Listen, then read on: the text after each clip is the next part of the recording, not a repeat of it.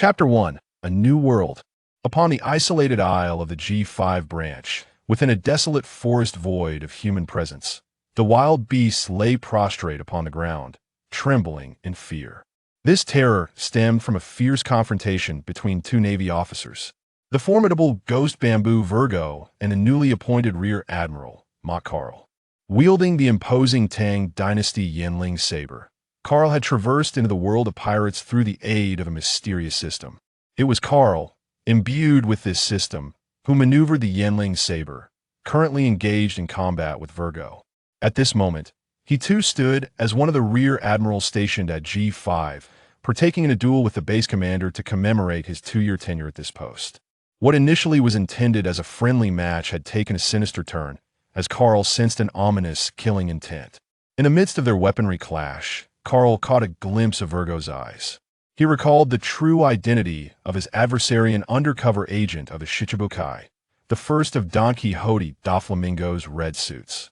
During his time at G5, Carl had thwarted Doflamingo's schemes, saving children who were meant to vanish, preventing them from falling into Caesar's clutches. The murderous aura that Carl perceived may very well have been tied to these events. Yet, Virgo could not inflict harm upon Carl.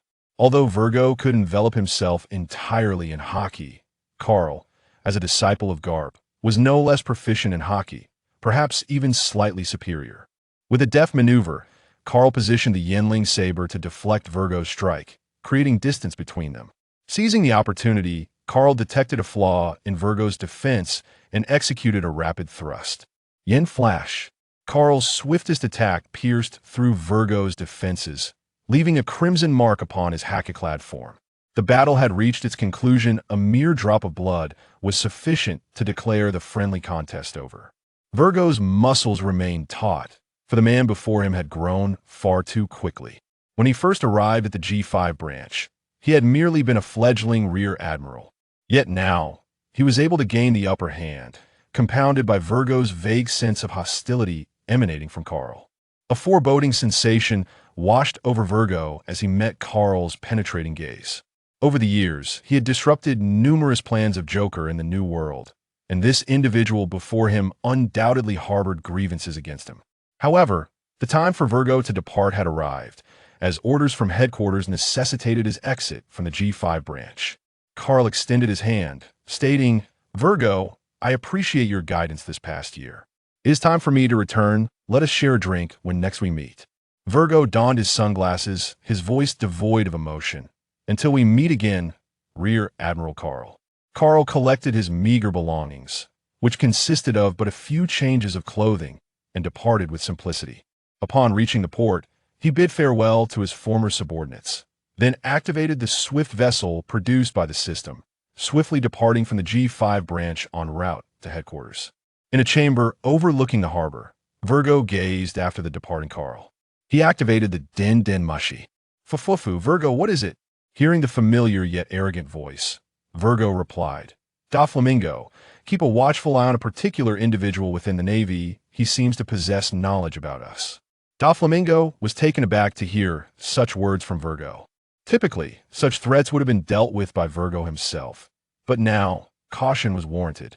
However, in the palace on the other end of the call, Doflamingo wore an exceedingly sinister grin. "Virgo, speak his name." "Rear Admiral Carl." Unbeknownst to Carl, who was now drawing near the Red Soil continent, he was approaching the Navy-designated port, allowing him to bypass Fishman Island and return to the first half of the Grand Line. The Navy headquarters had yet to experience the Marineford War, so the headquarters remained stationed at Marineford. Carl docked his vessel at the port, where the stationed Navy personnel were well aware of the Rear Admiral's swift and convenient craft. Measuring less than 5 meters in length, it could traverse the sea with ease. However, the speedboat could only navigate calm waters. Had the Navy not established a stable maritime route, Carl would never dare to sail alone across the ocean. Upon disembarking from the speedboat, Carl had yet to regain his balance when his kin Bunchiko Haki sensed an incoming attack from behind. He ducked just in time, narrowly avoiding a beautiful leg that swept past his head. Upon looking up, Carl felt a wave of misfortune wash over him, as his head passed beneath the hips of a striking woman. Her fierce aura was unmistakable. They were rivals in the competition for the position of Admiral. Isn't this Rear Admiral Carl? Wherever Peach Rabbit went, her admirers were sure to follow, one of whom was Chibuta. Carl regarded Chibuta, whose hands were shoved into his pockets, sporting a rather unsavory expression. He lowered his Yenling saber. Engaging Peach Rabbit would certainly provoke Chibuta's intervention. Yet this did not imply that Carl would simply relent. His gaze boldly traversed Peach Rabbit's legs, lingering momentarily on the alluring spider tattoo adorning her thigh. Peach Rabbit, endowed with formidable Kinbunchika haki, since Carl's gaze her hand rested on her waist, poised to strike at a moment's notice. As the tension mounted, Chibuta quickly intervened to defuse the situation. After all, they were all Navy officers belonging to the factions of Garp and Tsuru, and it was only natural that they maintain a cordial atmosphere. "Hey, you lot, hurry and find Admiral Sengoku."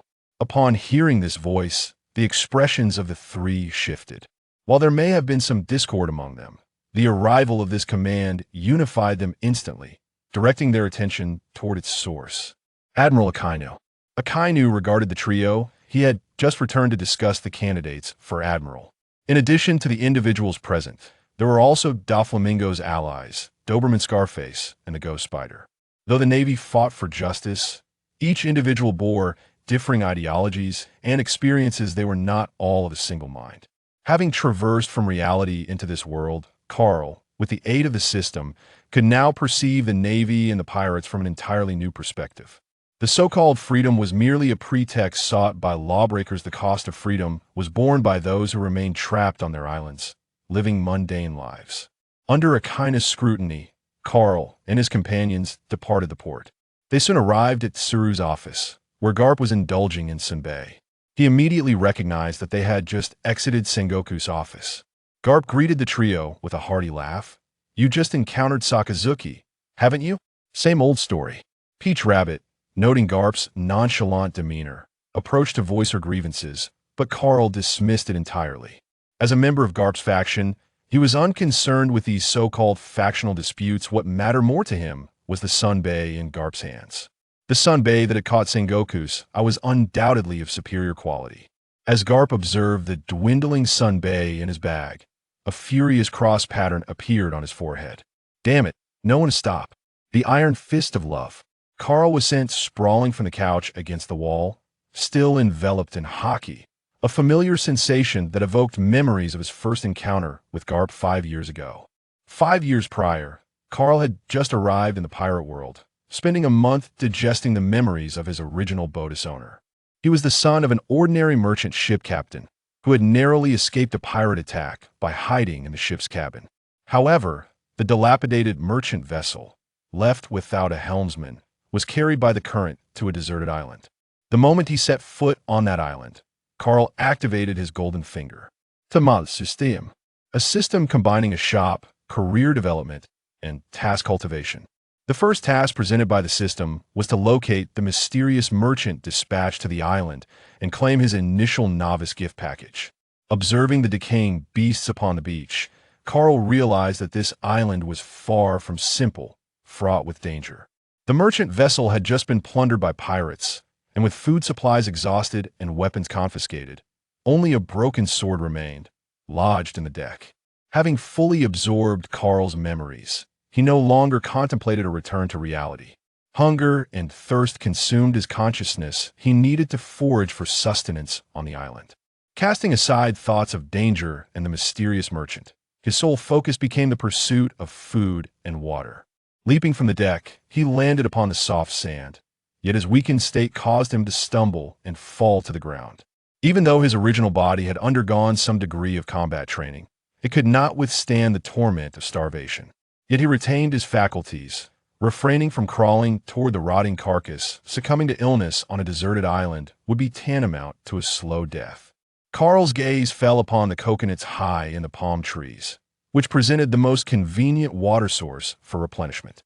Summoning the remnants of his strength, he climbed the tree and, using the broken sword, sliced down several coconuts to swiftly quench his thirst and alleviate his discomfort.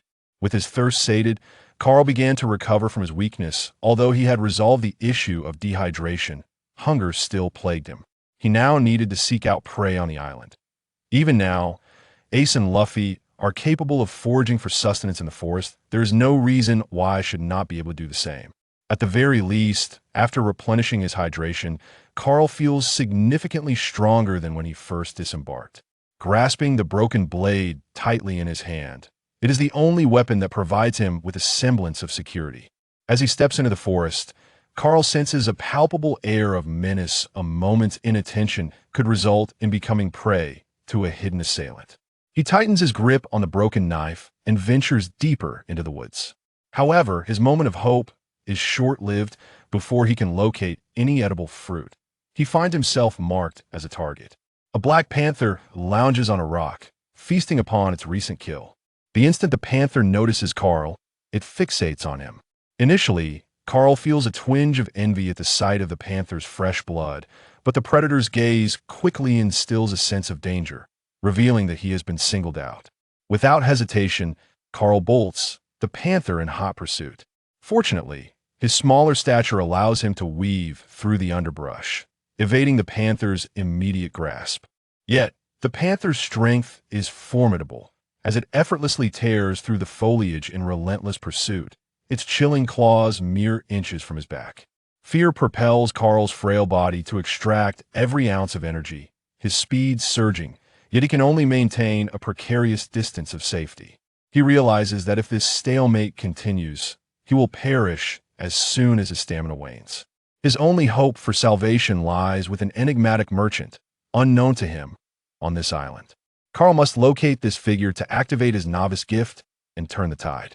However, the whereabouts of this mysterious merchant remains shrouded in uncertainty, leaving him to gamble on merely stumbling upon this elusive benefactor within the limits of his dwindling energy. Time is of the essence, and in a frenzied state, Carl bursts forth from the underbrush. His heart sinks without the cover of foliage. He knows he cannot outrun the panther on open ground. Yet, hope flickers anew as he spots a small clearing ahead, where a figure cloaked in black robes awaits. Even without a system notification, Carl instinctively recognizes this individual as the merchant he seeks. However, reaching the merchant and retrieving the novice gift will require time that he may not have, as the panther looms dangerously close behind him. Uncertainty gnaws at Carl, but he cannot afford to hesitate. He must push himself to run, his toes dancing upon the earth as he unleashes his latent potential. If any naval personnel were present, they would witness Carl's initial attempts at the technique known as Soru. The panther bursts forth from the underbrush, realizing that Carl is gaining distance. The mocking glint in its eyes vanishes as it crouches low, muscles coiling in preparation to pounce. In a heartbeat, Carl's form is almost within reach, and it seems impossible for a mere human to outrun such a beast. Oblivious to the impending threat, Carl remains wholly absorbed in his flight. The panther's claws lash out, poised to ensnare Carl's flesh, ready to conclude this chase with a grim finality. Just as the panther prepares to strike, Carl crosses into the merchant's sphere of influence. Suddenly, a mechanical voice resonates in his mind, interrupting his fervent escape. Congratulations on discovering the mysterious merchant. Please claim your novice gift and commence your pirate journey. Startled by the announcement, Carl's footing falters and he tumbles to the ground. Instead of elation at triggering the system, a chill runs through him. The beast is still in pursuit, and this fall could seal his fate. Crouched on the ground, he braces for the inevitable, yet the anticipated claws do not descend. Peeking up, he sees an invisible barrier preventing the panther from advancing. Carl exhales deeply, relieved to have narrowly escaped death. Moreover, he can now peruse the novice gift, as the system prompts him once more. Congratulations, player, on finding the mysterious merchant. Please claim your novice gift and embark on your pirate journey. Only then does Carl direct his gaze toward the cloaked figure before him, knowing that his confidence in the pirate world begins with this very mysterious merchant. Welcome, welcome, the merchant greets, unveiling the black robe. Instead of the expected small golden fish, a virtual screen materializes before Carl. On the display, A glowing gift box stands out, while everything else remains obscured in shadow. In the lower left corner, his name mote Carl appears, accompanied by the notations: berries, 0, soul coins, 0. As the name suggests, the shop system requires all items to be purchased. While berries serve as the universal currency in the pirate world, soul coins remain a mystery that Carl must decipher. Though Carl finds himself penniless, this does not hinder his ability to browse the array of items available. A dazzling assortment of goods awaits, neatly categorized into weapons, items, furniture, training equipment, transportation, skills, and mythological artifacts, among others. The items within the mysterious merchant's inventory are subject to random updates. Treasures that may be available this time could be absent in the next. Furthermore, the wares in the mysterious shop can solely be acquired using soul coins. Carl was still pondering how to seize the treasures before him when the system sent another reminder. Please claim your novice gift pack and embark on your pirate journey. The voice remained as cold and mechanical as ever, yet a countdown appeared in Carl's mind. For 59. He had less than 5 minutes to claim the novice gift pack. Glancing back at the Black Panther lurking just 5 meters away, Carl realized that claiming the gift pack would mean losing the protection of the mysterious merchant, leaving him vulnerable to the Panther's assault. Having drifted through this pirate world for so long and battled the soul of the original owner, Carl had had enough. He was determined to rise and stand at the forefront of the world. With a single click, he claimed the novice gift pack, and the system chimed in response. Congratulations. Player Mort Carl has received the novice gift pack. The mysterious merchant will vanish in 5 minutes. The countdown in his mind resumed, yet Carl paid it no heed. His body was undergoing transformation. The hidden injuries had healed, and his energy had been replenished. At this moment, Carl was no longer hungry. He was even stronger than in his prime. A graceful goose feather sword materialized in his hand, and through the system, he learned that the blade was named Xian Yan, along with the initial skill bestowed by the system, Goose Flash. Having acquired formidable power and wielded a complete Xian Yan, Carl found himself ready to discard the broken blade in his grasp. Observing Carl's newfound strength from the sidelines, the Black Panther began to waver.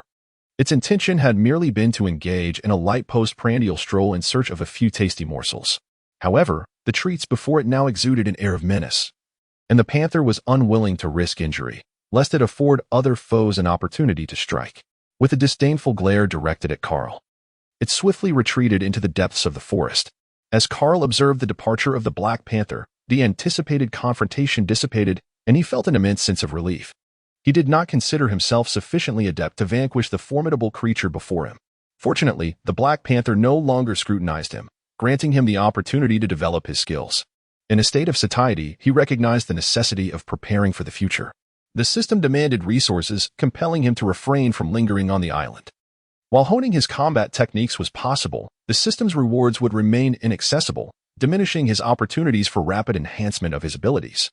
With this thought in mind, Carl recalled the hidden stash of personal funds aboard the ship, which could temporarily bolster his strength. Carl cast a glance into the depths of the island, where 10 peculiar mountains stood. Their summits appeared as though they had been significantly battered away, revealing a weathered visage. Carl hastened towards the vessel, intent on exchanging his bellies for strength. In addition to the enigmatic merchant who graced the shop system once a month, there existed an ordinary shop inherently integrated within the system. Although it offered a plethora of wares, they paled in comparison to those found in the mysterious merchant's collection. He withdrew his private stash, which was originally intended to sustain his future living expenses. However, the current circumstances left no room for Carl to retain this sum. The perilous nature of the island necessitated that he bolster his power. His fingers brushed against the bellies, prompting the system to remind him of the method for recharging, ignition. Carl recalled the ancestral worship rituals from his hometown, where paper money was burned as offerings to his forebears, and the current method mirrored that practice. Gazing at the stack of paper currency in his hands, Carl steeled his resolve and incinerated it all. To acquire the most fundamental knife techniques, he required precisely 1 million belly, and fortune smiled upon him as he possessed exactly that amount. The flames continued to blaze, and the balance in his system account swiftly replenished, soon reaching 1 million belly. He navigated to the skills section of the store and purchased the basic knife technique, which would substantially enhance his prowess. Coupled with the skill swallowing flash, Carl's combat capabilities expanded significantly. Though he might not attain the level of a sword master, he was certainly close. Just as Carl brimmed with confidence and prepared to engage in a fierce battle on the island, a commotion erupted across the sea. Smoke ahead. Remain vigilant. It is a distressed merchant ship. Stay alert. Search for civilians. Carl looked up and saw that just after he had burned the money, someone had arrived on the deserted island. However, Carl noticed the blue seagulls on the sailboat's canvas and the familiar dog-headed prow often seen in animated features. The naval hero, Admiral Garp. Ha ha ha, what a nostalgic moment. Back then, I tirelessly honed my fists on this island and ultimately triumphed over green pepper. Cap's exuberant voice could still be heard by Carl from this vantage point. Standing on the beach, he awaited the gradual approach of the warship, which dropped anchor as it neared the shallows. Kapu leaped directly onto the beach, locking eyes with Carl. The gaze of a top-tier warrior in the world bore down on Carl, an invisible weight pressing upon him. Kapu gazed at the 14-year-old Carl and remarked, "You certainly do not resemble a mere child. Carl, why not reflect upon the words you have just spoken?" Kapu was taken aback, realizing what Carl was referring to. Though Carl's physical form is merely that of a 14-year-old, in terms of his past life, he has indeed reached the age of 24. Kapu, possessing the ability of observation haki, discerned a distinct shift in Carl's aura. Kapu remarked, "Interesting, young one. Would you like me to take you away from here? It seems you are unable to leave this small island. The Navy often undertakes missions to rescue those in peril, so bringing Carl back to a human-inhabited island is certainly justifiable." However, as Carl gazed at Kapu, a flicker of calculation ignited within him. In the animated series, Kobe, under Kapu's tutelage, mastered the 6 techniques of the Navy within mere months. Although he possessed a system of his own, the Navy's training regimen undoubtedly offered a path to amplify his strength. Furthermore, if he were to live in solitude, he would inevitably confront various challenges of daily life. By joining the Navy, he could solely focus on enhancing his abilities. Thus, Carl resolved to seek an opportunity to enlist in the Navy. Carl remarked, "Then I shall trouble you, dear naval uncle." Cap couldn't help but chuckle at Carl's manner of address. Ordinary folks would either refer to him as Admiral or simply nod in acknowledgement, lacking the unique balance of humility and assertiveness that Carl exhibited. Ha ha, in that case. Our next destination shall be Windmill Town. It is just the right moment to see if those 2 little rascals have changed their ways. Carl felt a jolt within as the mention of Windmill Town surfaced. Ace and Luffy? Returning to reality, Chopper detached Carl from the wall. Garp's punch was indeed formidable. And even Carl, possessing the strength of a vice admiral, could not withstand it. Chopper released Carl from the wall, while Momonosuke looked at him with disdain before finding a place to sit. With Carl's chaotic interjection, the group began to contemplate the matter of the Admiral candidates. Rear Admiral Thru put away the intelligence report she had been holding, which prominently featured information regarding the slaves of the underground Sabaody archipelago. "Since you all are here, allow me to share a few words," she began. "Momonosuke and Chopper, you need not worry. Your strengths are sufficiently robust. If those 3 monsters were not selected by headquarters for their Logia-type devil fruits, relying solely on their physical prowess, you would be evenly matched." Carl was acutely aware that the 2 individuals before him were indeed reserve generals, a fact gleaned from the intelligence he had acquired from his previous life. Moreover, he understood that his own prowess paled in comparison to theirs. He could at best be categorized as a mid-ranking lieutenant general, possessing merely a diverse array of tactics and a more adaptable combat style. However, these attributes were merely compensations for Carl's inherent limitations. Carl is merely an ordinary individual who has maximized the potential of an average physique, while the observation haki can be continually enhanced through sheer willpower. The armament haki is predominantly derived from one's physical strength. Carl has developed his physical strength to the utmost limits of an ordinary person, and the rank of Vice Admiral marks his pinnacle. Therefore, when he was nominated as a candidate for the rank of Admiral, Carl immediately suspected it was the machinations of Garp. Yet, this also presented an opportunity, a chance to apply for a devil fruit. Carl took the list from Crane's hands, which contained the fruits of the devil that could be utilized within the Navy. This list had been secured for him by Garp and Crane, allowing Carl to directly choose which fruit to enhance his strength and reach the threshold of a vice admiral. This reflects the lament of ordinary individuals. Even with a system at their disposal, they remain unable to stand at the forefront of the world alongside those formidable beings. However, at present, Carl's limitations lie in his physical attributes, prompting him to seek abilities derived from Zoan fruits, such as the elephant fruit and the rhino fruit, among others belonging to herbivorous creatures. It is noteworthy that within the realm of devil fruits, carnivorous animal fruits tend to possess greater power, Yet within the Navy, only two carnivorous animal fruits are available, the hyena fruit and the crocodile fruit. One might ponder the absurdity of having a wolf and a leopard in the P9 unit, while the headquarters boasts only a single hyena. Furthermore, what purpose does the crocodile fruit serve if it renders one unable to swim? Carl harbored doubts about the limited number of Zoan-type devil fruits within the Navy, suspecting that higher-ups were manipulating the situation to prevent the Garp faction from gaining further strength. Kid, if you find this unsatisfactory, so be it. Only Haki is truly supreme. Carl forced a wry smile, fully aware that the Conqueror's Haki was the mightiest of all. Yet, at this moment, he needed to consume a Zoan-type fruit to enhance his physical prowess and augment his Haki. Carl turned to the last page and beheld the final fruit. He split the fruit open. Carl recalled the man far away in the East China Sea, Baki. However, this was not the fragmented fruit, but rather the fruit of division, with the annotation above stating, it can split all things and create new entities. Startled, Carl realized that this was the shadow clone fruit. Thoughts of Naruto crossed his mind. He pondered whether he could split himself apart for training and then merge back together, thereby achieving similar training results. Likewise, he considered the possibility of replicating his own cells, enhancing his physical attributes from a medical perspective. Carl believed that this direction was feasible.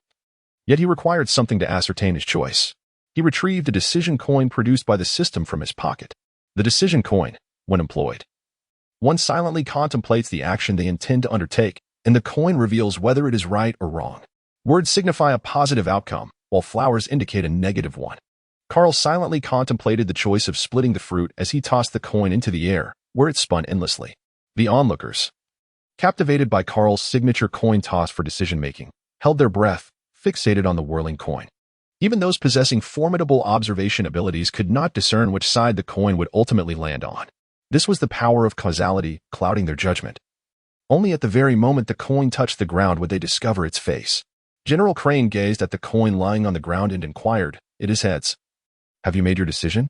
With a smile, Carl held up the last page of the list and exclaimed, "This is it, the split fruit."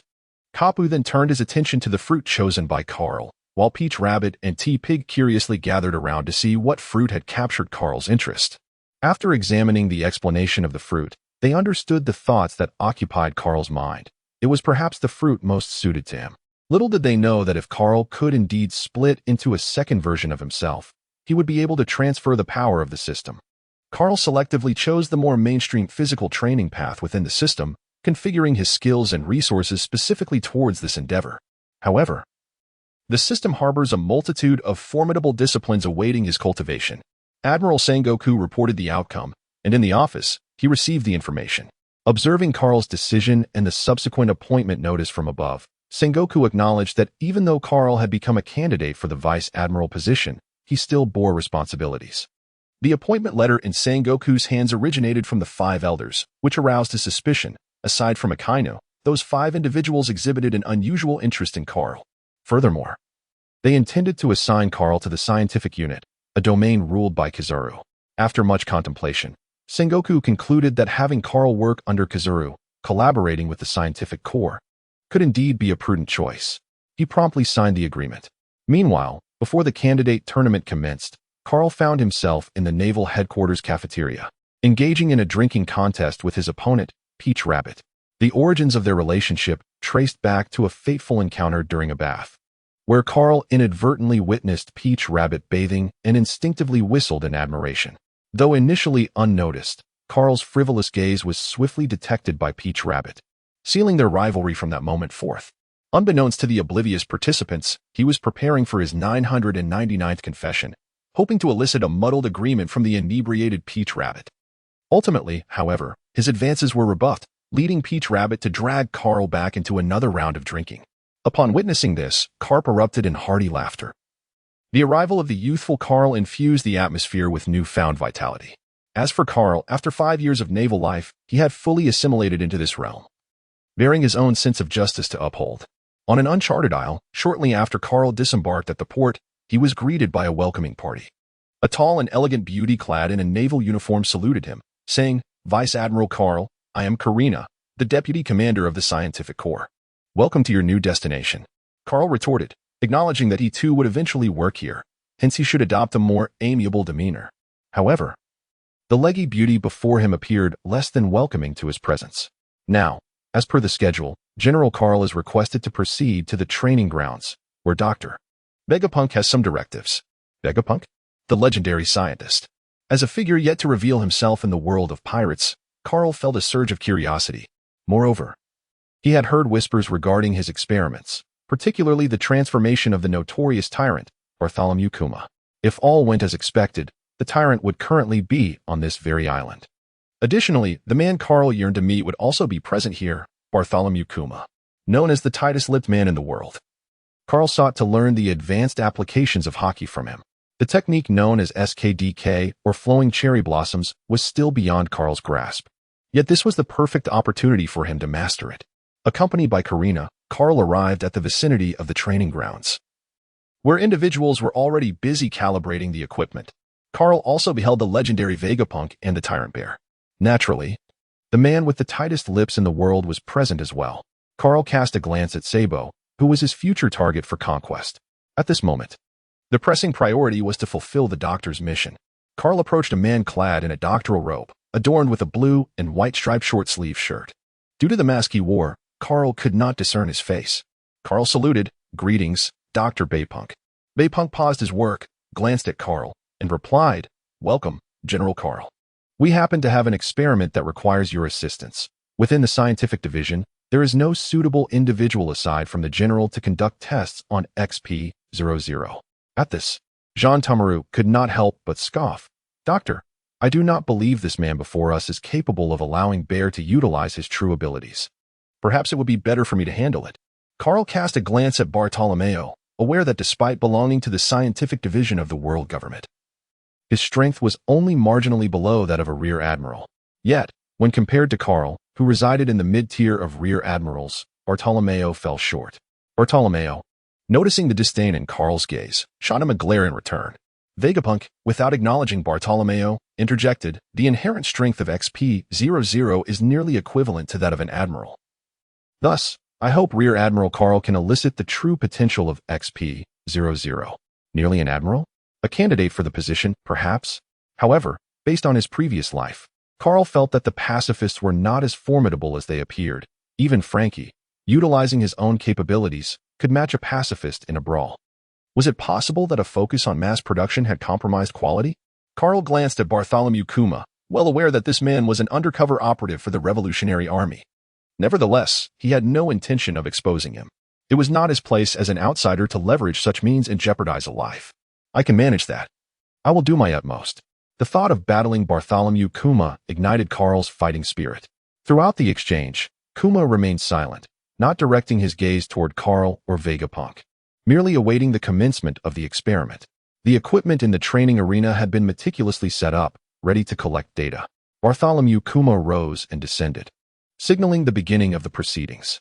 Meanwhile, Carl listened to Vegapunk's advisories, emphasizing the importance of safety. The modified Bartholomew Kuma might struggle to control the intensity of his combat, yet, even unmodified, as a pirate, he had no need for restraint. Thus, this confrontation was a clash between the Navy and pirates, with the transponder snail embedded within the wall prepared for communication. As Carl entered the training arena, he unsheathed his Xianyan blade and advanced steadily toward Bartholomew Kuma. Kuma set aside the book he had been reading, sensing that the man before him warranted serious consideration.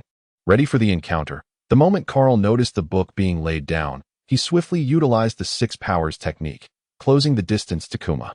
Upon reaching Kuma's side, Carl felt the overwhelming pressure emanating from the giant's formidable stature. He realized that his blade could at most strike the opponent's waist. Attempting to reach for the head might lead to evasion. Yet, in the instant he made his move, a pair of bare paws materialized before the edge of his blade. Such swift observation haki was Carl's immediate thought, and in a split second, he was sent flying.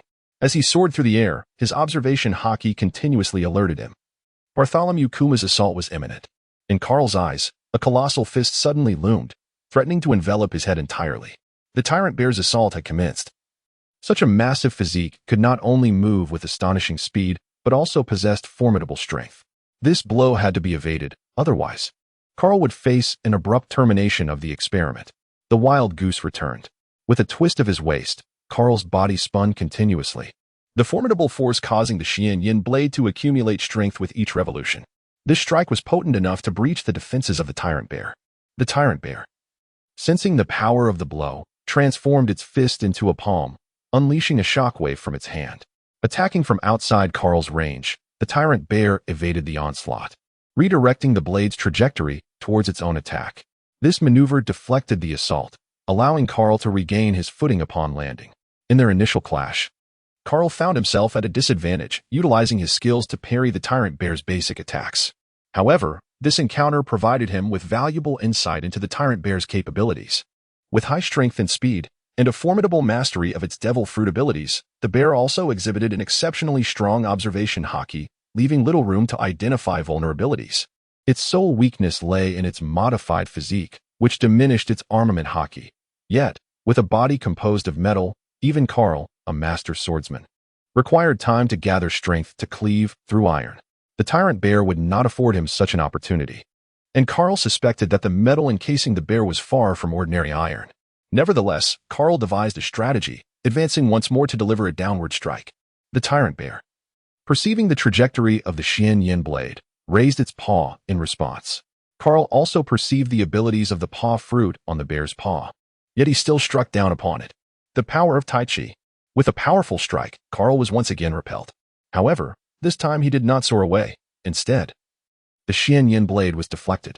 Seizing the momentum, Carl executed a graceful rotation, harnessing the force of Tai Chi, employing minimal effort to yield significant results, thereby utilizing the fruit ability of the Tyrant Bear.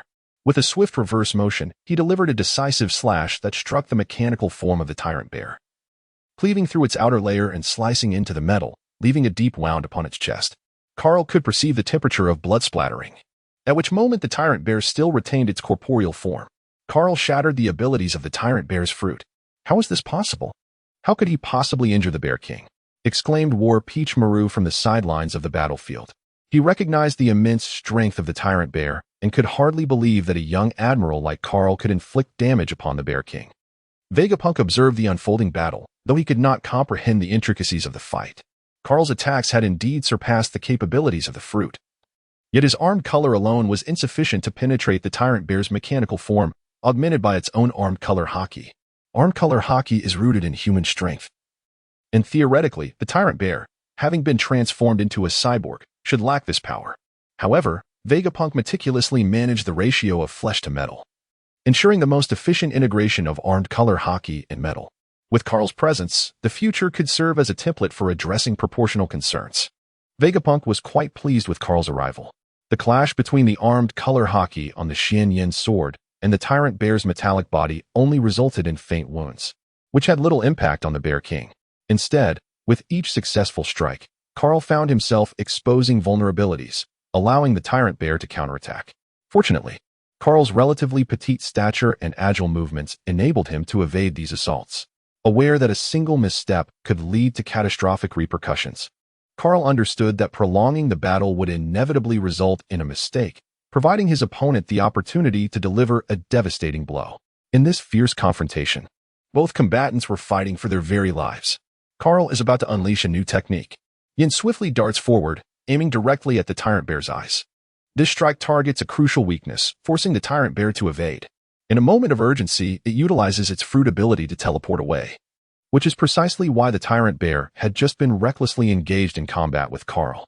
Carl's assault proved to be of little consequence, while his own strikes posed a significant threat. As long as Carl's attacks remained a danger, the Tyrant Bear could withdraw at any moment. The distance the Tyrant Bear created was anticipated by Carl, facilitating the execution of his skills. With a swift motion of his finger across the Xian Yin, the armed haki surged into the blade, causing it to expand instantaneously. The standard goosefeather blade transformed into a broadsword. Yet the formidable weight of this weapon raised the question of how one could strike a foe capable of instantaneous movement like the Tyrant Bear. Carl closed his eyes, preparing to unleash his second skill, the Void Mirror. Carl entered a state of absolute calm, his observation haki extending within a radius of 5 meters, meticulously capturing everything transpiring in this domain. The Tyrant Bear also sensed the formidable power emanating from Carl, particularly the ominous Black Blade, which the Tyrant Bear believed was sufficient to pierce through his defenses.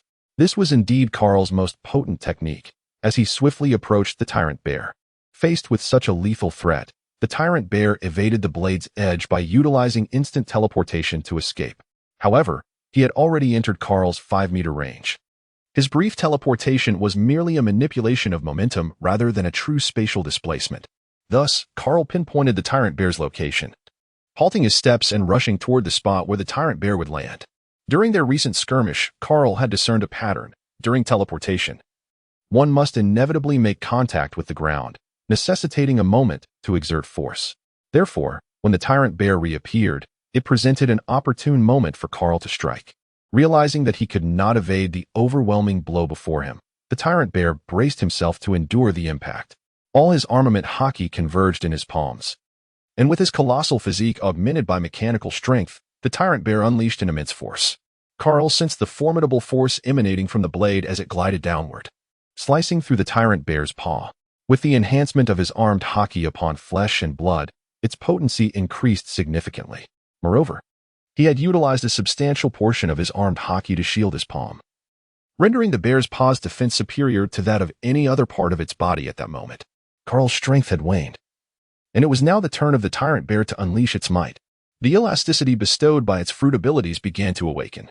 Sensing that Carl had exhausted his power, the tyrant bear prepared to rebound him. However, its observation haki detected Carl's movements. In an instant, it retracted its fruit abilities and teleported away. Yet, it had overlooked that Carl, propelled by the force of the rebound, had spun his broad blade in a full circle, relentlessly tracking the tyrant bear's position. In the state of clear mirror, Carl was acutely aware of the tyrant bear's whereabouts. Furthermore, the power of Tai Chi was a technique rather than a skill, allowing it to be employed in conjunction with other abilities. With a swift strike, a blade of anticipation sliced through the air, predicting the tyrant bear's position. Like a fleeting swallow, the slash raced through the space, producing a piercing sound of wind. In the astonished gaze of Zentomaru, the strike landed upon the tyrant bear, sending it hurtling into the ground. It was the first time Zentomaru witnessed such a disheveled tyrant bear, sprawled on the ground with 2 deep gashes and fine knife marks across its metallic components. Carl relinquished the heavy sword, the Xian Yan, from his grasp. With his armed haki, he could sustain its power for merely 30 seconds. Yet after utilizing it for a mere 10 seconds, he relinquished it. This limitation epitomizes the boundaries of an ordinary individual possessing the capacity to inflict harm upon the monstrous beings of the sea for a fleeting moment. However, such prowess proved futile. For the creature before him was a cyborg, encased in a formidable steel body. Carl unleashed 2 formidable strikes, both of which were effortlessly intercepted by the metallic defenses. At most, he merely depleted some of the opponent's equipment durability and a fraction of his own stamina. In contrast to the considerable expenditure of his armament haki and physical energy, Carl found himself devoid of any other prospects for victory. This, perhaps, exemplifies the prowess of a vice admiral. Moreover, for those familiar with him, as long as they evade Carl's explosive phases, the collateral damage in battle would be significantly mitigated. Carl contemplated pausing the experiment as the relentless pursuit was becoming increasingly embarrassing for him. However, the tyrant before him showed no inclination to relent. Carl turned his gaze towards Vegapunk. Vegapunk, seizing the microphone, declared, "General Carl, the experiment is far from over. I urge you to persist. The XP-00 has already entered its operational state, so please exercise caution." Carl what? Carl had no time to ponder. His observation of the color of haki revealed an imminent threat. Countless shockwaves resembling bear paws surged towards him. Stunned by Vegapunk's response, Carl withdrew from the empty mirror. In an instant, peril descended upon him as the shockwaves enveloped him entirely. The training ground erupted with a cacophony of explosions, enveloping Carl in a cloud of dust and debris. This was no mere display of smoke without harm. Carl had withstood the full force of the bear paw shockwaves. He collapsed to the ground, minimizing the impact of explosions from other directions. Realizing the dire nature of his predicament and aware that his haki had already been significantly depleted, Carl knew he could not allow the tyrant bear to continue its long-range assault. However, the tyrant bear showed no inclination to relent. A compressed shockwave had already formed upon its paw, charged yet unlaunched, poised for release. Carl recalled the person from the neighboring set who was rolling meatballs. But there was no time for contemplation as the tyrant appeared behind him. The bear's paw descended menacingly towards Carl, while the other hand pressed against his back, poised to deliver a crushing blow. In this perilous moment, Carl swiftly activated his skills, Clear Mirror, and Mysterious Goose Blade. Entering the Clear Mirror state, Carl once again anticipated the tyrant bear's movements behind him, while the mysterious goose blade endowed him with unparalleled swiftness. A flash of darkness swiftly evaded the tyrant bear's assault, leaving its paw to scrape harmlessly against the ground. Subsequently, the tyrant bear teleported closer to Carl, who utilized the clear mirror to engage in close combat with the formidable creature. Unexpectedly, War Peach Ball had not anticipated that Carl still possessed the stamina to confront the bear, keeping pace with its speed, all thanks to the halved mysterious goose blade in his grasp.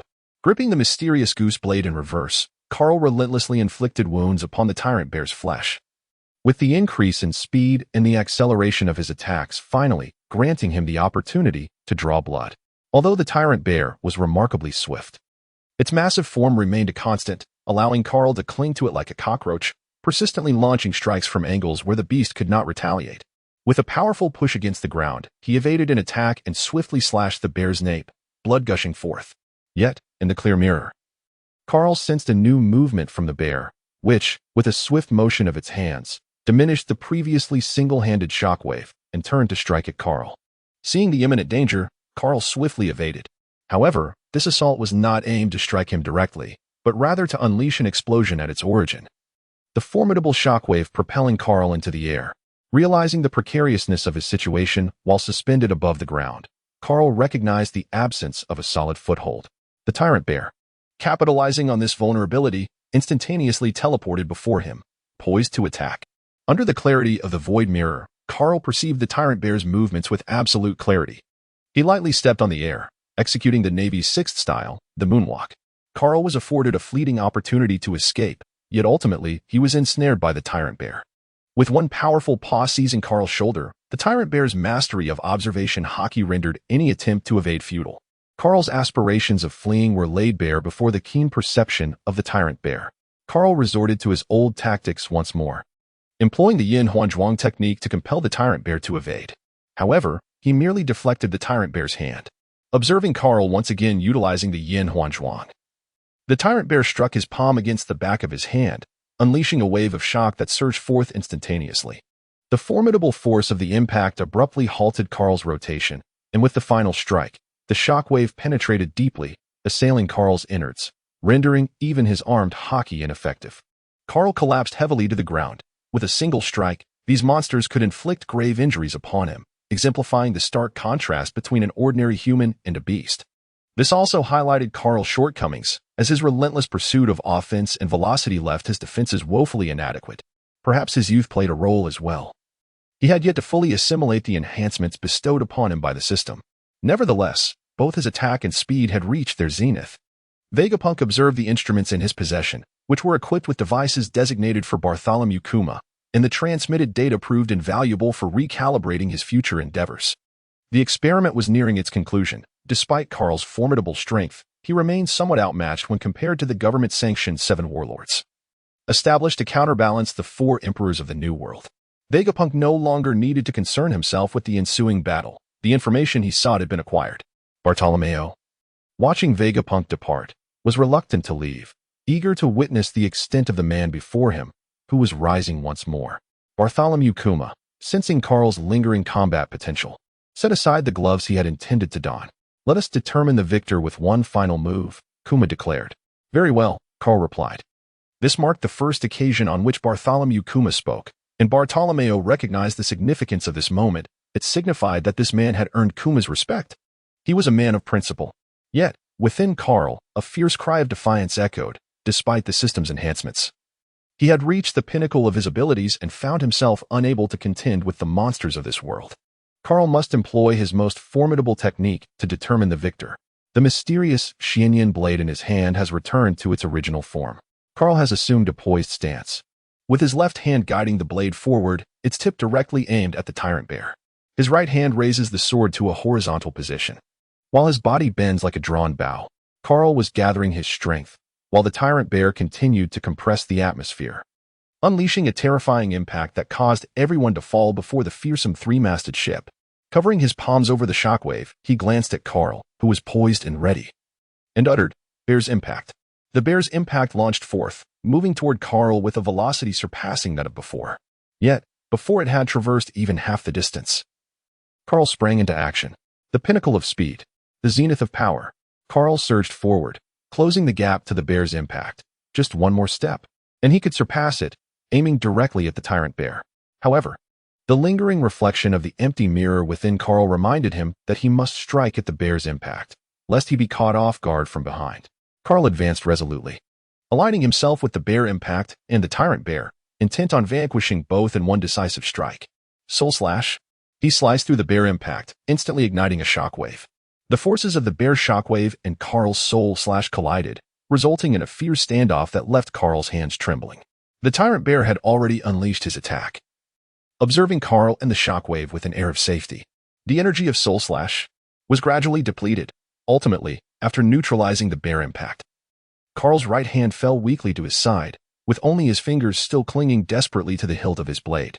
He had exhausted his fighting spirit, leaving the outcome of the battle uncertain.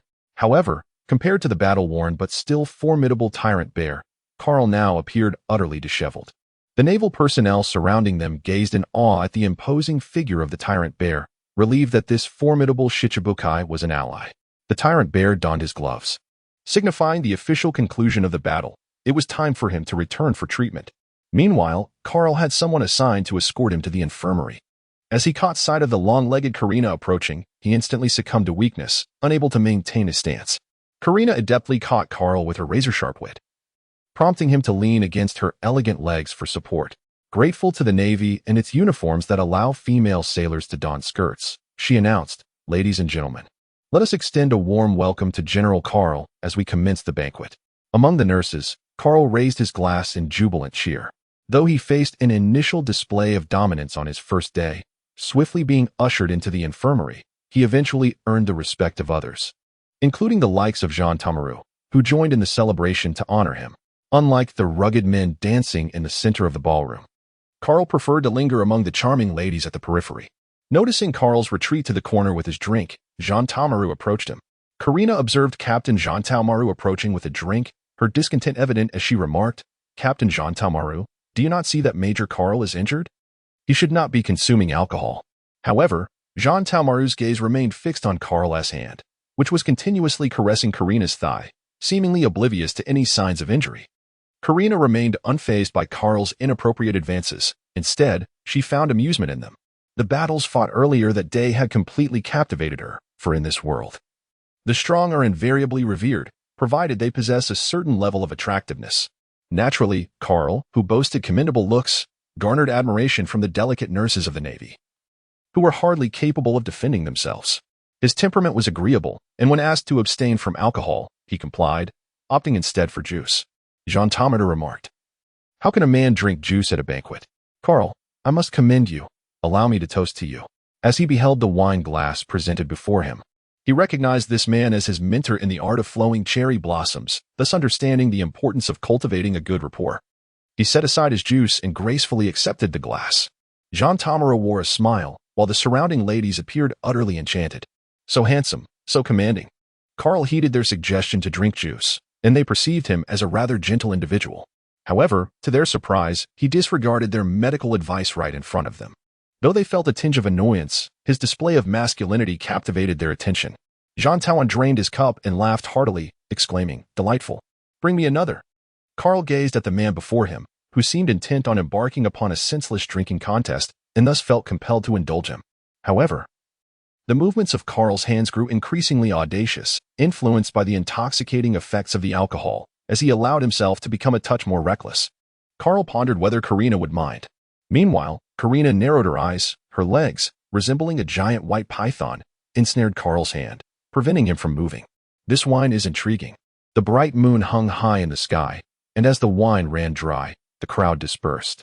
Carl emerged from the storage room, adjusting his trousers, having acquiesced to Karina's modifications and successfully overcome a female naval officer. However, Carl paid a price, entering the sage mode. He prepared to return to his dormitory, for the had arrived and been delivered to his room, compelling him to hasten back to investigate. On his way to the mountaintop dormitory, he beheld a majestic silhouette seated at the edge of the cliff. This evening, aside from the absence of Vegapunk, the formidable Bartholomew Kuma of the Seven Warlords was also missing. At this moment, Kuma had received treatment and was now able to move freely. As Carl approached from behind the great bear, the creature became aware of his presence. "General Carl, is there something you require?" Seeing the vigilance of the bear was hardly surprising to Carl, as the latter was indeed an officer of the Revolutionary Army. Sitting beside the bear, Carl took out a bottle of Mount I produced by the system. Thanks to the system, he could purchase various luxury items from his past life at any time. The wine glass seemed somewhat inadequate for the bear's substantial physique. However, the intoxicating aroma of the liquor compelled the bear to cast several lingering glances. Carl produced a rather large cup from his belongings and filled it for the bear.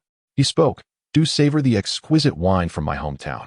The bear, initially intent on departing and wishing to avoid entanglements with Carl, found himself persuaded to stay by the alluring aroma of the wine.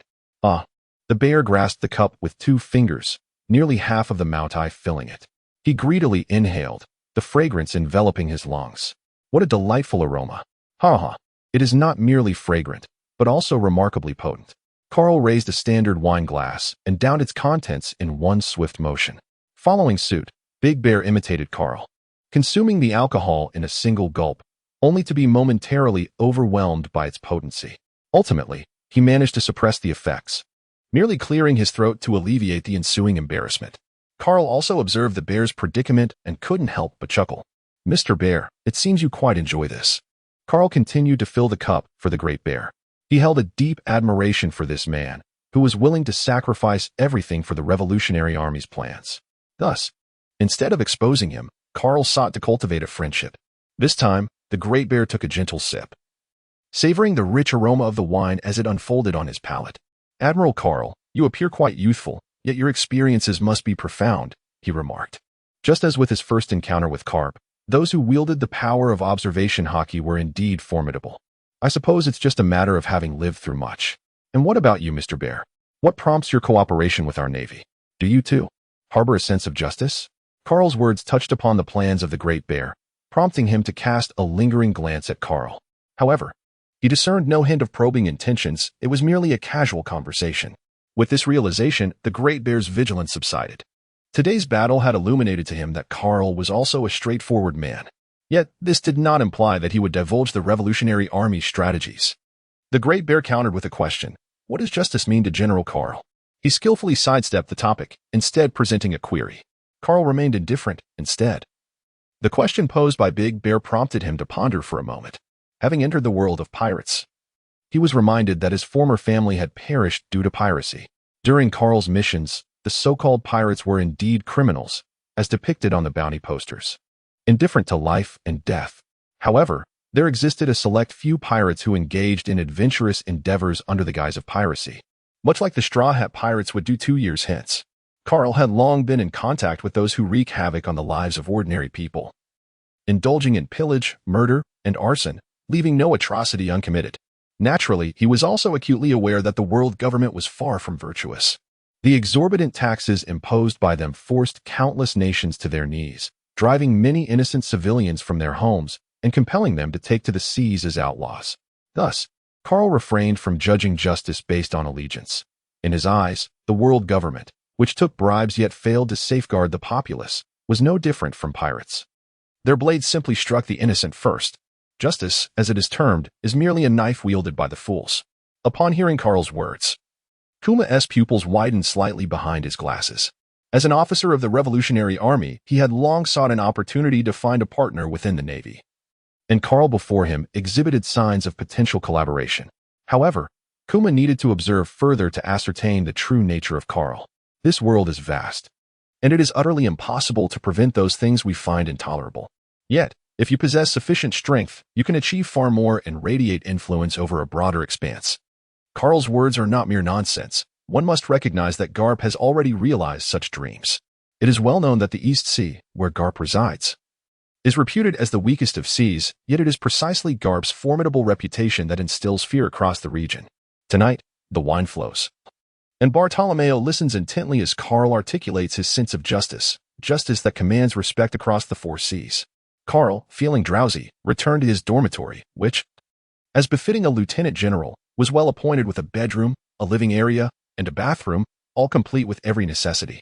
Carl took a sip of hot tea, allowing it to soothe his foggy mind. He then glanced at the box in the living room, which, as expected, contained the split fruit he desired. The judgment of the decision coin was infallible, prompting Carl to unfasten the box. This was one of the advantages of joining the Navy. As long as one held a sufficiently high position, they could leverage this platform to acquire more. Upon opening, a fruit with a yellow skin adorned with spiral patterns lay upon the table. Carl gazed at the fruit before him, which bore a striking resemblance to a cantaloupe. Uncertain of how to proceed, having never tasted a devil fruit before, he found himself at a loss, locking eyes with the enigmatic fruit for a moment. Ultimately, he decided to treat it as if it were a cantaloupe, slicing it open and consuming it as one would a typical fruit. The instant it touched his tongue, however, Carl was seized by a wave of nausea. The amalgamation of various foods in his stomach, combined with the remnants of alcohol, threatened to expel the fruit from his system. Fortunately, he managed to suppress the urge to vomit.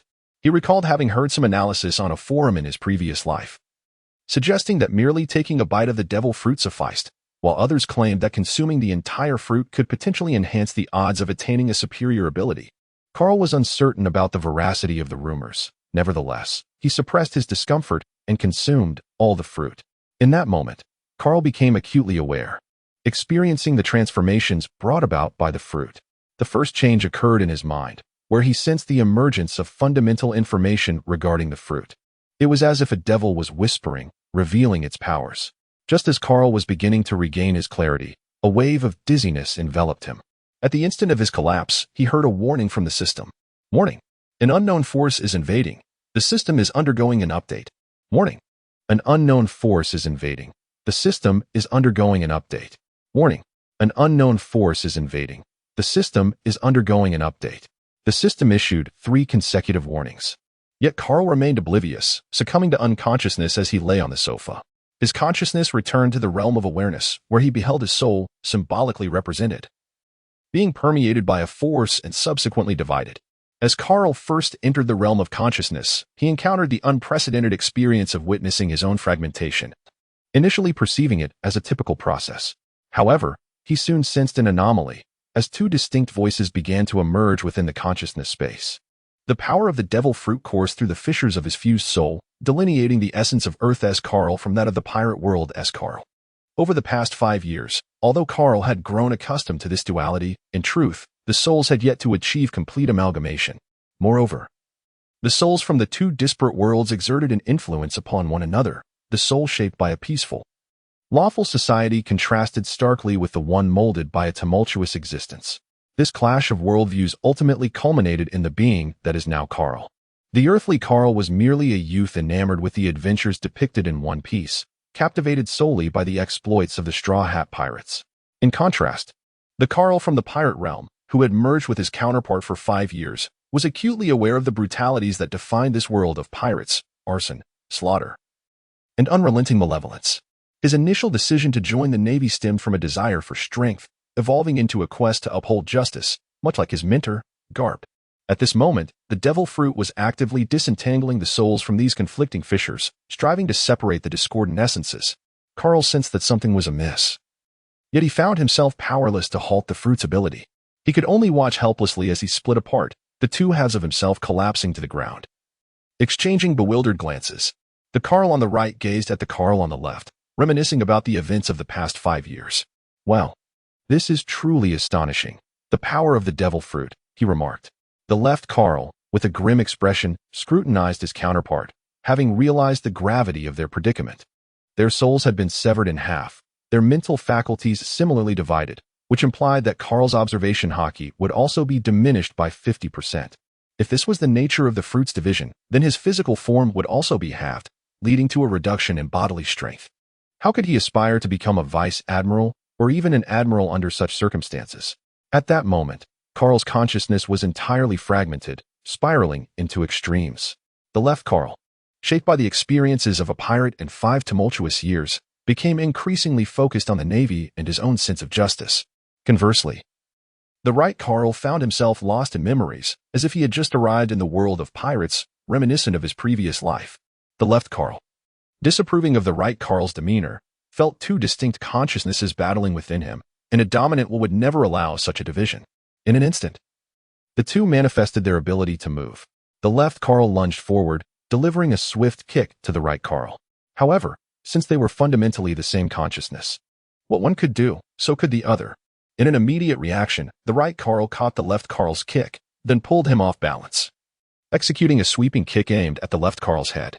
Yet, the left Carl raised his elbow in defense, and the right Carl's kick struck his hardened bone, causing him to feel a sharp pain and retreat. Realizing the right Carl's sensitivity to pain, the left Carl understood that any damage inflicted in this realm directly affected their consciousness, intensifying the agony. Although the left Carl would endure the same pain, he was resolute, relentlessly engaging the right Carl in a battle of injury for injury. For a time, the right Carl struggled to withstand the onslaught, the influence of his past life weighing heavily upon him, instilling a sense of fear. Despite being the same individual, the fracture had introduced subtle differences in their personalities. The left Carl embodied pure warrior spirit, while the right Carl resembled an ordinary person newly thrust into this world. Though both possessed equal combat prowess, their differences in willpower created a significant disparity in their current conflict. In a flash, the left Carl conjured a mysterious blade, prepared to eliminate the Carl before him. Aspiring to restore singular consciousness to his body, aware of the left Carl's murderous intent, the right Carl could no longer evade. "What you can do, I can do too," he declared, manifesting his own blade. Armed, the right Carl felt emboldened, wielding his weapon against the left Carl. But with a sharp sound, the right Carl's blade shattered, leaving a scar on his flesh. Through the gleam of the broken blade, he caught sight of the murderous glint in the left Carl's eyes. Once more, the left Carl charged, and this time the right Carl attempted to use his blade to defend. Yet, it shattered again. The left Carl recognized that the disparity between their weapons stemmed from their respective wills, but the right Carl's resilience remained unyielded. Thus, the left Carl understood he must find a way to undermine the right Carl's determination. With a powerful swing, he shattered the right Carl's blade, declaring, "You are merely a byproduct of the devil fruit, destined to vanish." The right Carl retorted, "Get lost. I have yet to experience the sea or relish freedom. We are, after all, the same person. Why must you impede me?" Upon hearing the right Carl's mention of freedom, the left Carl realized that if he allowed this counterpart to persist, influenced by his past life, he might very well become a pirate, which would have significant repercussions for him. With increasing force, he struck again, shattering the right Carl's blade. The pace of the left Carl's attacks escalated, yet the right Carl's ability to conjure his blade matched the intensity, successfully parrying the left strikes. The left Carl came to a stark realization: regardless of his offensive, the right Carl's resilience kept pace. Therefore, he must dismantle his opponent's will from within. Freedom? Do you wish to become a pirate, indulging in lawlessness and wreaking havoc? Have you forgotten the innocence you failed to save over the years? The right Carl's memory surged forth, recalling his first mission, where he had to watch pirates brazenly oppress civilians, all in the name of a greater goal, justice and peace. Reflecting on those intangible ideals, the right Carl felt remorse for his indifference towards the pleas for help. Whether it's piracy or not, it matters not. I simply refuse to be shackled. A man ought to be free. The left Carl, incensed by the repeated invocation of freedom, retorted, "Freedom is nothing but an excuse for your recklessness, devoid of morality or legal constraints. Do you truly believe you can control the demons within? Would you resort to theft for something you desire but cannot afford?" He pressed, "If a woman you fancy rejects you, would you resort to force? If someone wrongs you, would you seek to exterminate their entire family? Is this the kind of justice you seek?" The right Carl, furious, shot back, "Stop imposing these hypothetical scenarios on me. I simply want to pursue my desires. You are merely a product of two souls, a monster bound by chains." As soon as the right Carl finished speaking, they reached an impasse, not because the right Carl's blade had become unyielding, but because the left Carl's inner turmoil had been stirred. The concept instilled in him over 14 years as Mott Carl had profoundly influenced him. To him, pirates represented pure malevolence. Even knowing that there were pirates like the Straw Hat crew did little to shift his perspective. Having traversed into this realm, the interplay of the two souls over 5 years had left the left Carl with an ambiguous attitude towards the existence of pirates. Now, with their souls severed, forming two independent entities, the influence of the past life diminished, allowing the ideals of the pirate world to take precedence. Extremism, dominance, and decisiveness had forged the left Carl before him. They remained locked in a stalemate for only a brief moment. With a surge of force, the left Carl shattered the right Carl's blade. Pressing the advantage, he declared, "No matter how you argue, pirates are inherently evil. Do not presume that tales of Caribbean pirates or One Piece serve to sanitize the term pirate. Remember, The most notorious pirate has already claimed an entire continent, replacing its populace. Thus, you must face reality, surrender to my authority, and I shall lead you to dominion over these seas. The right Carl understood that the left Carl referred to the realities of the ocean across the world, yet he had entered the realm of pirates. None of this concerned him. He did not necessarily wish to become a pirate. He merely yearned to escape this place, to experience a new world and its diverse cultures. In his previous life, he had been confined by academic and professional obligations, and in the future, he might be ensnared by familial ties. He longed for a life unrestrained. Having grown weary of the constant reminders urging him to strive for success, he had had enough. Upon entering the world of pirates, one finds oneself endowed with a system, along with 5 years of practical experience and the skill set for physical enhancement. Right Carl could effortlessly reap the benefits, akin to an individual who has been idly logged out for 5 years, only to reconnect as if nothing had changed. The system had meticulously honed his character, granting him the capability to recline in some secluded corner of the pirate realm. Conquering the vast ocean is no trivial matter for those devoid of skill. He remarked with disdain. Let me be clear, what I seek is freedom, the liberty to act as I please. Even if I become a pirate, it matters not. This world is inherently flawed and will neither improve nor deteriorate due to my presence. The world perpetually balances the scales between good and evil, engaging in a cycle of internal strife, reaching heights only to descend into ruin. Rather than fretting over such matters, it is far more prudent to focus on oneself. Left Carl remained unfazed, once more cleaving through right Carl's blade, his voice laced with mockery. What gives your fragile will the right to utter such claims? This world thrives on the pursuit of dreams. Those without aspirations are but shadows, feeble and insubstantial. My dream is to transform this world, a grand ambition that empowers me immensely. Right Carl countered, steadily retreating under the pressure. He realized he had no dreams of his own, merely clinging to the breath within him to persist. The disparity between him and Left Carl was merely a matter of resolve. If Left Carl could achieve it, so could he. In contemplation of his potential for retaliation, he began to reflect on the past 5 years. Memories of Garp flooded back, alongside encounters with Luffy and Ace in Windmill Village. The iconic straw hat, the war atop the summit, Garp's regretful gaze, and the fear that had haunted Dayton for a lifetime. Right Carl discerned the source of his strength, the power of belief. Within the realm of consciousness, the two Shinyan blades clashed in a dynamic exchange, as Right Carl initiated an offensive against his opponent. With a decisive strike, the two blades shattered, and Right Carl delivered a powerful blow that sent Left Carl sprawling to the ground. Glaring down at the fallen figure, he declared, Luffy is destined to be the Pirate King, and Ace will not perish. Countless souls in his previous life believed in Luffy's ascent to the throne of piracy, lamenting Ace's untimely demise. Even Right Carl, heavily influenced by his past, felt no surprise. Left Carl remained stoic, for it was too late. A luminous barrier formed between the two Carls, segregating them. Left Carl remained vigilant regarding his physical state, as his body absorbed the powers of the split fruit. Now fully ruptured, as their consciousnesses diverged, Left Carl would return to his original form, while Right Carl would inhabit the fractured body. They exchanged glances, realizing their fates were destined to diverge. One would pursue his own brand of justice, ruling over all, while the other would seek to rectify past regrets from an opposing stance. Left Carl addressed Right Carl, stating, from this moment forth, you shall no longer be known as Mort Carl. Mort Kasa, we shall meet upon the seas, Right Carl replied. Subsequently, their consciousnesses re-entered their respective bodies. Mort's awareness within his original form quickly regained its vigor. Observing Kasa, who was still in the process of merging consciousness and body, Mort refrained from executing him with the Shinyan blade.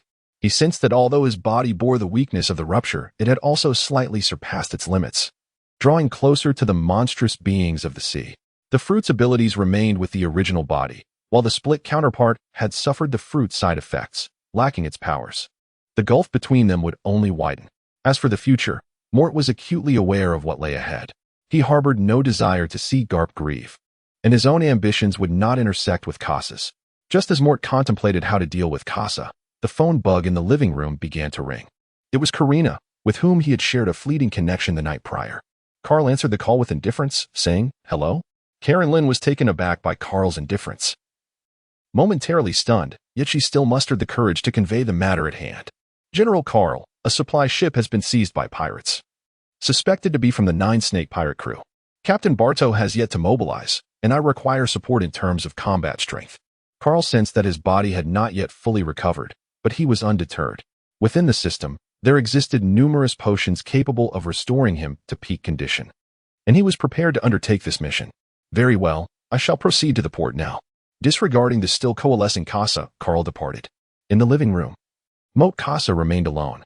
Suddenly, the reclining Moat Kasa rose, assessing the condition of his body. He had just attained a state of consciousness, yet his body lingered in slumber, akin to the sensation of being pressed by a malevolent spirit. Thus, Kasa was aware of the external circumstances and cognizant of Carl's utterances.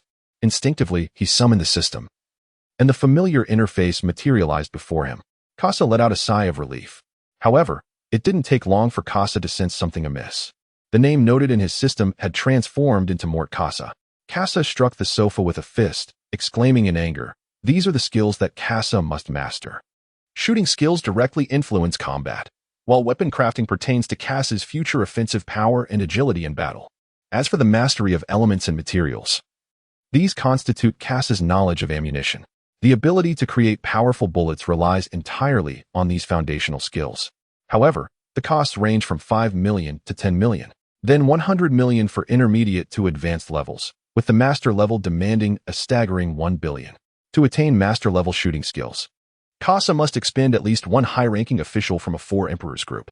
Furthermore, mastering elemental control is particularly costly, with prices set at 10 million, 50 million, and 500 million respectively. Achieving master status demands a staggering investment of 2 billion. Kasa possesses a mere 90 million belly, which is utterly insufficient to meet the requirements for enhancing his skills. Just as he found himself in a state of despair, the system notified him, "This month's mysterious merchant has appeared. Please search the island for the mysterious merchant to acquire this month's exquisite goods." Unlike the offerings in ordinary shops, which can be procured with sufficient funds, the items in the mysterious shop demand a touch of fortune. Kasa decided to first visit the enigmatic merchant, for he possessed a considerable amount of soul coins, ample enough for indulgence. Within the shop's system, Bailey required transformation through incineration into System Bailey, while soul coins were acquired by vanquishing foes and converting their spirits into currency. In recent years, based on the bounty list provided by the Navy, it can be assessed that for pirates with a bounty of less than 10 million belly, the value of their souls ranges from 1 to 24 soul coins. For those with bounties between 10 million and 100 million, the soul value is estimated at 300 to 500 soul coins. Pirates with bounties from 100 million to 500 million possess souls valued at 800 to 1200 soul coins. For those with bounties ranging from 500 million to 1.5 billion, the soul value is between 2,000 and 4,000 soul coins. As for pirates whose bounties start from 1.5 billion, Kasa remains uncertain, but their worth is undoubtedly substantial. Fortunately, when Carl departed, Karina informed only him, leaving the rest unaware of his venture into the sea. Thus, Kasa experienced no sense of incongruity while meandering alone upon the waves. As Kasa sought the elusive merchant, a scheme began to take shape in his mind, leading him to the location of the naval treasury. In the secluded grove of the rear mountains, Kasa ultimately encountered the enigmatic merchant. The familiar silhouette, recognizable and distinct, unfurled the cloak to reveal an array of exquisite and mysterious wares. The goods shimmered in hues of blue and violet, with blue predominating, while violet constituted no more than a mere quarter of the assortment. The soul coins in Kasa's possession were sufficient to procure a purple weapon and skill. Kasa perused the array of offerings, contemplating the trajectory of his future weapon enhancement. There existed numerous paths for weapon enhancement, classified by attack attributes. One could choose between elemental and ballistic types. Categorized by combat style, options included melee and ranged, and differentiated by operational complexity. There lay mechs and an assortment of firearms. Kasa has merely 2 years. He must transform the world during the war at its pinnacle and rectify his regrets. Therefore, he must swiftly attain combat readiness and engage in the hunt for pirates upon the seas, relentlessly accumulating soul coins. In the enigmatic merchant, he seeks opportunities that surpass those of Carl. Kasa oscillated between 2 items, now confronted with a decision. To the left lay the azure weapon, the dual pistols of the Skyhawk, upgradable. Elemental ammunition was generated automatically, with a maximum reserve of 30 rounds, firing at a rate of 2 shots per second, possessing no recoil. It could also accommodate standard magazines, firing at a rate of 4 shots per second, albeit with recoil. To the right was the violet weapon, the hand cannon of the tech maniac. Incompatible with elemental ammunition, it boasted 6 rounds, delivering immense power, yet accompanied by significant recoil. After a moment's contemplation, Kasa opted for the dual pistols of the Skyhawk, appreciating its affordability and potential for growth. As for the remaining funds, Kasa procured another item, the locking pin. As the sole product fixed on the mysterious merchant's shelf, the locking pin was valued at 200 soul coins, serving the singular purpose of securing items to prevent them from refreshing. This time, Kasa has set his sights on the handheld cannon of a technological enthusiast. By the time he acquired a pair of pistols, his soul coin balance had dwindled to 996. Given the meager offerings available at this price, Kasa resolved to withdraw from the shopping spree. The enigmatic merchant, observing Kasa's depleted purchasing power, let out a chilling sneer and withdrew his cloak. Kasa gazed at the twin guns, the Wu Yin, in his hands, the very first weapon he had forged. He knew he would wield this armament in battle against Carl in the future. The mere thought of Carl made Kasa's heart seethe with resentment. His teeth clenched in fury. When I depart, I must leave you a little trouble. On his way to the treasury, Kasa unexpectedly encountered the tyrant bear, who scrutinized him intently, sensing something amiss. Kasa felt a twinge of anxiety. Yet recalling that he was no longer a member of the Navy, and that he was now an ally rather than an adversary to the tyrant bear, he allowed himself to relax. He stepped forward and greeted, "General Carl, did you not depart from the base this morning?" Kasa felt a sudden jolt of alarm. Perhaps, in the presence of others, he might remain undetected. However, as a covert operative of the Revolutionary Army, the tyrant bear could hardly overlook the movements of key figures on the island. Thus, it was evident that the tyrant bear was aware of Kasa's frail departure from the island that morning. Kasa understood that his forthcoming actions could no longer conceal his identity. Rather than shrouding the truth, it would be more sincere to reveal it. After all, behind the tyrant bear loomed another formidable force of the world, the Revolutionary Army. I am a manifestation born of the fruit. Today, it is my true self that departs. The fruit? True self? Indeed. However, I am not well acquainted with Carl. You may refer to me as Mort Kasa. Then, in that case, Mort Kasa, what is your purpose on this island? Though the tyrant bear's tone was inquisitive, it bore no semblance of threat. Kasa's observation haki remained undiminished, allowing him to perceive the situation clearly. It is of no consequence, but tyrant bear, while we shall not reveal your identity, I advise you to exercise caution regarding Carl. Tyrant bear felt a pang of unease. He had not anticipated Kasa's subtle warning about his identity, nor the need to be wary of Carl, the original. I have had a falling out with Carl, so if the opportunity arises, we could collaborate. Farewell for now, tyrant bear. Kasa departed on his own accord, and for a fleeting moment, the tyrant bear contemplated taking drastic action against him. However, realizing that Kasa was merely an illusion, he hesitated, fearing that any aggressive move might alert Carl and provoke unforeseen reactions. Yet, spurred by Kasa's insinuations, the tyrant bear's mind began to entertain alternative strategies. Meanwhile, the departing Kasa, guided by several Navy personnel, made his way to the treasury. Although he assumed Carl's identity, vigilant eyes remained upon him, and the ever-watchful telephone insect was monitoring all individuals within the confines of the treasury. Kasa received the Navy's inventory list. He had just informed the Navy that he was conducting a surprise inspection of the treasury stock as per the orders of the Warring States General. With the guise of the Warring States, Kasa successfully obtained the treasure list from the vault. Apart from cash reserves allocated for military salaries, the treasury also contained a considerable amount of loot from nearby pirates. However, Kasa found no use for those treasures. His sole objective was the belly. He insisted that the Navy escort him to the belly vault to verify the authenticity of the belly stored within, ensuring there was no deception involved.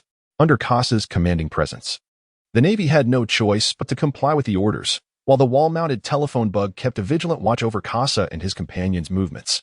Kasa had been keeping a vigilant eye on the phone bug affixed to the wall, contemplating the timing of his first operation and the crucial moment for retreat.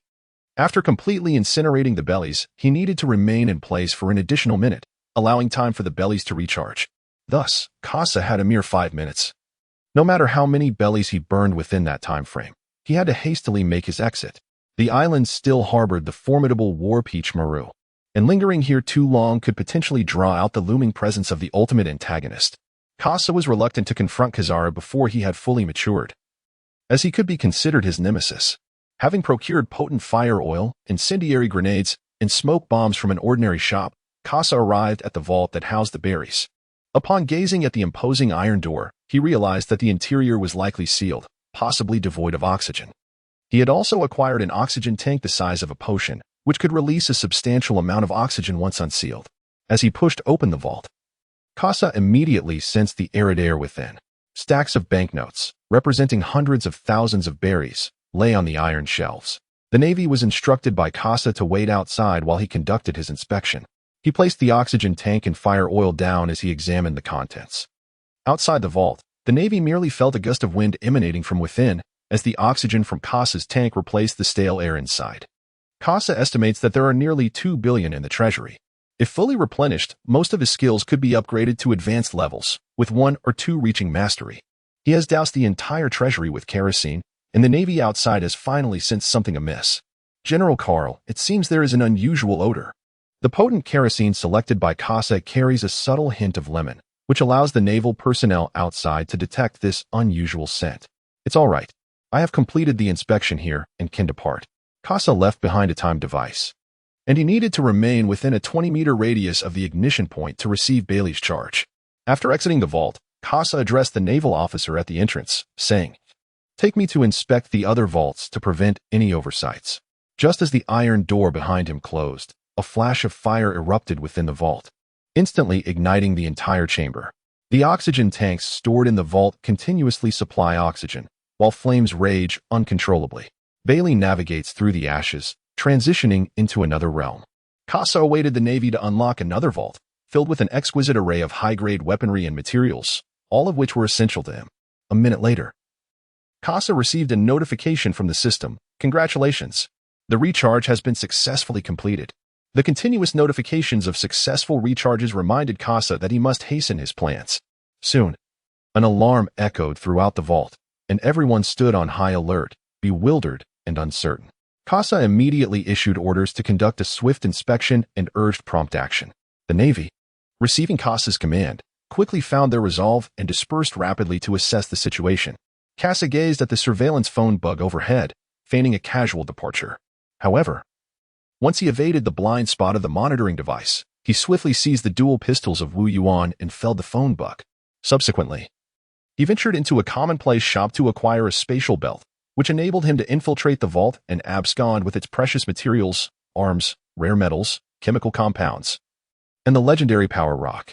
This was the very weapon desired by the future Admiral Zephyr, who sought to plunge the world into chaos. Kasa meticulously secured his haul. In no time, the spatial belt was filled to capacity, yet the warehouse still brimmed with items left behind. Realizing he must make his exit before it was too late, Kasa fled, as the monitoring room at headquarters had already detected the anomalies in surveillance. After putting on the spatial belt, Kasa exited the vault, only to encounter a group of naval officers. Their eyes met in an instant, and shock rippled through the crowd. Kasa surveyed the surroundings, noting that the telephone bug had already been dispatched by him. Therefore, if Kasa could eliminate those before him, he could swiftly vanish from sight. Kasa withdrew a katana from his spatial belt, resorting to his most familiar combat technique to swiftly resolve the conflict. With a swift dash, he executed a technique known as Yin Flash, plunging into the midst of the crowd and using the back of his blade to render them unconscious. His intention was merely to set a trap for Carl, without any desire to harm these individuals. At that moment, an incendiary device left in the Bailey vault detonated, instantly breaching the iron door and unleashing flames that surged forth like a dragon, engulfing the corridor. Meanwhile, Kasa had already distanced himself 20 meters from the epicenter of the explosion, as Bailey's valuation skyrocketed to 2,670,003,000. Kasa quietly departed from the Treasury's entrance, standing in stark contrast to the Navy personnel rushing in to extinguish the flames. Suddenly, Kasa was called to a halt. "General Carl, what exactly has transpired here?" Kasa has already entered the stage of committing the crime, feeling a twinge of anxiety and tension, which hinders the full utilization of his observational skills, leading to his discovery by Jean Tamaru. Kasa turned to face Jean Tamaru, adopting Carl's tone as he said, "I heard there was a fire. I was originally following Dr. Vegapunk's instructions to retrieve some materials, but I didn't expect this to happen. I must go to the doctor now." With that, he hurriedly departed, leaving no opportunity for Jean Tamaru to respond. Jean Tamaru sensed something amiss, yet the pressing fire situation demanded his immediate attention. Despite his formidable combat abilities, he found himself ill-equipped to effectively tackle the blaze.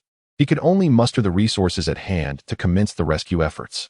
Soon, someone arrived to report to Jean Tomru, disclosing that Kasa had been instructed by Sengoku to inspect the belly treasury and subsequently check other vaults.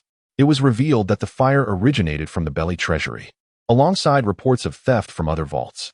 Jean Tomru's pupils constricted as he grasped the gravity of the situation. Kasa had claimed to be acting under Vegapunk's orders.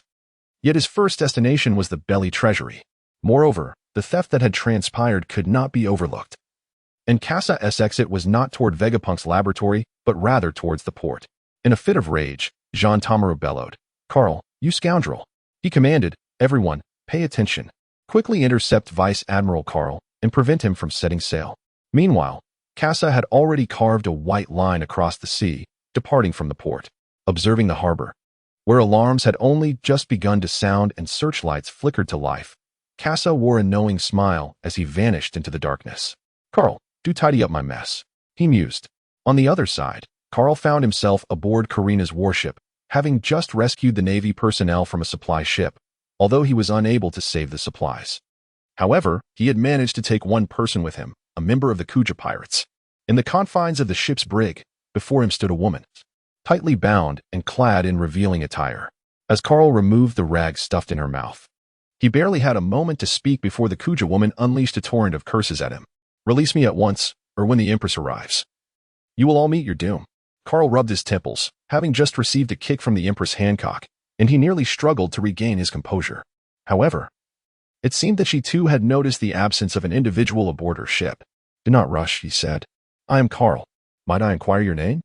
Carl's calm demeanor quelled Shamira, the once ferocious little wildcat, who regained a semblance of rationality. "I am Shamira, the vice-captain of the Nine Serpents Pirates." "Vice-captain? Then why were you so easily brought back by Karina?" At this remark, Shamira felt a twinge of shame. She had indulged in drink and succumbed to inebriation, collapsing amidst the hostages, only to be returned alongside the unconscious Navy personnel. It was only when the Navy officers regained consciousness that they discovered a woman from the Nine Serpents Pirates among them. Consequently, they restrained her, and upon Shamira's awakening, she found Carl standing before her. "Stop the chatter. If you do not release me soon, Empress will undoubtedly seek retribution." Carl waved his hand, brushing away the scent of alcohol that lingered in Shamira's breath. He spoke, "I will ensure your return. After all, you are still one of the 7 warlords. However, before that, you must wait." "Wait until when?" she inquired. "Until our ship reaches the shore, at which point we will arrange for your return," he replied. "Oh, in that case, very well." Carl found it hard to believe that the fearsome 9 serpent pirates before him had so readily accepted his words. However, given this development, everything became considerably easier to resolve. Releasing Shamira from her bonds, he sensed the impending threat through his observation haki and raised his hand to deflect Shamira's attack. Indeed, it was not so simple. Carl gave it little thought. After subduing her, he confined her to a cell, allowing her to unleash a torrent of curses from behind. Upon reaching the deck, the warship was nearing the port. The imprisoned sailors erupted in cheers, believing their maritime ordeal was finally coming to an end, unaware that they would soon return to this familiar land. However, the scene at the port was peculiar, as numerous individuals had gathered to welcome them. In that instant, a wave of solace washed over them. Realizing their significance was far greater than they had ever expected, Carl gazed at the harbor, his brow furrowing. His keen observation detected a hint of malice. Something felt amiss. Karina stood beside General Carl and inquired, "What is the matter, General Carl?" Carl likely understood the situation and replied, "It's nothing. I just need to trouble you a bit later." 3 question marks appeared above Karina's head. Yet she refrained from pursuing further inquiries. Before long, the ship docked, and before Carl could disembark, he was met with a furious roar. "Carl, you scoundrel! You have burned down the entire treasury." Subsequently, an axe plummeted from the heavens, striking Carl squarely on the head. Carl parried with the Shinyan blade. Yet having just endured the effects of the split fruit, he remained in a state of weakness. After dissipating the force of Zhang Taowan's attack, he stepped back and said, "Captain Zhang Taowan, let us discuss this calmly." "Calmly? How could I possibly remain calm? You have incinerated an entire year's worth of military salary and research funding, amounting to over 10 billion berries. As Kasa departed, he had only incinerated 2 billion. The remaining 80 billion were reduced to ashes. Just as Wataru was about to take action, Karina stepped forward and said, "Captain, please hold on a moment. Major General Carl has been with us. He fought alongside us against the 9 snake pirates at sea yesterday." Upon hearing this, Wataru was taken aback, exclaiming, "What? This is impossible. I saw him on the island last night." Karina was about to speak, but Carl raised his hand to silence her. "Captain Jean Tao, further words are futile. I am willing to undergo an investigation." With that, Carl sheathed the Xianyin sword and handed it to Karina, then proceeded towards Captain Jean Tao. Observing Carl's lack of resistance and the assurance provided by Karina, Jean Tao began to doubt whether the person he encountered yesterday was indeed real. In the infirmary, a small detachment of Navy personnel had suffered an attack, and Jean Tao required their intelligence. Carl did not anticipate that Kasa would be so audacious, targeting the naval treasury with such thoroughness. Consequently, Carl's path within the Navy has become fraught with difficulties. Soon, news of Carl's predicament reached the ears of Sengoku. Sengoku gazed at the report in his hands, alongside Garp, who was munching on rice crackers. Kapu paid no heed whatsoever, relishing the sunbae within the bag. "Kapu, observe the commendable deeds of your people." Kapu took the report in his hands, momentarily taken aback, before bursting into hearty laughter. "Ha ha, truly impressive, Carl. This fruitability is quite intriguing." Sengoku slammed his hand on the table in anger. "This is not merely a matter of intrigue. This clone possesses the strength equivalent to that of a vice admiral, and its capabilities, along with its knowledge of the Navy, will pose the greatest threat." Garp, digging into his nostrils, remarked, "It's nothing to worry about. Carl's nature isn't malevolent, and even if he were to split off, the result itself would not be lacking in merit." Sengoku leaned over the table, resting his chin upon his intertwined hands, deep in thought. "This situation is quite grave. We must classify this doppelganger as a criminal and issue a bounty." Garp had no choice but to acquiesce to this decision. Subsequently, the Navy headquarters urgently disseminated the bounty notice. Bounty for the phantom thief Mort Kasa, 500 million berries. In the subterranean prison of an island, Carl and Shamira faced each other in a tense standoff. "Is this what you meant by letting me go? You've ended up imprisoned yourself." Carl cast a fleeting glance at Shamira, whose attire, characteristic of the 9 snake pirates, was exceedingly revealing. During the recent skirmish, her garments had been entirely torn asunder. Consequently, Shamira now stood completely exposed before Carl, while the petite wild leopard before them appeared utterly unperturbed. After Carl elucidated his fruit abilities, an evil version of himself emerged, subsequently wreaking havoc in his absence from the island. This incident mirrored the accounts of the awakened squad. Kasa bore an uncanny resemblance to Carl, sharing both his visage and powers. In light of this, Sentomaru found himself devoid of judgment and could only escalate the matter to the headquarters and the Gorosei for their deliberation. Initially, the Gorosei advocated for Carl's execution, but upon considering Carl's affiliation with the Garp faction and Garp's past benevolence towards the celestial dragons, they delegated the decision to Sengoku. Ultimately, a bounty was issued, marking the first ever reward for the criminal, set at a staggering 500 million berries. Carl had not anticipated that Kasa would prove to be so valuable on its first occasion. Soon, Karina arrived at the cell door, opening it to prepare for Carl's release. Carl flexed his wrist and addressed Shamira, who was still on the ground, saying, "Rise, for I am prepared to escort you back." Shamira was taken aback. She had always believed that Carl was deceiving her, but to her astonishment, it was indeed true. Carl turned to Karina and said, "Provide her with a set of clothes." It is improper at this moment. The naval officers behind Karina displayed a sense of disappointment. Although the darkness of the cell obscured Shamira's features, her indistinct silhouette was enough to stir their blood. Karina cast a disdainful glance at the man behind her, acknowledging that it was indeed a man like Carl who possessed an undeniable charm. However, Carl paid no heed to Karina's gaze. Instead, he picked up the bounty notice and noted the stipulation of only life. This might be a consequence of Sengoku's desire to avoid any division upon his demise, hence the specific demand for him to be captured alive. After departing from the cell, Carl squinted to acclimatize himself to the external environment. Behind him, the petite leopard, Shamira, burst forth, draped in Karina's skin, her orange hair shimmering with a liberating luster under the sunlight. "Ah, how splendid! The air is simply delightful." Carl gazed at the vivacious Shamira, and a resolve formed within him. Given his current status and the limited influence he wielded in the Navy, ascending the ranks would prove challenging. Thus, he recognized the necessity of biding his time. He picked up the transponder snail and spoke, Mr. Sengoku. I have decided to withdraw from the position of Admiral candidate. Indeed, I am certain. In just a few words, Carl solidified his plans for the next 2 years. He intended to harness the power of the fruit to enhance his strength, aiming to achieve remarkable feats during the forthcoming Marineford War, thereby catapulting himself into the position of Admiral.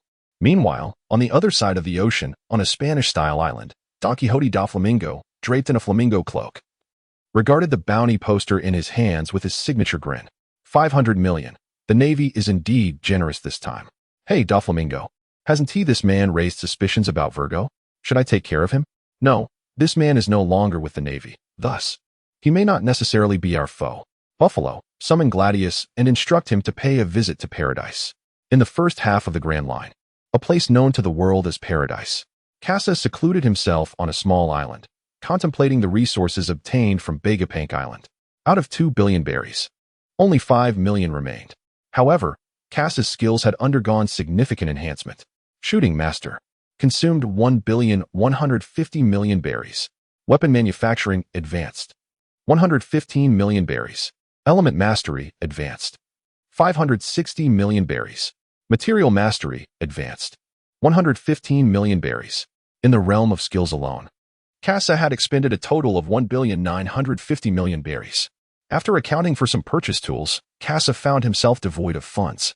Nevertheless, the fruits of his labor were substantial.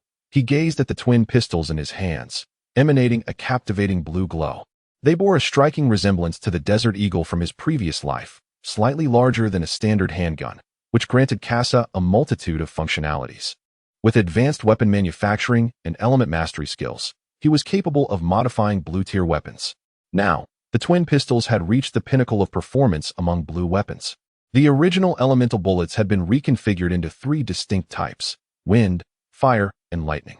Each type could store 30 rounds of ammunition, and with the equipped holster, the twin pistols could recharge fully within 30 seconds of being placed in the holster. Kasa also manufactures bullets for firearms, equipped with magazines. Possessing the same formidable power as conventional weaponry, Kasa is now eagerly seeking a skilled opponent to test his abilities, fully prepared and awaiting the opportunity to enhance his practical experience. Furthermore, with limited financial resources, he aspires to simultaneously pursue his role as a bounty hunter, accumulating combat experience while earning soul coins and berries. Kasa departed from the quaint villa he had rented in the mountains and made his way to the harbor. Just 3 nights prior, he had hastily arrived on this island, neglecting to thoroughly survey his surroundings before immersing himself in arduous labor. It was only upon reaching the harbor that he noticed a skull flag fluttering from the lighthouse, its dark background adorned with a grinning skull, crossed by a diagonal line. This was the infamous pirate flag of Don Quixote da Flamingo, one of the 7 warlords of the sea. Kasa was somewhat taken aback to find himself in the territory of da Flamingo. It was no wonder he had caught a whiff of gun oil at the port. Just as Kasa was preparing to modify a speedboat, he sensed someone watching him. Upon turning around, he discovered a man with a silver, spiky hairstyle and goggles gazing intently at him. Kasa recognized that the individual before him was a subordinate of Don Quixote da Flamingo. Although Carl had previously obstructed da Flamingo's schemes, Kasa did not perceive that the other party sought to settle old scores with him. Gladius also spotted Kasa, and, through the influence of da Flamingo's shadowy realm, they uncovered the presence of a mysterious lone wanderer on their small island, promptly reporting the matter upwards. Gladius received the intelligence and swiftly journeyed from the New World to the Paradise to carry out his mission. Kasa observed the laborers at the port, unaware that the weapons they dispatched signified the obliteration of countless families, all in service to da Flamingo. Gladius watched as Kasa departed the port, making his way toward a quaint villa nestled in the hills. He followed discreetly, cognizant that Kasa had sensed his presence and merely sought a change of venue for their discourse. The two arrived at the hillside villa, a property belonging to da Flamingo's loyal followers. In the presence of the legendary cadre, Gladius, the onlookers naturally showed profound respect, positioning themselves beside him, eager for an opportunity to venture into the new world together. The master wishes to extend an invitation to you, the notorious thief Mort Kasa, to join our family. Please gather your belongings and accompany us. Kasa has a fleeting impression of this explosive individual, limited solely to his fruit abilities. It is only now that he realizes the other party is an ardent admirer of da Flamingo, mistakenly believing that as long as da Flamingo speaks, Kasa will comply. Kasa cast a cold glance at Gladius, while his subordinates began to stir. "You scoundrel, Lord Gladius has spoken. Why aren't you preparing? Damn it. I wish to be invited too. If I eliminate this person before me, will I also receive an invitation? Hey, hurry up and follow Gladius." Before the words had fully escaped their lips, Kasa had already raised his gun and fired. In broad daylight, the gunshot silenced the raucous crowd. Gladius felt a pang of anxiety. He hadn't realized that Kasa would act, and that he was aiming at one of his closest subordinates. The mask was splattered with the charred remnants of brain matter, the bullet instantly scorching it, filling the air with the scent of burnt flesh. What is this? Merely a warlord of the sea. Even Doflamingo's bounty has yet to surpass mine, and he dares to seek allegiance. When Doflamingo had a bounty of merely 340 million, the Navy had recognized his potential and invited him to become a warlord. Seeing Kasa slandering Doflamingo, Gladius crossed his arms, his forearms swelling with tension. In that case, I shall bring back a battered prize. In an instant, the battlefield erupted in chaos as Kasa evaded the attack. However, Gladius's subordinates had already fallen. While Kasa stood at a distance, choosing to maintain space rather than close in. "I am the bomb fruit user, capable of transforming inorganic matter upon contact into explosives. Thus I cannot guarantee your physical integrity." Explosive projectiles. Several projectiles shot forth from Gladius's sleeves, enhanced by the powers of his fruit. Yet, for Kasa, they posed no threat. The detonating projectiles were easily perceived by his observation haki. He deftly evaded into the air with moonwalk, while Gladius swiftly ascended as well, preparing to unleash his explosives. Kasa once again evaded the onslaught with remarkable ease, deftly sidestepping each attack. From this, Kasa gleaned a rough estimation of Gladius' prowess, which he surmised to be approximately valued at a bounty of around 150 million. However, as a subordinate of Doflamingo, the Navy had long ceased to issue a bounty on him. This, however, held little consequence for Kasa, as his evaluation of soul coins relied on strength. Thus, Kasa could also pursue the Navy, equally capable of acquiring soul coins through such endeavors. Kasa had discerned the opponent's strength and was poised to counterattack. This time, Kasa did not evade the incoming assault. Instead, he stood resolutely before the approaching explosive projectile. With a delicate flick of his fingers, he adjusted the indicator on his twin guns from incendiary to wind rounds. Aiming at the explosive projectile, he pulled the trigger, unleashing a compressed hurricane that surged forth from the muzzle, diverting the projectile that was initially aimed at him towards Gladius. The explosive shell landed around Gladius, triggering a series of chain explosions, yet it bore no consequence. How could the master of explosions be harmed by his own detonation? Nevertheless, Gladius sensed Kasa's provocation. The steel helmet atop his head instantaneously expanded, significantly amplifying the explosive force compared to before. The helmet shattered. Kasa did not shy away. Instead, he raised his twin pistols once more and pulled the triggers consecutively. This time, the barrels did not unleash a tempest. Rather, they delayed and subsequently erupted with a powerful sphere of wind. The compressed gust burst forth, shattering the sharp fragments of the steel helmet. Kasa tested his defensive measures, which proved to be remarkably effective. Gladius sensed something amiss. His own tactics were utterly futile, and he felt an ominous aura of killing intent. Now, Kasa prepared to employ his combat techniques, redirecting the indicator towards the fireball once more. Having already assessed the power of a single shot, Kasa now aimed to experiment with the might of a double discharge. With a swift pull of the trigger twice, two fiery projectiles erupted from the muzzle, unleashing a wave of turbulence that struck Gladius instantaneously.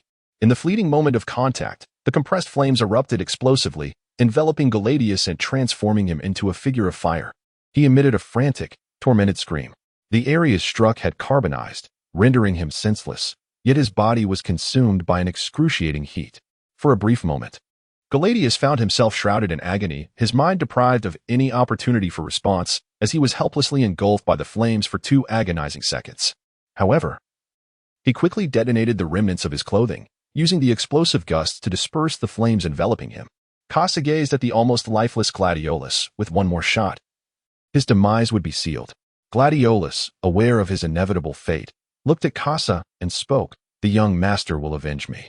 The indicator on Kasa rotated, shifting to the thunderous projectile. Before Gladiolus could utter a word, a bolt of lightning pierced through his forehead. The swiftness of the action was such that he only heard the gunshot while remnants of consciousness still lingered within him. Kasa also received a notification from the system. Acquire 820 soul coins. Kasa's judgment proved to be correct. The opponent's strength had indeed exceeded 100 million berry, though it had not yet reached 200 million. Otherwise, he would have earned 900 soul coins. At this moment, Kasa's soul coins had once again risen to 1,650, as his previous expenditures were minimal due to his exclusive purchases of blue weapons. Kasa harbors his own plans regarding the elimination of Doflamingo's subordinates. He is not merely seeking formidable pirates to amass soul coins. He also desires the pirates of the New World to come to him, ensuring a continuous and effective increase in soul coins. Kasa is also reflecting on the gains from this battle. The wind projectile exhibits remarkable functionality, and Kasa possesses yet undisclosed combat techniques, such as enhancing the potency of the fire projectile and facilitating displacement maneuvers. The fire projectile, however, tends to be excessively volatile and lacks speed, allowing those with a keen perception to evade it with ample foresight. In contrast, the thunder projectile can catch opponents off guard, as their reactions fail to keep pace with its velocity. Additionally, its penetrating power and paralyzing effects can be effectively employed in various combat scenarios. Kasa gazed upon the chaotic port at the foot of the mountain. The turmoil had begun long before Gladiolus detonated, taking his underlings with him. This signified that Kasa must hasten his departure. Otherwise, it would incite the arrival of the Navy and the Celestial Night Demons. Kasa was already aware of the bounty issued by the Navy, yet he remained utterly unperturbed. For within the ordinary shops lay a remarkable item at his disposal, a masquerade mask. Once adorned with this mask, Kasa's visage transformed entirely, rendering him an inconspicuous passerby. Henceforth, he would adopt this identity to relentlessly pursue pirates within the realm of paradise. Meanwhile, in Dressrosa, within the New World, Don Quixote Doflamingo crushed the microphone in his hand upon receiving the news of Gladius's demise. The veins on his forehead throbbed like worms, and he struggled to contain his burgeoning fury. Baby Five and Buffalo trembled nearby. Ultimately, Doflamingo could no longer suppress his wrath. His conqueror's haki erupted, shattering the glass around him. Mo Kasa, I never anticipated your hostility would manifest so fiercely, taking direct action against me. Initially, Doflamingo had merely perceived Kasa's silence regarding Virgo as an attempt to draw his attention, but this encounter revealed the gravity of his misjudgment. Disseminate the order. The family and the entire underworld shall pursue this man relentlessly. The bounty is set at 800 million. 2 years later, Port Gasti. Ace ascended to the position of 2nd Division Commander of the Whitebeard Pirates. The New World remained an untouchable territory for the Navy, a domain belonging solely to pirates. In the heart of Marineford, Carl stepped into Sengoku's office. Sengoku glanced at the imposing young man before him, recalling that at merely 21 years of age, he had already attained the strength of an elite vice admiral, perhaps even concealing further power. I never expected that after relinquishing your candidacy for admiral, you would become so formidable within just 2 years. Carl gazed at Admiral Sengoku before him. Over the past 2 years, he had transcended the limits of his physical capabilities, harnessing the power of his fruit to enhance his physique, ultimately achieving the rank of elite vice admiral. However, he had now encountered a plateau. Further training yielded diminishing returns. Admiral Sengoku, have you summoned me from the scientific division for a specific directive? Sengoku handed over the documents in his possession to Carl, who perused the intelligence originating from the Sabaody archipelago. In recent years, the influx of pirates to the Sabaody archipelago had significantly dwindled, and the Navy's intelligence apparatus had already uncovered reports of a gun-wielding pirate hunter operating in the New World, relentlessly pursuing and eliminating pirates to exchange for berries. Upon observing, Carl immediately discerned Kasa's actions. A pirate hunter named Peter Parker has emerged in the paradise, known by the moniker the Eye of Death, specializing in the eradication of formidable pirates. Moreover, there are individuals from the New World who have entered the dark realms of paradise, rumored to be connected to him. The intelligence department has also uncovered that this individual is likely the man who vanished 2 years ago, your doppelganger Mo Kasa. Upon hearing the introduction of Sengoku, Carl discerned that Kasa's combat style had indeed transformed. Particularly striking were the pair of technologically advanced pistols, indicating that Kasa had opted for a combat approach that starkly contrasted with Carl's own. I see. Are you suggesting that I should retrieve him? Carl inquired, furrowing his brow. Sengoku pondered for a moment before replying. No, this is merely for you to be informed of the situation. At the very least, he has managed to eliminate numerous pirates within the paradise, contributing significantly to its stability, and many nations regard him as a hero. The purpose of summoning you here is to investigate certain issues concerning several naval branches, as there have been significant discrepancies in military funding, amounting to a staggering deficit of 50 billion. I require you to conduct a discreet inquiry into this matter. Carl glanced at the naval branch from the Paradise, and with just a fleeting look, he discerned that this matter was also orchestrated by Kasa. Carl was plagued by headaches, pondering where all this money had gone. Meanwhile, at that very moment, in the East China Sea, Kasa pressed the accelerator, bringing the modified speedboat to a halt at the seaside restaurant, Barati. A recent skirmish had transpired here, evidenced by the remnants of the clique pirate cruise ship still moored outside. The pirates had long since been whisked away by a kin in a small craft. As Kasa set foot on the deck where the battle had unfolded, he was greeted by Patty, the chef resembling a potato. Mr. Kasa, I apologize, but the restaurant is currently not open to guests due to some matters. How can that be? Did your restaurant not proclaim that as long as someone is hungry, they would be fed? Haha. The chef who once said that has since taken to a life of piracy. Kasa was aware that he had arrived too late. History had already progressed according to the script, and the Straw Hat Pirates had set sail for Cocoa Village. However, it mattered not, for Kasa could proceed directly to Rogue Town, where he would encounter the Straw Hat crew. Kasa observed the chefs bustling about as he stepped into the dining area. At that moment, Redfoot Zepp approached him with a bowl of fried rice. This is all we have for now. Make do with it. Ah, a meal from the venerable barefoot elder. How rare. I wager it surpasses Sanji's fare by a considerable margin. Kasa has been in the East China Sea for over a month now. In order to address the issue of meals, Kasa frequently visits this seaside restaurant. Occasionally, he brings along some seafood, entrusting Sanji with its preparation. Initially, Sanji felt a tinge of dissatisfaction when patrons specifically requested his culinary expertise, especially as the ingredients varied each time. However, as he became increasingly acquainted with Kasa's continuous supply of fresh produce, Sanji began to approach his cooking with earnest dedication. Kasa nonchalantly offered a light compliment, alleviating Japu's sorrow after Sanji's departure. You won't have many chances left. That fellow Sanji is off to pursue his dreams. By the way, what ingredients have you brought this time? Last time, that piece of sea beast meat from the Calm Belt was rather formidable. It nearly caused a disaster. Kasa sipped his tea, gesturing towards the speedboat behind him with his thumb. Today, I caught a fish. It appears to be a coral fish from the Western Sea, likely carried here by the currents. Zepp, feeling a twinge of desire, contemplated purchasing the fish. However, Kasa spoke first, since Sanji is absent. I shall take my leave for now. I will visit you again next time. Zepp was taken aback by Kasa's abrupt departure and instinctively lowered his head, wielding his towering chef's hat as a weapon. Kasa remained oblivious to the murderous intent and thus did not evade the impending danger. You little scoundrel. So you intend to dine and dash at Bartai, do you? Include the cost of the ingredients from earlier, leave everything behind.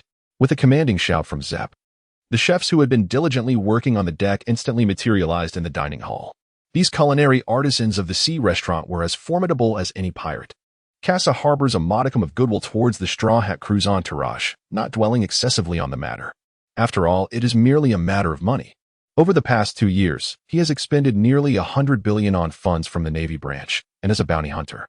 In the process, Kasa has even incinerated the spoils of piracy, which has led him to regard wealth with disdain. However, Kasa's funds are all depleted. He is currently without a single coin to his name. After a scoff, he pretends to rummage through his pockets, but in truth, he retrieves a flashbang from his spatial belt. He hurls it forcefully to the ground, momentarily blinding everyone except Zepp, who, realizing the danger, reaches out in an attempt to seize Kasa, only to grasp at empty air. Kasa has already leapt through the window, steering the speedboat away. As Kasa departed, he cast a significant glance at Zepp. That dreadful old man, capable of perceiving my intentions, nearly caught me. Zepp, once a renowned captain of a pirate crew, was no stranger to the ways of the world. Yet, he felt a twinge of unease. The man who had emerged over the past month exhibited an unsettling fascination with Sanji. You insolent brat, the sea is far from simple. Exercise caution around this man. Meanwhile, on another island in the East Sea, amidst the ruins, a man stood and shouted toward a figure below adorned with a straw hat. Nami, you are my companion. Are you not? Nami covered her mouth, tears streaming uncontrollably down her face, overwhelmed with emotion. She nodded in affirmation. Yes, the Straw Hat Boy Monkey D, Luffy. Bounty, 30,000. 000 for defeating Arlong and his crew. This marked the first time the Straw Hat Boy, Luffy, faced a bounty, just as the narrative foretold. Kasa arrived in Rog Town a step ahead, gazing at the familiar face depicted on the wanted poster. Several years prior, under the guidance of Cap, he had encountered Luffy and Ace in Windmill Village. However, this time, Kasa would not approach them as Carl. Instead, he would engage with the Straw Hat crew under the identity of his brother, Mott Kasa. I truly look forward to meeting the Straw Hat Pirates, he mused. The narrative left uncertain how long it would take for the Straw Hat crew to reach Rog Town, prompting Kasa to wander idly around the island. Any occurrences on the island would likely be instigated by the Straw Hat crew. Kasa unexpectedly encountered Bartolomeo, whose iconic green hair and fawn-like teeth caught Kasa's attention. Hey, kid. What is your deal? Do you have something to say to me? Bartolomeo, the notorious leader of the Rog Town gang, was as arrogant as ever, taking offense at Kasa's mere glance. Kasa was suddenly surrounded by several thugs, who draped their arms over his shoulders and said, "Hey, you scoundrel. Why not cough up some cash to spend? Otherwise, you shall face the consequences." Kasa chuckled softly, and the onlookers assumed that he looked down upon them. In truth, Kasa indeed regarded them with disdain. Apart from Bartholomew, the rest were merely nameless lackeys. Kasa executed a shoulder throw, sending his subordinate crashing to the ground, and subsequently utilized his martial prowess to subdue the remaining thugs. Bartolomeo, witnessing this spectacle, was not surprised. Kasa's martial arts foundation was undoubtedly at least that of a vice admiral, thus he felt no pressure. As he observed Bartolomeo glaring at him from the ground, Kasa could not suppress a sense of delight. After all, they were both fans. Why should one have the privilege of idolizing directly? Yet now, Kasa found himself with a similar opportunity to confront Bartolomeo, allowing himself a moment of reprieve. Suddenly, commotion erupted around them, and Kasa strained to listen to the murmurs of the crowd. "Hurry over, there's a kid with a slingshot trying to confront Daddy, who's carrying a child. Who is so foolish as to challenge him, unaware that Daddy's marksmanship is exceptional." Daddy with a child? A slingshot? In the fragmented memories of Kasa, there appears to be a scene reminiscent of a duel fought by Usopp over a pair of goggles, just as Kasa was about to witness the duel. A notification echoed from the system. "The mysterious merchant has arrived in Rogue Town. Please seek out the mysterious merchant to acquire this month's splendid merchandise." Kasa raised an eyebrow, calculating the days, and realized it coincided perfectly with the arrival of the enigmatic merchant. It seemed there would be no opportunity to witness the grand performance of the legendary Usopp.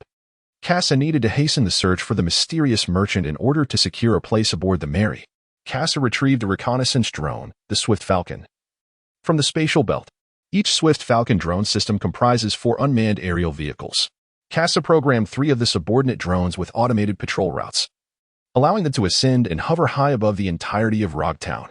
Meanwhile, Kasa set the mother drone to manual operation, directing it towards the rear mountains of Rog Town, for the enigmatic merchant's appearance was rather unpredictable, rendering the entire island as the potential scope of his emergence. Kasa lowered his gaze towards the surveillance camera, fixating on the 4 split screens that demanded his undivided attention. Completely oblivious to Sanji's fervent attempts to curry favor beside him, Kasa remained focused. As they passed a restaurant, the clown buggy burst forth, eager to capture Luffy and Zoro, who had just been in the same establishment. At long last, Kasa discerned the silhouette of a mysterious merchant on the camera of the sub-device, perched atop the rooftops surrounding the plaza of Rogue Town. The enigmatic figure gazed at the sub-device in the sky, having also sensed Kasa lurking behind the screen. Kasa retracted the flying swallow drone and proceeded towards the execution platform, where the performers had already taken their positions. The White Hunter Smoker, the enchanting Midaski, and the Jester Buggy were present, alongside Luffy, who stood upon the execution platform. Kasa had ascended to the rooftop, surveying the navy concealed within the buildings, when suddenly, a tempest erupted in the sky. Revolutionary Army Dragon. I wonder if Kuma has divulged my information. Rather than dwell on the impending events, Kasa hastily perused the enigmatic merchant. In the past 2 years, Kasa has expended nearly 50,000 currency units to acquire various skills, bullet manufacturing blueprints, and purple weapons. Presently, he retains over 30,000 soul coins. Kasa has reached an impasse and is now awaiting the mysterious merchant to offer items that could facilitate his breakthrough. As for Belly, he has consumed almost 12 billion, primarily investing in the creation of a weapon valued at 2 billion Belly, alongside other auxiliary combat machinery, with most of his resources directed towards purchasing ammunition materials. Engaging in equipment repairs is the most financially draining endeavor. Currently, Kasa finds himself destitute, yet he believes his enthusiasm for belly rivals that of Nami. However, after perusing the offerings, disappointment began to set in. Initially, he merely glanced around, distinguishing items by their colors. This time, however, he sensed an instinctive premonition that he might discover an opportunity for advancement. He decided to sort the products, transforming the arrangement from levels to pricing, ordering them from highest to lowest. Kasa suddenly frowned, as the foremost item was unexpectedly not a golden legend, but rather a skill book devoid of any attributes. Upon opening the item, Kasa was surprised to discover that it was not a skill book, but rather a cultivation manual. Unlike skill books available in the shop system, cultivation manuals serve to enhance one's fundamental attributes: strength, speed, constitution, and mental fortitude. Furthermore, they provide methods to elevate one's capabilities in the pirate world, transforming physical potential into the formidable powers of armament haki and observation haki. Kasa is currently cultivating a golden scripture valued at 10,000, known as the Heavenly One Decision, primarily aimed at enhancing his mental fortitude and swiftness. Kasa's physical attributes have reached their pinnacle, aside from the potential enhancement of mental fortitude. All efforts are now devoted to improving his speed. However, a mysterious merchant has unexpectedly presented a blank tome of secret knowledge, displayed in an unpurchasable shade of gray. What kind of secret could this be that renders Kasa, despite 2 years of savings, unable to acquire it? Upon closer inspection of the whiteboard manual, Kasa inhaled sharply. 50,000 soul coins. Yet Kasa deemed it worth the price. Manuals produced by the system are designed to unearth the body's potential, once all potential is mined. Even the most advanced manuals can no longer enhance fundamental attributes. Perhaps manuals of red grade could achieve such feats. But even the gold grade manuals that Kasa has encountered thus far cannot break the shackles of physical potential. However, the manual before him promises to transcend these limitations and allows for the simultaneous cultivation of other manuals. The Feast of Gluttony, Part 1, devours flesh and nourishes foundational strength, assimilating the essence of all living matter into the primal potential of the body, thereby fortifying it even further. Note: food produced by the system is not included in the consumption range and may be compatible with other manuals. It is likely due to it being only the first part that it is classified at the white grade. Nevertheless, the price in Kasa's possession is insufficient to procure this Feast of Gluttony, compelling him to merely secure a pinned reservation. The enigmatic merchant appears once a month, not on a strict cooldown, sometimes manifesting at the end of September and the beginning of October, nearly a day apart, and at other times not reappearing for over 50 days. Kasa hastily gathered his soul coins to purchase the coveted tome. As he pondered, a sudden thunderclap resonated through the square, followed by a hearty laughter. Ha ha, what luck. I'm still alive. Hey, Zoro, Sanji. You fools, run. The Navy is here. Idiot, we need to set sail. Nami is still waiting for us. Run. Amidst the tempestuous weather, the townsfolk of Rogue Town swiftly retreated into their homes, leaving the streets teeming only with marines and pirates. Straw Hat, there's no escape for you. Smoker's wrist emitted a plume of white smoke as he lunged at Luffy, seizing him by the neck and yanking him back. Luffy retaliated with a punch, but Smoker transformed into smoke, evading the blow. Luffy, astonished, watched as Smoker dissipated, only to find himself pinned to the ground. A sea stone handcuff pressed against his throat, rendering him powerless. Seeing this, Zoro instinctively drew his sword to rescue his captain. Yet Smoker's elemental form allowed him to evade the attack. Zoro felt no impact, his expression hardening as he sensed the dire situation. Sanji, cigarette clenched between his teeth, prepared to intervene. Suddenly, a gunshot rang out, and Smoker again transformed, dodging the bullet. A lightning bolt shot past him, striking the ground near Luffy. However, Kasa possessed another weapon. Wind bullet, Hurricane. A fierce gale blew Smoker away, liberating Luffy. Finally, Luffy caught sight of Kasa, and after a moment's contemplation, the memories of 7 years past flooded back. Carl, you've been neglecting me. Kasa, you rascal, what are you doing here? Zoro, hearing 2 different names, questioned whether these 2 knew the same person. Let us discuss this later. We should probably get moving. Oh, brothers, let us flee. Luffy, aware he stood no chance against Smoker and seeing no reason to fight, fled without hesitation. Sanji and Zoro watched as Luffy swiftly outpaced them. cursing under their breath at their reckless captain before following suit. As they passed Kasa, Zoro cast a brief glance at the unfamiliar figure. Kasa merely cast a glance at Smoker and the formidable man lurking behind him, Revolutionary Dragon. Smoker refrained from pursuing further, aware of the powerful presence watching him. I never expected someone like you to appear here. What is your purpose, Revolutionary Dragon? The eyes of Revolutionary Dragon, shrouded beneath his cloak, flicked towards the departing Kasa. He had learned about Kasa and Carl from Kuma, and now Kasa had also made contact with his son. Observing that the Straw Hat crew had already distanced themselves, Revolutionary Dragon chose to depart as well. Smoker realized that any attempt to act would not allow him to retain his quarry, so he was left to watch as they vanished. At that moment, a naval officer approached to report on the situation. Report, the clown buggy and his crew have also set sail, capturing only a few lackeys. Smoker's expression darkened. It was the first time he had experienced such a failure in Rogue Town after being there for so long. Moreover, he had a nagging sense that he had let a group of world-shaking individuals slip through his fingers. The mysterious man bore a striking resemblance to the pirate hunter from the Paradise. Was he the real deal, or merely an imitator? Smoker made a resolution. Prepare to set sail. We must take the Straw Hat crew to the underwater prison. Thus, the Navy's opportunity to annihilate the Yonko crew slipped away. As Smoker moved forward, he noticed the disheartened Dazbones. Moments ago, Kasa had witnessed Zoro sever ties with Dazbones. Observing the adorable Daz, Kasa felt a pang of sympathy, but ultimately decided to follow Luffy and the others. Wait for me a moment. I need to retrieve something. Upon hearing Kasa's words, Luffy and the others turned back only to find Kasa had vanished. Their ship was anchored nearby. Usopp and Nami had already dealt with the clown pirate's beast tamer and had started to marry. The Navy by the shore had begun their pursuit. Prompting Zoro to speak up, Luffy, there's no time to wait for that person. Do we leave or stay? Hey, Mosshead, what do you mean? Kasa is my friend, and he just saved us. Not your call, green-haired fool. It's up to the captain to decide.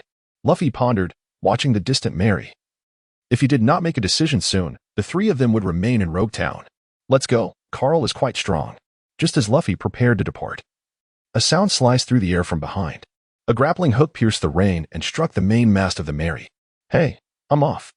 Kasa then used the hook to land directly on the Mary. Luffy, witnessing this scene, laughed heartily at the absurdity. He then stretched his arm, grasping the railing of the Mary and yanking the still struggling Zoro and Sanji along with him, crashing them onto the ship with his rubber rocket. What are you ruffians doing to the Mary? And who are you? Why are you on my ship? Usopp inquired, peering from behind the mast at the four newcomers. While Nami remained wary of Kasa, ready to push Usopp into battle if things went awry. Hey, Nami, why are you hiding behind me? Luffy chuckled. Ha ha ha. Everyone, we've escaped. Cannonballs continued to rain down around the Mary, and the situation remained dire. Sanji furiously exclaimed, You idiots, no matter how reckless you are, you need to assess the situation. Sanji added, Nami-san, your knight has arrived. Nami queried, Sanji, who is this person? Why is he on the ship with you? Sanji glanced at Kasa, then realized he was indeed there. How did you catch up to us, Kasa? Kasa lifted the coral fish in his hand and remarked, No. I am preparing a meal for you with the exquisite coral fish from the West Sea. It is indeed a fine catch. Observing the fresh ingredients, Sanji's interest was reignited. He accepted the ingredients and inquired of Usopp, Usopp, what about the elephant fish from the West Sea? Seeing that Kasa was a guest and not an adversary, Usopp emerged from the mast. I put it inside. By the way, what is going on? Why can't we ever remain calm when we set sail? Nami concurred exactly. At that moment, Luffy leaped down from the upper deck, landing before Kasa. Luffy exclaimed, Sassy, you're not paying attention, Carl. He then looked at Kasa with a puzzled expression. Aren't you called Kasa? Kasa began, Greetings. Allow me to formally introduce myself. I am Mort Kasa. It is a pleasure to meet you for the first time, Captain Luffy. Luffy replied, Huh? But you look exactly like Carl. Kasa, that is my brother. Luffy, I see. You two truly resemble each other. Indeed, Luffy harbored no suspicions. However, Zoro remained vigilant, observing Kasa with a discerning eye. Sensing an extraordinary aura emanating from the man before him, reminiscent of a master swordsman. At that moment, a cannonball struck near the Mary, causing the entire ship to shudder. Nami lost her balance and nearly fell. Kasa quickly steadied Nami, who expressed her gratitude before immediately transitioning into a commanding demeanor. Everyone, we must leave at once. This storm is peculiar. We need to depart swiftly. Kasa, a solitary traveler upon the tumultuous seas, found refuge within the confines of his speedboat, retreating into a defensive stance as the tempest raged around him. However, today, under Nami's astute guidance, he was taken aback by the sight of a seemingly antiquated single-masted sailboat deftly navigating through the ferocious winds and torrential rain. The Straw Hat crew exhibited an extraordinary synergy that Kasa could not penetrate, relegating him to the role of a mere sniper, intercepting the Navy's assault. With each cannonball that he shot down, detonating mid-air, Smoker could only watch as the Going Merry drifted further away into the storm. With no remaining chances, Smoker resolved to venture into the Grand Line in pursuit of the Straw Hats. Meanwhile, having secured their safety, the Straw Hat crew gathered as Luffy produced a barrel of sake, marking their rite of passage into the Grand Line. Luffy beckoned Kasa to join them, but he waved his hand, asserting that he was not a member of the Straw Hat crew and thus would not partake in the festivities. Upon hearing Kasa's reasoning, Luffy ceased his invitation. As the vibrant two-dimensional scene unfolded before him, Kasa retrieved his camera, capturing the moment to document his journey in this world and to bear witness to the birth of a legend. With the 5 crew members raising their feet to shatter the sake barrel, their faces radiated with joyous smiles. Kasa fixed his gaze upon the scene and captured it. At this moment, they were nearing the entrance to the Grand Line. Here, the original plot of the animated series did not unfold, nor did the tale of the Millennium Dragon. Thus, they proceeded directly to the entrance of the Grand Line. As Nami analyzed the currents, she identified the entry point and successfully navigated into the flowing passage of the Grand Line. Despite the bumps along the way, the Straw Hat crew, relying on their own skills, surged to the pinnacle, racing through the currents towards the Grand Line. Kasa observed the smiles adorning the faces of the 5 individuals, pondering how their expressions would transform upon encountering Lab. He was already poised to document the moment. Meanwhile, within the splendid realm of the Grand Line, a telephone snail aboard a warship began to ring. Carl answered it. Instantly, the telephone snail, holding a cigar, exhaled a plume of smoke and spoke. "Hello, is this Carl? Smoker? What is it? I have located the whereabouts of Mort Kasa. He is aboard the Straw Hat pirate's vessel, and your ship remains in Log Town." At this moment, Carl realized that Kasa intended to leverage the strength of the main characters to confront him during the peak of the war. "I understand now. Are you planning to pursue the Straw Hat crew?" "Indeed. I sense that this group will incite a great storm, and I must thwart their progress." "Very well. If that is the case, I shall await you in the Grand Line." After terminating the call, Carl contemplated Smoker's capabilities. As a civilian, Smoker had ascended through sheer determination and strength to his current status, although he was merely a captain at present. His mastery of martial arts and devil fruit abilities rendered him comparable to a rear admiral. Unlike Carl, who had the support of Garp and the system, Smoker's powers were slightly inferior. Nevertheless, Smoker would undoubtedly emerge as a formidable adversary for the Straw Hat crew in the future, and Carl pondered whether he should extend a helping hand to him. At that moment, the door to the room swung open. "Hey, Carl. The ship has arrived at G1 branch." "Ah, Shamira, did I not instruct you to knock before entering?" Shamira replied, "I am your vice admiral. Why should I knock? Hurry up and resolve this, for I wish to go shopping." Carl gazed at Shamira, adorned in her navy attire, with a bow and quiver slung over her shoulder. 2 years prior, after rescuing her from the clutches of the 9 snake pirates, he had extended an invitation for her to join the Navy. Perhaps it was the allure of the vibrant world beyond that compelled Shamira to accept. She pledged to serve in the Navy for 5 years before returning to the Amazon Lily Kingdom. Carl ascended to the deck, observing the G1 branch of the Navy, one of the many afflicted by a significant financial shortfall of nearly 2 billion. He felt compelled to ascertain how Kasa had managed to clandestinely abscond with such a colossal sum. The base commander of the G1 branch, the mole-like rear admiral with a distinctive mohawk hairstyle, sported long, deep purple hair tied back. "Admiral Carl, it has been quite some time. I have received orders from Marshal Sengoku to fully cooperate with your endeavors," he stated. "Very well. Please escort me to the prison. I wish to interrogate those responsible for the treasury," Carl replied. "Indeed, however, it has been nearly a year since the incident, and I believe they should be in good standing. They were all vetted through multiple levels of approval to be entrusted with the treasury security," the mole expressed, perplexed by the bizarre disappearance of military funds from a year prior. The truth eluded them, and these individuals remained under suspicion.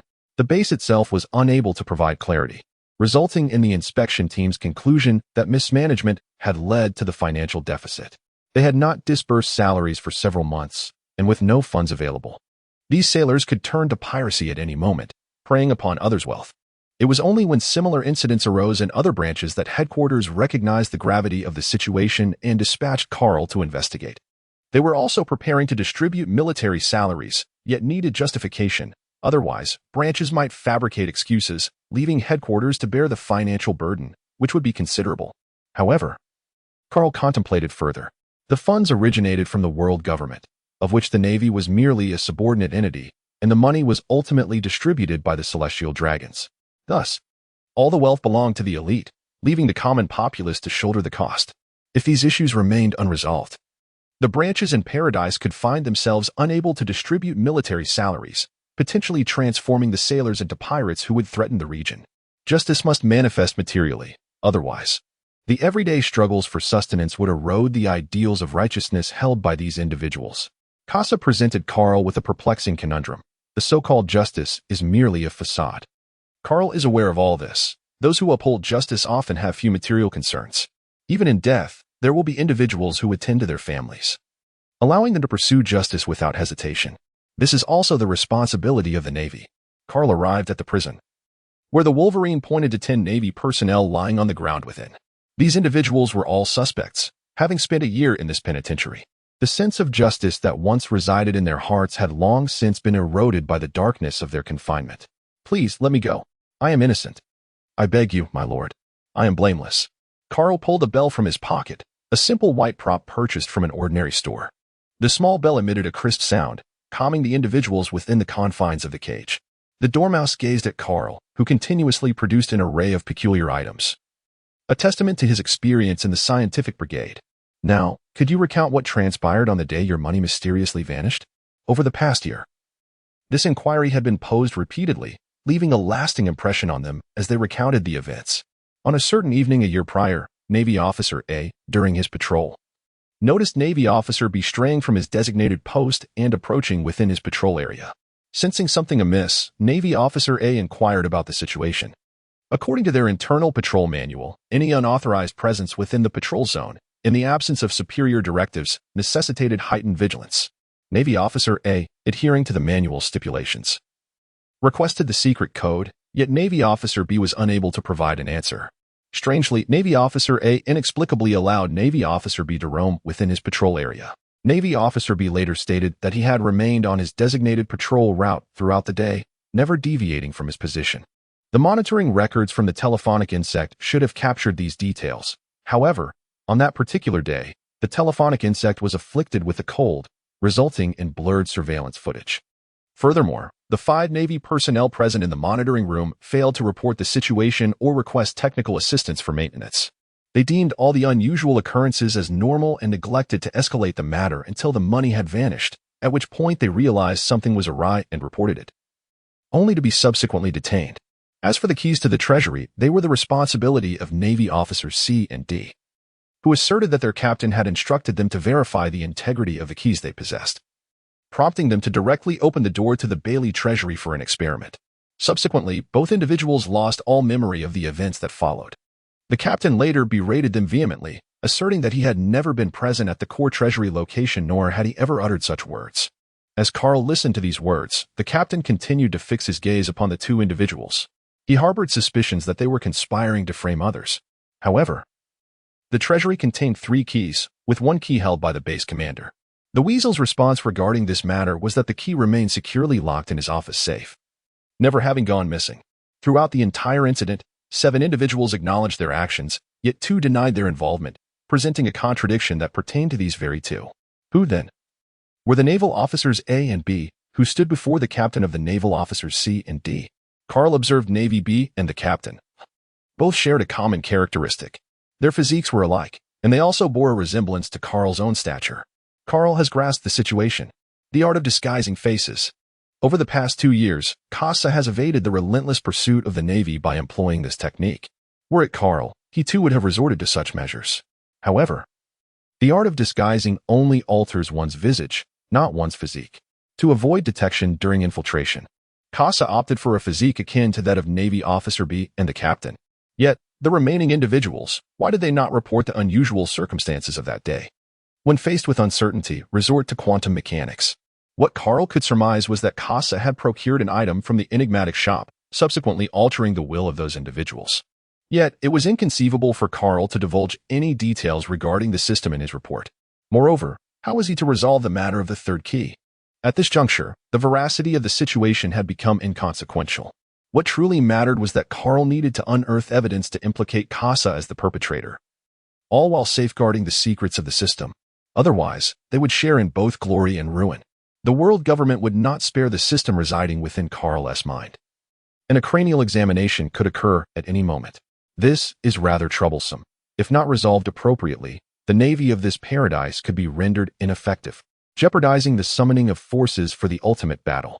The strategic maneuvers executed by Kasa may potentially influence the enthusiasm of these naval forces. In the event of an impending conflict, a diminished presence of personnel from the party, or a lack of commitment from those deployed, could significantly alter the course of the war. Carl, General Squirrel, please visit your office for a moment. Subsequently, let us relocate these gentlemen to another cell.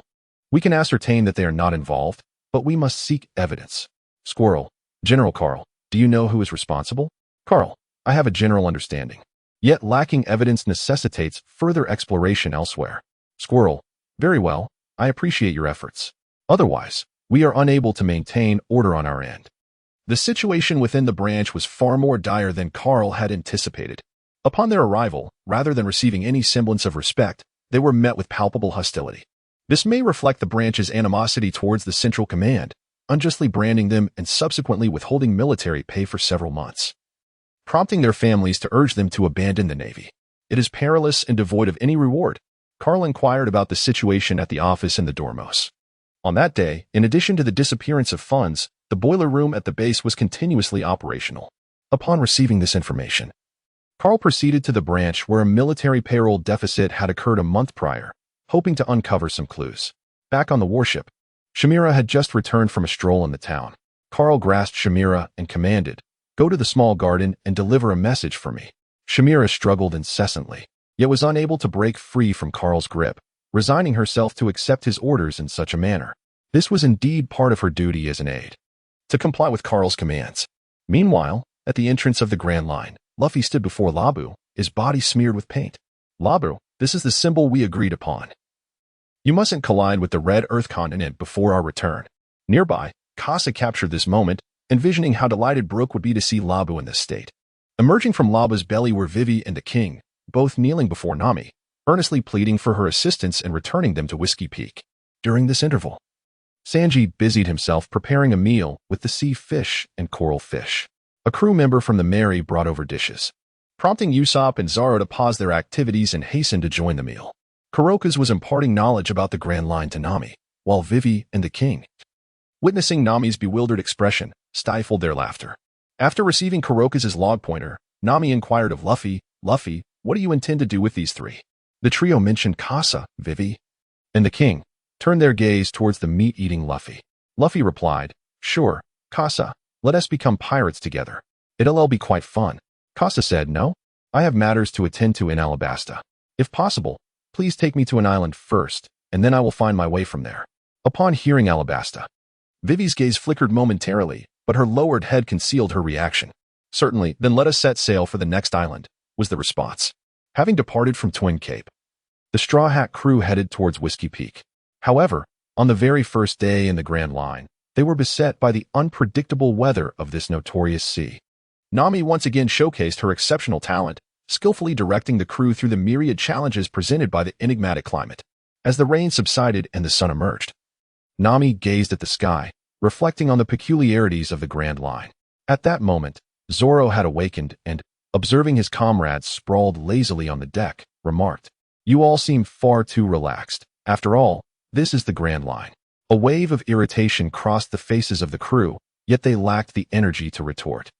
Zoro then turned to Vivi and the king, stating, "I feel as though I have heard of you two before." As Vivi and the king trembled, wishing to evade the situation, Nami appeared behind Zoro, her anger palpable, ready to settle the score. She struck Zoro on the back of his head with a powerful punch, exclaiming, "You jerk, how dare you say that?" Zoro glared at Nami, but she swiftly asserted her dominance, causing him to collapse to his knees, his head swelling from the impact. Kasa gazed at the horizon emerging in the distance, the weather having stabilized, indicating that they had entered the vicinity of the island. "Miss Nami, the island is already visible," he announced. This revelation thoroughly invigorated Luffy and Usopp, who had been sprawled on the deck. The two leapt into a jubilant dance, shouting in delight at the prospect of landing on the island. Vivi and the king then hopped onto the edge of the deck, exchanged a few pleasantries, and promptly plunged into the sea, swimming towards Whiskey Peak. At that moment, Sanji emerged, realizing that Vivi was no longer present, and redirected his attention to Nami. The group continued their journey towards Whiskey Peak. Kasa possessed remarkable vision, having already discerned the multitude of tombstones dotting the peaks of Whiskey Mountain. Currently, the mountain was filled with the members of the Baroque works, each a mere pawn valued at 1 to 24 soul coins in Kasa's eyes. Though few in number, their sheer abundance was overwhelming.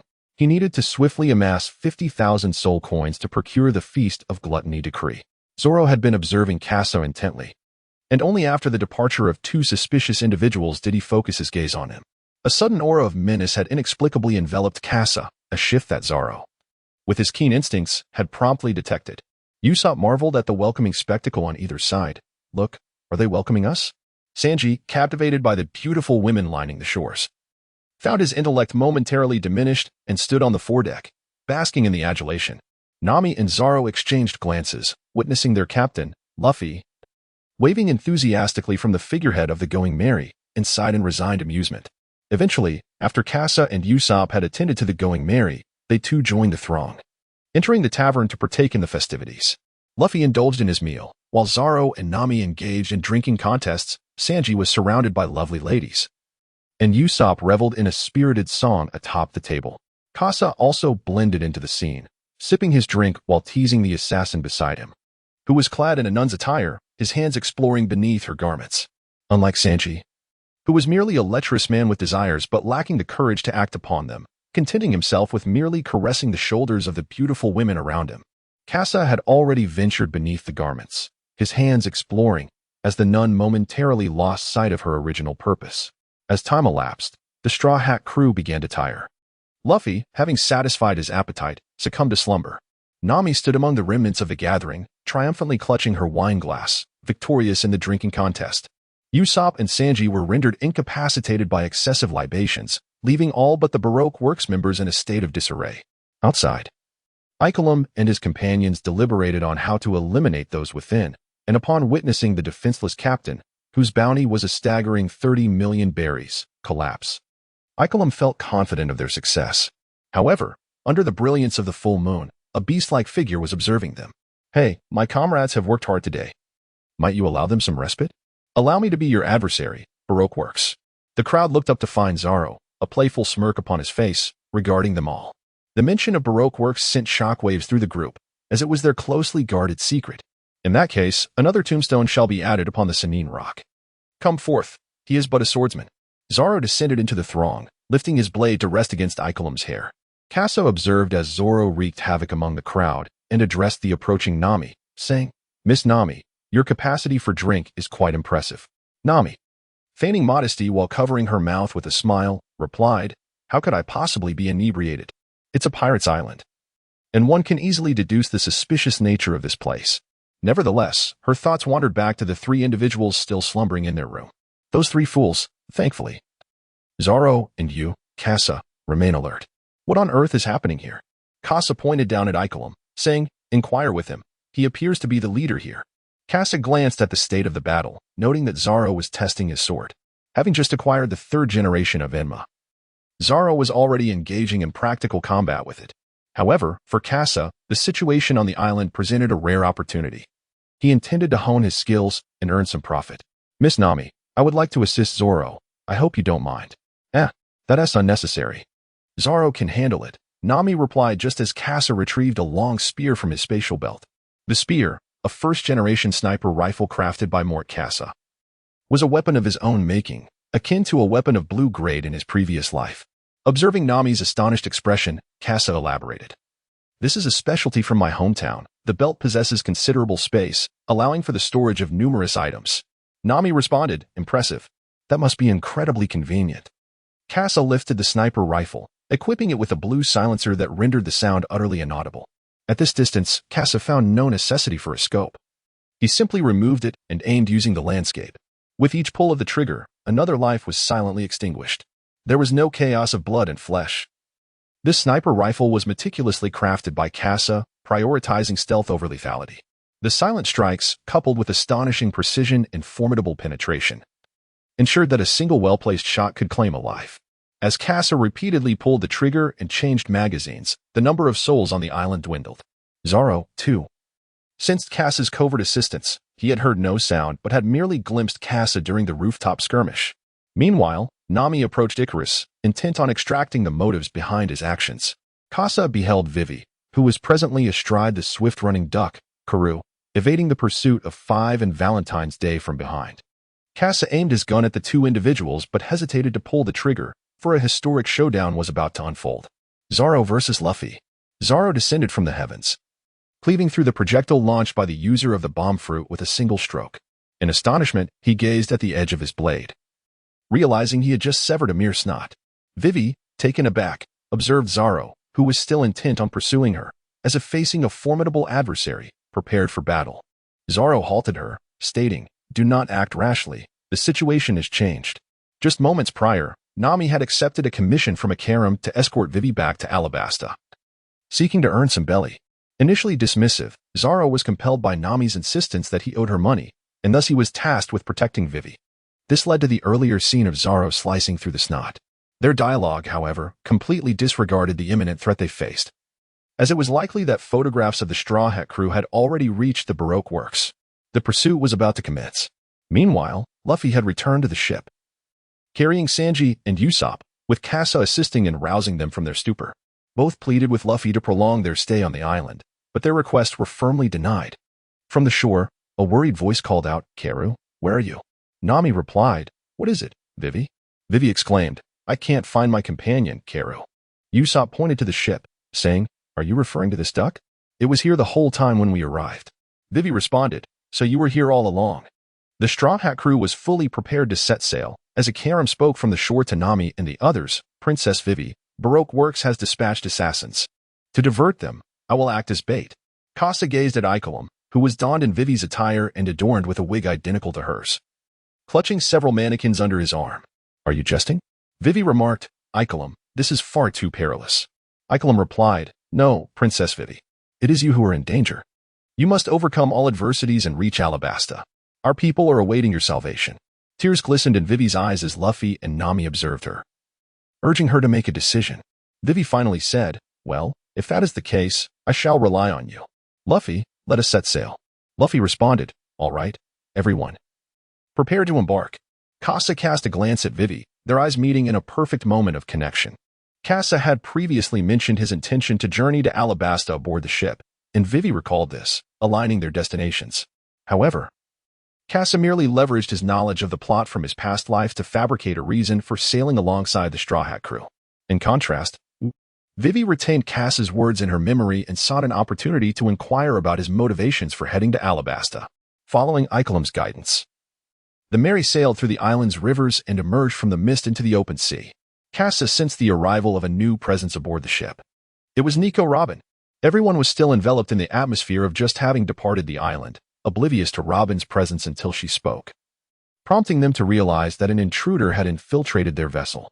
Vivi stared at Robin in shock, exclaiming, "Sunday." Robin, with an air of intrigue, regarded the now alert crew below and replied, "Greetings, Princess Vivi." Just then, an explosion erupted on the horizon, marking the direction of Ikelam's departure. Vivi, unable to comprehend the scene before her, witnessed the demise of Ikelam right in front of her eyes. With a furrowed brow, Kasa contemplated the unfolding scenario. According to the narrative, there should at least be a verbal exchange before an explosion occurs. Had his mere presence triggered a butterfly effect? Robin, observing the dazed expressions of those around her, spoke up, "Princess Vivi, do you truly believe that these newly arrived pirates can aid you in vanquishing Crocodile? I doubt you will even reach Alabasta." Luffy retorted angrily, "Enough chatter. We have Nami on our ship. She can navigate us to Alabasta." Luffy's inexplicable confidence elicited a light laugh from Robin. Sanji, only then realizing he stood before a striking beauty, dropped his weapon and began to flirt. Robin tossed a permanent log pose towards them, stating, "This is a log pose to Alabasta. While I harbor doubts about your ability to reach Alabasta, I am intrigued to see how far you can go." Vivi and Nami pondered Robin's intentions, grappling with the fact that she had just slain a Karam, questioning whether she could be trusted. However, their deliberation could not keep pace with Luffy's impulsiveness. Seizing the log pose from the ground, Luffy crushed it in his hand. Nami and Vivi gasped in shock, their eyes widening at Luffy's audacity. Luffy glared at Robin, declaring, "Enough. This is my ship. I will go wherever I please." With that, Nico Robin departed, riding away on a turtle. Nami, furious, began to chastise Luffy. What if she is a good person? What if the log pose is genuine? Have you considered Vivi's situation? Seizing a moment to speak, Luffy replied, "I don't like her. She killed the curly-haired guy." Seeing the two bicker over her, Vivi hurried to mediate, prompting Nami to release Luffy, though her anger lingered. Everyone was acutely aware that they were about to confront the warlord of the sea, Crocodile, and glanced at Kasa, who, being a non-crew member, could choose to avoid this turbulent situation. As Kasa felt the gaze of the crowd upon him, Sanji spoke up, saying, "Kasa, although our objectives align, we must confront the 7 warlords. You are not obliged to join us." Kasa gazed at Luffy and Vivi, waving his hand and saying, "Speaking of which, are you aware of Crocodile's background?" Luffy, Zoro, and Sanji stood in a row, tilting their heads in unison, their expressions adorned with question marks. Kasa could easily discern that they were entirely oblivious to the matter at hand. Kasa sighed softly. Although he had long been aware of this, he had nonetheless experienced the realm of the powerful. He feared that his presence here might precipitate unforeseen events, hindering Luffy's ability to contend with Crocodile. It is essential to acknowledge Crocodile's formidable strength. He is not devoid of haki. Rather, in the moment he discovered that the Pirate King was absent from Alabasta, his composure faltered, rendering his observation haki utterly ineffective. As for haki, his fruit ability surpasses the might of armament haki. It is crucial to understand that his desiccation technique disregards defensive capabilities, directly siphoning moisture. When faced with a brawler like Luffy, who relentlessly sought his weaknesses through multiple challenges, it was only then that he ultimately triumphed over Crocodile. In order to be prudent, Kasa decided to commence the demonstration of his formidable presence here, first ensuring that the 3 primary forces before him grasped the essence of his dominance. Kasa spoke, "Luffy, come here for a moment." Luffy, filled with confusion, nonetheless approached Kasa. Kasa's fist struck Luffy's abdomen with astonishing speed, leaving Luffy no time to react as he was sent flying. Zoro, with his fingers poised against the hilt of his sword, crouched slightly to gather strength, aiming directly at Kasa. Sanji, taken aback by Kasa's sudden assault, inquired, "Hey, you scoundrel, what are you doing?" After being flung away, Luffy cried out in pain. Usopp, hearing this, questioned, "How is that possible? How can you be in pain? You're made of rubber."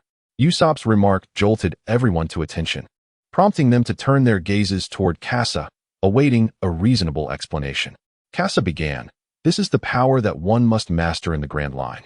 A force wielded by the strongest in the world, haki.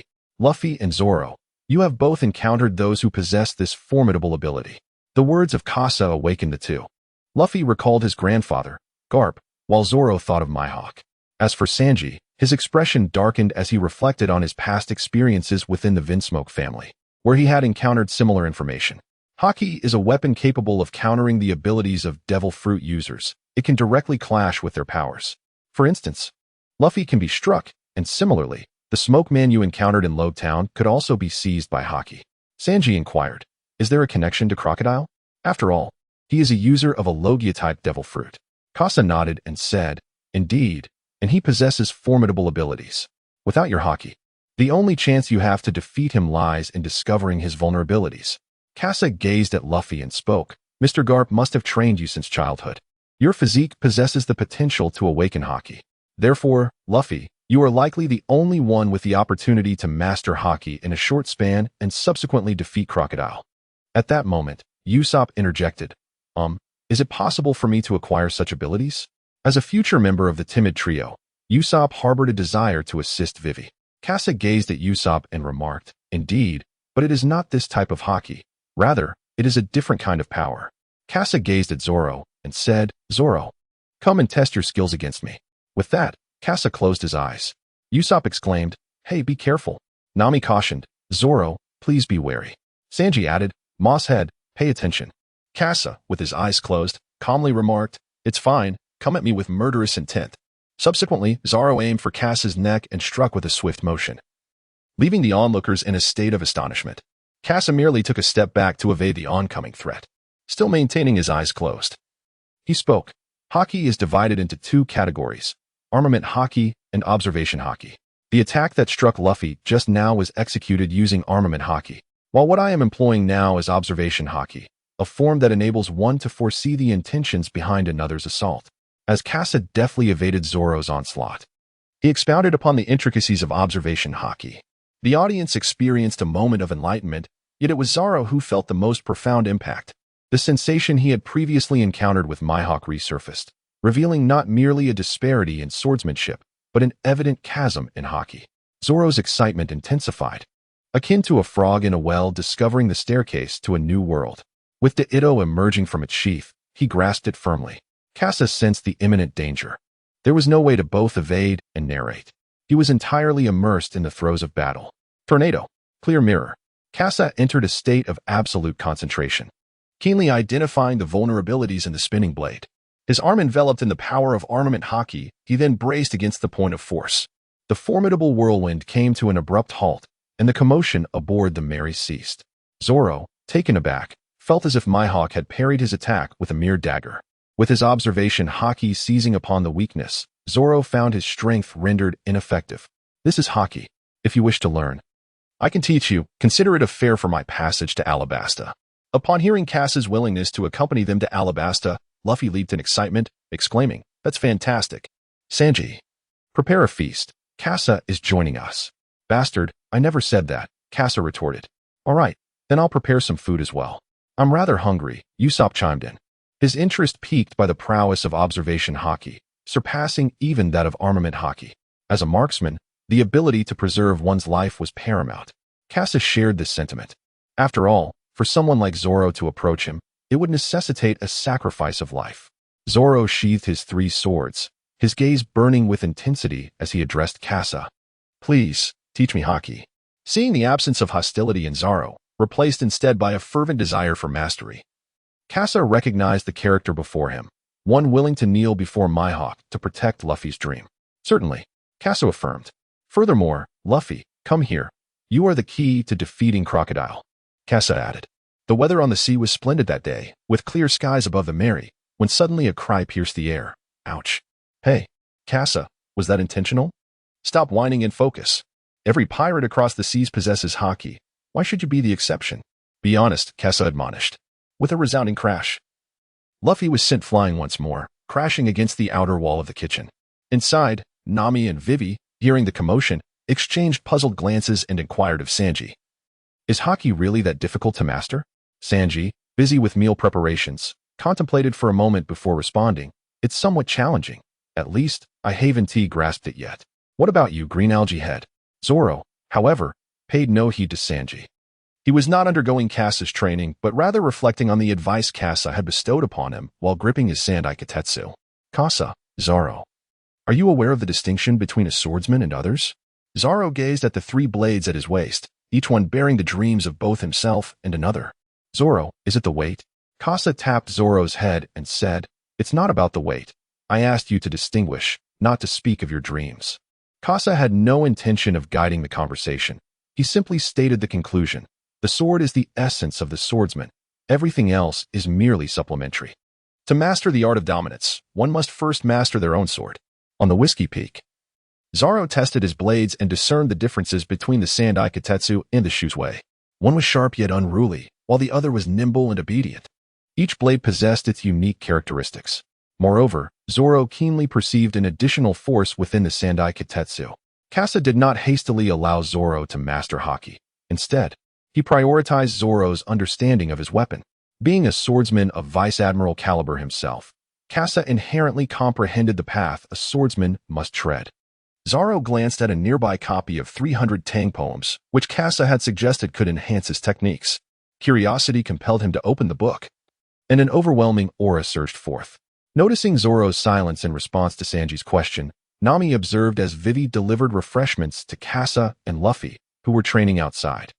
Nami then approached Usopp, who was engrossed in examining the spatial pouch Kasa had provided. Nami said, "Hey, Usopp, I also wish to assist Vivi. Could you craft a weapon for me?" Meanwhile, Vivi carried a tray towards the aft deck. Kasa is instructing Luffy on how to master the technique of armament haki, guiding him to utilize haki-imbued fists in order to truly perceive the essence of this power within his own body. However, this method proves to be rather taxing for Luffy. In a demonstration, Luffy is struck with a punch that momentarily takes his breath away. Kasa, having tempered his strength, employs only a modicum of haki to facilitate Luffy's understanding. Kasa inquired, "How does it feel this time?" Luffy adjusted his breath and replied, "It seems that your punches are not as solid as before." Kasa remarked, "Indeed. The armament haki can be envisioned as an invisible armor. Just now, when my haki diminished, it signifies a reduction in armor and a subsequent decline in defensive capability." Vivi approached the two from behind and interjected, "Gentlemen, I appreciate your efforts. Why not take a moment to relax and enjoy a glass of juice?" Luffy turned his gaze towards Kasa, recognizing the importance of respecting Kasa's insights as he continued his learning. Kasa nodded, casually picking up a cup of juice, only to find that Luffy had already finished his. He then inquired, "Delicious. Vivi, is there any more?" Vivi replied, "Yes, Sanji has prepared plenty." Luffy exclaimed, "Then I shall go and have a few more cups." On the aft deck, only Kasa and Vivi remained. Vivi turned to Kasa and said, "Thank you, Mr. Kasa." Kasa took a sip of juice and remarked, "It's nothing. After all, I will part ways with you upon reaching Alabasta, so do take care of yourselves." Vivi nodded in agreement, saying, "Indeed, but regardless, I must express my gratitude to you. Otherwise, we would have been at a loss on how to confront Crocodile." Kasa grinned and said, "It's all right. Luffy can prevail." At this moment, Kasa's unwavering confidence in Luffy provided Vivi with a sense of relief. Meanwhile, Luffy, who had just quenched his thirst with juice and was unceremoniously kicked out of the kitchen by Sanji, gazed at the horizon ahead and exclaimed, "Everyone, I see an island." His voice captivated the crew, drawing them to the foredeck, where they beheld an island adorned with two prominent peaks. Luffy inhaled the island's primal essence with fervor, declaring, "I can smell the scent of adventure, Sanji. Prepare me a pirate's lunch. I am ready to embark on an adventure." Sanji, still occupied with washing dishes, looked at the eager Luffy and replied, "All right, just give me a moment." The rest of the crew busied themselves with preparations to land, unaware of the events that would unfold on this small island. Meanwhile, giants and lurking assassins continued to watch Kasa's women from the depths of the jungle. At long last, "I have awaited you, Kasa." In the Grand Line, at the Navy's G8 branch, stood Balon Fortress. In the office of Commander Jonathan at the fortress, Carl sipped his warm tea while observing Jonathan as he unveiled the report. This document pertained to the theft that had occurred a month prior in the treasury. Contrary to the assessment made by the inspection team, Jonathan categorically labeled this incident as an act of thievery. Moreover, the prime suspect was believed to be the infamous phantom thief, Kasa. Jonathan remarked, "General Carl, take a look at these reports. There are certain ambiguities that may be clearer to you, as the principal party involved, regarding how the phantom thief accomplished this." Carl turned to the final page of the report, where the remnants of ash from the boiler room lay. Among the ashes, there were a few bills of Bailey that had not been completely consumed by the flames. The 30 billion Baileys that were stolen never left the fortress. If all goes as expected, they have already been incinerated. This aligns with the modus operandi of the phantom thief from 2 years ago, which leads me to suspect that it is indeed the work of the thief. However, I remain perplexed as to the motive behind such actions and how he managed to transform our team members in that manner. Jonathan picked up his cup of red tea and continued, "Perhaps that day unfolded as follows. The phantom thief must possess the ability to disguise himself, allowing him to infiltrate as someone we are familiar with. This is likely the reason the Navy has been unable to locate him. Secondly, concerning the key, it may either be related to the fruit abilities or the technology used by the scientific division. If we can resolve the issue regarding the key, we will ultimately uncover the cause of the Navy's anomalies." Carl observed that Jonathan had already elucidated much for him, and he now understood how to compose his report. As for the abilities related to fruits and technology, it sufficed to present them in a coherent manner. Carl interjected, guiding Jonathan, "It must be the hypnotic abilities.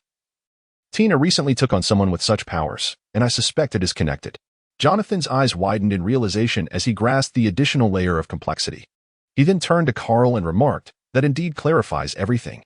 It is all the fault of that peculiar thief, and the patrol unit need not linger any longer with me." Jonathan looked at Carl, seeking his affirmation. In truth, the reality of the situation had become inconsequential. They both understood the necessity of a scapegoat to restore the faith of the naval ranks in their headquarters. When Carl departed from the G1 branch, he understood that Sengoku's true intention was not to conduct an investigation but rather to assess him. It was a test to see whether he would be willing to shift all responsibility onto Kasa.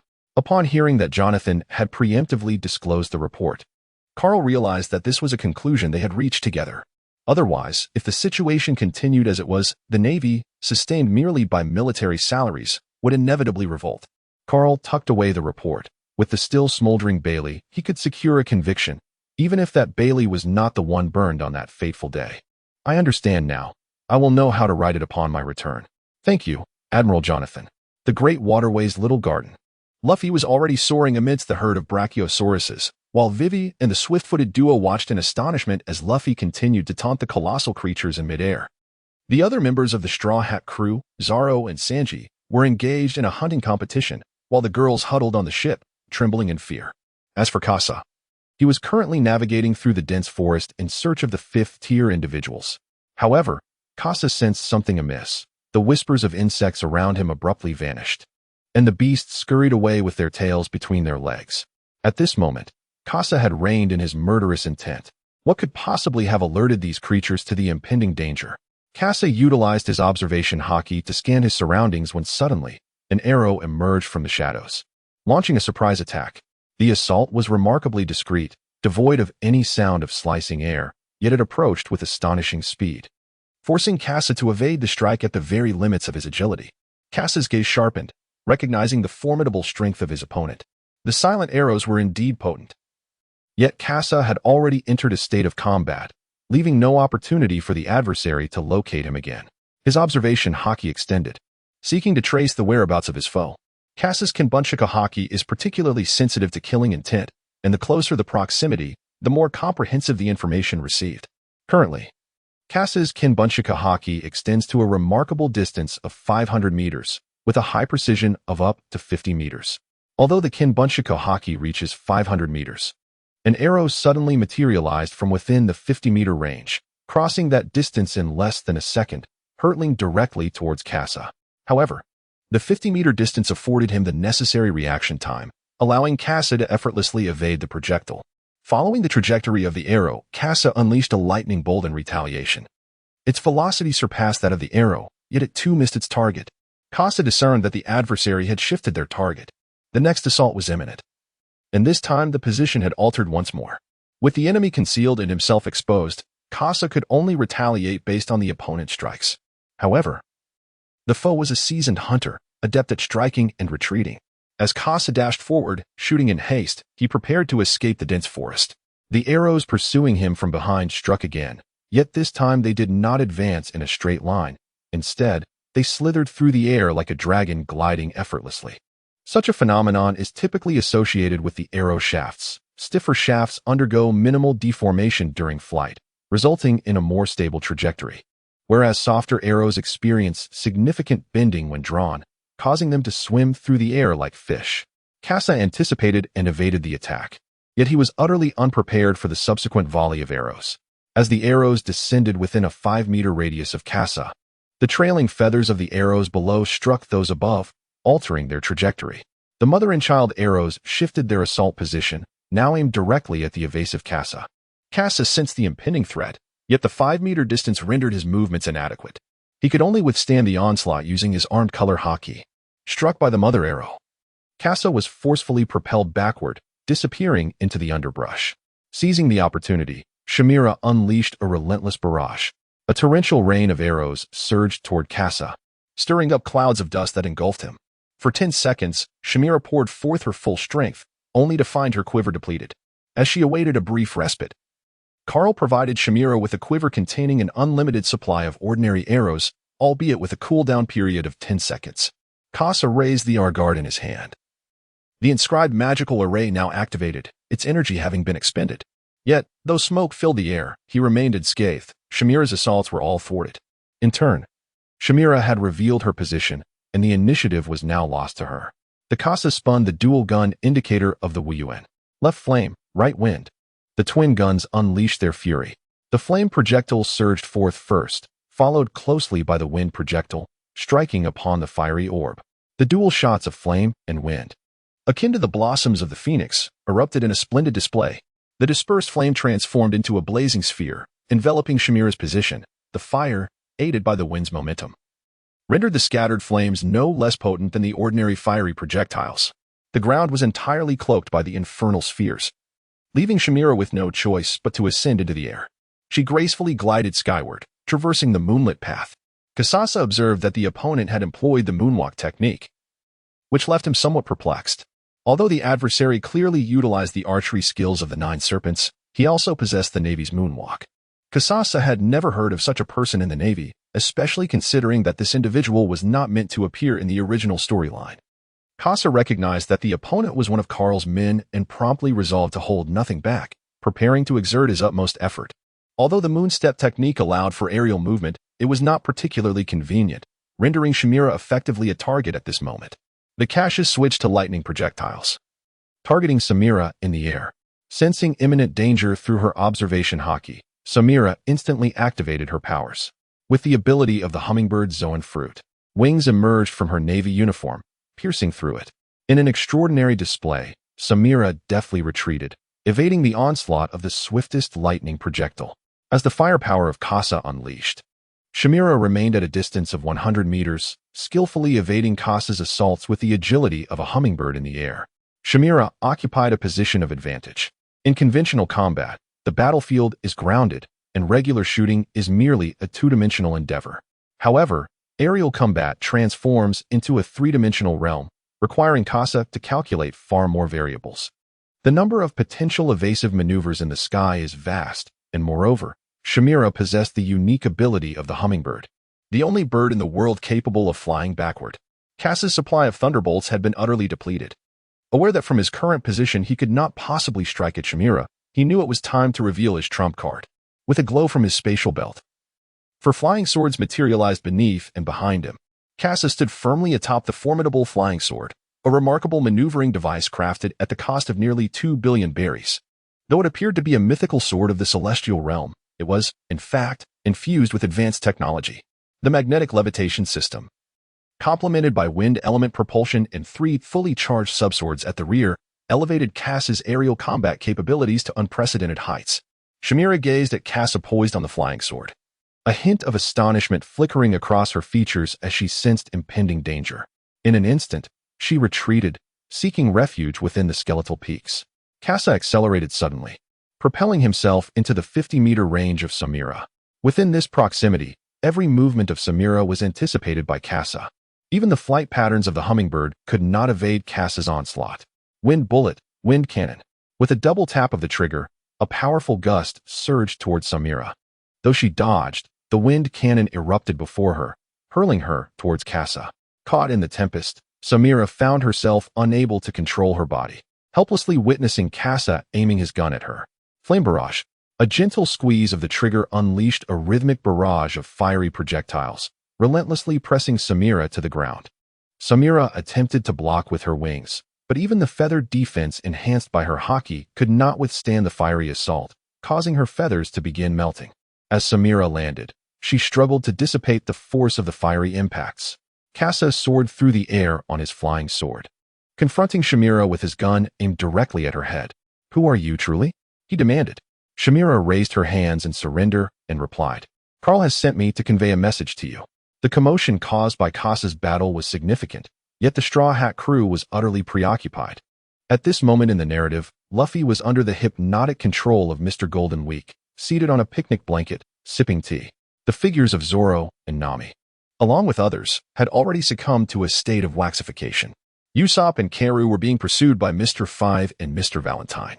Suddenly, a bullet from Kasa struck Usopp in the back, creating a flame that obstructed their pursuers, allowing Usopp and Karu to swiftly retreat to the candle stand. Upon arrival, they beheld the immobile trio and the helpless Luffy. Usopp, filled with rage, exclaimed, "Hey, Luffy, what on earth are you doing? Everyone is in this state, and you're still leisurely drinking tea." Unable to hear Luffy's explanation, Usopp recalled the flame that had just saved him, and a spark of inspiration ignited within him.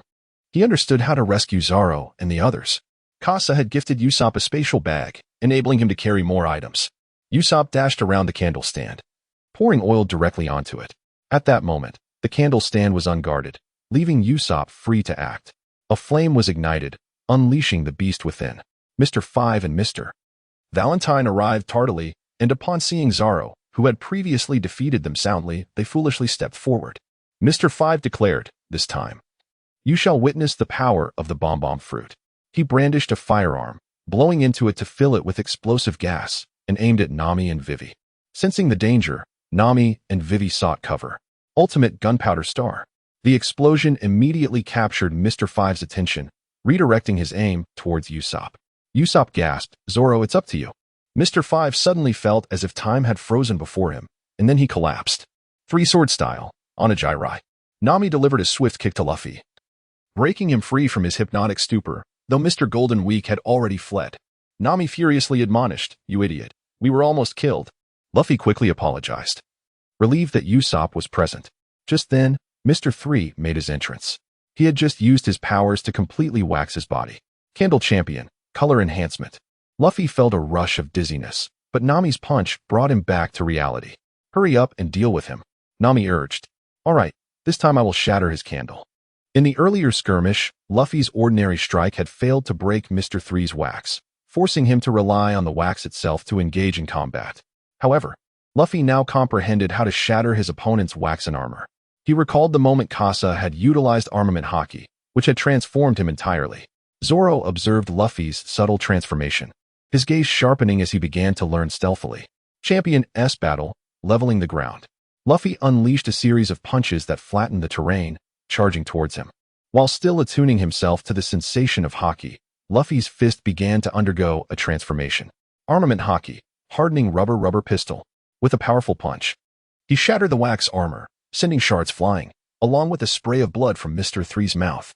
Luffy gazed at his fist, acknowledging that he had indeed manifested this power, with a significant increase in potency.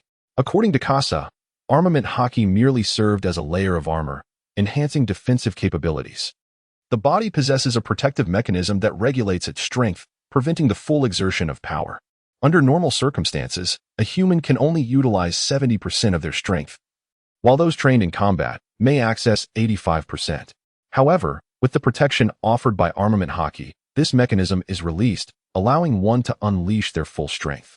This explains the amplified attack power when employing armament haki.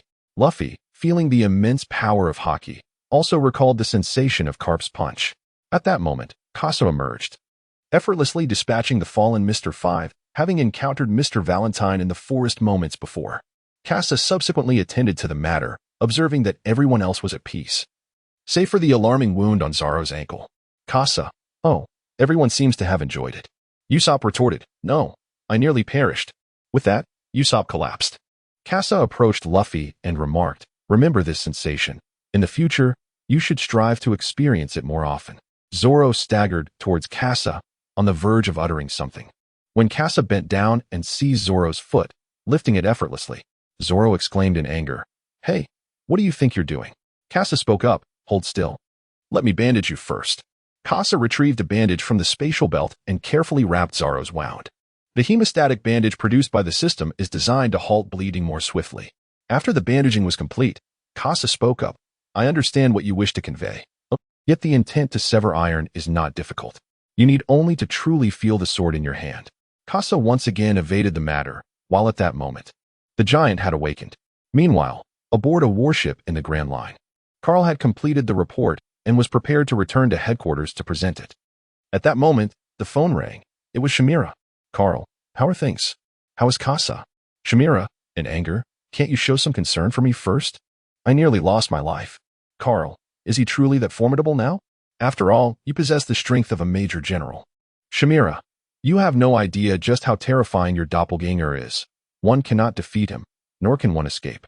Carl recalled that Shamira was a user of the hummingbird fruit, a power he had seized during his training on a pirate ship. This fruit granted exceptional agility in the air. However, he was surprised to find that Shamira still fell short in this regard compared to Kasa. "Carl, this is something I had not taken into account. Has the word spread?" What was his reaction? Shamira, "Why should I care?" Carl, "Huh?" Shamira, sensing Carl's displeasure, quickly rephrased, saying that is precisely how he responded. Carl, "Then hurry back to headquarters and draft a report detailing Kasa's capabilities." Shamira, I refuse to write it. You scoundrel Carl. Seeing that the phone bug had already succumbed to slumber, Shamira realized her words had become meaningless. At this moment, she was battered and bruised, hastily retrieving the third-tier Qingmu Dan that Carl had exchanged for her. Miraculously, her visible wounds began to mend before her very eyes. As she gazed upon the gaping chasm in the skeletal peak, she recalled that her battle with Kasa had not yet reached the summit. Only that Kasa had inquired about Carl's current strength. Kasana brandished his weapon and launched an assault. In response to Kasana, Shamira remarked, "His mightiest attack pales in comparison to yours." Satisfied with her reply, Kasana departed. However, unbeknownst to him, the mightiest attack Shamira referred to was one executed by Carl a year prior. Nami fell, just as the narrative foretold, collapsing before the Straw Hat crew. Kasa possesses a means to cure Nami, yet such an act would irrevocably alter the forthcoming narrative of the Straw Hat crew, precluding the possibility of reaching Drum Island to rescue Chopper. Standing atop the lookout tower, Kasa reflects on the words brought by Carl. The rectification of fate, he muses, inevitably demands a sacrifice. Kasa is aware that Carl's involvement in the Straw Hat Pirates has altered the original storyline. Kasa discerned an unsettling shift from certain hints in the small garden. While some aspects of the narrative had altered, the overall essence remained largely unchanged. Nevertheless, Kasa retained Carl's words in his heart and chose to release Mr. San, recognizing not only his necessity in the impending war, but also the significant role Mr. San would likely play in the future. At that moment, a figure emerged on the horizon, causing a stir upon the deck. Kasa understood that Valpo was about to make his entrance. A submarine surfaced, and Valpo leaped aboard the Mary. Just as Valpo prepared to open his mouth wide to engulf the Mary, the scene unfolded. Kasa leaped from the sky, delivering a powerful kick. This scene, which had not transpired in the original narrative, was nonetheless enacted by Kasa. Despite his apprehension that the consciousness of this world might attempt to amend the storyline, Kasa would not permit anyone to inflict harm upon the Mary. He had shed tears when the Mary sank into the depths of the ocean amidst flames. Luffy, tilting his head in curiosity, inquired, "Who was that strange person just now?" "Kasa, it matters not. The weather has stabilized, and we are nearing the island." "Luffy, take a look around while I check on Nami." Kasa entered Nami's room, where only Vivi was present, tending to her. Vivi inquired, "Mr. Kasa, what just transpired outside?" "Kasado, it's all right, Vivi. I have matters to attend to in Alabasta, so it is possible that I cannot accompany you." Vivi's expression fell. For Kasado's prowess was indisputable and could significantly aid their cause. However, Kasado had made it clear that he could not join them. Nami, reclining on the bed, spoke up, "Vivi, could you please check on Luffy and the others? I fear they might do something foolish." Nami, perceiving Vivi's disappointment, sought a reason to send her away. Then, as she rose, Kasado quickly assisted Nami to her feet. Nami gazed at Kasado weakly.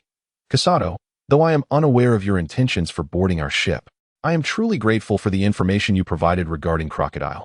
Kasa was taken aback to discover that Nami had indeed perceived her ulterior motives in approaching the Straw Hat crew.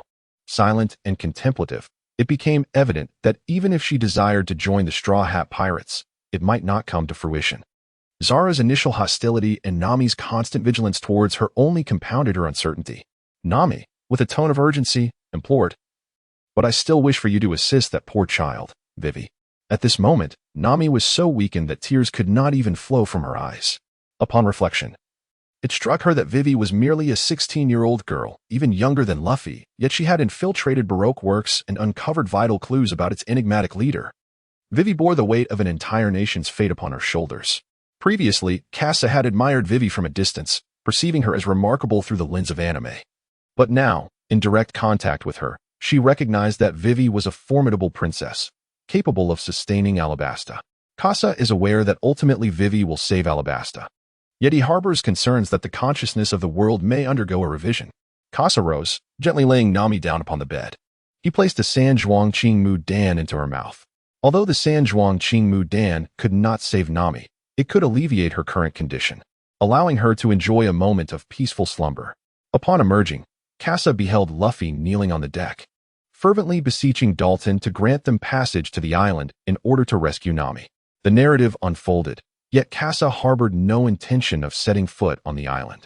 The individuals destined to embark remained unchanged from the original tale, save for Usopp, who took Zoro's place, alongside Kasa. With Kasa's presence, Usopp felt reassured to guard the ship. And simultaneously, Nami's climate baton could be further enhanced. Usopp's skill set was rather peculiar. He possessed formidable marksmanship, dexterous hands, and a robust health bar. In the past, Usopp sought ways to enhance his offensive capabilities.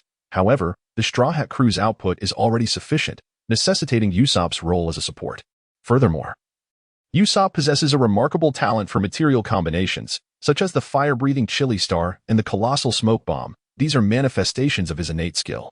Additionally, with the potential awakening of an extensive observation haki in the future, Usopp could serve as the command center for the Straw Hat crew, continually providing resources for his companions.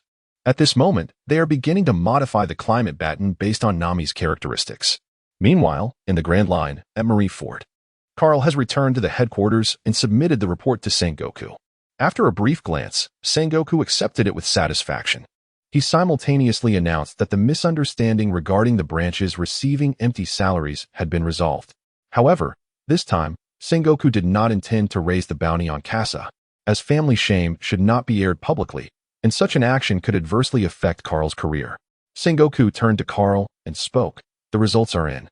The Eye of Death has confirmed that it was indeed the phantom thief Kasa, who possesses the remarkable ability to disguise himself. Carl replied, indeed. And the report in hand indicates that the strength of the phantom thief Kasa has now ascended to that of an elite vice admiral. Upon hearing Carl's assessment, the threat posed by Kasa in the Warring States period escalated to an even higher level. The existence of Kasa transcends mere combat prowess. His profound understanding of the Navy poses a significant threat.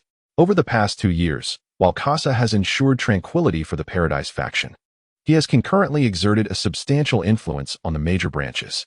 Sengoku, Carl, we can no longer allow Kasa to continue in this manner. He must be swiftly dispatched to impel down. Carl received new orders and departed from the office of the Warring States. At that moment, Shamira had just arrived outside the office. Guided by the hummingbird fruit and the life paper, Shamira swiftly made her way back to Marineford in the shortest distance possible. Shamira spoke, old man. He wants you to come over and enjoy some senbei. Carl seemed to recall something, and after a moment of contemplation, he spoke. No. I shall visit Sakaski. You prepare for our departure to sea. Shamira, displeased, exclaimed, Huh? Where are you off to again? Off to the old man's for some amusement, I suppose. Carl maintained his tone unwaveringly. Let us venture to Alabasta and seek retribution. Shamira exclaimed with excitement. Hooray! Meanwhile, beyond Drum Island, under the collaboration of Kasa and Usopp, they finally succeeded in creating Nami's scientific climate baton. Kasa has optimized the first version of the climate baton, directly advancing to climate baton 2.0.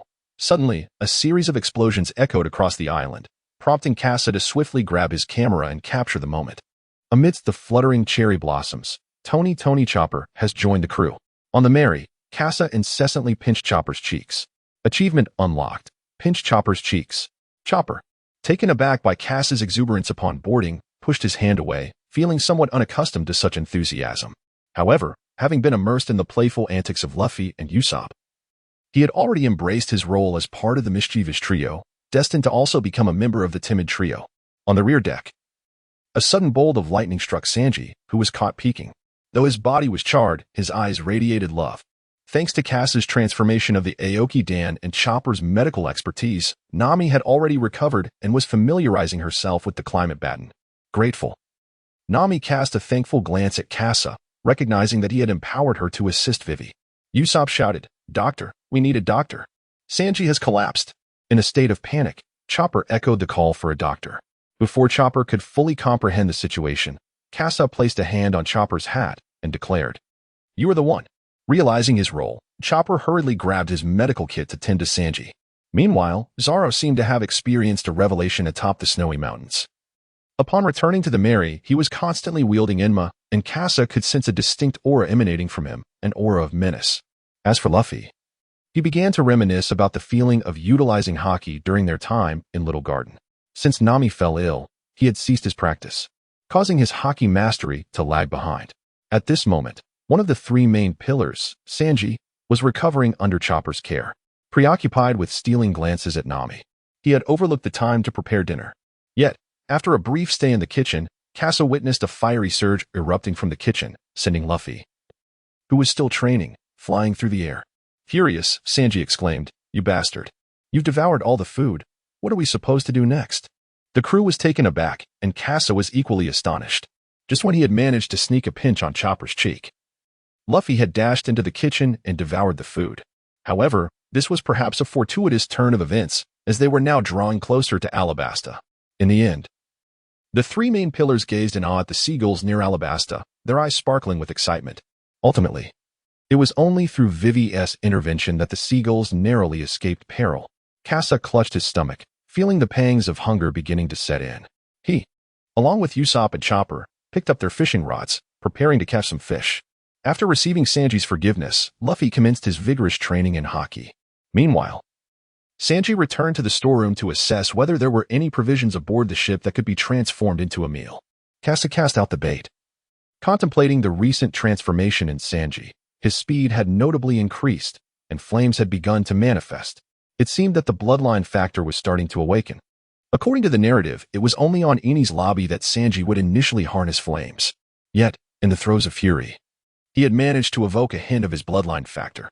Perhaps it was due to Cass's relentless provision of potent flesh over the past month that Sanji, while experimenting with culinary creations, had sampled those very meats, thereby further enhancing his physique. Regrettably, had Kasa arrived at Baratai a moment sooner, he could have witnessed the clash between Sanji and Jin, revealing whether Sanji had indeed surpassed the narrative's strength at that time. Chopper, seated beside Kasa, inquired with curiosity, "Kasa, are you not one of the crew?" Kasa replied, "No, I am merely a guest. Upon our arrival in Alabasta, we shall part ways." Just as Chopper was about to respond, the Mary entered a thick fog, accompanied by a pungent scent of sulfur. Kasa was acutely aware of the impending challenges that lay ahead. Should his visage be presented before Crocodile, the latter would undoubtedly adopt a state of utmost vigilance against the Straw Hat crew. It is essential to recognize that Luffy's ability to confront him thrice was largely due to Crocodile's underestimation, which permitted Luffy to persevere through dire straits.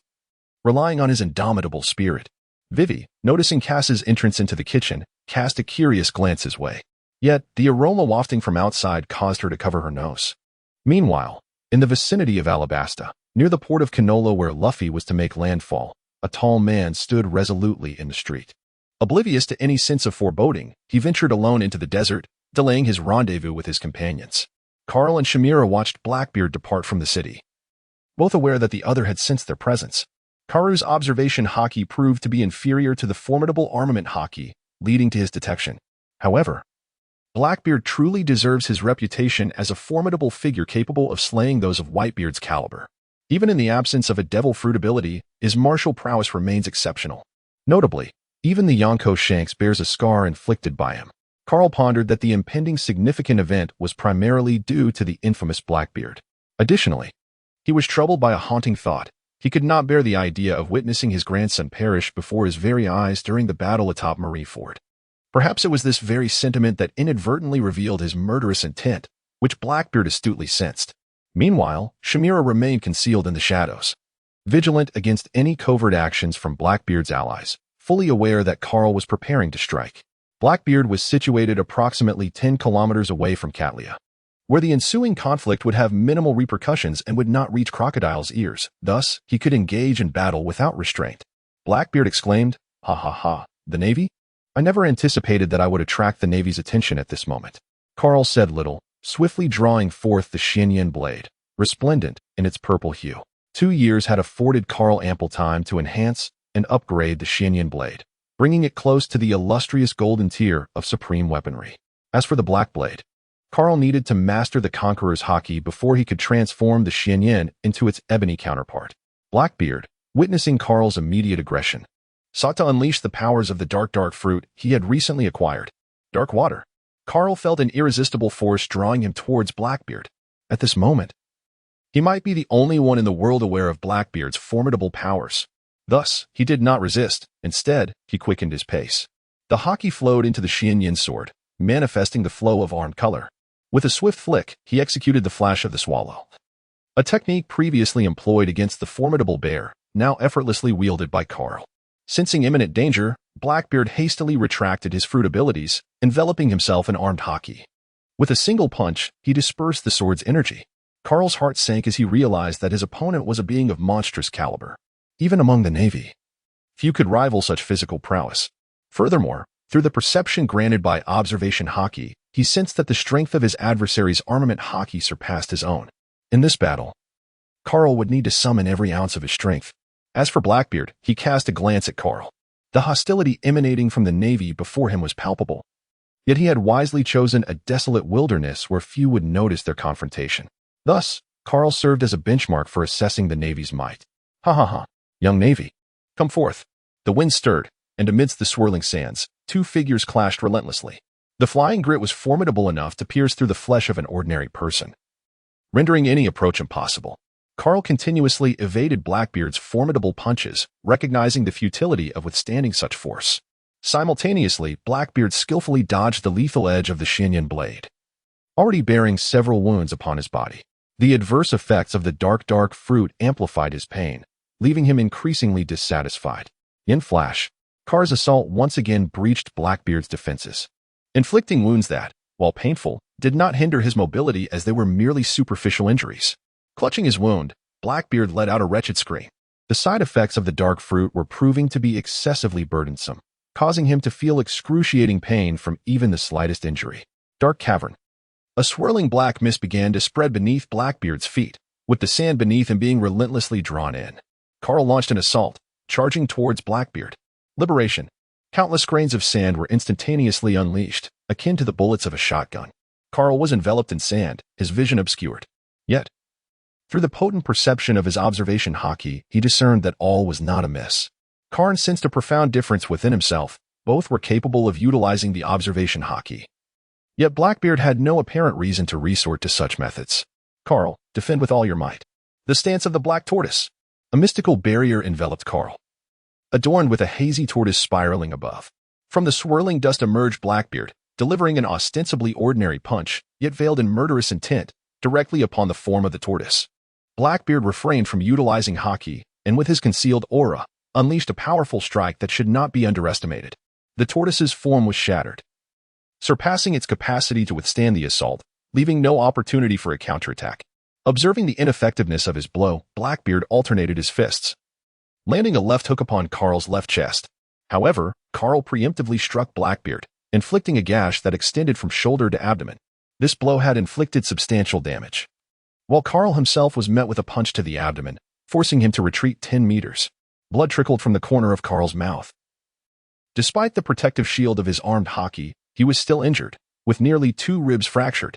As Blackbeard writhed on the ground to alleviate his pain, Carl meticulously adjusted his own bones, fearing that any jagged edges might pierce his lung during respiration, severely hampering his combat capabilities. Sensing imminent danger, Blackbeard realized Carl was already upon him. Release. The sands from the hidden dark passage surged forth once more. Alarmed by the prospect of Blackbeard concealing another lethal trap, Carl hastily halted his advance. He maneuvered around the sands, only to find himself face to face with Blackbeard, both having chosen the same trajectory. In a moment of urgency, Carl swiftly drew his blade, while Blackbeard unleashed a fist enveloped in haki. Boom! A shock wave erupted between them, scattering the granules of sand in every direction. After a brief moment, the outcome of their clash became apparent. Carl was sent hurtling backward. Seizing the opportunity, Blackbeard surged forward, intercepting the airborne Carl. And with both hands gripping a hammer, he brought it down with tremendous force. Profound goose-heavy blade.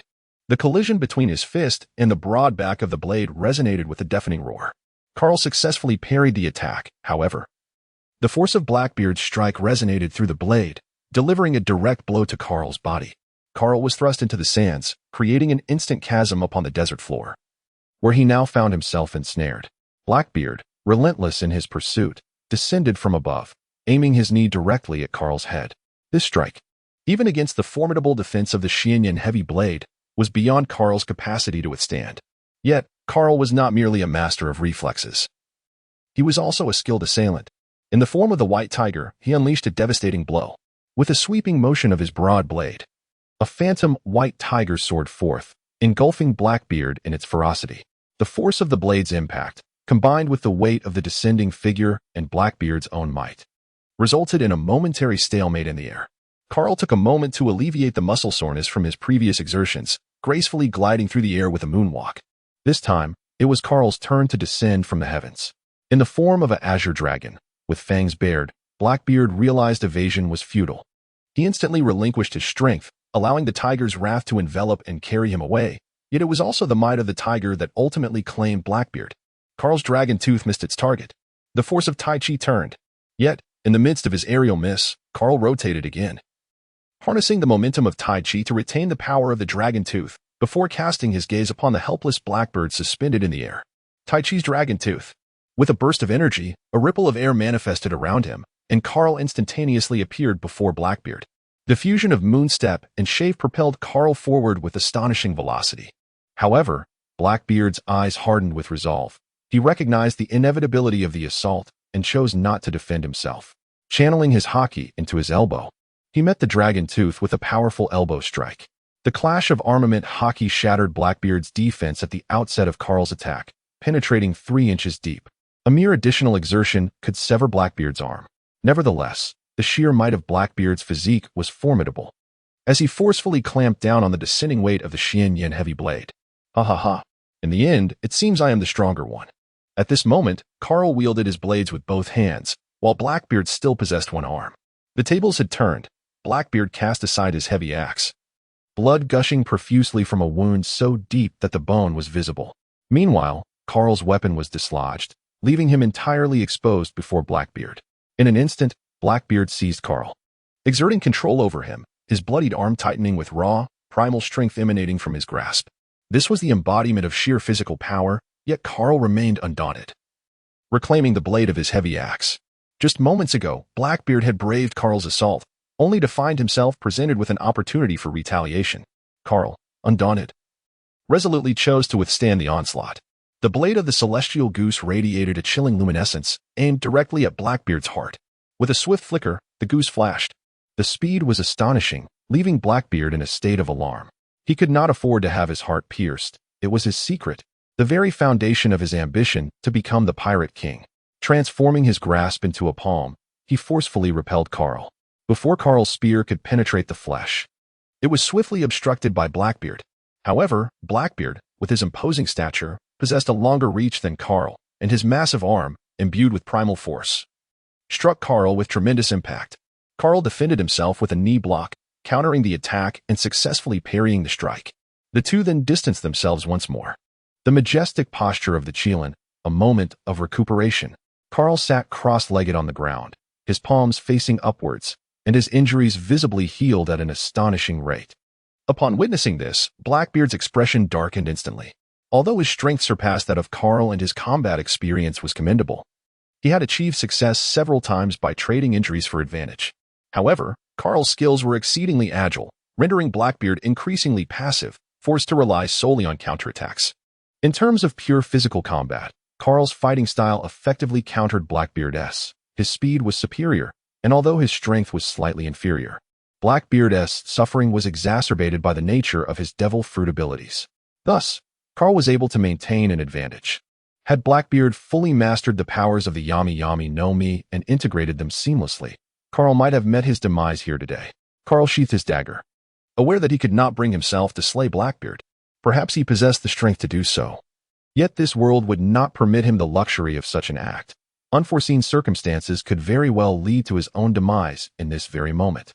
With this thought in mind, Carl cautiously returned his weapon to its resting place and prepared to depart. Blackbeard, observing Carl's retreat, could no longer withstand the agony, and at last succumbed to the ground to alleviate his suffering.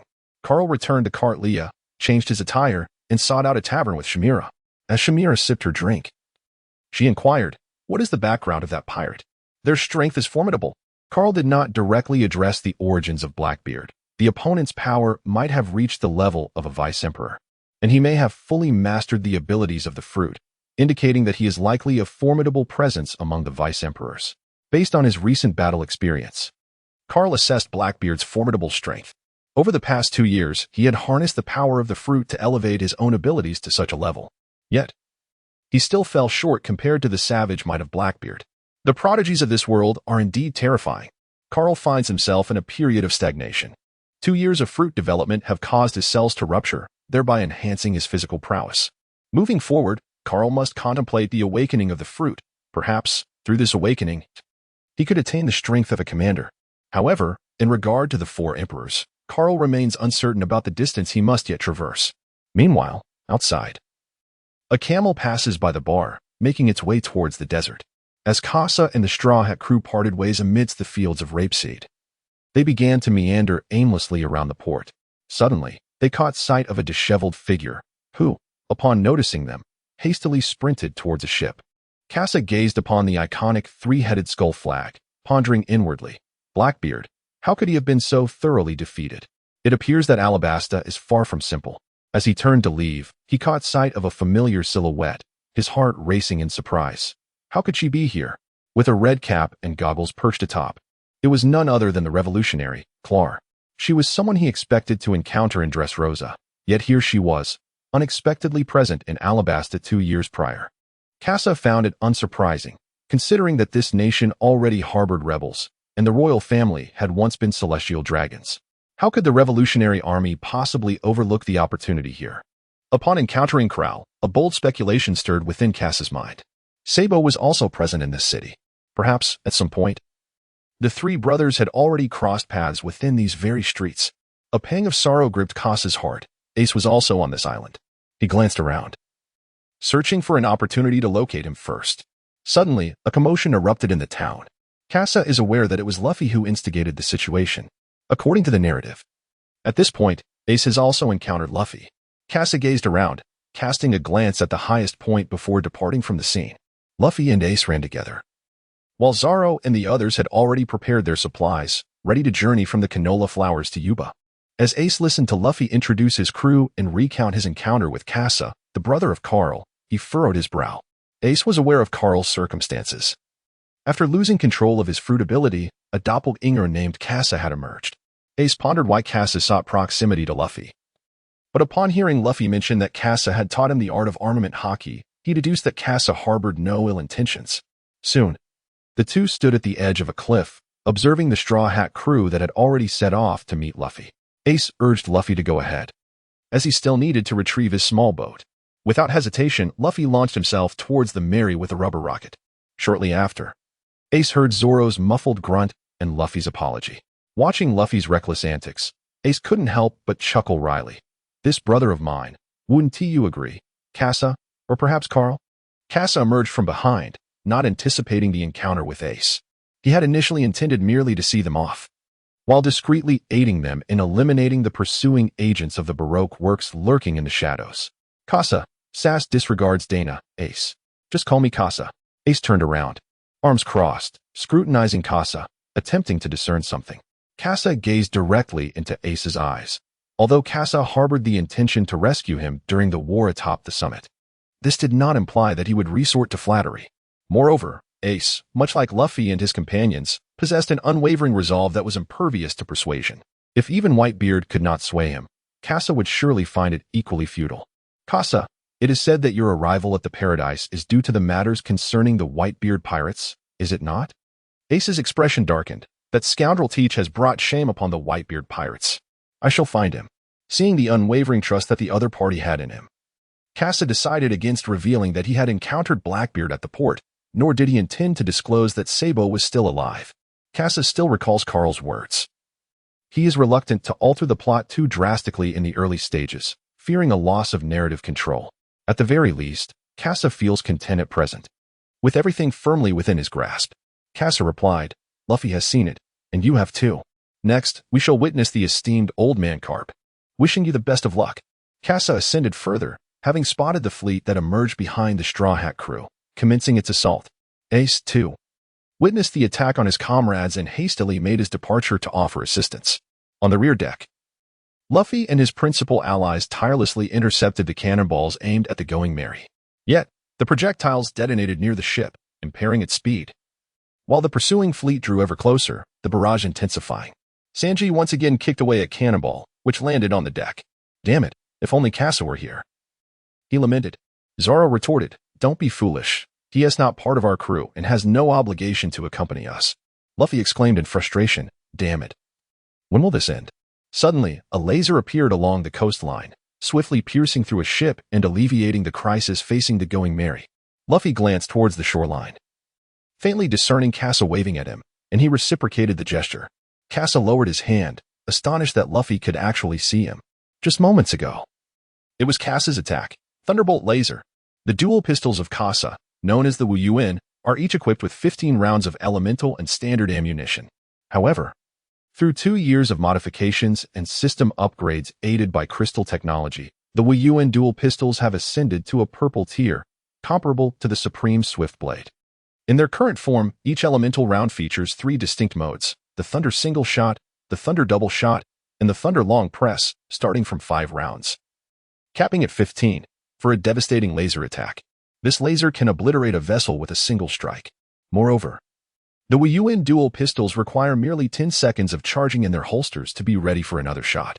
Additional elemental rounds include the Flame Single Shot Fireball, the Flame Double Shot Blazing Flame, and the Flame Long Press Extreme Fireball, as well as the Wind Single Shot Hurricane, the Wind Double Shot Wind Cannon, and the Wind Long Press Destructive Gale. Kasana seized another pair of dual pistols, aiming at a different vessel to unleash her fire. In an instant, the surface of the sea was illuminated once more by a laser, and another ship was obliterated. Kasa gazed at the rapidly increasing amount of soul coins within the system. Soul coins 5. Soul coins 18. Soul coins 1. Soul coins 9. Suddenly, Kasa's total of soul coins surpassed 40,000, reaching an impressive figure of 43,225. Kasa charged the dual pistols of Wu Yuan, then retrieved a first-generation sniper rifle. Through the blue scope, he detected the vital signs of Baroque members on the ocean's surface. He commenced a series of precise shots. As the entity that had instilled fear in pirates for over a month had re-emerged from its silence. Ultimately, Kasa was still somewhat influenced by Carl. For those pirates who engaged in nefarious deeds, he showed no mercy. Their actions even reached a level of utter depravity, as countless lives were reduced to mere numbers in the currency of souls. Kasa has annihilated all vessels at sea level, with the exception of the Mary. The balance of soul coins has now reached 46,803. Although they are merely minions, their overwhelming numbers cannot be underestimated. Kasa's combat style is characterized by devastating area of effect attacks, combined with the inescapable nature of its sniping capabilities, leading to the annihilation of countless elders from the Baroque works. The commotion caused by Kasa also caught the attention of Smoker, who was still at the port. Observing the scene, Smoker found himself torn between the notorious bounty of 500 million for the criminal moat Kasa and the perceived yet lesser threat posed by the Straw Hat Luffy, who carried a bounty of merely 30 million berries. Just then, a man appeared at the port and addressed Smoker. "Smoker, pursue the Straw Hat Kid. Kasa has sent me." Upon recognizing the newcomer, Smoker felt a sense of relief, promptly ordering his accompanying crew to board the warship and commence the pursuit of the Straw Hat crew. However, by the time they set off, Luffy and his companions had already distanced themselves considerably. Carl gazed upon Kasa atop the mountain. He and Blackbeard had already healed their injuries using the 5th-tier Blood Dragon elixir and had fully regained their strength. Kasa sensed a formidable aura emanating from the port, extending beyond 500 meters, prompting him to peer through the scope of his sniper rifle. It was Carl. The two were intrinsically linked. Upon seeing Carl, Kasa immediately recognized that his counterpart had transcended his previous physical limitations, reaching a new pinnacle of strength. Carl also noticed Kasa's gaze. The latter's physical condition remained at the level of 2 years ago, yet his observation haki had significantly improved. Were it not for the commotion caused by Kasa's attack at sea, Carl might not have detected his presence at all. Kasa's observation haki extends to a 50-meter all-seeing domain, escalating to a 500-meter combat zone, and further expanding to a 2,000-meter detection area. This formidable prowess far surpasses Carl's mere 5 meters of clarity. However, when it comes to armament haki, Kasa must tread carefully, for Carl's physical capabilities have reached their zenith, while his mastery of armament haki remains unfulfilled, leaving room for further enhancement. In the fleeting moment their gazes locked, the system issued a notification. A mysterious merchant has appeared. Seek out the enigmatic trader to procure this month's exquisite wares. The expressions of both individuals shifted slightly, each uncertain if this elusive merchant would permit only one of them to make a purchase. Thus, an undercurrent of rivalry ensued. Kasa, feeling a sense of urgency, realized his current balance was insufficient. Should he miss this opportunity, the effect of the pin would dissipate, leading to a reset of the Grand Feast contest. Consequently, even with inadequate funds, Kasa was determined to locate the mysterious merchant to secure the coveted pin, thereby re-establishing his claim to the banquet's grand challenge. Conversely, Carl's strategy was more straightforward. capture Kasa, and then leisurely pursue the merchant. It is worth noting that the island of St. Ting, where Alabasta is situated, is an expansive landmass, making the search for the elusive merchant a formidable endeavor. Kasa has deployed the Fian drones, with 4 unmanned aerial vehicles capable of surveying the vicinity within a 10-kilometer radius. However, it soon became apparent to Kasa that something was amiss. Carl has transformed into a streak of darkness, racing up the mountain. In Kasa's heart, a thought emerged. Are they attempting to confront me first? Perhaps my direct combat prowess pales in comparison, yet my tactics far surpass yours. A fully equipped ADC possesses the strength to contend with a Fiora, who lacks substantial mobility. The space belt summoned flying swords, encircling Cass with 3 blades as he soared into the sky, while Carl had only just reached the summit. One ascended to the heavens, while the other remained grounded. Kasa maintained a distance of 300 meters, remaining firmly within the battlefield, while Carl's lunar steps in the air could not possibly match Kasa's speed. Consequently, Carl would be left to perish, a mere plaything in Kasa's hands. This was precisely the strategy Kasa had devised from the outset. Not only Carl, but the majority of formidable warriors in the pirate world would meet their demise at Kasa's hands, with the exception of those possessing peculiar fruit abilities. Carl also discerned that approaching Kasa recklessly would lead to his demise due to the latter's combat prowess. Thus, he began to peruse Taba, procuring a capability report from an ordinary shop. By inscribing Kasa's name on the report, it would reveal the attributes and equipment status that Kasa had currently exposed. Kasa. Unfold. Phoenix dual pistols, purple. Unfold. Flying Swallow reconnaissance drone, blue. Unfold. Sci-fi flying sword 2. 0 blue. Unfold. Spatial belt 2. 0 blue. Unfold. While other aspects of Kasa have yet to be unveiled, the information at hand has already been disclosed. Kasa had not anticipated such a facet. He had forgotten that he too possessed a system, replete with peculiar and extraordinary items at his disposal. However, Kasa found no necessity to utilize the ability report, for he had already gleaned the nature of Carl's powers, specifically the 4 symbols and Chilan forces, through another artifact, the remnant of the spirit pen. Both skills were of a purple grade, prompting Kasa to remain cautious of his adversary.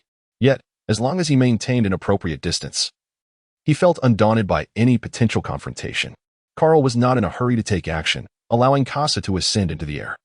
He was already aware from the information that Kasa's sci-fi flying sword had a flight duration of merely half an hour. Carl, possessing patience, awaited the moment when Kasa descended to the ground, for then his opportunity would arise.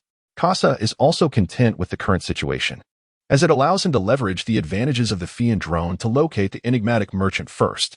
Kasa decided to commence his search in the coastal regions. Currently, he found himself in need of a few soul coins. The waters of Alabasta were teeming with pirates, all of whom were potential prey for Kasa. Moreover, there were members of the Baroque works and the Revolutionary Army to contend with. If circumstances proved dire, Kasa would have no choice but to set his sights on another formidable faction, the Navy. Meanwhile, as the two were still in pursuit, within the rain-soaked confines of a gambling den, Crocodile summoned all his subordinates for the first time. Leveraging the renown of the Shichibukai, he unveiled a scheme known as the Utopian Dream. The assembly was taken aback, quickly forming ranks in response. At this juncture, they became aware that Princess Vivi still existed within the Straw Hat Pirates, and Mr. Two utilized his devil fruit powers to mimic the faces of the Straw Hat crew. Save for Sanji and the hidden Kasa, Crocodile remained unfazed. He did not believe that a wandering princess could possibly disrupt the meticulously crafted plans he had devised over the years. His greater concern lay with the obliteration of the oilseed rape elders, whose entire forces had been decimated. In Crocodile's grand design, these individuals held little value. Yet the emergence of such a formidable presence on the island introduced an unforeseen variable, compelling him to investigate further. Kasa arrived in a port city, just as the city was under siege by pirates.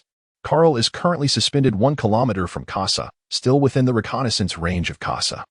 Kasa has merely 1 minute to deal with the pirates below. Otherwise, when Carl arrives, he will have to compete with him for the minions. The car accelerated instantaneously, descending into the city below. Upon observing Kasa's movements, Carl furrowed his brows. The truly adept often remain concealed within the bustling crowd. Should Kasa blend in among the masses, Carl would indeed find it quite challenging to locate him. Carl instantly accelerated, and then he heard the roar of the city. It was the assault from Kasa. A single strike from Kasa struck the pirate ship's armory, igniting an explosion of gunpowder that obliterated the entire vessel. Kasa gazed at the system notifications. Soul coins 20. Soul coins 12. Soul coins 305. My goodness! Among them was a pirate with a bounty exceeding 10 million. This was indeed a lucrative endeavor. Below, the pirates, witnessing the destruction of their stronghold, began to search for their adversaries. In the sky, Kasa relentlessly fired upon his foes, accumulating a considerable amount of soul coins. Only then did the pirates below realize the peril they faced, raising their guns in a futile attempt to retaliate. However, the firearms wielded by the pirates were utterly incapable of reaching Kasa, who was armed with a first-generation sniper rifle, a weapon valued at an astonishing 500 million berries. The disparity in weaponry resulted in a one-sided massacre. As the pirates witnessed their attacks yielding no effect and their numbers dwindling, their faces turned pale with fear, prompting them to prepare for a hasty retreat. Carl plunged into the midst of the pirate throng, his Xian Yin blade dancing through the air, swiftly decimating the pirates on the ground. Kasa observed as Carl methodically harvested his soul coins. Switching to the dual pistols of the Wu Yuan, he unleashed a devastating shot. The fire extreme bullet into the throng of pirates. In an instant, the pirates stood motionless, carbonized, their lives extinguished, and their souls were absorbed by Kasa, transforming into soul coins. Carl cleaved through the flames, and in that instant, Kasa launched an attack without any regard for Carl. Kasa gazed at the soul currency balance, which had just reached 48,003, with an additional 2,000 souls remaining. Suddenly, a surge of sword energy erupted from the ground, prompting Kasa to deftly maneuver the flying sword to evade the attack. Carl activated his vital energy. Kasa pointed towards the desert, persistently followed by Carl, who was exhibiting a slight temper. Carl instructed Shamira to take charge of the aftermath, to search for and rescue the nearby civilians, and then followed Kasa into the desert. Carl observed that Kasa remained on the mechanical flying sword, showing no signs of descending. Thus, he had no choice but to initiate the attack himself, employing the moon step and the swift slash technique, manifesting in an instant shadow. In an instant, Carl surged into the air, swiftly approaching Kasa. As Carl entered a range of 500 meters, Kasa sensed the impending threat and immediately accelerated. However, the time consumed in this acceleration allowed Carl to close the distance to 200 meters, where the force of his sword energy relentlessly struck the ground before Kasa. As Kasa's observation haki perceived, he dodged each and every one, yet Carl's intention was not to strike Kasa, but rather to retain him. Carl's assault proved effective, closing the distance to within 100 meters. Just as Carl readied himself to launch another attack, Kasa turned and fired a shot. The lightning-fast projectile struck with such swiftness that Carl was taken aback, forcing him to abruptly halt and pivot to evade. However, this delay allowed Kasa to widen the gap once more. Kasa's gaze sharpened, assessing whether your stamina surpassed the abundance of my ammunition. The flying sword maintained a steady velocity as Kasa unleashed a series of precise shots, compelling Carl to retreat beyond 200 meters, a distance that constituted Kasa's ideal range for assault. Switch to incendiary rounds. The incendiary projectile, a fearsome fire dragon, erupted from the muzzle of the weapon. Sensing the imminent danger through his observation haki, Carl realized that any position he might evade to was already threatened by additional attacks. Thus, he resolved to withstand the oncoming incendiary projectile. His armament haki enveloped him entirely, fortifying his defenses. He then aimed directly at the incendiary round as it surged across the 200 meters, hurtling toward Carl. Tai Chi power. The fire dragon spiraled in Carl's grasp, prompting Kasa to instantaneously shift his position. However, Carl's counterattack was swift. The incendiary round was sent hurtling back, its trajectory now swifter than before. Kasa was compelled to evade urgently, yet this brief delay allowed Carl to close the distance between them once more. The essence of their battle hinged on the manipulation of distance. Should Carl draw nearer, Kasa's south prowess in close combat would inevitably falter against Carl's relentless assaults. Carl switched the dual guns of the Wu Yuan to the wind bullets, while the other guns still contained the fire bullets. The dual guns fired alternately, wind and fire bullets. The pansy blossom shot. The fireballs were dispersed by the hurricane, scattering into scattered embers that surged towards Carl. Carl shielded himself with the naval cloak, enveloping it in an aura of formidable haki, resolutely disregarding the fireball. Upon witnessing this, Kasa pulled the triggers with both hands. The blazing projectile combined with the fierce gale unleashed a scorching gust. A wave of searing heat surged toward Carl, although devoid of flames. The formidable temperature was sufficient to instill fear in him, rivaling even the intensity of Akainu's magma fruit. Carl could not afford to evade any longer, lest the distance continue to widen. With a flourish, he cast aside his cloak and struck down with his blade. The sword's aura cleaved through the sweltering winds, allowing Carl to surge forward through the rift he had created. The searing heat on either side began to take its toll on him, causing his hair to curl and emit a faint scent of singed strands. Carl, undeterred, aimed at Kasa and executed a swift thrust. In an instant, crossing the mere distance of less than 100 meters between them, a piercing sword energy penetrated Kasa's waist. In the final moments, Kasa executed a desperate twist. Otherwise, he would have been struck in the abdomen, and the battle would have come to an abrupt conclusion. Kasa continued to fire, while Carl maintained his distance, continuously reciting Kasa's shooting frequency in his mind. The flame bullets had been exhausted, and Kasa switched to lightning bullets, which traveled at an astonishing speed, forcing Carl to retreat to evade them. The distance expanded to 150 meters. However, an opportunity presented itself for Carl. Wu Yuan's dual pistols had depleted their elemental ammunition, and Carl had to rely on a brief window of 10 seconds to surge forward and close the gap to Kasa.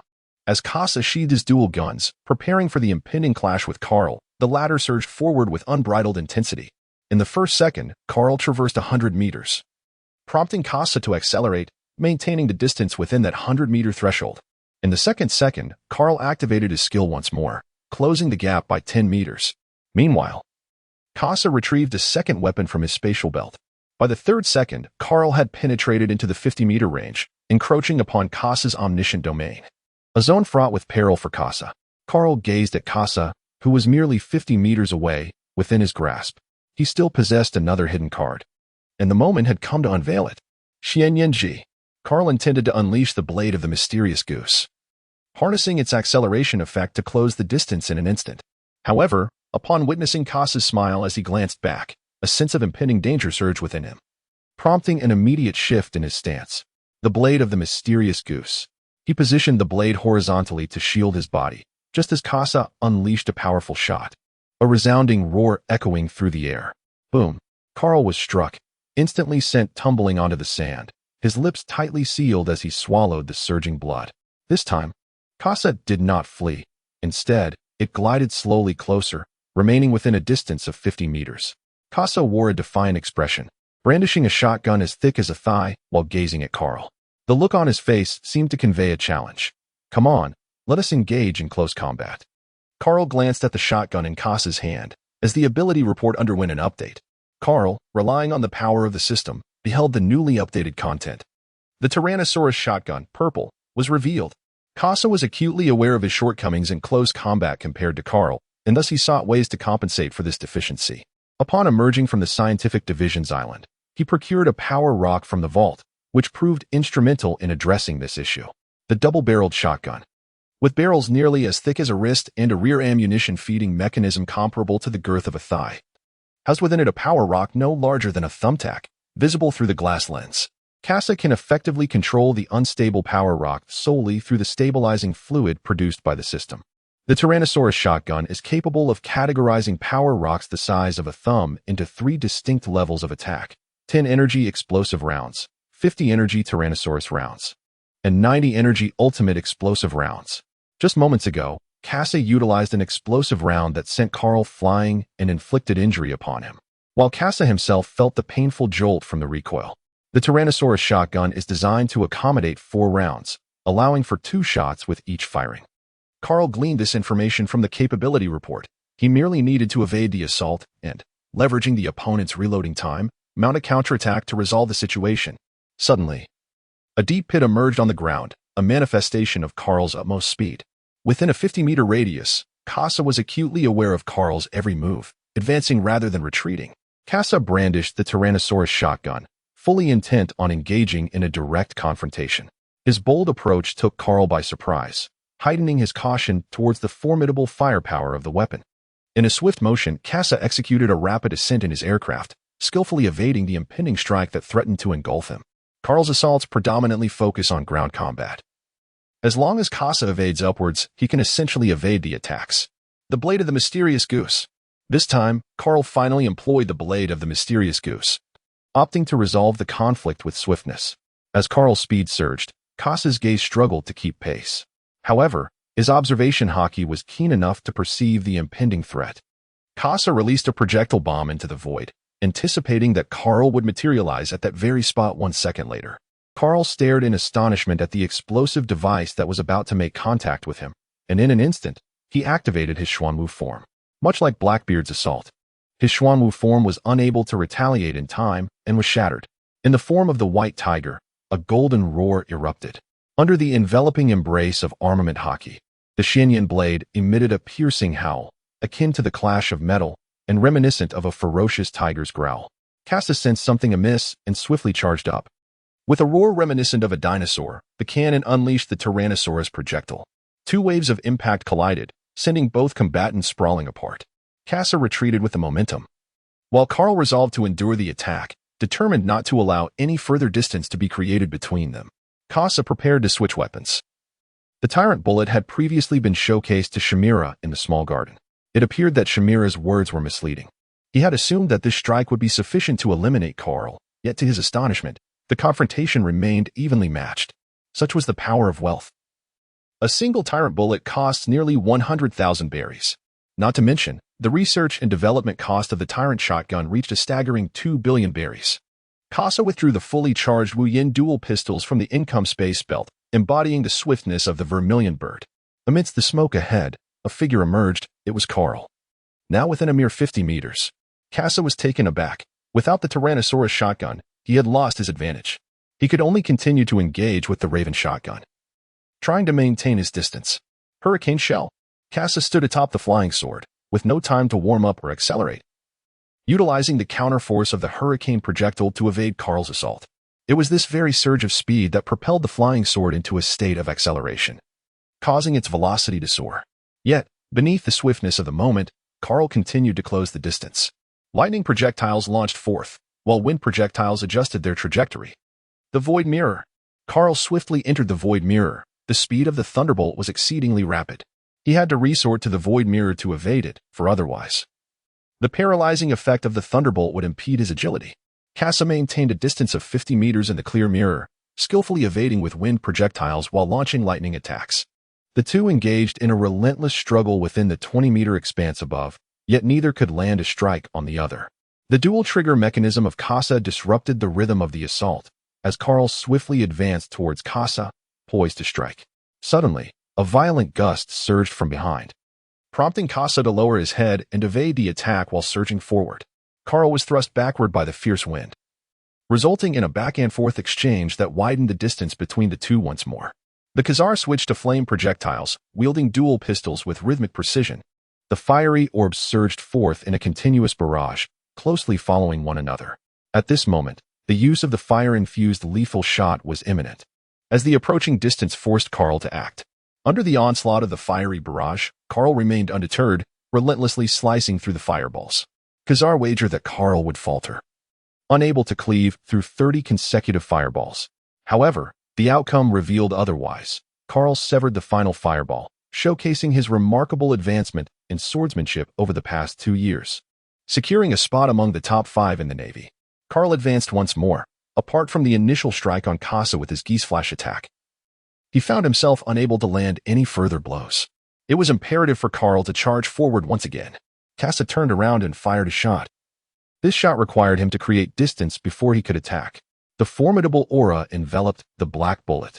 Wu Yuan's dual pistols were raised, and the shell ejected as the pitch-black bullet burst forth from the muzzle, entirely enveloped in Kasa's armed haki. Startled, Carl had already surged forward, prepared to attack. There was no time to evade. He could only brace himself. The dark orb spun incessantly, striking against the blade. Clang! The black projectiles continued to whirl upon the edge of Xianyan, their force transmitting through the blade and directly impacting Carl, resulting in a brief stalemate. Carl heard the intense gunfire emitted by Kasa, who had already mastered the formidable haki of armed weaponry. The heavy blade of Xianyan, as imposing as a door, relentlessly forced Carl back, the immense impact driving him further away with each strike. Kasa felt a surge of anxiety. He had already exhausted 80% of his trump cards over the past 2 years. If he failed to seize an opportunity soon, all his subsequent strategies would be systematically dismantled by Carl. Kasa, having developed a desire to retreat, resolved to flee, knowing that Carl could not possibly impede his escape. Just as Kasa was poised to conclude the battle and make his getaway, a formidable blade of sand surged forth, hurtling towards both Kasa and Carl. The Desert Saber. As the Kasa ascends, peril lurks in every corner. The wielder of the nature fruit, the sand fruit. Moreover, this is a desert, which serves as a veritable home ground for Crocodile. Crocodile loomed ominously, his lower body transformed into a swirling vortex of sand, hovering in the air as he regarded the legendary thief Kasa and the naval officer Carl before him. How curious it was that the infamous Kasa and the formidable Carl would engage in such chaos here, perhaps destined to meet their demise.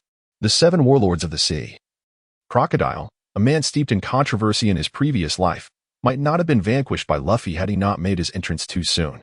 Despite Kasa imparting the knowledge of haki to Luffy, the latter still faced the possibility of defeat. Initially, he had ascended to the rank of warlord with a bounty of 800 million berries, largely owing to his audacious challenge against Whitebeard and his formidable potential demonstrated in his stalemate with Barrett of the Roger Pirates. Yet, it was unexpected that Crocodile had chosen to vanish, foregoing the enhancement of his own strength in favor of external assistance.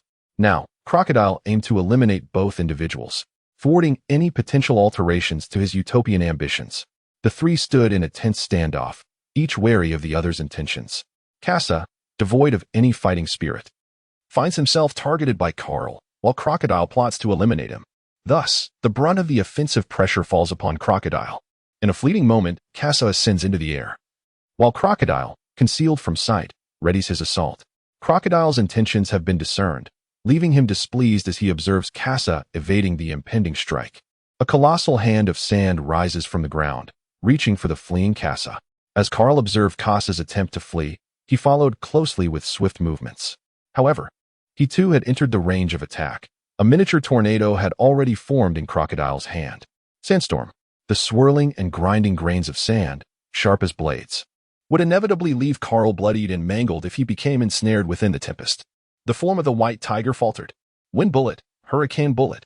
Carl and Kasa, relying on their own abilities, managed to counter the sandstorm and evade the onslaught. Moreover, Kasa seized the opportunity to position himself behind Carl, who, unaware of the impending danger, found himself caught in a precarious situation of being flanked from both sides. Kasa has also switched weapons. A first-generation sniper rifle, blue. Kasa donned a tactical vest adorned with an X pattern of ammunition pouches, each filled with specialized sniper rounds. The sniper rifle necessitates both distance and cover. However, Carl's formidable offensive prowess and speed pose a significant threat. A single misstep on Kasa's part could lead to an immediate close-range confrontation. Thus, Kasa refrained from employing the sniper rifle, raising the weapon to take aim ahead. Through the scope, he discerned a figure clad in a trench coat. Crocodile. Carl observed the bullet was past him, heading directly towards Crocodile. Initially, Crocodile regarded the bullet with disdain, believing that his elemental transformation would allow him to evade any assault. However, his heightened awareness compelled him to instinctively dodge. As the bullet whizzed by, he successfully avoided the attack. Yet the oceanic aura emanating from it sent a chill of apprehension down his spine. Was that a bullet infused with sea prism stone? Kasa extracted a bullet, known as ocean mist, from the cartridge pouch and deftly inserted it into the side of the gun's barrel. With the resounding click of metal components being engaged, the bullet was successfully loaded. The components of the sniper rifle were overly intricate. The formidable armed color required several parts to bestow upon the bullet its formidable hue, resulting in an inefficient process. Thus, Kasa opted to procure the ocean mist outright. This would imbue the projectile with the essence of the sea, allowing even a standard bullet to possess the qualities of a sea stone bullet. Crocodile sensed the impending danger. Firearms in the pirate world still held their value, granting ordinary individuals a temporary boost in offensive capability. Moreover, the technological disparity within the pirate realm was vast. Alongside archaic flintlock pistols, there existed futuristic pacifist laser cannons. Even Usopp could harness the synergy of materials to elevate the power of a slingshot to formidable heights. No one dared to underestimate the potency of an adversary's weaponry, and Crocodile was acutely aware of the threat posed by that recent shot. He found himself unable to reach his opponent while simultaneously facing Kasa's assault. The Marine officers at the rank of Rear Admiral were proficient in wielding dual-color haki, rendering this confrontation particularly perilous. Carl also observed that Kasa had shifted his attack focus toward Crocodile. He contemplated the possibility of joining forces with Kasa, as the latter would likely seize the opportunity to eliminate Crocodile in order to accumulate soul coins. Carl chose to refrain, for Crocodile is a pivotal character in the narrative, and he cannot perish. On a certain night a year ago, Carl consulted a decision coin regarding altering the storyline, only to receive a negative outcome. Carl realized that the consciousness of this world would not permit him to alter its original course at will, at the very least, prior to the summit of the war. Carl was reluctant to embrace significant changes that might undermine his grasp on the future. Carl sheathed his blade and departed in another direction. Crocodile and Kasa exchanged glances. And as a sinister smile gradually emerged on Crocodile's face, Kasa had already turned away, fleeing towards the sea. Kasa did not wish to engage in combat with Crocodile. Instead, he aspired for Crocodile to become an invaluable experience for Luffy. Though Crocodile attempted to pursue him, he found himself unable to catch up and ultimately relinquished the chase. A fierce wind swept across the desert, erasing all traces of the battle between Carl and Kasa. At that moment, a figure emerged from the dunes. He removed his goggles and placed them atop his hat, then dialed a number using a snail phone. "Clar, I have located the man mentioned by Bartholomew." Clar responded, "My investigation is complete as well. It appears that the 7 warlords are behind this, and the royal army has not harmed any civilians. We are preparing to depart from this island." The revolutionary army remains active in several nations plagued by suffering, yet communication across the seas is severely limited. Aside from the navy and the underworld, others find it exceedingly difficult to obtain information from the outside world. The news of the turmoil in Alabasta reached the revolutionary army only recently, and they have come to understand that it is a scheme orchestrated by the 7 warlords. With the situation having reached an impasse, concluding that their efforts would be futile, the revolutionary army has decided to leave the island. Meanwhile, over the ocean, Kasa found himself perched upon a reef. At this moment, the 3 flying swords behind him had dimmed, having transitioned from being pursued by Carl to being hunted by Crocodile. Kasa expended 3 energy flying swords, each costing 10 million. Ultimately, he garnered no profit and merely consumed a single Luffy. Fortunately, Kasa's ammunition belt is well stocked. Though he lacks the necessary belly, he must seek a place to expend some funds. After considerable contemplation, Kasa realized there is indeed a locale teeming with wealth, Rain Base, the stronghold of Crocodile. However, the thought of infiltrating Crocodile's domain posed substantial risks. Additionally, the island harbors enigmatic merchants. Nevertheless, Kasa resolved to venture to Rain Base, intending to hunt down several Baroque Works members to replenish his soul coins. After much deliberation, inspiration struck Kasa. He sought to acquire some dancing powder. The following day, Kasa finally located the dancing powder that Crocodile intended to use to ensnare the king at a port, and after securing a bag, he departed. Kasa advanced into the rain-soaked ground, while simultaneously, Luffy and his crew, having just parted ways with Ace, were embarking on their separate journeys. Ace, having received news of Blackbeard, was preparing to set sail, and Luffy could only watch him depart. The 2 brothers were destined for their own adventures, comforted by the knowledge that each was safe. Upon Luffy's arrival in the rain-soaked land, chaos ensued, and Kasa observed the scattered Straw Hat crew from atop a rooftop. It was only a matter of time before Sanji would be called upon to restore order. Kasa picked up the mask of disguise and, in tandem with Luffy and the others, stepped into the rain-soaked casino. As soon as Luffy stirred up a commotion, Kasa would stealthily infiltrate the vault to replenish the funds. Kasa, disguised as an ordinary gambler, roamed among the various gaming tables and swiftly pinpointed his target. As he prepared to approach the casino manager, he caught sight of a familiar figure beside a nearby slot machine. With golden hair and sunglasses, it was Sanji. Sensing Kasa's gaze, Sanji turned to look back. Although he found the silhouette strikingly familiar, he could not quite place the face, so he continued instructing Chopper via his Din Mushi to distract Crocodile. Kasa withdrew his gaze, noticing that Sanji was on the verge of initially awakening his observation haki, as he was already attentive to Kasa's eyes. Kasa approached the casino manager, producing a hypnotic stone to induce a trance, compelling him to lead Kasa to the vault. As the door erupted with a resounding explosion, chaos ensued among the patrons, who began to flee the casino in a frenzy. Kasa had already made his way to the vault, and upon witnessing the vast accumulation of berries before him, he felt an overwhelming sense of satisfaction. Once Luffy and the others were rescued and Crocodile departed in pursuit, Kasa found himself with ample time to replenish his resources. Activating his observation haki, He confirmed that the Straw Hat crew had indeed been saved. He then retrieved oil and oxygen tanks, embarking on his endeavor to recharge. As flames ignited, alarms blared throughout the vault. Meanwhile, remnants of the Baroque works, still lingering in the casino, began to rush toward the vault. Kasa stood guard, wielding the dual pistols of the Wu Yuan. Meanwhile, above the desert, the Straw Hat crew had boarded the moving crab, making their way towards Alabasta. At that moment, a golden hook ensnared Vivi, and only Luffy, closest to her, reacted in time. He pulled Vivi back, but was still taken by the golden hook. Luffy shouted to his departing companions, "Vivi, everyone, go on to Alabasta and wait for me." The others watched as Luffy fell, alongside a tall figure cloaked in shadows, Crocodile. Crocodile regarded Luffy, who lay defeated, with a disdainful gaze, showing no intention of attacking. To him, striking down such a lowly pirate was beneath his dignity as one of the 7 warlords of the sea. Crocodile spoke, "Nico Robin, go check on Rain Base. There seems to be a situation." Nico Robin, observing Luffy's unwavering spirit, sensed that a battle was imminent, wondering how Luffy might meet his end here. Luffy, watching Robin turn away, stretched his limbs and declared, "You are Crocodile, the one who has taken Vivi's people, correct?" Crocodile, amused by Luffy's naive words, chuckled, finding satisfaction in his cunning acquisition of a nation. "Taken? You could say that. As a pirate, is it not normal to seize what you desire?" Crocodile's tone and demeanor ignited Luffy's fury. "You bastard! I will knock you away," he roared, launching his attack with a rubber pistol. Sensing the incoming assault, Crocodile evaded with elemental transformation. Desert Blade. A sword-like gust surged toward Luffy, who deftly flipped backward to avoid it. Rubber machine gun. Sandstorm. Luffy's offensive faltered against Crocodile's wind.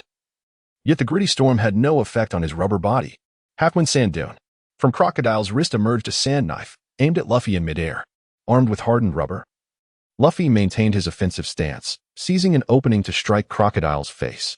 Although Crocodile's counterattack landed on Luffy, the impact was mitigated by Luffy's prior blow.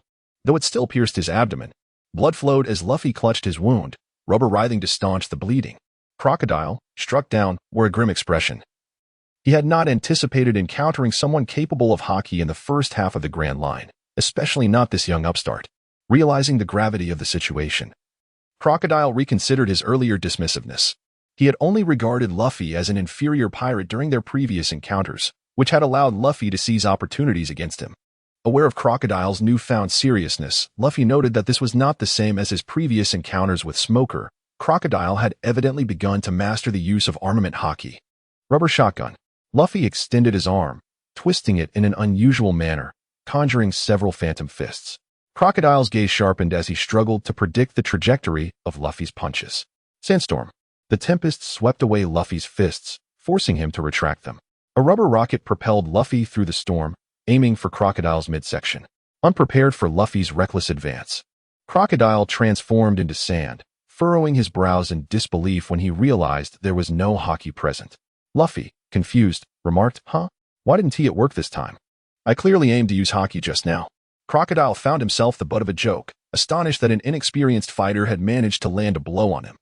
With his right hand directed at Luffy, Crocodile unleashed Desert Prison. He approached Luffy, attempting to seize him. Taken by surprise, Luffy was caught by his right arm. As Crocodile reveled in his victory, Luffy's expression turned to horror as his arm began to wither. After breaking free, Luffy quickly drank water to replenish his fluids, restoring his arm in an instant. Crocodile sneered, "The abilities of devil fruits vary from person to person. The differences between natural and paramecia types are vast. What makes you, a mere child, think you can compete with me?" Luffy shouted back, "Enough chatter. Return Vivi's country." Meanwhile, in the rain-based casino vault, Kasa had dispatched the last of his foes. His soul currency balance soared to 48,853, allowing him to seek the mysterious merchant and replenish his remaining funds. Kasa sensed the approach of someone nearby. It was Nico Robin. Kasa, oblivious to any hostility, spoke, "Nico Robin, it appears you are inclined to collaborate with me. Otherwise, you would have informed me of your presence aboard the Straw Hat cruise vessel long ago." Nico Robin was aware of Kasa's association with the Straw Hat since Whiskey Peak, but chose not to divulge this information. This oversight led Crocodile to erroneously assess the Straw Hat's strength. Had he known, he might have targeted them directly upon their arrival at Oilseed Flower. Observing the lifeless body surrounding her, Nico Robin felt a chilling perception of Kasa as a heartless demon, capable of taking lives without a flicker of remorse. Mr. Gentleman Thief, you truly possess a keen sense. I wonder what assistance I can offer you. After a moment of contemplation, Kasa realized that Nico Robin would eventually become a member of the Straw Hat crew. Although he was envious of Robin's beauty, he understood that he could not take any action against her at this time, as it would unduly influence the unfolding of the plot. Kasa, no. Just do what you must. Pretend you haven't seen me. With that, Kasa turned away, oblivious to Robin's intentions. However, a thought crossed his mind. If Robin was here, then what had become of Luffy? Presumably, he was already engaged in a confrontation with Crocodile. In the narrative, it was Robin who had saved Luffy, but with her present, who would come to his aid. His own act of robbing the treasury had altered the course of the story. Nico Robin gazed at the departing Kasa, her heart whispering, after 20 years, perhaps it is time for my own demise. Perhaps being taken by a Marine Major was merely the fate that should have befallen me 2 decades ago. After Kasa's departure, he gazed at the completed balance of Bailey on the system, 2,030,000,000. Remarkable, it was an amount exceeding that of Luffy's by a fraction. However, suddenly confronted by Crocodile, the two exchanged glances. Crocodile readied himself for battle. His recent confrontation with Luffy had not significantly impacted his condition. Kasa gazed at the emergence of Crocodile, producing a pouch of dancing powder. Crocodile cast a fleeting glance, his expression shifting dramatically. His vulnerability had been laid bare. Otherwise, Kasa would not resort to such a threat. Beneath the rain-soaked sky, Crocodile felt himself wilting. Crocodile regarded Kasa with evident disdain. While Kasa persistently brandished the pouch of dancing powder, his intentions unmistakably menacing. Crocodile weighed the pros and cons. Are you intent on rescuing that little brat lying in the desert? Kasa maintained an impassive expression. He could not allow Crocodile to discern his intentions. His primary objective was to breach the other's defenses first. Kasa, no, I must first head to Alabasta. I am unsure if Mr. Crocodile wishes to accompany me. Alabasta is the final destination of the Utopia project. But Kasa's blunt revelation renders it apparent to Crocodile that this plan lacks rigor and harbors infiltrators within. Contemplating the recently dispatched Nico Robin, Crocodile arrives at a conclusion, disregarding Kasa entirely as he soars towards the rain-soaked ground. Kasa observed Crocodile with vigilance, waiting until a certain distance had formed between them. Kasa hurriedly soared forward. Although Luffy had faced defeat in the narrative before, the circumstances had now drastically changed. Luffy's formidable haki could compel Crocodile to resort to lethal measures. Thus, Kasa needed to arrive swiftly. At last, Kasa spotted a sand pit in the desert, within which lay a crimson garment. He leaped directly into the sands, grasping Luffy, who still clung to a flicker of consciousness. Luffy was battered and bruised, with wounds festering on his abdomen, his arms withered, and his shoulders marred by poisoned hooks that had torn through flesh, leaving his muscles in decay. Fortunately, Kasa was present. Otherwise, Luffy would have succumbed to the poison. He retrieved a trio of Chingmu pills from his belt to alleviate the dire situation. Under the healing effects of the elixir, the toxins within Luffy's body began to dissipate, and his breathing gradually steadied. Kasa also administered saline solution, revitalizing the withered arms. With all preparations complete, they awaited Luffy's recovery. However, dusk had already descended, and Kasa needed to escort Luffy to the town. Otherwise, the evening chill would hinder Luffy's recuperation. The rain-soaked terrain was no longer traversable, necessitating a preliminary journey to Alabasta. Meanwhile, Zoro and the others were fording the Santora River. Despite facing attacks from the colossal catfish within the waters, they successfully crossed the river. Nami consoled the troubled Vivi, who had been weighed down by worry ever since Luffy roused her from slumber in the desert. To avert the impending turmoil, Vivi had staked her life alongside the Straw Hat crew. The bond between Vivi and the Straw Hats deepened, and Nami noticed Vivi's concern for Luffy. Nami reassured her, saying, "Do not fret. Luffy will triumph over Crocodile and will be waiting for us in Alabasta." Outside Alabasta, in the desert, King Cobra had been abducted by a high-ranking officer of Baroque works. Chaos reigned within the city, and there had been no word from Bell as the king vanished, leaving only Gal to maintain order. At that moment, the rebel forces had also arrived in Alabasta, preparing for the final confrontation. Within the city, Carl hid in a residential building. The townsfolk had been evacuated, and Carl concealed himself in an unoccupied apartment. He recognized this location as the site of the impending showdown, but chose not to disclose this information to Smoker. Smoker, preoccupied with other matters, opted not to pursue Luffy further and instead dispatched Tashigi to engage and observe the nation's ultimate fate. Carl connected to Shamira's phone, and before he could utter a word, he was met with a barrage of curses from the other end. Carl leisurely enjoyed a cup of tea before he began to listen to Shamira discuss the matters at hand. Shamira had been monitoring the situation in Rainy Land, including Kasa's theft, Crocodile's victory over Luffy, and Kasa's rescue of Luffy. Kasa has become intricately entwined with the Straw Hat crew. If Carl were to take Kasa away at this moment, the resultant butterfly effect instigated by Kasa would inevitably fall upon the Straw Hat pirates to resolve. This would lead to even greater repercussions. Carl can no longer take Kasa away. He must remain here to witness the conclusion of Alabasta and observe the extent of the changes in the narrative. In the desolate wilderness, the Running Duck Brigade leaves a trail of yellow across the sands. The members of the Baroque Works, observing the scattered Running Duck Brigade, also opt for a course of individual action. Carl observed as the Straw Hat crew continued their journey, escorting Vivi to Alabasta amidst the unfolding narrative. Carl gazed at the rising yellow sands in the distance. Previously, he had witnessed the final battle from behind a screen. Now, he stood amidst the spectacle. He felt the warmth, the humidity, and the acrid scent of gunpowder, as well as the impending odor of bloodshed and the essence of warfare that was soon to unfold. Carl chose to remain an indifferent observer, for everything had already been predetermined. At this moment, within the palace of Erebana, Kasa, Luffy, and the deputy commander of the kingdom's guard, Falcon Bell, were present. After saving Luffy, Kasa intercepted Bell, who was soaring through the sky, to express his identity as Vivi's companion and seek assistance. However, Bell remained skeptical, solely focused on returning to Alabasta, disregarding Kasa's pleas.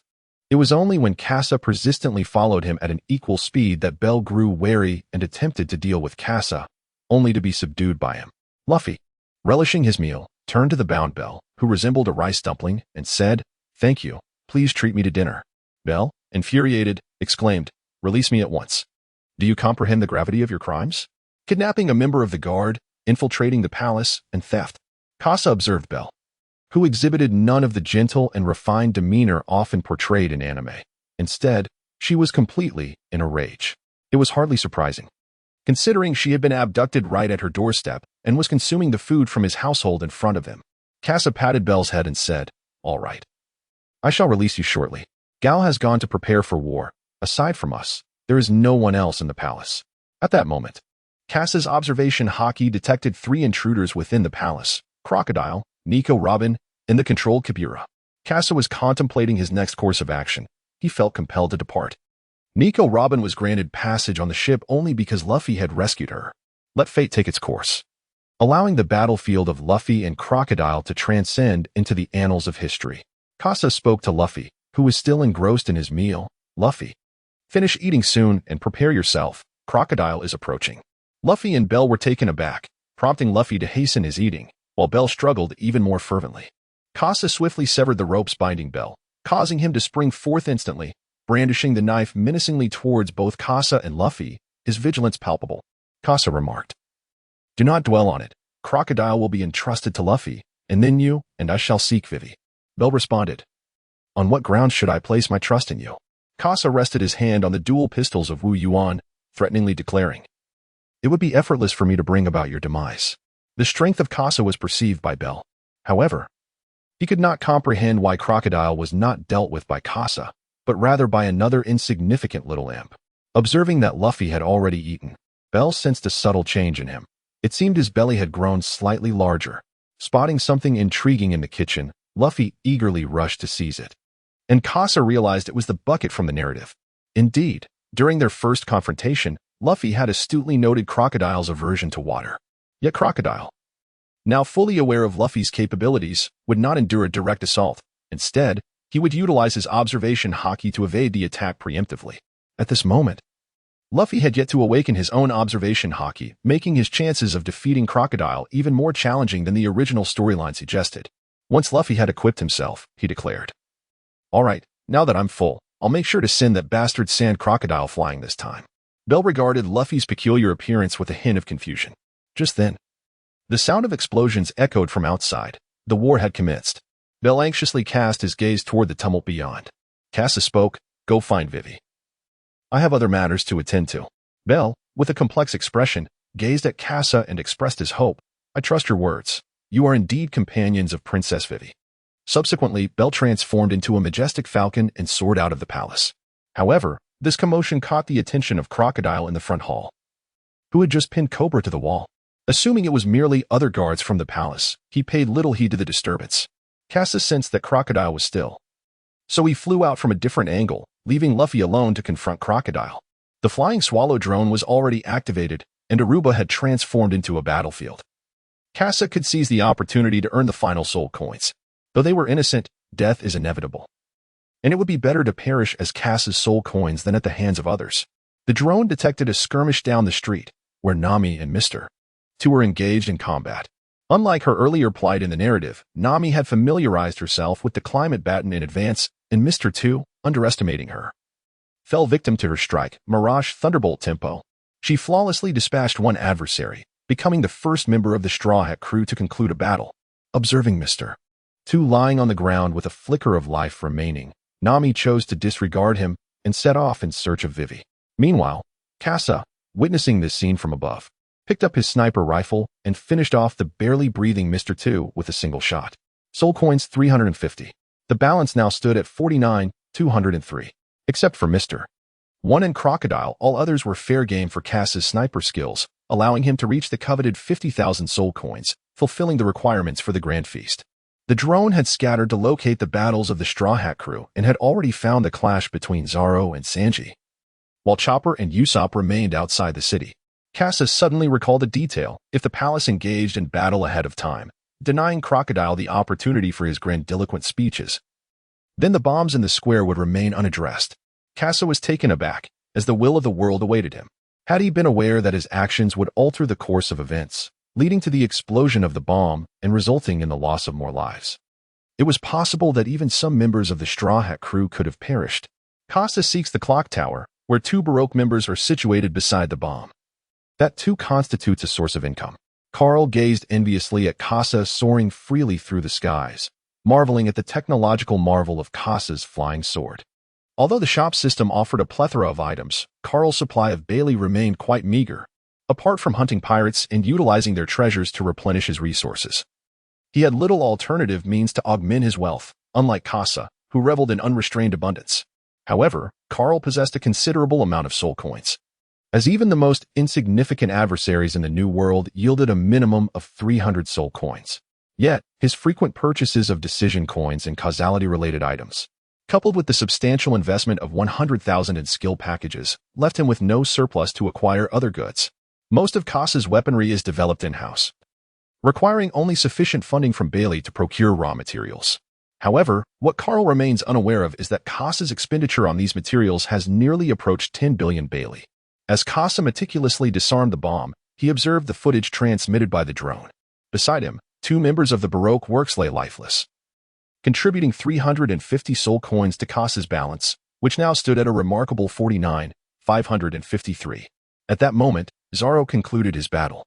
Lacking Kasa's guidance, Zoro was compelled to rely solely on his comprehension of the technique to cut through iron for victory. Fortunately, with Kasa's timely reminder, Zoro avoided the fate of being gravely injured before grasping the essence of his technique, as was the case in the narrative. After exchanging blows with Mr. 1 for a few rounds, he deftly dispatched him with a single strike from Sandai Kitetsu.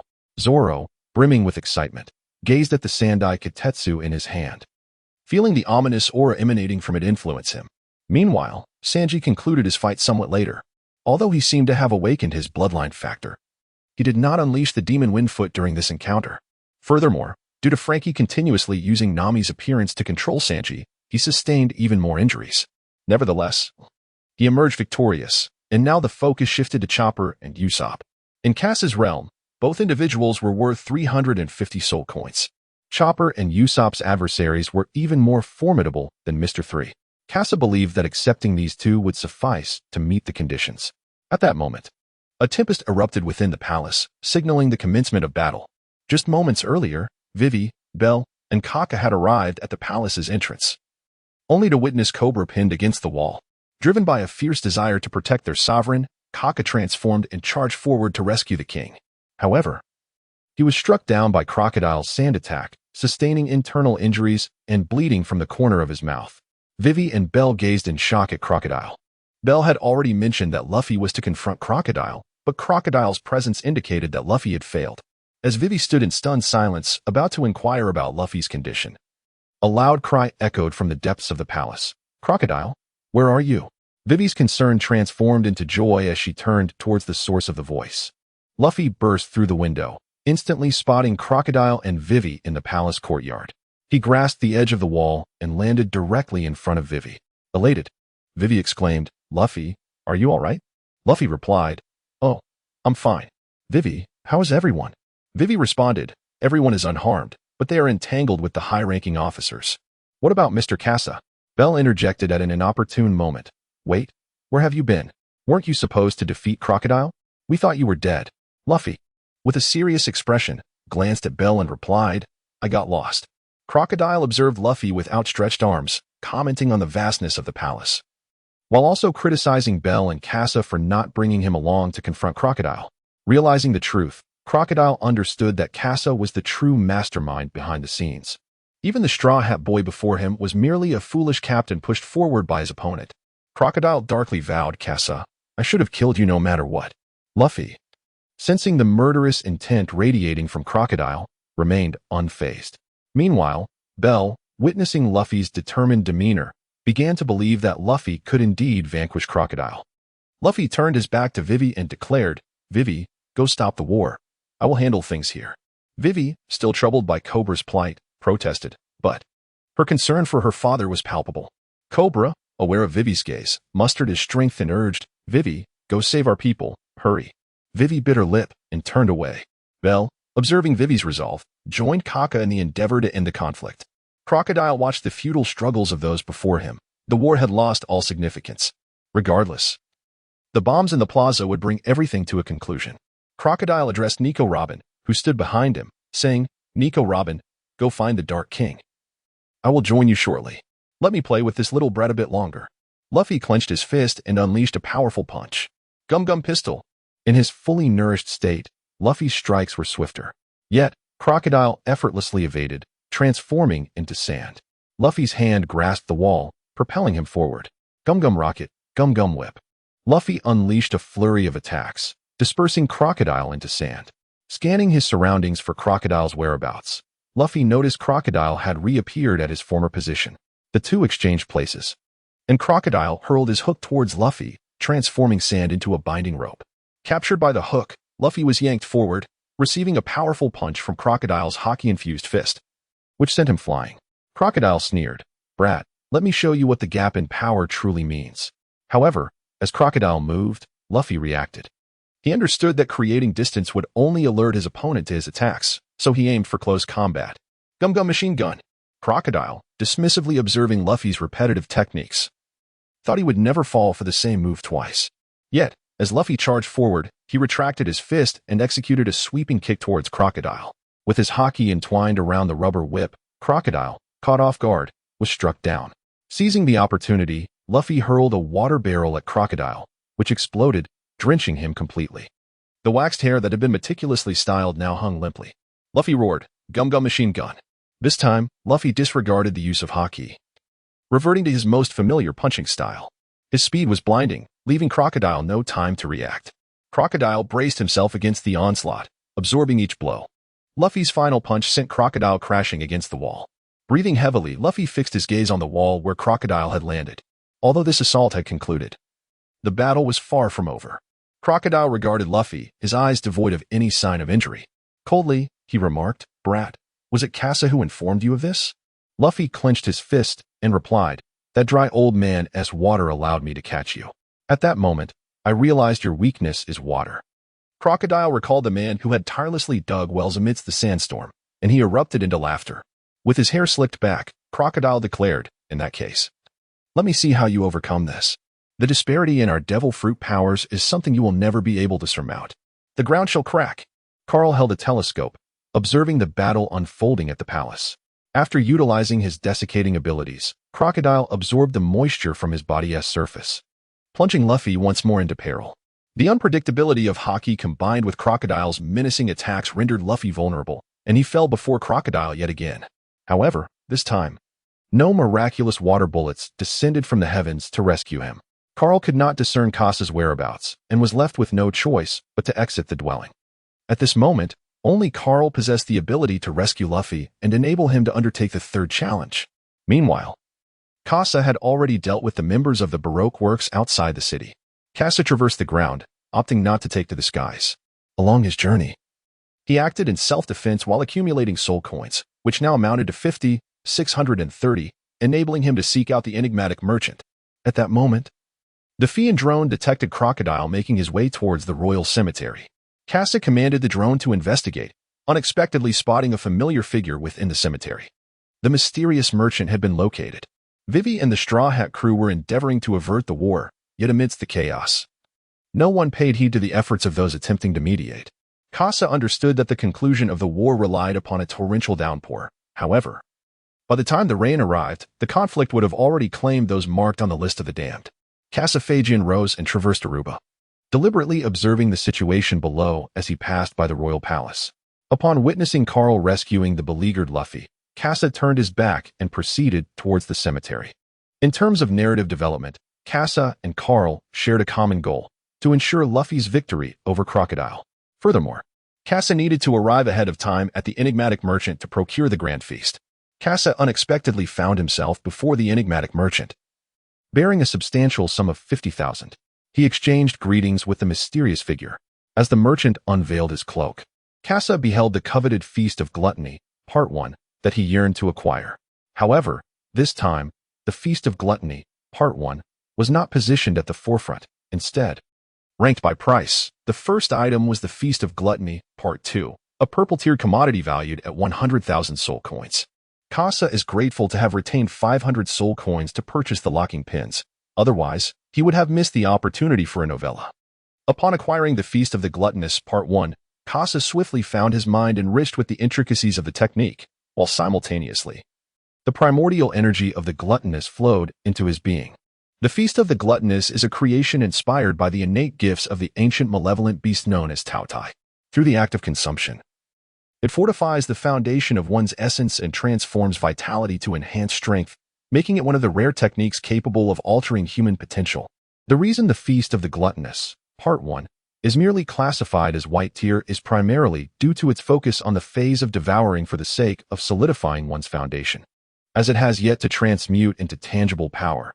Furthermore, the ingested sustenance must be processed through the Feast of the Gluttonous, Part 2, for transformation. Among the 50,000 soul coins, the most valuable asset is the energy of the gluttonous, which endows Kasa's physique with the remarkable ability to consume all things. Kasa did not perceive any increase in strength. Spending 50,000 soul coins yielded no noticeable results, leaving him somewhat disheartened. However, he had embarked on the path to becoming stronger, and the obstacles that once hindered him had vanished. Now, Kasa must focus on consuming and earning abundantly, striving to accumulate 100,000 soul coins to acquire the Feast of Gluttony, mid-length. Kasa has secured the locking of the tack, thereby sealing the Grand Feast of Gluttony for at least a year. During this period, he need not contemplate purchasing items from the enigmatic merchant, instead embarking once more on the path of saving. Meanwhile, Luffy has fully recovered. Carl's 7 transformation Linglong pill has restored Luffy's state, even providing him with surplus energy to replenish his strength. Guided by Dasky's directions, Luffy sets out in search of Crocodile.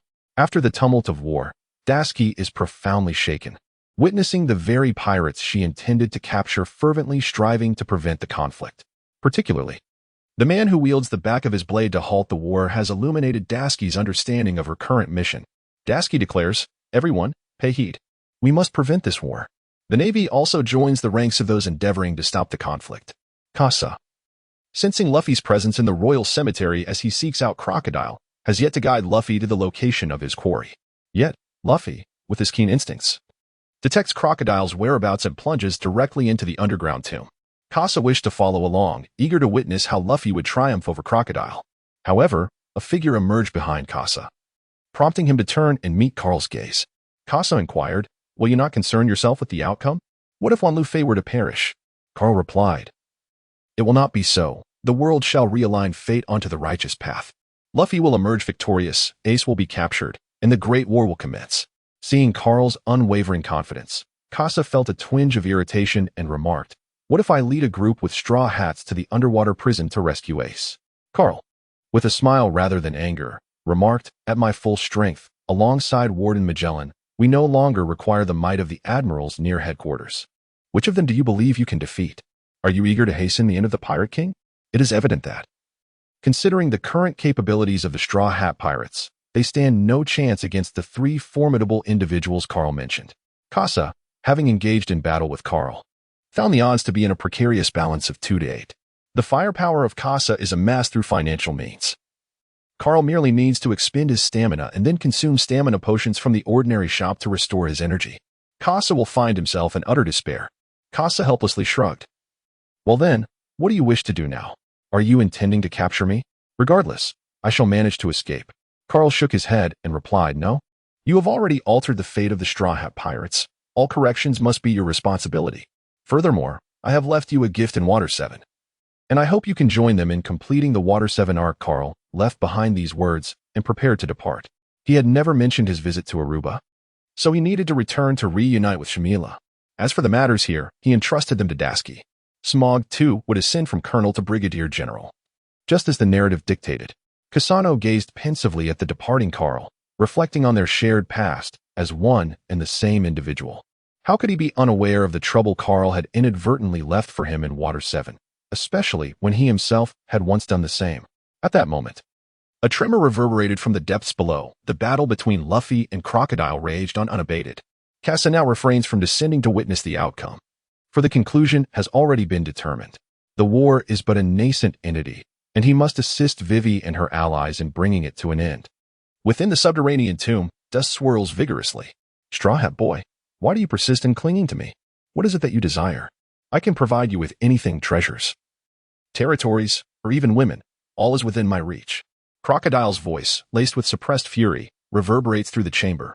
Nico, Robin, and Cobra are cast aside into a corner. Having just struck Crocodile, Robin finds herself swiftly overpowered. Their alliance is irrevocably severed, and Crocodile, aware that the king of the underworld is absent from Alabasta, finally unleashes his pin-up wrath upon Robin. "I demand that you return this nation to its rightful state." Luffy delivers a powerful punch to Crocodile's abdomen. Devoid of water and blood, relying solely on his haki to connect, Crocodile gazes at Luffy, reflecting on their 2 life-and-death encounters. This man, adorned with a straw hat, has transformed from a mere novice in haki to a master of armament haki. Crocodile removes his golden hook, revealing a toxic claw within. "You little brat. If that's the case, let us engage in battle as pirates do." Luffy resolutely replies, "Oh." Crocodile leaps forward, initiating close combat. The toxic hook lunges towards Luffy. Having faced it before, Luffy deftly evades the onslaught. Half Moon Sand Dune. Crocodile's toxic hook is merely a feint. The true attack lies in the capabilities of his right hand. Luffy braces himself, haki enveloping him to fortify his defense. The assault merely grazes Luffy's flesh, inflicting minimal damage. The combination of haki and Luffy's inherent resilience renders Crocodile's strikes ineffective. Crocodile realizes this, gritting his teeth as he observes Luffy. His current haki fails to intertwine with his fruit abilities, resulting in diminished offensive power. Rubber Spear. Luffy kicks Crocodile away, his attack anticipated by Crocodile, who phases out just in time. Luffy's enhanced physicality, combined with his fruit abilities, surpass Crocodile's attacks, preventing him from breaking through Luffy's defenses. However, Crocodile possesses another skill, Wither, which disregards defensive barriers. Luffy crouches low, recalling the 6 powers demonstrated by Kasa during their training aboard the ship. He confronts Crocodile. "It's fortunate I encountered you here. It has revealed the boundless potential of the rubber fruit."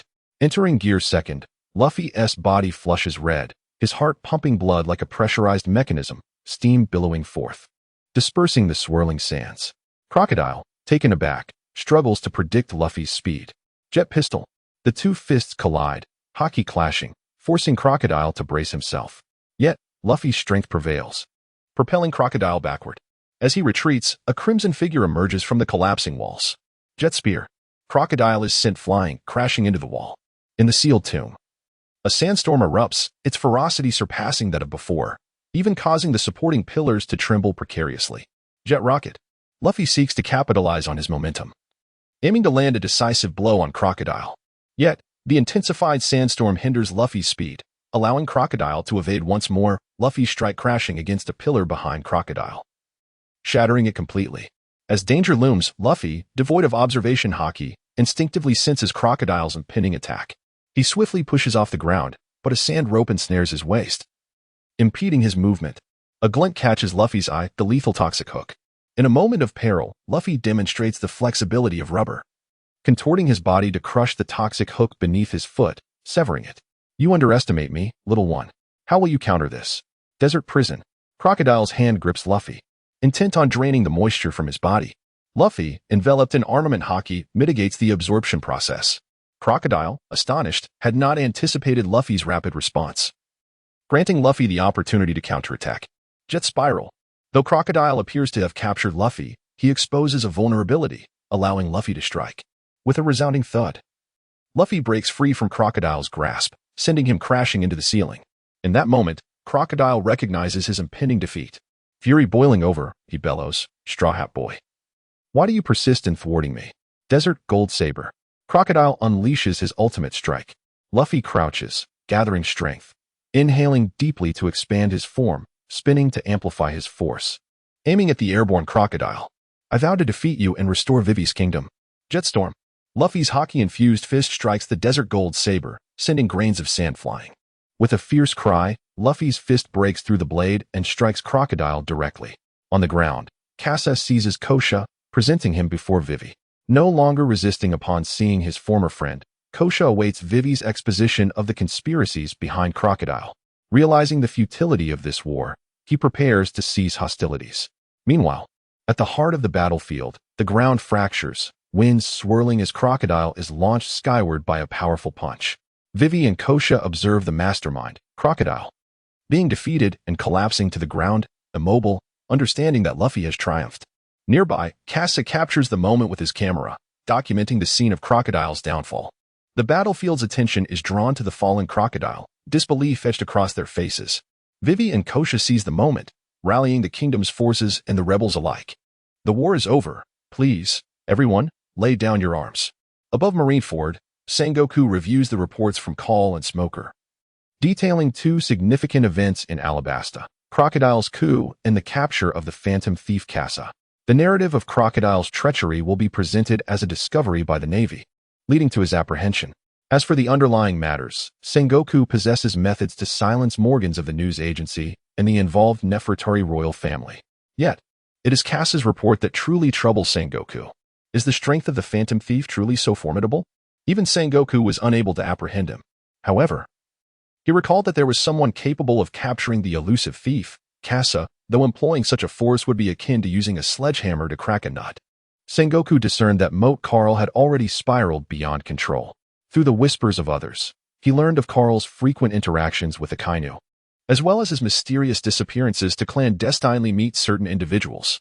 As Fleet Admiral, the only entities capable of concealing his activities would be other organizations within the world government.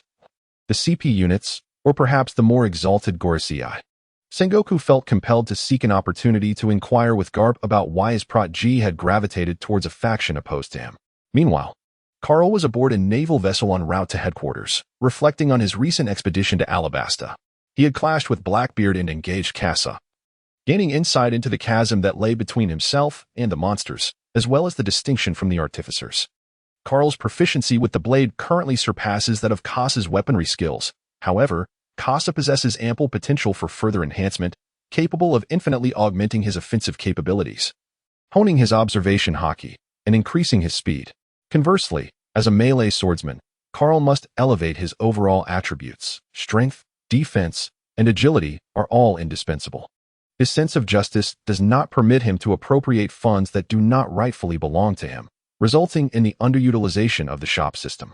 Even with the recent mysterious merchant, from whom Kasa seized the opportunity, Carl finds himself with a surplus of 100,000, accrued over more than a year, yet devoid of avenues to expend it. His strength has proven insufficient. Carl has made a breakthrough.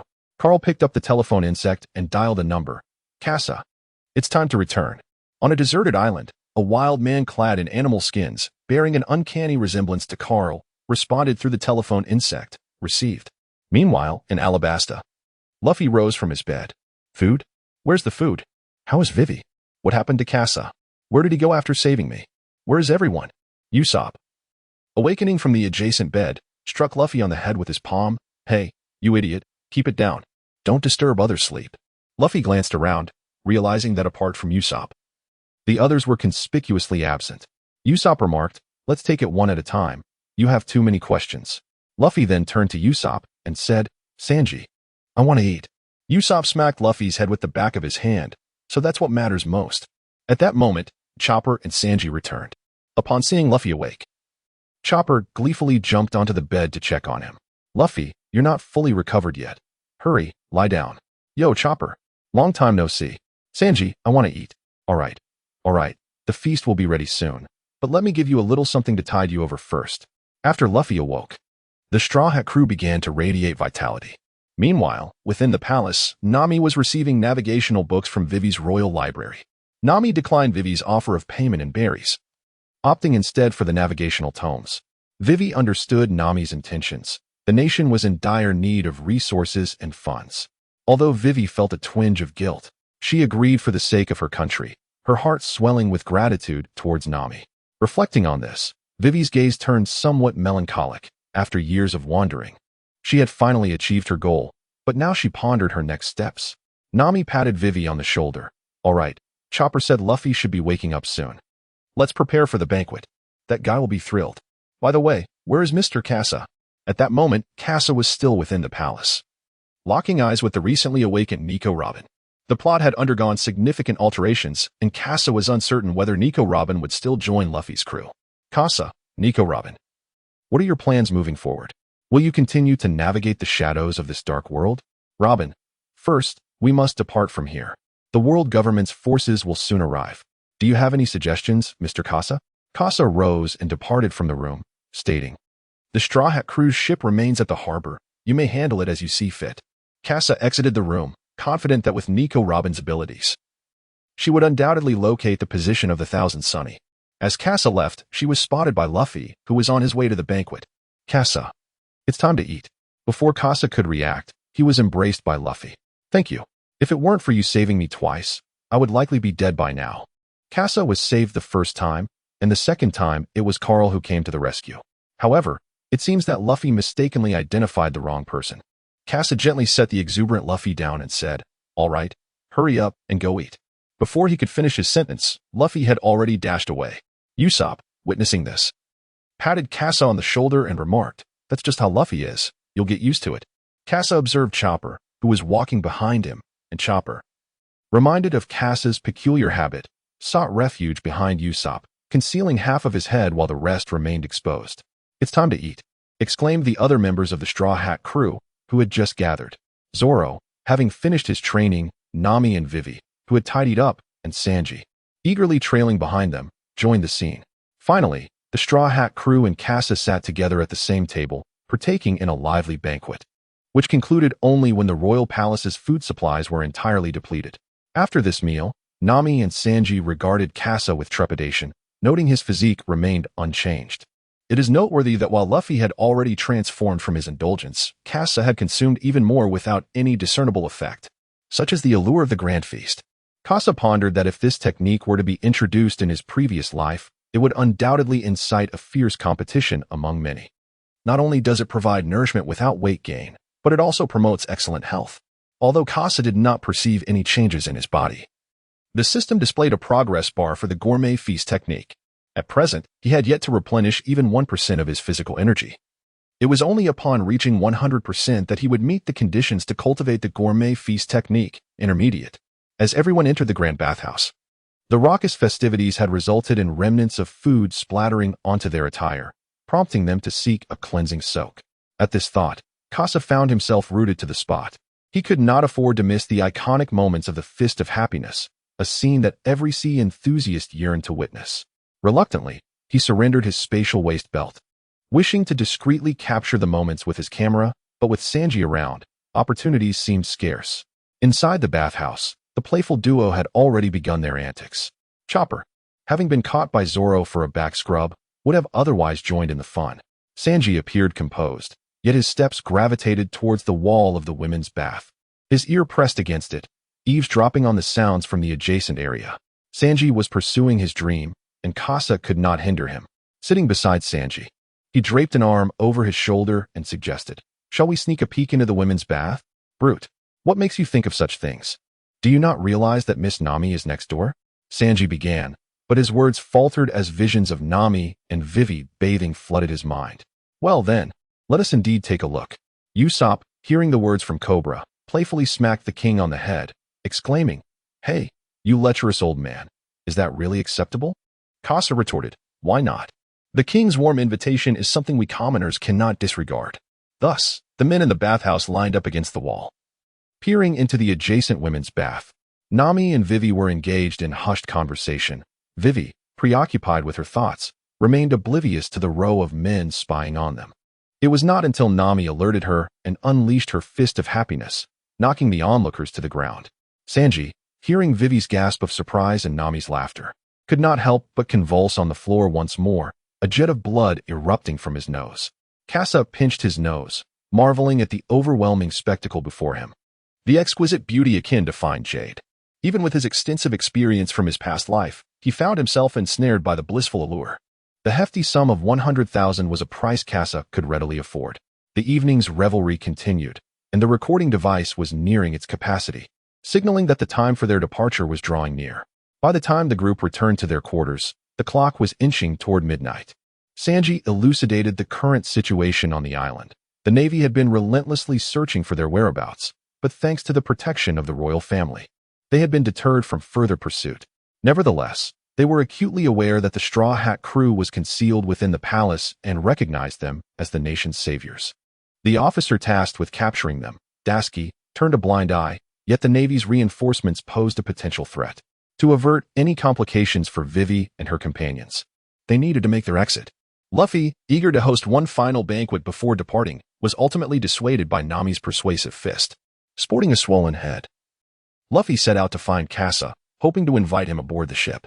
Meanwhile, Kasa occupied Robin's room, where she had already departed to gather her belongings. During these 3 days, Kasa had not been idle.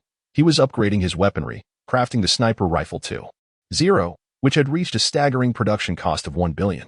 Distance is the essence of a marksman, thus Kasa focused on enhancing his shooting range. While his observation hockey could extend to 2,000 meters, the upgraded sniper rifle 2.0 boasted a lethal range of 5,000 meters. Coupled with Kasa's masterful shooting skills, anything within that distance was within his lethal grasp.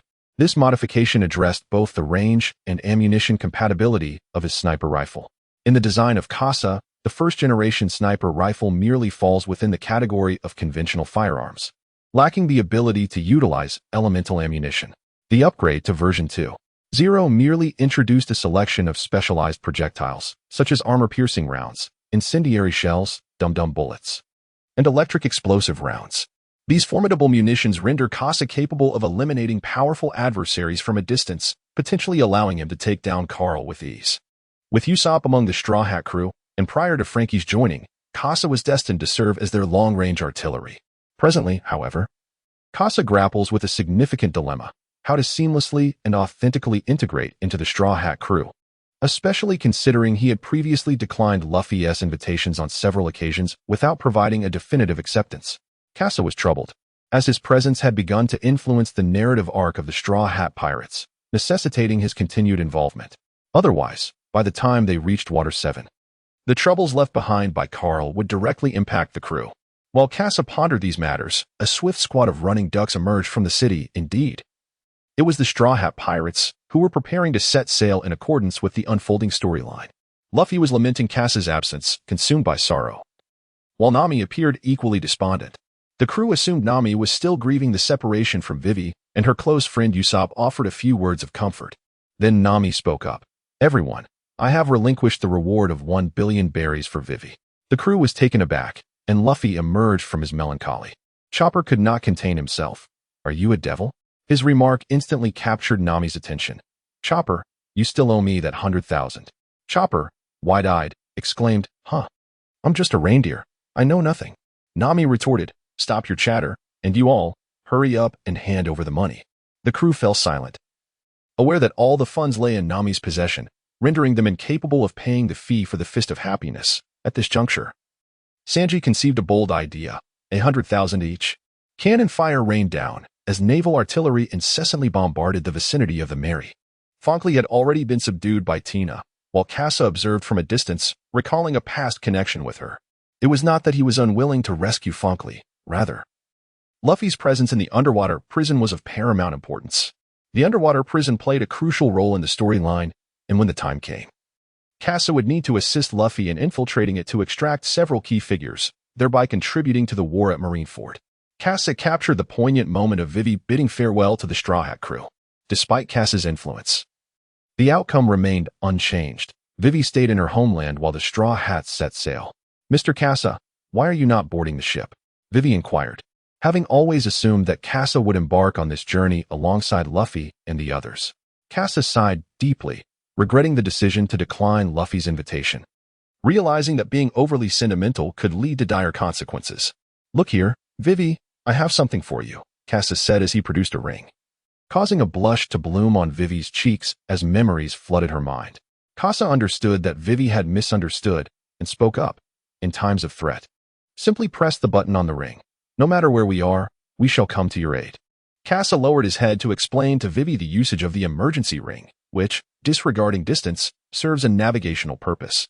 This was a gift from Kasa to Vivi. Observing Kasa's thoughtfulness until the very last moment, Vivi spoke softly, "Thank you, Mr. Kasa. It's nothing. I must take my leave now. When we meet again, you shall be a queen, your highness." At that moment, the Straw Hat crew, hiding nearby, gazed longingly at Vivi, lamenting in unison, "How lonely it is."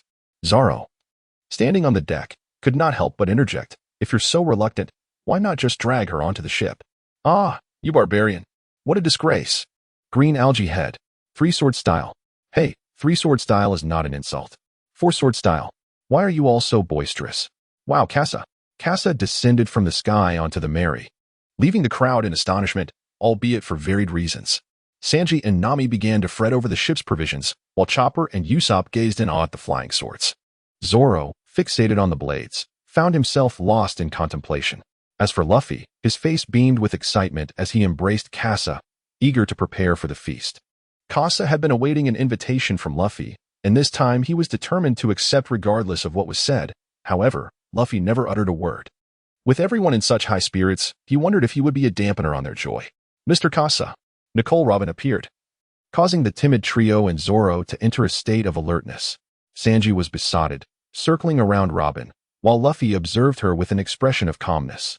"Ah, Nicole Robin, you truly have come aboard," Nami inquired. "What is happening, Kasa? Why has this woman boarded our ship?" Kasa replied, "She brought a treasure of jewels and sought passage on the ship, so I directed her to its location." Nami, with her slender waist twisting, had her eyes transformed into the shape of berries, exclaiming, "Oh, what a stunning elder sister."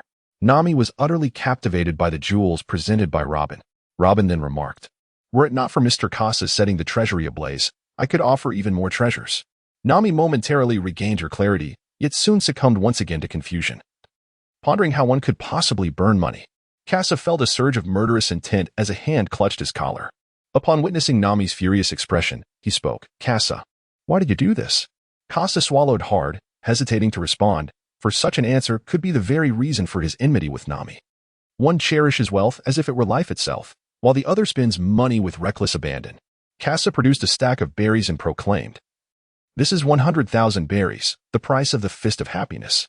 Nami, taken aback by Kasa's willingness to cover the cost of the Fist of Happiness, was pleasantly surprised. She hadn't anticipated recovering a sum of money. With this thought, she turned to the others and shouted, "Did you see that? 100,000 berries." At her outburst, everyone busied themselves with their own affairs, avoiding eye contact with Nami.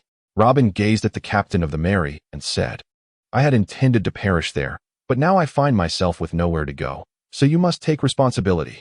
Luffy replied, "Is that so? Well, if that's the case, there's no helping it." Zoro remained vigilant, scrutinizing the newly appeared woman on the ship. Unlike Kasa, Robin exuded a far more potent aura of danger. Kasa rested his hand on Zoro's shoulder, reassuring him. Zoro glanced at Kasa, who had just sheathed his flying sword, and remarked, "You must also be a swordsman. Am I correct?" Kasa retracted the sword-drawing posture of his flying sword, which caught Zoro's attention, coupled with the previously noted swordsman aura emanating from Kasa. It was this that instilled such certainty in Zoro. "It can be said that my brother Carl is a master swordsman, and since I could not surpass him, I abandoned my sword for a spear. If one can so readily relinquish their weapon, it is no wonder that failure follows. Kasa could discern the sardonic undertones in Zoro's voice, for he had, after all, forsaken the very swordsmanship that Zoro held dear. Kasa raised an eyebrow and remarked, "In that case, let us engage in a little sparring." Upon witnessing the impending clash, Luffy tugged at Usopp to stoke the flames of excitement, while Chopper, apprehensive about the potential injuries, wished to intervene but was gripped by fear. Sanji, observing the scene, encouraged, "Oh, Kasa, give it your all. If you win, I shall prepare an extra dish for dinner tonight." Luffy chimed in, That's favoritism. I want it on that too. If I win, I demand an extra meal." Usopp, fuming, warned, "You two be cautious. Do not harm the merry." Meanwhile, Join trembled in the background. At that moment, 2 bounty posters were placed before Sengoku at the Navy headquarters. "Kapu, look at the commendable deeds your grandson has accomplished." Kaplan burst into hearty laughter, exclaiming, "Ha! Truly a reflection of my grandson." To which the warring states retorted, "I am not praising your grandson. Your entire family is simply outrageous." Kapu remained indifferent. Unwilling to restrict the freedom of those individuals, they would pursue their desires unabated. Sengoku spoke solemnly, "We cannot disclose that the Straw Hat crew defeated Crocodile. Thus the bounty will not be raised significantly. Kapu, you must keep an eye on Carl. He has established contact with the Gorosei." Upon hearing this, Kapu was visibly affected. Lost in contemplation, the young boy he had rescued from the deserted island years ago had now grown to a stature capable of engaging with the pinnacle of global power. "I understand," he conceded, recalling their recent encounter. Carl's strength had likely ascended to that of a general. Sengoku's expression shifted slightly, recognizing the potential impact on his decisions. This could very well be the power of the split fruit. Aside from the doppelganger, Kasa, Carl had adeptly developed its capabilities. Sengoku's mention of Kasa prompted Kapu to ponder thoughtfully. Perhaps he could seize this opportunity to visit his grandson and former student. "Ha ha, green algae head. You actually couldn't defeat Kasa." "Oh, Sanji, I've won. More dishes, please." "Enough chatter, you gluttonous Kappa." Amidst their bickering, Kasa had already finished his meal. Luffy glared in fury as Kasa absconded with half of the food that was rightfully his. Kasa, you scoundrel. Give me back my food."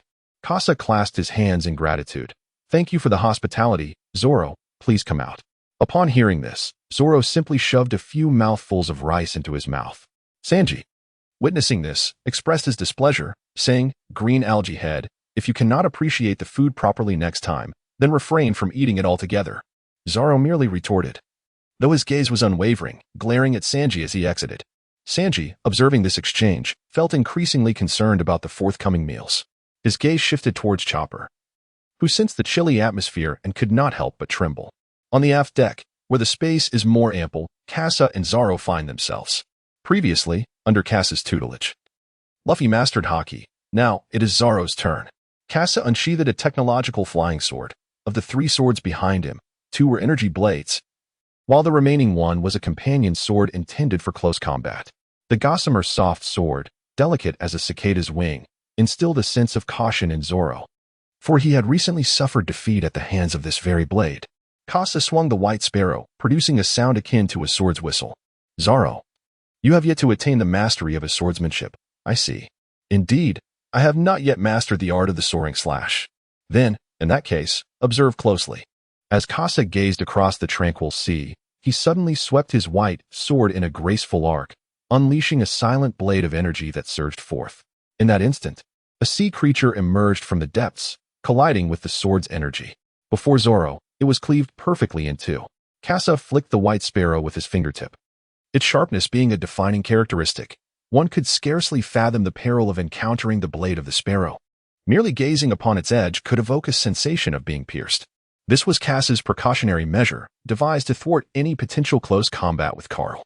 Kasa possesses formidable close combat capabilities akin to that of a lieutenant general. However, when compared to the current prowess of Carl, it is evidently insufficient. Thus, Kasa has chosen to embrace the Tai Chi sword technique, employing the principle of using minimal force to yield maximum effect, intending to counterbalance his combat style. During the recent clash with Zoro, Kasa adeptly utilized the Tai Chi sword technique to neutralize Zoro's formidable swordsmanship. Zoro's aggressive techniques faltered against Kasa's Tai Chi, rendering him unable to gain an advantage. Instead, he found himself caught in a reversal of his own strikes. This was the first time Zoro had encountered such a unique sword style, prompting him to abandon his earlier dismissive attitude. As for haki, that is something you must comprehend on your own. However, I can certainly impart the knowledge of sword intent to you. Very well. Kasa cast a rope, ensnaring the half-submerged sea beast that struggled upon the surface. With provisions aboard the ship dwindling, it was imperative to replenish the supplies whenever an opportunity arose. Meanwhile, in the New World, on Dressrosa, Doflamingo perused a newspaper detailing Crocodile's capture by the depths of the sea prison. Adjacent to it lay another piece of intelligence, originating from the shadowy underworld, containing information regarding the Straw Hat crew and Kasa. Moat Kasa, at last, I have found you. Kasa, utilizing a transformed visage, has been evading the relentless pursuit of the Navy and Don Quixote Doflamingo. Over the past 2 years, Kasa has cleverly baited numerous formidable pirates from the New World, amassing a considerable fortune in soul coins. The snot-nosed Torbol approached, dragging a hefty load of mucus. Doflamingo, the Navy has summoned you for a meeting. Will you attend?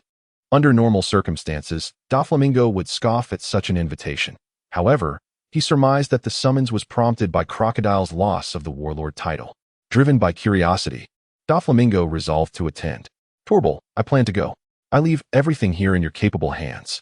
Meanwhile, the other warlords of the sea received similar invitations from the Navy, all of which were declined. At the Marine headquarters in Marineford, Carl was preparing for the upcoming Warlord Assembly. This meeting would not only feature several veteran admirals and the likes of Sengoku and Garp, but also Carl himself. The two pirates attending the meeting, Doflamingo and the tyrant Bartholomew Kuma, both have connections to Carl. One is the source of turmoil instigated by Kasa, which has caused some hindrance to Carl's dealings with the Gorosei. The other, a warlord that Carl has been in contact with for the past 2 years, has been influenced by Carl to adopt a stance that diverges significantly from the original narrative. At this moment, Carl was reporting to Sengoku.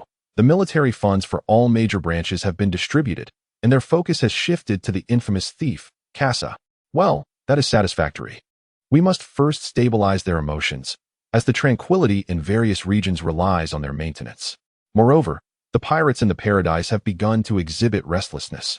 Kasa has been absent for nearly 2 months, and we cannot allow the actions of one criminal to incite chaos across the seas. Sengoku observed that after Kasa ceased hunting pirates, the pirates in the paradise once again began to stir. This clearly indicates that the stability of these past 2 years is not attributable to our Navy, which is undoubtedly a slap in the face to the naval forces. Very well, after this meeting, I shall conduct a patrol. Additionally, there is one more matter. A clone of yours previously went to Water 7. What was the purpose of that?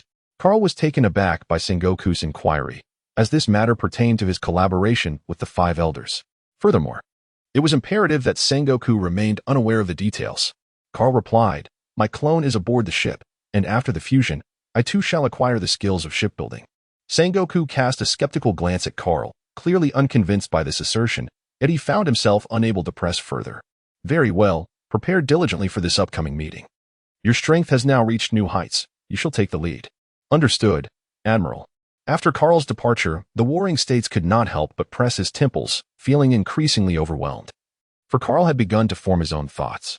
Upon leaving the warring states chamber, Carl encountered Deo Bowman. Deo Bowman inquired, Carl, are you planning to pay a visit to Sakaski?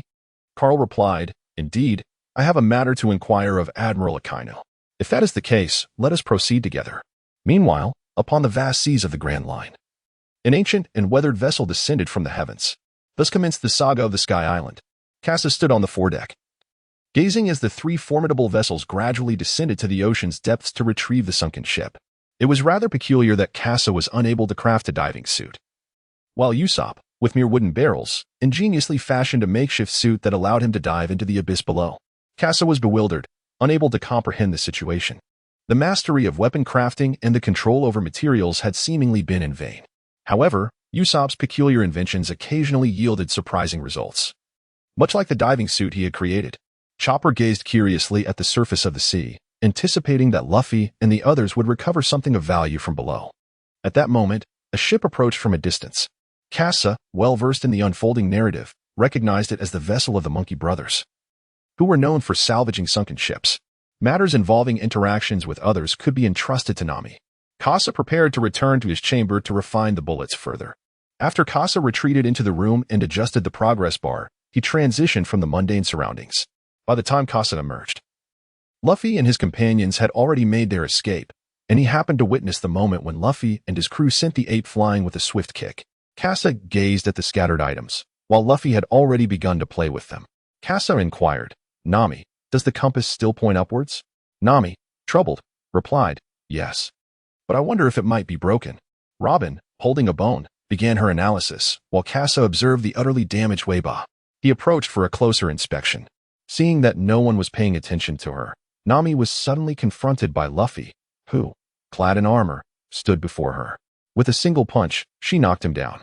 The armor shattered, and Luffy bounced back up from the deck. "Nami, I intend to go to Sky Island." Nami responded, "How do we get there? Please enlighten me." Luffy declared, "All right, everyone, turn the helm skyward." Usopp, patting Luffy's head, retorted, "How could we possibly steer upwards?" Robin discovered a map of Sky Island and handed it to Nami. In the Grand Line, the only thing you can trust is the record pointer, which indicates that there is indeed an island above. Gazing at the ancient map, Nami was momentarily at a loss about how to reach Sky Island. Robin then presented an eternal pointer before Nami, suggesting, "Let us venture to this island." Kasa approached the foredeck, clutching the completely wrecked Webai. The aft deck was the domain of Zoro's training, while the kitchen belonged to Sanji. Consequently, Kasa could only establish a modest workshop on the foredeck, where he and Usopp would tinker together. However, soon enough, Kasa recalled a formidable figure from Magic Valley Town, Blackbeard. With this thought, Kasa paused his work and exchanged a few words with Usopp and Chopper before making his way to the island. The unmistakable emblem of Doflamingo was ubiquitous throughout the island. Kasa, who had often wandered through Magic Bone Town, noted the absence of Bellamy. Instead, it was the former vice-captain, Sachi, who now reigned as the leader here. Kasa made his way to the bar, where a conflict had just erupted. "Hey, little Sa, what are you doing?" The cold voice of Kasa startled Sachi's, causing him to hastily set down the bottle he had picked up.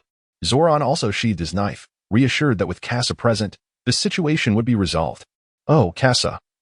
The juice here is delightful. Would you care for a glass?" "Kasa, please hold on a moment." Kasa stood before Sachi, fully aware of the conflict between Kasa and Doflamingo. However, Sachi dared not intervene. In this location, Kasa has vanquished numerous formidable pirates, significantly altering the narrative. Even Bellamy, who was expected to appear here, has inexplicably failed to show up. It has been several months since I last saw Little Sa. The items that are due to me should be delivered. Nami's ears perked up, as if she had caught wind of something extraordinary. She hurriedly approached and inquired, "What is it? What is it?" Sachi's, hesitant to speak loudly to Nami, lowered his head and replied obsequiously, "Big sister, it is merely a token of my appreciation. I shall bring it to you right away." With a call, Sachi's instructed his subordinate to fetch the money. Kasa has established similar strongholds on other islands, extorting protection fees from pirates, thus sparing himself the perilous endeavor of burning through money at the naval base each time. Kasa surveyed the surroundings, failing to spot Blackbeard. It seemed he had arrived a tad too late. Sax's men brought forth 2 crates of Bailey, causing Nami to collapse onto one of the boxes. The sum was astonishingly significant, amounting to 100 million. Kasa attempted to seize a crate, only to be thwarted by Nami's sharp intervention. She regarded him with a wary gaze, well aware of Kasa's penchant for extravagant spending. "Kasa, regardless of the circumstances, you ought to assume responsibility for the food expenses aboard the ship. Consider this your share for provisions." "But, no buts. Luffy and Zoro have departed to procure food for you all." Upon hearing the mention of food, Luffy instantly perked up. Moreover, no intelligence could be gleaned from this location. Nami clutched the money box tightly, showing no inclination to relinquish it. After the group exited the tavern, Kasa sensed a piercing gaze from behind. He turned to Luffy and the others and said, "You may return. I have matters to attend to, so there is no need to wait for me." Kasa departed from Luffy and his companions, relentlessly pursuing those who fled behind him. As he ventured deeper into the location, Kasa realized he had been lured there. The renowned combat champion, Jito's Bias, the sharpshooter Van Oka, and the infamous Blackbeard, Marshal D. Teach, awaited him. "Ha ha ha. Are you the legendary cursed doppelganger, the phantom thief Kasa?" Blackbeard proclaimed, stepping forward. As he activated his devil fruit powers, he found himself unable to absorb Kasa, confirming that Kasa lacked any such abilities. However, he bore a curse upon his back. Phantom Thief Kasa, would you care to join us in our quest to overturn the entire world? Blackbeard's demeanor bore a striking resemblance to Luffy's, as he extended an invitation to someone he found intriguing. Kasa gazed upon the man who embodied the narrative of the pirate world, now ensnared within a circle of encirclement. For a marksman to find himself in such a predicament was indeed a formidable challenge, particularly given the menacing weaponry wielded by Blackbeard before him, alongside the looming presence of Bayas and the slightly elevated muzzle of Vinoka. Ah, Blackbeard, there exists a sentiment that may seem rather juvenile. Yet I find myself harboring a deep disdain for individuals like you. Boom. The forest reverberated with the sound of an explosion as Kasa resolutely fired his weapon. Kasa evaded the shots of Vinoka, whose precision with the rifle was remarkably high, making him a formidable opponent that Kasa needed to guard against. Kasa launched a sudden assault, creating a slight distance while simultaneously assessing the current state of the battle. Two short-legged warriors accompanied by a marksman less skilled than himself. Kasa understood what he had to do. First, he would distract the two short-legged warriors, Bayas and Blackbeard, and then seize the opportunity to eliminate the more formidable Vinoka. Kasa returned the dual pistols and drew a first-generation sniper rifle. At this moment, he could not employ the technological flying sword to ascend into the sky, lest he become a living target. Both parties sought opportunities to shoot amidst the forest, which was befitting of their masterful shooting prowess. Kasa swiftly fired a shot, and in the dense forest, sparks erupted suddenly as two sniper bullets collided mid-air, neutralizing the assault. Vinoka adeptly evaded, concealing his presence.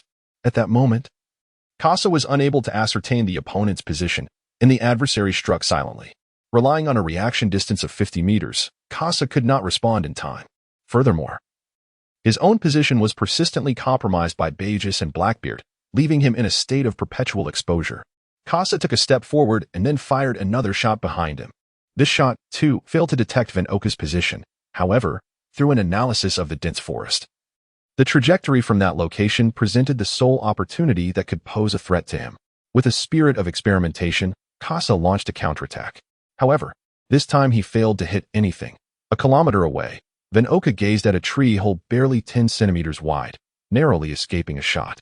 Vinoka was compelled to summon all his strength, for the adversary before him was utterly formidable. Suddenly, a massive tree came crashing down towards him. Kasa withdrew his assault and evaded, followed by a cascade of splintered rocks and branches. It was Blackbeard and Jeebus. Ha ha ha. Thief Kasa, should you falter? It would merely signify that our marksman is superior, rendering you unnecessary. Upon hearing this, Kasa furrowed his brows, clearly unperturbed by his own significance. Were it not for the obstruction posed by the two of them, Kasa's full deployment of observation haki would have sufficed to locate Vinoka's position. Kasa produced a smoke bomb, hurling it to the ground, a creation made in collaboration with Usopp. The volume of smoke was astonishing, rapidly expanding towards Vinoka's position. Sensing the impending threat, Vinoka swiftly repositioned himself. As he rose, several bullets struck the ground around him. The gunfire was relentless, with the bullet holes remarkably concentrated. Vinoka fired a few shots in the direction of the trajectory. Amidst the shrouded smoke, the sound of bullets colliding echoed once more, and Vinoka began to count. 3 shots had found their mark, indicating that 2 more were already aimed at Kasa. Kasa concealed himself behind the stone. At this moment, the trunk offered no protection. Nevertheless, Vinoka's bullets had already shattered the entire boulder, their force approaching that of a cannonball. Amidst the mist shrouding Kasa, a figure suddenly emerged, its robust arms raised high, gathering strength for an imminent strike. At this moment, Kasa finally realized that Blackbeard had already approached him. The dragon swung its tail. Kasa possesses several close combat countermeasures, such as this strike that inflicts no damage yet can disregard the opponent's strength, propelling them directly through the air. Blackbeard sensed a formidable force surging towards him, causing his entire body to be hurled backwards. Kasa remains perilous, yet Bayas has already approached stealthily. Gale step. Kasa executed a deft roll to evade the assault, subsequently activating her cloaking mechanism to hastily abscond from the scene. From her ammunition belt, she retrieved a singular round, a lightning round. With precision, she aimed at Bayas and fired. The projectile struck true, embedding itself within Bayas's body, unleashing a relentless surge of electric arcs that incapacitated him. The dense forest behind Kasa began to reverberate with the sound of explosions originating from Vinoka. Sensing Kasa's approximate location, he commenced indiscriminate firing, bullets piercing through the underbrush. ricocheting off the trunks of trees in the woodland. Kasa stepped into the range of the bullet barrage, left with no choice but to withstand it. He retrieved a cloak from his belt, draping it over his body. This was Kasa's sole piece of protective gear, possessing properties akin to vibranium, capable of absorbing kinetic energy. As the bullets struck Kasa, they lost their force upon impact, falling powerless to the ground. Kasa steadfastly resisted Vanoka's assault, while Blackbeard surged forward once more. Kasa remained impassive, biding his time. Blackbeard charged into Kasa's range, his fist raised in aggression.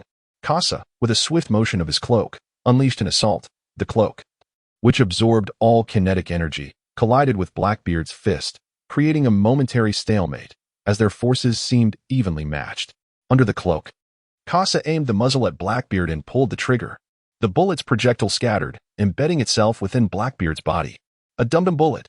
Blackbeard, racked with pain, found himself pierced by several fragments, forced to momentarily retreat from the onslaught.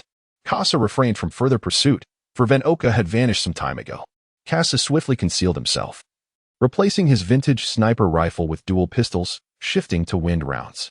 Suddenly, a thunderous roar erupted from a hidden corner, defying the silent approach favored by Vanoka, yet yielding unparalleled power. The maximum dosage of gunpowder propelled the bullets toward Kasa, with the intervening tree trunk proving utterly incapable of halting their flight. Kasa seized the opportunity, executing a swift shave and moonstep into the air, exposing himself as a target for Vanoka. Observing Kasa's aerial maneuver to evade the assault, Vanoka recognized that this would render him an ideal target for his strike. Once he had replenished his ammunition, Vanoka took aim at Kasa. Having meticulously calculated his velocity and the trajectory of his movement following the moonstep, thus, he was certain of his victory this time. Kasa focused intently on the source of the murderous intent, pinpointing the location of Vanoka. Clear mirror. The empty mirror of Kasa can transform into an omniscient realm within a reconnaissance field of 2,000 meters, where every motion is as transparent as glass dam. Vanoka pulled the trigger, and Kasa simultaneously did the same. The hurricane-like wind bullets became the driving force, enabling Kasa to swiftly evade the assault. Vanoka did not anticipate Kasa's resilience, prompting him to hasten his shooting frequency, yet all his attempts were deftly observed by Kasa. Explosions of air continued to erupt in the sky as Kasa nimbly maneuvered to dodge the onslaught, witnessing Vanoka pull the trigger only to find no bullets discharged. Kasa discerned the opponent's trepidation and retracted his dual guns. This time, victory belonged to him. Kasa aimed at the astonished Vanoka below and ended the battle with a single shot. After inflicting severe injury upon Vanoka, Kasa continued to fire from the air, suppressing both Blackbeard and Bias. Kasa has seized the advantage of the terrain, forcing Blackbeard out to sea. This is also the benefit of Kasa's strategic choice to traverse this path, apart from a few individuals possessing aerial combat capabilities. It is virtually impossible for other formidable opponents to gain the upper hand against the highly mobile Kasa. This is not merely a comparison of strength, but rather a matter of combat methodology and its inherent countermeasures. In the end, Kasa's final shot struck Blackbeard's rear, compelling him to reflect upon the terrifying nature of these monsters. The combination of formidable presence and physical resilience allowed Blackbeard to withstand all the bullets from Kasa's formidable sniper rifle. However, witnessing Blackbeard grimacing and sailing away, affected by the fruit's side effects, Kasa returned to Magic Valley Town with a sense of satisfaction. Meanwhile, Luffy and his crew had ventured to the opposite side of the island in search of Kulik, seeking clues to reach Sky Island. At that moment, in the forest, Luffy and his companions passed the site of Kasa's battle, hoping to capture a guiding bird. Yet, they found themselves playfully tormented by the island's small creatures under the control of the guiding bird. Upon spotting the guiding bird, Robin utilized her fruit abilities to capture it, fulfilling the conditions for their journey to Sky Island. When the Straw Hat crew returned, they discovered Kasa assisting in the renovation of the Going Merry. There is little that Kasa can do, only to reinforce and prevent further damage to the Merry. "Oh, Kasa, where have you been?" Luffy called out to Kasa, proudly displaying the stag beetle he had caught. "Hey, your bounties have been released. Come and take a look." Kasa addressed Luffy and Zoro, when Sanji quickly interjected. "Is it just the two of you? What about me? Did you forget to include my share?" Zoro, with a smug expression, retorted, "Keep trying harder, you colorless idiot." Sanji, brimming with indignation, snapped back. "What did you say, Green Algae Head?" The two drew their swords, ready to clash, while the others busied themselves with preparations for their voyage. Absent from Luffy's usual escapades in Magic Valley Town, This time their preparations were exceptionally thorough. Notably, Kasa had added components to safeguard the Thousand Sunny from the impending tumult of the skyward currents. Kasa was resting aboard the ship, having repelled Blackbeard, and anticipated no further disturbances. He decided to reorganize the ammunition supply. While adjusting his utility belt, he retrieved a shriveled fruit. There was another fruit within the belt. He had previously used one. It had been entrusted to him by Carl's aide, Shamira, during their time in Little Garden. This fruit was said to possess the ability to absorb the powers of devil fruits. Kasa had experimented with it in Little Garden, but it proved incapable of absorbing the explosive fruit's abilities. During the events in Alabasta, he dismissed the numerous fruits possessed by members of Baroque works, finding them unworthy of his attention. Now, however, he was headed to a location rumored to harbor the most formidable of all natural-type fruits, the Rumble fruit. In a past life, many had assessed Enel's strength, with numerous individuals believing that upon arriving in the Blue Sea, he would possess the strength of at least a vice admiral. Yet, Oda later clarified in subsequent interviews that Enel's power was merely valued at 500 million berries. This level of strength was manageable for Kasa, though he acknowledged that Enel's combat style posed a significant challenge. With remarkable speed and immense power, coupled with a mastery of observation haki that extended even further than Kasa's, Enel was formidable. Nevertheless, Kasa harbored a plan to hunt down Enel, motivated not only by the potential fruit abilities but also by the allure of Enel's gold, which would free him from the worries of everyday expenses. At this moment, in the dense jungles of Skypiea, the enigmatic figure known as Ball Boy Daigo was patrolling. Over the past year, the storeroom for the Ark Maxim had frequently reported missing gold. Although the divine Enel had meticulously scoured the entirety of Skypiea using his mantra, no suspicious individuals had been detected. Consequently, the four priests occasionally patrolled the island in hopes of apprehending the elusive thief concealed within the forest. Meanwhile, a mysterious individual hiding underground was collecting gold into their utility belt. With only a few days remaining until Kabu's return, he received orders from Carl to play a trick on Kasa within Skypiea. At that moment, a hummingbird flew into the cave's entrance, conveying information to Kabu. The Straw Hat crew had arrived. Kawa gazed upon the Straw Hat crew soaring into the skies, spotting a doppelganger of himself, Kasa. With a self-aware counterpart in existence, he pondered the superiority of his chosen path of beast mastery against the prowess of the weapon refinement chosen by his twin. After mastering the ability to split fruit, Carl, over the course of 2 years, has also manifested the clones under his command, based on the goods available within the system. He has now chosen the path of cultivation. Among them, Kawa from the Sky Island pursues the way of beast mastery. In addition to subduing the enormous python, Kawa has another task: to retrieve the gold of Shandora. Carl's latest clone, distinct from Kasa, operates under a primary system where Carl serves as the main entity and the clones function as subordinate systems. The clones merely facilitate transactions for any purchase. Carl's authorization is imperative. Moreover, the privileges associated with the enigmatic merchant are solely reserved for Carl, with his financial input required for any acquisitions. Recently, Carl has amassed a considerable amount of gold within his spatial belt, readily accessible for conversion in the world below. Concurrently, when the Straw Hat crew ascended to the Sky Island, there was another individual privy to their movements, Enel, whose mind network envelopes the entirety of the Sky Island. Kasa also sensed Enel's heart network. Although the range was extensive, the amplitude of the fruit's ability allowed Kasa to conceal his presence and evade Enel's heart network. With this simple clash, Kasa discerned the level of Enel's observation haki. The range was vast, yet its precision paled in comparison to Kasa's. Meanwhile, the crew aboard the ship struggled with oxygen deprivation, their breathing becoming increasingly labored. In particular, Nami and Usopp were affected, while Chopper, being a Zoan fruit user, possessed a robust physical constitution. However, should an attack occur at this moment, even the three main fighters would be at a disadvantage. It was imperative for everyone to recover swiftly. At that moment, an explosion erupted at the sea level of Skypiea, and Usopp was the first to notice. The warriors of Shandora, led by the formidable Wiper, also detected the Straw Hat crew and charged towards them with the wind. Usopp, overwhelmed by fear, sat helplessly on the deck. As the three main fighters were still in their recovery phase, only Kasa stood ready to confront Wiper. As Kasa took aim with his firearm, Weber, sensing imminent danger, swiftly hoisted the large cannon upon his shoulder and targeted the Mary. A flaming cannonball. A gale force blast. The gust that erupted in the air intercepted the trajectory of the blazing projectile, rendering Weber's attack ineffective. Masked, Weber regarded the three main forces that had now regained their strength. He feared that this vessel would be beyond his reach. He turned to depart, observing Weber's retreat. Luffy remarked, "What a peculiar individual." Usopp chimed in, "Peculiar? He nearly met his demise.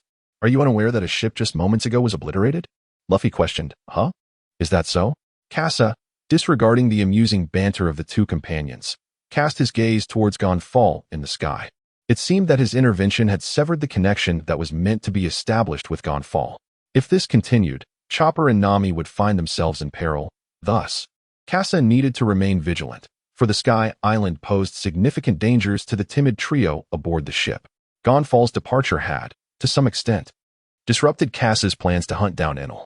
Familiar with the unfolding narrative, he knew that as long as he remained on the ship, he would encounter few complications. Therefore, as the others made their way to Angel Island, Kasa discreetly retreated to the kitchen to continue repairing the Wybra. Under the scornful gazes of Luffy and Usopp, Kasa shut the kitchen door. In line with the storyline, Luffy and his crew, having failed to pay the required fee to land on the island, found themselves pursued by the inhabitants of Angel Island, who sought to send them to the sacred realm of the gods. Apaya, a fragment of Gaia Island that had been thrust upward by an ascending sea current 4 centuries ago, bore witness to a pirate from an alternate route being relentlessly hunted by the 4 priests. Unable to locate the thief of their stolen gold, they resorted to venting their frustrations on these pirates.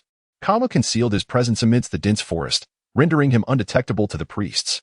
However, the fleeing pirate, glancing back, caught sight of Kawa perched atop the treetops, reaching out for help. Kawa raised a finger to silence the others, and then vanished from sight. Even when the 4 high priests sensed something amiss and turned around, they could not find Kawa.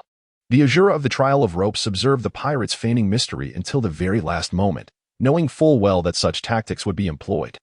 Just as he prepared to strike, a colossal hound lunged at the Azura. Ohm initiated his assault, his elongated cloud blade claiming the life of the pirate. Kawa gazed at Aum, who was also a beast tamer, and it was evident that the latter did not comprehend the formidable nature of pets. Kawu gently patted the chameleon on its shoulder, utilizing the skills bestowed by the system. He enhanced the chameleon's mimicry abilities, seamlessly blending both of them into their surroundings. Numerous beasts on the Sky Island were under Kawa's command. Kawa has been continuously monitoring the Straw Hat crew as the plot unfolds. Zoro, Chopper, Nami, Robin, and Kasa are taken to Appiato. In the home of Cornus on Angel Island, Sanji hears Nami's desperate cry, instantly halting his task of arranging dishes and gazing out at the sea. Luffy, following Sanji's lead, observes Nami and the others who have already set sail and begins to fume. Sanji exclaims, "You fool, didn't you hear Miss Nami calling for help?" Usopp retorts, "Hey, how could anyone possibly hear that?" At that moment, Sanji awakens his observation haki, sensing the woman's plea for rescue. Cornus steps forward, propelling the narrative further along. Kasa emerged from the kitchen, and only then did Zoro and the others realize that Kasa was still aboard the ship. "Kasa, why are you still here?" It was fortunate that both Zoro and Kasa were present. Kasa gazed at the approaching Appiato and inquired, "What about Luffy and the others?" Zoro gestured with his thumb towards the distant Angel Island, remarking, "On that island, it feels as though we are subjected to divine judgment, destined to become offerings." His words dripped with sarcasm. However, Nami perceived the situation differently. Having just returned from Appiato, she was acutely aware of the terror that enveloped this place. "Zoro, this island is truly frightening." That bolt of lightning that descended from the sky obliterated a portion of it. As the group ventured deeper into the forest, Kasa sensed numerous watchful eyes lurking among the trees. He pondered, perplexed as to why the creatures of the forest were so inquisitive. Their gazes fixed upon them throughout their journey. Nami, too, felt the unsettling atmosphere, goosebumps prickling her skin. She leaned closer to Kasa, seeking a semblance of safety amidst the encroaching dread. Kasa also sensed the softness emanating from Nami, and for a moment, his attention was diverted.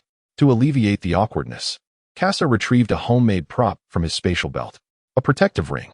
The items crafted by Kasali, utilizing elemental mastery, have attained a quality of blue grade, serving the purpose of absorbing a single attack.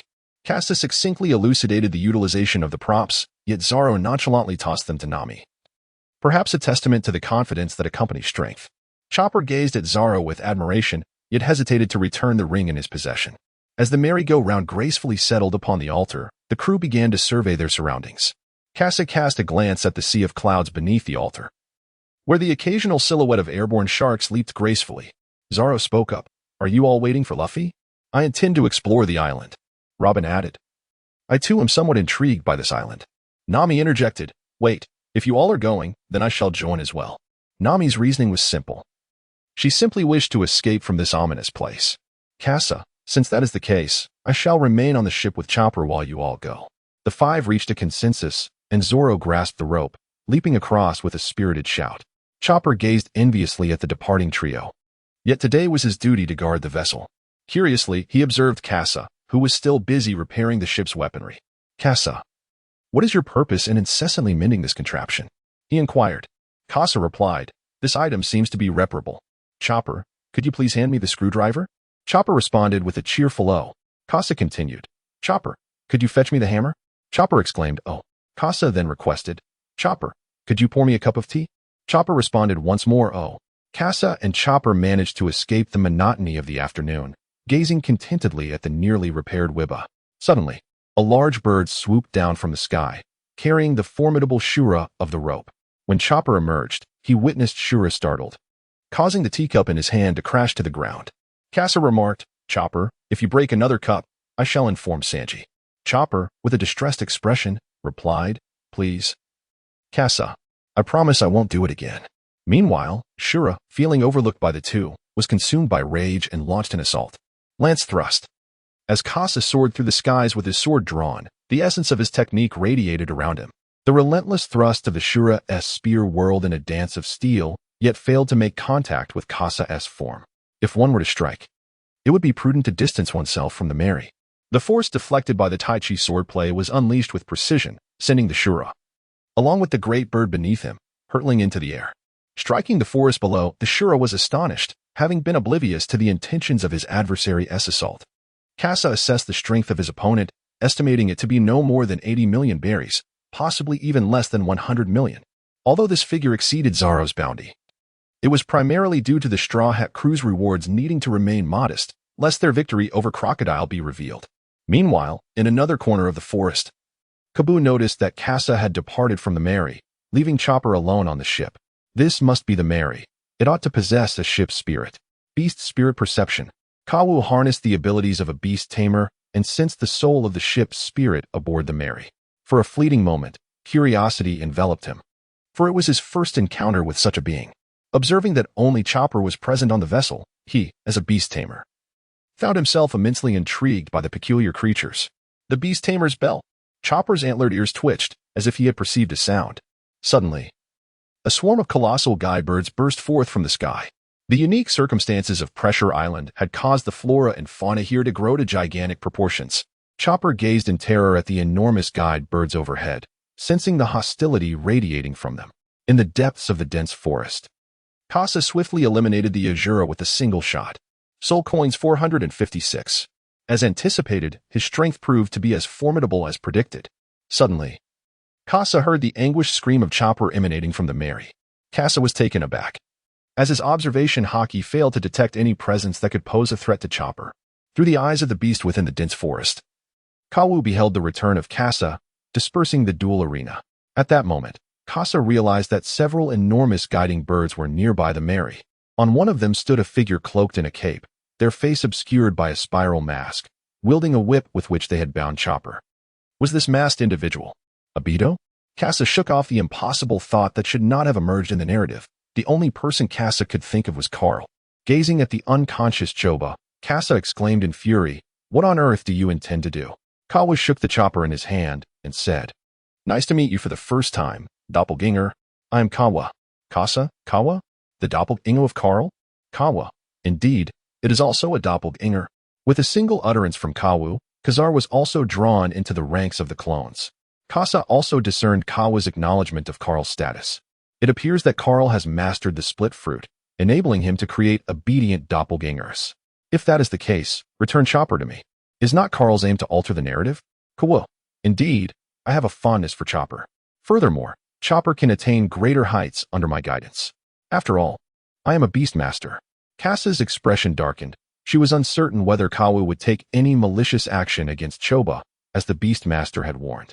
The flying sword beneath her feet stirred, and in an instant, Kasa closed the distance to Kawu, raising her sword to seize Choba. However, upon nearing Kawu, she sensed the presence of unseen threads, imperceptible to the naked eye, surrounding him. Kasa's movements were detected, and Kawu, gripping the silken threads behind him, instantly propelled himself forward, urging the guiding bird to flee into the depths of the forest. Kasa severed the spider silk with the white sparrow and pursued onward. As Kawu fled, he simultaneously commanded the nearby insects to launch an assault on Kasa. Kasa is at a loss when faced with insignificant insects devoid of any malice. He can only rely on his vision to ascertain their locations, subsequently prying them apart. In an instant, the distance between them has widened. Kasa dared not draw his firearm for fear of injuring Choba. Instead, he relentlessly accelerated, wielding the white sparrow to create a curtain of blades, severing not only his foes, but also the obstructing branches in his path. Kawu dashed into an open area, a location where Kasa would inevitably catch up. Turning back, Kawu hurled a beast-taming orb. Go forth, Lord of the Skies. A colossal python emerged abruptly, its tail striking Kasa, who had yet to evade the impending blow. Kasa barely had time to draw his cloak for defense, successfully intercepting all kinetic energy. The ultimate cloaking technique. Kasa was struck down to the ground. He was merely an ordinary individual. To alleviate the power of the colossal python, he had no choice but to retreat from the fray. The great serpent coiled amidst the trees of the forest, while Kawa stood at the vantage point of the sky's sovereign gaze. The white sparrow in Kasa's hand holds no significance against the colossal sky sovereign. The sparrow hovers behind him as he retrieves the Tyrannosaurus shotgun from his spatial belt. When confronting monsters, this is the weapon to employ. Kawa also sensed the intimidation of the Tyrannosaurus shotgun, commanding the Lord of the Skies to charge towards Kasa. Kasa did not evade. Instead, he commanded the flying sword to advance. 50 tyrant bullets. The flying sword surged forward, countering the recoil of the tyrant bullets. And the Lord of the Skies was struck down to the ground, blood spilling profusely. The deafening sound reverberated throughout the entire Appiato. Enel was stirred. Having achieved his objective, Kabu hurled Chopper to the ground, reclaimed the dominion of the skies, and vanished into the depths of the dense forest. Kasa seized Choba and was about to check Kawa's position when a flash of lightning illuminated the space. With one hand raised, Kasa took aim. Enel had appeared. A resident of the Blue Seas? So it was you who vanquished Azura, was it? Kasa gazed upon Enel, who loomed in the air as the target of this hunt. Should he succeed in eliminating him, Kasa pondered the potential ramifications on the unfolding narrative. Moreover, with Chopper so close at hand, any misstep could inadvertently involve him. Thus, Kasa resolved to steer clear of direct confrontation. Kasa, no. You have mistaken me for someone else. Enel did not anticipate such a response from Kasa. He had observed everything with clarity through his keen perception, and their battle had revealed no hidden auras. Enel, it matters not. But I trust you will be on this island tomorrow. Wherever you are, I shall find you. With that, Enel transformed once more into a flash of lightning and departed. Kasa understood that the challenge of the divine trial that Enelu would present tomorrow required that only 5 individuals remain on the entire island. Kasa gazed upon the unconscious Chopper, hastily transporting him back to the Thousand Sunny.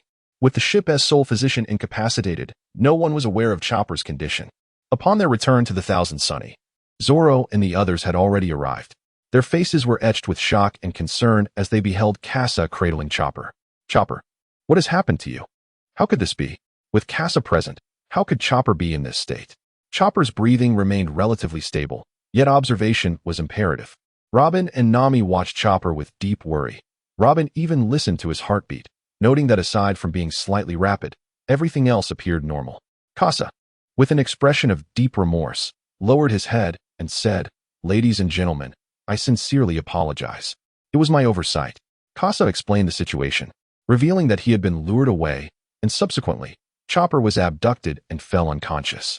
Robin pondered. This implies that there are 2 factions on the island, one comprising the local priests, and the other, a mysterious individual with an interest in Chopper. Zoro inquired about the strength of the adversaries. Nami remarked, "The situation on this island is becoming increasingly intricate. We must await Luffy's arrival to deliberate on our next course of action." Kasa, it appears that this is the only course of action left to us. Kasa gazed at Chopper, who was resting on the bed, oblivious to the machinations that Kawu had enacted upon him. Enel's hunting scheme was no longer a priority. He needed to seek out Kawu first. At that moment, a horn sounded from outside. Presumably, It was Luffy and his companions arriving. To Kasa's surprise, in addition to Luffy and the other two, there was another individual, a bird. It was God gone for. Indeed, the will of this world had begun to alter the narrative, allowing Gonfor to engage with the Straw Hat crew, facilitating his continued governance over the kingdom of God. This was a pivotal figure under the scrutiny of a greater will. They each recounted their respective experiences, revealing that during the trial of the ball, Gonfor had descended from the heavens to assist Luffy and his companions in overcoming the formidable Daigo. Kasa also recounted how he first dealt with Shura, followed by Chopper being taken away. Luffy, startled, quickly inquired about Chopper's condition. Gonfor, equally astonished, gazed towards the forest where Shura had perished. Once Luffy and the others confirmed Chopper's status, Nami revealed her own discovery. Appiato was, in fact, a fragment of the compressed island that had been thrust upwards by the ascending currents 4 centuries ago. The group was taken aback. The fabled gold country, Skypiea, lay upon this very island, yet rather than experiencing the anticipated thrill, they felt a sense of melancholy. With one comrade still unconscious, they were at a loss as to how to proceed, turning their eyes towards Luffy. With arms crossed, Luffy declared, "I will ring the golden bell," letting the old man with the chestnut hair know that the Sky Island exists. However, he acknowledged the importance of Chopper, stating he would first seek out the mysterious figure. Sanji interrupted Luffy. "Wait a moment, Luffy. It's dark now, and we have no idea where this mysterious person might be." Luffy replied, "Then we shall search. We will surely find him." Nami interjected, "Hold on, Luffy, don't rush. Who exactly is this old man? Please introduce him." Although Nami seemed to be addressing Luffy, her gaze remained fixed on Gonfor. Understanding her intent, Gonfor spoke up, "Greetings, everyone. I am Gonfor, the former god." Upon hearing his identity, the group instinctively took a step back, their vigilance heightened. "Fear not, I am merely the former god, unlike Enel. In my years in Appiato, I have heard of the mysterious figure you speak of." Nami inquired, "Can you tell us where this mysterious person might be?" Gonfor replied, "As for his exact location, I cannot say. I only know he frequently visits a certain place and collects a considerable amount of gold." Upon hearing the mention of gold, Nami's eyes transformed into the shape of berries, yet she pressed on with her questioning. "So, there must be clues about this mysterious person at that location." Gonfor affirmed, "Indeed, but I do not know where he is. I only possess a general direction, which is near the right eye of the skeleton you mentioned." Nami responded, "All right. Then I shall accompany you in search of this mysterious individual." Usopp quipped, "Hey, you don't seem like you genuinely wish to find this mysterious person." Recognizing the complexity of the situation, Robin interjected, "Luffy, Chopper's condition is presently stable. However, it is late, and we are uncertain of the circumstances in the forest. Moreover, if this mysterious person can control beasts, it could pose a significant threat to us." Zoro added, "Indeed, and the Mary still requires repairs. We must also prepare to set sail." Nami concluded, "Luffy, the location of the Golden Bell is here as well. I will join you all tomorrow." The group then engaged in discussion to finalize their plans for the following day. Sanji approached Kasa, reassuringly stating, "Do not worry, Chopper will be fine." Noticing Kasa's unease, Sanji received only a non-committal in response. In Kasa's mind, he pondered that his arrival had already steered the narrative towards an unforeseen direction. Before the story had even fully unfolded, Chopper had already encountered trouble. As they approached the trials of the gods, Kasa was uncertain whether anyone else would face peril. It is worth noting that during the Sky Island arc, apart from Luffy, Enel's presence posed a catastrophic threat to the Straw Hat crew. Kasa recalled the words of Carl regarding the 7 seas of water, along with the troubles he had left behind. The originally joyous banquet on the Sky Island failed to commence, and the absence of the Sky Wolves only intensified the grim atmosphere at the altar due to Kabu's presence. Ultimately, Luffy solidified the plan for the following day. Luffy, Zoro, and Robin would journey to Shandora in pursuit of gold, while Sanji, Nami, and Usopp set sail from Appiato. Kasa and Gonfol accompanied Luffy and the others, one seeking Kabu and the other searching for the kidnapped divine attendant. Meanwhile, within the divine palace, Enel pondered deeply. Observing only 2 priests. Tomorrow marks the trial of the gods. The decision to board my ship will be made then. In the skies, Kabu, bearing a chameleon, gazed down at Enel in the palace, contemplating Enel's fruit abilities. Within the spatial belt, there also resided a fruit capable of seizing Enel's powers. The contest between Kasa and Kawu is set for tomorrow. Meanwhile, In the hidden cloud village, the fierce warrior Weibai convenes a meeting. The flames of Xiangdula are to be ignited on the morrow. Aboard the Mary, Kasa remains by Chopper's side. He possesses numerous elixirs, yet he is uncertain of their efficacy on the deer, thus refraining from administering them indiscriminately. As the night deepens, Kasa hears no commotion aboard the ship. In the original narrative, a ship sprite was expected to appear here. However, with its absence, Kasa suspects it may be due to his own actions, or perhaps something Kawu has done to the Mary. Kasa's expression was grim as he waited until dawn. Luffy and his companions, observing Kasa's somber demeanor, chose to remain silent. They seized and guided the Mary into the water, setting off towards the ruins of Skypiea. Meanwhile, outside the island, the warriors of Skypiea began to surge into the interior, and the priests were prepared. The battle had commenced. With the absence of the rope trial demon, the warriors of Skypiea found it easier to advance than ever before. They swiftly broke through to stand before Luffy, spotting Gon fall amidst the crowd. A standoff ensued, and Luffy recognized the masked assailant who had previously attacked him. Kasa gazed at the few individuals before him, noting the absence of the Lord of the Skies, which prevented the crowd from dispersing. Thus, they encountered the warriors of Skypiea. Despite his envy for the soul coins possessed by these warriors, Kasa was acutely aware of Chopper's peril and wished to avoid lingering any longer. Gonful interjected, "Weber, cease your hostilities. We are not your adversaries." The battle-hungry Weber retorted, "Spare me your words, Gonful. You are also my foe." The burning cannon cleared a path, targeting Luffy and his companions, disrupting their formation. Other Skypiea warriors swiftly encircled them, preparing to besiege Luffy and his allies. Meanwhile, on the river departing the small island, the Mary remained a reflection of the sky island above. Nami, with an expression of discontent, stared in the direction of their departure when Sanji approached eagerly. "Miss Nami, what would you like for lunch?" Nami brusquely pushed Sanji away. "Sanji, don't bother me right now."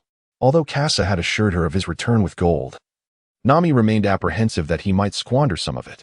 His actions were a perpetual enigma to her. Usopp chimed in, "Nami, isn't this a good thing? We've evaded danger, and Luffy will surely bring back gold." Just as Usopp spoke, Sanji rushed over, his face stricken with shock. "Get down, Usopp." A bolt of lightning appeared at Usopp's position, and in a moment of desperation, Sanji kicked Usopp away from the impending attack. Hey, how could there be a deserter in the divine training?" The three of them glared grimly at Enel. Enel scanned the trio on the ship, and Sanji and the others felt an overwhelming pressure, particularly Usopp and Nami, who were paralyzed with fear. However, upon noticing the golden staff in Enel's hand, Nami's spirits lifted, and her hand instinctively reached for the climate baton strapped to her thigh. Enel, sensing her movement, declared, "Electrocute at 1,000,000 volts. Miss Nami, watch out." Sanji leaped forward, absorbing the blow meant for her. Nami watched in horror as Sanji fell, scorched before her. "Sanji, what happened? Pull yourself together," she cried. "You bastard, how dare you do this to Sanji?" Usopp retaliated, readying his slingshot. But his projectiles were effortlessly dodged by Enel's elemental manipulation. Ignoring Usopp, Enel pointed at him and unleashed, "Electrocute at 1,000,000 volts." Usopp collapsed, and Nami's eyes widened in shock as she witnessed her companion fall. "You scoundrel!" she screamed, swinging her baton at Enel, yet he evaded it again with ease. "Electrocute at 1,000,000 volts." Sanji, still conscious but barely, felt a surge of various sounds echoing in his mind. He was awakening his observation haki. But this was not the time. Miss Nami was in danger. Sanji sprang into action. With a powerful kick, he aimed for Enel's forehead. The speed and his instinctive concealment of his presence left Enel no time to react, and he was sent flying.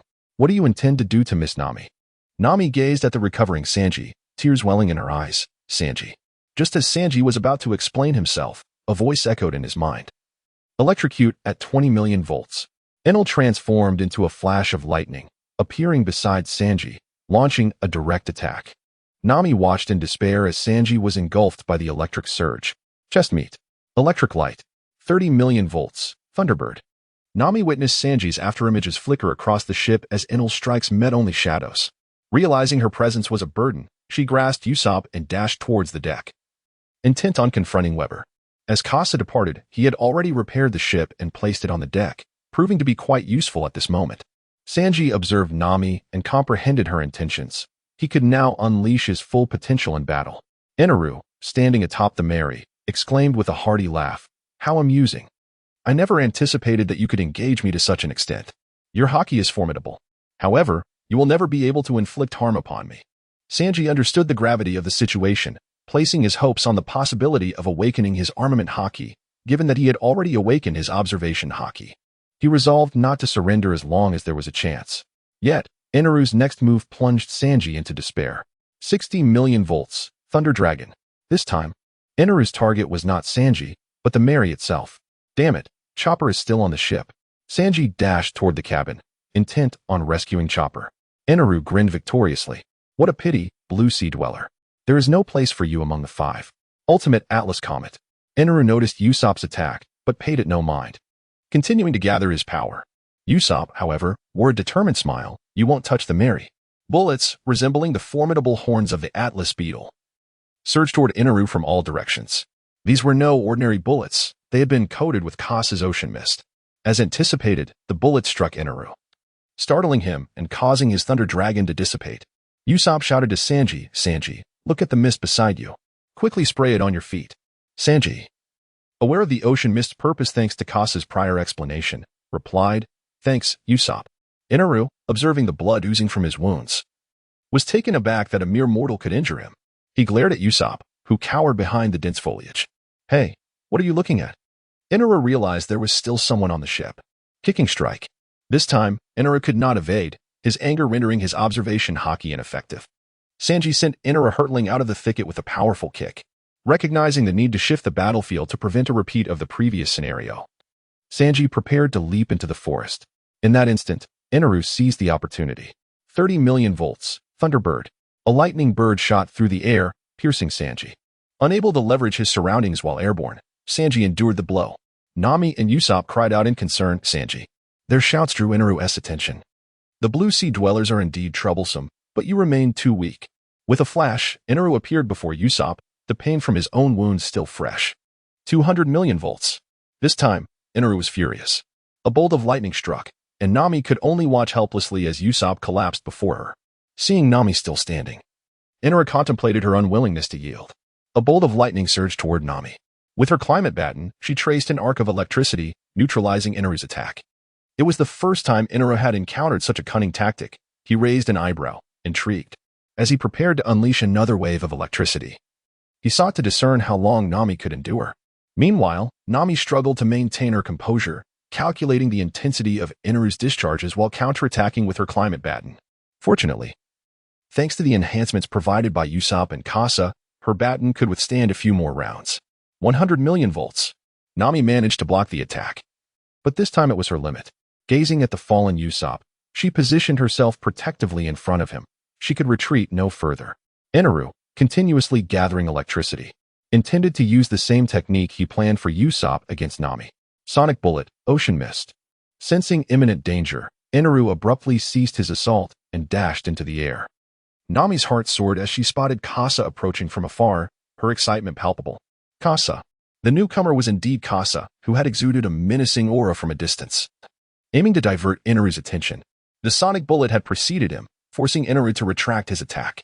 Looking at Kasa, Eneru regarded him as the final course of his meal. Unwilling to eliminate him here. It seems you were quite ruthless just now. Kasa gazed at the disheveled Enel, astonished to find that the gravest wound upon him had been inflicted by Usopp. Who would have imagined you could be so grievously harmed? Had I arrived but a moment later, would you have succumbed? Kasaro spoke with a hint of provocation, which stirred a semblance of anger in Enel. Humph. I shall await you in the final battle.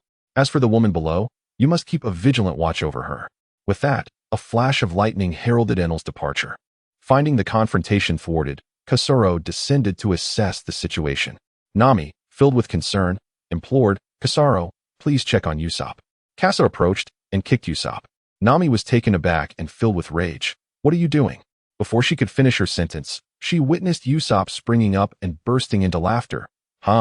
Indeed. My plan has succeeded. I successfully delayed until Kasa came to rescue me. Nami was astonished. How could this be? He was just in front of me moments ago. Kasa spoke up. I have provided each of you with a protective ring to shield you from lethal blows. Since then, Usopp has been feigning death. Nami glanced at Usopp, seeking an explanation. However, Usopp merely gave a thumbs up, saying, Kasa, you were right. Nami, clearly displeased, delivered a powerful punch that sent Usopp crashing into the ground. A blow far more damaging than the previous battle. After the cunning antics of the two friends, they suddenly remembered Sanji. They hurried to the riverbank, where they found Kasa had already retrieved Sanji. Sanji appeared largely unscathed, save for a significant bump on the back of his head. Kasa deduced that, barring any unforeseen circumstances, a violent blow to the back of the head must have caused the fainting. Nami, cradling her forehead, lamented, "Truly, what a fool." Fortunately, there was no lasting harm. Usopp implored Kasa for a few protective rings, but Kasa regrettably admitted that he had none left. Meanwhile, Nami, lost in thought, clenched her fists tightly. "If you all are unharmed, then I shall continue my search for that mysterious individual," she declared. Usopp interjected, "Kasa, please reconsider. If you leave, what shall we do? If that person returns, we will be doomed." Nami insisted firmly, "Usopp, do not speak like that. Chopper is still waiting for Kasa. We must ensure his safety." At that moment, Sanji regained his composure and said, "I apologize, Miss Nami, for failing to protect you earlier." Sanji had now fully awakened his observation haki, and in terms of predictive capability, he surpassed Enel. He had to rely on his foresight to compensate for his lack of speed. Looking towards Kasa, he requested, "Kasa, please provide me with a few bottles of spray. This time, I will ensure that scoundrel does not return." Kasa gazed into Sanji's resolute eyes, comprehending his fervent desire to master the armament haki. However, the current circumstances rendered such mastery unattainable. Thus he sought an alternative path.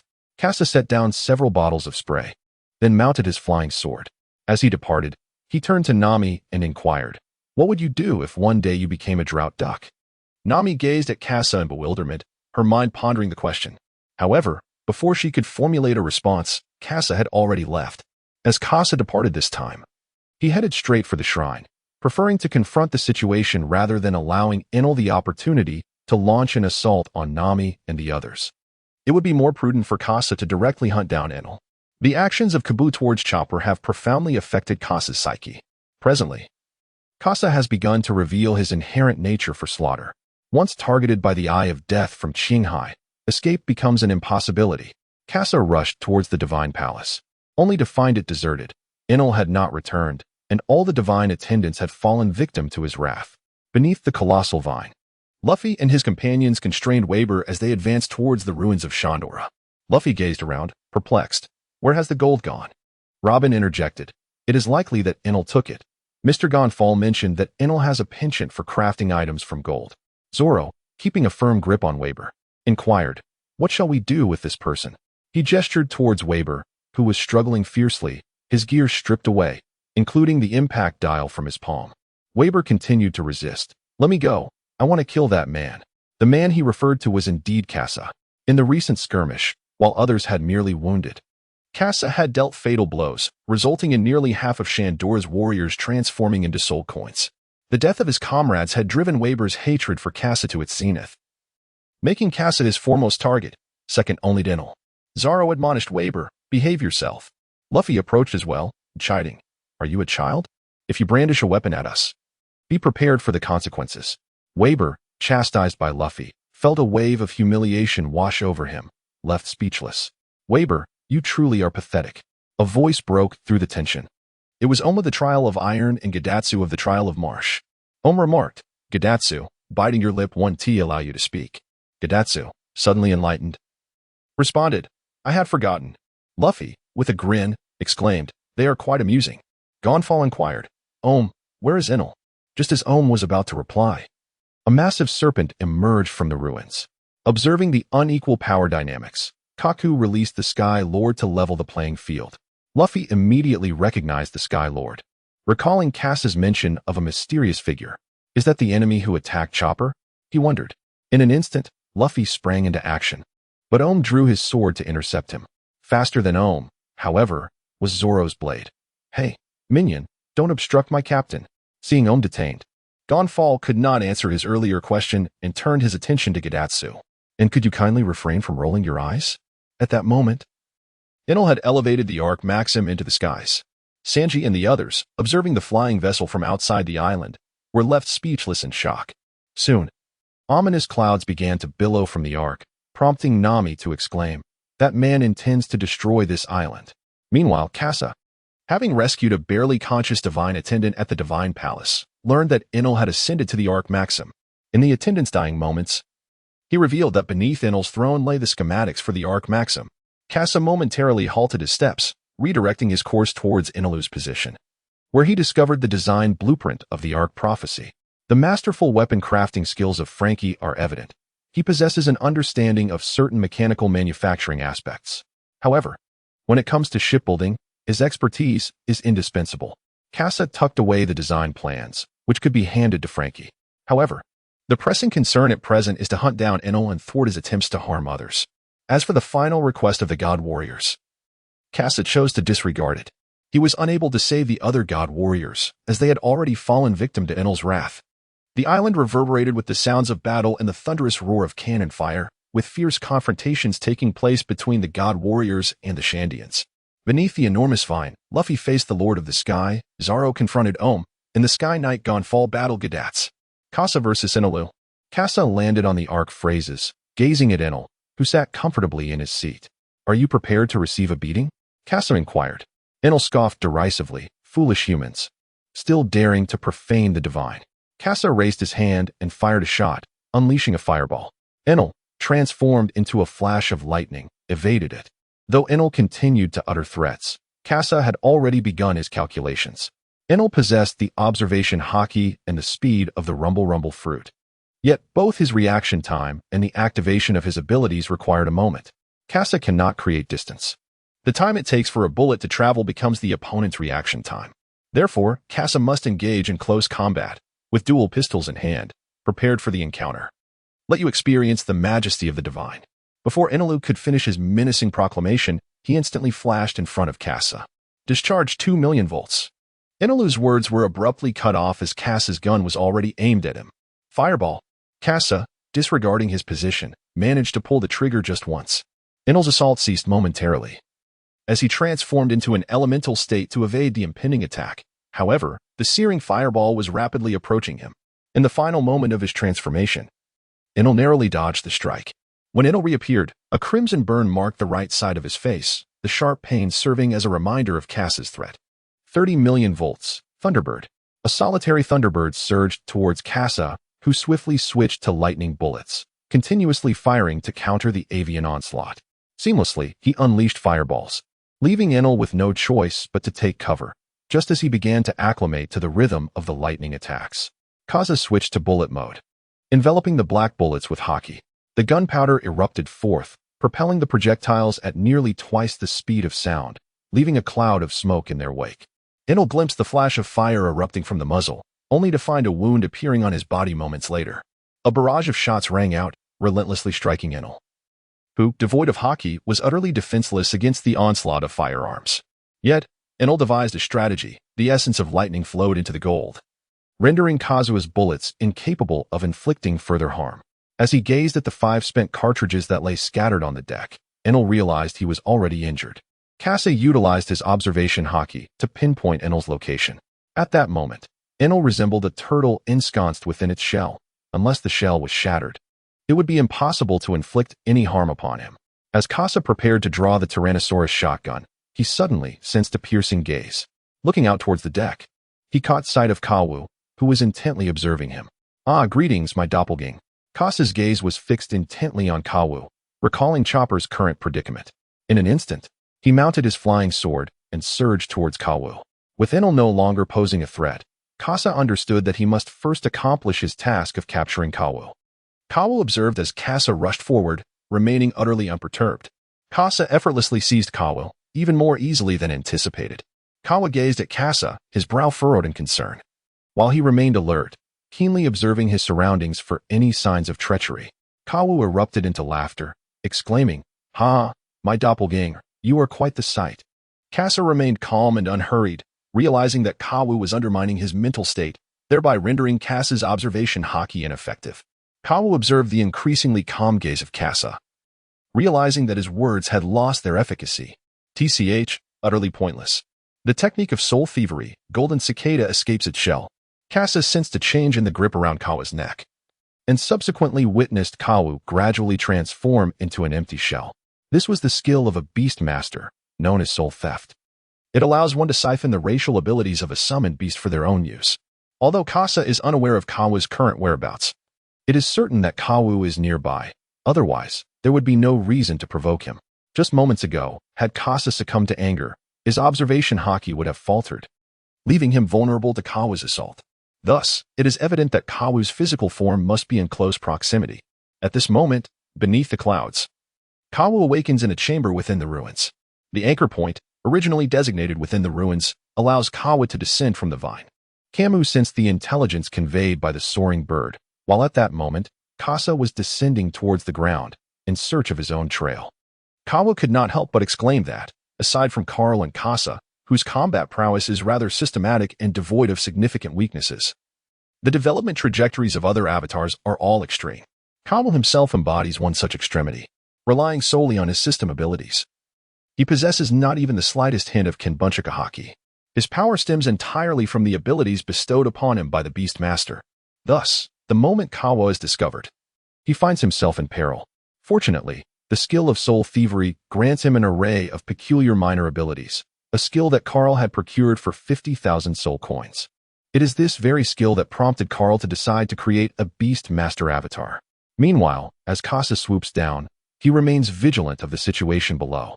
Luffy, engaged in combat with the Sky Sovereign, who has already utilized Beast Master enhancements, unleashes a barrage of punches reinforced by Busashoka haki, forcing the Sky Sovereign to retreat repeatedly. Yet, these strikes inflict no substantial harm. The Sky Sovereign's massive physique renders Luffy's punches, no matter how powerful, merely slightly larger than a needle. At this moment, Zoro also concludes his battle, his strength surpassing that of the narrative, having finished without sustaining any injuries. Kasa also witnessed Gonfua still engaged in battle, and with a single shot, he blew Gaidatsu's head apart. Inevitably, a splatter of brain matter marked Gonfua's face. Such a brutal method of combat could only be attributed to Kasa. Gonfua inquired, "Mr. Kasa, may I ask about the status of my troops?" Kasa remained silent, for they had already fallen victim to Enel's treacherous grasp. The Lord of the Skies also took note of Kasa's endeavor to locate Kabu, promptly abandoning Luffy to rush towards Kasa. Luffy sought to pursue, but Kasa halted him. "Luffy, do not concern yourself with me. Go and thwart that ship in the sky." Luffy, too, noticed the Arc Maxim soaring above and declared, "All right, Kasa, let us exchange opponents." With that, Luffy disregarded the Lord of the Skies, momentarily rested after releasing Gear Second, and then sprinted towards the vine. Kasa turned to face Kawu, realizing that rather than aimlessly searching for Kawu, it would be more prudent to allow him to seek her out. She understood that any hint of vulnerability on her part would inevitably reveal Kawu's position. Zoro, observing the confrontation between the two, felt a surge of restlessness, yet, with nothing to occupy his hands. He could only watch as Kasa contended with the Lord of the Skies. The clash between Kasa and the Lord of the Skies unfolds. Luffy faces Enel. The Lord of the Skies hovers above the ground, its body coiling in spirals. It shields its head with its own form, while a thick and agile tail serves as its sole weapon. Kasa gazed at the scales of the Sky Lord, which had been shattered and fallen away by Luffy's strikes, revealing the underlying flesh.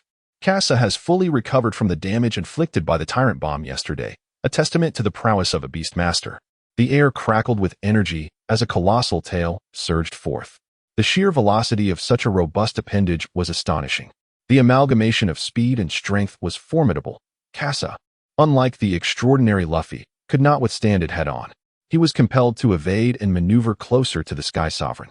A powerful explosive was launched toward the Sovereign's head. Yet the colossal figure shielded itself with its body, leaving Kasa to sustain a gaping wound. For the immense Sky Sovereign, it was merely a minor scratch. Soon after, the tail struck again, and Kasa narrowly dodged. This time, the tail collided with the serpent's body, exacerbating the injury. The Sky Sovereign emitted a series of anguished roars in response to the pain. Meanwhile, Luffy ascended onto the Ark of Proclamation, surveying the desolate vessel. With his arms crossed and his head tilted in confusion, he inquired, "Where is everyone?" At that moment, Enel, having completed his recovery, was capable of utilizing electric shocks for cardiac resuscitation. A man who could heal himself would surely possess the means to mend his own injuries. Kasa's 4 bullets struck Enel's abdomen and chest. Although Enel sustained some injuries upon regaining consciousness, they were no longer detrimental to his combat abilities. Noticing Kasa's absence, he was instead confronted by a comical monkey. Enel felt as though the skies had cleared. he could once again assume his lofty position as a god. He stepped forward and addressed Luffy, stating, "As long as that gunslinger is not present, no one can thwart me." While Enel held a degree of trepidation towards Kasa's seemingly endless tactics, he found solace in the fact that Kasa was no longer present. Before him stood merely an unremarkable human, allowing Enel to confidently unleash his powers. Luffy, with a look of incredulity, retorted, "Are you a fool?" This taunt instantly shattered Enel's composure. Enraged, he declared, 30 million volts, Thunderbird. Luffy braced himself, and as Enel watched him bathe in the lightning dragon's wrath, a smug smile crept across his face. As the Thunderbirds dissipated, Luffy appeared perplexed by his condition. Mistaking this for another of Kasa's ploys, Enel escalated his assault. 60 million volts, Thunder Dragon. The golden staff struck the drum behind him, and the lightning dragon swiftly engulfed Luffy. In this moment, Enel felt assured of his victory. Yet Luffy remained unscathed. It seemed he had come to a realization. During their time aboard the Mary, he had already endured several electric shocks from Nami. 200 million volts. Enel swiftly moved beside Luffy, unleashing a bolt of electricity directly at him. Despite the crackling energy, Luffy confronted Enel, demanding, "What on earth are you playing at?" Rubber pistol. Luffy's fist collided with Enel's abdomen, propelling him forcefully against the golden wall. Enel stood, shaking his head to dispel the thoughts swirling in his mind. Impossible. Aside from that gunslinger, how could such a man exist? Enel, having faced repeated setbacks, found it inconceivable to accept this reality. As he wrestled with self-doubt, he failed to notice Luffy drawing nearer. Gua-emo Rua rocket punch. Luffy unleashed his full power, the armored strike landing squarely on Enel's belly. The overwhelming force caused Enel's eyes to roll back, blood spilling forth from his mouth. Blood, mucus, and tears erupted from him as he crashed against the golden wall, leaving a deep indentation. Observing Enel's fall, Luffy raised his fist in triumph, exclaiming, "Yes, I won."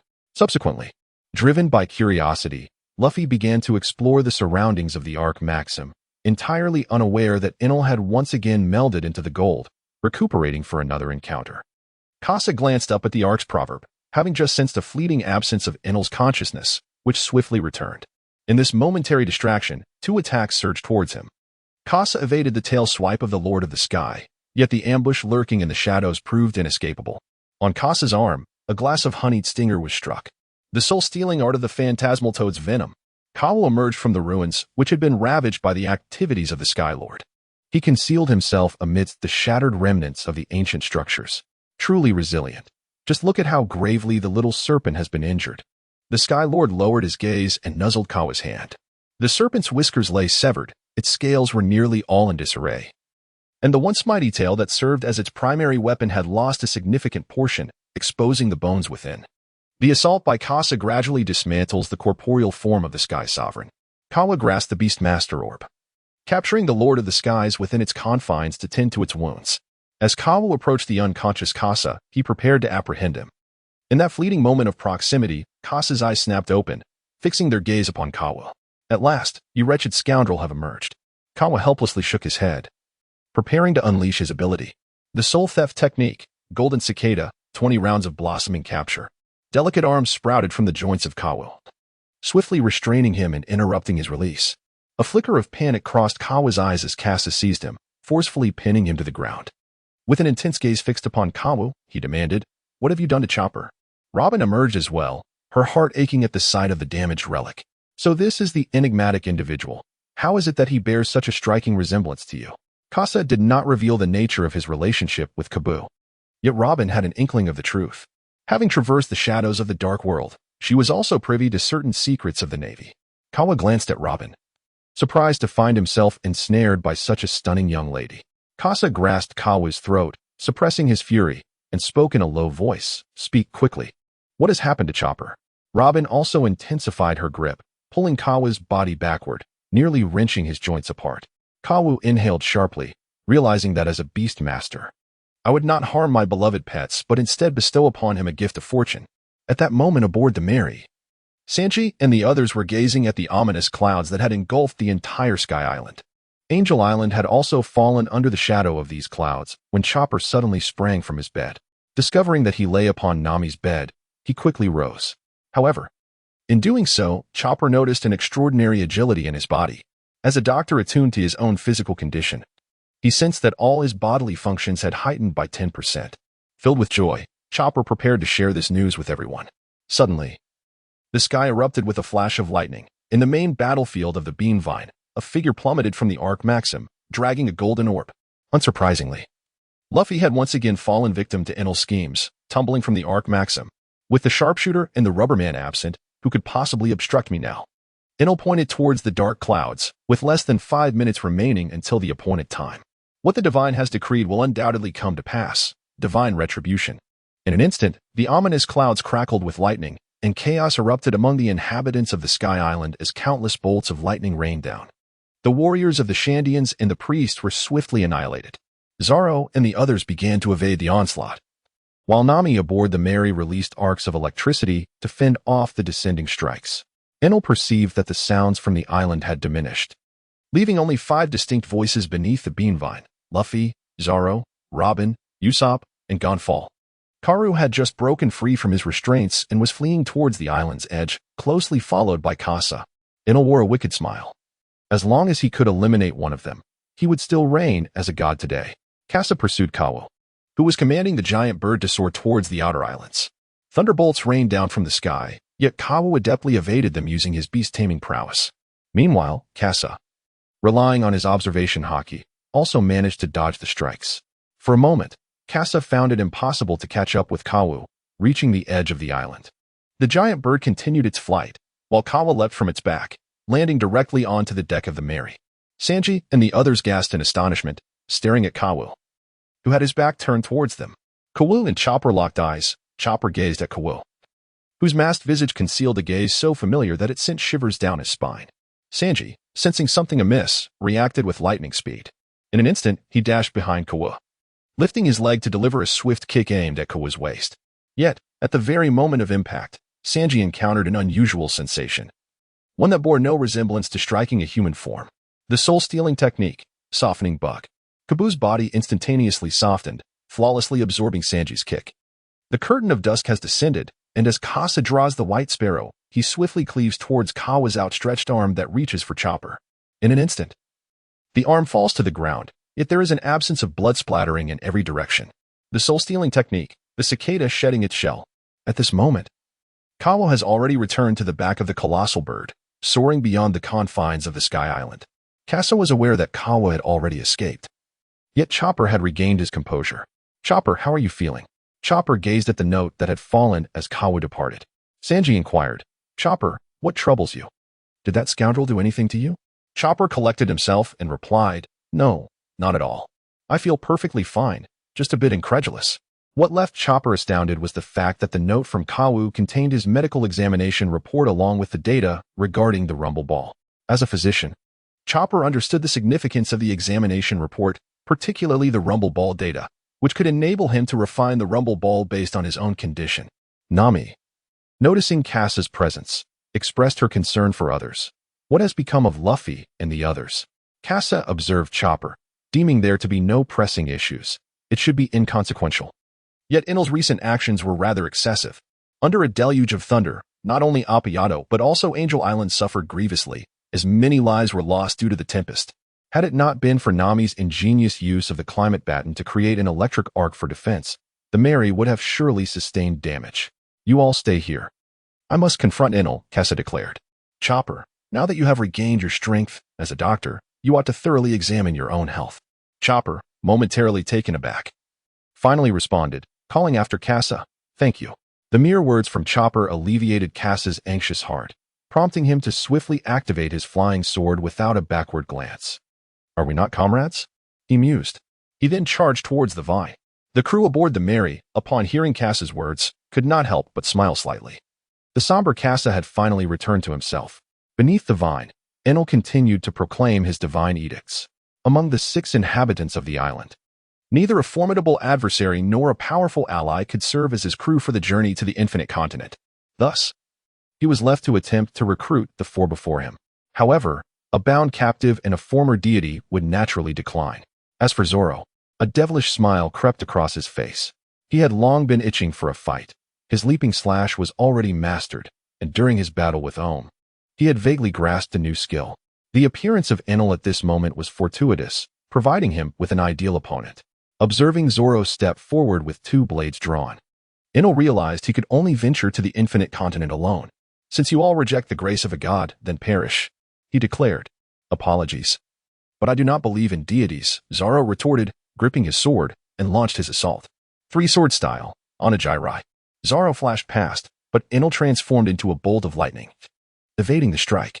In that brief encounter, Enel discerned that Zoro lacked Luffy's rubber abilities and did not possess the observation haki like Kasa and Sanji. A smug grin spread across Enel's face. Zoro furrowed his brow. "A Logia user? 1,000,000 volts." Enel unleashed a torrent of electricity. Zoro sensed the impending attack but could not evade it, driving his sword into the ground.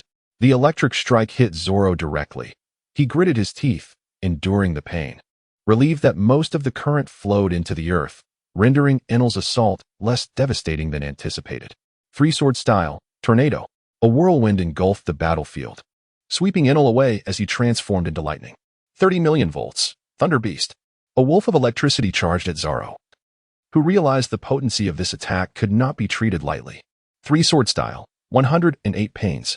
The clash of sword energy against the Thunder Wolf resulted in Zoro gaining the upper hand. Although Enel excelled in lightning abilities, the force accompanying his powers could not rival Zoro's slashes. The Thunder Wolf was vanquished as Enel evaded the subsequent strike. Three-sword style, Bull Demon, Brave Claw. Zoro surged forward, but under the guise of electricity, his speed faltered, allowing Enel to react in time. Enel sidestepped, positioning himself beside Zoro, his hands poised in midair. Arcs of electricity crackling between his fingers. 200,000,000 volts. The thunder roared. Zoro, lacking observation haki and unable to match Enel's swiftness, braced himself for the blow. Without even glancing at Zoro, Enel turned to depart. Unbeknownst to him, a sharp sound of shattering glass echoed. The protective ring on Zoro's finger had shattered.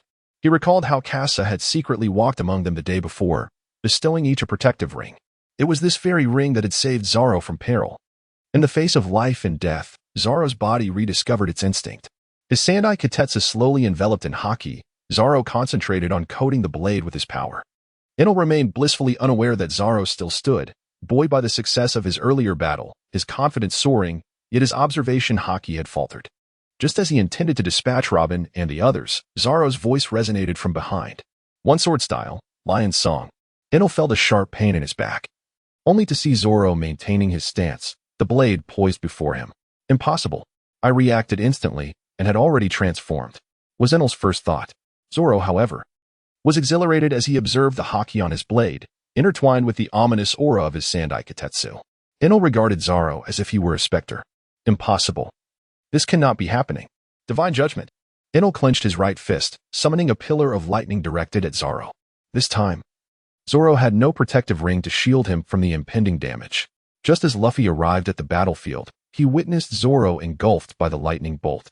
"Zoro!" he roared. Kasa also arrived on the battlefield, witnessing Zoro being engulfed by a pillar of lightning. Subsequently, Luffy's body flushed a deep crimson, emanating steam. With a single punch infused with the power of the Golden Ball, he struck towards Enel. This blow embodied both remarkable speed and immense strength. The formidable force collided directly with the colossal vine, instantaneously severing it. Enel evaded with a swift motion, blood trickling from the corner of his mouth. He narrowly escaped, yet sustained minor injuries. As he observed Luffy's furious expression, Enel wore a smug grin. "You monkeys of the blue sea shall be obliterated along with the Sky Island." Kasa had just noticed that the dark clouds in the sky had transformed into a spherical shape. The thunder had subsided. Enel had returned to the Arc Maxim, and he was now destined to receive the Golden Bell. It was during this time that Luffy had informed him aboard the Ark, and in return, Enel gifted Luffy a golden orb. As Kasa was about to take action, he heard Luffy's voice. "Kasa, take me up." Luffy's anger had yet to subside. It was unforgivable that Zoro had been defeated before him. He was determined to send Enel flying. At that moment, Nami was not present, and the only means to ascend to the Ark was through Kasa's flying sword. Kasa connected with Luffy, who then disengaged from his second gear to mitigate excessive exhaustion. However, the combined weight of the two, along with a colossal golden orb, proved to be quite a burden for the flying sword. Kasa gazed at the thunderous sphere above, its immense magnetic field already affecting the technological flying sword. "Luffy, I can take you no further. Beyond this point, I cannot ascend." "Thank you, Kasa. I shall ascend now to defeat that scoundrel." Luffy leapt from the flying sword, gripping its edge, using the weight of the golden orb to propel himself upward. Guamo, Guamoroa, yo-yo. The moment Luffy released his grip, he was catapulted directly into the heart of the thunder. Enel observed Luffy's reckless trajectory, rushing towards his own demise, and redirected his focus onto Kasa. Enel had discerned Kasa's strategy. As long as he maintained his distance, Kasa posed no threat to him. Thus he retained the upper hand. People of the Blue Sea, submit to the divine. I shall lead you to the infinite continent. At this moment, Enel had not yet relinquished his attempt to recruit Kasa. Kasa, wielding the dual guns of the martial kite with one hand, surveyed the stormy skies. Luffy had already commenced his assault on the thunder, and Enel detected the unusual disturbance in the air.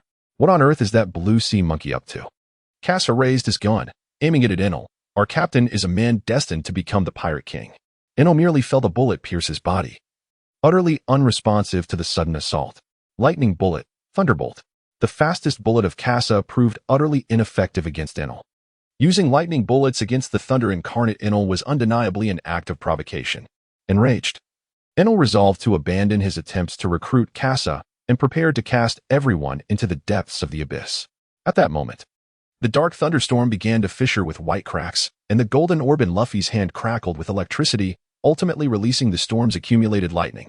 This once peaceful Sky Island had been thrown into chaos by your reckless actions.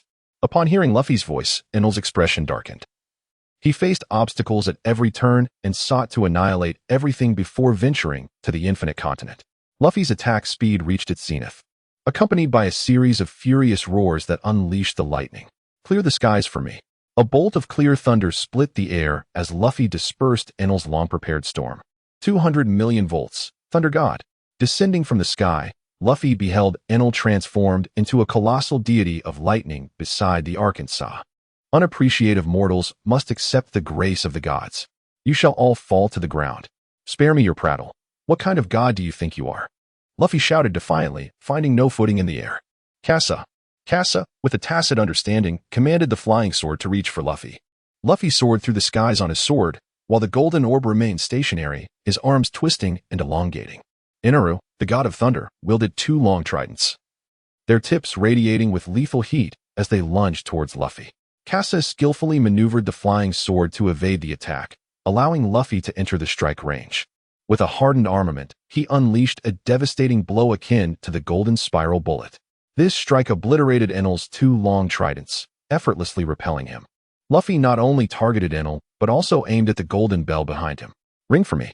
Luffy's fist struck the golden bell alongside Enel, shattering the golden sphere in his hand as well. The entire sky resonated with a tranquil chime, compelling the inhabitants of Sky Island to cease their flight and turn towards the sound. Zoro, nestled beneath the vines, also heard the sound and stirred from his unconsciousness.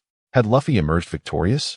Robin, observing Zoro's unscathed demeanor, felt a tinge of apprehension, yet her expression remained unchanged. It seems so. Kasa is indeed up there. Zoro gazed skyward, where, apart from a solitary arc maxim, the sun shone brilliantly. He reclined further, remarking, "What splendid weather today." At that moment, Luffy lay sprawled on the arc, while Kasa approached the golden bell, observing it still teetering on the verge of collapse. Kasa first gathered all the scattered fragments of gold from the ground. The remnants of Enel's long spear and Luffy's golden sphere are worth at least 5 billion berries. Enel is on the verge of collapse. Having endured relentless assaults from the Straw Hat crew today, including Usopp's Atlas Comet, Sanji's meat leg kick, Zoro's Conqueror's Hockey Lion song, as well as the damage sustained in the battle between Kasa and Luffy, Kasana took the fruit provided by Carl and tossed it beside Enel. At that moment, as long as Enel perished, the demon dwelling within his soul would be drawn to the fruit. Kasa pressed the gun against Ainelu's head, and Ainelu slowly extended his arm, pleading, "I beg you, spare me." Kasa thought to himself, this simply cannot be allowed. Enel, with his soul coins and fruit abilities, is doomed. In that moment, a bullet infused with hockey struck, and Enel, amidst his final struggles, fell into a pool of blood before he could transform into lightning. Thank you. Soul coins 2,100. Astonishingly, Enel's strength exceeded 500 million. This time, Kasa struck gold, as his journey to the Sky Island restored his soul coins to 10086. Meanwhile, the fruit beside Enel began to undergo a transformation. The once shriveled and dark fruit grew plump, its color lightening, and patterns representing its abilities emerged on the skin. At last, Kasa succeeded in seizing the fruit's power. With the soul coins and abilities secured, the next step was an abundance of berry. Kasa directed his gaze towards the Arc Maxim, a trophy of their conquests. Would the Straw Hat crew sever their ties with the moniker of the Poverty Pirates? Nami, entranced, lay upon the Arc Maxim, her eyes transformed entirely into the shape of berries. Usopp scrutinized the Arc Maxim when, at that moment, Luffy sprang forth. "Hey, everyone. Take the ship away."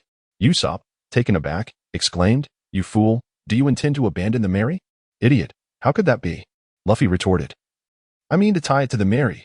At this moment, Kasa emerged from the Ark, having removed all the gold he could carry. The issue with the spatial belt was that he could not alleviate the weight of his belongings. The vessel itself is equipped with an array of weaponry. Thus the items that Kasa can carry are limited. However, a rough estimation suggests that their worth amounts to approximately 20 to 30 billion berries. Kasa witnessed Usopp and Luffy embroiled in a heated argument regarding the ship, unable to resist casting a glance at the Mary, which lay outside the Arkansas Kasa. Relying on the design blueprints, mastered the operation of the Ark's precepts and utilized the wind shell on the Ark to descend upon the Sea of Clouds. Upon seeing Kasa's arrival, Nami hurriedly rushed forward and grabbed Kasa by the collar, exclaiming, "Kasa, you are forbidden to touch that gold." Kasa averted his gaze from Nami, having already taken action and planned to incinerate the money once he exchanged it. Furthermore, Kasa's future sustenance would rely on Nami. Thus, he could only feign weakness and dodge her scrutinizing eyes. After receiving Kasa's assurance, Nami began directing Sanji and Usopp to transport the gold. At that moment, Gonfall arrived on the Ark with Zoro, while Robin ventured alone towards the Golden Bell, hoping to uncover the last piece of historical text from the Sky Island and to witness Joel D. Rogers' message.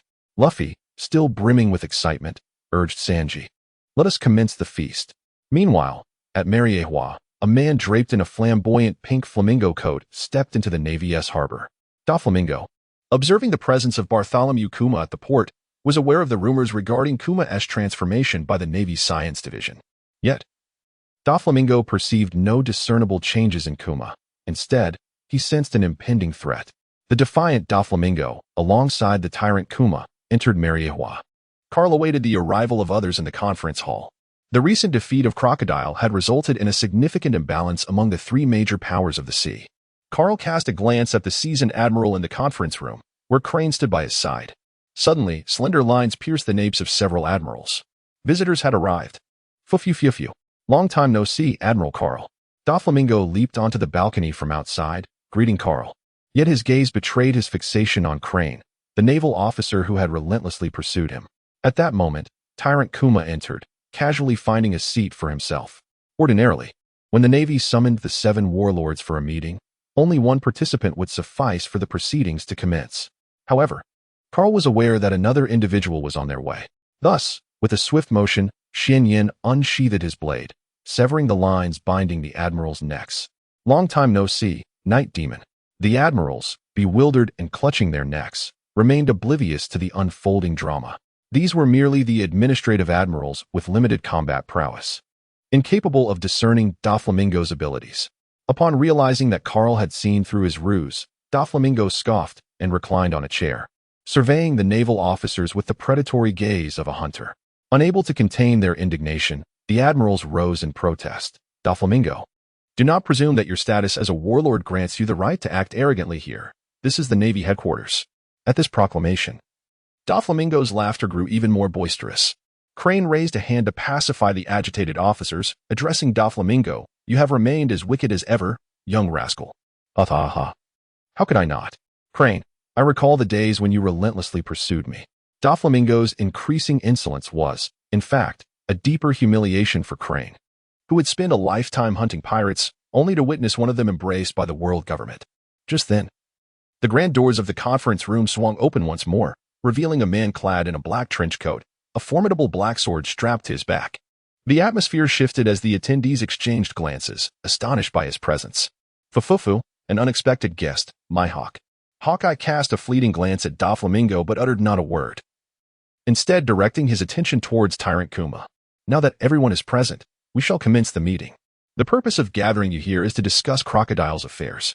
I hope you scoundrels can suggest who might fill his void on the seas." Doflamingo interjected. In that case, you should seek out the man who defeated Crocodile. Hawkeye replied. The Straw Hat crew, there is a remarkable individual among them. Doflamingo inquired, are you referring to the captain with the straw hat or that bounty hunter? Hawkeye turned to Carl and declared, it is the man with the bounty of 500 million, the phantom thief Kasa. Realizing he may have erred in the bounty, Hawkeye glanced at Doflamingo and corrected himself.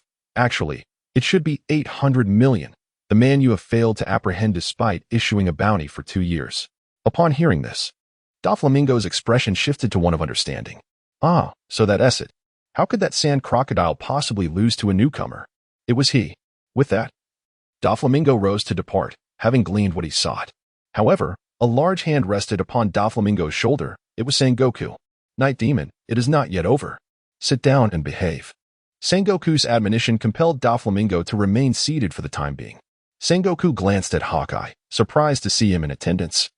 The alliance between the Straw Hat crew and the red-haired pirates posed a challenge to the balance of power, necessitating alternative solutions.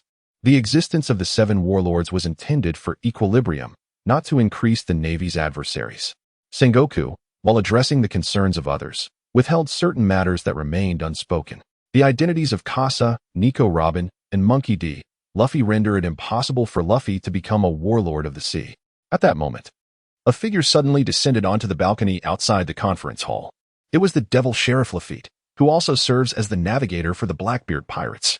Carl's hand rested upon the elegant figure of Van Augur, yet the demise of Lafitte bore little consequence on the unfolding situation. His priority remained the preservation of the Marineford War, through which he could accrue military merit. Esteemed colleagues, I have an excellent candidate in mind. At that moment, Lafitte, embodying the essence of a gentleman, gracefully entered the conference hall, drawing the gaze of all present.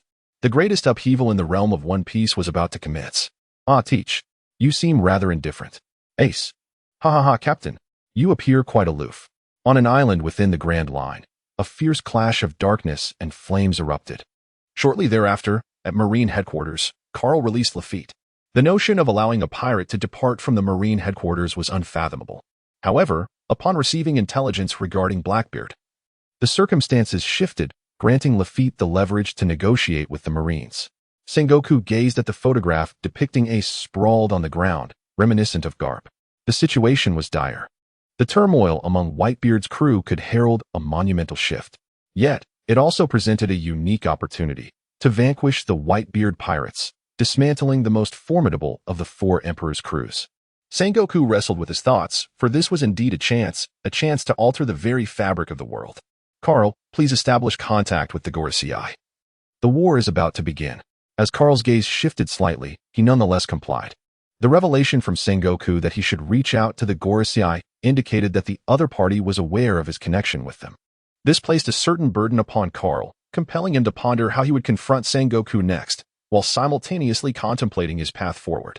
Carl departed from the office, leaving Lafitte and the Warring States to discuss the intricacies of their collaboration. The moment he stepped outside, he fortuitously collided with Garp. Cap opened his mouth and said, Little one, long time no see. How have you been lately? The appearance of Kapu left Carl in a state of uncertainty. Yet he still extended the report in his hand. Admiral Kapu, please take a look. Cap was displeased with Carl's address, yet felt powerless. After all, the Carl before him was not the individual he once knew, but merely a fragment of that person. However, the moment he received the report, the recently departed Carl could not suppress a shiver of apprehension and hastily departed. Carl returned to his office, where Shamira was reclining and indulging in crispy snacks, a habit she had acquired from Kapu. Upon noticing Carl's presence, Shamira remained unfazed and continued to savor her treats. Carl disregarded everything else and picked up the phone to contact the 5 elders. Hello, the anticipated event is about to unfold. Very well, in that case, let us proceed according to plan. This dialogue lasted less than 30 seconds before concluding. The other party showed little concern regarding Ace's capture and had already devised a corresponding strategy. Meanwhile, at the harbor, Doflamingo, aboard his ship, observed Carl's plans through Violet's clairvoyance. The fearsome 3-masted ship, and Moria. Violet, you all return first. I shall remain in the paradise for a while. At that moment, high above on the Sky Island, the Straw Hat crew had concluded their feast and prepared to depart the island. Compared to their ascent to the Sky Island, the Mary now sat even deeper in the water. The ship was laden with gold, yet the Straw Hat crew harbored no concerns. Kasa has implemented numerous protective measures for the Mary, instilling confidence that even in the event of a sudden fall, the Mary will be safeguarded. To a certain extent, Kasa's presence has already ensured the protection of the Mary. At the very least, the main mast remains intact, the figurehead unbroken, and the guardrails undamaged. Nami, filled with excitement, gazes upon the gold in the warehouse. Her rough estimate suggests it is worth over 3 billion. Were it not for Kasa's warning against further additions, Nami would have eagerly packed an additional 10 billion. In truth, Kasa possesses an item for concealment, the lightning charm. This single charm enables Kasa to carry 300 billion berries aboard the Mary. Luffy bids farewell to Can and the others atop the figurehead. Through this feast, they have all grown familiar with one another. Luffy strikes the golden bell. Zoro has mastered the armament haki. Sanji has comprehended the observation haki. Nami has acquired the thunder fruit. Usopp has also exchanged for a considerable amount of berries. Chopper's body has received enhancements, and Robin has obtained new leads. Kasa has acquired the designs for the invaluable Peli and the Art Prophecy, worth over 30 billion. The crowd, filled with excitement from their journey to the Sky Island, arrived at the edge of the Cloud Sea. Cornus had been waiting for Luffy and the others at the terminus. Kasa observed the enormous wind turbines on either side of the Mary, a precaution he had implemented. The Mary was currently overloaded, making it susceptible to damage from any violent impacts. As Kasa prepared, the Mary swiftly burst forth from the sea of clouds, descending rapidly. Even Luffy was taken aback, as no one anticipated departing the Sky Island in such a manner. Fortunately, the Sky Island's octopus quickly appeared, supporting the hot air balloon, which gradually reduced the ship's descent speed.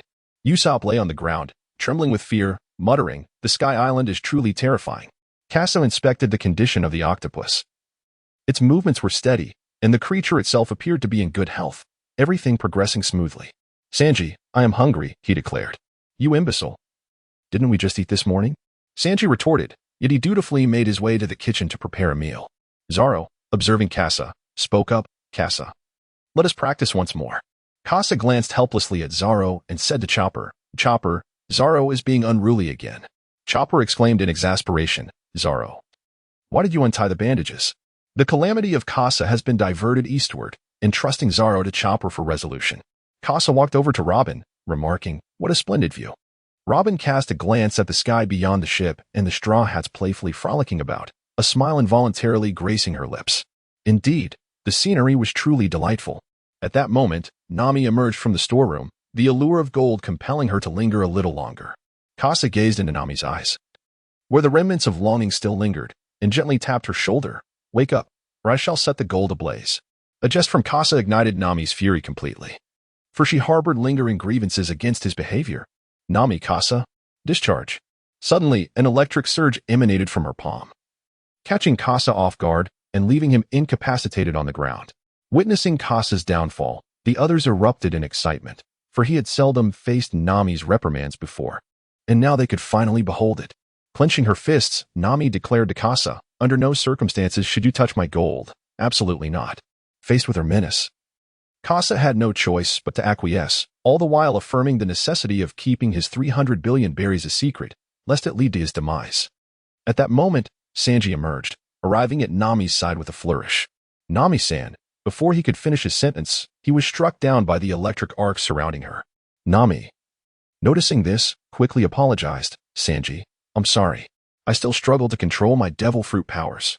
On Skypiea, Enel's actions towards Sanji and Usopp had inspired Nami to enhance her abilities, and Kasa had inadvertently provided her with an opportunity.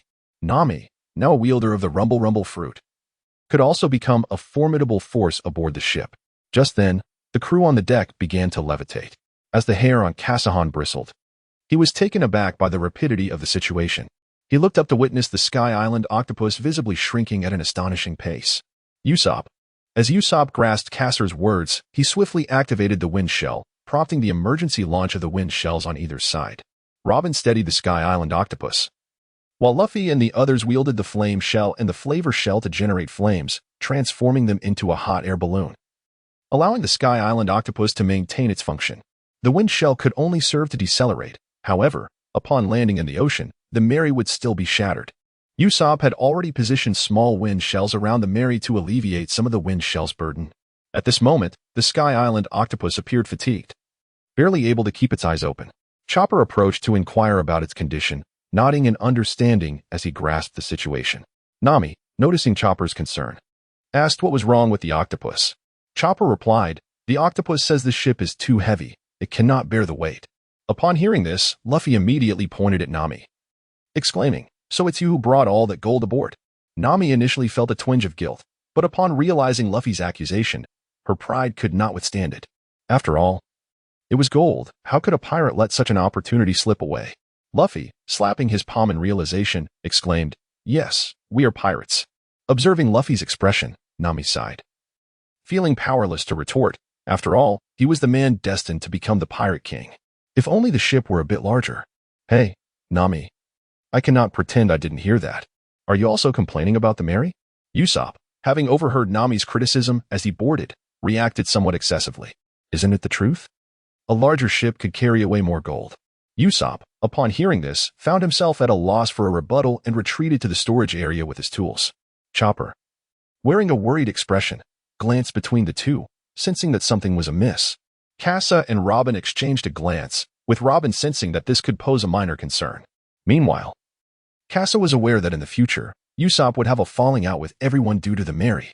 Kasa has been striving to alter the situation, and with increased funds, he has also taken great care to protect the Mary. However, Kasa finds himself devoid of further means. Although the shop system offers a plethora of goods, none can directly enlarge the Mary.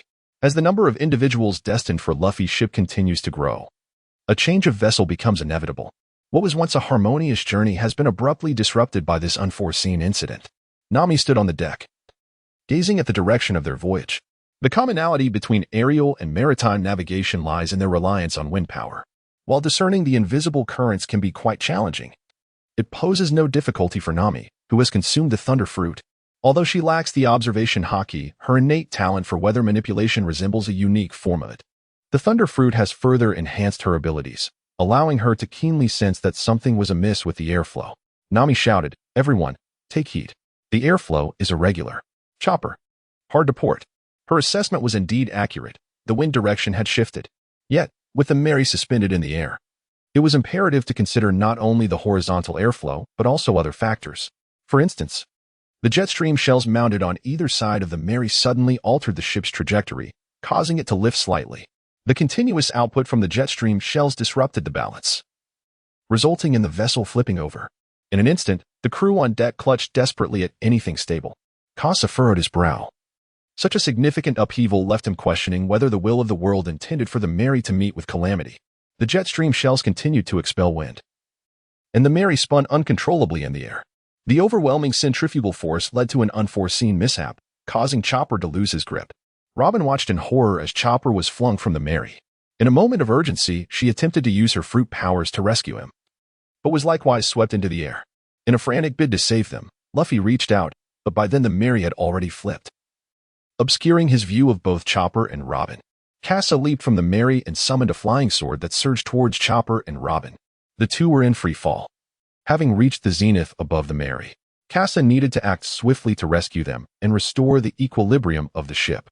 The flying sword transformed into a fleeting silhouette as it rushed towards Robin, who had already embraced Chopper, enveloping her in a protective embrace. "Kasa, Chopper, hold on tight to Robin." Upon witnessing Kasa's timely rescue, Chopper and Robin felt a slight sense of relief. However, the situation aboard the Mary was dire. As it spiraled downward, the vessel descended at a velocity surpassing that of free fall. Kasa had to hasten his pace, for if the Mary accelerated beyond a certain threshold, he would be unable to catch up, leading to disastrous consequences. Kasa continuously dove, striving to close the distance, yet he observed the Mary growing ever more distant, its speed too great for him to catch up. As Kasa's anxiety mounted, Nami took action. "Luffy, Zoro, dismantle those two wind shells." Zoro gazed at the wind shells that had been maintaining the descent of the Mary. Severing them would mean there would be no turning back. However, he could only place his trust in Nami at that moment. Luffy and Zoro acted in unison, swiftly dismantling the wind shells, causing the speed to cease its increase. Though they continued to spin due to inertia, Kasa glimpsed hope as he maximized his energy, seizing the opportunity to board the spinning Mary. With dual pistols in hand, he meticulously calculated the force required to restore the Mary's balance. He squeezed the trigger, modulating his strength, and then fully depressed it. The dual pistols unleashed a devastating gale. The meticulously calculated onslaught created a counterforce that pressed against Kasa, who valiantly withstood the centrifugal force alone. The crew aboard the Mary began to feel relief as the spinning gradually diminished. Had it continued, they would have faced dire consequences from the chaos of turbulent blood flow. The Mary had corrected its position, yet its speed continued to increase under the pull of gravity. At such a velocity, none aboard could survive. Nami, now dazed, was incapable of making sound judgments. Robin, secure everyone. Kasa instructed Robin to utilize her fruit abilities to capture everyone, with Chopper and Robin being the least affected, thus perfectly positioned to care for all. The repaired Mary was also sufficient for their movements, while Kasa aimed to halt the plummeting ship. Kasa piloted the flying sword towards the vessel's underside, drawing ever closer to the island below. Now, with Usopp's wind shell continuously generating gusts, the flying sword persistently propelled the Mary upwards. Meanwhile, Kasa, positioned at the opposite end, utilized the moonwalk technique to support the Mary's ascent. An irresistible pressure emanated from behind Kasa. At this pace, Kasa was doomed. Wu Yuan's dual pistols entered a state of charging. Kasa had previously upgraded the holster, now requiring only 5 seconds for the charge. Yet, in those 5 seconds, the Mary would descend from the heavens. Kasa was calculating the descent time of the Mary, pondering potential solutions to extricate himself from the current predicament as a myriad of formulas flashed through his mind. Yet, they proved futile. 5 seconds had elapsed, and Kasa could derive nothing. The Mary was less than 100 meters from crashing into the surface of the sea. The impact point situated in the shallow waters near a nearby island, with a depth of less than 10 meters. Kasa withdrew his fully charged dual wind blades. The dual gunfire unleashed a powerful gale. With rhythmic precision, he pulled the triggers, satisfying the criteria of the wind blast while delivering efficient output. Kasa braced himself against the descending momentum of the Merrily in the assault of another flying sword, striving to maintain equilibrium. The Merrily began to decelerate. However, as the intermediary buffer, Kasa bore the brunt of all the forces alone, and ultimately, his arms could no longer withstand the strain. A sharp crack echoed as a bone snapped. Muscles began to tear, yet Kasa gritted his teeth, steadfastly controlling his fingers for stable output. Nevertheless, an unforeseen incident occurred. This time, Kasa's trigger pull was delayed by a fraction. His initial intention was to utilize the wind blast to gradually slow the Merrily, allowing it to safely descend into the water. Yet, the wind blast had transformed into a destructive tempest, its immense force disrupting the delicate balance. From Kasa's position, the Merrily seemed as if lifted by a bamboo pole, soaring into the air once more. Kasa surged into the sky, his arms hanging limply at his sides, powerless to do anything but watch as the Mary sailed towards the beach. Plummeting from 10,000 meters, the ship, laden beyond its capacity and accelerating relentlessly, resembled a meteorite in its descent. Fortunately, in the final moment, Kasa dissipated the impact force of the fall from the floating isle. Yet with the current weight of the Mary, coupled with the altitude from which it had descended, the vessel was still doomed to disintegration. Kasa, now utterly incapacitated, could do nothing more. His hands were beyond salvage. Moreover, the most critical predicament was that the Mary was inverted, its hull facing the ground, and the force of impact upon landing would inevitably shatter the keel, mirroring the narrative where the Mary ultimately succumbed to damage to its keel and was declared a wreck. Kasa gritted his teeth, filled with reluctance. Is there truly no way to alter the course of the narrative? Can the will of the world not be changed? Just as the Mary was about to touch down, Kasa heard Luffy's voice. Goma Goma no balloon. In an instant, a colossal rubber balloon emerged on the deck, enveloping the Mary and forming a protective cushion. Within Kasar's heart, a flicker of joy ignited. Perhaps this could save those aboard the vessel. However, the mainmast remained inclined towards the ground, which would result in Luffy making contact first, thereby ensuring the Mary would bear the brunt of the damage. Three-sword style, Demon Slash. A powerful strike erupted upon the ship, instantly severing the mainmast. Zoro, on board, was promptly attended to by Chopper's healing, and he swiftly became aware of the presence of the mainmast.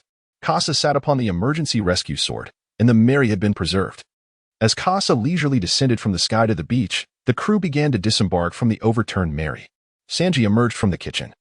Upon the onset of the unexpected incident, he had promptly rushed to secure all the items within. However, amidst the chaos, he sustained significant injuries, rendering him the most severely hurt aboard the vessel.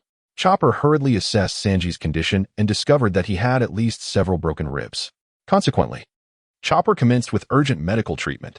As Kasa gazed upon the severed main mast and the broken figurehead, it became evident that some metal sheeting was necessary for the Mary to endure. Luffy dashed to the fractured figurehead, exclaiming, "Ah, my first-class seat. What should I do?" Usopp, in a fit of rage, shouted, "Zoro, look at what you've done to the Mary." Zoro scratched his head nonchalantly and replied, "Stop complaining. If I hadn't cut it off, the Mary would have been completely ruined." Suddenly, a piercing scream from Nami pierced the air. The group hurried towards the source of the sound, anxious about Nami's safety. As Kasa fell to the ground, the others rushed into the warehouse, only to discover a substantial hole in the floor. Nami sat weakly on the ground, murmuring to herself, "It's all gone. All the gold is gone." It became apparent to everyone that not only was the floor damaged, but the ship's bottom also bore several large holes. Amidst the chaos, the gold had plummeted like cannonballs, crashing through the floor and cascading into the void below. The repairs for the Mary, along with the new furniture, fresh clothing, and the living expenses of this motley crew, had all vanished. Usopp, having overheard Nami's lamentations, was taken aback to find that the repairs for the Mary were her foremost concern. Trembling, he said, "Nami, I'm sorry." He embraced Nami, apologizing for his earlier tone on Sky Island. Luffy, undeterred, peered into the hole, venturing into the belly of the ship. "Nami, look," he exclaimed, emerging with 2 gold ingots in hand. These ingots, hewn by Zoro from the Arc Maxim, each held a value of 150 million, making Luffy's 2 pieces worth an impressive 300 million in total. As Kasa observed the unfolding events, the alterations he had wrought in the storyline began to rectify themselves, leaving his expression somewhat grim. However, Nami regained her composure, though she regrettably found herself unable to lift one of the gold pieces. Otherwise, she would have snatched it from Luffy's grasp. Having heard Nami's desire to repair the Mary, Luffy proclaimed, "We need to find a shipwright for our next crewmate, and transform the Mary into a flying ship. Let us do it again." Nami and Usopp immediately countered, "No way." Luffy, pointing to his head, retorted, "Why not? Doesn't that sound fascinating?" Meanwhile, Chopper had finished tending to Sanji's wounds and noticed Kasa's bloodstained arms. "Kasa, how's your hand?" At last, Kasa approached Chopper to receive treatment. It was evident that Sanji was in a more critical condition than him, so Kasa waited momentarily. His hands were likely fractured in several places, and the muscles appeared to be torn. Chopper cast a glance at Kasa and removed the twin pistols from his grasp. Kasa's hands had long since lost the strength to relinquish his weapons, yet he still clutched the twin pistols tightly. Zoro observed this situation closely, unable to conceal his admiration for Kasa. Before long, Kasa's hands were bound with splints to stabilize them. The herbal remedies aboard the ship would aid in Kasa's swift recovery, and alongside the pills provided by the system, he opted for a period of rest. Having just descended from Skypiea, the entire crew was in less than optimal condition, their insides shaken as if caught in a tumultuous washing machine. Fortunately, Chopper was in good health, diligently attending to everyone's recuperation. As Kasa surveyed the surroundings while airborne, he took note of the island's condition. Presumably, the events at the G8 naval base had already transpired. Otherwise, the current entry of the Mary into the naval base would have been unfeasible. The Mary fortuitously landed upon the island of Long Chain Ring, where it was likely that they would encounter Foxy and his companions. The interior of the Mary had sustained considerable damage. Apart from a single bed reserved for Kasa, the others were camping on the beach. Kasa inhaled the faint scent of oranges lingering on the blanket, succumbing to a deep slumber. This day had drained him immensely. Kasa lay on the bed and fell into slumber, dreaming of the war on the summit. Upon the icy crust, blood seeped directly through, and many pirates and Navy soldiers fell upon the battlefield. Carl has traversed the ranks of the Whitebeard pirates numerous times, having slain many captains. The flower sword, Bidas, met his demise at the hands of Carl, marking the 5th Whitebeard captain to fall under his blade. Whitebeard's eyes widened in fury, his murderous intent palpable, shattering the very fabric of space around him.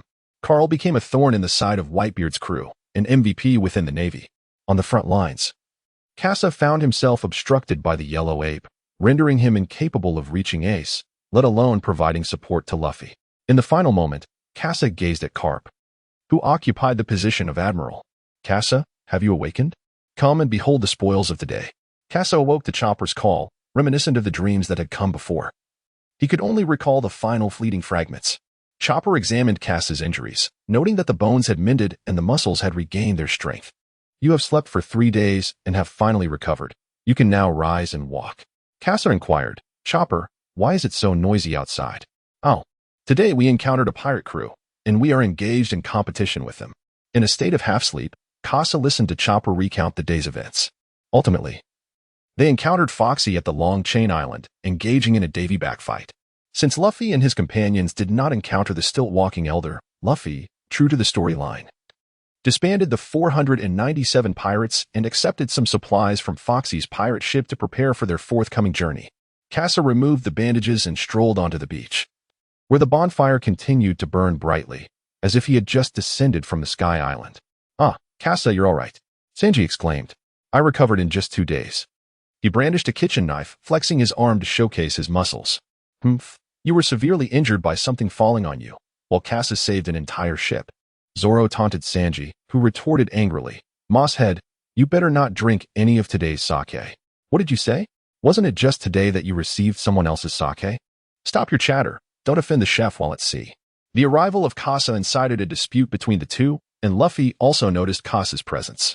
Luffy exclaimed, Kasa. Usopp added, Master Kasa, thank you for rescuing the Mary. Nami remarked, Kasa, you're awake. Robin noted, Mr. Kasa is recovering quite well. The concern of the Straw Hat crew brought a sense of reassurance to Kasa's heart. Well then, Nami, please continue. Kasa tossed a piece of gold, which Nami deftly caught. Initially, a look of joy spread across her face, but as she discerned the true nature of the gold, her expression rapidly shifted, prompting her to conceal it hastily. Luffy, Usopp, and Chopper, intrigued by her reaction, gathered around Nami, eager to discover what it was. Kasa remarked, the gold discovered on your bed must have been concealed by you. Do remember to find a skilled shipwright for the Mary. A single remark from Kasa instantly ignited a spirited debate among the trio. Pointing at Nami, he exclaimed, Demon, miser, thief. Upon realizing her hidden stash of money had been uncovered, Nami, flustered, retorted, quit the chatter. An electric arc surged around her, singeing the three. Usopp and Chopper collapsed in response, while only Luffy, with his endearing naivety, scratched his head in bewilderment, utterly oblivious to the unfolding drama. As Kasa beheld the scene, a vivid sense of déjà vu reminiscent of Pikachu washed over him. It was likely that the ship would soon be intermittently illuminated by bursts of lightning. Sanji's culinary creations were already prepared. Although Kasa had not participated in the davy-back fight alongside his comrades, he vowed to remain present for every subsequent event. Meanwhile, at the Marine headquarters in Marineford, within the training grounds of Akainu, each admiral possessed a designated area for training on the hills behind Marineford. At that moment, two figures were engaged in a fierce duel, the clash of magma and the glint of blades filling the air. Carl cleaved to the magma with his broadsword, then fanned the blade to disperse the sulfurous gases emanating from it. The magma fruit truly exemplifies the pinnacle of offensive capabilities within the natural fruit category, as even its accompanying effects impose restrictions on those who engage in combat against it. Emerging from the thick smoke was a robust man, Carl, brandishing his sword. Addressed to Akainu, is this where it ends? I possess other means. Akainu observed Carl, who appeared somewhat disheveled. Under normal circumstances, Carl's swordsmanship surpassed his own. However, once he unleashed the fruit's abilities, the overwhelming offensive power rendered Carl unable to withstand it. Despite Carl's formidable haki, he could not entirely evade injury from Akainu's onslaught. Kasa, you seem a tad hasty. Are you eager to seize an opportunity in the impending war? Akainu was already privy to the forthcoming plans for the Marineford War, aimed at annihilating the Whitebeard pirates and eradicating the last remnants of the Pirate King's lineage. Carl felt the enhancement of his physique. After departing from the island of Bijapok, Carl's body once again reached its limits, and his strength ascended to that of a candidate for the rank of general. However, upon summoning his avatar, Carl contemplated the potential of his original fruit ability, fusion enhancement. The avatar, split from his original form, had already transcended the shackles of an ordinary human, brushing against the realm of the extraordinary. Carl's objective was to elevate those avatars to their utmost potential and then merge them. By integrating the cells of his original body, Carl could once again shatter the limitations of his physical form. At this moment, Carl aimed to unlock the first lock of his body, harnessing the power derived from his avatar. Sakazuki, do not rush. First, experience my strength. A sudden surge of primal energy emanated from Carl, compelling Sakazuki to take a slight step back due to the overwhelming aura. I have yet to fully harness this power, thus I possess but a single opportunity to strike. Sakazuki sensed the looming threat, Yet the exhilaration in his gaze was unmistakable. Those of formidable strength naturally yearned to encounter equals, and the greater Carl's might, the more pronounced his influence within the navy. Let it commence, Cerberus. Carl wielded the Yin broad blade as effortlessly as one would a mere dagger. With a flash of the blade, it struck with astonishing swiftness, the combination of weight and velocity enhanced by exceptional mastery of technique. At the very moment the tip of the blade made contact with the molten lava, it cleaved through the fiery substance, plunging deeper into its depths. Carl gained the upper hand, but Sakaski let out a furious roar as the magma on his body surged, converging entirely into his hands, forcefully pushing Carl away in an instant. Carl sheathed his sword and withdrew unscathed. In the face of the Admiral's full-force assault, he emerged unscathed, a feat unmatched by any other. While others had perished at the hands of Akainu's formidable onslaught, Carl stood as the sole survivor. Carl gazed upon the rejuvenated Akainu, blood dripping from his hands, a stark contrast to his own singular charred wound. In this confrontation, Carl had emerged with a slight advantage. The Going Merry had been restored, its mainmast and figurehead expertly reassembled through the collaboration of Usopp and Kasa. The damaged hull, though battered, was now sufficient for the ship to embark on another voyage. However, Kasa was taken aback to discover that the driving force behind the Going Merry's launch was not the mightiest, Zoro or Luffy, but rather Robin.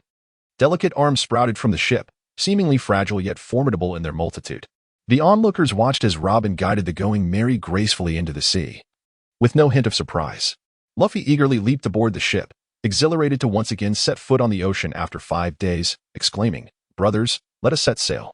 The weather was relatively pleasant, perhaps due to the island's climatic influence or Nami's skills in evading extreme conditions. Kasa and Usopp are diligently examining various shells within the warehouse. With Kasa's technological enhancements, Nami's climate baton no longer requires the support of shell technology. Therefore, this research endeavor aims to bolster Usopp's strength. Silently, Kasa placed a shock shell into Usopp's bag, a superior version of the impact shell, which Kasa had confiscated from Weber. Observing that Usopp's arsenal had taken shape, Kasa couldn't help but marvel at the peculiar scientific principles governing the world of anime. Why was it that one could merely cobble together disparate elements to forge a weapon, while he himself was required to master skills of a grandmaster caliber? With this thought, Kasa ceased to concern himself with Usopp's path of advancement. Instead, he began to delve into the intricacies of his own weapon system, realizing that enhancing his strength would primarily revolve around fortifying his weaponry, particularly in anticipation of his battle against Enel. Kasa has come to recognize his vulnerabilities. Against opponents with remarkable speed, his bullets are rendered ineffective, and their power may prove inadequate. Although supersonic bullets can traverse 10 kilometers at a velocity of 2 Mach, sufficient to engage most adversaries, they fall short against Enel. Compared to Enel, who wields his fruit abilities with greater finesse, Kasa's offensive capabilities appear significantly limited. As he anticipates a confrontation with Kizaru during the forthcoming Marineford War, Kasa realizes the necessity of addressing this predicament. The two long-range marksmen diligently examine their ammunition reserves while engaging in mutual discourse, with Frankie's eventual inclusion. The Straw Hat crew's long-range firepower is poised to ascend to new heights. Outside, the exuberant exclamations of Luffy and Chopper echo, signaling sight of the island. Usopp, intrigued by their remarks, pauses his tasks and ventures outside. Kasa was still engrossed in researching ammunition when a sudden realization struck him. Before the islands of Water 7, an uninhabited isle, Kazan, the Straw Hat crew would encounter the Admiral Akiji there. Kasa hesitated over whether to intervene, but the Straw Hat crew faced only minor dangers. After much contemplation, Kasa resolved to remain uninvolved, fearing that a reunion with old friends would lead to unnecessary competition. He stayed aboard the ship while the others disembarked to seek adventure. Luffy noticed someone lurking in the dense forest and pursued. Soon, they stumbled upon a distressed vessel. Realizing it had been capsized by a freely swimming frog, subsequently drifting to their location, Nami, upon seeing children among the distressed, began to render aid. Sanji, noticing the presence of hungry individuals, willingly brought forth provisions from the ship to assist. Surprisingly, pirates engaged in the noble act of rescuing civilians. Kazan observed this, noting Luffy's iconic straw hat and the resemblance he bore to Garp. "Akiji, what brings you here?" Robin eventually recognized him. "Ah, you've matured into a remarkable woman, Nico Robin," he remarked, eliciting a tense reaction from her as she retreated. Luffy inquired, "Robin, what's the matter? Who is this bamboo pole?" Robin trembled. "He is one of the top 3 admirals of the Navy, Admiral Akiji." Upon hearing this, Usopp's legs turned to jelly as he pressed Luffy's head down, urging, "Dude, apologize quickly, he's an admiral." Unfazed, Luffy rose defiantly. "So what if he is an admiral? I'm destined to become the Pirate King," Kazan remarked. "I cannot simply overlook this." "Pirate King, you say?" Luffy retorted. "Come on, are you looking for a fight?" The atmosphere grew tense, swords drawn. As Zoro and Sanji prepared for battle, while Usopp and Nami hid behind Robin. Just as the situation escalated, Kazan spoke up. "Hold on, what was I going to say?" His unexpected reaction prompted a wave of disbelief among the group, though Robin remained vigilant. "Hey, distressed individuals, I may not be on your ship. But would you like me to guide you to the next island?" Luffy exclaimed. "Don't trust him. He is part of the Navy." Before he could finish, he noticed the calm expression on the distressed Uncle S face. "What is the issue?" Luffy realized. "Oh right, to you, the Navy is the good guys. And we are the villains." "Exactly." Luffy's reaction drew Usopp's sarcasm, yet they had little choice but to align with the distressed individuals, as the Mary could not accommodate so many. Kazan showcased his fruit abilities by guiding the distressed towards the next island. Observing this, Luffy patted Kazan on the shoulder, laughing. "What a surprise. You're actually a good guy?" Usopp retorted. "Hey, he is an admiral. Is that really appropriate?" Sanji and Chopper prepared spare food and medicine, securing it on a cart for the group to push away. The distressed uncle bowed, thanking them. As they watched the distress leave, Kazan stood and declared, "Indeed, I cannot simply depart. Nico Robin." In an instant, Kazan teleported in front of Robin. The Straw Hat crew braced themselves, knowing the Navy Admiral would strike. "Ice time." Kazan embraced Robin, enveloping her in a chilling aura that instantly froze her. "Robin." Luffy and his companions saw Robin injured, with Kazan poised to kick her into pieces. Luffy dashed to Robin's side, whisking her away just as Kazan's kick missed. Kazan was fully aware of Luffy's movements. He merely wished to see if those who held the key to world history could withstand the challenge. "Nami, take Robin and flee." Nami stared at the three main fighters before them. The power of the Navy Admiral necessitated their involvement. Kazan interjected, "Nico Robin will only bring misfortune, so abandon her." Luffy grounded himself, heart racing, blood surging. "Impossible. I will never forsake my friends." Jet pistol. Ice blade. Luffy struck Kazan's ice blade, feeling not just the cold but also the presence of Haki. Three-sword style, Bull Demon S Claw. First strike. A Haki-infused slash forced Kazan to leap back to evade the assault, while Sanji targeted the airborne Kazan. With one kick, he shattered Kazan's head. However, as Sanji landed, he instantly grasped his foot. Luffy and Zoro were taken aback, noticing Sanji's foot encased in ice. "Be careful, this guy's abilities are troublesome." Close combat could lead to freezing injuries, and all three main fighters were melee specialists, unable to avoid it. Jetstream pistol. Three-sword style, 108 Pains of Woe. Luffy and Zoro altered their attack strategy, unleashing shockwaves and sword energy. Kazan remained stationary, absorbing the onslaught. Yet, Luffy and Zoro bore no signs of triumph, for Kazan had evaded using his elemental form. Close combat was hindered by his abilities, while long-range attacks were ineffective against him. The trio experienced the combat style of the ocean's peak power. Still, this did not impede their assault speed. In gear second, Luffy swiftly reached Kazan. Jet rocket. Ice spear. Their palms clashed against the dual spears, Haki enveloping Luffy's hands to prevent the cold from infiltrating, but the force of the spears sent him flying. Three-sword style, second slash. Kazan disregarded this, as Zoro's Haki had faltered, rendering it a mere ordinary strike. Kazan wielded his ice blade, engaging Zoro in a duel. Being a Navy genius, Kazan's swordsmanship remained formidable even without his fruit abilities. Yet Zoro, having trained extensively with Kasa, could withstand Kazan's assaults despite being at a disadvantage. Zoro observed Kazan's movements, now familiar with his sword style, waiting for an opportunity to counter. He merely needed to deflect one blow to retaliate. However, that strike bore no uniqueness. Zoro recognized the trajectory of the ice blade, yet his sword could not keep pace. Game over, it's the cold. Zoro realized that Kazan's chilling aura had impeded his attack speed. Green algae head, duck. Zoro felt a powerful gust and warmth behind him, dispelling the cold from his body. Instantly, he dropped down. Devil wind leg, meat grinder. Sanji's blazing right leg surged toward Kazan, who had no choice but to block with Haki.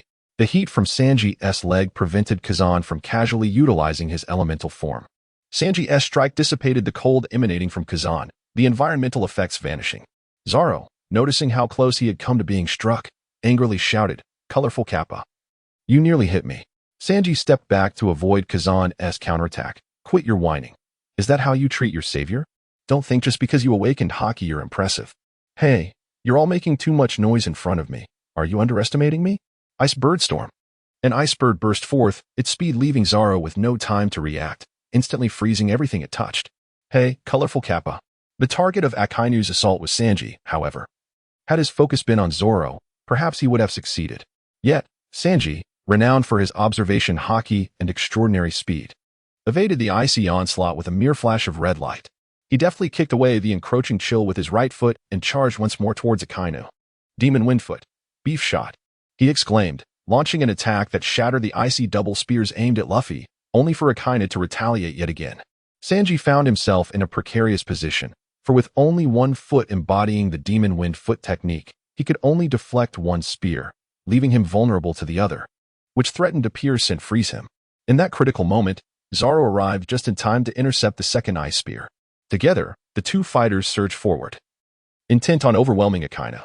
Observing their advance, Akainu enveloped his hands in haki and dashed between them with astonishing speed, leaving both Sanji and Zoro momentarily stunned. Perhaps Sanji sensed the danger, yet he remained caught in the throes of his own attack, with no opportunity to evade. With a single, unremarkable strike, Akainu sent both men flying, demonstrating the overwhelming might characteristic of an admiral. The heat had dissipated from Sanji's foot, while Zoro lay on the ground, gasping for breath.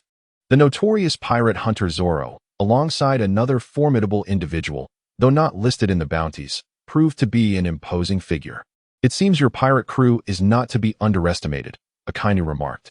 Sanji, unwilling to accept defeat, glared at Akainu, realizing his Demon Wind Foot technique was yet unrefined. Thus its duration was limited. Both Zoro and Sanji struggled to their feet. The battle was far from over, and they faced an admiral. "Zoro, Sanji, stand down. I will face him alone," Luffy declared resolutely. Sanji, taken aback, exclaimed, "Hey, Luffy, what are you thinking? He's an admiral." At that moment, however, Zoro had already sheathed his sword and placed a firm hand on Sanji's shoulder. "Shut up, Sanji. That's the captain's order," he stated. Sanji, filled with discontent, cast a frustrated glance at Zoro, yearning to protest but finding himself at a loss for words. The pressure of Zoro's grip communicated his own unwillingness to concede. On board the vessel, Kasa diligently examined the ammunition, while Sanji and Chopper had previously come aboard to organize supplies. However, Kasa remained unobtrusive until Usopp and Chopper returned with Robin. Promptly, Kasa instructed the two to escort Robin to the bath. In the narrative, Chopper contemplated how to address Robin's symptoms following her freezing, but with Kasa present, he could definitively assure them that warm water would remedy the situation. A sense of relief washed over Chopper and Usopp. They were grateful for Kasa's presence. Meanwhile, Nami prepared the ship for departure, ready to set sail as soon as the three returned, for the naval admiral posed a threat they were ill-equipped to confront at present. Kasa had been observing Robin's condition intently. He harbored no concerns for the primary trio. It was time to unveil to them the monstrosities of this world. Upon hearing Nami's voice, Kasa recognized that the trio had returned. He instructed Usopp and Chopper to continue dousing Robin with warm water to melt the ice. Before returning to the deck, there, he beheld Luffy encased in ice, while Zoro and Sanji appeared to have sustained only minor injuries. Kasa finally caught her breath. This part of the narrative remained unchanged.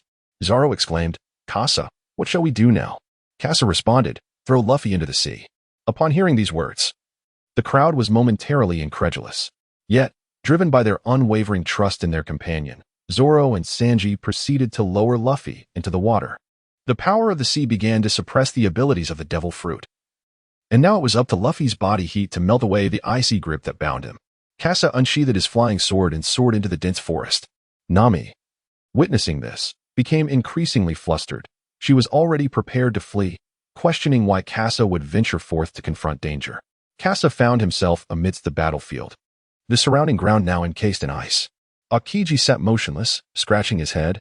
"Sasaki, is it? What was your name again?"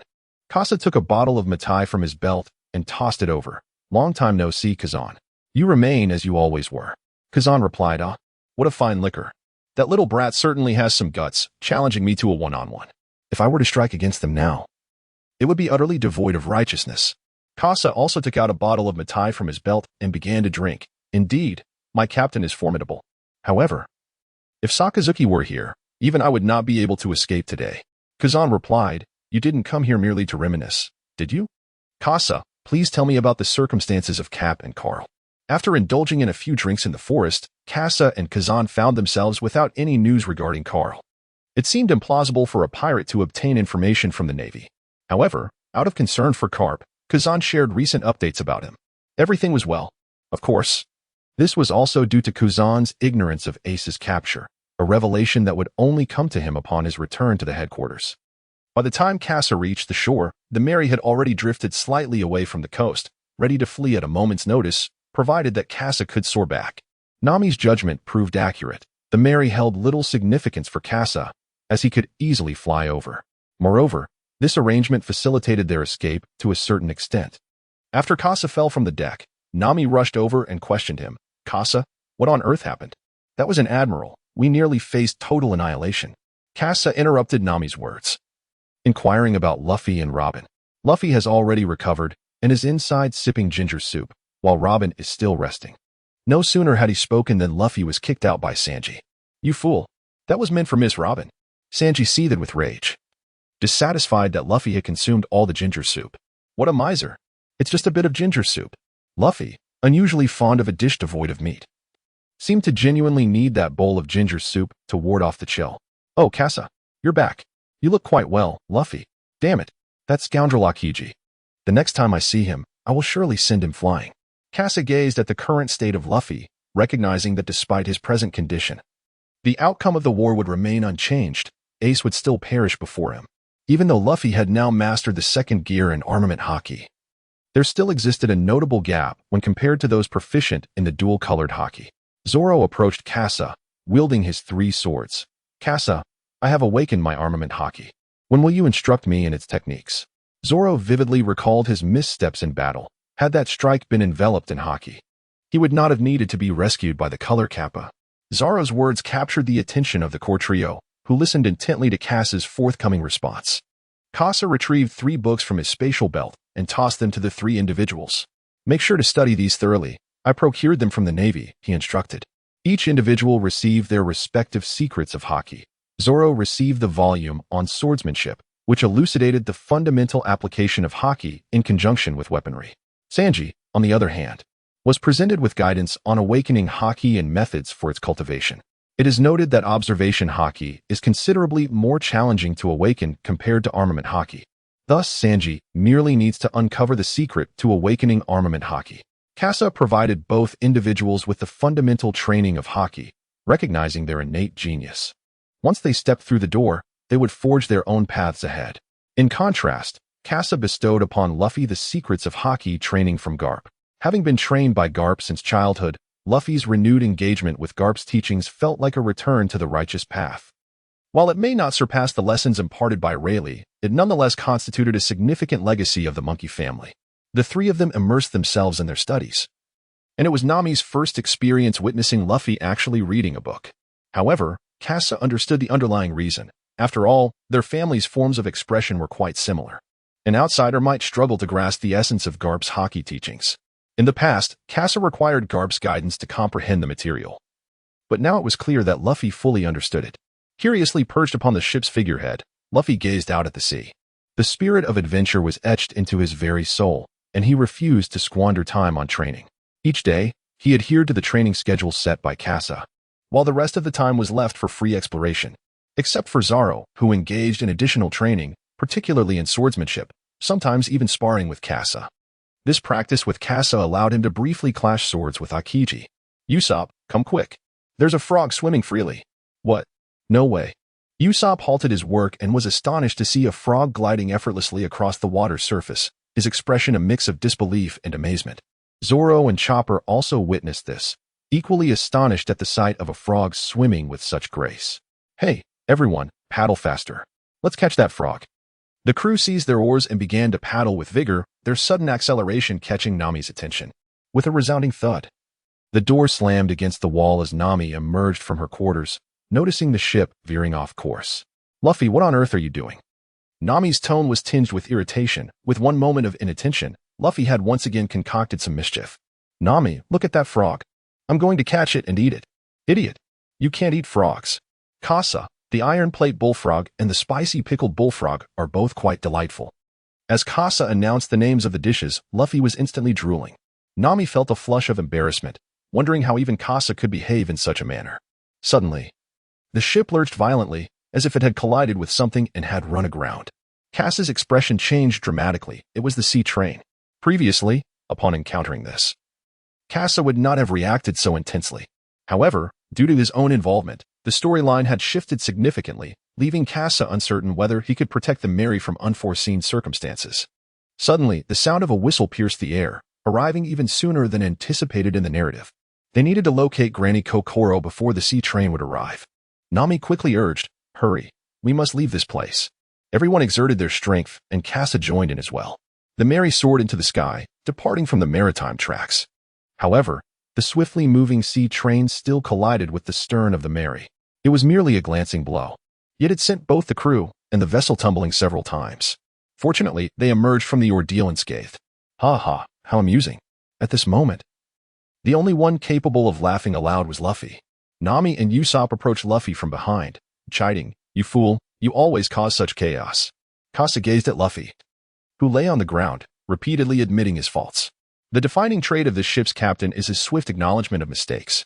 Emerging from the train station, Grandma Kokoro and Chimney spotted the group unscathed. "Hey, youngsters, you seem to have had some good fortune," she remarked. Chimney chimed in, "Indeed, indeed." Luffy, sporting a swollen head, greeted Grandma Kokoro. Upon witnessing that the unfolding events were quite ordinary, Kasa returned to his chamber.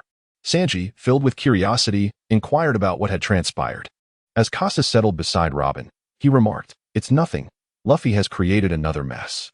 Robin chuckled, "Our captain is indeed full of vitality." Sanji approached, carrying a bowl of ginger soup, and said, "Robin, if you're still feeling unwell, you should return and rest." Robin's complexion remained somewhat pale, but fortunately, Chopper's presence offered a degree of protection against the complications that might arise from the cold. Meanwhile, at the train station of Water 7, a man dressed in a Zhongshan suit disembarked from the train, carrying no luggage, and made his way directly towards the exit. Kalu ventured into the alley, relying on his familiarity with the streets, and arrived at a stall. The stall bore no merchandise, only a vertical banner that proclaimed, "Divine Calculations." Upon witnessing Karu's arrival, Kachi retracted the flag, signifying the cessation of operations. The crowd paid little attention to this newcomer in the city, engrossed in their own affairs. "Kaki, that doppelganger has already arrived." Kalu, "Yes, if all goes as expected, it should have arrived." Kachi clutched the copper coin in his hand, pondering that this individual was entwined with the myriad causalities of this world, destined to face the world's inevitable resistance. Kalula took a sip of tea and remarked, "Thus, the subject has urged us to attempt his retrieval. Having already engaged with the 5 elders, it is imperative that we establish our authority within the CP organization. We require skilled individuals." Kaji served tea to Karu, stating that this operation would lead to significantly greater changes in the Water 7 arc compared to the original narrative, especially considering that you have been here for over a year and your disciples have acquired considerable skills. Kalu set down his cup and remarked, "Indeed. If the Straw Hat crew possessed the same strength as depicted in the narrative, their journey would conclude here. We could then manipulate the progression of the storyline." Kachi, this opportunity is the singular occasion to experience the world's consciousness in its reflective backlash. Should it be missed, all subsequent plans will necessitate alteration. Kalu rose to prepare for departure, asserting that with your extraordinary divination skills combined with my martial prowess, we would gain an additional advantage in our dialogue with the world. Kachi clutched the copper coin, for they were not of this world, and thus the art of divination could not account for anything pertaining to them. As the days dwindle before the arrival of Water 7, it is time to depart, but not before casting a final glance at this rebellious doppelganger. Aboard the Going Merry, Usopp, Luffy, and Nami venture to the exchange office to convert their treasures into cash. Sanji ventures alone to procure provisions on the island, while Zoro remains behind to guard the ship. Meanwhile, Kasa follows Robin and Chopper, eager to witness how CP9 will seize Robin right before his eyes. Kasa observed the iconic attire of CP9 approaching, and the other party appeared slightly unsettled under Kasa's gaze. Bruno never anticipated that his actions would be noticed. However, For every fan of the sea, the CP9 uniform was undeniably conspicuous. Feeling awkward, Bruno stepped between the two and cleared his throat to regain Robin's attention, who had momentarily drifted away. Nico, Robin, and Mont Kasa, please follow me. Nico Robin turned to watch Bruno depart, then glanced at Kasa, seeking his counsel. Kasa wished to witness what further tricks CP9 could perform before him, thus he gestured for them to follow. The two made their way to a secluded alley, where Bruno employed his fruit abilities to manifest a door in the void. As Kasa furrowed her brows, the narrative dictated her entry into a room rather than an alternate dimension. Suddenly, Kasa sensed an impending danger. She found herself surrounded and ensnared from all directions, with the sole escape being the door opened by Bruno. Kasa had no time for contemplation and could only seek refuge within, avoiding the risk of being caught off guard by an initial assault. Robin could only witness Kasa entering the enclosure, followed by another figure. Bruno swiftly shut the door, separating the two. Nico Robin eyed Bruno warily. Under normal circumstances, she could have fled without hesitation. However, having recently joined the Straw Hat Pirates, the changes she had undergone during this period made her hesitate. Our instructor will have a thorough discussion with Moat Kasa. Now it is our turn, Nico Robin. Kasala positioned himself cautiously, confronted by an imposing figure shrouded in a mask. He had no choice but to create some distance. Observing the adversary clad in a Zhongshan suit, with a towel obscuring the mouth and nose, and the temples noticeably bulging, he was unmistakably presented as a quintessential image of a Chinese warrior. Kasa recognized that it was Carl's doppelganger. Drawing out the twin pistols, he declared, "No need to hide. I know who you are." Kalu exuded an air of confidence as he remarked, "Is that so? The rebellious doppelganger?" Kasa felt a tinge of dissatisfaction. He possessed an independent consciousness, which set him apart significantly from those who merely obeyed the avatars of Carl. "Kasa, so, this is how Carl implanted the directives within you. It seems he feared your potential for rebellion. Why not join me instead? I shall grant you considerable freedom." Kalu removed the towel, revealing a visage strikingly similar to Kasa's, yet imbued with a greater sense of determination. "Kalu, spare me the trivialities. I have come today merely to engage you in a contest, to ascertain the true strength of your solitary system." Kaluto shed his Zhongshan suit, revealing a vest underneath, transforming from the figure of Ip Man into that of Bruce Lee. Kasa also realized that the opponent was a martial artist, belonging to another professional faction within the store system. Kasa aimed his twin pistols, the wing blades, at Caladeo, declaring, "The times have changed. Beyond 7 paces, the gun is swift. Within 7 paces, the gun is both swift and precise. Flame bullet, scorching bullet, golden bell shield." Before Karu, a golden silhouette of a bell emerged, accompanied by the resonant chime and an eruption of flames, enveloping him entirely. The tiger fist, enveloped in flames. Karu collapsed to the ground, resembling a mighty tiger. A shockwave, laden with fire, surged forth as the blazing tiger charged towards Kasa. Kasa did not shy away, for Kalu's subsequent moves were still in play. He could not afford to squander time on evasion. He pulled the trigger against the flame tiger. The fiery orb unleashed a torrential bombardment. Under the relentless firepower, the flame tiger was vanquished, interrupting Kalu's charge and forcing him backward. In Bruno's world of the Dordor fruit, there were no obstacles, leaving Kalu with no place to take cover, compelling him to constantly maneuver to avoid attacks. The warnings from his observation haki continuously urged Kalu to make preemptive judgments. A cannonball, enveloped in a baptism of fire, was launched towards Kalulu's position, detonating suddenly. The formidable shockwave impeded Kalulu's movements, causing a brief moment of suspension. The lightning bolt struck with astonishing speed, not merely intended to inflict harm, but rather to impose a debilitating effect upon Kalulu, hindering his actions. In an instant, the electric surge coursed through Kalulu's body, rendering him momentarily numb, as his observation haki incessantly issued warnings. The subsequent attack from Kasa has arrived. Crane fist. Kalulu danced in place, akin to a graceful crane, effortlessly deflecting all the bullets with the sweep of his arms. Kasa was taken aback, astonished by the opponent's profound martial arts skills, capable of perceiving the trajectory of his bullets. Before Kasa could contemplate further, Karu had already readied himself to strike once more. The wolf fist surged forward. With both hands on the ground, Karu surged forward like a charging wolf, significantly constraining Kasa's angles of attack. After several attempts to strike, Kasa found himself finally cornered within the opponent's range. Elbow knife. Kalu suddenly rose from the ground, his elbow slicing through the air like a swift blade, aimed directly at Kasa's chin. Wind, Anticipating the move, swiftly sidestepped. In a seamless transition, Kasa pulled the trigger and retreated from the strike with effortless precision. It was the first time he had encountered such an ease in closing the distance. The long-absent thrill of a life-and-death battle ignited Kasa's fighting spirit. Fist, elbow, shoulder, knee, leg, head. Every part of Kalu's body can be wielded as a weapon, while Kasa must continually reposition to locate an optimal shooting angle. In close quarters, Kalu's agility is remarkable. As soon as Kasa locks onto a target, Kalu has already evaded, leaving Kasa with no choice but to shoot indiscriminately. In a moment of desperation, Kasa reluctantly sheathes one of his twin pistols, the swift motion providing Kalu with the opportunity to close the distance. Kasa's hand shot upward, and Kalu's eyes brightened as he responded with a swift motion. The serpent fist entwined. Kalu's arm coiled around Kasa's hand like a serpent, ensnaring him tightly and rendering him under Kalu's control.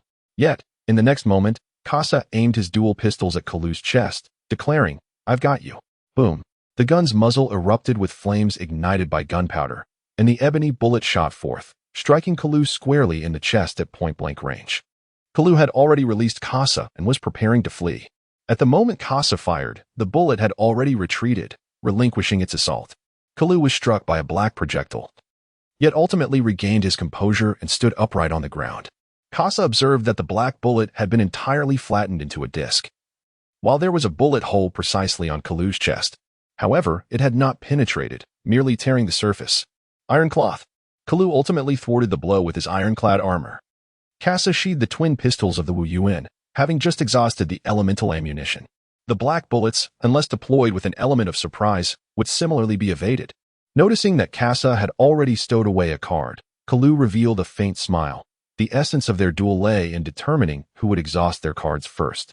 Kalu still possesses numerous techniques yet to be employed, while Kasa has already exhausted one of his cards.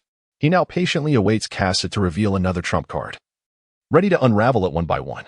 Kasa was well aware of Kalu's intentions, for they were the same individual. Thus, it was impossible for one to be oblivious to the other's motives. Kasa retrieved a second weapon from his spatial belt as a means of enhancement. The weapon served as his trump card. Conversely, Baikei was Kasa's sole melee weapon. Kasa clasped his fists in a gesture of respect, master of Tai Chi swordsmanship. As Karu's expression shifted, he recognized that while mastery-level skills could be acquired with wealth, attaining the Grandmaster level necessitated both innate talent and rigorous training, both indispensable. The Grandmaster level swordsmanship signified that Kazar's melee prowess was now on par with his own, and the opponent had discerned his intentions, engaging him in close combat. To some extent, he had already succumbed to a psychological disadvantage. Nevertheless, he could not forfeit the opportunity presented before him. With a cupped fist gesture, he declared, "Martial artist Karu. Here to learn." He unleashed the sticky word technique in the Iron Mountain Crash. The clash of Taiji swordplay and Baji Quan saw Karu's full-powered Iron Mountain Crash shatter Kazar's Taiji swordplay. Kasa infused the force of impact into the dance of swords, targeting Karu, who was caught in the transitional moment between the waning of old strength and the dawning of new power. The sword returned. The sword's aura rippled, cleaving through the fabric of space as it pursued Karu. Kalu cannot evade. The warrior's momentum is relentless. Once he retreats, he will perpetually remain under suppression. Iron Mountain. Stand firm. Kalu once again employed the Iron Mountain strike. This time, he successfully broke through the sword energy unleashed by Kasa's return. Yet he found himself devoid of strength for a subsequent attack. Kasa retracted the White Sparrow, his left hand now bearing a fracture, a consequence of enduring Kalu's relentless assault. Meanwhile, Kalu too began to show signs of exhaustion, a result of Kasa's persistent exertions. The Tai Chi swordsmanship of Kasa ultimately serves merely to provoke and annoy the opponent, lacking substantial offensive power. Conversely, Kalu possesses a myriad of attacking techniques. However, when confronted with the Tai Chi swordplay, he can only resort to brute force to counter it. Yet, both are constrained by the limitations of their physical capabilities, rendering them unable to gain the upper hand in terms of strength. Kalu donned a Zhongshan suit, and even with merely a fraction of his strength, Kasa managed to reach a stalemate with him. He has come to acknowledge the reality of the other's exclusive possession of the system. Kasa addressed Carlu, saying, "Now that the battle is over, allow me to take Robin with me. The events on Judicial Island have been quite distressing, and I wish to avoid them." Kalu, this simply cannot be. It is an essential path that you must traverse. Kasa, what do you mean? Do you still wish to fight? Kalu retrieved a thermos from his belt, poured out the steaming hot tea, and extended the cup, still emanating warmth, towards Kasa. Kasa cast a disdainful glance and exchanged a token in the system for a can of ice-cold cola, savoring the refreshing beverage. Kalu, I wish to engage in a conversation with you this time, not solely regarding the essence of the matter, but also for another reason altogether. Kasa sat on the ground, gazing at Kalu, eager to hear more. Within the shop system, various professional skills were sold separately. Whether it was body refinement, equipment enhancement, beast taming, or other cultivation systems, there was little distinction, as long as one possessed wealth they could cultivate. However, there existed a solitary profession that was bound to a singular purchase opportunity. Kasa is well aware that it is, after all, a top-tier product found in an ordinary store. The art of divination, the sole skill capable of deciphering the secrets of the universe, valued at a staggering 10 billion berries. Kasa is also aware of this skill, however. He possesses an intimate familiarity with the storyline of One Piece, rendering the skill unnecessary for him. Kasa interjected, so you spent money acquiring such a futile skill? Kalu replied, each time the entity employs the decision coin, the outcome is merely a binary one, either yes or no. The conclusions drawn are overly simplistic. And in light of your unforeseen intervention, it has lost all faith in the decision coin. Consequently, it invested a substantial sum to acquire this skill. The secret passage of Kasa, goodness, this fellow has indeed embezzled the military funds. Otherwise, how could he possibly possess such a substantial amount of money? Kalu continued to speak. Carl's aspiration was to emulate Cap, instilling stability across a vast maritime domain. However, his ambition was to intimidate the entirety of the ocean, a feat that Kachi calculated to be unattainable. Consequently, Carl relinquished his dream. Upon hearing this, Kasa, adopting Usopp's style of banter, remarked, "Hey, you abandoned your dream rather swiftly, didn't you?" Carl added that this world is plagued by an abundance of monsters, particularly the four emperors, as well as the pirates who thrive in the interstices of their power in the New World, all of whom should not be underestimated. Moreover, even Carl himself is fated to be incapable of instilling peace in any region, for turmoil is bound to erupt across various locales. The long-standing dominion of the world government, which has persisted for 8 centuries, is destined to undergo transformation, a theme that the creator of One Piece, Oda, has consistently conveyed. Ultimately, the reign of the world government will be dismantled, and the celestial dragons will lose their exalted status. Upon realizing this, Carl comprehended that without a final confrontation, true peace in the world remains an unattainable dream. Carl's ambitions have shifted. He now seeks to acquire greater power in preparation for the impending final battle. Thus, he has begun to engage with the 5 elders and has also initiated a process of division, dispersing his avatars across the ocean to strategize for the ultimate confrontation. Kasa retorted, "What relevance does that have to the present? Our organization operates strictly in accordance with Kachi's directives, ensuring that we do not disrupt the original narrative while circumventing the backlash from this world. However, Kasa, you have already delved too deeply into the web of causality. You will inevitably face the repercussions from this realm, and the alterations you have made will ultimately be rectified. This is an experience you should be familiar with by now." Kasa took a deep breath. The current situation of the Mary was precisely as he had described. Nevertheless, Kasa clung to a glimmer of hope, believing that the outcome had yet to be determined and that circumstances might still change. Kalu fixed his gaze upon Kasa and spoke in a low voice, "Kasa, you are one of us, so please assist us. Moreover, we promise that we will undoubtedly rescue Ace during the battle at the summit." Kalu's words stirred a flicker of emotion within Kasa. Kalu understood that pushing too hard would be unwise. It was more important for Kasa to contemplate his own existence and whether it would indeed bring calamity to the Straw Hat crew. Suddenly, a door appeared in the air. Bruno had arrived. The dialogue between CP9 and Robin had concluded, and Kasa gazed at Robin, who had already made her choice. At that moment, he realized he could not take Robin away. Otherwise, he would become entangled in too many consequences. If the world's consciousness were to forcibly alter the narrative due to Kasa's changes, it would invoke even more formidable measures. After Kasa and Robin parted ways, he first visited the gold exchange, for he possessed a considerable amount of gold. It was this very weight of gold that rendered him burdened during his recent battle with Karu. Kasa has temporarily sold some gold to prevent an excessive influx into the market, which could lead to a decline in gold prices. At the Kasa transfer point, several gold exchange establishments facilitated the sale of all the remaining goods in hand. On the way, I chanced upon the Frankie family, who were carrying 2 crates of Bailey, which, without a doubt, were in Usopp's possession. Kasa hesitated, contemplating action. However, those funds were the startup capital for the Sunny, and Kasa knew he could not interfere. Thus, he ultimately chose to pass by the Frankie family without engagement. Outside Dock 1, the shipwrights were engrossed in discussions regarding the Straw Hat crew. With Luffy and Nami having gone to seek out Usopp, they casually exchanged thoughts about the Straw Hat pirates. Kasa heard Kaku's words. The Mary had been confirmed to be unable to sail, as its keel was still damaged. Everything had been normal when departing from Long Chainring Island. Thus, the world's correction was to render the Mary incapable of evading the collision with the maritime train. It was that very incident that caused the damage to the Mary's keel. Moreover, the previous fall from the Sky Island had already sown the seeds of peril. Kasamo departed in silence, as the sound of an explosion echoed from the direction of Gunkanjima. The onlookers cast disapproving glances toward that area, murmuring about the latest antics of the Frankie family. An elder nearby interjected, advising him to refrain from speaking too much, lest he attract their ire and jeopardize his business. When the elder turned back, he noticed that the young man who had just been at his stall had vanished. Kasa has already arrived at the island of abandoned ships. Standing atop a residential building, Kasa observes 4 figures rising from the ruins: Luffy, Zoro, Sanji, and Chopper. They have dismantled Frankie's family entirely. Upon hearing a remark from Luffy, Sanji lit a cigarette, while Chopper reverted to his diminutive form, clutching his hat and weeping uncontrollably. Kasa comprehended the words of Luffy. Let us bid farewell to the Mary. Yet, more poignantly, it is not merely the Mary we part with, but also Robin, Kasa, and Usopp. The arrival of Kasa seemed like a fleeting moment, leaving everything unchanged. The Straw Hat crew found themselves at the brink of disintegration. Kasa, unable to endure the forthcoming scenes, arrived on the island and meandered through its paths until he finally discovered the bar owned by Bruno. As Bruno beheld Kasa, who bore an uncanny resemblance to his former instructor, his expression shifted subtly.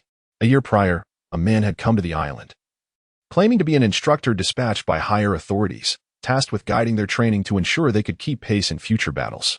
Initially, the members of CP9 held Kalu in disdain, but their skepticism waned when Rob Lucci fell before Kalu, leading them to recognize his prowess.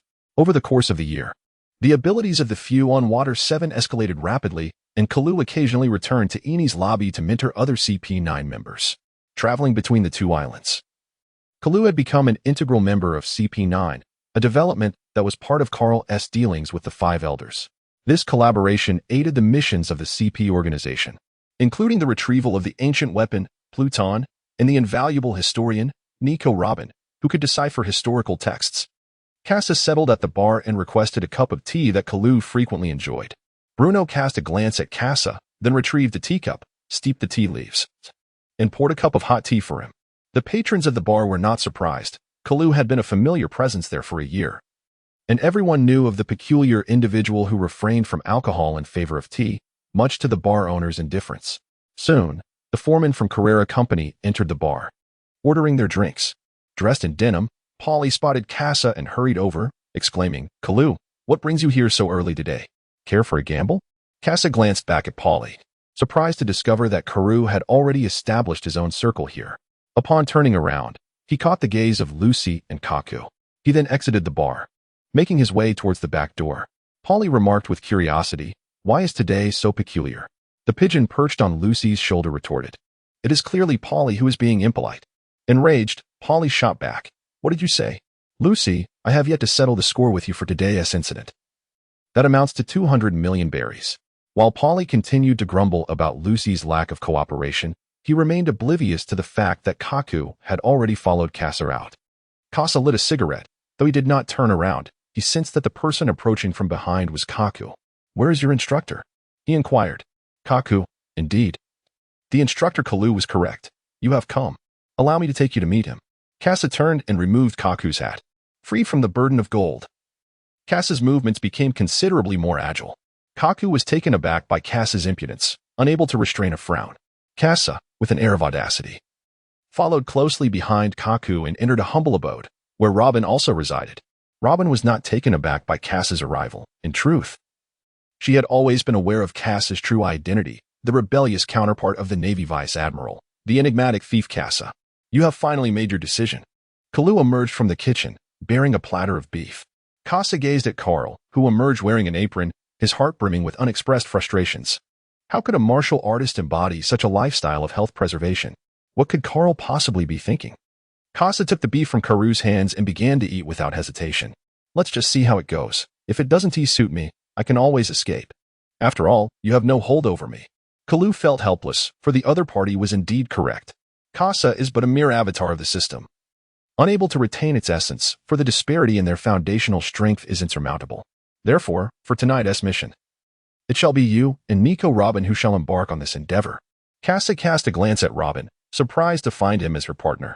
Robin remained silent, which was, after all, the most favorable outcome. Breaking news. Mr. Acebug has fallen victim to an assassination attempt, and his condition remains uncertain. On the streets of Water 7, the newsboy began to announce the incident involving Acebug's attack last night. Luffy and Nami, filled with anxiety, made their way towards Dock 1, entirely unaware of the challenges that lay ahead. Meanwhile, Zoro, Sanji, and Chopper were scouring the island in search of Robin and Kasa, following the duel between Luffy and Usopp. Their ties with Usopp had been severed, yet Robin and Kasa's whereabouts remained elusive, prompting their quest to locate the two. In a quiet dwelling, Kasa and Robin sat in a state of contemplation. While the Straw Hat crew would ordinarily be bustling with energy, an unsettling stillness enveloped them now. Have you truly made your decision, Robin? Kasa inquired. Mr. Kasa, are you not in the same predicament as I? She replied. Not quite. I possess autonomy. Whereas your fate will forever remain tethered to the control of the world government in your next life. Robin fell into silence, weary from the burden she bore. The CP9 had leveraged her very existence as a threat against the Straw Hat crew, and this was the most favorable outcome she could envision. Kasa rose to his feet. A formidable figure like him was merely collaborating with CP9, for no one could constrain his freedom. Do not wallow in a sense of sacrifice. Luffy and the others would not acquiesce to that. Having uttered these words, Kasa closed the door and departed. In a leisurely moment, Kasa found himself with tasks at hand, such as indulging in extravagant expenditures. With over 30 billion belly, akin to a modest dwelling, Kasa rented a warehouse, meticulously storing box after box of his lucrative gains. From dawn till dusk, he ultimately accomplished the task of replenishment. Congratulations, you now possess belly totaling 300 billion and 60 million. In the future, Kasa need not worry about Bailey. Henceforth, the focus should solely be on earning soul coins diligently. On the Sky Island, nearly 20,000 soul coins have already been amassed, and the primary source of soul coins to come will be the Judicial Island. Kasada is preparing his arsenal. In addition to the materials shop within the system, he seeks another type of resource from the world of pirates. The steel of the Navy is the most convenient material for him to experiment with in harnessing haki, and it boasts commendable hardness as well. Kasa, seizing the opportunity presented by the collaboration, plans to abscond with materials from the warehouse on Judicial Island.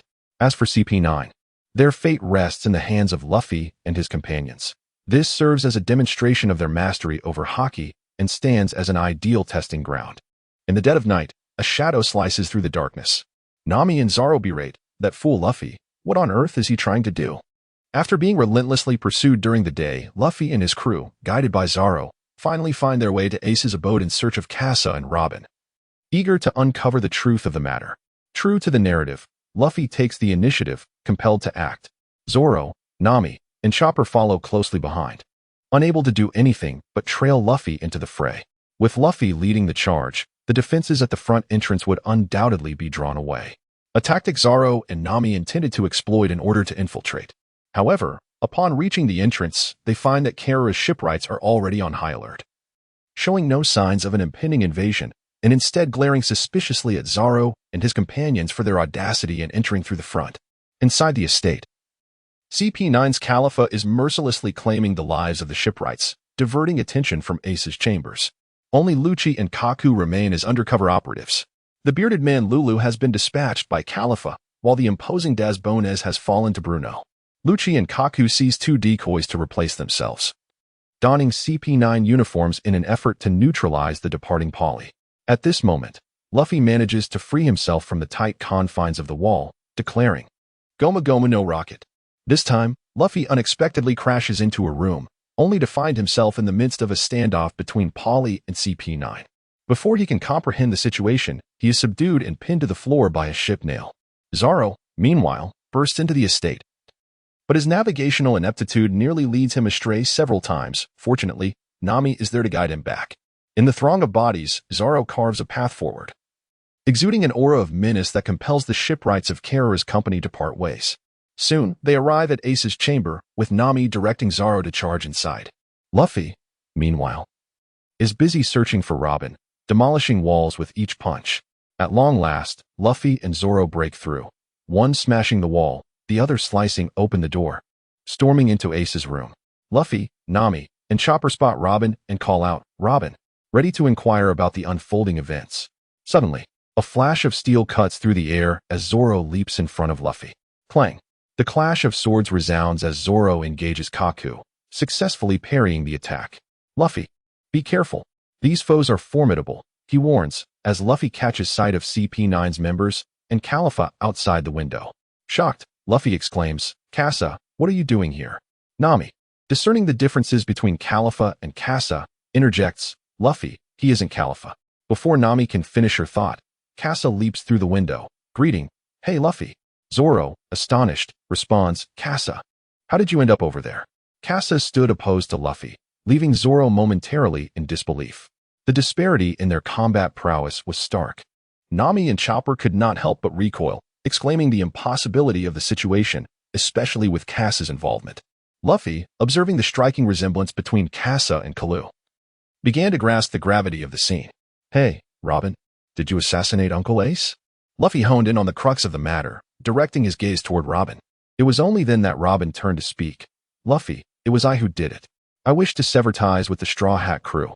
Upon uttering these words, the Straw Hat crew fell into a stunned silence. Zoro, momentarily distracted, was seized upon by Kaku, who exploited the opportunity to disarm him, leaving several wounds on his body. Witnessing this, Luffy prepared to intervene. Yet, a figure suddenly emerged before him. It was Lucci in his human form, poised to strike. Sure gone. Luffy was hurled back, crashing against the door, mirroring Zoro's trajectory, while Chopper and Nami rushed to assist him. Robin's expression shifted subtly. She turned away from the scene, resolute in her departure. Luffy, witnessing this, surged forward, but as he advanced, Lucci once more grasped his hand, transforming instantaneously into his leopard form before the eyes of the onlookers. "Straw Hat, now that you have uncovered the truth, it is time for you to depart." "No way," returned Robin. Luffy and Lucci clashed fists, the tremendous force shattering the glass window. However, Lucci in his leopard form possessed immense strength. With a single punch, he drove Luffy into the ground before launching him upward. His claws extended, piercing through Luffy's abdomen and propelling him towards the ceiling. The sight of Luffy being so effortlessly defeated left Zoro and the others in shock, but Zoro charged forward nonetheless. Lucci, with a cruel smile, unleashed a kick that sent Zoro flying, then discarded Luffy out the window. Unwilling to concede, Zoro charged again. Lucci's face twisted into a sadistic grin, his sharp claws aimed directly at Zoro's heart. At that moment, a glint of cold light flashed. Kasa brandished his sword, positioning it defiantly before Zoro, the supple blade effectively intercepting the lethal strike of Onetetsu. Gritting his teeth, Zoro inquired, "Kasa, do you two choose to stand against us?" Upon witnessing Zoro's current predicament, Kasa could not simply turn a blind eye. "Zoro, it is now solely up to you. Go and check on Luffy." A single remark from Kasa instantly enlightened Zoro, causing him to relax his grip, and Kasa subsequently retracted the White Sparrow. Kasa turned and said, "Let us depart. There is no need to linger here." Lucci, somewhat dissatisfied, cast a scrutinizing glance at Kasa, who in turn assessed Lucci with equal intensity. A monster. The power exhibited by Lucci was now perilously close to that of an elite general. Transforming back into his human form, Lucci recognized that the mission took precedence above all else. As Kasa departed alongside the members of CP9, Nami gazed at Kasa's retreating figure. Ultimately, she spoke up, "Kasa, is this your answer as well? Are you choosing to leave us too?" Kasa did not respond to Nami's final question. Kasa departed alongside the members of CP9. With Kasa's presence, they were unable to continue their assault on Luffy and his companions, including Ace Spegu.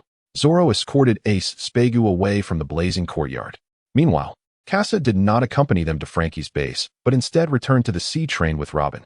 The two sat facing each other in silence, exhibiting a stark contrast to the camaraderie typically found among shipmates. Cassar held the blueprint, gesturing as he meticulously devised a new type of weapon. Kaluz took a seat before Robin and exchanged a glance with Kasa.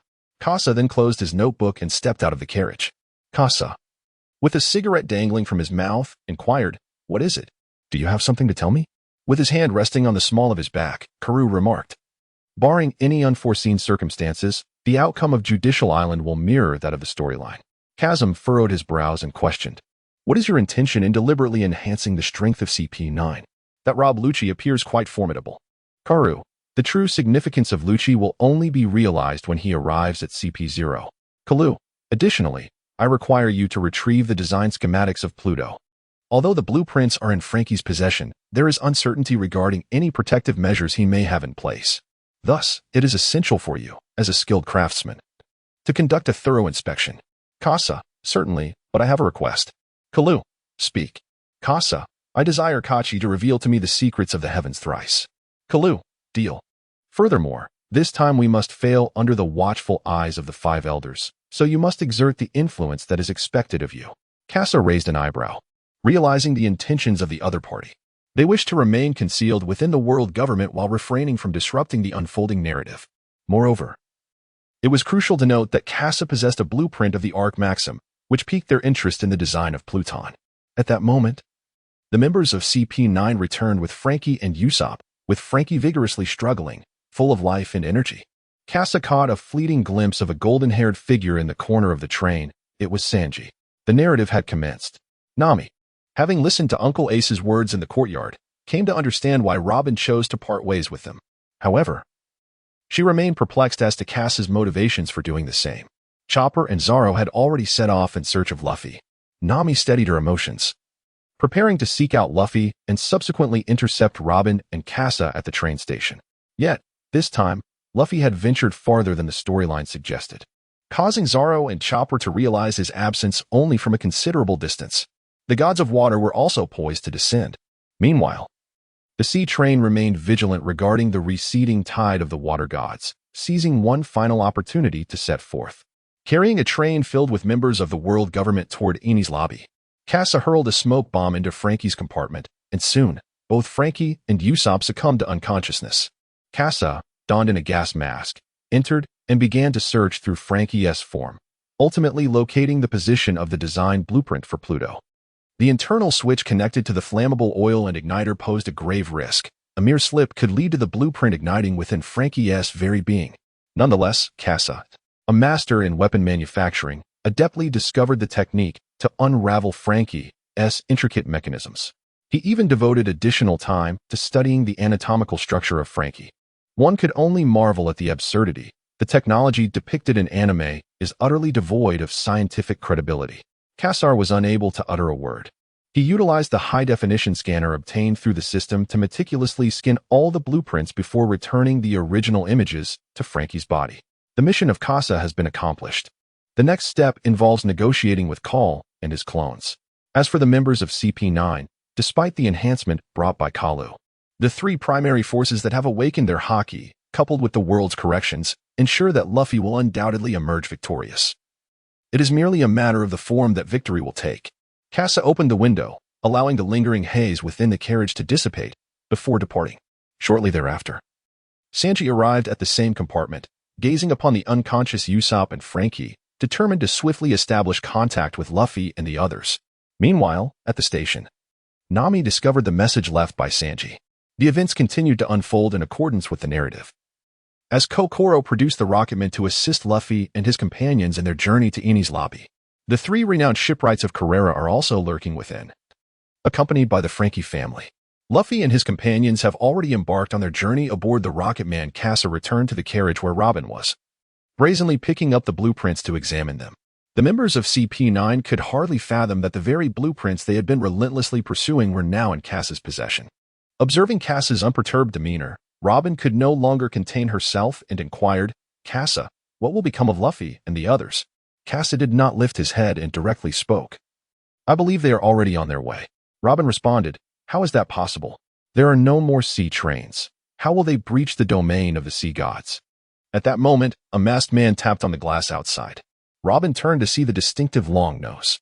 "Usopp," she exclaimed in astonishment, "just moments ago she had declared it impossible, and now he stood before her."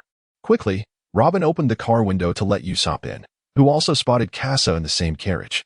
"That's wonderful. Kasa is here too. Robin, let us escape together. Everyone knows why you must leave. Trust us. Let us flee together. Robin forcefully shook off Usopp's hand, saying, Let go, Long Nose.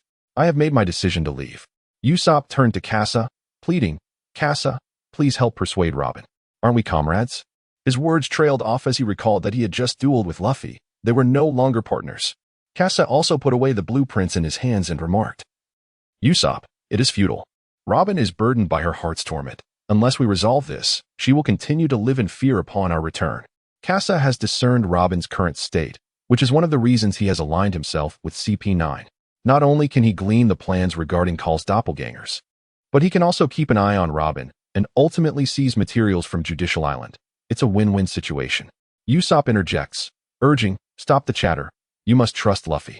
He would never abandon his comrades. So, Robin, come with us. Luffy is on his way. Just as Usopp was entangled in his words, a commotion erupted from the carriage behind. Sanji and Frankie had dispatched their foes and burst into the carriage occupied by CP9 members. They surveyed the fallen CP9 agents and the bloodied fingers of Rob Lucci. Frankie exclaimed, You scoundrel, Lucci. Sanji questioned, Is he truly the one who defeated Luffy? Lucci regarded the two, remarking, Frankie and the Straw Hat crew. It appears the disturbances behind are your doing. At that moment, Robin utilized her devil fruit powers to seize Usopp and hurl him before Sanji. Sanji, filled with joy, exclaimed, Robin, let's hurry. We understand now. We just need to escape from here. Robin retorted sharply, How many times must I say it for you to believe? I have severed ties with you. Her sudden outburst left Sanji momentarily speechless, unable to respond. The members of CP9 observed the unfolding chaos, regarding the entire debacle as mere theater. Kasa remained in the front carriage, while Karu had also joined him, no longer gazing at the design sketches. Kasa began to craft new blueprints. Meanwhile, Karu was discussing the forthcoming plans on Judicial Island. The hints derived from Kachi's divination indicated that the causal entanglements on Judicial Island were exceedingly grave. Thus, Kasa and Kachi could not partake in the battles of the Straw Hat crew. Moreover, they must simultaneously perform convincingly before outsiders, skillfully evading any suspicion. As Kasa listened intently, his pen continually gathered ideas. Through his recent battles with Carl and Carl's doppelganger, he had unearthed a spark of inspiration, compelling him to design a new weapon for the forthcoming confrontation. This innovative armament could also be employed in the forthcoming summit war, with the materials from Judicial Island further fueling Kasa's conjectures about its potential. As smoke billowed from the CP9 carriage, Usopp had successfully utilized a smoke bomb to whisk Robin away, marking her first escape from CP9's grasp. Yet, this victory felt hollow. The true battlefield lay upon Judicial Island. With Bruno present, Sanji and the others found themselves cornered. Indeed, shortly thereafter, Robin returned alongside Frankie, who was bound in iron chains. Upon spotting Kasa and Carl, Frankie exclaimed in astonishment, Ah, Carl, how is it that there exists someone who bears such a striking resemblance to you? It was evident that Frankie recognized Carl. Yet Carl displayed no interest in Frankie, choosing to remain silent. Cassar gazed curiously at the cyborg Frankie. Initially, the repair process also encompassed a pathway dedicated to bodily modifications. After battling the Tyrant Bear, Kasa realized that a mechanical body would hinder the use of his domineering abilities and thus resolutely declined. However, now confronted with a cyborg before him, Kasa couldn't help but scrutinize him.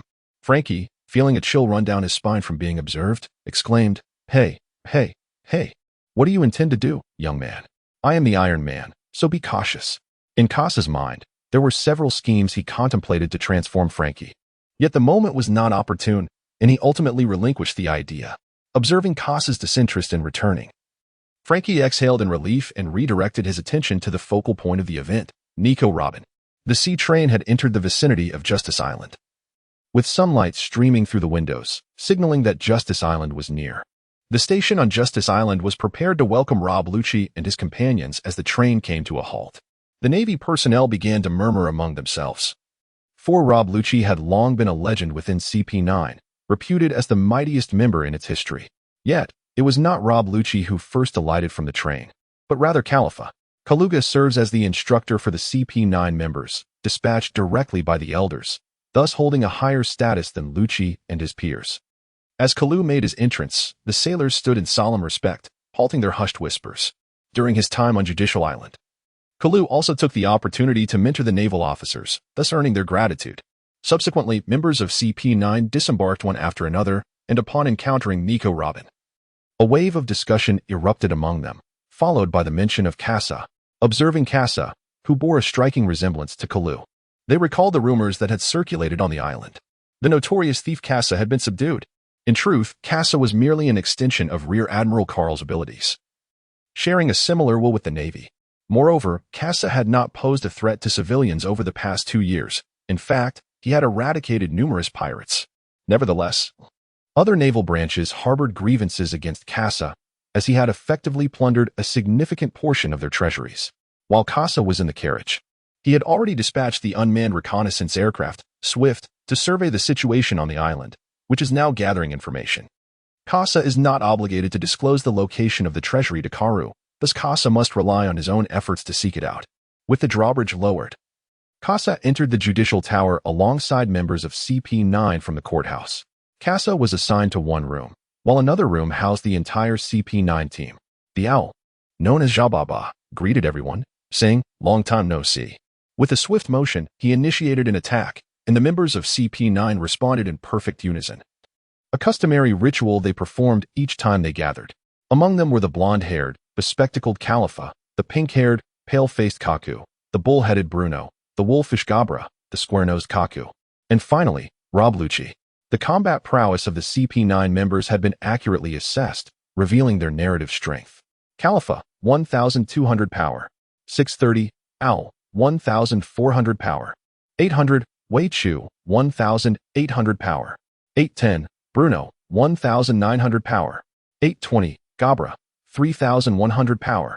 2180, Kaku, 3,200 combat power. 2,200, Lucci, 5,100 combat power. 4,000, Spandam rose and laughed maniacally. "Ha! This is my subordinate. Truly remarkable. I am immensely grateful to you, Mr. Kalu, for your guidance over the past year." Kalu deftly shook off Spandam's grasp, causing the latter's laughter to abruptly cease. However, Spandam remained unfazed by Kalu's actions, for in the hierarchy of their relationship, Kalu was not under Spandam's authority, and in fact, possessed greater power than he. Kalu observed Spandam flaunting himself before the members of CP9. In their intricate plans, Spandam played a pivotal role. Thus, despite his deep-seated disdain for him, Kalu resolved to keep him until the very last moment. Spandam, having been bitten by Frankie, was fortunate to be rescued just in time. Enraged, he bellowed, "Cutty Frank, your time is up. Once I acquire the design of the Pluton, I shall ensure your demise." Wiping the blood from his forehead, Spandam turned to Kalu and said, "Instructor Kalu, I have heard that the notorious thief, Kasa, has expressed a willingness to join our ranks. Would you consider accompanying me to make an appearance?" As Kasa sipped his red tea, he casually spat out a tea leaf onto Spandam's trousers. Spandam's face contorted in disdain. Yet when met with Kasa's piercing gaze filled with menace, he found himself at a loss for words, compelled to sit in silence. However, bolstered by the presence of the island's most formidable instructor, Kalu, Spandam regained his confidence. "Criminal Kasa," he began, "I have heard that you wish to join our world government and subsequently have your bounty lifted." Kasa cast a glance at Kalu. This was the narrative they had meticulously crafted. However, the situation was far from straightforward. Although there were indeed some adept individuals who could join the world government, Kasa's background was somewhat intricate. Additionally, certain tokens of allegiance were still required. "Kasa, indeed, I am uncertain whether Commander Spandam will permit me to join your esteemed group." Spandam, disregarding Kasa's slip of the tongue, contemplated Kasa's formidable abilities, recognizing that with such strength, he could accomplish far more and expedite his own ascent in rank and salary. As for the regulations and scrutiny within the organization, Spandam paid them no heed. He believed that if he could seize the opportunity to eliminate Kasa, all problems would vanish. Kasa is merely a pawn. Spandam has already determined Kasa's role, yet he remains oblivious to the fact that everything unfolds according to Kasa's design.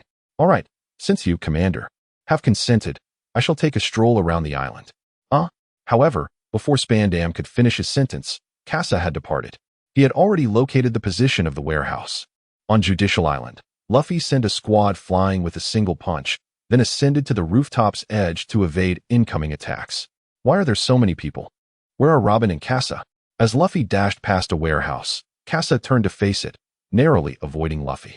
He had urgent matters to attend to, Upon entering the warehouse, Kasa discovered a significant cache of alloys produced by the Scientific Division, Judicial Island, serving as a naval station for maritime transport. Naturally harbors a substantial amount of cargo to facilitate the naval operations. This fortunate circumstance benefited Kasa, though the staggering weight of the inventory compelled him to purchase the highest-grade spatial belt from a regular shop, reducing the weight to a mere 0.1. Thus, 100 tons would only weigh 100 kilograms to Kasa. He maneuvered through various warehouses, transporting diverse materials from the Navy, perhaps due to Kasa's actions.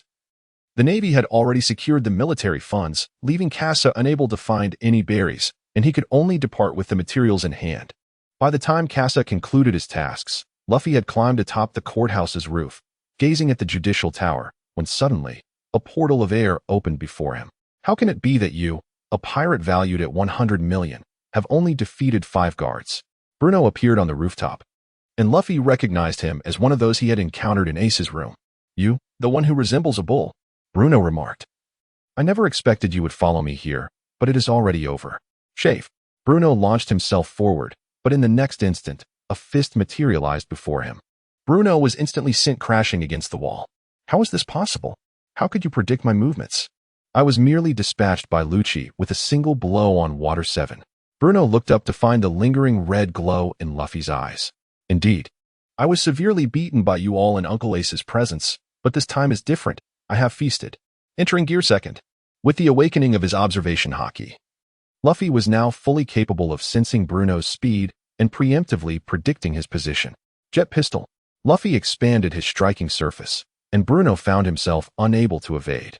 Resorting to bracing against the attack with sheer force, Luffy cornered Bruno against the wall, shattering it with his overwhelming power, leaving Bruno incapacitated on the ground. With the dual awakening of his haki and gear second, Luffy's strength was sufficient to overpower Bruno, who possessed 1900 combat power. Jet rocket. Luffy unleashed a palm strike into the air, but Bruno, utilizing the powers of the Dordor fruit, slipped into another dimension. Luffy scanned the surroundings, attempting to locate Bruno's position. When his eyes failed to capture Bruno, Luffy surrendered and closed them. Bruno, seizing the opportunity, prepared to strike. However, Luffy's punch missed its mark, causing him to furrow his brow. Having experienced the capabilities of observation haki on Sky Island and awakened this skill through Garp's haki teachings, Luffy had just sensed Bruno's presence. After failing to land his attack, Luffy attributed it to the inadequacy of his haki. Unbeknownst to Luffy, Bruno was drenched in cold sweat in the alternate dimension. Fearing that if he emerged, he too would succumb to defeat, Luffy dispelled Gear Second, as its consumption was considerable, while Bruno awaited the moment Luffy's Gear Second would dissipate. When Gear Second faded, Bruno emerged from the alternate realm, engaging Luffy in close combat. Luffy, in his ordinary state, faced Bruno, who felt a significant reduction in pressure.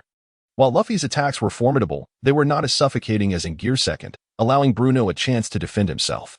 Yet, before Bruno could adapt to Luffy's onslaught, Luffy shifted his strategy. Armament haki. Luffy seized upon Bruno's opening and delivered a punch to his abdomen. A simple uppercut sent Bruno soaring off the ground, his eyes rolling back as he collapsed.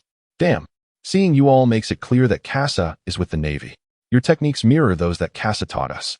I care not for Kasa's reasons. I only know he is our comrade, and he, alongside Robin, will leave with us. Bruno struggled to his feet. He could flee, yet his pride would not allow him to be a coward. Come on, Straw Hat Kid. Armament haki, Gum Gum Spiral. Luffy's rotating fist pierced the air, striking Bruno with tremendous force. Bruno braced himself against the blow and fell to the ground. Luffy donned his hat, gazing towards the distant judicial tower, where Robin awaited. How is it possible? How did the Straw Hat Kid end up here? Did he not just claim to have defeated 5 men? Spandam is now shouting atop the judicial tower, displaying none of the composure of a CP officer. Luffy gathered his strength on the rooftop and shouted, Robin, Kasa. I'm here to rescue you. Spandam was left trembling on the ground, but Luffy's voice drew the attention of other CP9 members, who glided from their rooms to Spandam's balcony. Kaku beheld Bruno sprawled on the ground. Though taken aback, his voice remained undisturbed. To have defeated Bruno, this man is no ordinary individual. Lucy remarked, as a bar owner. He has become somewhat sluggish. Kalu, regardless, under my training for a year, I never expected you to remain so feeble. The crowd felt no remorse for Bruno's defeat. They merely regarded him as overly weak and excessively self-assured. Spandam, observing the arrival of all members, gained confidence and stood up, laughing maniacally. "Ha! I never imagined you would reach this place. But this is where it ends. Before you stands the strongest member of CP9 and the mightiest instructor. You cannot possibly take Nico Robin from me." Luffy, digging his nose, rendered Spandam's words abruptly ineffective, devoid of any commanding presence. What a nuisance. That fellow who resembles Kasa entirely. At that moment, the rooftop floor erupted in a series of explosions as Zoro's tornado broke through, bringing Nami and Chopper to the summit. Sanji followed closely behind, while an unexpected figure soared from the ground. The Sniper King was astonishingly thrown onto the rooftop. The Straw Hat crew had officially gathered. Spandam trembled.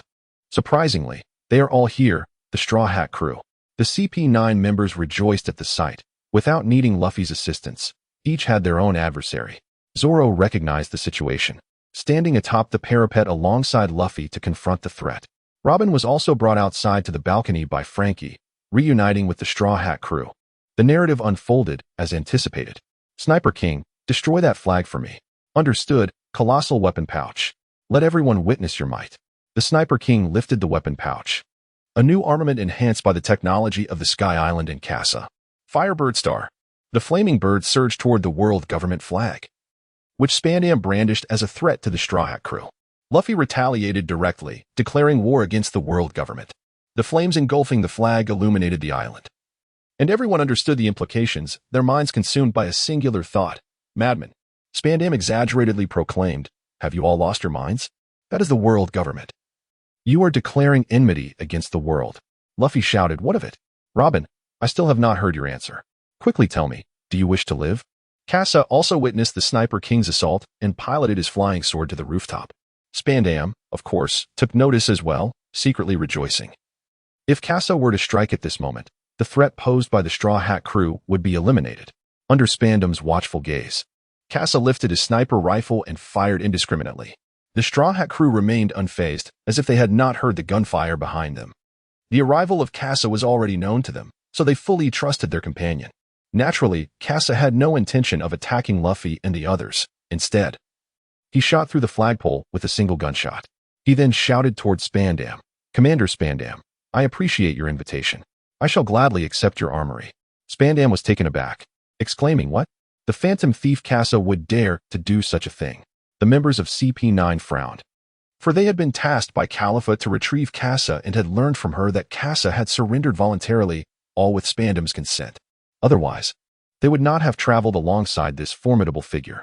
The entire island was aware that Kasa had come at Spandam's behest, and both Kasa and Khalifa had achieved their objectives. Spandam's role had also been fulfilled, serving as a scapegoat. Karuru, disregarding any need to explain himself to Spandam, positioned himself firmly between Kasa and the Straw Hat crew. With the moonwalk technique, he hovered in the air, confronting Kasa directly. The sudden turn of events rendered Robin speechless. Observing this, Luffy shouted, "Robin, please tell us you wish to live." At last, Robin could no longer contain her emotions, tears streaming down her face as she proclaimed, "I want to live. Please, take me out to sea with you." The sheer power of her words ignited the fighting spirit within the Straw Hat crew. An overwhelming force surging from the rooftop of the Judgment Hall towards the CP9 at the Judicial Tower. Frankie, having liberated himself from the restraints of the method, stood atop the balcony's parapet, holding the blueprints of the Pluton. Spandam gazed greedily at the schematics in Frankie's hands, his avarice evident as he inquired, "Are those the blueprints for Pluton?" Frankie kindly flipped through each page, causing the expressions of shipwrights Lucci and Kaku to shift dramatically. It was indeed authentic. Frankie revealed, "Mr.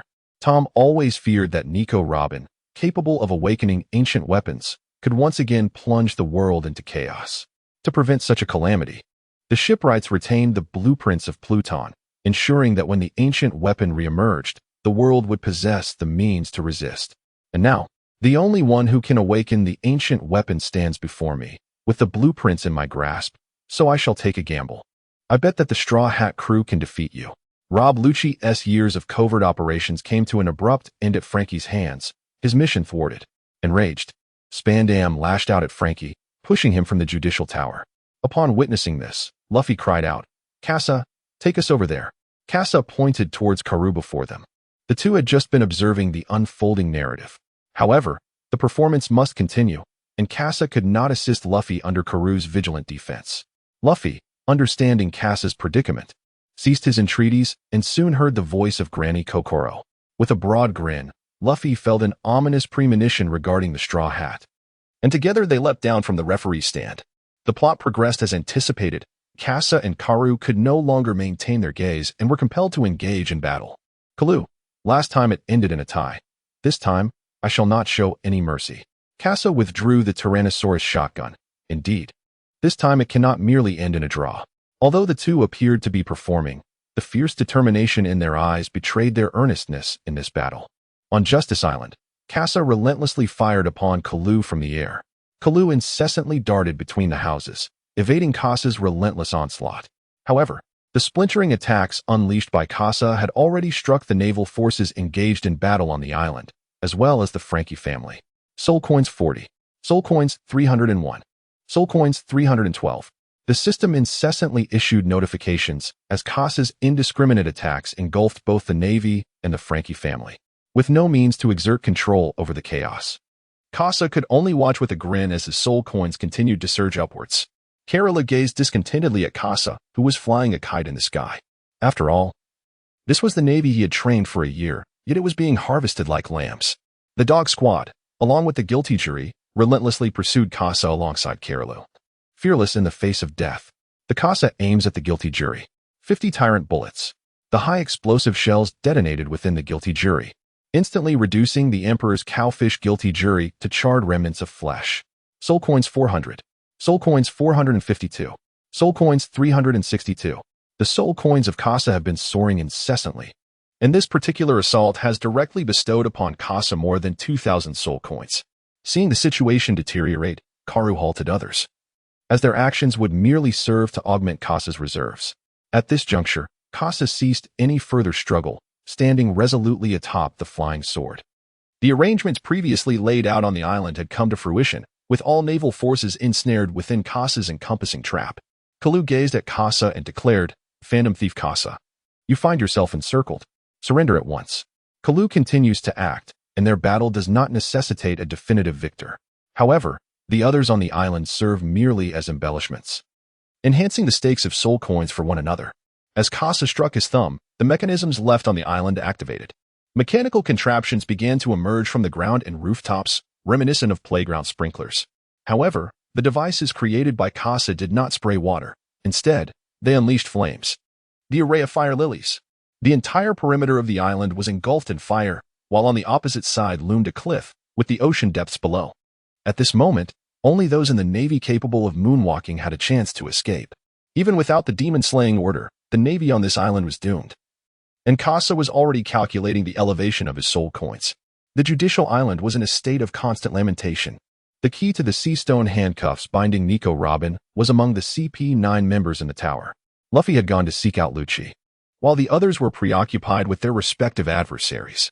Frankie, his hair limp and his cola supply exhausted, needed to find a replacement urgently. Suddenly, he was sent flying by a powerful punch. As he crashed against the wall, gasping for breath, he muttered in frustration, "Damn it, I just need to find some cola." Zalbababa, perish, Frankie. Weight-enhanced Iron Fist. Chopper suddenly appeared, delivering a punch that sent the owl flying. Frankie gazed in astonishment at Chopper, who had transformed into a gorilla. "Dear? Gorilla? Dear gorilla," he exclaimed. "Oh, it's Frankie. You scoundrel, I have yet to forgive you. If it weren't for you, Usopp would not be," Chopper accused, his voice thick with emotion. Frankie retorted, "Hey, wasn't he with you guys? That doesn't matter, dear gorilla. You keep him occupied while I search for cola. Are you seriously thinking about cola at a time like this?" 6 forms, Gale Foot. Chopper was kicked away, prompting Frankie to enter a state of alert. The owl was significantly stronger than anticipated. At least for the moment, Frankie found it exceedingly difficult to prevail. Cola was the pivotal element that could turn the tide of battle. The owl charged at Frankie, channeling the essence of his spear techniques into a single, devastating punch. Should it land, Frankie would undoubtedly lose his combat efficacy. One pattern, speed enhancement. Chopper, having recovered, transformed back into his deer form and charged at the owl with extraordinary speed, surpassing all limits. "Frankie, leave this to me." "Oh, you're unexpectedly reliable, dear gorilla." "Scoundrel. I am not a deer gorilla, I am a deer." Chopper maintained his vigilance, standing firm against the owl. On Skypiea, Chopper had accepted Kawa's abilities, enhancing his physique, which enabled him to send the owl flying with a single punch. However, the more critical factor was the traditional Chinese medicine texts and various prescriptions that Kasa had procured from Alabasta. Although Chopper had also discovered some medical books in Vivi's library, he initially dismissed Kasa's seemingly unremarkable medical texts as inferior. Yet upon opening them, Chopper found himself entering an entirely new realm of medicine. The door to traditional Chinese medicine had swung wide open for him. Kasa acquired the masterful knowledge of traditional Chinese medicine and meticulously transcribed it, presenting the notes to Chopper. Among the contents were several prescriptions, which Chopper tailored to suit his own physiological needs. The speed enhancement pill, the strength enhancement pill. These concoctions could temporarily amplify Chopper's speed and strength, albeit for a mere 10 seconds, an exceedingly brief duration. Furthermore, the effects of the potions could not be stacked. Even as Chopper consumed the speed-enhancing potion, he was evading attacks. Cowardly by nature, he now exhibited remarkable composure in battle for the sake of his comrades. In a swift transformation, he dodged an incoming strike. Clenching a white pill adorned with a red stripe in his hooves, he swiftly ingested it. Strength enhancement. Upon consuming the strength enhancement pill, Chopper instantly transformed into his powerful form, delivering an uppercut to the owl's chin. A flurry of punches rained down upon the owl. Iron block. Ultimately, however, Chopper could not sustain the assault. The owl's body was too resilient, causing his fist to ache. Seizing the opportunity, the owl prepared to deliver a decisive blow to Chopper. Come, taste my punch. Strengthened right hand. Frankie had shed his artificial skin, revealing the steel structure of his right arm, delivering a powerful strike directly to the owl. No matter how fortified the iron block technique was, it could not withstand true steel. The owl was sent flying, astonished as it gazed at Frankie. Damn, how can your fists be so powerful? Frankie chuckled with pride. Indeed. Aren't my fists quite formidable? Refusing to let Frankie bask in his triumph, the owl retorted, your fists are utterly weak. The owl's words incensed Frankie, who turned to Chopper. Reindeer, leave this one to me. Chopper, dizzy from the sight of Frankie's steel fist, nonetheless recalled his mission. Then, I shall trouble you with this. You rascal Frankie. Chopper transformed into his reindeer form and darted in another direction, having faintly heard Nami's cry for help. In the dim corridor, a flash of lightning illuminated the scene, scattering the hair of the foe. Oh, what incredible power. So, you are the peculiar theatrical speech of the foe made Nami somewhat uncomfortable. Lightning strike. A bolt of thunder struck directly at the foe. But the effect was negligible. You speak too slowly. Lightning charge anemometer. Nami struck again, yet this time the foe deflected the attack with her hair. Life restoration. The foe's hair moved like agile tentacles, intercepting Nami's lightning strike. Life restoration hair binding technique. The hair ensnared Nami's limbs, lifting her high, rendering her unable to break free despite her attempts to wield lightning.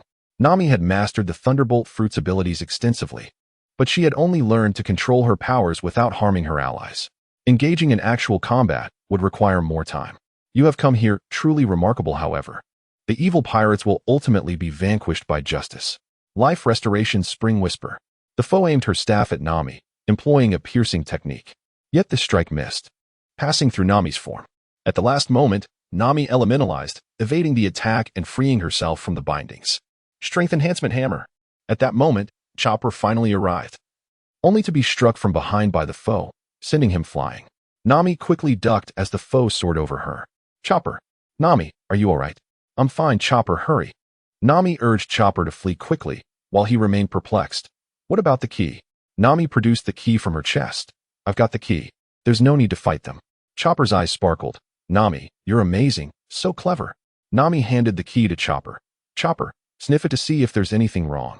Perhaps we can locate the other keys together. The key had been oiled for maintenance, leaving a faint scent.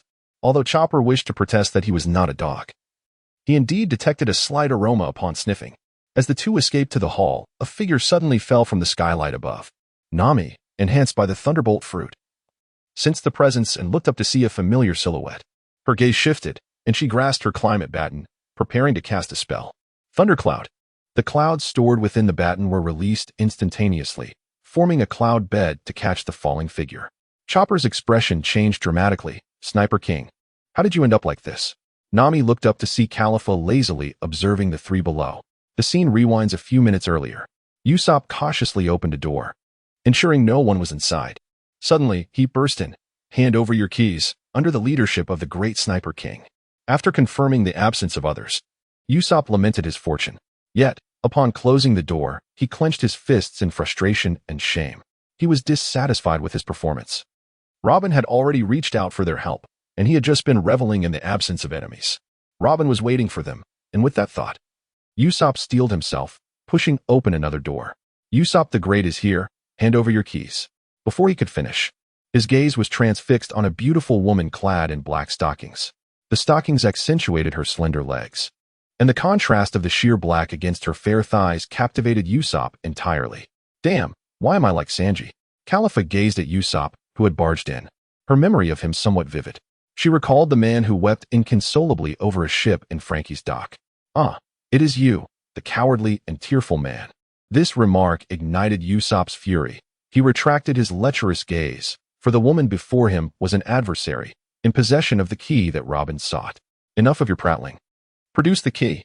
How utterly lacking in charm, resorting to violence against a lady. Ultimate Powder Star. 6 styles. Shave. Califa evaded the onslaught of the Powder Star and advanced toward Usopp. Khalifa could instantly discern that Usopp's martial arts skills were lacking, and upon entering the room, he had already stepped into a perilous proximity. With a decisive move, he unleashed his ultimate attack, the 10-ton hammer. Usopp, resolute in his determination, suddenly retrieved a colossal hammer from his bag. Khalifa was taken aback, unable to fathom how such a small bag could contain 10 tons of hammer. However, the intricate patterns and gleaming surface of the hammer that Usopp produced compelled her to accept its authenticity, leaving her no choice but to evade it. This evasion, ultimately, fulfilled Usopp's intention. The hammer shattered, revealing that it was merely a painted illusion crafted by Usopp. Carly, in a fit of anger, realized she had been deceived. Just as she intended to rush forward, she felt the ground beneath her was slick, and in her high heels, she slipped and fell to the floor. "Huh, you have fallen into my trap." Califa touched the ground and sniffed. It was kerosene, the deadly Firebird Star. Usopp did not aim at Califa, for he understood that her peculiar martial arts could evade his attacks. He had been observing her closely and knew precisely what to do. Flames ignited the kerosene on Califa's body, and the entire room was instantly engulfed in a sea of fire. Usopp merely needed to wait for the flames to subside to retrieve the key from the body. However, he did not hear any screams. Instead, his hand instinctively moved to the pouch at his waist. "You bastard. If it weren't for this fruit, I would truly be reduced to ashes here." Usopp heard Califa's voice suddenly emanating from within the inferno. Her tone was laced with anger and a hint of luck, but it unmistakably conveyed her pain. Califa realized she had underestimated Usopp, not expecting him to suddenly showcase such a plethora of offensive techniques. Soapy tsunami. The fiery inferno was instantly engulfed by the foamy waves, crashing down upon Usopp. He pondered desperately for a means to counter this assault, yet it was all too swift. Usopp was violently hurled through the doorway and into the air. The might of the soapy waves converged at a single point, striking Usopp squarely in the chest. Even the self-proclaimed sharpshooter, famed for his resilience, found himself struggling against the force. Below him lay the unforgiving ground. A fall from this height could spell his demise. A singular thought raced through Usopp's mind. "Robin, I'm sorry." Just then, Nami and Chopper emerged, rescuing Usopp from certain defeat. Usopp looked at Nami and spoke. "Nami, I'm sorry. I cannot defeat her, and the key still lies in her possession." "Sniper King, do not speak." "I am assessing your condition," Nami replied, her gaze fixed on Califa above. The memories of Usopp and Sanji collapsed before her on Skypiea were vivid. Usopp had already been bested. Sanji would stand no chance against her, and Zoro was occupied with other foes. Thus, this woman must be vanquished by Nami. She had steeled herself. The moment she consumed the thunder fruit, she resolved to no longer retreat. "Chopper, keep an eye on this long-nosed fellow. I shall confront this woman." "Yes, I will look after our hero," Chopper replied, still unable to recognize Usopp, merely knowing him as a heroic friend. Life restoration, binding technique. Wang had caught up, and Chopper, sensing the commotion, swiftly carried Usopp away. After a brief examination, Usopp was found to have no significant injuries. "Sniper King, I will divert her attention while you rest here," Chopper declared. Speed enhancement. He transformed into his reindeer form and charged forward, skillfully maneuvering around Wang, drawing her focus towards himself before darting away to safety. Usopp observed how Nami and Chopper, once timid comrades, had transformed into figures of strength and bravery. A whirlwind of emotions surged within him. They are so formidable. I cannot remain idle. Robin is still waiting for me. But what can I do? Usopp lifted his gaze, noticing the tumult of battle erupting in the upper rooms. With the shockwaves spilling out and debris cascading down, he recalled words from his earlier days crafting props, spoken by Kasa. Usopp, you possess a unique trait. Usopp's face lit up with excitement as he anticipated praise.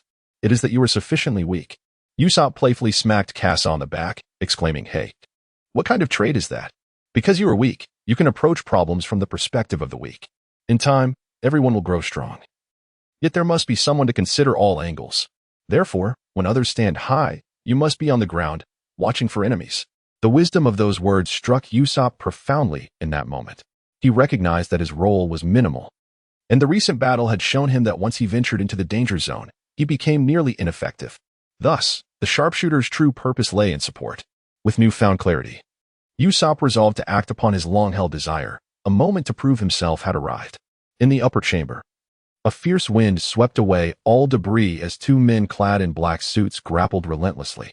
Sanji launched a powerful kick towards Kaku's chin, who deftly flipped backward, narrowly avoiding the blow and momentarily concluding that exchange. Haha, impressive. I had not anticipated your strength. This delights me greatly. Sanji lit a cigarette, eyeing the elderly man before him. Longnose, I never expected to encounter someone akin to Usopp in this world, and yet here he stands. Hey, your gaze is quite impolite. I am rather displeased, the old man retorted. Sanji exhaled a cloud of smoke, cut the chatter and hand over the key. Robin is waiting for me. Humph. Allow me to demonstrate my newfound power. In an instant, Sanji found himself enveloped in a shroud of shadow, unable to believe his eyes. Meanwhile, in Gabra's chamber below, Zoro arrived fashionably late, the duration of his search outside unknown to anyone. Gabra, now fully alert, could not afford to feign slumber as Zoro approached, exuding an aura of intimidation akin to a mythical beast. Ha ha ha. It appears fortune favors me, presenting me with the strongest of opponents. No, your luck is quite poor. You have encountered a foe capable of bringing your demise. Zoro and Gabra exchanged determined glances, ready to engage in battle. Suddenly, the ceiling collapsed, and a massive shadow descended. Zoro and Gabra leapt away from the impending danger, while Sanji, finding the right angle, jumped beside Zoro. Startled, Zoro realized Sanji was beside him, who was now on all fours, appearing gravely injured. Hey, colorful Kappa, what happened to you? Unable to contain himself any longer, Sanji turned, clutching his belly in laughter. Ha ha ha ha ha. My apologies, I couldn't help it. Zoro, infuriated, retorted, what is so amusing? We are in the midst of battle. Can you not take this seriously? Laughter echoed from the mist as Gabra joined in. Ha ha ha ha. Kaku, what has happened to you? This is utterly hilarious. Enough with the chatter, this is my new form. As the smoke cleared, Zoro remained vigilant, yet upon glimpsing Kaku, he could not suppress a chuckle, nearly bursting into laughter. However, Kaku caught Zoro's reaction, and in that moment, his fury ignited. You all think this is amusing? Allow me to show you the true power of the giraffe fruit. Kaku, with one hand on the ground, spun around, his long legs and neck rotating like a blade. Suddenly, the entire judicial tower was illuminated by a flash of light. Zoro and Sanji ducked to evade the attack. Amidst the tremors, the judicial tower split in two, tilting to reveal the sky above. Ha ha ha, continue laughing. This is the power of an old man. Zoro and Sanji, now serious, recognized that their adversary was no mere jester. The earlier display of strength had been astounding, and their opponents still possessed ample energy. At this moment, in the tunnel leading to the Gate of Justice, Luffy kicked open a large door, arriving at the transit station beneath the suspended bridge, where Lucci awaited him. As Luffy gazed at the door behind Lucci, he spotted Robin standing there. He rushed forward, only to be kicked back by Lucci. At least let me say, this path is blocked. Luffy and Lucci faced off once more. Meanwhile, on the staircase ascending to the suspended bridge, Spandam tugged at Robin's hair, forcing her upward step by step. Simultaneously, he issued orders to the Navy stationed on Judicial Island. In a moment of distraction, Robin managed to break free from Spandam's grasp. However, he swiftly utilized the sword in his hand to recapture her. At that critical moment, Spandam, gazing at Robin, reached into his pocket and retrieved a Den Den Mushi. Pressing the button on its shell, the demon-slaying order was initiated. Spandam believed he had just disconnected the Den Den Mushi, unaware that it was already connected to the broadcast on Judicial Island. Damn that Straw Hat Kid, I never imagined he would dare to act so boldly. The Navy here is utterly useless, allowing them to reach this point. It's a pity that the phantom thief Kasa, who I intended to use and then eliminate, has given me no opportunity whatsoever. Hey, what are you holding? A shocked voice echoed from the broadcast. It's over. I mistook the golden Den Mushi for a regular one, and now the demon-slaying order has been activated. The Den Mushi continued the conversation before abruptly disconnecting. Kasa sighed helplessly with a bitter smile. Spandam truly is a remarkable individual. He has just confirmed the facts regarding his recruitment. Alas, it is regrettable that these naval officers must be allowed to leave, for they are witnesses. Kalu expertly eliminated the members of the Frankie family, setting his sights on Zambai. The Biscuit Head sisters had already lost one of their own to Kalu, while Kasa was engaged in hunting down the Navy, and Kalu continued his pursuit of the Frankie family. Both were vying for the soul coins, occasionally clashing in brief skirmishes to safeguard their respective factions. Kasa forcefully expelled Kalu, allowing Zambai to escape. Zambai gazed upon the two individuals who had transformed Justice Island into a living hell, feeling a sense of gratitude as he fled.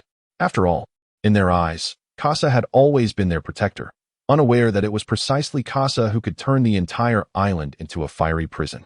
It appears that you are both the actor and the director, discreetly eliminating some of the dying Frankie family, while simultaneously wishing to preserve your own reputation. Kasa shrugged, feeling helpless. He still lacked a considerable amount of money to purchase the lavish feast. Otherwise, he would be unable to convert his sustenance into strength. As the story approached its climax, these naval forces would soon release him. The Frankie family also needed to be set free, otherwise, any alteration in the narrative could lead to complications.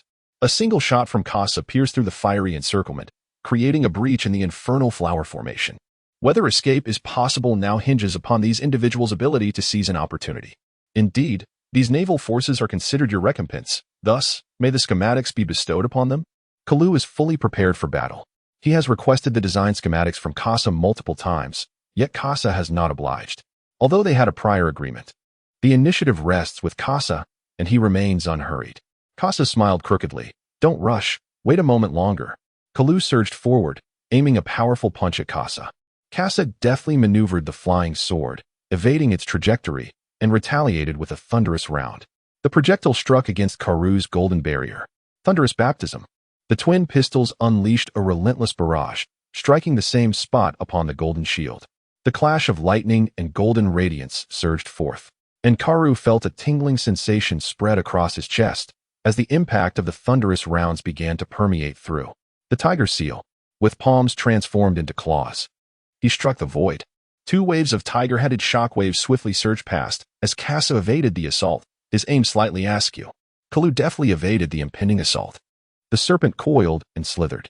Kalu glided through the air, evading Kasa's assaults with the grace of a water snake navigating through its liquid realm. Although Kasa's observation Haki managed to locate Kalula's position, he was unable to land a shot. Kalula's movements rendered Kasa incapable of seizing an opportunity. As Kalubi closed in, he prepared to ensnare Kasa. Kasa switched ammunition. The muzzle unleashed a tempest, propelling Kasa backward. With a deft retreat, he evaded the assault while simultaneously maneuvering to aim his weapon at Kalu. Inferno rounds, a fierce barrage. Gale rounds, the wind of annihilation. Windfire rounds, the tempest of blazing fury. With no way to evade the impending peril, Karu had no choice but to activate the life-preserving talisman bestowed upon him by Carl. The golden shield manifested with a resonant chime. Kalu transformed into a radiant golden light, evading the assault. Yet, Kalu too found himself immobilized, descending through the air in a freefall. Kasa switched weapons, aiming the Tyrannosaurus shotgun at the grounded Kalu. Due to the uncertainty of the golden body's duration, Kasa could only rely on his observation Haki to gauge the situation. Tyrannosaurus shell. The shotgun obliterated half of the power rock, unleashing an explosive force from the barrel, which glowed red-hot. The flames engulfed Kalu, yet in the next moment, he regained his freedom, retreating behind a building. Even with the structure shielding him, Kalu could still feel the searing heat behind him. The Tyrannosaurus shell mercilessly annihilated everything in its path, causing numerous buildings to collapse. However, it was precisely due to the excessive expenditure of power that Kalu managed to narrowly escape disaster. Kalu gazed at the sky where Kasa soared, aware that his aerial combat skills paled in comparison to Kasa's. Thus, he could only endure relentless assaults, unable to even approach. Kalu felt a sense of frustration. However, Kasa was in agony, as the dissatisfaction stemming from being toyed with by Kawu on Sky Island was now redirected towards Kalu. Kasara cocked the shotgun, this time utilizing 10 explosive rounds, eager to engage with Karu. Meanwhile, on the first floor of the Tower of Justice, Franky had finally triumphed over the owl. Compared to the owl's original power of 800, after undergoing Karu's training, its strength had surged to 1400, nearly doubling its capabilities.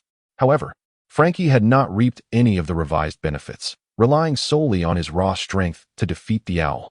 In the original storyline, Franky had enough energy to spare, but now he barely managed to secure a victory.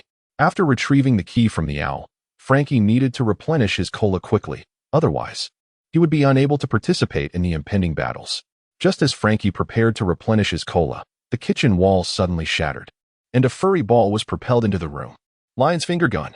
Countless hair strands formed into finger guns, relentlessly attacking the furry ball, instantly flattening it. Franky could not recognize this as Chopper, now enhanced with fur, but he realized that the creature was indeed an adversary. Weapon in his left hand, Franky unleashed one final powerful attack. After this, he had to replenish his cola, or he would be devoid of combat strength. The cannonball blasted through the creature, sending it crashing into the corridor. This alleviated the situation for Chopper, who reverted to his intelligence form, blood seeping from his mouth. The recent attack had inflicted damage, even on Chopper in his enhanced state. Franky, thank you for that, Chopper exclaimed. After replenishing his cola, Franky spotted Chopper. Franky, huh? That ball was actually you. Chopper shouted. Yes, indeed. You were quite rude. Franky glanced sternly at the creature entering from the corridor, saying, Hey, dear gorilla. This guy is formidable. I doubt I can defeat him. Chopper replied, Yes, I also find him challenging. He is too strong. In that case, let us collaborate in a super manner. All right, bring it on, you scoundrel Franky. Now fully replenished, Franky joined forces with Chopper, who had consumed a modified rumble ball, to confront the creature with a power level of 1800. Life restoration binding technique. The creature attempted to ensnare them with its hair, planning to strike with its staff. However, Chopper could transform, and Franky's choice was more straightforward. Purifying flames. Flames enveloped the hair before him, prompting the creature to retract its hair swiftly. 6-style shave. The creature closed in, striking Franky away with its staff. Enhanced right hand. After being propelled back, Franky launched his right fist, ensnaring the creature and controlling its movements. 1 pattern pill weight enhancement. In his weight form, Chopper landed a punch on the creature's side, sending it flying. The enhanced weight made even a standard attack remarkable. Franky retracted his right hand, pulling the creature back in midair. Strong iron fist. As he yanked the creature closer, Franky delivered a powerful left punch to its white mask. The creature, however, was not to be outdone and prepared to retaliate in the instant it was pulled back. Life restoration willow song. The end of the staff struck Franky's chest, and both were sent flying. Chopper rushed to Franky's side, eager to check on him. Franky rose, spitting out blood. Dear gorilla, you should have struck him just now. Chopper retorted, Stop the chatter. I'm a doctor. First, I need to assess your injuries. Since Franky's wounds did not hinder his ability to fight further, Chopper resumed his combat stance. Wow, you two are truly formidable, Chopper exclaimed. While Franky and Chopper shouted in unison, Can you not speak properly? In that case, let me show you my true strength. The creature suddenly spoke earnestly, catching Chopper and Franky off guard. Soon, the creature underwent a transformation, its body becoming robust, with its hair no longer flailing but forming 2 powerful arms. The strands morphed into muscular fibers, distinctly defined and exuding strength. Chopper and Franky gulped. Now, even Franky's flames might be ineffective. The creature's hair fist slammed into the ground, creating a sizable crater, demonstrating immense power. Hey, dear gorilla, this guy's fists are not simple. Yes, Franky, cover me. I have a plan. Franky observed Chopper, who had reverted to his intelligence-enhanced form, wondering what he could possibly do, given his seemingly meek appearance. Yet Franky grinned. Oh, in that case, allow me to provide you with super cover. Chopper positioned his hooves in a square, attempting to diagnose the creature's weaknesses. Chopper's modified rumble ball had eliminated the instability that typically arose after consuming a second one. It now functioned like the first. However, Chopper hesitated to consume a third.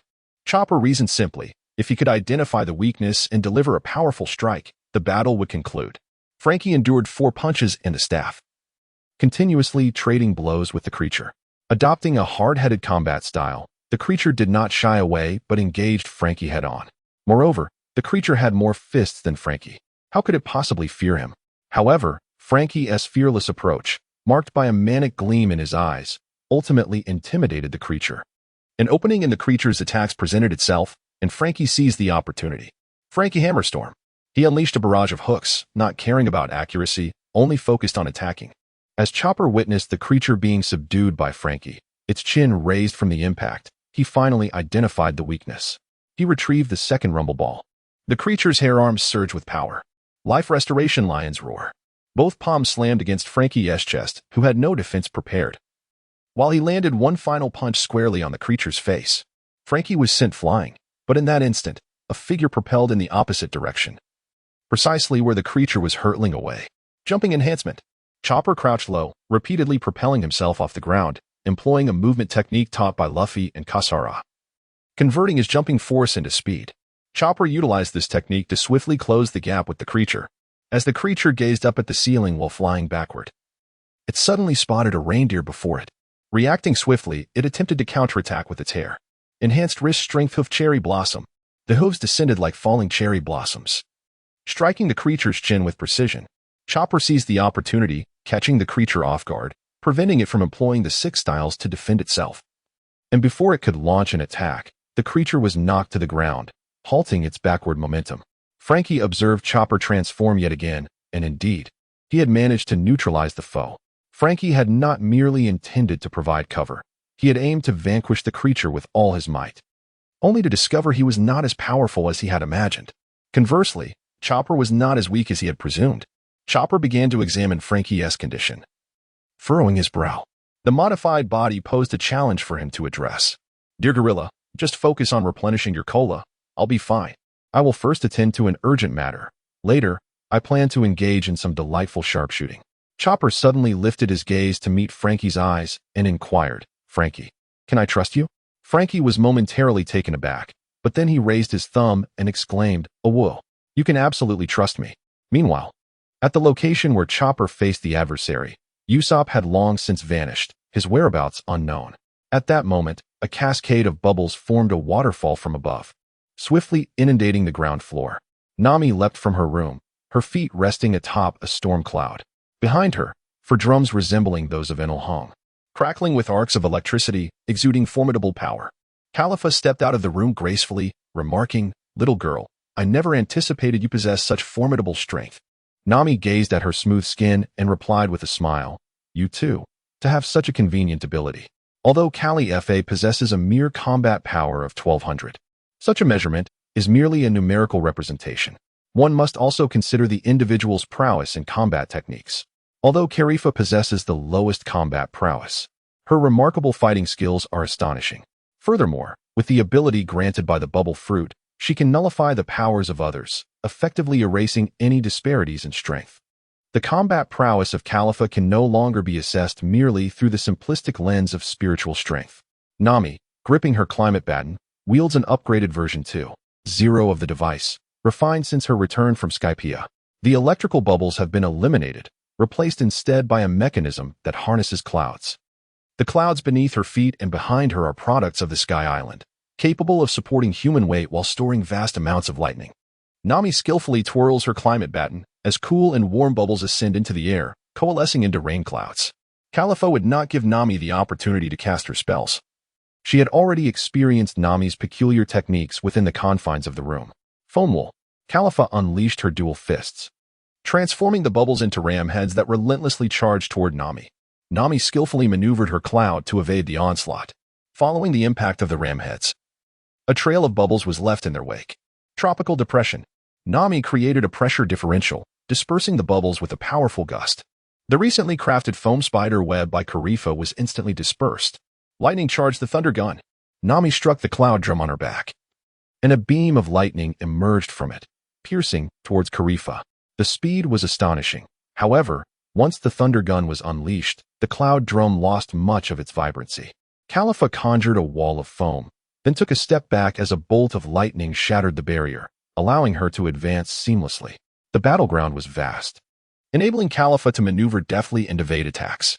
Moonstep, Thorny Path. With each aerial movement, the thorny whip danced in harmony with her positioning, then suddenly tightened, ensnaring the central figure of Nami. However, Califa's brows furrowed as the captured Nami swiftly dispersed. Mirage. Suddenly, several versions of Nami emerged in the air, each varying in height and build, their forms distorted by the illusion. Cloud Thorn Dance. Califa crafted thorns from foam, ceaselessly dancing to disperse the illusions conjured by Nami. I am here, Secretary. Nami's voice resonated from above, revealing her silhouette amidst the rain clouds on the ceiling.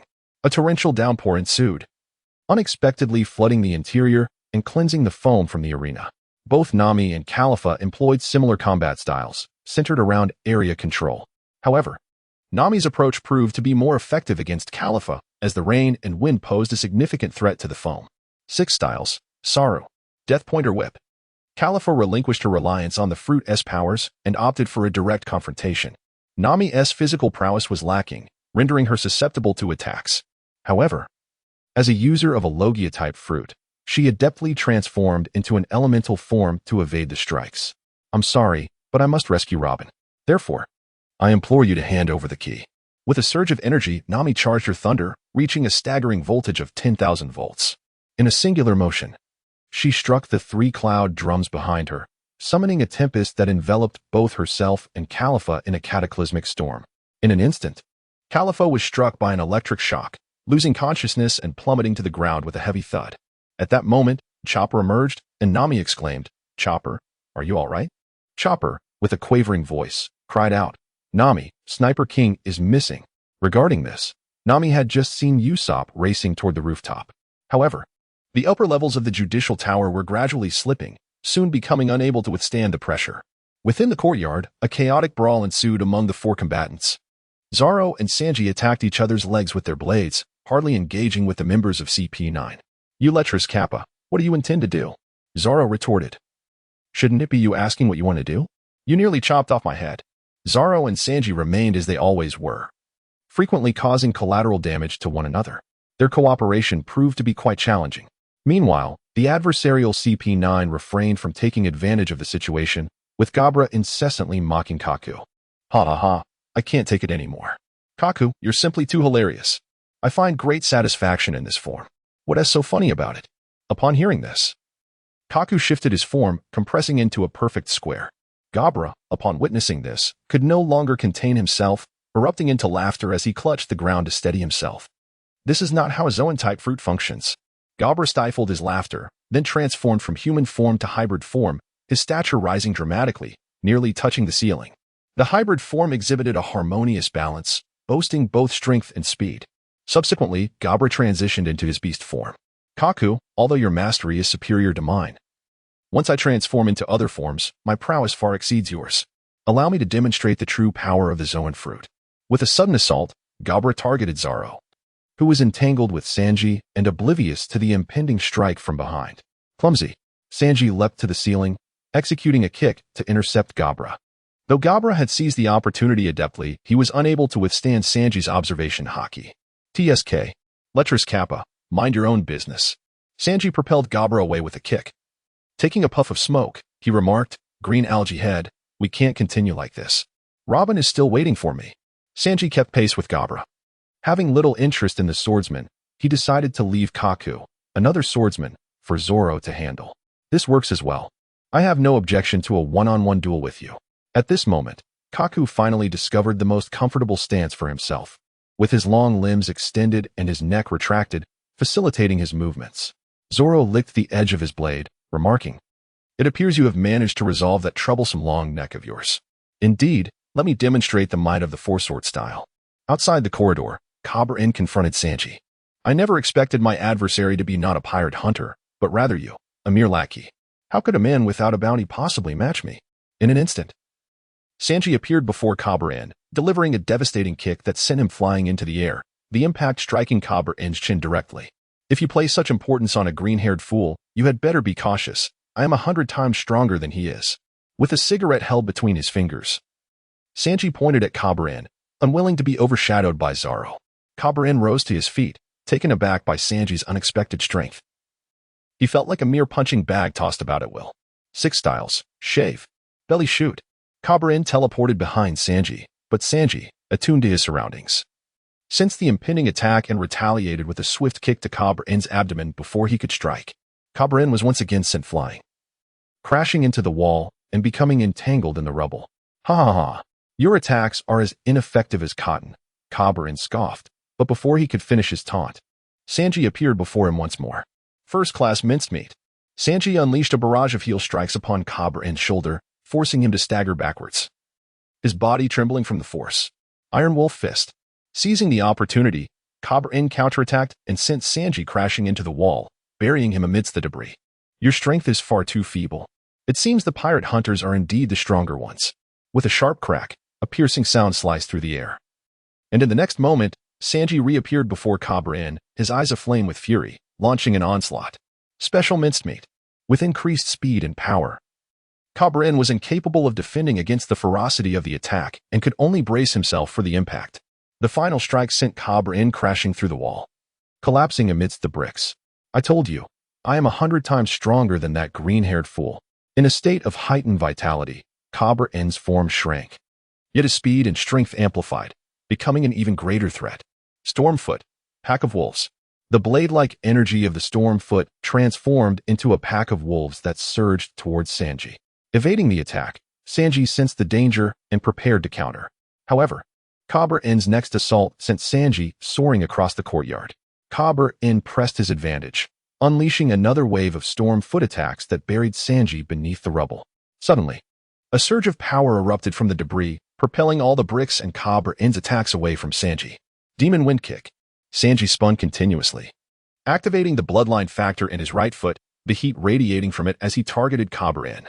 With a swift crouch, his thigh swelled with power, launching him forward. Violation of etiquette kick. The intensity of the strike was overwhelming, and Cabra-N's first thought upon being sent flying was the searing pain and weight of the impact as he shattered through layer after layer of walls. With the last remnants of his strength, Sanji landed on the opposite corridor and charged into the room in pursuit of Cabra-N. In the darkness, Sanji struggled to adjust to the sudden change in light, providing Cabra-N with an opportunity. Iron Block Fist. Demon Wolf. Cabra-N kicked Sanji away and aimed for his landing spot. Iron Block Fist. Wolf Hunt. Hands from all directions. The wolf claws emerged from every direction, relentlessly targeting Sanji, who was unable to perceive Cabra-N's presence in the darkness. However, the clarity of his observation haki sharpened his senses. At last, Sanji fully grasped the trajectory of the incoming attacks, enabling him to reverse the flow and pinpoint Cabra-N's location. With his left foot poised for attack and his right readying for a strike, he executed a decisive maneuver. Finishing touch, shoot. The strike connected with Cabra-N's head, sending him soaring out of the room and crashing against the wall of the corridor. With this blow, Cabra-N was rendered devoid of combat capability. Sanji approached Cabra-N, retrieving the key. This guy is indeed tough, but I managed to eliminate my foe before that green-haired fool. While Sanji reveled in his triumph, the courtyard wall suddenly crumbled, unleashing a torrent of slashes. Sanji leapt into the air, narrowly evading the onslaught as he descended to a lower level. As he landed steadily, he observed the commotion above. What is that green-haired fool up to? Sanji, are you all right? Did you secure the key? Sanji, are you okay? You're covered in blood. On the ground, Nami and Chopper had already delivered the key to Frankie for Robin, while they awaited their comrades. Upon seeing Nami, Sanji exclaimed, Nami-san, I have defeated the enemy and obtained the key. He knelt, seeking praise, but Nami remained unimpressed, replying nonchalantly, all right, I understand. Have you seen Usopp? I'm quite worried about him. Sanji recalled that during his battle with Cabra-N, Usopp had ascended to the rooftop but had not paid much attention due to the fight. He should be on the roof. There is only one key left in the tower. Nami interjected, Frankie has already taken 3 keys. Now we're just waiting for Zoro to finish. Sanji brushed it off. No worries, if that green-haired fool gets defeated, I'll be here. Chopper pressed against Sanji's chest, eliciting a pain cry from him. Sanji, don't move. You've broken several bones. Let me stabilize you. Nami, casting a worried glance at the upper level, observed the continuous stream of sword energy still erupting, affecting other areas. Under such circumstances, she and Chopper could not approach, especially with Sanji injured. Thus, they had to rely solely on Zoro. Meanwhile, in the courtyard, the ceiling had tilted by half, exposing the area completely to the sky. Sunlight fell upon Zoro, whose blood-soaked attire lay tattered. Yet, beneath his bandana, his gaze was as sharp and fierce as a beast. With the dual blades in hand, Roronoa Zoro, you truly are a marvel. I had presumed that a carnivorous Zoan user would possess greater strength, yet I am astonished that even a herbivore such as yourself is formidable. Zoro sheathed his sword. The snow walk, before securing the sheath to the opposite side of his waist. Kaku chuckled mockingly, saying, I am not like Gabra, with your strength. You might prevail against him.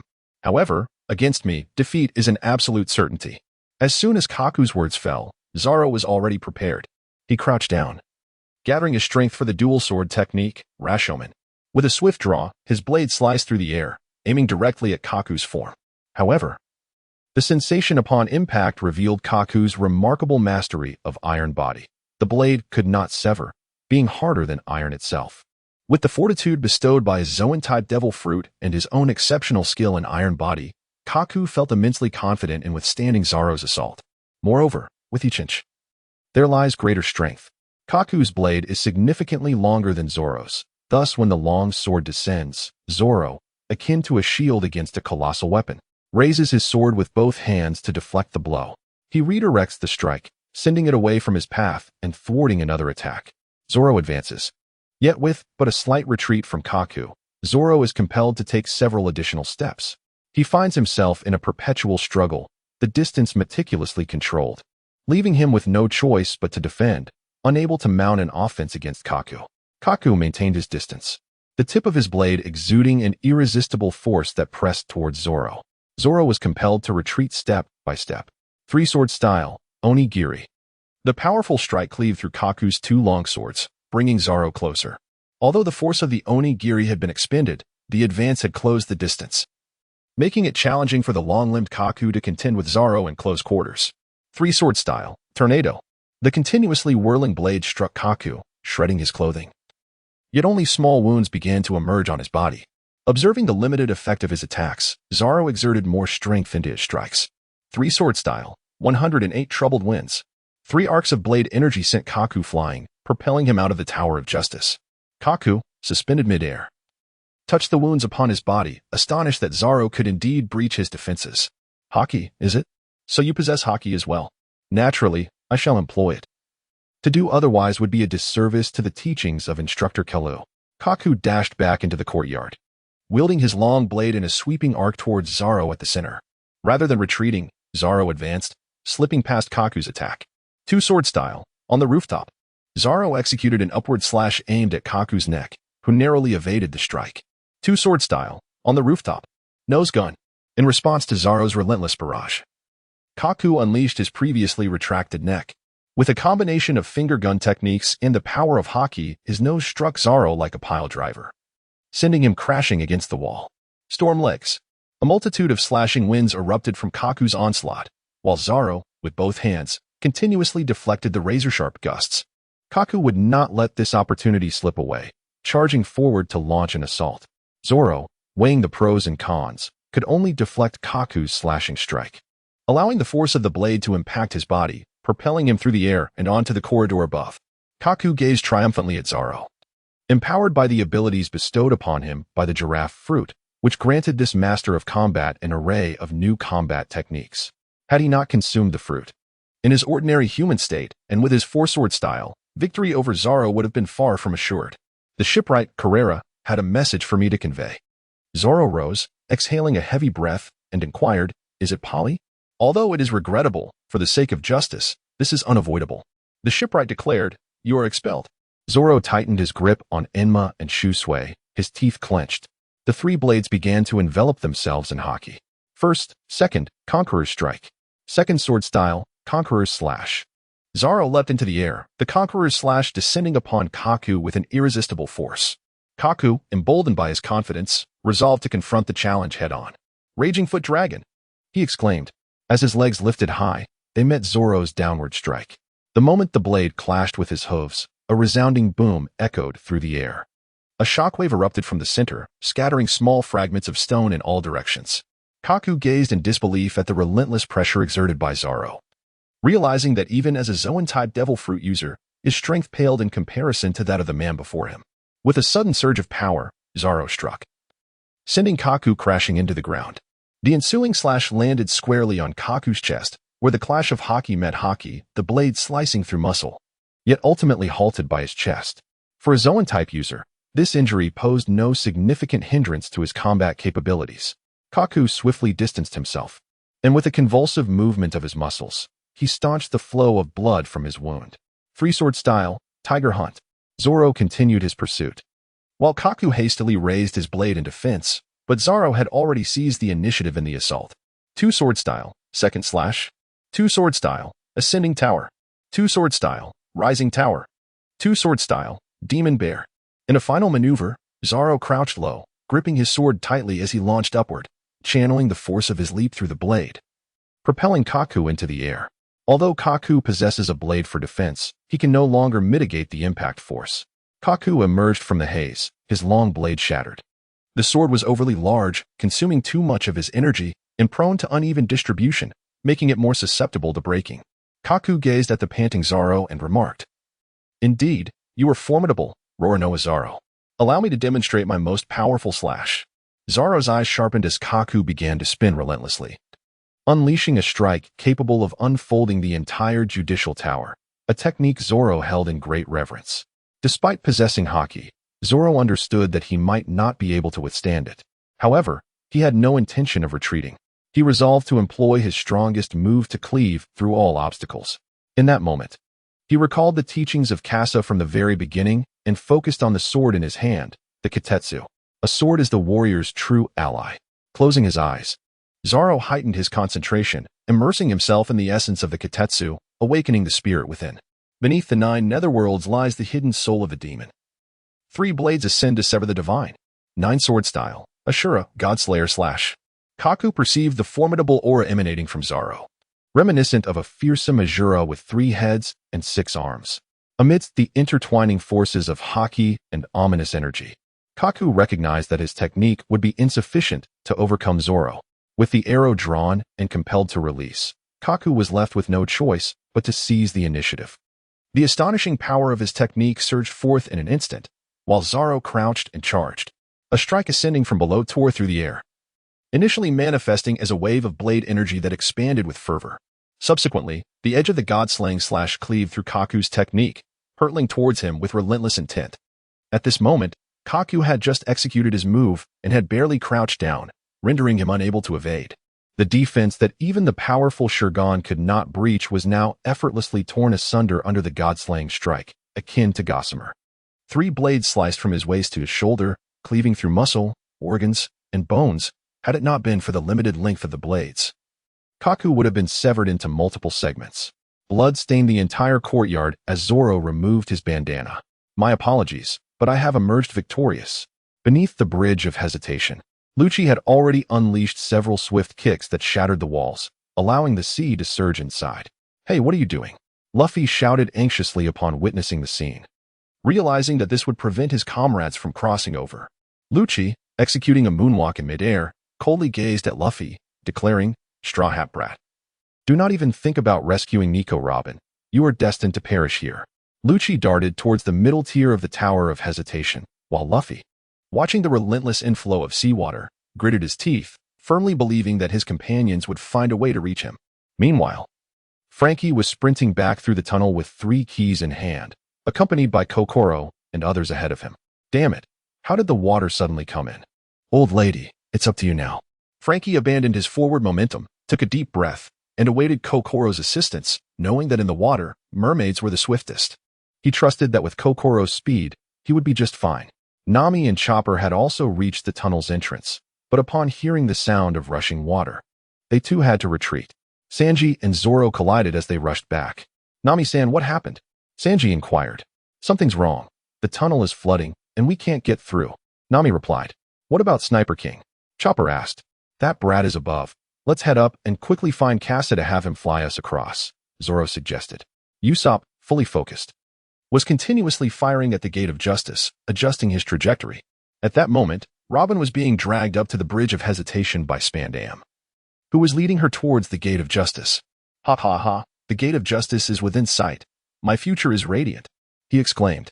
"Nico Robin, your entire family shall be obliterated by my father and me." "Ha ha," Spandam boasted arrogantly, when suddenly an explosion resonated from the exit of the Bridge of Hesitation. Robin looked up, only to hear Spandam declare, "Fortunately, I set landmines. Anyone pursuing us will meet their demise there." Feel the weight of despair, Nico Robin. A chill enveloped Robin's body, yet from within, a surge of strength arose, allowing her to break free from Spandam's grasp and flee in another direction. Spandam drew the sword of justice once more. This time, he would not afford Robin any opportunity for resistance. Ultimate Powder Star. An explosion erupted above Spandam's head. A long-range strike from Usopp atop the judicial tower. Kasa observed everything from the rooftop of the courthouse, while Karoo had already fled with the navy. After providing cover for the Frankie family and several shipwrights' escape, Kasa intended to reunite with the Straw Hat crew. It was then that he witnessed this historic scene unfold. Kasa could not help but reflect that although he possessed masterful shooting skills, there were certain aspects that could not be mastered solely through proficiency. They also required innate talent. Usopp's natural ability was evidently superior to Kasa's, as Kasa himself could not achieve such high-precision shooting from such a distance. His shooting expertise was primarily derived from his fluency in various weaponry and shooting techniques. In comparison to Usopp's long-range precision shooting, Kasa fell short. It was precisely Usopp who, at this critical juncture, managed to save Robin. Otherwise, she would have found herself in grave danger. At the Tower of Justice, before the Gate of Justice, the Navy was frantically searching for the enemy, firing indiscriminately. Attacks continued to rain down on Robin from behind, yet not a single assault inflicted harm upon her. Suddenly, the situation escalated, with the Gate of Justice looming ahead. Despite being gravely injured, Spandam continued to roar, urging his men to shoot faster and retrieve Nico Robin, calling them useless. "Sir, we are unable to do anything. That person is atop the Judiciary Tower. We cannot reach him." "What? How is it possible to shoot from such a distance?" "Aim for Nico Robin. Just ensure she remains alive, and shoot quickly." Spandam's eyes turned crimson. The duck he had nearly captured was now flapping its wings, ready to escape. The Navy soldiers received Spandam's orders and aimed their weapons at Robin. Usopp, atop the Judiciary Tower, was taken aback. He could only guarantee the precision of his firework star at this distance. He could not ensure the accuracy of other attacks. Usopp could only watch helplessly as the flames erupted from the soldiers' guns, targeting the defenseless Robin. Robin, too, could only gaze at the weapons aimed at her, devoid of any means to counteract. Had she been more resolute in the past, perhaps she would not have found herself in such a predicament. At that moment, a steadfast figure appeared before Robin. Frankie had returned from the sea. Coco Lu was still at the bridge's exit, and it was Frankie who had rushed out first, thus being the only one thrown back by the explosion. Now, he re-entered the bridge, positioning himself protectively in front of Robin, rendering the bullets ineffective against his steel frame. Frankie's sudden emergence sent a chill down Spandam's spine, and the scene fell into an eerie silence as all eyes were fixed on the man who stood in defiance of everything. Suddenly, the sound of a transponder snail echoed from the bridge. Beneath Frankie's feet, he glanced at the enemy before answering the call. "Hello, Frankie. This is the Sniper King. Look at the bag beneath Robin's feet. It contains 2 keys, along with the 3 keys you hold. All the keys are now accounted for. Liberate Robin." Spandam was taken aback. At that moment, the duck he had hoped to catch had truly flown away. Robin flexed her wrist and expressed her gratitude. "Thank you, Longos." She then turned her gaze toward the Navy, determined to show them the power of the son of the devil. Seeing that the bridge was now secure, Usopp gave a thumbs up to the others on the rooftop. Everything had been settled. Now, they merely needed to retrieve Robin together. Suddenly, 3 cannonballs descended upon the rooftop, where no one remained unscathed. Zoro and Sanji sprang into action to intercept, yet one of the projectiles was still aimed at Nami and the others. At that moment, Kasa appeared. With the white sparrow in hand, he flicked his wrist, sending the cannonball soaring away, preventing the ensuing explosion from endangering anyone. "Kasa." The group rejoiced at his arrival. Chopper leaped up and embraced Kasa, exclaiming, "Kasa, I thought you had truly left us. This is wonderful." Nami rushed over, exclaiming, "Thank goodness Kasa is still on our side. Now we can fly over." Unbeknownst to Usopp, who was unaware of the tunnel situation, he had been planning to use Kasa's flying sword to traverse the distance. At this moment, Judiciary Island was engulfed in cannon fire, and under such relentless bombardment, no one could escape unscathed. They had no choice but to take to the skies. The flying sword of Kasa can only accommodate 3 individuals, in addition to Nami's thundercloud. The group is able to traverse under these conditions. After Kasa and the others had conferred and devised their plan, Sanji suddenly stood beside Nami. "It is settled then. I shall soar alongside Miss Nami. Ultimately, however, Sanji was unable to fulfill his aspirations. Nami, still grappling with her control over the thundercloud, could only fly solo. Fortunately, Chopper was relatively light and of a suitable size, allowing Nami a chance to make an attempt. Due to the presence of Kasa and the limited space, 3 burly men found themselves squeezed together on the flying sword. Yet, the arrangement on the sword posed a dilemma. Who should sit where? Should it be Sanji, Zoro, and Usopp? Or perhaps Sanji, Usopp, and Zoro? Zoro, Sanji, and Usopp. Zoro, Usopp, and Sanji? Usopp, Sanji, and Zoro? Usopp, Zoro, and Sanji? The 3 men were entangled in such permutations when Nami could no longer bear to watch. She promptly shoved them onto the flying sword and instructed Kasa to initiate the flight. Upon witnessing the scene, Kasa seized a camera and captured the moment, inciting Sanji's fury. This disturbance led to a slight imbalance on the sword, causing the 3 men to flail in a state of panic. Kasa could only ascend manually to stabilize the situation, gently reassuring the 3 by placing his hands on their shoulders, while deftly guiding the flying sword to navigate slowly through the air. It was indeed his inaugural experience controlling the sword in such a manner, presenting considerable challenges. At that moment, Nami encountered an unexpected predicament, suddenly ensnared within the tempestuous thunderclouds.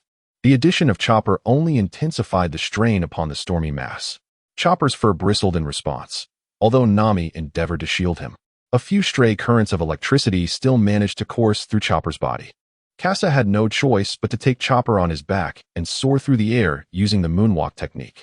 This time, Chopper felt reassured, believing that Nami's thundercloud would provide greater safety. However, the moment he stepped onto it, regret washed over him. Electric currents coursed through his body, leaving him with a tingling sensation. "Thank you, Kasa," he said. "It's nothing, Chopper. Just hold on tight." "I need to go ahead," Kasa replied. In the middle layer of the Tower of Hesitation, Lucci maintained his human form as he engaged in combat with Luffy. Their fists collided, Luffy's and Lucci's, each strike resonating with an exchange of haki. They had been locked in this fierce battle for quite some time, with neither side yielding in their formidable haki. The teachings of Kasa, combined with the secret techniques of Garp, are equivalent to a year's worth of training under Killua. Finally, Lucci encounters Luffy, allowing him to fully unleash all he has learned over the past year. The two clash once more, and Lucci yearns for further excitement. As Luffy witnesses Lucci transform into his leopard form, he recalls the mode in which he was defeated. Unlike his previous confusion, Luffy now has a compelling reason not to lose. Second gear, jet pistol. Their fists collide, sending shockwaves that scatter debris in all directions, and once again, they find themselves evenly matched. Lucci's smile grows increasingly sinister, for Luffy's strength provides him the opportunity to unleash even greater power. The two vanish from the ground, with Lucci utilizing moonwalk and shave to navigate the air, while Luffy relentlessly pursues him, continuously launching jet pistol attacks. The middle layer is left echoing with the remnants of their confrontation and the sounds of their strikes. Through Lucci's probing, he discerns the movement patterns of Luffy in his second gear. Without the aid of moonwalk, Luffy can only rely on the wall's support to alter his direction. Thus, Luffy's trajectory in the air remains linear, lacking the ability to change angles as Lucci does. Shave. The combination of moonwalk and shave allows Lucci to execute a swift counter, aiming directly at Luffy as he maneuvers through the air. Timing and velocity are calculated with precision. Lucci's haki-infused fist is poised to strike Luffy's chin. However, as Lucci approaches, he finds Luffy gazing at him intently, unfazed. Jet spiral. Luffy, having already sensed the impending attack with his observation haki, strikes first with a spiraling punch, landing a hit on Lucci. The advantages of the gum fruit manifest, as Luffy utilizes his reach to topple Lucci to the ground. Luffy rebounds off the wall, aware from their earlier skirmish that his speed pales in comparison to Lucci's. Yet he holds the advantage of observation haki. Overall, in this form, Luffy possesses a slight edge in the initiative. With Lucci downed, Luffy swiftly follows up with an attack, his toes piercing the ground like sharp spears. Lucci evades this time, executing a gale foot that forces Luffy to reposition. Sensing Lucci's intent, Luffy opts not to leap down, but instead pushes off the wall. Lucci's gaze sharpens, confirming his assessment. Luffy has indeed mastered the observation haki he previously lacked. Consequently, his attacks must be executed with greater caution.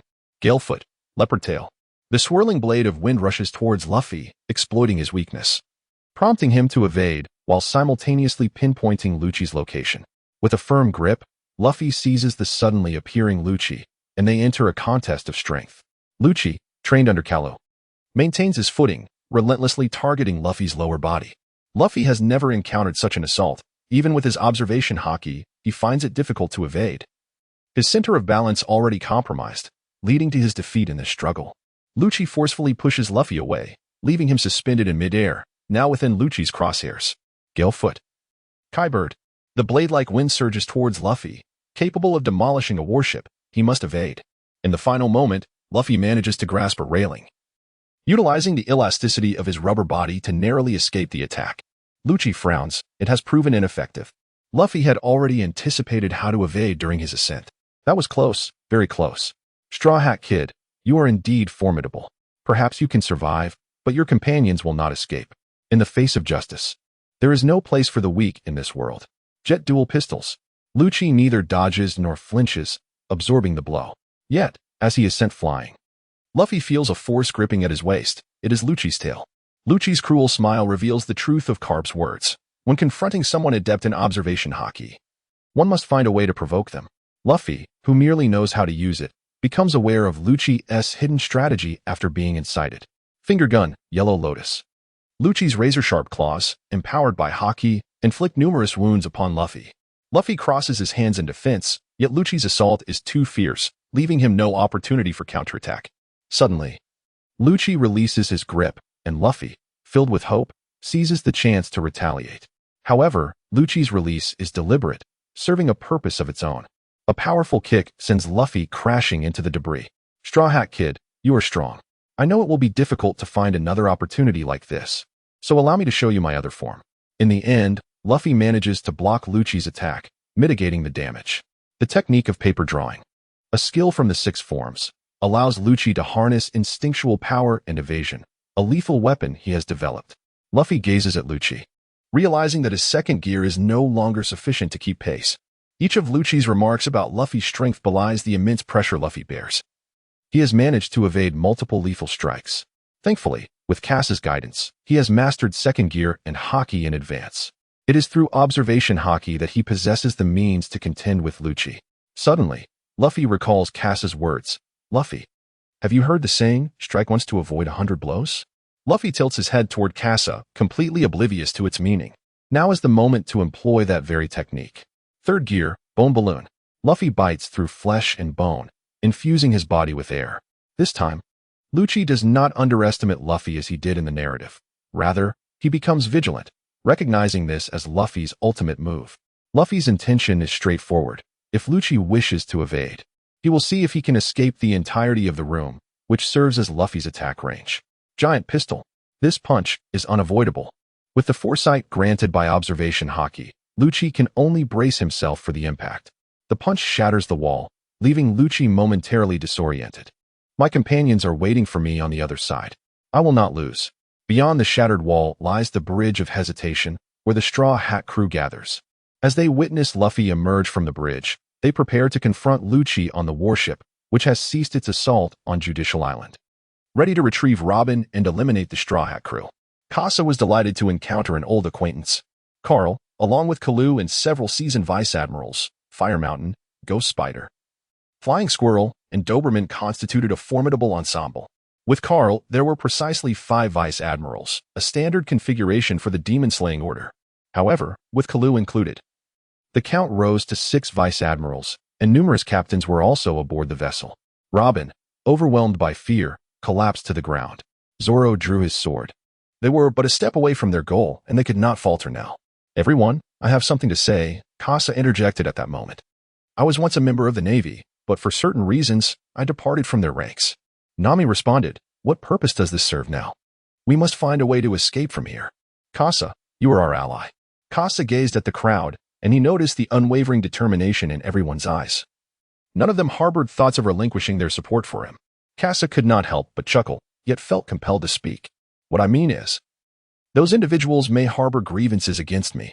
Therefore, for the sake of safety, I shall maintain a distance from you for the time being, to prevent you from being caught in the crossfire.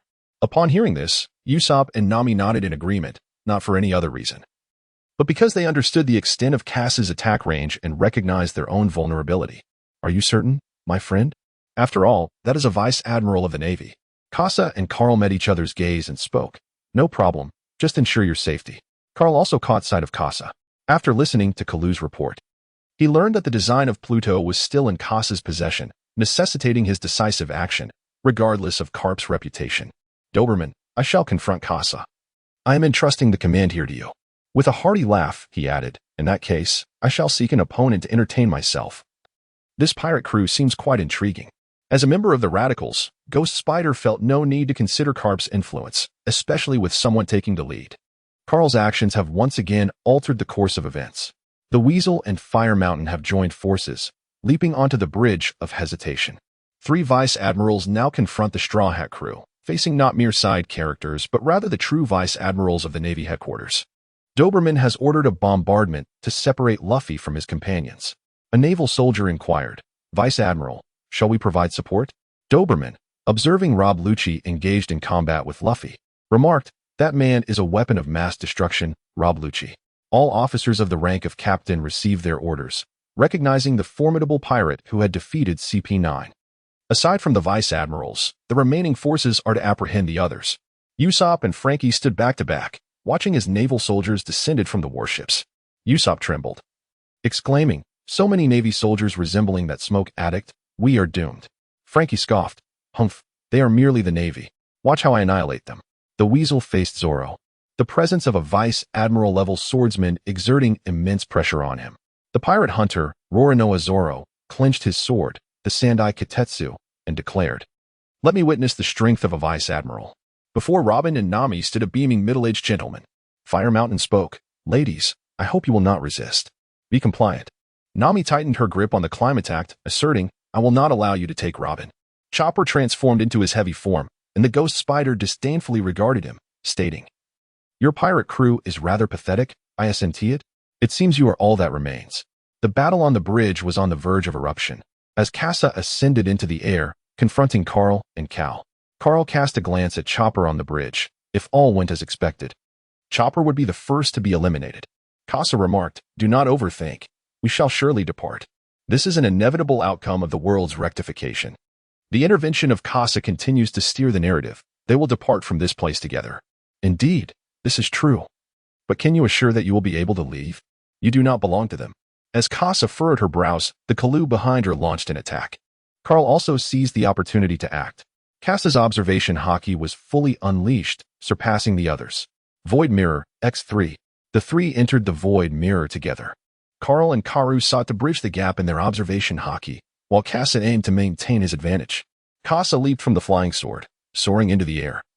Engaging in combat, with an elegant lunar step, Kasa unleashed a barrage of fire towards Carl, deftly evading his assault before countering with a hurricane projectile that sent Carl sprawling. Kasa does not need to vanquish both opponents, he merely needs to obstruct them. At this moment, Luffy is engaged in combat with Lucci aboard various warships. Recalling the Master of the Skies from Skypiea as he targets the vessel occupied by Lucci. With a powerful strike, he unleashes the Great Snake Whip. His elongated leg whips through the air like a serpent's tail, the air within his body reaching his foot at the last possible moment. This ensures not only speed but also power, a testament to Luffy's enhanced mastery over his own body following the awakening of his observation haki. The formidable blow devastates the flagship, prompting Lucci to leap into the air to evade the attack. He then sets his sights on Luffy. Swiftly appearing beside him with a technique akin to a razor's edge, Luffy fortifies his body, deflecting Lucci's assault. Employing both observation haki and gear third, Luffy manages to suppress Lucci's life-restoring abilities. However, Lucci remains unfazed. He has already discerned that Luffy's breathing has quickened, a state that cannot be sustained for long. Doberman begins directing his soldiers to rescue the stranded Navy personnel, as the clash between Luffy and Lucci has already obliterated 2 warships. The battlefield descends into chaos. Luffy realizes that Lucci is merely stalling for time. His gear third is nearing its 1-minute limit, leaving him with less than 10 seconds. Lucci continues to seek refuge near the warship, showing little concern for the Navy's safety. Though he has sustained some damage from Luffy's punch, he relies solely on the terrain to evade further attacks. Seizing the last opportunity, Luffy launches a punch toward Lucci. To Lucci, This appears to be nothing more than an attempt to force him to reposition, followed by a strike from the giant fist. He sidesteps the blow, fixating on Luffy's other fist. Suddenly, he feels a tightness in his back, leaving him stunned. How could this be? Luffy's fist was not aimed at Lucci, but rather at the warship behind him. The punch collides with the vessel, not penetrating it, but rebounding to ensnare Lucci tightly. Huh. Finally got you. This is the thought racing through Lucci's mind. Luffy's grip tightens around Lucci's arm, and in an instant, he is ensnared by the giant hand. Luffy's other hand seizes the bridge of hesitation where their battle unfolds, the only remaining patch of open ground amidst the chaos. 8 seconds. Luffy returns to the bridge, slamming Lucci onto the rooftop while maintaining his grip. Giant gun barrage. Luffy's colossal fists rain down like a tempest, relentlessly pummeling Lucci. Amidst the cacophony, the rooftop collapses, and debris, along with Lucci, is sent crashing into the lower levels. This is the full might of the captain of the Straw Hat Pirates. Meanwhile, in the air, Kasa deftly dodges incoming attacks. In his state of clear mirror, he possesses an acute awareness of everything within a 500-meter radius, including Luffy's condition. After 8 seconds, the energy within Luffy dissipates, sending him spiraling towards the sea. At this moment, no one can rein in Luffy, only Kasa can. Sword, come forth. The technological flying sword locks onto Luffy and swiftly approaches him. This is why Kasa has chosen to engage in battle using the moonwalk technique. Seeing this scene, Kalu snorted coldly. It seems we have been underestimated. I did not expect you to have reached such a level. Kasa responded, let us see if within this minute, the two of you can take me down. With a thunderous blast, the Tyrant shotgun unleashed its fury. In close combat, the Tyrant shotgun rendered everyone equal, forcing Carl and Karu to evade its lethal might. However, Kasa had but one chance. The reloading opportunity was seized by the two, swiftly culminating in the end of the battle. Kasa drew out his dual pistols, determined to maintain control over the distance. Wind Flame Bullet, Inferno Fireball. The synergy between the fireball and the Hurricane Bullet propelled the Inferno Fireball towards the two. Kalu opted to evade its brilliance, as the enormous fireball required him to take several steps in the air. In contrast, Carl chose to cleave it with a single stroke. With a swift motion, the Xianyin blade pierced through the fireball, relentlessly advancing forward. Kasa continued to retreat, executing a moonwalk while relentlessly unleashing fireballs. Both had previously mastered the technique known as One Swallow Flash. Over there, Carl's swordsmanship had significantly improved, and Kasa deduced that his opponent could only shatter 5 fireballs. However, after releasing 7, Kasa began to sense something amiss. It was only then that Carl's One Swallow Flash revealed signs of fatigue. Yet, Kasa had already expended 7 fireballs. And without anyone to intervene, Carl had closed the distance. Kalu fixed his gaze intently on the direction of Kasa's feet, recognizing the inherent flaw in the moonwalk. The reverse of the toes indicated the trajectory of movement. Along this linear path lay the entirety of Kalu's assault range, rendering Kasa incapable of evading, regardless of his speed. Golden Serpent Strangle. Just as Kalu's supple, almost boneless hands were about to make contact with Kasa, the latter executed a vertical sidestep, narrowly avoiding the impending strike. Hurricane Shot, followed by a swift lateral movement. The dual pistols of Kasa, known as the Wu Yuan, can serve as a means of mobility for Kasa when necessary. However, it evades Kalu, while Carl, accompanied by a glimmering yen, swiftly approaches Kasa. Carl appeared behind Kasa, reaching out to seize him. Suddenly, Kasa vanished before him.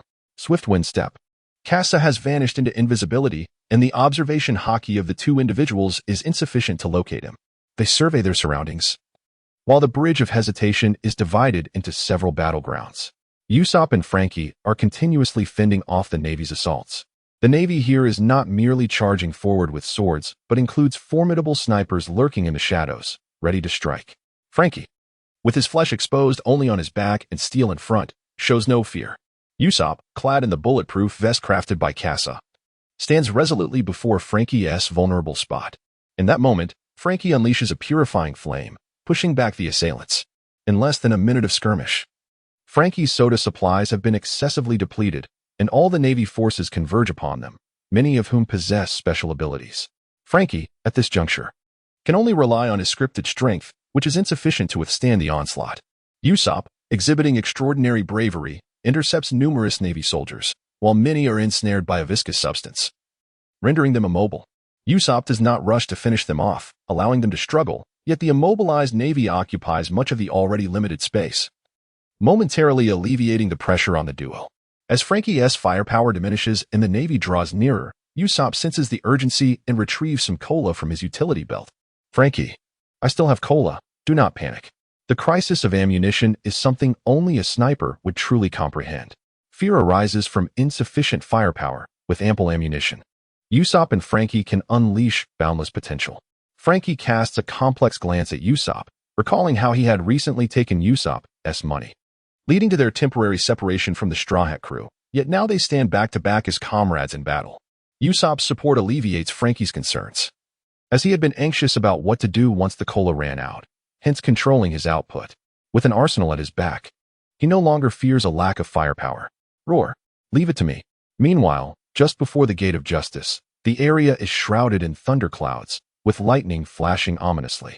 However, this is anticipated by Fire Mountain, who uses his observation haki to foresee and counter the strikes. Robin's arms struggle against the might of Fire Mountain, unable to break through even with joint techniques. Nami and Robin can only endure the onslaught. Between Usopp's battlefield and Nami stands Zoro, engaged in combat with the Weasel. Amidst the clash of blades, Zoro finds himself evenly matched against the seasoned Vice Admiral, unable to gain the upper hand. Their swordsmanship is closely matched, occasionally. Zoro's three-sword style offers a slight advantage, yet Weasel counters with ferocious haki. The veteran Vice Admirals armed in observation haki are overwhelming, leaving Zoro with no means of breakthrough. The only remaining combatants closest to Luffy's battlefield are the vastly mismatched Chopper and the Ghost Spider.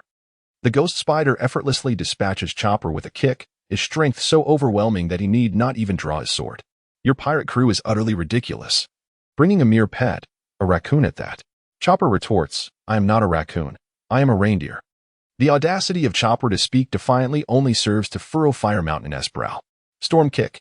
Chopper narrowly evades, yet the specter of death looms ominously over him.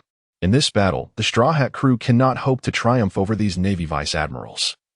Their only option is to stall until Luffy can defeat Lucci and facilitate their escape. At this moment, amidst the ruins, a figure rises.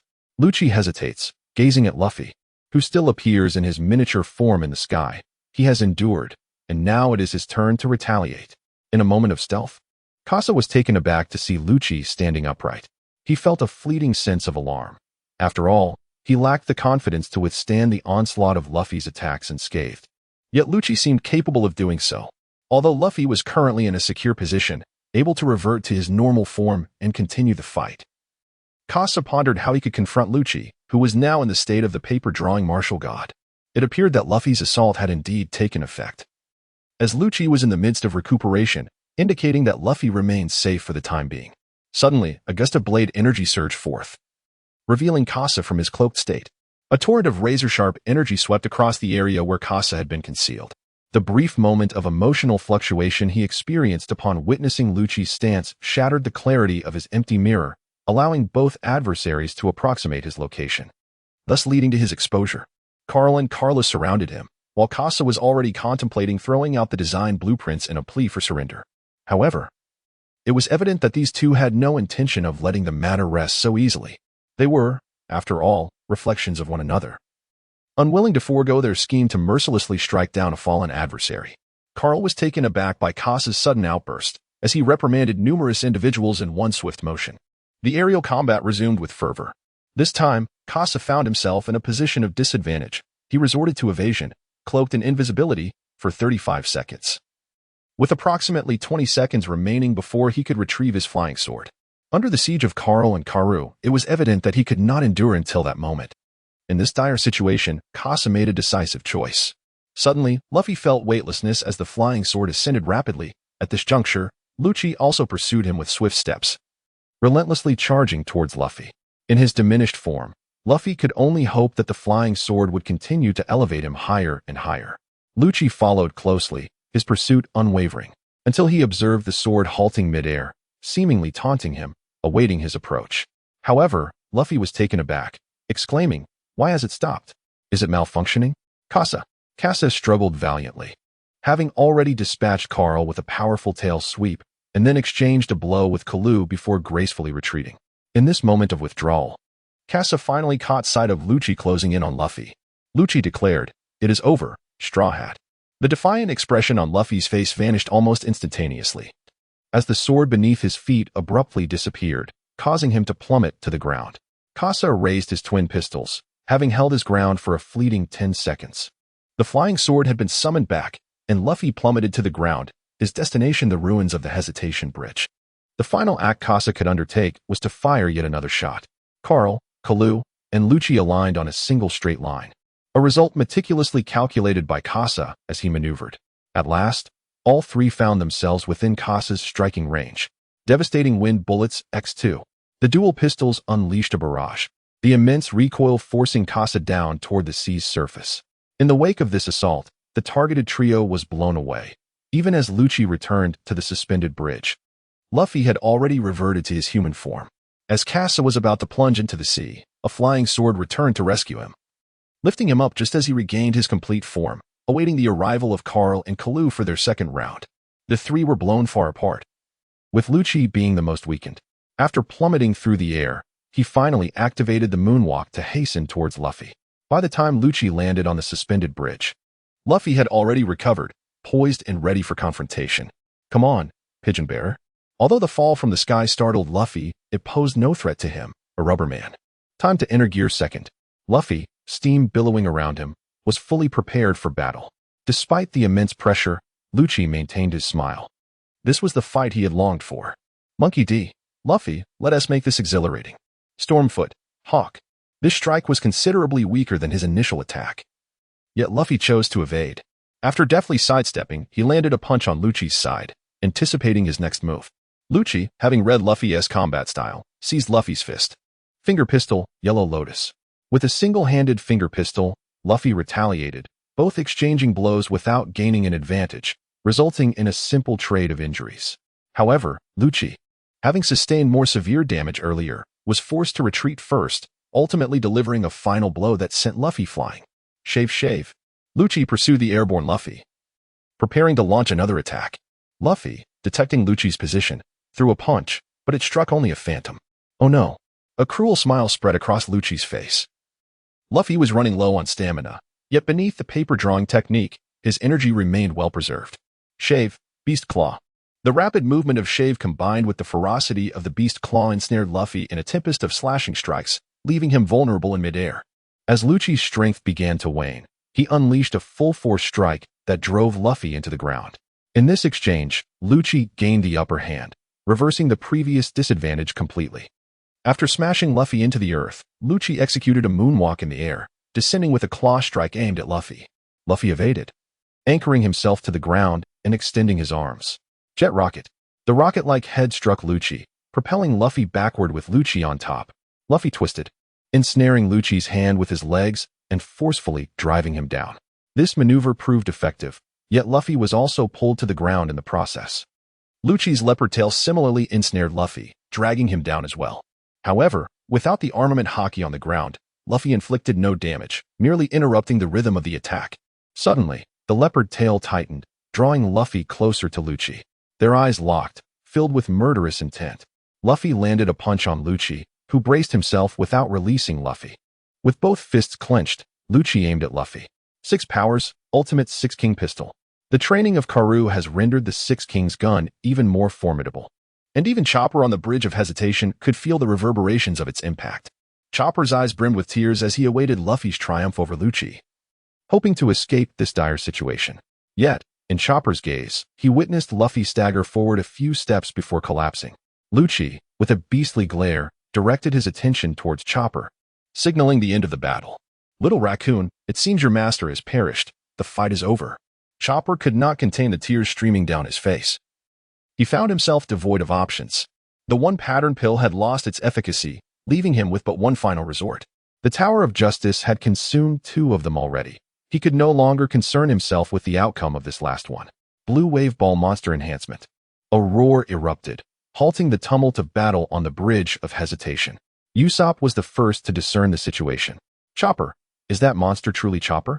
That reindeer gorilla? How is that possible?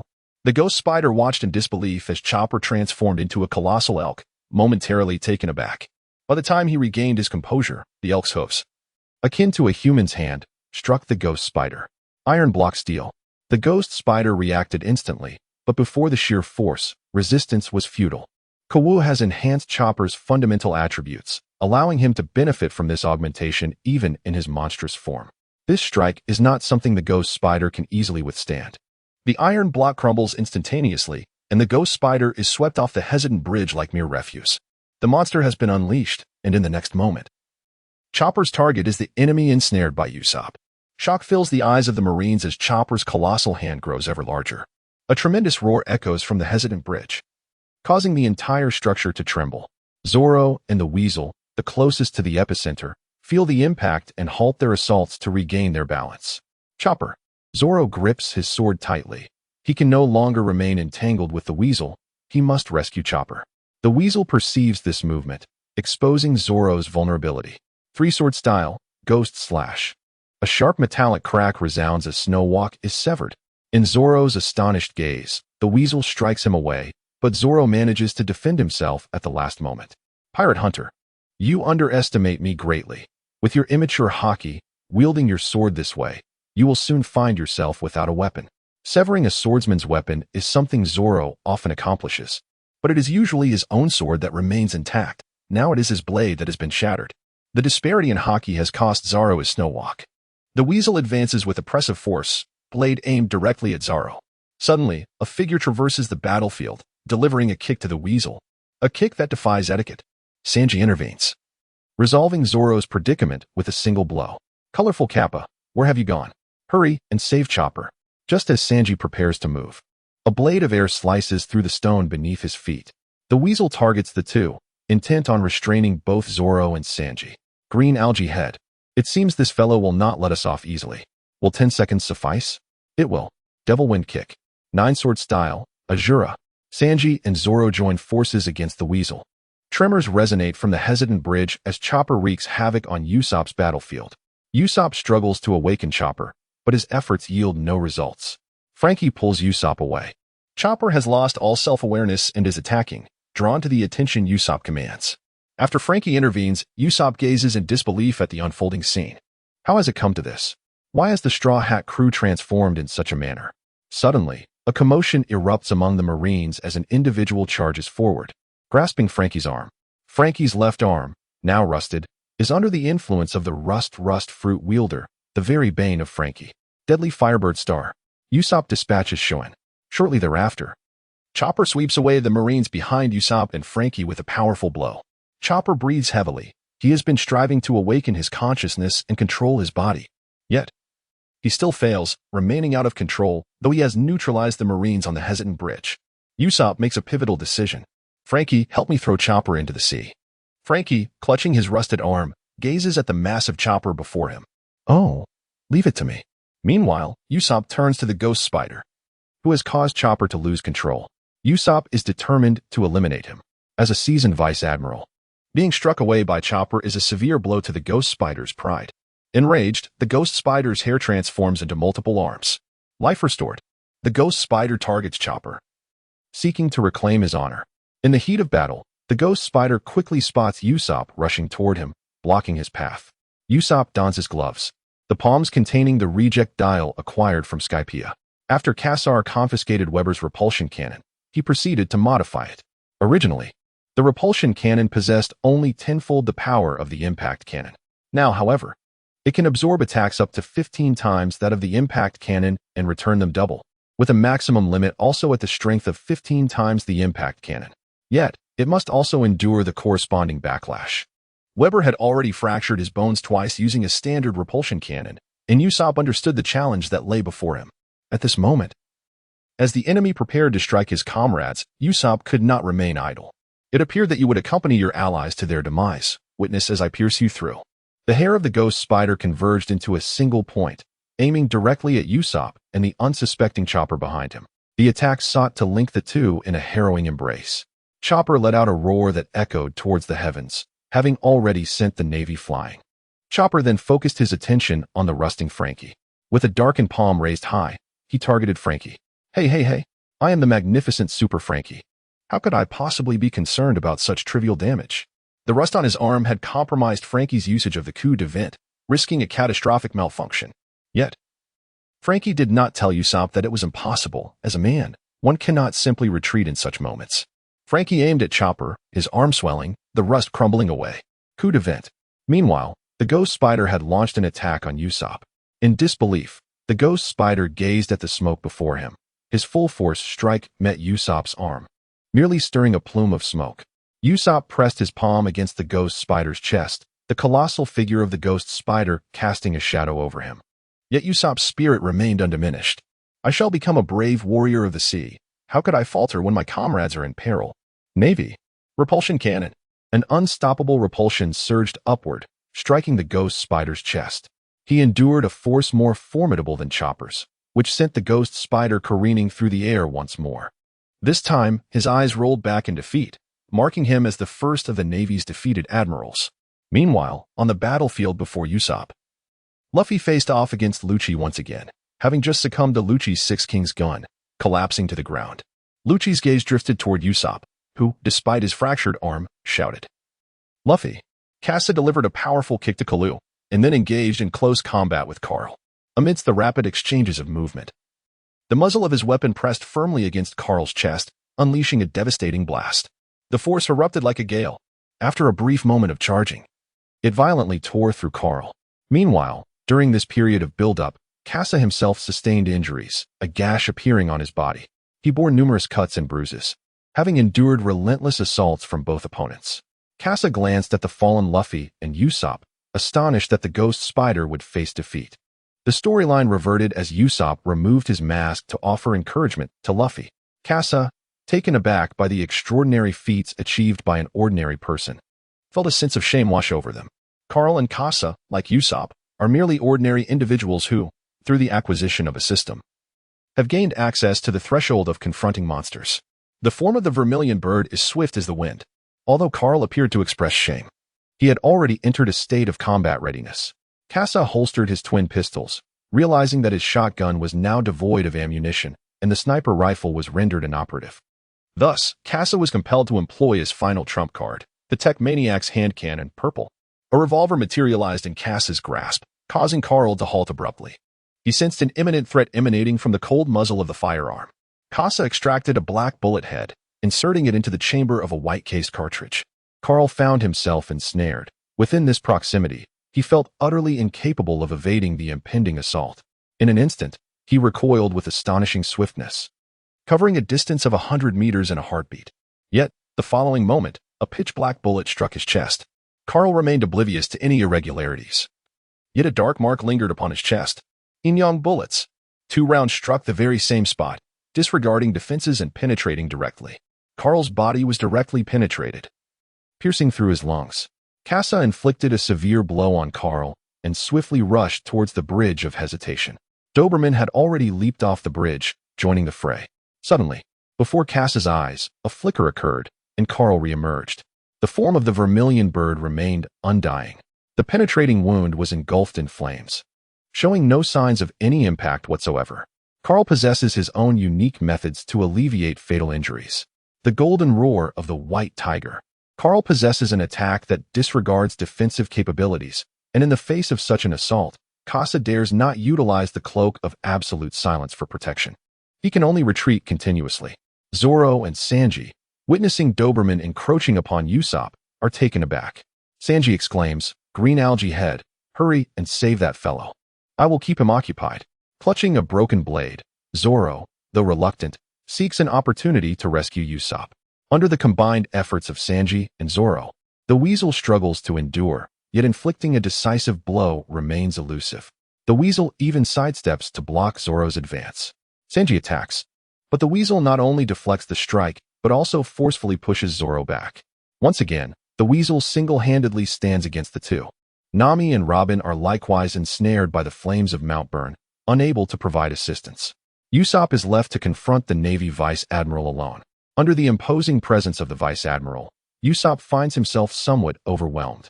Fortunately, Luffy has managed to rise once more, allowing Usopp to persist in battle. However, the pain in his arm now weighs heavily on his mind. Usopp cannot show weakness. He raises his fractured arm towards Doberman. "Ah, a Navy Vice Admiral, is it? Let us see how many of your comrades will perish under my barrage." Usopp presses forward, enduring the agony as he unleashes the aura of a formidable warrior. Doberman, wary of Usopp's arm, senses his state but remains uncertain if Usopp can muster another such attack. For a moment, they find themselves in a peculiar stalemate.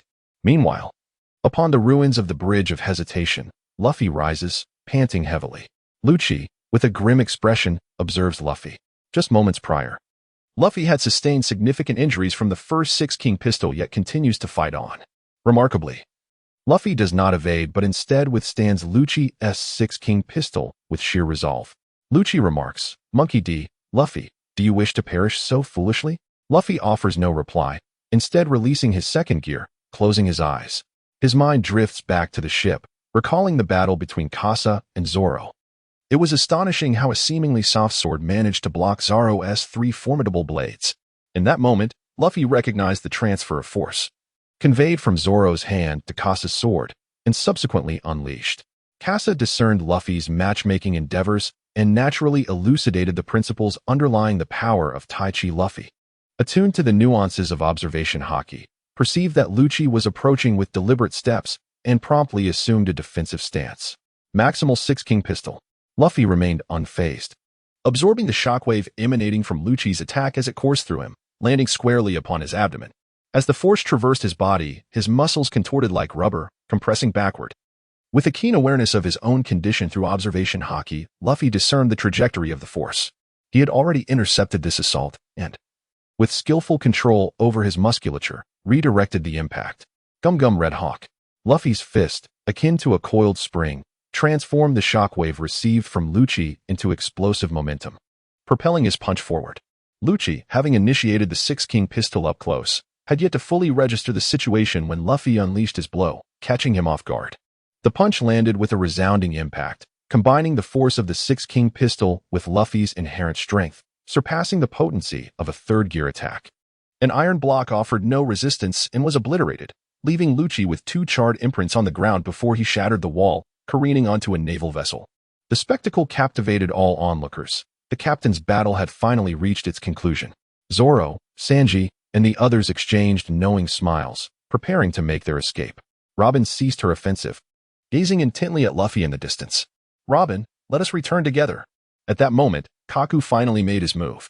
Under the full activation of Carl's abilities, he is capable of entangling Kasa single-handedly. However, as Kasa brandishes the hand cannon of the tech maniac, he poses a threat that forces Carl to temper his assaults. Yet, this very circumstance affords Carl an opportunity to cast a spell from the sidelines. Diamond Demon Subduing Seal. Under relentless pursuit, Kasa found himself unable to evade, ultimately succumbing to the blows of Kalu and crashing into the surface of the sea. Inside Kasa, a well-thought-out plan for counteraction brewed, yet it remained unexecuted. Recently, he made a decisive move, the dual wind bomb, a devastating force. With a single shot, he compelled Doberman to shift positions, followed by another shot that sent Doberman spiraling away. After executing this maneuver, Kasa plunged into the sea. Usopp, perceiving the threat had dissipated, turned his gaze toward Luffy. Alas, Luffy had already endured the brunt of the Sixth King's gun and lay motionless on the ground. During the transfer of power, Luffy's body sustained considerable damage, rendering him unable to move. "Luffy, what are you doing? Hurry up and prepare to escape." Luffy gasped, "I'm sorry, I don't know why, but I can't move." The others were taken aback. How could they possibly escape now? Zoro seized upon the weasel's vulnerability, closing in to provide Sanji an opportunity to flee and check on Luffy's condition. Nami employed Mirage Tempo to confuse the fiery mountain. Then she and Robin dashed toward Luffy's location. Carl and Kalu also landed on the Bridge of Hesitation. Zoro forced back the Dormouse with a single strike, then stood alongside the Straw Hat crew, facing 4 admirals of the Navy on the opposite side. Karakura, along with Burning Mountain and the Flying Squirrel. The Straw Hat crew resembled mice trapped within a cage, eager to witness how Luffy and his companions would struggle.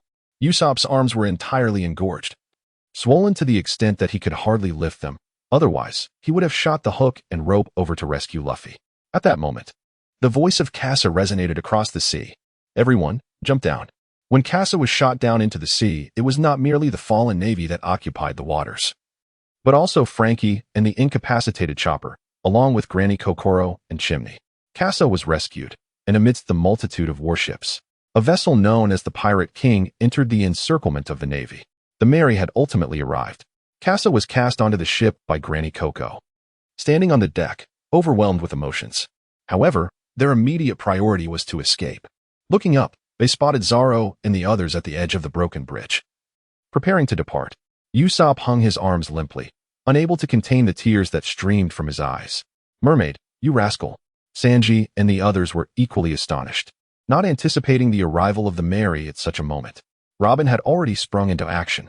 With a flourish, her arms extended, and Luffy was gradually drawn outward.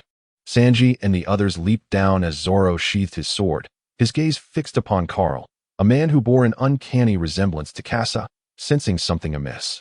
With a graceful leap, he distanced himself from the scene, departing under the watchful eyes of the naval vice-admiral. Doberman remarked, "It seems these pirates have lost their composure. How could they possibly escape under the watch of 7 warships?" Carl spoke up, "Indeed, then I must trouble Doberman to continue thereafter. Annihilate the Straw Hat crew." Carl was aware that the Straw Hat crew would manage to escape, thus he relinquished command, knowing that his involvement would soon be rendered unnecessary. The other vice-admirals similarly believed that the Straw Hat crew would not depart, and so they returned to their respective vessels, allowing Doberman to take the helm. Kasa caught Luffy and Usopp, then handed over Chopper, who was sprawled on the deck. Chopper first glanced at Luffy on his right. "Luffy, it's wonderful. The Mary is here to rescue us." Then he looked to his left. "Usopp, it's you who brought the Mary to save us." "Ah, what happened to your arm?" "Doctor? Hurry, we need a doctor." One by one, the others boarded the Mary. Nami and Robin were lifted onto the deck by flying swords, while Zoro and Sanji climbed up using the rope ladder. Everyone was gathered, ready to depart. Suddenly, several cannonballs were fired from the warship, yet none landed near the Mary, with one even striking the warship itself. Sanji looked up and remarked, "Just as I thought. Fortunately, I prepared in advance." Zoro glanced at the gate of justice, which was now closed, and spoke, "Sika, did you disappear just to do this?" Sanji, with a smug expression, replied, "Of course. We can't rely solely on our willpower to overcome our foes. We must use our brains." He pointed to his head, and the trio of simpletons gasped in awe. "Are you a genius? Sanji is amazing. Go, Sanji." Nami sensed that the warships were already swaying under the influence of the currents, rendering the cannon fire a diminished threat. They needed to hurry and leave before the Navy could adjust. This was their only chance. "Everyone, get ready. We are about to escape." No one doubted Nami's words, including Frankie. As soon as Frankie boarded, he understood the structure of the Mary and quickly integrated himself into the operation. With Usopp down, they were 1 crew member short. Zoro and Sanji had to join in navigating the ship, while Kasa remained on the aft deck, wielding a sniper rifle to preemptively detonate the incoming cannonballs. The Navy quickly regrouped and began attacking the Straw Hat crew. Oni Spider had also recovered, gritting his teeth as he glared at Chopper and Usopp on the Mary. Although the two lay down, he was still standing. However, as a Navy vice-admiral, he could not be outdone. With a furious roar, Oni Spider leapt down, aiming at the Mary. Yet at that moment, Kasa had already trained his rifle on Oni Spider. Heavy bullet. The super heavy bullet imbued the sniper round with speed, and its powerful kinetic energy posed a significant threat to the Navy vice-admiral. Oni Spider dodged, but Kasa's rifle remained locked onto him. The Blackbeard pirates had been driven from Gaia Island by Kasa's sniper rifle, so how could Oni Spider fare any better? Doberman commanded his men to refrain from rash actions. He had considered sending someone to intercept but realized that without cover, his men would merely become targets for Kasa. Oni Spider landed on Doberman's warship, and now they could only attempt to crush them with their ship. However, the influence of the currents was too significant. Maintaining the status quo was already commendable, and they could not advance. Thus, they had to keep bombarding while the Straw Hat crew remained within firing range. As Kasa switched to the dual pistols of the Feathered Serpent, the intimidation factor of the sniper rifle had already reached its peak. Now, it was time to systematically eliminate the opponent's artillery. At that moment, Nami discovered the ocean currents and prepared for their escape. "Frankie, adjust the rudder to 30 degrees. We can flee by harnessing the current." The Mary ship caught the tide and entered the acceleration zone. The naval shells could no longer reach the Mary's position, falling harmlessly behind it. The splashes of water merely served as a backdrop for the Mary's escape. Kasa unleashed Usopp's super smoke star, and the sudden eruption of smoke enveloped the entire sea, rendering the naval gunners unable to locate the Mary. "Frankie, prepare that. Oh, whoa, allow me to take one last shot."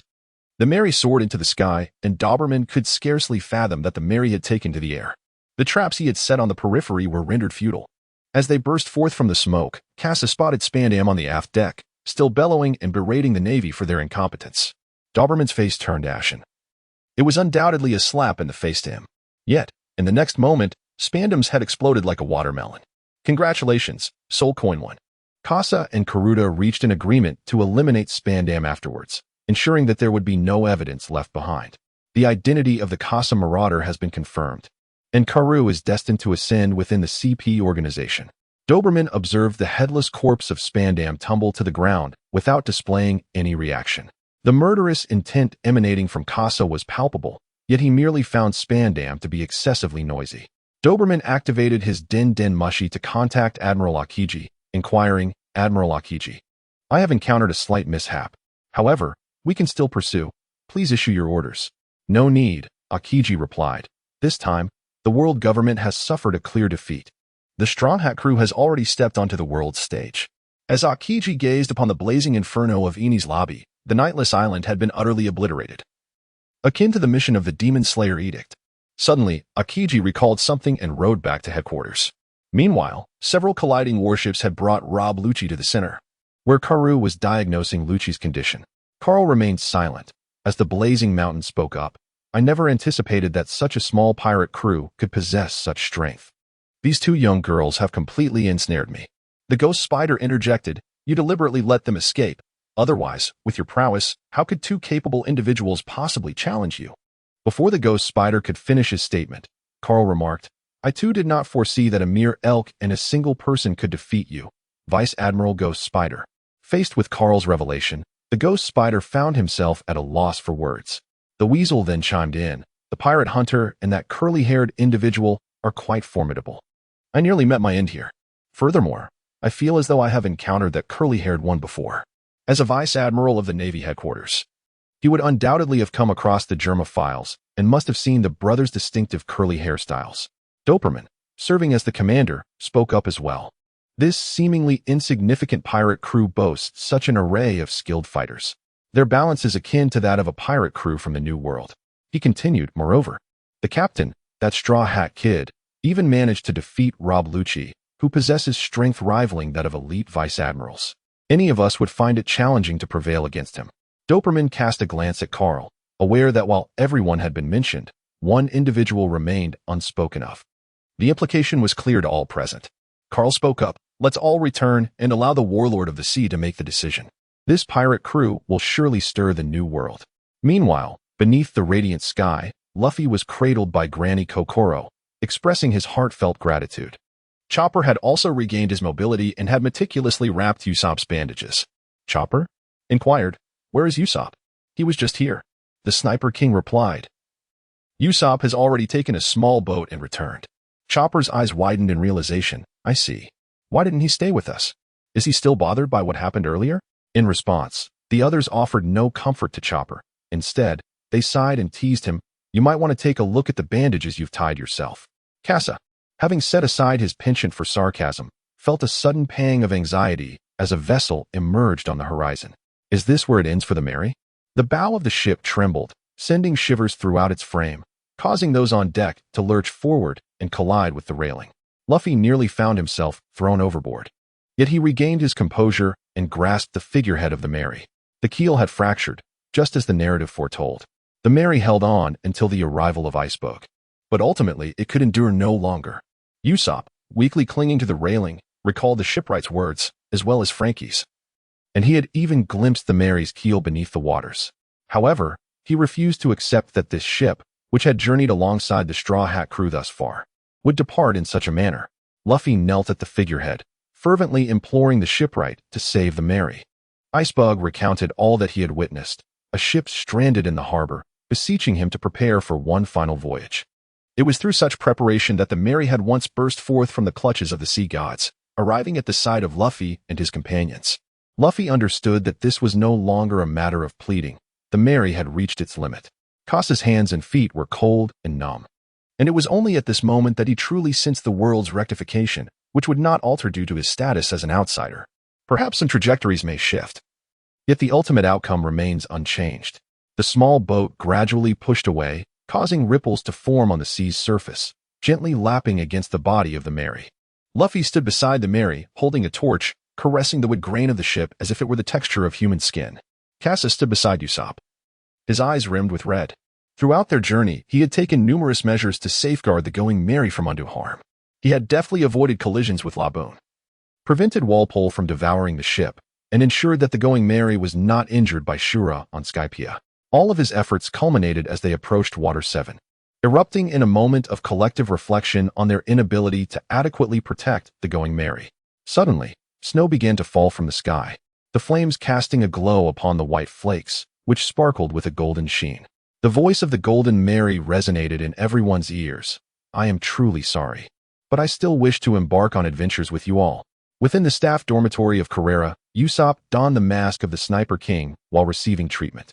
Following the great battle, the Straw Hat crew slumbered for a full 2 days to recuperate, with the exception of Luffy, who remained lost in his dreams, continuously devouring the delectable dishes laid before him. Meanwhile, Kasa grasped his handheld computer, his fingers gliding across the screen as he pondered.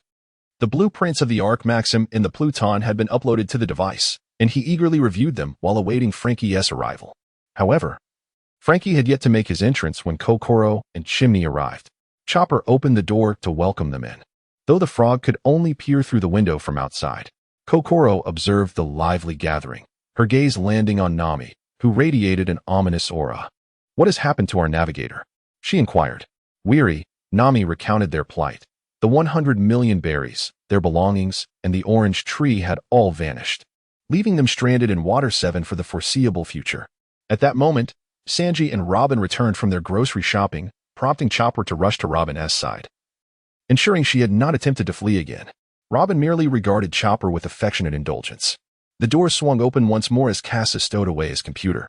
Finding the noise intolerable, only Frankie entered, accompanied by his 2 younger sisters. One had perished at Eni's lobby, while the other was still resting. Eager to share the news of the material's arrival, he could hardly contain himself as he conveyed this revelation to the Straw Hat crew. Upon hearing that Frankie was to construct a ship for them, the crew, even in Luffy's still dreaming state, readily agreed. Yet at that moment, Kasa rose to his feet. Frankie, it is not your skills or abilities that I question. Rather, I merely wish to voice some concerns. The exchange of glances among the craftsmen did not go unnoticed by Frankie. Kasa is indeed a masterful craftsman in weapon manufacturing, possessing the skill to create weaponry that rivals the renowned Great Knife, Purple, and naturally, he has his own insights. When Frankie took hold of Kasa's computer, he was immediately captivated by the high-tech device, effortlessly navigating to the next image. The blueprints of the Ark Pledge astonished Frankie. A flying ship was beyond his wildest imagination. Escaping the encirclement of the Navy was precisely the challenge that Frankie was eager to tackle, and he was fully capable of overcoming this technical conundrum. Hey, brother, are you really going to give me this blueprint so easily? Is that all right? Kasa chuckled. Our captain has mentioned the necessity of descending once more from an altitude of 10,000 meters. So is it within your capabilities, shipwright? This is a strategy from Kasa. And as a true man, Frankie shall not falter. Very well, let the super version of myself accept your challenge. However, the required materials may be somewhat insufficient. The telephone rang, and Kasa answered it. A voice on the other end said, Mr. Kasa, the items you ordered have arrived at the station. Wishing you a pleasant day.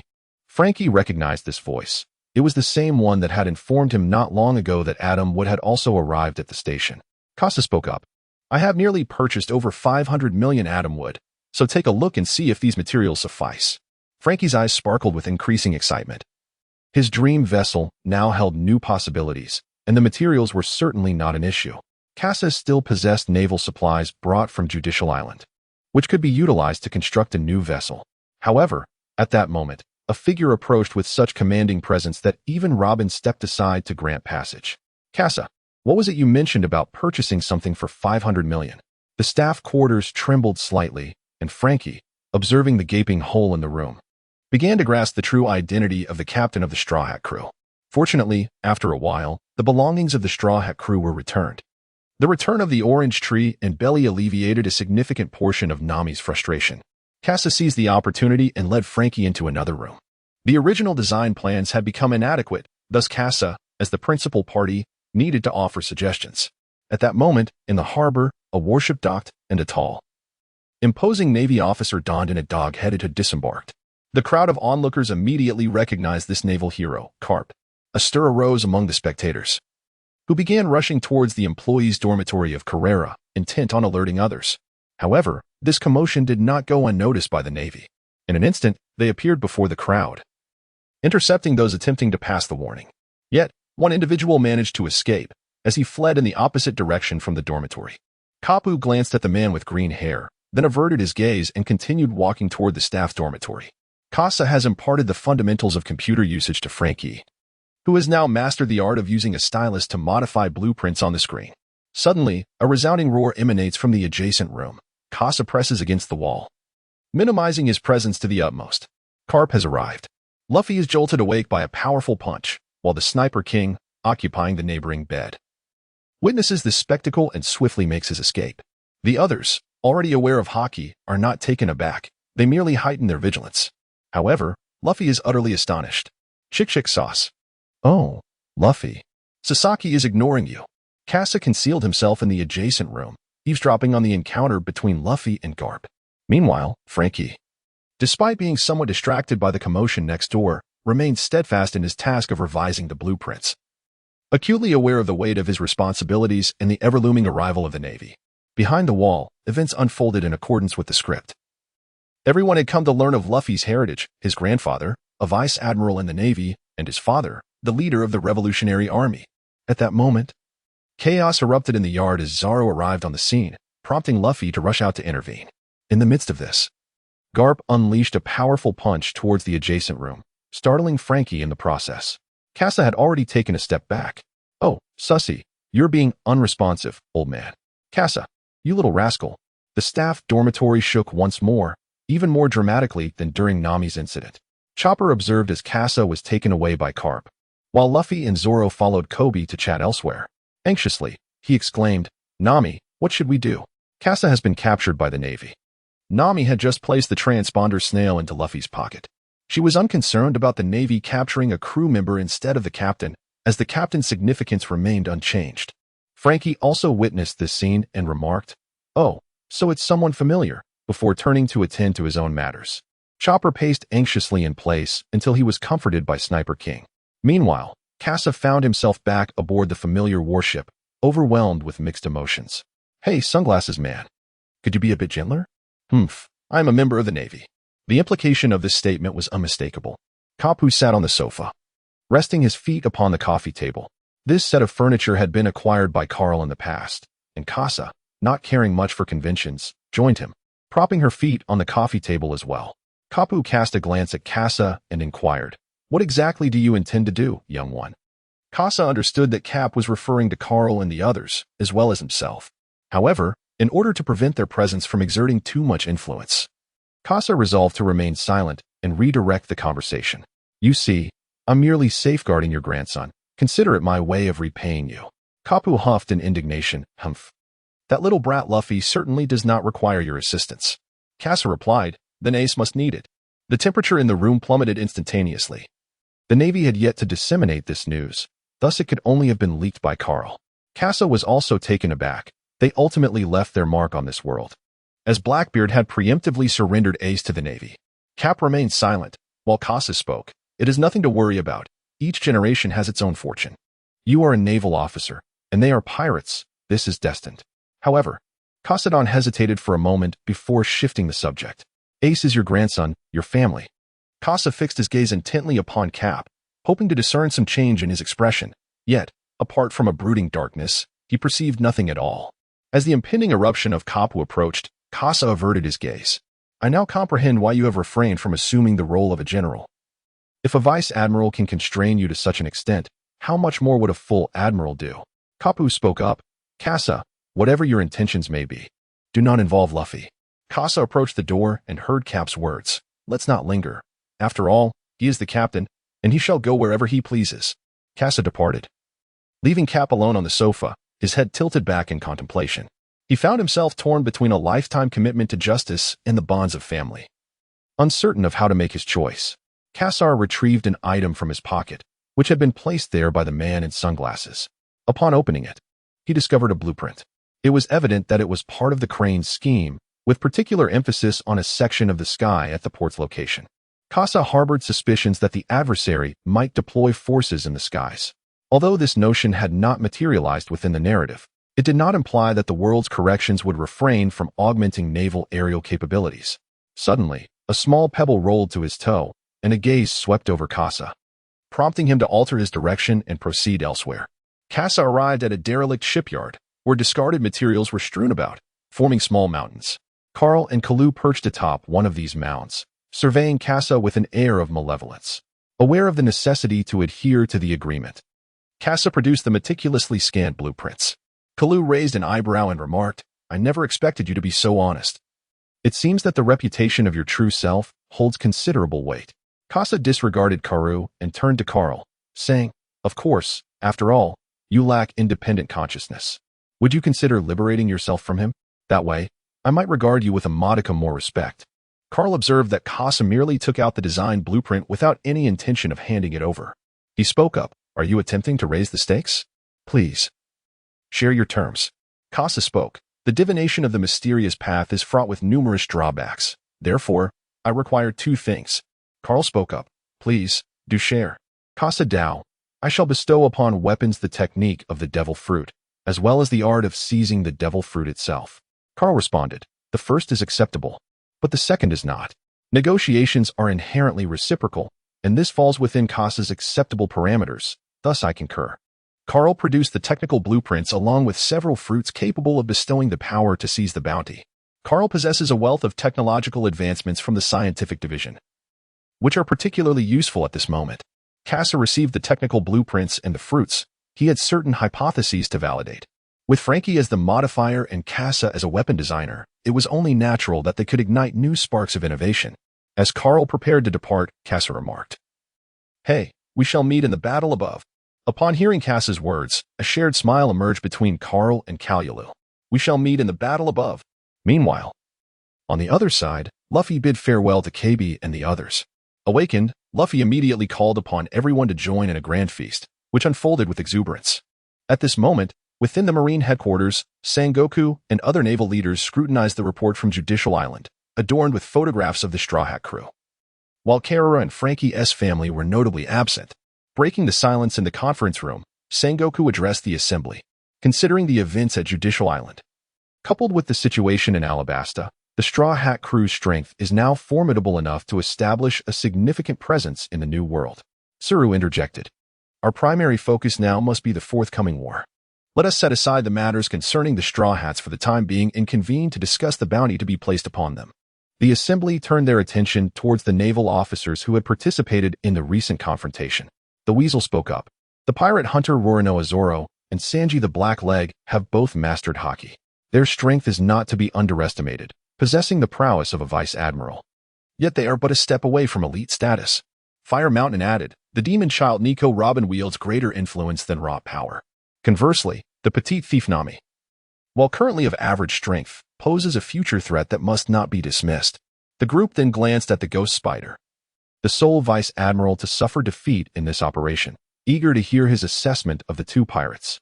With a disdainful snort, Ghost Spider declared, "Those two pirates are of average strength, lacking hockey and relying solely on luck." As the commander of the assembly, Doberman was well aware of the circumstances and recognized the validity of Ghost Spider's remarks. Indeed, while Ghost Spider spoke truthfully, the pet displayed a burst of strength that could momentarily rival a vice admiral, and the Sniper King possessed formidable attack power and exceptional marksmanship. According to the soldiers' accounts, he was capable of striking from Judicial Tower to the Bridge of Hesitation. Let us not forget another individual aboard that ship, the Phantom Thief Kasa. The room collectively inhaled sharply, realizing the terror of long-range sniping combined with Kasa's weaponry.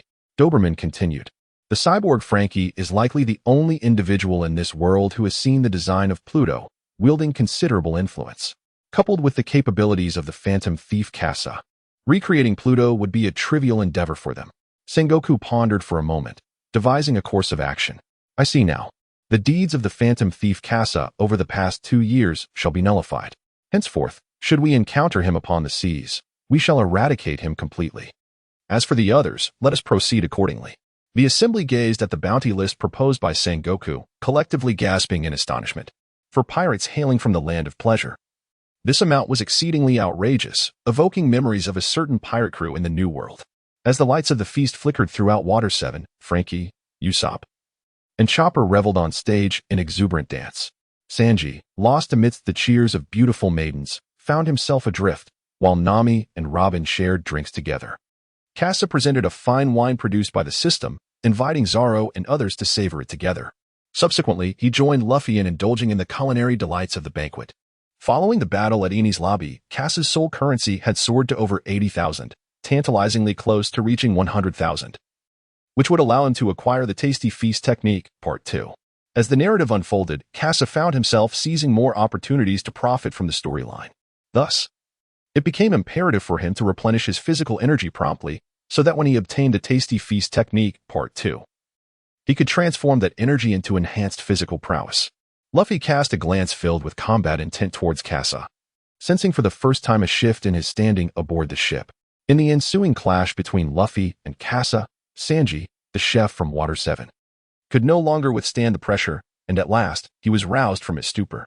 Accustomed to facing the challenges posed by the two, Sanji merely donned a fresh apron and prepared to engage. The island's inhabitants, witnessing someone stepping forward, erupted in cheers, eager to see which chef could triumph over the formidable duo of Luffy and Kasa.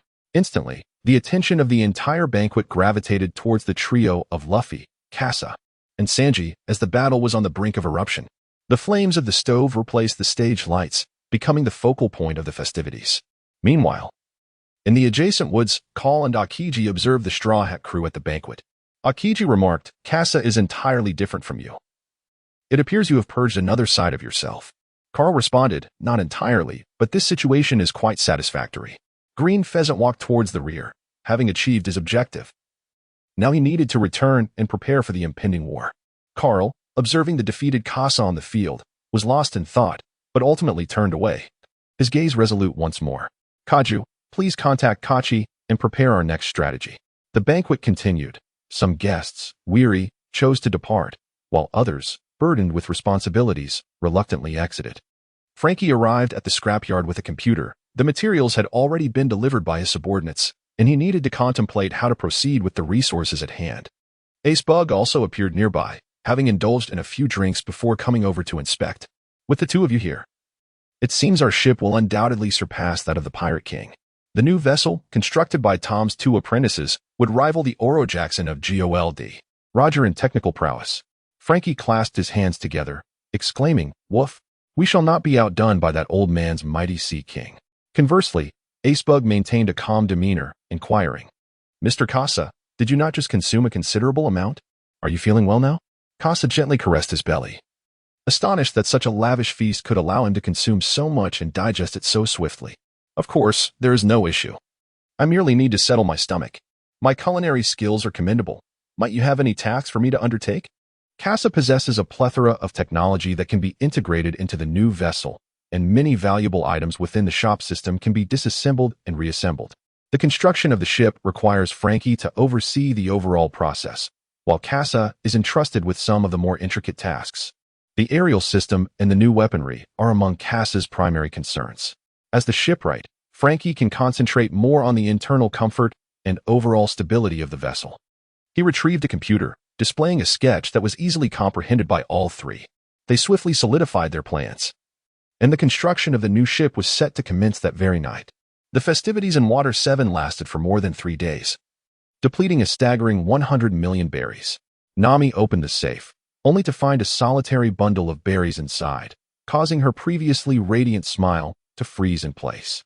Upon witnessing the scene, Kasa hurriedly departed from the dormitory, fearing that Nami's wrath might unjustly descend upon him. Luffy, with unabashed candor, confessed that he had expended all their funds on a grand feast. Had he not depleted their resources, he would have preferred to host the festivities for a longer duration than merely 3 days. In her furious state, Nami struggled to articulate her thoughts clearly, prompting Chopper to urgently pull Luffy away in search of a suitable place to administer first aid. Luffy inquired, "Chopper, where is Usopp?"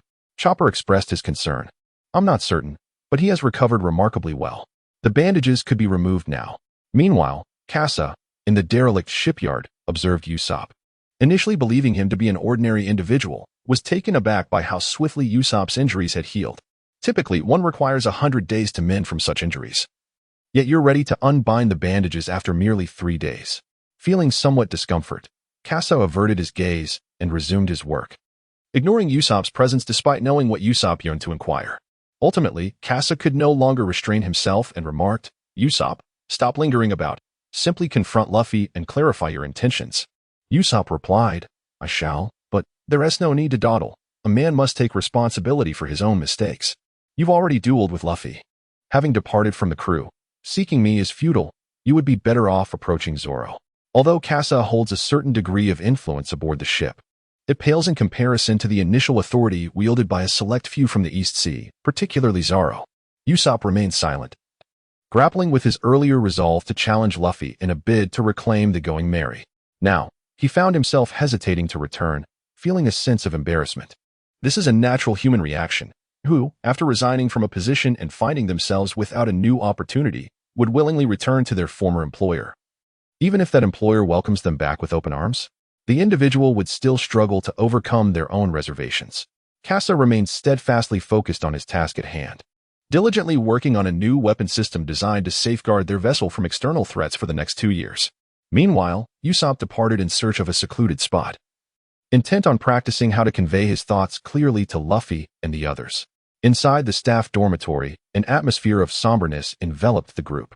Upon witnessing this scene, Usopp's already heightened anxiety intensified, and just as he was about to speak, Nami drew the curtain shut. Apart from Usopp, Kasa, and Frankie, everyone else was present in the dormitory. Listening to Zoro's remarks, the group came to understand the weight of responsibility that their captain, Luffy, had to bear, an invaluable lesson imparted by Water 7. Kasa returned, and the construction of the new ship was a resounding success. Observing that Chopper and Luffy did not approach him to inquire about the situation, Kasa understood the gravity of the circumstances. He opened a bottle of cola and began to drink, his mind preoccupied with the same concern. The world's correction, would it cast Usopp off the ship? After all, he was the divine Usopp. In this state of anxiety, the group endured several arduous days until the new vessel was finally completed. Yet Usopp remained hesitant to take that crucial step. As they packed their belongings in preparation for departure and set out to the shipyard to view the new ship, Frankie's subordinate, Zanbai, rushed into the courtyard, fortuitously encountering Kasa just as he opened the door. "The bounty has arrived. It's time to flee." The arrival of the bounty indicated that the time Garp had secured for them was also at an end, and they were due to leave Water 7. Zanbai knelt before Luffy and spoke, "Straw Hat, this has come rather suddenly, and I have a favor to ask of you. Please take a look at these." He tossed the bounty notices onto the ground, drawing the attention of Zoro and Sanji as well. "Straw Hat Monkey D. Luffy. Bounty. 400 million berries. Principal perpetrator in the assault on Enies Lobby, captain of the Straw Hat Pirates. Pirate hunter Roronoa Zoro. Bounty. 190 million berries. Principal perpetrator in the assault on Enies Lobby. Fiercely contending against high-ranking Navy officers, showcasing immense strength. Blackleg Sanji. Bounty. 160 million berries. Principal perpetrator in the assault on Enies Lobby, valiantly opposing high-ranking Navy officers, devising strategies to thwart Navy pursuits, a crucial figure in the Straw Hat crew. Cat Burglar Nami. Bounty. 40 million berries. Principal perpetrator in the assault on Enies Lobby. Navigator of the Straw Hat crew, adeptly finding an escape route amidst the currents to aid in their escape. Sniper King. Bounty. 60 million berries. Principal perpetrator in the assault on Enies Lobby, an extraordinary marksman who shattered the flag of the world government, declaring opposition to it. Devil Child Nico Robin. Bounty. 80 million berries. Principal perpetrator in the assault on Enies Lobby, a member of the Straw Hat crew. Pet Tony Chopper. Bounty. 50 berries. The beloved pet of the Straw Hat crew during the assault on Enies Lobby. Monster of the beasts, the deer. Bounty. 50 million berries. Principal perpetrator in the assault on Enies Lobby, an exceptionally ferocious creature, comparable in might to Navy admirals. Phantom Thief Moat Kasa. Bounty. 500 million berries. Principal perpetrator in the assault on Enies Lobby, bravely facing 2 high-ranking Navy officers and slaying a senior CP organization leader. Kasa observed that his bounty had not increased, likely due to the transgressions of the previous 2 years that had offset any potential recompense. Robin, on the other hand, sought to conceal her understanding of the historical texts. thus refraining from elaborating too much. However, Kasa was taken aback by Sanji and Chopper. One boasted a bounty exceeding 100 million, and intriguingly, his portrait was not a mere illustration, but rather a photograph. Kasa glanced at the despondent Sanji and the somewhat arrogant Zoro. You, in fourth place, should dutifully heed the words of the third place, he remarked. Spare me your incessant chatter. Have you even considered what my initial bounty was? Yours is merely your second. I shall surely surpass you next time. While the two continued their rivalry, Luffy pointed towards Sniper King, declaring, Sniper King is also here. Chopper, you actually possess 2 bounty posters. Kasa was equally astonished by Chopper's dual bounties, a situation unprecedented thus far. It was conceivable that if Chopper's image were to accompany a bounty of 50 million, bounty hunters might indeed question their existence. Yet, at this moment, it was Chopper who was grappling with existential concerns, as Robin attempted to console him, albeit in vain. This is it. My monstrous transformation will be witnessed by Dr. Dory. Chopper's mind was entangled with 2 thoughts, his transformation and the 50 million bounty. Gentlemen, please calm yourselves, he implored. I understand that your emotions are in turmoil, but I urge you to examine this bounty poster. Iron Man Frankie. Bounty, 44 million. The poster denoted him as a principal offender in the assault on Eni's lobby. A disciple of Tom, the shipwright of the Oro Jackson. Zambai interjected. In this incident, we have not been targeted by the Navy, yet our elder brother has been. Therefore, I beseech you, Straw Hat Captain, to take my brother to sea. He is, after all, a descendant of pirates. Rising to his feet, Luffy declared, of course. I had already resolved to make him our shipwright. At this juncture, Chopper had also composed himself, realizing that he was, after all, a formidable pirate valued at 50 million and 50 berries. There was no reason to weep. The group then made their way towards the abandoned shipyard, their anticipation heightened by Cass's incessant embellishment, eager to behold their new vessel. Meanwhile, on the opposite side of Water 7, Garp's warship approached the city, not only containing Garp but also the supervising Aokiji. Yet, Aokiji merely reclined on a chair, oblivious to Garp's actions. Meanwhile, Usopp wandered about the island, unaware of the impending events that were about to unfold. Kasa did not partake in the endeavors of Luffy and his companions. Instead, he utilized the Swallow reconnaissance aircraft to ascertain Usopp's whereabouts. Upon confirming that Usopp was indeed aware of the impending voyage and was hastening towards the abandoned shipyard, Kasa made a discovery of Garp's warship. They were at a considerable distance, and in terms of time, it was ample. Frankie was cast into the shipyard, leaving the denizens of Water 7 utterly astounded by his eccentricity. Luffy stood atop the new vessel, brandishing his undergarments in a display of flamboyance. At this moment, the progress bar was activated. Frankie donned his undergarments and gathered the belongings prepared by his subordinates, readying himself to board the ship. Meanwhile, Garp's vessel had yet to arrive, yet the cannonballs had already reached their destination. At the first instance, Kasa fired the detonator, and Zoro observed Garp's warship, exclaiming, Luffy, your grandfather has returned. What? Didn't Chicken Sauce say he wouldn't capture us here? Nami interjected, Frankie, prepare to set sail. Chopper exclaimed, Usopp hasn't arrived yet, Luffy. His gaze turned towards Luffy, hoping he would wait for Usopp. Yet, despite the evident inner conflict on Luffy's face, he ultimately commanded the departure, as he felt a responsibility for his fellow crew members. Kasa was also making preparations. This vessel was constructed by him and Frankie, making him the second most familiar person with the ship, aside from Frankie himself. He was assisting Frankie in launching the new ship. As the new vessel set sail, Kappa spotted Luffy embarking on his journey and exclaimed with laughter, Luffy, Luffy. I am your chicken sauce. I am your chicken sauce. Luffy shouted back, Chicken Sauce. Did you not claim you would not capture us on this island? Kapu responded with a loudspeaker, I apologize, Luffy, but I must capture you on this island. Luffy was taken aback, yet there was no choice but to flee. At that moment, Usopp had yet to arrive. Luffy could only allow the new ship to set sail slowly, anxiously awaiting Usopp's arrival. Aside from Frankie and Kasa, who were controlling the new vessel, the others were engaged in intercepting Kapu's cannonballs. Meteor Fist Barrage. Cannonballs streaked through the air as everyone employed their unique abilities to deflect the incoming projectiles. At that moment, Chopper heard Usopp's voice. Hey, Chopper, what are you all doing? I've got a new joke to share. Upon hearing Usopp calling out, Chopper looked at Luffy. Luffy replied, I didn't hear anything. Chopper anxiously cried, Zoro, Sanji, did you not hear? The trio continued their assault on the cannonballs, while the new ship caught the current, accelerating its speed. Usopp gazed at the receding ship's stern, finally realizing the mistake he had made, but it was too late. After a prolonged silence, Usopp finally erupted, "I'm sorry. I was too stubborn. If possible, please let me return to the ship." This time, Usopp's voice reached everyone aboard, including Kasa in the energy room. Luffy's rubber fruit abilities manifested once more. No matter the distance, at the call of a companion, Luffy's hand would reach out as expected. Usopp stared in disbelief at the arm before him, despite the distance. Luffy could still extend his hand. "Hurry, grab my hand."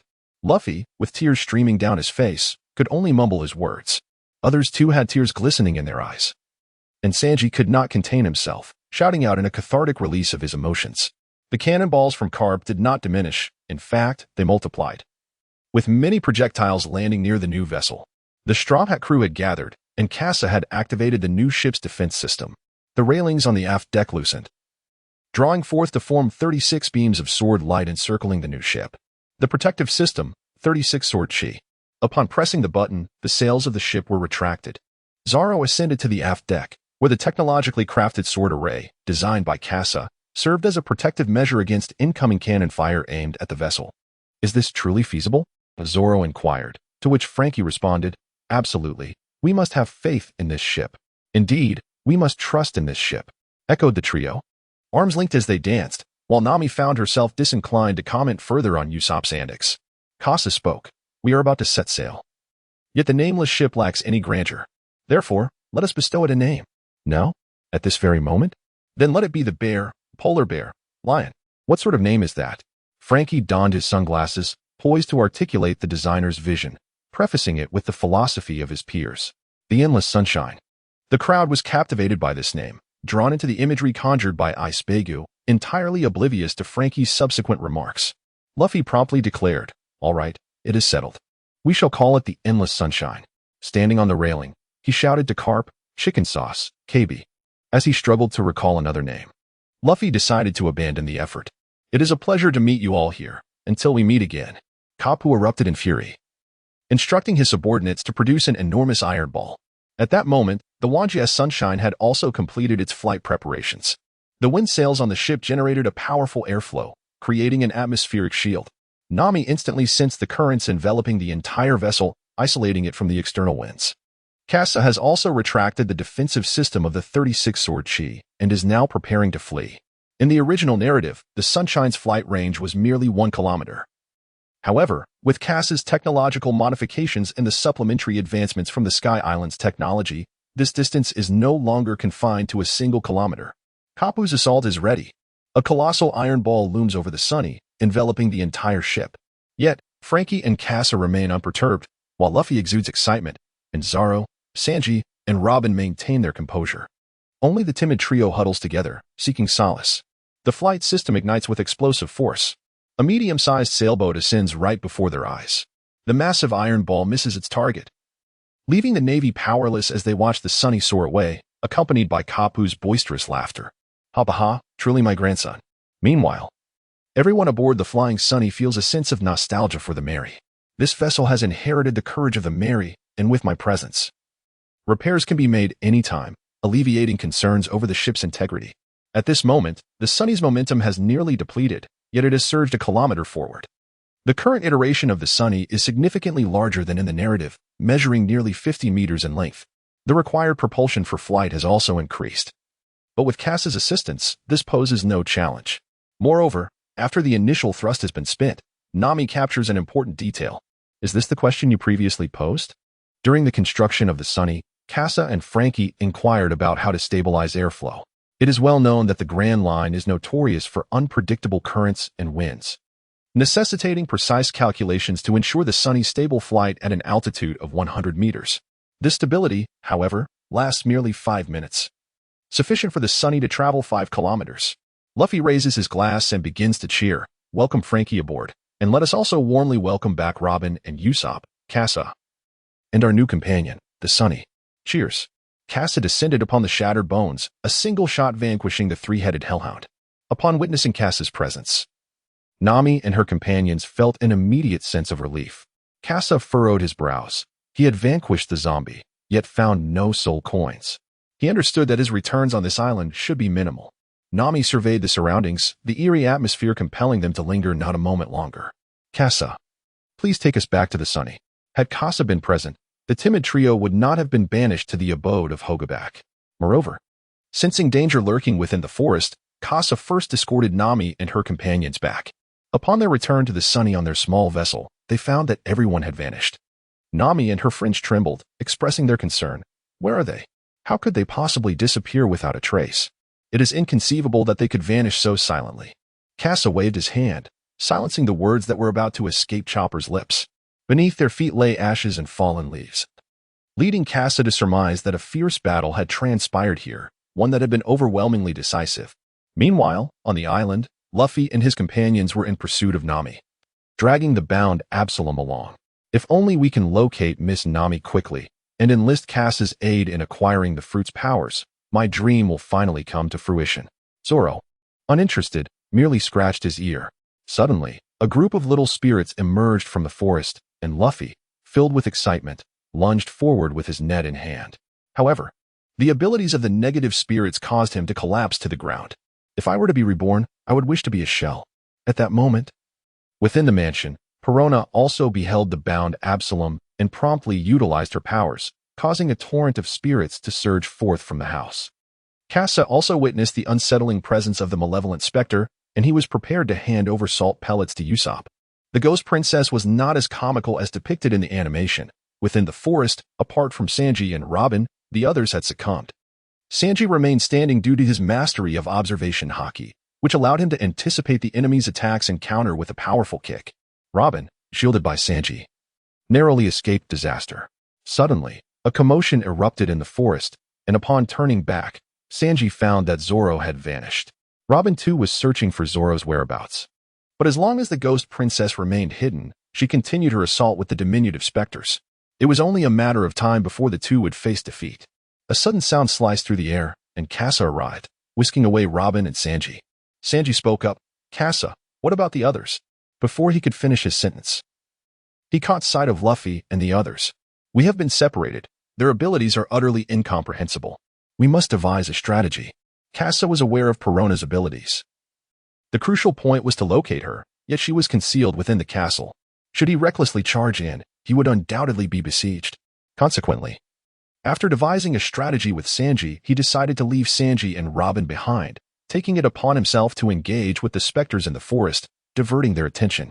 To ensure that the negative spirits could keep pace with him, Kasa deliberately descended in altitude, complicating his flight through the woods. On the ground, Sanji and Robin observed the slowly approaching zombie general. Sanji lit a cigarette, remarking, "Is this what Kasa referred to as a zombie?" It was the first encounter with such creatures for both Sanji and Robin, yet Kasa had prepared salt pellets for them. Robin picked up a salt pellet from the bag, exclaiming, "The Navy's intelligence is truly terrifying. They have thoroughly investigated the 7 warlords." The zombie general, noticing the salt pellets in Sanji and Robin's hands, experienced a moment of disarray but quickly regained composure. Firstly, they were clad in armor, and secondly, their strength surpassed that of ordinary zombies.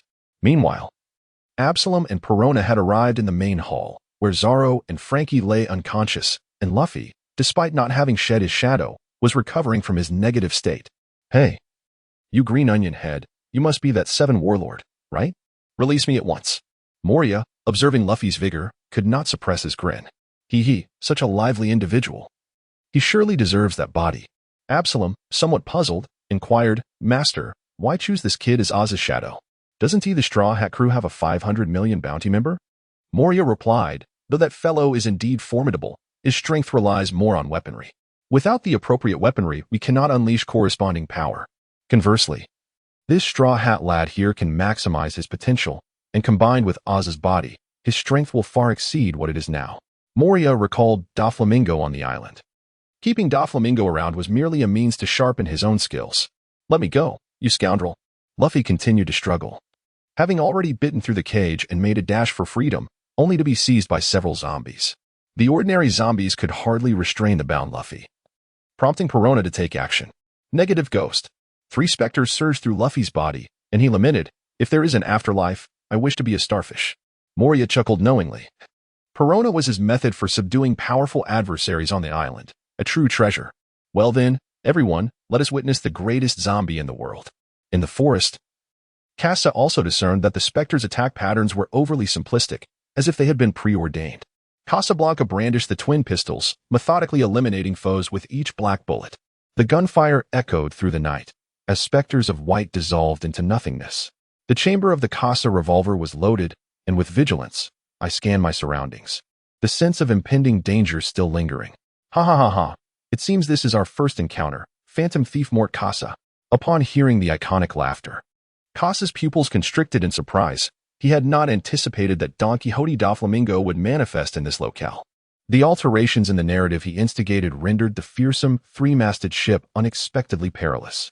Soon, the tyrant bear would arrive, and at that moment, there would be 3 of the 7 warlords of the sea present. Although this was ostensibly their first encounter, 2 years prior, someone had vowed to take revenge on his behalf. It remained uncertain whether the celestial demon would act as foretold.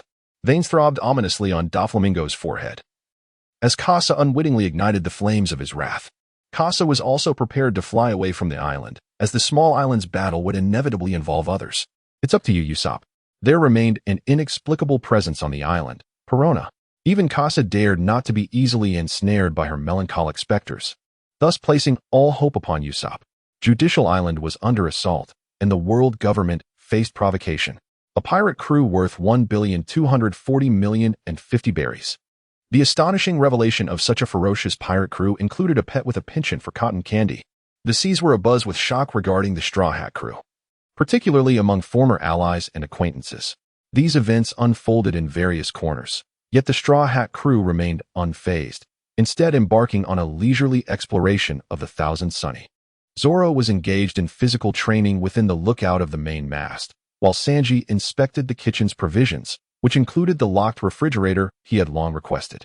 Robin enjoyed her own study, and Nami had her personal measuring room at the stern of the ship, allowing her to escape the ruckus of Luffy and the others to paint in tranquility.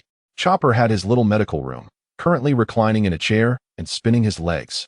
Usopp curiously observed the underground workshop designed by Frankie, equipped with an array of tools. Kasa guided Luffy on a tour of the Sunny, where the highest points of the ship, aside from the crow's nest, included the grand bath at the stern and the measurement room. The rear deck featured a garden, adorned not only with Nami's orange trees, but also with Chopper's medicinal herbs and Robin's delicate flora. In the future, it would even serve as Usopp's cultivation base. Following this was the kitchen combined with a medical room and a temporary storage area. Within the storage room lay several spatial belts configured by Kasa, capable of holding a substantial amount of supplies. However, no one disclosed the method of utilizing these belts to Luffy, in order to prevent him from consuming everything at once. On the same level, the foredeck housed the girls' quarters, which belonged to Nami and Robin. The next area was the boys' quarters, where all the male crew members resided. This level also represented the deck height, leading directly to the verdant deck. Upon exiting the boys' quarters, the aquarium awaited, serving as a temporary storage for aquatic goods. The lowest level comprised the soldiers' dock system, along with the trio's workshop, an energy room, and a materials storage room. Usopp had already experienced the workshop in advance, relishing the joy of craftsmanship. The materials brought by Kasa have enabled the Sunny to expand by 50%. It is not merely equipped with an abundance of new technology and systems, but also features a smart home system. Sanji can simply press a button in the kitchen, and the horn on the main mast will announce mealtime to everyone. Subsequently, the Sunny will enter a state of alert, with reconnaissance jets flying out to conduct surveillance. Anyone who approaches will be detected. The crew gathered back in the kitchen, and Luffy excitedly took a seat. Frankie, what an incredible ship. Of course. I'm a super shipwright. Super shipwright X3. The trio of fools echoed in unison, and Zoro arrived last, having just descended from the lookout tower. By the way, is this really okay? We don't need anyone on watch? Kasa pointed to the display screens in the room, where several monitors showcased the surroundings of the sunshine. Zoro fell silent, as if to say nothing. Shortly thereafter, he sat beside Kasa and spoke. Kasa, the wine you brought that day was exquisite. Would you care to bring out some more? Ever since Kasa unveiled a selection of fine spirits from his previous life during the banquet, Zoro had become utterly captivated. The potent spirits and refreshing beers were incomparable to anything in this world. Kasa gestured towards Sanji, having entrusted him with the decision regarding the selection of wines. Zoro's expression darkened as he lowered his head to resume his meal. Suddenly, the ship jolted violently, prompting Frankie and Kasa to immediately glance at the display screen, which had issued no prior warnings. It was either a malfunction or something amiss beneath the waves. The screen revealed no issues, merely the slow descent of falling snowflakes. Frankie spoke up. "I'll investigate. We might have collided with something." Usopp joined him to see if assistance was required, while Kasa appeared to be in deep thought. This scenario felt somewhat familiar, yet it was presumably an original plot, suggesting that such an encounter was unlikely. The Flag Hunter, the blazing individual known as a Chino, possessed a fruit ability akin to that of the Yonko's subordinate, Owen. However, whereas Owen could transfer heat to any object he touched, instantly raising its temperature, a Chino could solely heat his own body, reaching a maximum temperature of 10,000 degrees. Kasa recalled that he still possessed several plunder fruits and the ability transfer technique. Perhaps he could conduct an experiment. In astonishment, Luffy and Sanji gazed at the table, where all the dishes had vanished, as if consumed by a tempest. The others, having been wary of Luffy, had prudently secured their own portions within their bowls, thereby safeguarding themselves against Kasa's voracity. However, Luffy was not so easily deterred. After a moment of stunned silence, he glared fiercely at Kasa. "What do you mean by this, Kasa? I am the captain. Return my meat to me." Sanji, sensing the escalating tension, stepped in to mediate. "Luffy, let us not be hasty. I shall prepare a few more dishes." Kasa wiped his mouth and said, "I have matters to attend to. Please continue your meal." As Kasa stepped out, he mounted the flying sword and soared towards the visible iceberg. The narrative here is rather tedious, and Kasa yearned to bypass it swiftly. Below lay a sea of ice, and the Falcon reconnaissance aircraft had located Arkino's abode. Kasa stealthily infiltrated the premises, finding that the occupants had already departed, preparing to seize the flag of the Sunshine. His past naval training enabled Kasa to blend seamlessly into the surroundings, evading detection by those within. A Chino, a wielder of the Scorching Fruit ability, appeared to possess a strength ranging between 100 million and 200 million. Yet, at this moment, Kasa had maneuvered himself into striking distance, and a Chino remained oblivious to Kasa's presence. Kasa withdrew the hand cannon of the Tech Maniac. The dual pistols of the War Kite require charging, making it easy to miss the opportune moment. The Tyrannosaurus shotgun boasts great power, yet its attack spread is rather diffuse, rendering it potentially ineffective. The first-generation sniper rifle proves less efficient at close range than the hand cannon of the Tech Maniac. Embedding the Yin-Yang bullet, aim for the center of the forehead.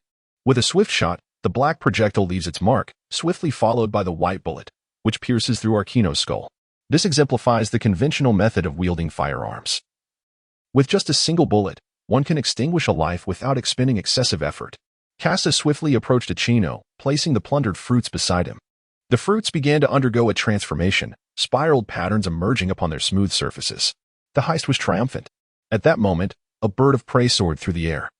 But Kasa swiftly dispatched it with a single shot, causing it to drop a flag belonging to the Sunshine vessel. The eldest son of the Flag Hunter family, still present, rushed towards the noise. Yet, all of this was also perceived by Kasa's keen observation, and he raised his weapon, eliminating the threat with another precise shot. After the meal at Kasa, not only did I acquire the power of the fruit, but I also earned 1,500 soul coins. Kasa was ready to depart with the flag when, upon opening the door, a familiar figure with green hair appeared before him. Zoro scratched his head and inquired, "Kasa, what brings you here?" Kasa sighed, and Zoro discerned the underlying meaning. "What is the matter? You seem to have some reservations." No. Kasa waved his hand in dismissal and continued, "We should head back. You probably can't recall the route." "Huh? How is that possible?" "We merely need to walk straight back." Several hours later, Kasa raised his hands in resignation, gazing at Zoro, who, with a furrowed brow, found himself at a loss for words. The two had reached the edge of the ice mountain, with no trace of the Sunny in sight. Kasa remained unperturbed, trailing behind Zoro, for the Falcon reconnaissance aircraft had already locked onto their location, allowing them to return at any moment. Grasping his sword, Zoro refrained from speaking, regardless of Kasa's attempts to hasten their pace. Upon their return to the Sunny, they overheard Luffy, engrossed in picking his nose, exclaiming to Sanji, Nami, and Usopp, "Honestly, you lost the flag while I was away. What utter fools." Subsequently, with a flick of his finger, a minuscule booger fell onto Usopp's bandana. Robin interjected, "Luffy, it's all right. I was just there. Kasa must have gone as well. The flag should be with him." Zoro was the first to alight on the deck, followed closely by Kasa. Chopper glanced at Zoro and inquired, "Zoro, have you gotten lost again?" "Enough with the chatter, it's infuriating," Luffy remarked, then turned to Kasa, asking, "Kasa, the flag was stolen. Do you know anything about it?" Kasa retrieved a flag from his spatial belt and handed it to Usopp. After taking a leisurely stroll, he fortuitously spotted our flag and snatched it back. From that point onward, Kasa decided to focus on his own endeavors, intending to explore how to infuse the abilities of devil fruits into objects, and he dragged Frankie along to the workshop. The workshops of Frankie, Usopp, and Kasa were all located on the lowest deck at the stern of the ship, while Frankie often engaged in larger projects. Kasa and Usopp's workshops were relatively modest in size. On Frankie's workbench lay the mech that Kasa had gifted him. This mech was a blue-grade model produced by the system. Its power and capabilities inferior to Frankie's own creations, yet it provided him with considerable inspiration for modifications. Having reviewed Kasa's technique for infusing devil fruit abilities into inorganic materials, Frankie was eager to conduct experiments as well. Meanwhile, at the naval headquarters, Sengoku received the news of Garp's failure, a development he had grown accustomed to. However, with the impending Marineford War, Garp could not afford to act recklessly. Sengoku declared, "I must pay a visit to the underwater prison." Kapu, holding a rice cracker, incessantly provoked Sengoku's limits. Sengoku, in a fit of rage, exclaimed, "Kapu, have you not had enough? This is a war that will impact the entire world." Kapu turned his head away, signaling his disinterest in Sengoku's lengthy discourse. Sengoku could only slump in his chair, scribbling a note for Kapu. Given Kapu's demeanor, it was clear that he could not be appointed to a significant position in Marineford. However, apart from Kapu, there was another individual among these vice admirals who was exceptionally suitable for the role. Carl. Recently, Carl has displayed an insatiable desire for recognition. Everyone is aware of his ambition to secure a position of command, with only a single military achievement standing in his way, one that could potentially be attained in the ongoing war. Thus, there is no cause for concern regarding Carl's enthusiasm. As for his combat prowess, although just days ago he struggled to return to Kasa even with his own doppelganger, reports suggest that he has been engaged in a fierce exchange with Akainu. From a strategic standpoint, Carl emerges as a formidable asset, capable of restraining several members of the Whitebeard pirates and perhaps even fending off a couple of captain-level adversaries. The New World is rife with undercurrents, as pirates from various islands have received word and are assembling. Whitebeard gazes at the man before him, who carries a flag yet exudes no semblance of a formidable presence. Nonetheless, he maintains a calm and composed smile amidst the perilous environment of the pirate ship. Kaji spoke, "Captain Whitebeard, I have already informed you of Ace's situation. I hope you exercise caution."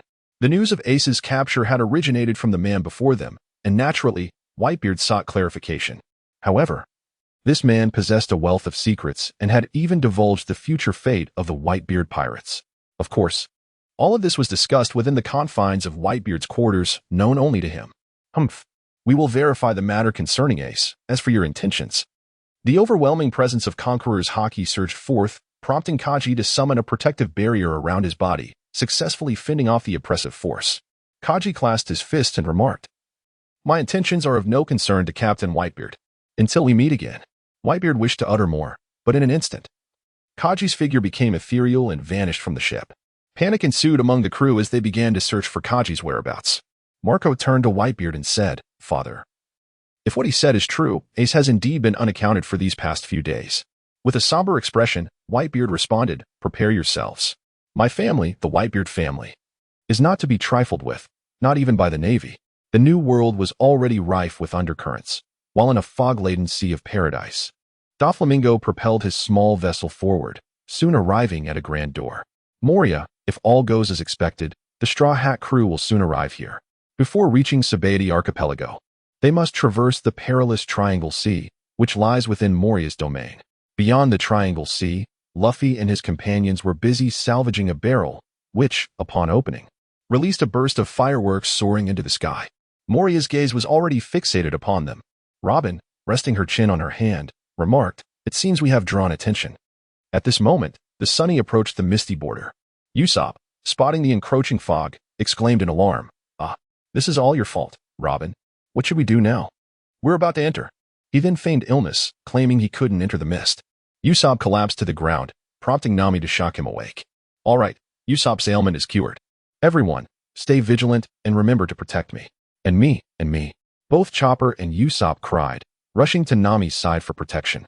The Sunny had completely entered the mist, and the crew remained on high alert, except for Luffy, who was exhilarated by the surroundings.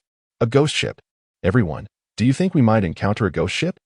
Luffy inquired, to which only Nami replied, no, just keep sailing through it. Robin added, the sea has claimed many merchant vessels, so there should be plenty of treasure aboard any ghost ship.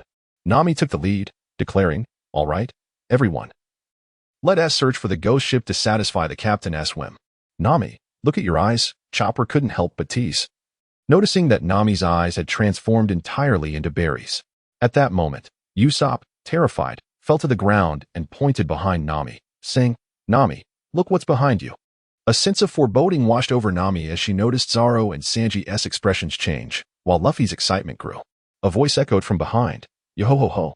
Nami slowly turned around and was met with the sight of an explosive skull grinning at her, laughing ominously. A ghost ship. The foolish trio retreated to stand behind Frankie. Zoro and Sanji entered a state of alert, while Luffy gazed at Brook with delight. Only the composed trio observed the scene, with Frankie questioning, is there truly a living skeleton in this world? Robin replied, who knows? This world is full of wonders. Kasa, perhaps it is the power of the fruits. At this moment, the fearsome three-masted ship has already intercepted the information of the Sunny and is heading in that direction. In the main hall, a towering figure locks eyes with an arrogant man. Doflamingo, what brings you here? I am merely awaiting a certain man. That should pose no problem, right, Moria? Doflamingo's tone carries a hint of menace, yet Moria shows no signs of submission. How dare you be so brazen, a lapdog of Kaido? When I was battling with Kaido in the New World, you were likely lurking in some sea, fishing for shrimp. Unfazed, Doflamingo responds with increased arrogance. And now you are scurrying about like a stray dog in paradise. Doflamingo's words cut to the core of Moria's predicament, and the hall falls into a heavy silence, the atmosphere plunging to a freezing point. At that moment, a zombie rushes in and whispers a few words to Moria. Moria's expression shifts dramatically after years of preservation. He has finally found a suitable shadow for his zombie.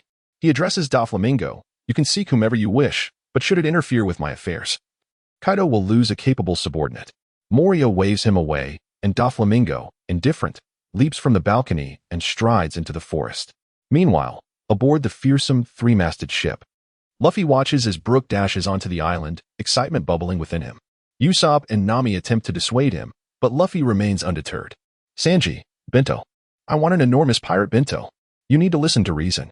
They exclaim in unison, striking Luffy on the head, but their efforts are futile. His exhilaration remains unabated.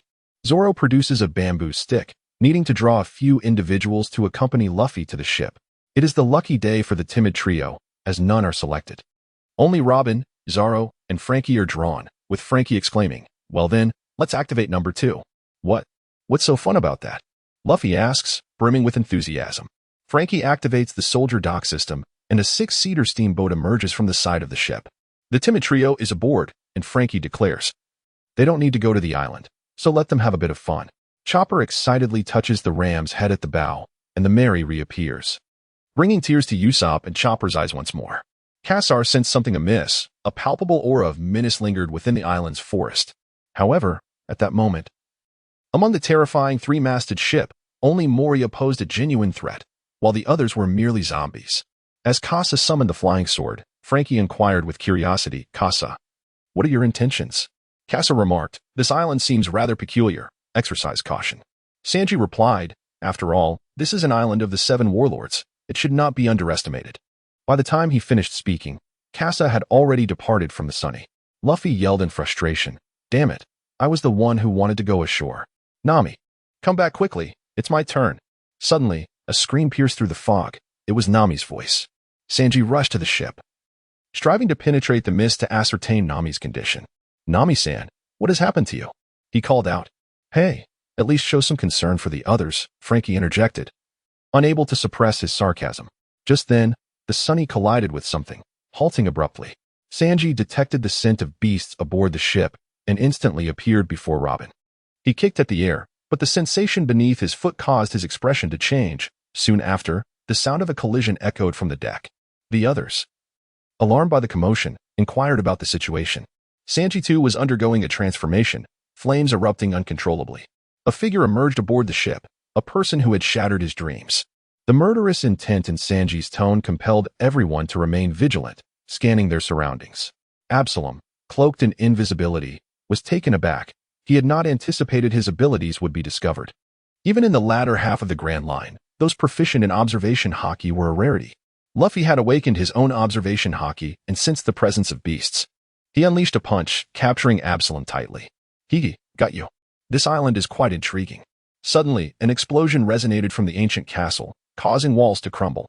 Oars emerged from the ice house, roaring, and the entire island was aware of his awakening. Usopp trembled as he addressed Nami and Chopper. "Nami, Chopper, we should retreat. Those monsters can find their way back on their own. If they encounter danger, what will become of us?" Usopp's words held some merit. However, the situation was perilous. Kasa's expression was grave as he departed, and the others were no longer aboard the ship. Nami and the others could not remain on the ship waiting for their return, so they instructed Chopper to follow the scent to locate Luffy. Suddenly, a burst of fire ignited in the forest. Kasa and Doflamingo had already engaged in battle, posing a threat to them. Nami pulled Usopp forward, fleeing from Kasa's combat zone. Yet, ahead lay the castle's grounds, where Sanji and Robin were being steadily overwhelmed. Although they had found a method to counter the zombies, there were simply too many. And their strength was formidable. Sanji and Robin were incessantly pushed back from the castle's perimeter. Ultimate Firebird Star. The flames posed a significant threat to the zombies, forcing the attacking zombie generals away from Sanji and Robin. "Damn, this guy is too persistent," Sanji exclaimed. "Where are the others?" Nami and the others arrived, alleviating the pressure on Sanji and Robin. Robin responded, "Luffy and the others have been captured. They are likely to be transformed into zombies." With Brook and Cass's introductions, they became aware of the events transpiring aboard the ship and understood the peril Luffy faced. His shadow had been taken, but there was no immediate threat to his life. Usopp trembled at the sight of the multitude of zombies before him, each capable of defeating him alone. Nami assessed the situation and declared, "We cannot linger here entangled with these zombies. We must find another route." Summoning storm clouds, Nami took Robin along, soaring into the sky. The others followed Nami, discovering an alternate path into the castle from above. Usopp scattered oil as he ran, creating a fiery barrier that repelled some of the zombies. Yet certain armored zombies disregarded the flames entirely. "Damn it, Robin, open their helmets," Usopp shouted. Robin understood his intent and acted accordingly. Ultimate Salt Star. Usopp unleashed his attack, shadows erupting from the zombies' mouths, proving far more efficient than Sanji and Robin's previous combination. Bursting with excitement, Usopp was suddenly thrown off balance, nearly falling. Should he tumble now, the zombies behind would swiftly catch up. Chopper took a step back and hoisted Usopp onto his back, averting the crisis. "Usopp, you are amazing," Chopper exclaimed, marveling at how effortlessly Usopp dispatched the zombies that had troubled Sanji and Robin. Usopp puffed up with pride. "Of course, I am Usopp the Great." Sanji kicked open the castle, traversing through, while Nami and Robin soared above, ascending to cross the castle. As they did, Nami and Robin beheld the imposing figure of Ors. "Robin, what is that?" Nami asked, her expression shifting slightly, though she maintained her composure. "That should be the legendary giant Ors," Robin replied. His 100-meter frame was beginning to move in accordance with Luffy's will. Sanji and the others dashed into the inner courtyard, preparing to press onward when a skeleton fell from the sky. "Brook, what are you doing here?" Chopper and Usopp stared at Brook on the ground, while Sanji looked up to see a dragon horse gazing down at him. "Is that Brook's shadow?" "Yo-ho, good evening, everyone." A clatter of armor echoed from behind, and Usopp seized Brook, leading the group into the inner courtyard, preparing to enter the inner fortress. Nami and Robin observed Ors retreating, their thoughts coalescing into a new judgment. "Robin, we cannot continue running. We must first investigate what is happening on this island." The island was divided into 3 zones, the conflict between Kasa and Doflamingo, Sanji and Chopper's group, and the captured trio comprising Luffy. Nami and Robin landed atop the mansion, and Robin utilized her fruit abilities to sprout eyes around them, seeking Luffy's whereabouts and assessing the situation within the inner fortress. Robin spotted the 4 rushing into the inner fortress. Usopp was tearful, Sanji was incredulous, while Chopper appeared somewhat confused. Brook had just recounted his tale involving Laboon, providing them with a compelling reason to assist. Suddenly, a procession appeared before them, transporting a coffin. Sanji spoke, "Luffy and the others must be inside." "Ha, Straw Hat Crew. I never expected to encounter you here." Upon seeing Perona, Sanji lost his composure instantly. "Such a beautiful lady. Heart-shaped eyes appeared as he succumbed entirely. You can return them. I will handle these individuals. Perona instructed the others to return Luffy's body while she faced Sanji and the others alone. Negative ghosts. For specters attacked. And Sanji realized the opponent was a ghost fruit user, but with the specters already before him, he had no choice but to flee.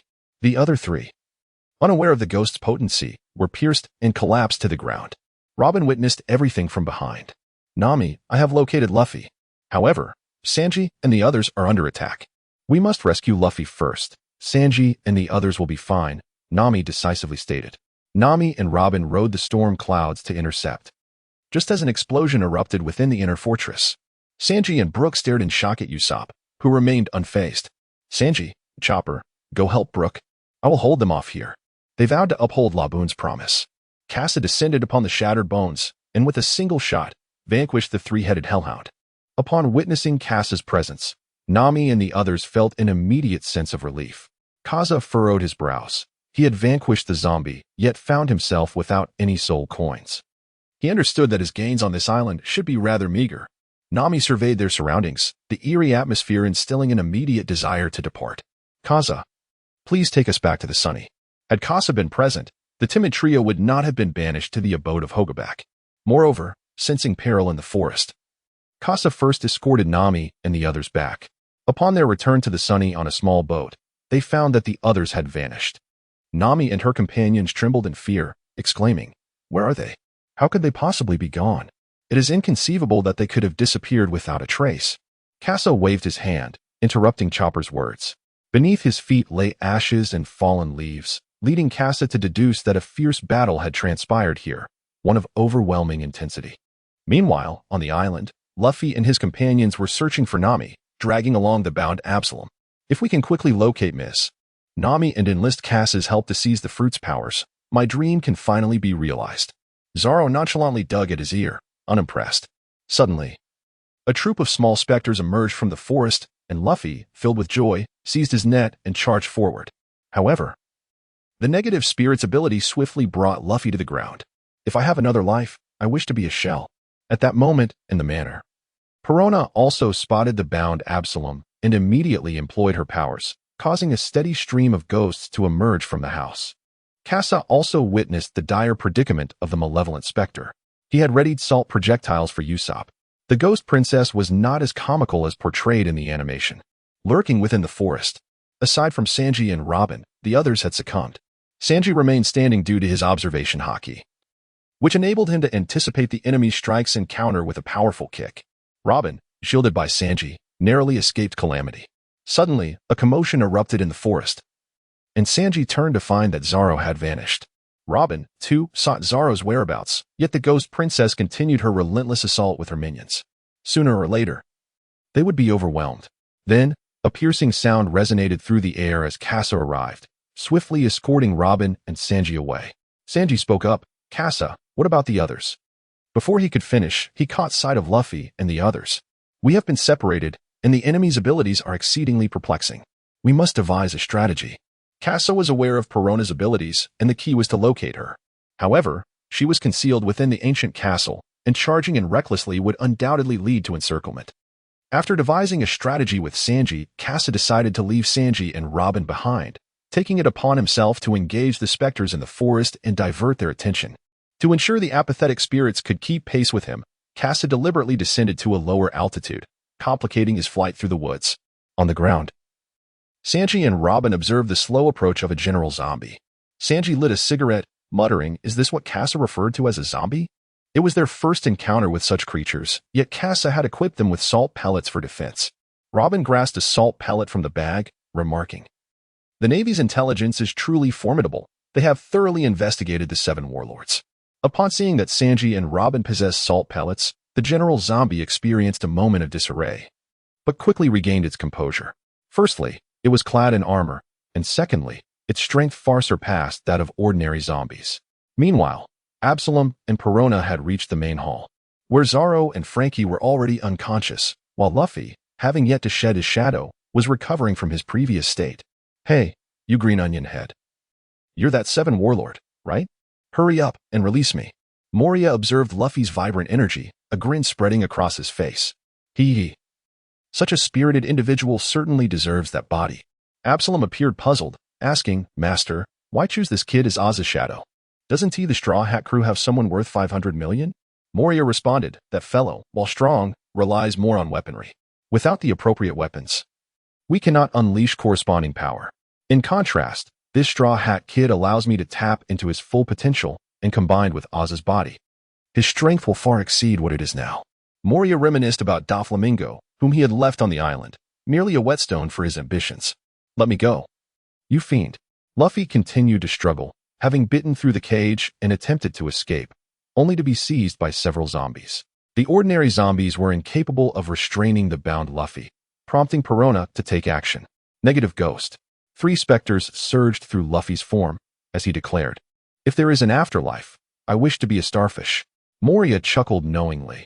Perona was his means of controlling the island's powerful beings, an invaluable asset. Now, let us behold the greatest zombie in the world. Meanwhile, in the forest, Kasa sensed that the specters' attack patterns were overly simplistic, as if predetermined. Kasa took up the twin pistols, dispatching each foe with precision using black bullets. The gunshots echoed through the night as shadows vanished one by one. The chamber of the Kasa revolver is loaded. As I remain vigilant, surveying my surroundings, the sense of impending danger has yet to dissipate. Hee. It seems this is our first encounter, Phantom Vinsmoke Kasa. Upon hearing the iconic laughter, Kasa's pupils constricted in surprise. He had not anticipated the presence of Don Quixote Doflamingo here. The alterations Doflamingo had instigated rendered the fearsome 3-masted vessel unexpectedly perilous. Soon, the tyrant bear would arrive, leading to a confrontation involving 3 of the 7 warlords of the sea. This may be their first encounter, yet 2 years prior, someone had vowed to take vengeance on him. It remains to be seen whether the Night Demon would fulfill his promise. The veins on Doflamingo's forehead throbbed as Kasa inadvertently ignited his wrath. Kasa has also prepared to fly off the island, as the small island's skirmishes would inevitably affect others. It's all up to you, Usopp. There remains an insurmountable presence on the island, Perona. Even Kasa dares not be easily ensnared by her melancholic ghosts, thus, all hope is entrusted to Usopp. After Usopp intercepts Perona, Sanji and Chopper spot several small zombies carrying 3 coffins on the bridge leading to the port. Nami and Robin are also in the air, poised to intercept, when suddenly, the coffins shatter and Frankie bursts forth. The cyborg's body revives quickly, followed by Luffy and Zoro. Their movements terrify the small zombies below. With fierce gazes, the 3 send the zombies scattering in all directions. Damn that garlic head. I will send him flying, Luffy exclaims. Hey, Luffy, our shadows are gone, Zoro remarks, prompting the trio to glance down at their feet. Indeed, their shadows have vanished. It matters not. We must reclaim Brook's shadow, that remains unchanged. Luffy charges into the inner fortress, diverging from the others. Nami lands on the ground, holding her head, exclaiming, Honestly, Luffy is always so reckless. Ah, beautiful lady, it's a pleasure to see you again. May I glimpse your panties?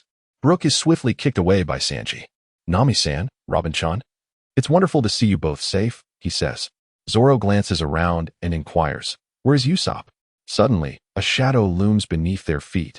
Sensing danger, Zoro leaps aside.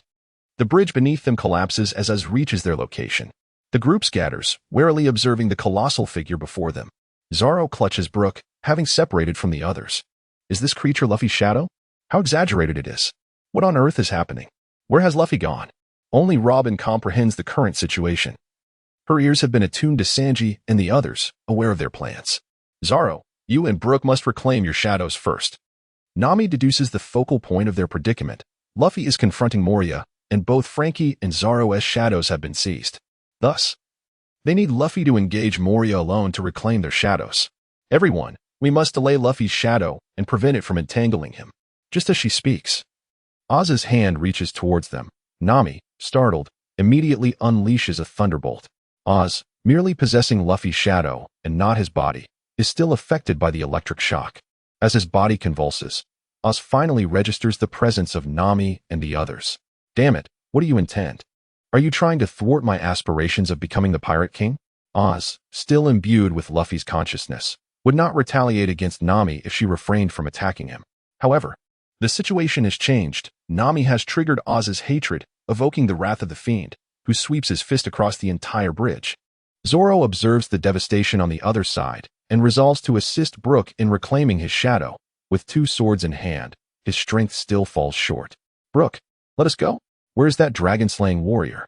In the depths of the forest, Doflamingo raises his index finger, retracting the others. String shot. Kasa retaliated with his firearm, exhibiting an even greater intensity of attack. Not only did he pierce through the line of bullets, but several rounds nearly struck Doflamingo as well. Doflamingo effortlessly evaded Kasa's dark bullets, then gestured with a flick of his finger. Kasa sensed the imminent threat and swiftly crouched to evade the attack.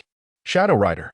A line identical to that of Doflamingo manifested behind Kasa, launching an assault against him. In the skies above Kasa, a web of fine threads had already been woven. Kasa unleashed a fiery projectile to carve a path, then ascended into the heavens, directing his fire towards Doflamingo and his thread clones below. A baptism of fire. The thread clones shielded Doflamingo from the assault, and amidst the burning flames, Kasa beheld the lifeless bodies in the forest. So, your prior presence in the woods was merely to annihilate these individuals? Lola and the others had already fallen victim to Doflamingo's wrath, a turn of events that would resonate through the narrative 2 years hence. Indifferently, Doflamingo remarked, they were too noisy, a distraction to me, so I decided to silence them.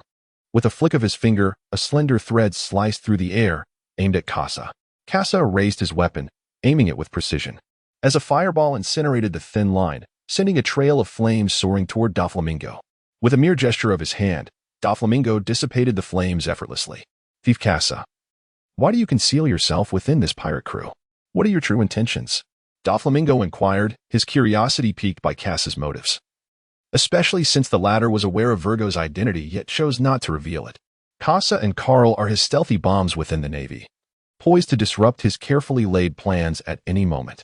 Kasa raised an eyebrow and retrieved his Tyrannosaurus shotgun, exclaiming, guess what? Explosive shells. X5. The 5 explosive rounds obliterated everything before him, reducing trees and the intricate threads set by Doflamingo to mere rubble. Recognizing that his adversaries excelled in utilizing the battlefield to their advantage, Kasa's immediate response was to annihilate the arena itself. For the Tyrannosaurus shotgun was crafted precisely for this purpose. As Doflamingo blinked behind him, the overwhelming power of the shotgun rendered him reluctant to retaliate further. 5 colored threads. Shadow Cloak. Kasa drew forth the Cloak of Shadows, successfully deflecting the oncoming assault. He pulled the trigger concealed behind the cloak. Tyrannosaurus Shell. The explosive force of the proximity rock detonated, all directed squarely at Doflamingo. Doflamingo was hurled directly into the ancient castle, causing the walls to collapse. The Tyrannosaurus shotgun in Kasa's hands has ceased fire, requiring a cooling period and reloading. Otherwise, the barrel risks melting. The wires are frayed beyond repair. Kasa captured Doflamingo's assault, choosing neither to evade nor dodge. Instead, he utilized the force of the attack to vanish into the mist. With the combination of Haki and the Shadow Cloak, Kasa was able to mitigate a significant amount of damage. As he slipped into the fog, Kasa retrieved a first-generation sniper rifle, and through the scope, he pinpointed Doflamingo's location. The marksman was now in position. Meanwhile, within the inner fort, Luffy had already reached Mariah. Hey, Garlic Head, return my shadow, Luffy called out. Mariah glanced at Luffy before turning back to gaze at the sky outside. Shadow Master. Little brat, defeat that shadow first, he retorted. Damn it. Guemo like a rocket cannon. The battle between Luffy and Mariah had commenced. In the inner courtyard, Nami and her companions had successfully provoked Oz. Oz looked down at the assortment of figures below him, varying in height and size, including Nami and Sanji. Damn, why are there so many? There were only 5 just a moment ago. Mirage. Nami and her allies concealed themselves in different corners, employing the projection of the mirage to encircle Oz. Robin continuously utilized her devil fruit ability to create sounds, deceiving us into attacking. Miss Nami, can we really do this? Nami, glancing at the towering Oz, swallowed hard and replied, let us just hold on. We can't defeat this monster in front of us, so we'll just have to delay it. Two-sword style, Rashomon. Zoro clashed with Ryuma, delivering a decisive blow that severed Ryuma's body. Empowered by Haki, Zoro's strength surpassed that depicted in the narrative. However, as a corpse, Ryuma could no longer wield Haki. Zoro picked up the black blade, Shusui. The only other black blade he had encountered was Mihawk's supreme sword, Yuru. Now he held Shusui, a weapon of comparable caliber to Kasa's. The heft of this blade was greater than that of Katetsu, and Zoro felt an intensified Haki emanating from it. This sword was infused with the haki of numerous formidable warriors. Zoro resolved not to squander such a fine weapon. The floorboards trembled as Oz's assaults endangered the inner fort. Zoro gave Brook, who was seated on the ground, a gentle pat. "Let us go. This battle is far from over." Brook, still lost in the euphoria of the returning shadows, felt a sense of reassurance. "Mr. Zoro, thank you. Without you all, I wouldn't know what to do." Suddenly, the tremors outside ceased. Oz stood motionless, the consciousness of Luffy fading and Mariah's commands becoming familiar. Oz remembered his purpose and lumbered toward the cold storage where Mariah was located. Inside the cold storage, Luffy found himself ensnared by shadow bats, running around the walls. At this moment, even Newton-S coffin could not contain him. Defying the laws of physics, Luffy dashed down the wall and kicked Mariah. "Garlichead, look. I just kicked you away. Damn it, Straw Hat." The iron floor vibrated as Oz approached, his immense form looming before Luffy and Mariah. Unlike Luffy, who was dumbfounded, Mariah wore a smug expression as he spoke. "He. Oz, welcome. Master, Oz has returned. In that case, Straw Hat, let me show you the power of your shadow combined with the power of the fiend. Oz, check the bounty on your arm and defeat the Straw Hat crew." "Understood." "Master." Luffy observed Oz searching for his companions, but knew he must reclaim his shadow first. "What do you plan to do with my friends, Garlichead?" He. "Just watch as your companions disappear one by one, leaving you to sail alone on the sea." Mariah leaped out of the cold storage, beginning a game of hide and seek with Luffy. Oz stood in the inner courtyard, his roar echoing across the island. "Straw Hat pirates, come forth and face your doom." Nami trembled but maintained her mirage ability. A gust of wind swept through, dispersing the mirage and eliminating all illusions. Unceremonious kick. Sanji initiated the attack, landing a kick on Oz's ankle, lifting one foot backward. With his other foot, he pivoted sharply, delivering a powerful roundhouse kick to the opposite ankle, infused with haki, allowing Sanji to strike without concern for rebound damage. In that moment, Oz's feet left the ground, and he toppled backward toward the sky. "Miss Nami, I'm sorry. The enemy is provoking us. I can't just hide." Nami understood the sentiment, though she muttered, "Really, can't we devise a proper strategy?" Robin chuckled softly, "Haha. It seems everyone is filled with fighting spirit. Ah woo, today I am super invincible." Chopper transformed into his powerful form and joined the others as they approached Oz. Zoro descended from above, landing alongside Brook within their formation. "Cut. What are you showing off, Kappa? Hey, everyone, look at my feet. My shadow has returned." The Straw Hat crew faced the mightiest zombie, Oz, ignited by the knowledge that Luffy's shadow resided within him. Outside the terrifying three-masted ship, Kasa concealed himself within the mist, continuously firing his weapon. Damn bullet. The projectile was exceedingly fragile, exploding upon contact with any solid object. Doflamingo's defensive threads were shattered, and amidst the chaos, Kasa seized his opportunity. Pull the pin. Heavy bullet. The powerful kinetic energy of the bullet surged forth, tearing through Doflamingo's thread shield and racing toward him. 5 colored threads. Doflamingo could only counter Kasa's onslaught with his own attack. Realizing Kasa's tenacity, Doflamingo found little chance to retaliate in his current state. "There are too few threads. I cannot reach Kasa nor defend myself. Fufufufu. If that is the case, let me show you the power of the new world." Fruit awakening. The trees surrounding Doflamingo transformed into threads, as the awakening of his ability began to influence the environment around him. Kasa, possessing remarkable foresight, had destroyed a significant portion of the forest, thereby diminishing the number of lines available to Doflamingo. The white tide, composed of countless delicate threads, surged forth into the mist. Yet Doflamingo could only discern Kasa's position through the flickering flames and sounds that accompanied Kasa's attacks. As long as Kasa refrained from striking, Doflamingo remained unable to locate him.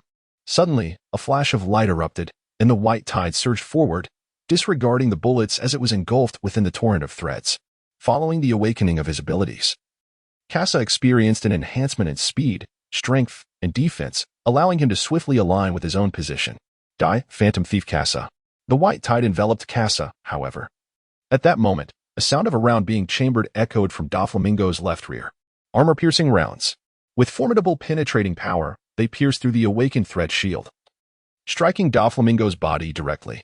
The previous assault by Kasa was merely a prelude to this moment, as he soared through the air, deftly catching his own flying sword. The realms of mist and observation haki enabled Kasa to seize the opportunity and inflict severe damage upon Doflamingo. This epitomizes Kasa's combat style, maintaining a safe distance while waiting for the perfect moment to launch a fatal strike. Even in the face of failure, he can remain invulnerable. Yet, amidst the fog, Kasa discerned a pair of menacing eyes filled with murderous intent. "You foolish child, do you think this resolves our encounter?" Doflamingo extracted the bullets from his body, swiftly ensnaring them with his strings to prevent erratic movement and the formation of a vacuum effect. In this instant, Doflamingo utilized his devil fruit powers to stitch up his wounds. The warlord of the sea is not so easily vanquished. Kasa remained unperturbed, understanding that as long as he maintained this distance, he had the opportunity to gradually wear down Doflamingo. His curiosity piqued regarding the true worth of Doflamingo in soul coins. "Damn it, garlic head, don't run away."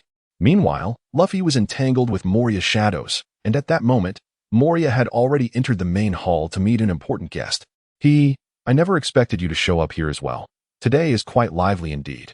With Doflamingo, Tyrant Kuma, and the island's Master Moria. The terrifying three-masted ship now housed 3 members of the Shichibukai. "Moria, this naval summons is not merely to inform you. The Navy has sent me here for another purpose." Moria glanced at Luffy, who was still being pursued outside, and remarked, "The war with Whitebeard is quite intriguing. I recall that the Whitebeard pirates have a descendant of oars. Since you have agreed to participate, I shall escort you to Marineford." "Escort? What do you mean?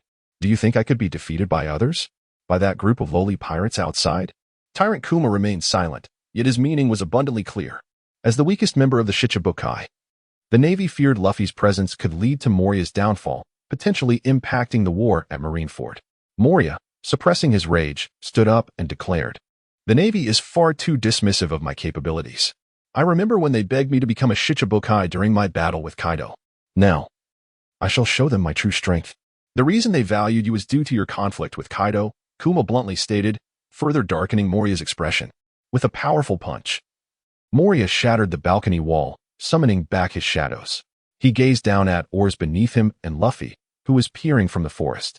"Straw Hat Crew, you shall perish here today. Absalom, Hogback, destroy them." To Zoro and the others' horror, Oars's belly was torn open, revealing Hogback and Absalom within. The combination of Oars's formidable physique with Hogback's intellect and Absalom's abilities posed a grave threat. "Garlic head, return my shadow." Luffy rocketed onto the balcony, delivering a punch aimed at Moria. Shadows erupted from beneath Moria's feet to block the strike. "Hee, Straw Hat Kid, do you really think you can defeat me?" Suddenly, Luffy leaped off the balcony, only to be struck by an attack that left a mark of a bare paw. Tyrant Kuma launched an assault, which Luffy narrowly evaded. The onlookers gasped as 2 towering figures prepared to strike Luffy simultaneously. "That person is Bartholomew Kuma, one of the Shichibukai," Robin recognized, causing a wave of tension among the group as 2 Shichibukai confronted them. Luffy landed among the Straw Hat Crew when an attack suddenly targeted him. Raging Whip, finishing Firebird Star. Simultaneously, an assault from the inner fortress was directed at Doflamingo. Usopp's timely intervention caused Doflamingo to dodge, allowing Luffy and the others to evade the attack with ease.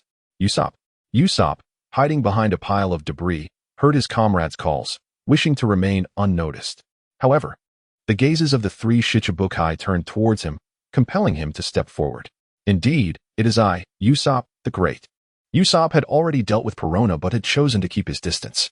Meanwhile, Perona had been sent flying to Mihawk's castle by Kuma. "What have you done to Perona?" Bat swarm. Shadows transformed into bats, lunging towards Usopp, but Kasa shot from afar, intercepting the swarm with precision. "Kasa, you made it." "Yes, everyone, my apologies. I was entangled with the Tenryubido for a while." Kasa has consistently leveraged his distance advantage to seek opportunities. Doflamingo, recognizing that this strategy is unsustainable, opts to target others in order to compel Kasa to reveal himself. The nightmarish figure, could it be Doflamingo? Robin, who is he truly? He is one of the 7 warlords of the sea, and currently, there are 3 warlords on this island. Everyone, exercise caution. Kasa articulated the present predicament. The Straw Hat Crew faced a dire crisis. Luffy cast a glance at Moria and the tyrant Kuma on the balcony. "Moria is mine," he declared. "However, I leave the bear to you all." The others had yet to recover from their astonishment when Luffy had already chosen his adversary. This perhaps exemplified the captain's resolve. "I shall continue my battle with the 10 night demons. The Fiend Oz and the Tyrant Kuma shall be entrusted to you." As Kasa ascended, Doflamingo's scheme had begun to take effect, and Kasa could no longer maintain distance in battle. Zoro cast a glance at Bartholomew Kuma on the balcony. A warlord of the sea on par with Mihawk. Armed with his black blade, Zoro was eager to engage. I understand. We shall handle Oz, he declared. Air Force, shoot. Rubber rocket. Luffy and Zoro leaped onto the balcony, confronting the two warlords. Hee, such youthful audacity, daring to face us as a duo. Kuma, I leave the other brat to you. With a fierce glint in his eyes, Zoro's presence was palpable, prompting Kuma to set aside his book. Moria, I hope you do not fall, he murmured before vanishing from the balcony, with Zoro following suit, leaping into the forest of the backyard. Guemo, spiral bullet. Moria countered with a meat fist. Straw hat brat, I am Moria, a man who has clashed with Kaido. You, little one, should obediently accept your role as my subordinate shadow. Their fists collided, unleashing a cloud of dust that unsettled everything within the room. Meanwhile, the others in the courtyard evaded Oz's assault. The battle with Oz was not to be interfered with, rendering the commands of Hogback and Absalom ineffective, thus providing an opening for the few. Kasa surveyed the crowded battlefield from above, gesturing for Doflamingo to change the venue of their confrontation. Doflamingo readily acquiesced, as his intention was merely to flush Kasa out of the fog. The two descended into the forest before the front yard, where Kasa stowed away his sniper rifle. For at such proximity, it had become ineffective. Kasa drew forth the dual pistols known as Wu Yin, subsequently discarding the black cartridges in favor of a new magazine. A mercury cartridge. An amplitude magic bullet.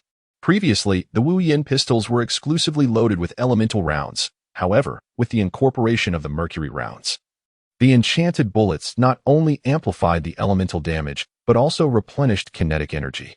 Yet, at this moment, Kasa could only enchant fireball and thunderbolt rounds, as the enchantments for other types of ammunition had yet to be successfully developed. The thunderbolt rounds. The enhanced thunderbolt rounds surpassed their predecessors in both velocity and potency, with an improved paralysis effect. Kasa initially ensnares Doflamingo with a controlling effect before transitioning to the flame projectile. The fiery orb transforms from a vibrant orange to a brilliant white, its temperature intensifying. The shield of white lines. At the point of collision between the fireball and the white line, tiny embers scatter as the extreme heat melts the white line, diminishing its defensive capabilities. After expending the bullets in his firearm, Kasa deftly reholstered it to recharge, subsequently commanding his flying sword to soar towards Don Quixote Doflamingo. He then seized the Tyrannosaurus shotgun, aiming it at the vulnerable point of the shield. With a thunderous roar, the dragon's explosive round obliterated everything in its path. In Kasa's gaze, a humanoid figure dissipated. Line clone. Kasa aimed his weapon and fired backwards, but it was already too late. The five-colored thread, the shadow cloak, absorbed the blow. Yet Kasa found himself ensnared by delicate strands. Cassius pulled the trigger, resorting to his old tricks, hoping to exploit the cloak of concealment to launch an assault on Don Quixote Doflamingo. Shield white line. Fufufufru, do not even think of using this ploy again. Kasa, with a resigned smile, was soon sent flying by a powerful kick, only to be caught by a fine thread that pulled him back like a rubber ball. The slender line of attack from his toes was met with a flourish of his cloak, releasing all the stored energy within the shadow cloak. Upon collision with the tips of his feet, the cloak severed the fine thread binding him. Doflamingo's fingers twitched, invoking the technique known as white line of the wild waves. The white line pierced through Kasa's back, akin to a spearhead piercing his body. The immense force propelled Kasa from the flying sword, sending him crashing into the ground. Kasa glanced up, realizing that the technological flying sword had become buried within the turbulent white waves, irretrievably lost. The pain radiating from his back and internal organs signaled to him that he had sustained injuries that would hinder his movements, urging him to exercise greater caution.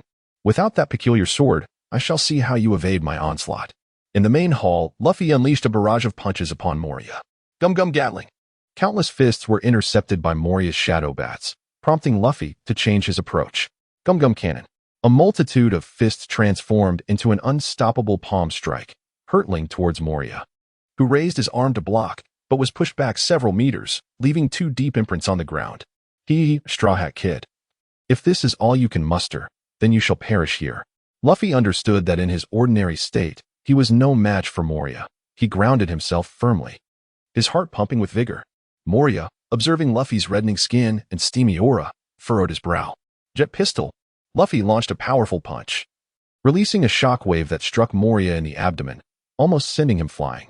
Moria bent over, clutching his stomach, his expression not one of anger, but of delight. truly worthy of a 400 million man. Shadow Master, Shadow Play. Shadows clung to Moria's body like an exoskeleton. Luffy, unaware of its implications, initiated his attack. But Moria swiftly grasped Luffy's fist, rendering him unable to escape. He, the Shadow Master grants me even greater power. Straw Hat Kid, prepare to meet your demise. The main hall reverberated with thunderous sounds as bricks continued to cascade down. Zoro observed the ceiling of the main hall before directing his gaze towards the imposing figure of Bartholomew Kuma before him. They had reached an open space at the forest's edge, ample room for their battle. Roronoa Zoro, with a bounty of 190 million berries. It seems you are aware of my identity, warlord. As Zoro spoke, he removed his bandana, for the foe before him demanded his utmost effort. Furthermore, he needed to familiarize himself with the sword in his hand. 3-sword style, 108 panes of wind. 3 arcs of blade energy surged towards Kuma. Yet the strike from his sword, Shusui, devoured the other 2 arcs, resulting in a singular, constricting blade strike aimed at Kuma. Aware of the power behind Zoro's assault, Kuma adeptly sidestepped. Sumo stance, bare impact. Kuma pivoted to the side, advancing with a sumo posture, relentlessly thrusting his palm forward.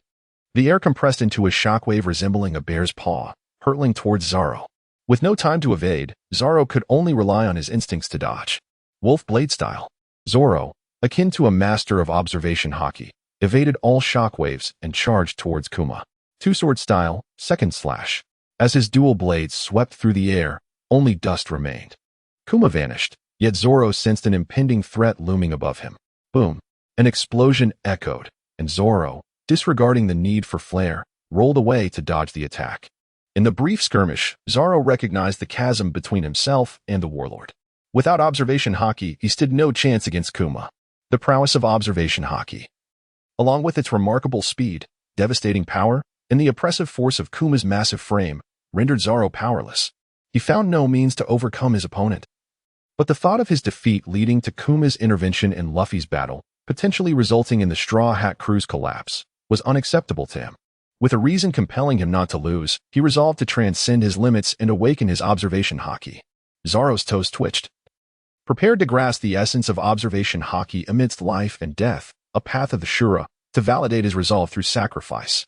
However, as he initiated his movement, a colossal figure suddenly materialized before him. Kuma had teleported in front of him, his palm nearly touching Zoro's chest. The might of observation hockey allowed Kuma to reach Zoro before he could react, stifling Zoro's force. At that moment, Zoro was poised to strike but found himself immobilized by Kuma, helplessly watching as the bear's paw descended upon him. Farewell, Roronoa Zoro. Chest meet, shoot. A foot enveloped in hockey struck Kuma's chest with force. The scene in which Sanji cradled his injured foot would not repeat. Kuma was sent flying by the kick. Zoro seized the opportunity to retreat, creating distance. Green algae head. Is this the resolve you possess to become the world's greatest swordsman? Colorful Kappa, what brings you here? Oz's. Sanji raised his hand, cigarette in tow, signaling Zoro to hush. Have faith in our comrades. Before departing, Sanji had instructed Frankie to hold off Oz's assault alone, allowing him to assist Zoro.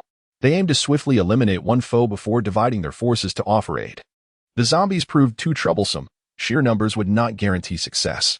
Sanji concurred, sprinting towards Zoro, just in time to witness Kuma nearly execute Zoro. On the battlefield against Oz, Frankie wielded a stone pillar, parrying Oz's punch. Purifying flames.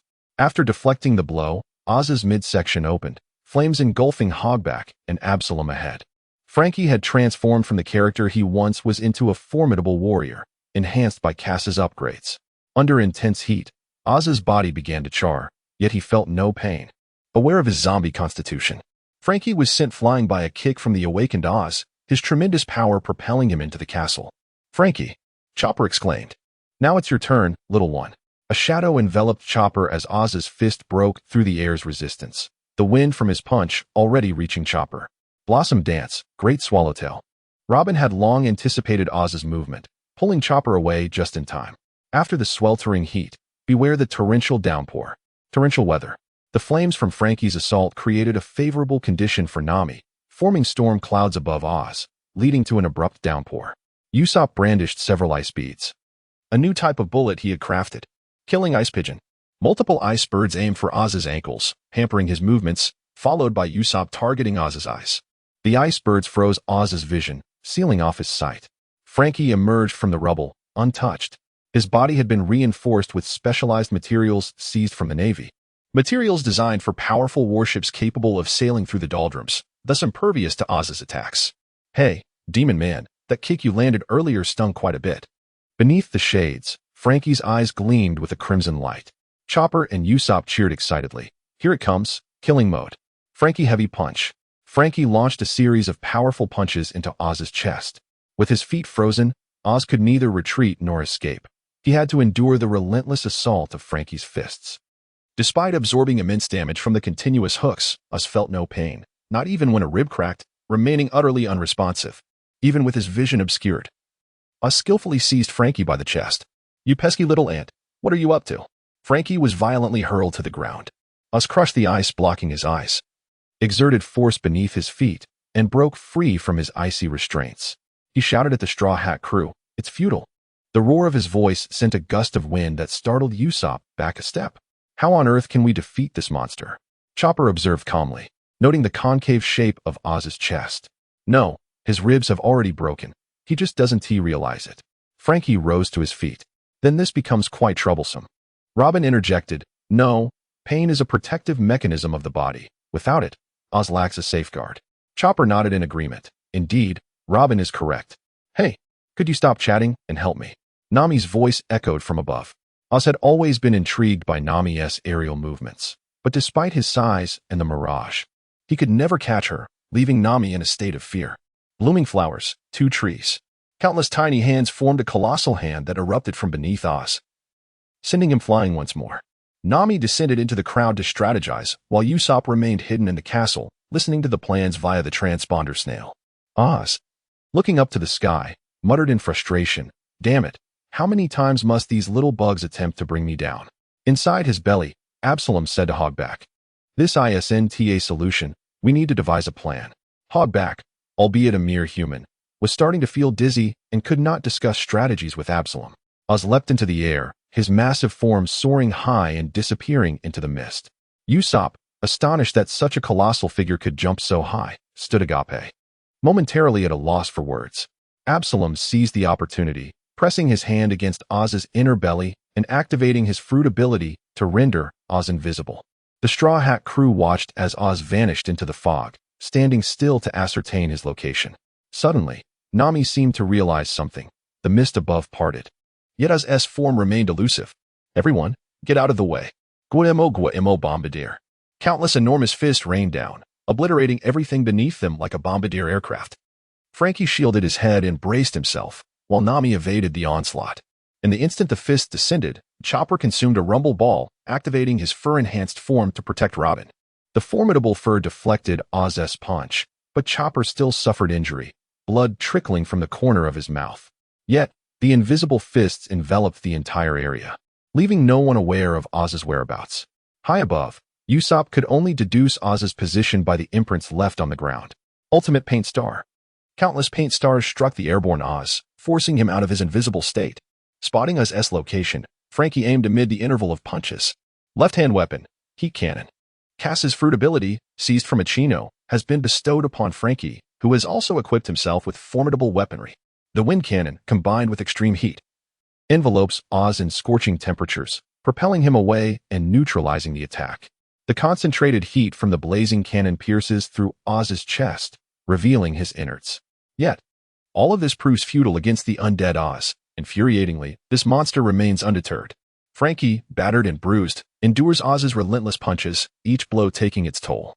His left cannon glows a fiery red, exuding an astonishing heat.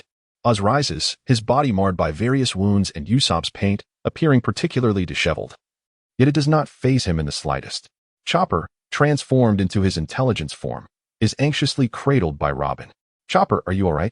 Robin asks, concern evident in her voice. Chopper wipes the blood from the corner of his mouth and replies, I'm fine, but I may not be able to continue fighting. Robin, listen to me. Realizing that Chopper is injured, Franky understands that he is now the only man left who can stand against Oz. Hey, you monster. You've beaten my little brother to a pulp. Have you considered the consequences? What? You mean that little runt? Not just him, but all of you. I will smash to pieces. Thunderbolt. Nami strikes the thunder drums behind her, summoning a bolt of lightning that hurtles toward Oz. Although it has little effect on Oz himself, it renders Absalom and Hogback unconscious. It was Absalom's ability that had previously caused them to underestimate Oz's attack. Thus Nami aims to eliminate that troublesome power first. Now fully charged, she transforms into her complete lightning form, the Thunder Queen. Oz, how dare you injure Chopper like that? Thunderfall. Countless bolts of lightning descend from the storm clouds above Oz, the overwhelming force momentarily halting Frankie's aggression. Staring at the furious Nami, Frankie finds himself at a loss for words, his resolve to avoid angering her solidified. As the thunderstorm subsides, remnants of electricity still cling to Oz. Unfazed and devoid of pain, he raises his hand to strike Nami. However, unbeknownst to Oz, his movements are growing sluggish. As the lightning has begun to disrupt his nervous system, Nami effortlessly dodges Oz's attack, her climate baton charged and ready, enticing the electric charges surrounding Oz. Thunderclap. A deafening crack echoes as the climate baton connects, sending a surge of electricity coursing through Oz, resulting in his arm exploding in a cacophony of sound. The crowd stares in astonishment, unable to fathom that Nami has managed to sever Oz's arm in such a manner. Damn you, woman. You dare break my arm. Oz's roar attracts Moria's attention in the main hall, momentarily startling him. His observation haki falters, rendering him unable to track Luffy's movements. Jet Whip. Luffy sweeps the area, kicking Moria out of the main hall. Luffy realizes that Moria has consistently anticipated his attacks throughout their skirmishes. He recognizes that this ability stems from Moria's mastery of observation haki, a skill Luffy has also utilized to suppress Lucci. However, as a seasoned warlord of the sea, Moria is equally adept in this regard, resulting in no advantage for Luffy. While Luffy's speed surpasses Moria's, the latter's strength and defense, bolstered by his shadow manipulation, make him a formidable opponent. Their battle becomes a contest of observation haki. Moria's attention, diverted by Oz's furious outburst, disrupts his concentration. Remembering Kasa's advice about maintaining composure while using observation haki, Luffy devises a strategy to overcome Moria. As he steps outside, he spots Moria utilizing shadows to cling to the wall. Straw Hat, it seems your comrades are quite powerful, but one day you will inevitably lose them. Not if we are strong enough. I refuse to lose them. I will reclaim my shadow here. Jet Rocket. Luffy grips the wall seam, launching a hammering attack. But Moria's shadow morphs into a giant hand, blocking the blow. Seizing the opportunity, Luffy grabs the shadow and spins to throw it, but Moria anticipates this move, transforming the shadow into a bat that escapes Luffy's grip. Jet Whip. The battle between Luffy and Moria rages on the outer walls of the fortress, eventually escalating to the rooftop. As they stand on the sloped roof, the steam dissipates from Luffy's body, signaling the end of his gear second. Moria, sensing Luffy's momentary fatigue, seizes the opportunity to launch an attack with his shadows. Shadow Spear. A sharp spear materializes beneath Luffy, aimed to cleave him in two. However, Luffy reacts swiftly, leaping back and clutching a tile for leverage. Rubber Rocket. Moria raises both hands to shield himself from Luffy's body, seizing Luffy's arms and exposing him. The Shadow Spear aims to pierce Luffy from behind. Remaining calm, Luffy begins to spin. Rubber Chainsaw. His rotating body resembles a chainsaw blade, deflecting the incoming Shadow Spear. In the final rotation, Luffy raises his left foot, his haki enveloping it. The spin serves as both defense and offense. Although it appears Moria has Luffy under control, he is merely ensnaring himself. Rubber Chainsaw. With a powerful downward kick, Luffy strikes Moria's head, the force of the blow causing Moria's eyes to roll back in his head, marking the first time he has sustained such a severe injury. Luffy feels the bindings of Moria's grip loosen, allowing him to break free and create distance. The previous moment had been perilous for Luffy. Had it not been for his sudden burst of creativity, the battle could have ended there. Moria, leaning against the ground, gasps. Straw Hat, I never expected you could injure me. Allow me to show you my true power. Shadow Gathering. All the shadows of the zombie generals, except those killed by Doflamingo, are drawn into Moria's body. Though seething with rage, Moria knows he must not absorb too many shadows lest he lose control. Yet for Luffy, this presents an opportunity. As the shadows merge within him, they will be subject to their own consciousness, diminishing his ability to remain calm. Luffy now faces a powerful Moria, but one devoid of observation haki. This scenario mirrors the narrative, where strength alone cannot harm Luffy. In this situation, it resembles a player confronting a boss. Despite the boss's might, the player possesses numerous strategies to wear it down. Brook races through the corridors of the inner fortress. A hefty sack of salt slung over his back. As he passes a wall opening, he witnesses Nami strike sever Oz's arm, his jaw dropping in astonishment. Oz prepares to attack Nami with one hand, but Franky intervenes, bracing himself against Oz's punch. He is pushed back several meters, yet manages to withstand the blow. The ongoing battle on the rooftop causes debris to rain down, but neither Franky nor Oz pays it any mind. With a robust right hand, Franky unleashes a flaming punch upon Oz, the power of the burning cola fruit momentarily matching Oz's strength. Right hand flame barrage, with arms primed. Countless searing projectiles were unleashed towards Oz's eyes. As Oz attempted to shield himself with his arm, he inadvertently exposed more of his vulnerable points. Franky propelled his fist forward, ensnaring Oz's legs. Oz fell backward once more, and Franky leapt high, aiming the barrel of his weapon at the fallen giant. The ultimate cannon of his left hand fired. The shell erupted upon contacting Oz, engulfing him in a conflagration of flames. Franky inquired, "Chopper, is it sufficient?" Chopper, cradled in Nami's arms, replied, "Yes, it's all good." Oz's body had been stitched together, the seams sealed with resin, rendering it difficult for outsiders to inflict damage. However, Franky's recent assault had already melted the resin on Oz's body. Intellectually enhanced diagnostics. Within the hoofed formation, Chopper's mind was inundated with images of the weak points along Oz's stitches. Rising once again, Oz's body was now adorned with a myriad of crimson indicators. Chopper brandished a flashlight, illuminating each weakness. "Usopp, mark these points." Usopp responded eagerly, "Got it." Super Paint Star. He fired rapidly, leaving a multitude of white dots on his sanguine form, starkly contrasting against his red flesh. "Damn you little pests. I shall crush you," Oz bellowed, as the group scattered to evade his onslaught. Despite the loss of one arm, his agility remained undiminished. Had it not been for the injury, Oz would still hold the upper hand. "Robin, make your move." Suddenly, a broken blade descended from the skies, aimed at Oz. Robin caught it from Oz's outstretched hand and severed the marked stitches. Floral cut. The broken blade was passed among them. While Chopper continued to mark the stitches and Usopp added his indicators, their teamwork relentlessly tearing apart Oz's seams. Oz struck at his own arms. Yet his tremendous strength was gradually dismantling his own structure. Chunks of muscle fell away, creating a gruesome scene, littered with the remnants of Oz's flesh. Nami stifled a gag, unable to contain her discomfort. Even Robin faltered, her powers waning, unable to continue the onslaught. Chopper recognized the horrific nature of the scene, as even Franky appeared to struggle with the sight. Yet, the dismantling of Oz's form was within reach, though they still needed to finalize a few more marks. "Ho ho ho, if it's about severing stitches, I can handle that," Chopper exclaimed upon seeing Brook atop Oz. "Brook, watch out." Oz's fist loomed over Brook, ready to crush him. "You pesky ants, perish." Chopper could hardly fathom that Brook might be obliterated just like that when suddenly, footsteps echoed nearby. Nose song 3D'ing arrow tail slash. Oz, preparing to deliver a fatal blow to Chopper, felt his muscles collapse, revealing his innards.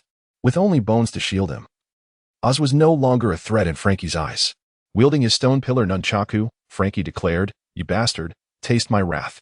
The massive flaming nunchaku spun and crashed against the bones. Without flesh to cushion the impact, the bones shattered, observing Franky's assault. Chopper noted that while Oz's bones were fractured, his head still spoke defiantly. "Damn it, I feel no pain at all. How could I lose? Truly monstrous." Chopper gazed at Brook, who, despite being a skeleton, moved with ease. "You seem unqualified to utter such words," Chopper quipped. With that, Oz's colossal bony form collapsed amidst the carnage. At that moment, a large bag of salt fell before Robin, and Usopp's voice emerged from the nearby transponder snail. "Robin, that's salt. Purify Oz first, and retrieve Luffy's shadow." With great effort, Robin crossed her arms. Floral cut. One tree. A massive limb hurled the salt toward Franky, who caught it and pried open Oz's mouth. "Hey, demon. First, return our captain's shadow." The salt was tossed into Oz's mouth, and subsequently, Luffy's shadow struggled to escape. Soaring toward the ceiling, the group watched as debris rained down from above, where the battle continued. Luffy evaded Moria's attacks, having grown accustomed to his movements. His observation haki could now discern Moria's intentions. Suddenly, a shadow landed at Luffy's feet. Moria gasped, "Oz, what have you done to him?" Enraged, Moria struck Luffy with a powerful punch. Under the weight of Moria's fist, Luffy declared, "Of course, we defeated him. My companions are formidable." Rubber counterattack. Luffy absorbed Moria's attack, channeling his strength into a retaliatory blow against the formidable figure. Moria staggered back, reaching the edge of the rooftop as the immense force disoriented him, causing him to lose control over the shadows within him. Shadows fled from his mouth, dispersing chaotically. In the distance, Luffy refrained from launching an attack, instead gathering his energy. Gear second. Jet pistol. Luffy maneuvered through the ruins of the rooftop, evading Moria's frenzied strikes while countering. Moria's body buckled under the force, yet it seemed ineffective. His massive form, bolstered by shadows, rendered Luffy's gear second punches nearly futile. With his arms enveloped in haki, Luffy executed a jet gatling. His onslaught of punches created a flurry of afterimages, striking Moria directly. The accumulation of power precipitated a transformation. Luffy suppressed Moria, who could only defend with haki. As Luffy withdrew his fist, he observed Moria, seemingly unscathed. Damn, how's this guy so resilient? Shadow box. Shadows surged from beneath Moria, attempting to ensnare Luffy. Anticipating the confinement, Luffy understood he could not be captured without enduring a haki assault. He kicked through the rooftop, escaping into the room below, shadows trailing behind him. Hee hee. Straw Hat Brat, you can run. Moria raised his fist, shattering the roof as he descended into the chamber, then punched through the wall to seize Luffy. With a sudden crash, shadows of bat surged forth, poised to envelop Luffy. In a last-ditch effort, Luffy bit his finger and blew air. Gear third, Bone Balloon. His expanding body burst through the shadows, his fist matching Moria's size. Giant Gun. The might of a giant repelled Moria, their haki clashing and leaving sheer physical strength to contend. A swift kick sent her spiraling to his right foot, striking Moria. Taken off guard. Moria had not anticipated such an attack, crashing into the wall as the ceiling caved in, exposing the entire floor. Moria pushed aside the rubble, blood at his lips, searching for Luffy's whereabouts. Giant Python Whip. The ultimate technique of the Sky Lord was once again replicated by Luffy. His whip-like legs extended endlessly, channeling all his might into his heels, where the power of the giant also converged. With a tremendous stomp, he forcefully drove Moria's body down through the floor beneath him.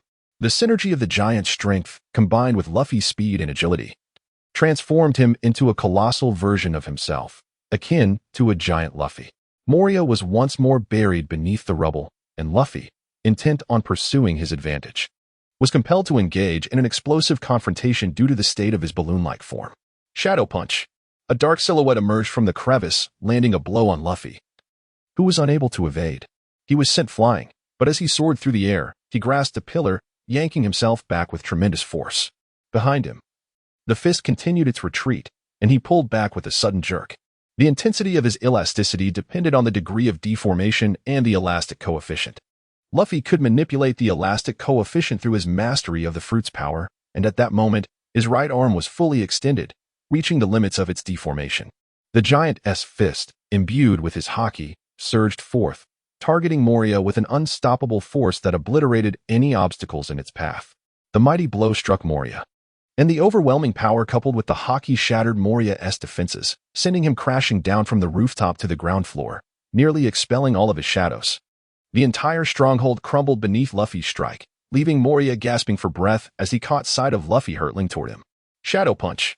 Moria unleashed a shadowy fist towards Luffy, who countered with his giant fist, only for Moria to materialize right before him. A haki-encased fist was thrust forward, sending Luffy reeling back into the stronghold. Moria roared. Straw Hat Brat, do you know who I am? I am Gecko Moria, a man who has battled the Yonko Kaido. Emerging from the rubble, Luffy retorted. Stop your rambling. I am destined to become the Pirate King. I will not be defeated by a failure who fled the New World. To Luffy, Moria represented a benchmark.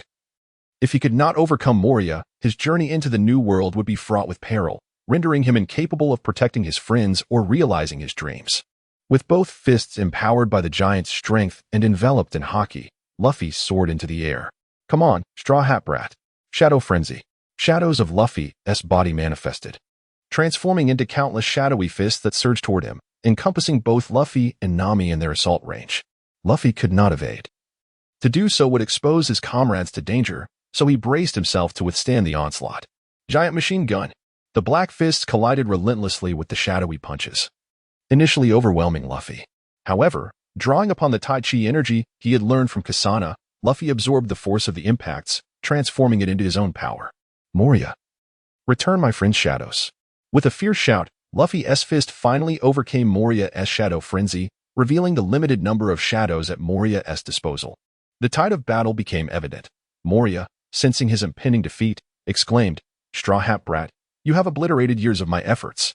Go and witness the monsters of the new world." With ferocious fists hammering down on Moria, the main mast bore the brunt of Luffy's blows. Finally, with one last strike, Luffy's fist shattered through the main mast alongside Moria. At that moment, Luffy's balloon-like state expired, and he expelled a gust of energy towards Nami. Franky beheld Luffy, resembling a god of war as he dismantled both Moria and the mainmast. Looking down, he saw his own shadow had returned, and, as expected, Zoro's shadow had also returned. However, thinking of Zoro brought a grimace to Franky's face. Just moments ago, the commotion in the backyard had ceased. The battle there had concluded, yet Zoro and Sanji had not returned. Suddenly alarmed, Franky raised his gaze. Before him stood a towering, robust figure, his clothing wholly shredded, exposing a steel exterior marred by countless cuts and dents. The most conspicuous was a gash running from his right shoulder to his abdomen, revealing broken wires within. Additionally, a deep indentation marred his chest, signifying an attack of extreme heat. Blood dripped from his hand, all remnants of the battle against Zoro and Sanji. Bartholomew Kuma had returned. Zoro and Sanji had been defeated.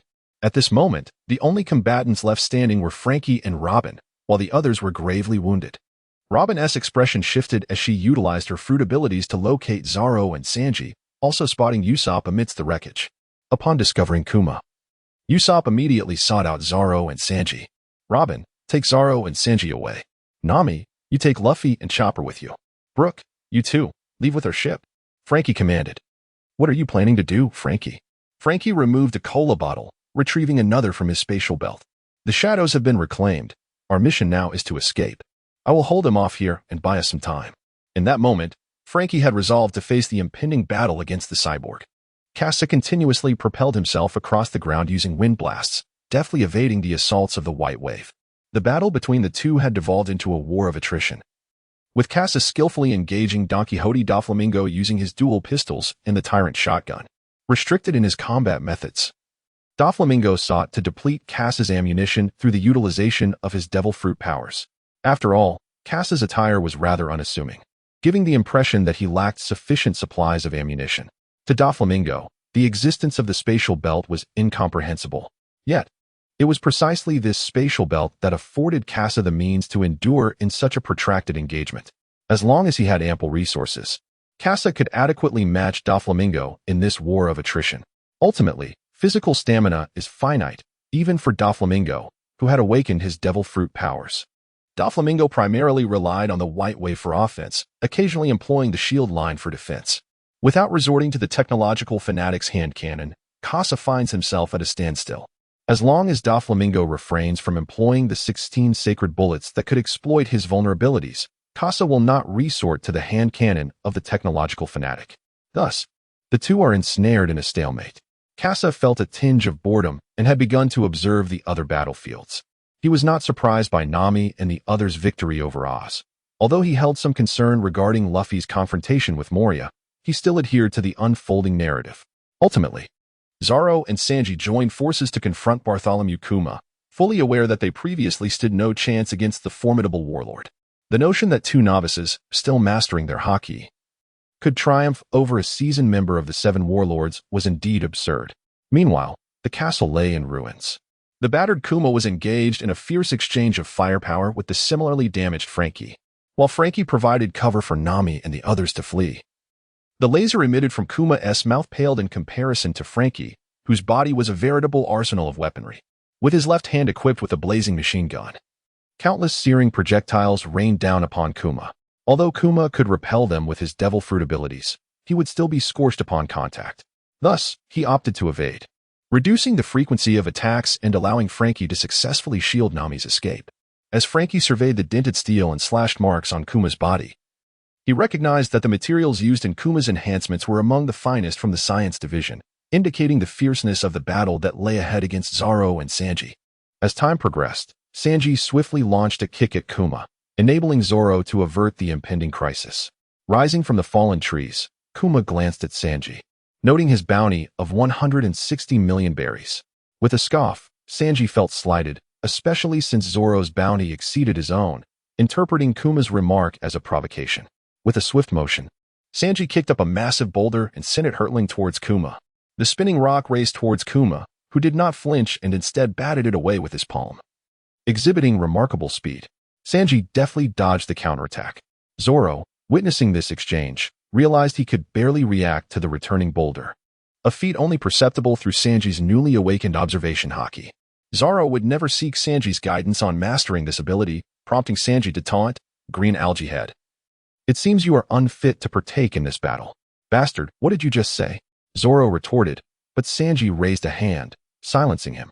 Reflecting on Kasa's teachings, Sanji advanced to engage Kuma, utilizing his awakened observation haki to discern Kuma's instantaneous movements. With a flurry of kicks, the clash of black leg against steel echoed as Sanji relentlessly attacked, each strike reverberating painfully through his foot, reinforced by haki. After gauging Sanji's capabilities, Kuma retaliated, striking Sanji with a powerful palm. Sanji hastily raised his leg for defense, yet was still sent flying. The haki mitigated some of the effects of the devil fruit's powers, but the combined force of Kuma's elasticity and strength proved overwhelming for Sanji. Zoro inhaled deeply, recalling Kasa's words. Observation haki differed from armament haki in its awakening difficulty, favoring those with a calm and composed demeanor. Suppressing his emotions, Zoro returned to his original state, determined to vanquish Kuma. Sanji struggled to keep pace, realizing that Kuma was merely testing his strength and speed. Now aware of Sanji's limits, Kuma unleashed his full power. As Sanji attempted to create distance with a kick, he felt the pressure mounting, making it difficult to breathe. However, this distance held little significance for Kuma. With a mere touch of his paw to the ground, Kuma instantly appeared behind Sanji, ready to unleash his attack. Zoro seized the opportunity, executing a dual sword technique. His robust arms, imbued with haki, struck Kuma. Initially intending to absorb the blow and capture Sanji, Kuma found himself repelled, his clothing torn to reveal the steel modifications beneath. Zoro, seizing the moment, unleashed a flurry of attacks, each strike a testament to his relentless spirit.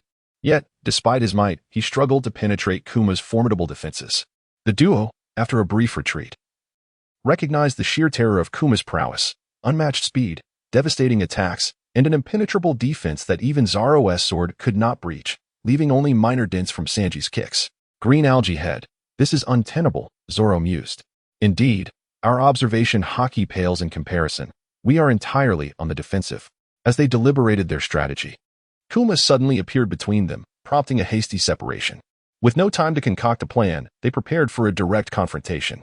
The clash of blade against paw ensued, revealing the hierarchy within the realms of observation haki. Zoro had only just grasped the basics, capable of detecting the enemy's general location, while Sanji had advanced to a level where he could anticipate broader attacks. Yet, Kuma, as a veteran warlord, possessed a mastery of observation haki that far surpassed theirs, allowing him to predict their every move. The ensuing battle resembled a strategic chess match, where each anticipated attack set the stage for counteroffensives, leveraging both speed and might to achieve victory. In this moment, Kuma, having read their intentions, was met with Zoro's formidable strength, momentarily stalling his advance. Seizing this chance, Sanji launched his special move, the Super Meat Grinder, as his foot made contact with Kuma's body, but Kuma evaded with his swift teleportation. Zoro, however, remained vigilant, ready to unleash his own devastating attack. "Three-sword style, 108 pains," he declared, as the battle raged on. Zoro's assault once again failed, as Bartholomew Kuma deftly evaded his strikes. Numerous powerful attacks proved futile, draining the stamina of both combatants. Kuma, firmly grounded, propelled his palms forward, unleashing shockwaves that enveloped their position. Zoro and Sanji exchanged glances, their observation haki paled in comparison to Kuma's, rendering it ineffective. "Clear mind mirror," they simultaneously invoked, entering a state of absolute calm. This technique, imparted to them by Kasa, enhanced their mastery of haki. Zoro, wielding the wolf blade style, slipped through the gaps in the shockwaves while Sanji leapt high to evade the onslaught. Skewer. Kuma halted his offensive, sidestepping as Zoro anticipated his position. Three-sword style, Bull Demon, Brave Claw. Kuma barely managed to block with his iron arm, the clash of blade against steel igniting sparks. Sanji took a side position, aiming for Kuma's flank. Abdominal flesh shoot. As Kuma recognized Sanji's approach, he relinquished his struggle with Zoro, allowing the attack to send him flying while evading Sanji's strike.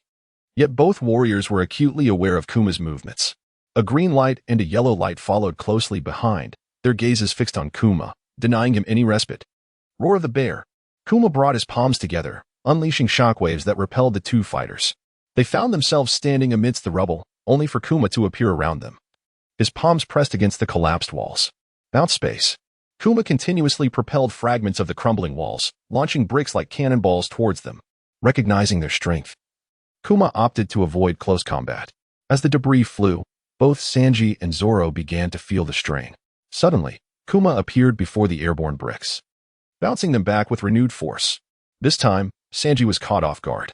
The bricks, imbued with additional momentum, rained down upon them.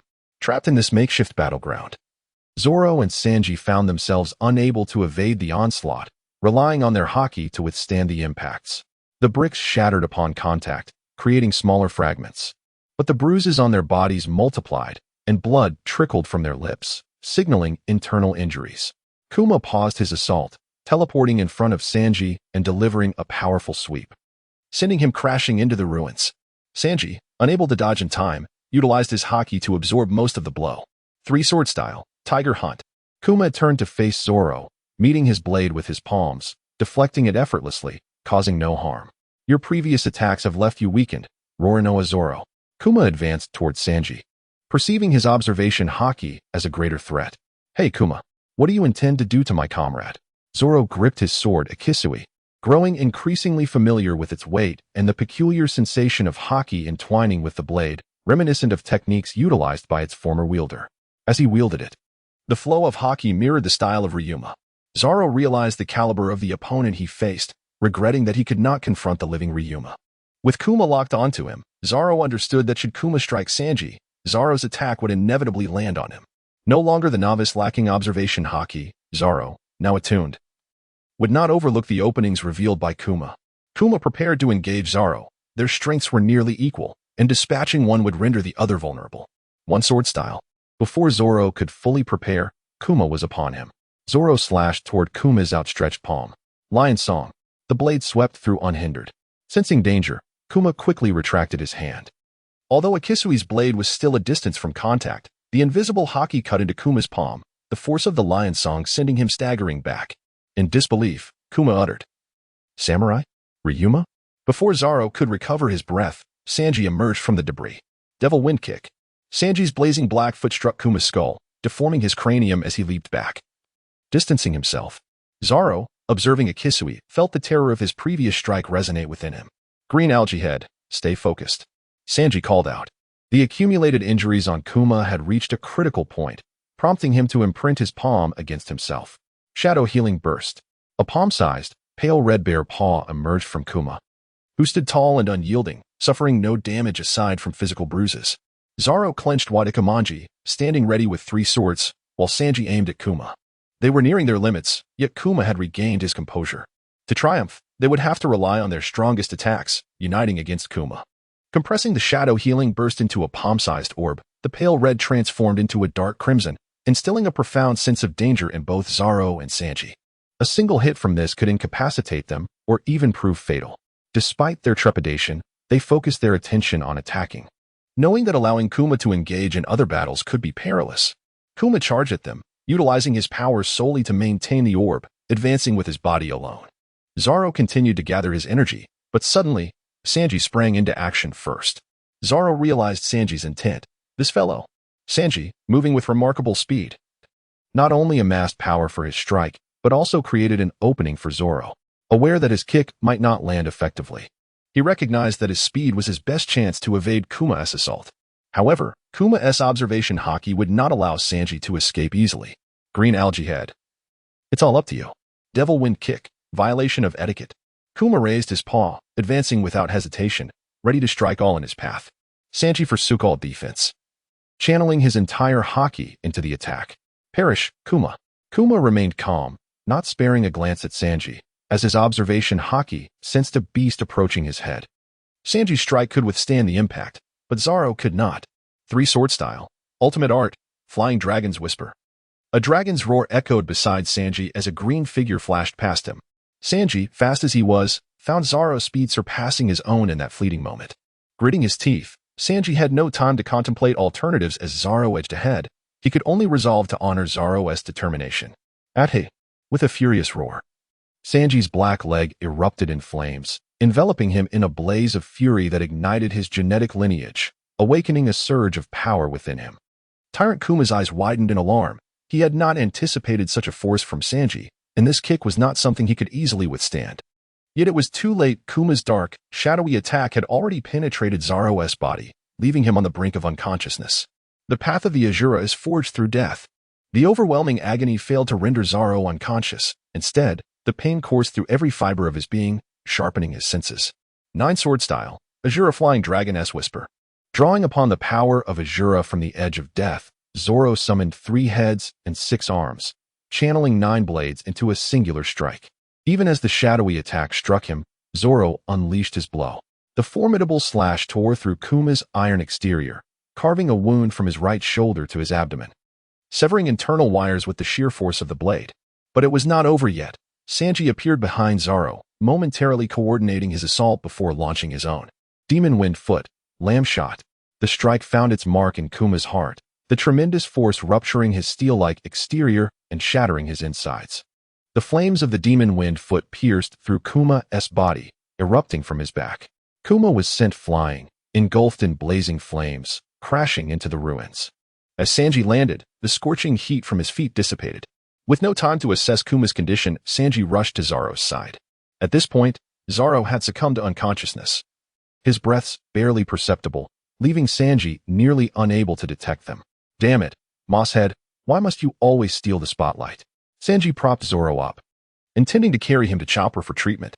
Suddenly, a sound echoed from behind, the ominous footsteps of a demon resounding once more. Sanji's trembling hand supported Zoro, the faint breaths of his companion brushing against Sanji's clothing, failing to displace a speck of dust. At last, Sanji laid Zoro down and turned to face Kuma, pulling a broken cigarette from his pocket and shakily lighting it. Raising his gaze, he saw Kuma approaching, wielding an even larger dark attack than before. Blackleg Sanji. No. Vinsmoke Sanji. Sanji's pupils constricted. He had not expected this man to uncover the secret he had concealed for so long, but it was hardly surprising. Kuma had once been a king and was undoubtedly aware of the Germa kingdom that once ruled the North Sea, especially recognizing Sanji's distinctive brows that evoked the Vinsmoke lineage. Upon confirming Sanji's identity, Kuma shifted his attention to Zoro, sensing that Sanji was still alive. If he were to kill a Vinsmoke, the repercussions would be significant, so he opted for Zoro's demise instead. Hey, what do you think you're doing? Sanji interjected, extending his hand to block Kuma. Zoro was in such a state that another attack would surely spell his end, particularly with the potency of the dark attack before them. Your opponent is me. Sanji's body continued to tremble, rendering him incapable of combat. Kuma stood immobile, gazing at the figure that obstructed his path. Though he could easily push him aside, Sanji stood firm like a mountain. I understand now. Then die in place of your comrade. The dark attack was slowly unleashed. And even at such a sluggish pace, Sanji found himself unable to evade it. He could only allow the shadowy force to seep into his body. Yet the pain was fleeting. Darkness enveloped his vision, and his consciousness faded. Instinctively, his body fought to protect him, but Sanji's condition was worse than Zoro's. Zoro still breathed. While Sanji's heart had ceased to beat, Kuma turned away. It would be unreasonable to strike Zoro again at this juncture. The battle in the inner courtyard had concluded, and he intended to retrieve Moria. Ducking out of Frankie's attack, Kuma unleashed a barrage of lasers to suppress him. Both combatants bore injuries, yet Kuma's were more severe, hindering his bodily functions. Frankie retrieved a mortar shell from his spatial belt and inserted it into his arm's launcher to press the attack against Kuma. The powers of the paw fruit deflected the incoming mortar shells, causing them to explode several meters away from Kuma's body. Frankie furrowed his brow, sensing Kuma's odd behavior. It seemed he was not inclined to fight, but rather to defend. Testing the waters, Frankie ceased his assault, and Kuma mirrored his actions, leading to a temporary ceasefire. Nami and the others had successfully evacuated, and Frankie prepared to depart. With Kuma showing no interest in combat, it aligned with his intentions. As Frankie turned to pursue Nami, Kuma readied himself to retrieve Moria from the main mast. Suddenly, a colossal pillar struck the terrifying 3-masted ship, causing the island to collapse by half in an instant.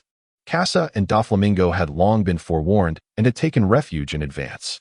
As he gazed at the moss and shells adorning the towering pillar, Kasa was suddenly reminded that the legend of the terrifying Triangle Sea did not originate from Moria, but rather from the countless maritime mishaps over the centuries. The towering pillar before him was likely the very embodiment of that legend. Doflamingo frowned. He had encountered such monstrosities in the New World before, gigantic elephants traversing the seas, but it was evident that this fog concealed more than just a single beast. Everything beneath his feet had vanished. Even the lines that Doflamingo could transform with his awakened abilities were absent. If this continued, he might soon find himself out of ammunition. Gentleman Thief Kasa, we shall meet again in the New World, or perhaps in Marineford. Doflamingo had a premonition of their future encounter, and when that moment arrived, he would not engage Kasa in such a tedious manner again.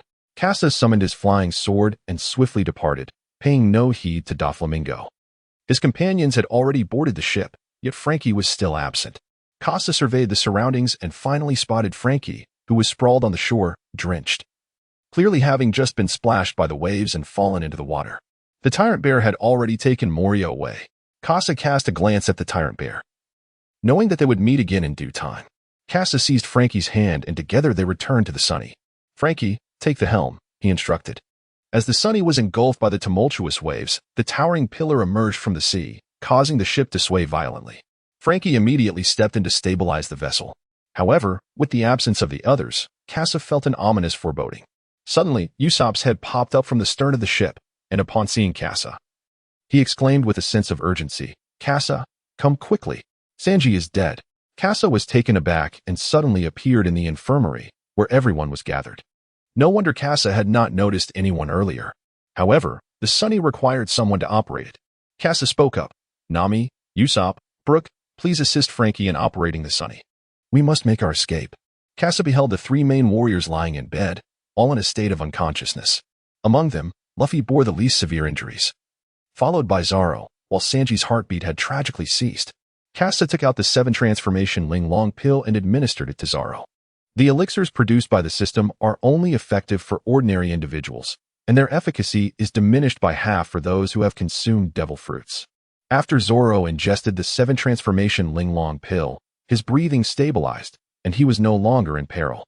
Luffy, having taken the pill, experienced only minimal benefits and had to rely on Chopper for treatment. The most pressing concern now lay with Sanji. Suddenly, the ship began to pitch violently once again, prompting Robin to use her fruit abilities to securely tether the 3 individuals to their beds. Kasa stabilized his body and carefully assessed Sanji's condition. Meanwhile, on the ship, Brook was following Nami's commands, narrowly evading the onslaught of the towering pillars. In the midst of the fog, the enemy's position was utterly elusive, and the treacherous sea posed a significant threat. The Thousand Sunny could capsize at any moment in such tumultuous waves. Had it not been for Frankie's profound understanding of the ship, the Thousand Sunny would have already been overturned. However, the master of the terrifying Triangle Sea had already set its sights on the Thousand Sunny. The fearsome 3-masted vessel had been destroyed, and the next target was now the Thousand Sunny. Nami sensed the imminent danger and realized that avoiding the attack from the sea was no longer an option. She gazed skyward, uncertain of the monster's locations, knowing that erratic flight could lead to a collision. The fog, wind, air currents, and ocean currents swirled in her mind as the navigator's knowledge searched. The direction of the currents and the peculiar movement of the mist became clear to her. Nami discerned the positions of those monsters lurking behind the fog. Frankie, 3 o'clock, fly 6 kilometers. Frankie understood the need to ascend, but feared colliding with those monsters. At that moment, Nami had already issued her orders. She was the brain behind the Thousand Sunny's navigation, and thus, Frankie placed his unwavering trust in her. Ready at any moment, Frankie retracted all the sails at the push of a button, an action that, to Brook, seemed like surrender, leaving him in shock on the deck. Usopp secured everything on the deck that could easily be blown away, preparing for flight. Frankie calculated that 6 kilometers exceeded the Thousand Sunny's flying range, necessitating an alternative method to cover that distance. Thousand Sunny, it's up to you now. With your tenacity, surpass these 6 kilometers. Wind, unleash. The Thousand Sunny surged from the ocean's surface, breaking through the waves and soaring into the sky. Brook had never witnessed such a breathtaking spectacle. He watched in astonishment as they ascended. In the infirmary, a brief moment of stability had been achieved. This steady flying condition finally allowed Kasa to sense Sanji's faint heartbeat. Once a minute, each pulse was feeble. Such a state was beyond the capacity of an ordinary person. Yet Sanji was no ordinary being. He had undergone genetic modification. This was also the reason Kasa refrained from administering the 7-transformation Linglong pill to Sanji. Kasa could not resolve the situation and could only relay Sanji's condition. Damn it, even Kasa is powerless.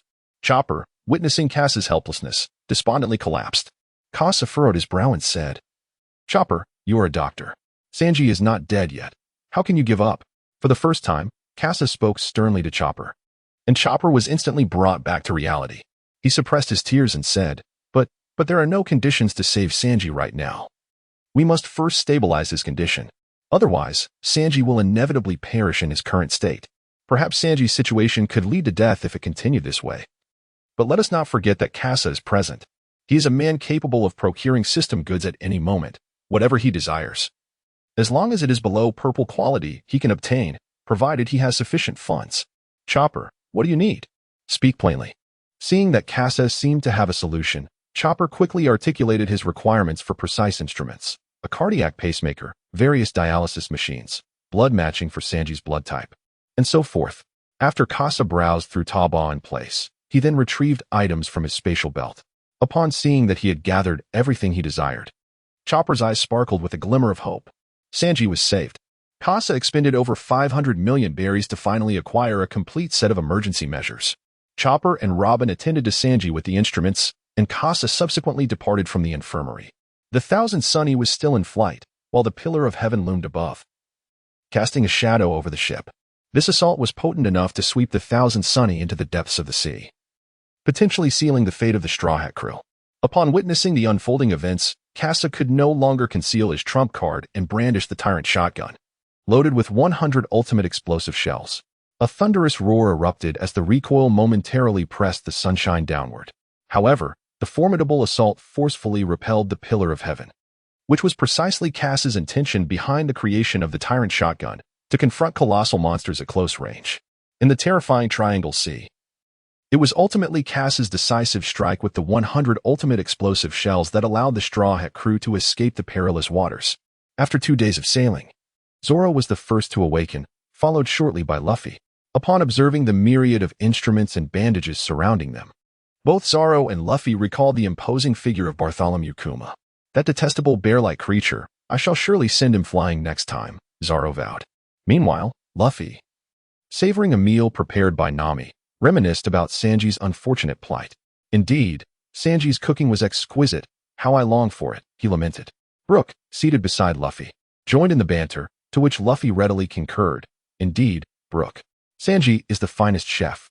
As Kasa slightly distanced himself from the two, Nami stealthily approached from behind.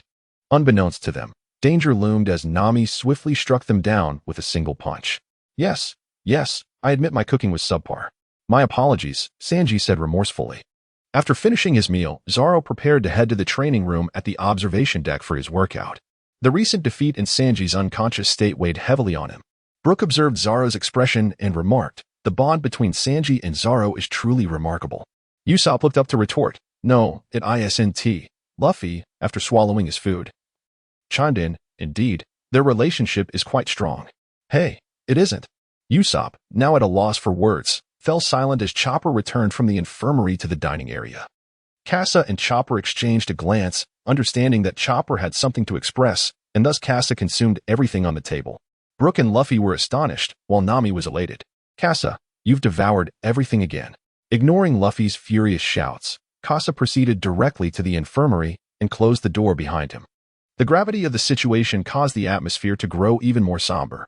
Brook, perhaps feeling the weight of his years, couldn't help but exclaim, "Sanji is such a gentle soul, alas." Luffy, licking his plate, reassured, "It's all right. Sanji is incredibly strong. He will recover." With renewed determination, he declared, "All right. It's time to train. The next time I encounter that bear-like fellow, I shall send him flying." Throughout his journey, Luffy faced a myriad of adversaries, honing his fruit abilities to their utmost potential, while also contemplating ways to break through his powers. Mastery of Haki requires the accumulation of time and experience thus. In the short term, he sought advancements through the development of his fruit abilities. Kasa cast a glance at the stable data displayed on the instrument. Chopper spoke up. "Sanji's body is also recovering, albeit at a sluggish pace. It will take approximately 2 years for him to regain consciousness."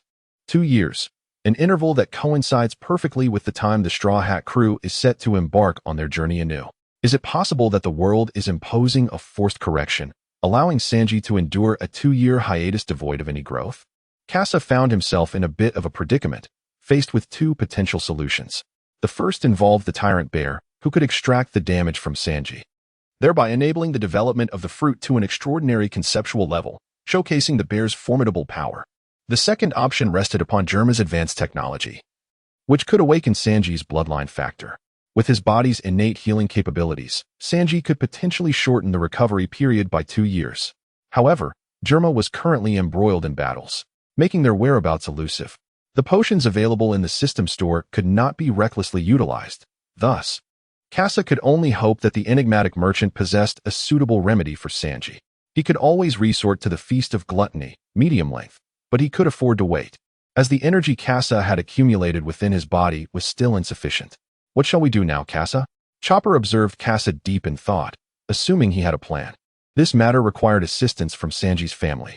Sanji's family? Who were they? He had never mentioned them. Nami, Usopp, and Brook peered curiously from the doorway, eager to hear Sanji's tale. Indeed, Sanji was truly a prince. Meanwhile, on the deck, Luffy stretched his arm to its utmost limits, his elongated limb preventing him from fully raising it. Tilting his head in contemplation of how to further develop his abilities, he suddenly retracted his arm, the force of his powerful recovery propelling him into the air, where he spun gracefully for several rotations. Luffy, lost in thought, seemed to have an epiphany. In the training room, Zoro wielded the sword Akito with gentle yet precise motions. The powerful strike that had come from the tyrant bear's palm had been guided by Akio. Subsequently, Zoro inquired of Kasa, who could scarcely believe his eyes when he glanced at Akio. He never expected Zoro to have mastered the flowing cherry blossom technique, a skill even he struggled to grasp. Kasa advised Zoro that while this technique is indeed formidable, it would be wiser for him to seal it away. Rather than focusing on mastering advanced Haki techniques, it is preferable to solidify the foundations of Haki. After all, Zoro has only just awakened his observation Haki, and there remains a considerable journey ahead of him. Meanwhile, the 2 main fighters are engaged in training to enhance their prowess. In the infirmary, everyone has come to learn about Sanji's origins. Robin couldn't help but cast a glance at Sanji, astonished to discover that he is, in fact, a member of the Germa clan. Chopper remarked, "Does this mean that if we locate Sanji's family, we could potentially awaken him?" Kasa replied, "If all goes well, it should be possible." At that moment, the vessel began to tremble. Robin clutched tightly to the instruments in Sanji, while the others rushed out to ascertain the situation. A colossal sea creature leapt from the depths, targeting the crew aboard the Sunny. Luffy's eyes sparkled with delight. Another source of sustenance had presented itself, and he was certain Sanji could prepare it exquisitely. However, his exuberance was abruptly curtailed as he instinctively called out for Sanji, momentarily forgetting that Sanji lay unconscious. In a fit of rage, Luffy unleashed a powerful punch, striking the creature squarely in its belly. Subsequently, 2 figures tumbled onto the deck. Upon the brightening of Kasa's eyes, the appearances of Cammy and Papago heralded the rescue of Chopper, thereby initiating the narrative of the Sabaody archipelago. A fishman tumbled onto the deck, drawing the curious crowd towards him. Subsequently, Cammy, gazing at the gathered Straw Hat crew, yearned to express her gratitude for their life-saving intervention. Suddenly, she noticed Brook's skull inching closer amidst the throng. Cammy exclaimed in horror, "A ghost!" To which Brook, despite being a skeleton, was utterly terrified, exclaiming, "Where's the ghost?" Usopp, observing the situation, comforted Cammy, advising her to calm her nerves. With her composure restored, Papago poked Cammy and pointed at the flag atop her head. Upon looking up, Cammy gasped, "Pirate flag? A pirate ship. I have encountered pirates." Luffy laughed heartily, remarking on the amusing turn of events. Nami also stepped in to reassure Cammy, encouraging her to maintain her calm. After a brief moment, Kasa offered Cammy a cup of tea to soothe her shock. Typically, Sanji would handle such hospitality, but he was currently incapacitated, unable to behold the mermaid of his dreams though. Coco-chan did not count. Cammy expressed her gratitude once more for the Straw Hat crew's rescue and began to answer their inquiries regarding the fisherman, preparing to acquiesce to Brook's request. However, Nami intervened, as Brook lay on the deck with several bumps adorning his head. Suddenly, a thought struck Cammy. "Oh no. Chopper is still captured. I must go rescue him." Luffy inquired, "Who is Chopper? Is he your companion?"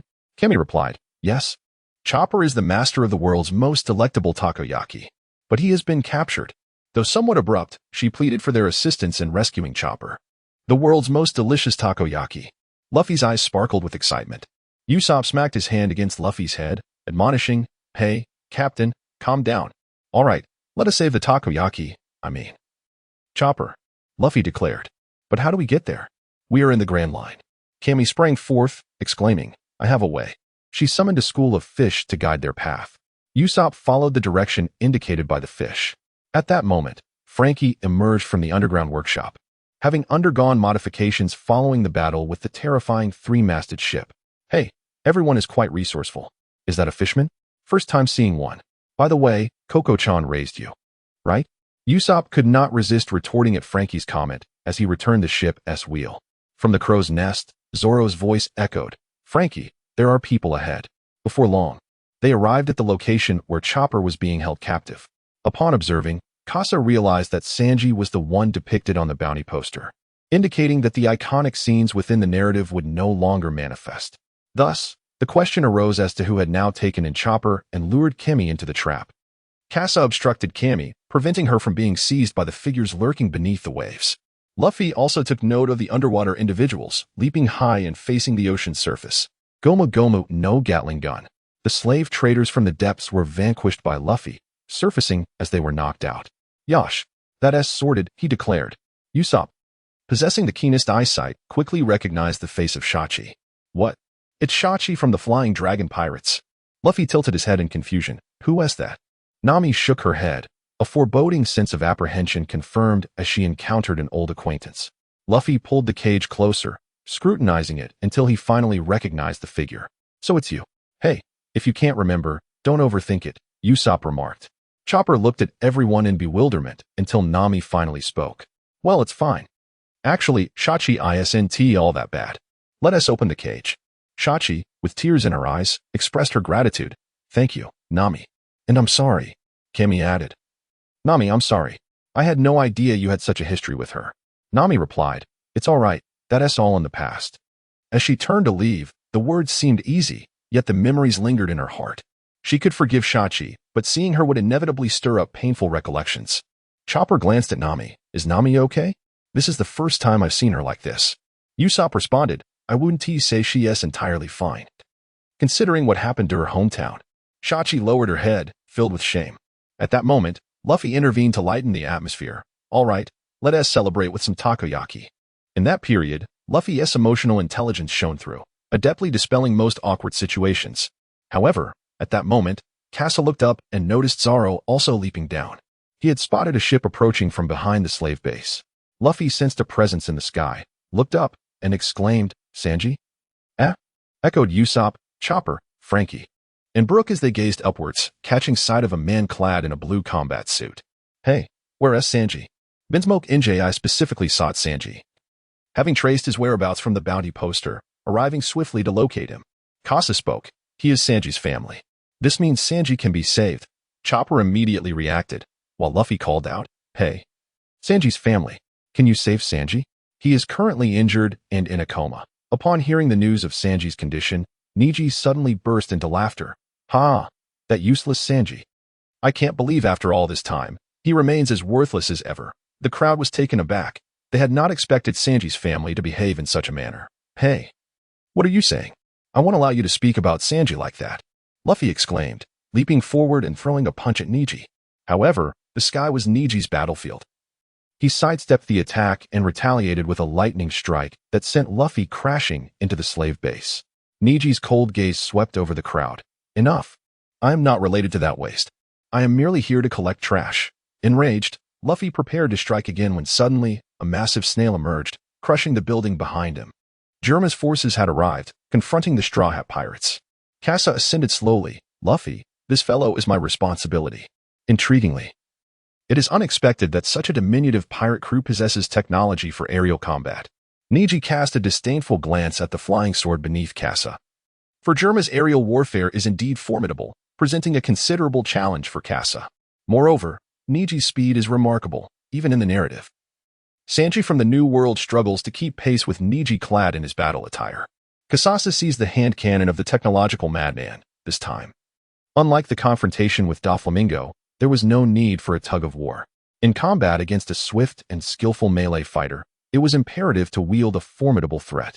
As Kasa revolved the chamber, it was most prudent to employ the corrosive bullets against the formidable and regenerative Germa.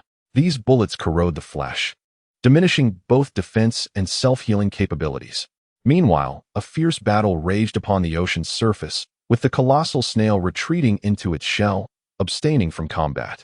Luffy leaped onto the plaza atop the snail's back, initiating a confrontation while experimenting with newly conceived techniques in his ordinary state. Zoro also sprang onto the deck, striving to master the use of haki. However, the modified warriors of Germa were no mere pushovers. They were adept in various weaponry. Although Luffy could effortlessly send soldiers flying with a single punch, they swiftly regained their footing and resumed the fight. Furthermore, the weapons in their hands inflicted wounds upon Luffy, as Germa's overwhelming numbers proved daunting.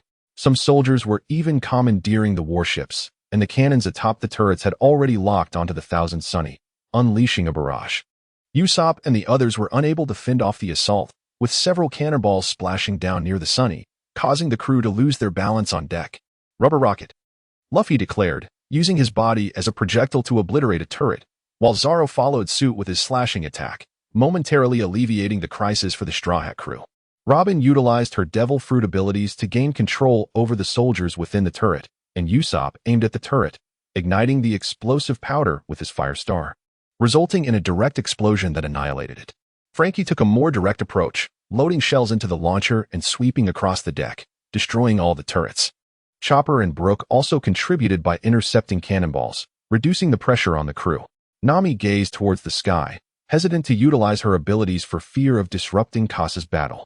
Suddenly, more cannons emerged from the colossal snail, startling everyone. Under such a cacophony of artillery, they could scarcely defend themselves. "Everyone, brace yourselves," Franky shouted as he seized the helm. The lion's mane at the ship's bow whirled rapidly, creating distance to evade the initial volley. Franky then activated the ship's dock channel. Channel 1, Wind Turbine. Two massive wind turbines appeared at the stern of the Sunny. Under the modifications by Kasa and Franky, the turbine's efficiency had been significantly enhanced, equating to that of 10 standard turbines. Franky retracted all the sails with a single command, exclaiming, "Usopp, prepare that device." Some structures on the Sunny had been adjusted, so Usopp was well aware of Franky's intentions. He ascended the steps leading to the lion's head, entering the control room, which housed 3 screens displaying a 270-degree view ahead of the Sunny. Franky was in charge of maneuvering the ship, while Usopp focused on the offensive. With his foot on the accelerator, Franky unleashed the full force of the wind, propelling the massive Sunny forward. He also activated the ship's air membrane, making it lighter and faster. However, this increased the challenge for the pilot. The ship's considerable weight and inertia made it difficult to control.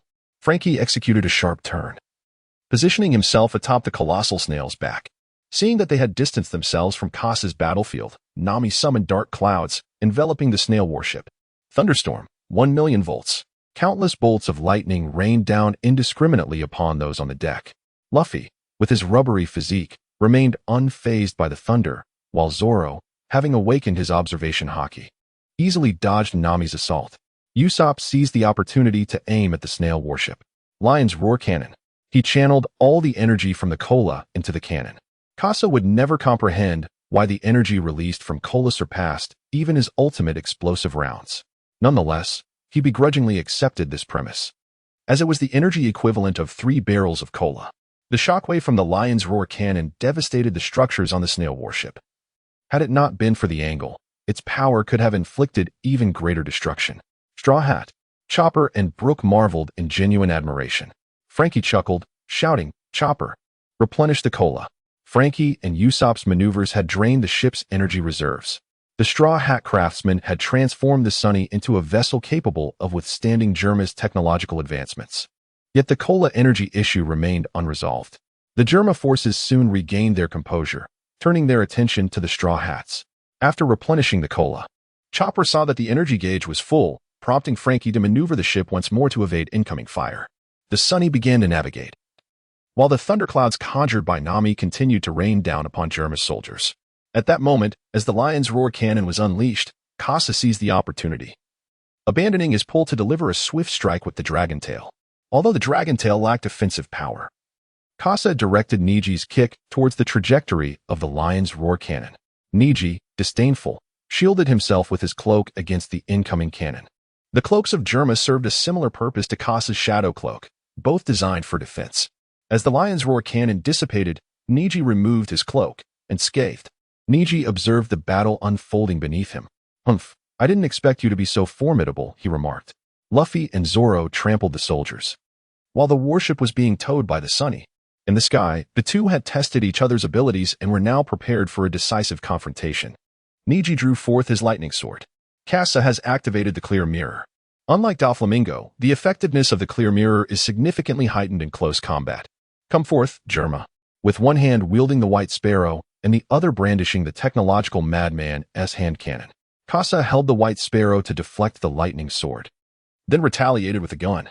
The swift Neza evaded once more, as a wave of sword energy soared toward his previous position, intercepted by the cloak. As Kasa approached the close combat, only 5 corrosive grenades remained out of 6. Kasa possesses close combat skills of a general caliber, and the void mirror enables him to bridge the gap in speed. His formidable presence can even negate the effects of electricity. The Tai Chi sword technique entangles. The white sparrow of Kasa entwined itself with the lightning sword, causing a change in Niji's expression. He attempted to break free from Kasa's grasp. Yet the white sparrow shadowed his every move, poised to strike down the lightning sword at any moment. Niji channeled electricity into the lightning sword, forcing the sparrow back. However, Kasa was prepared, having discerned the point of force in the lightning sword through his Tai Chi swordsmanship. The sword tip aimed at the most delicate spot. With a powerful thrust of Tai Chi swordplay, Niji felt an immense weight in his hand, causing the lightning sword to slip from his grasp. His left hand surged forward. The muzzle now pressed against Niji's body. Niji scoffed disdainfully. "With such a primitive weapon, do you truly believe you can harm me?" Kasa glanced back with a smile. "Indeed. So why not experience my technique?" The dull sound of gunfire echoed as the barrel of the technological fanatic emitted a plume of green smoke. Niz did not perceive any impact. His blue combat suit was suddenly tinged with a faint green that gradually spread. Niz felt no unusual sensation, his lips curling into a smirk as he prepared to mock Kasa. Casablanca cleaved through Nich's body, delivering a powerful kick that sent him sprawling. Nich, initially unfazed, believed such wounds had long since healed. However, a sudden haze clouded his vision, accompanied by an unfamiliar sensation. He touched his wound, discovering that blood continued to flow. The excessive loss of blood was a feeling the 3 brothers had never experienced before. Nich swayed precariously in midair, on the verge of collapsing. The corrosive projectile not only diminished his defenses and self-healing capabilities but also induced a slight numbing effect. Thus, he plunged into the sea. While the commander in the air had already been defeated, the snail warship had succumbed to the combined might of Luffy and Zoro, and the Thousand Sunny deftly maneuvered, evading all assaults while inflicting considerable damage on the snail warship. The Straw Hat crew emerged victorious. Kasa picked up Niji from the surface of the sea and examined his battle suit before removing it and tossing it to Chopper on the deck. "Chopper, save his life." Chopper received the unconscious Niji and hurriedly transported him to the infirmary for treatment. On the deck, a few scattered soldiers launched an assault on Luffy and Zoro. Kasa leaped off the deck, delivering a swift kick to the encroaching soldiers. Luffy then inquired, "Kasa, what has become of that curly-browed fellow?" Kasa executed a soldier with a gunshot, yet did not receive any soul coins, possibly due to the clone's lack of eligibility for conversion. Niji instructed Chopper to administer treatment, as he still held value. Kasa dashed into the main fortress, intent on locating the telephone bug within the Germa headquarters, so he could contact Vinsmoke Sanji's brother, Vinsmoke Judge, to procure Sanji's battle attire. At that moment, Judge, traversing the red line, suddenly received a call from Niji. As he picked up the receiver, the expression of the telephone bug transformed into one of unfamiliarity, causing a slight unease to stir within Judge. He spoke, "Hello? Moshi Moshi. I am the man destined to become the Pirate King, Monkey D. Luffy. Might I inquire if you are a relative of Sanji?" Shortly thereafter, Judge was startled by a scream from the other end, as Nami struck the meddlesome Luffy and handed the receiver to Kasa. Kasa spoke up, "Greetings, Germa. Your son is in my possession." Gaji recollected, "So, what is your intention? Do you seek to intimidate me?" Given that Gaji could transform his own son into an emotionless war beast, he was naturally indifferent to any threats. Kasa sent over the photograph in his possession and said, "Please consider it." Subsequently, the call was terminated, and shortly after, the printing phone bug delivered an image. Gaji had already mastered the technology. Even in the unfortunate event of Niji's demise, he could utilize cloning techniques to recreate Niji. The cost of cultivation had become significantly more efficient than before. However, when Gaji beheld the photograph, his pupils constricted. Niji's wound was fully exposed, with blood gushing uncontrollably, while Germa's self-healing abilities were among the strongest in the world. At this moment, the blood loss was relentless. Had it not been for Chopper's continuous blood transfusions, Niji would have succumbed to exsanguination long ago. Gaji clenched his fists. The flaws in his technology were of utmost concern to him, yet they also ignited a sense of exhilaration within him. There was still potential for advancement in his technology. Progress in scientific endeavors arises from the identification of errors. Gaji proactively dialed the phone book, while in the kitchen of the Sunny, the others were savoring takoyaki, awaiting any developments from the phone book. Suddenly, it rang. Everyone stood up, as this was a matter of Sanji's safety. Luffy swallowed the takoyaki, ceasing his consumption. Zoro widened his eyes, and the rest turned their gaze toward Kasa. Kasa picked up the den mushi and stated, "Speak your terms." "I desire Sanji's battle attire." "Impossible," replied Gaji, yet before he could articulate any threats, Kasa abruptly ended the call. The crowd, astonished, exclaimed, "Hello, what are you doing?" Their surprise at Kasa's sudden disconnection was palpable, but soon after, the den mushi rang once more. Kasa spoke coldly. "Speak." Gaji, suppressing his anger, replied, "I wish to understand the extent of Niji's injuries and the reasons behind them." Kasa replied, "It is quite simple. My skills can dismantle your regenerative abilities. If you desire it, then exchange it for Sanji's battle attire." Gaji responded in a low voice, "That is acceptable, but how shall we conduct this transaction?" Gaji harbored no objections to Sanji's combat outfit, as Niji was already in their possession, and Kasa had already acquired armor of that caliber. Thus, Gaji merely offered 2 sets of battle attire in return for an opportunity to enhance his skills, which he found agreeable. Once the two reached a consensus, the details of the exchange were swiftly finalized. Nami, however, was greatly displeased, exclaiming, "Really? Are they even family?" Not a single mention of Sanji. Kasa did not elaborate on Sanji's relationship with his family, leaving it for Sanji to disclose himself. "This matter can be addressed later. For this transaction, I shall go alone," as having too many people would be inconvenient. Just as Luffy was about to protest, Nami persuaded him with her fist. The lack of flight capability would only hinder Kasa's maneuverability. The Straw Hat crew then divided into 2 groups, with Luffy and the others accompanying Shachi to the Sabaody archipelago in search of the coding master to journey to Fishman Island, while Kasa took on the task of negotiating with Judge. In midair, Kasa hovered, enshrouded in bandages, while Niji lay in a deep unconsciousness. Chopper meticulously calculated the volume of blood lost during the state of unconsciousness, ensuring that the blood circulating within Niji's body could sustain only the most fundamental functions. A colossal fleet of snail ships descended from the rocky cliffs of the Red Soil continent, stirring up misty sprays of water that enveloped the subsequent snail warships as they followed suit. Leading the fleet, the foremost snail warship bore witness to Kasa. And once the fleet had stabilized, Gaji spoke, "You are the notorious thief Kasa of the Straw Hat crew." Kasa sensed something amiss and spoke, "Indeed, it is I." The artillery of the 5 snail warships before him was aimed squarely at Kasa, and without any preamble, they unleashed a barrage. Kasa retreated. And then Wu Yuan unleashed a flurry of shots from his dual pistols, the fierce gust of wind dispersing all the projectiles in front of him. The transaction had failed, plunging them into combat mode. Germa's leader, Katakuri, was primarily concerned with the technology. As long as the combat suit remained intact, the death of Niji was inconsequential. Moreover, capturing Kasa would grant access to the corrosive ammunition technology. How could Katakuri, as the chief of Germa, allow himself to be intimidated into a trade? The firepower enveloped Kasa's trajectory, while Wu Yuan's wind projectiles provided Kasa with enhanced mobility and defense. Kasa was not one to sit idly by. The first round of bombardment had concluded, ushering in a brief reloading phase. Observing Kasa's remarkable agility, Jiaji prepared to switch firing modes. He began to set up for a comprehensive fire coverage, transitioning to a state of uninterrupted assault. Thus, this reloading period presented Kasa with its singular opportunity for counterattack. Kasa charged into the snail battleship, a sanctuary where the bombardment was least intense. Although soldiers were present, their threat posed no significant concern. Kasa stood behind Gaji as Gaji thrust his spear towards him. Kasa raised his sword to deflect the attack, then sought to grasp the spear shaft. The sharp edge of the sword scraped against the protective gloves, emitting sparks. Gaji aimed to push Kasa back, yet the Tai Chi sword technique had already entangled them. With every inch gained, danger loomed closer.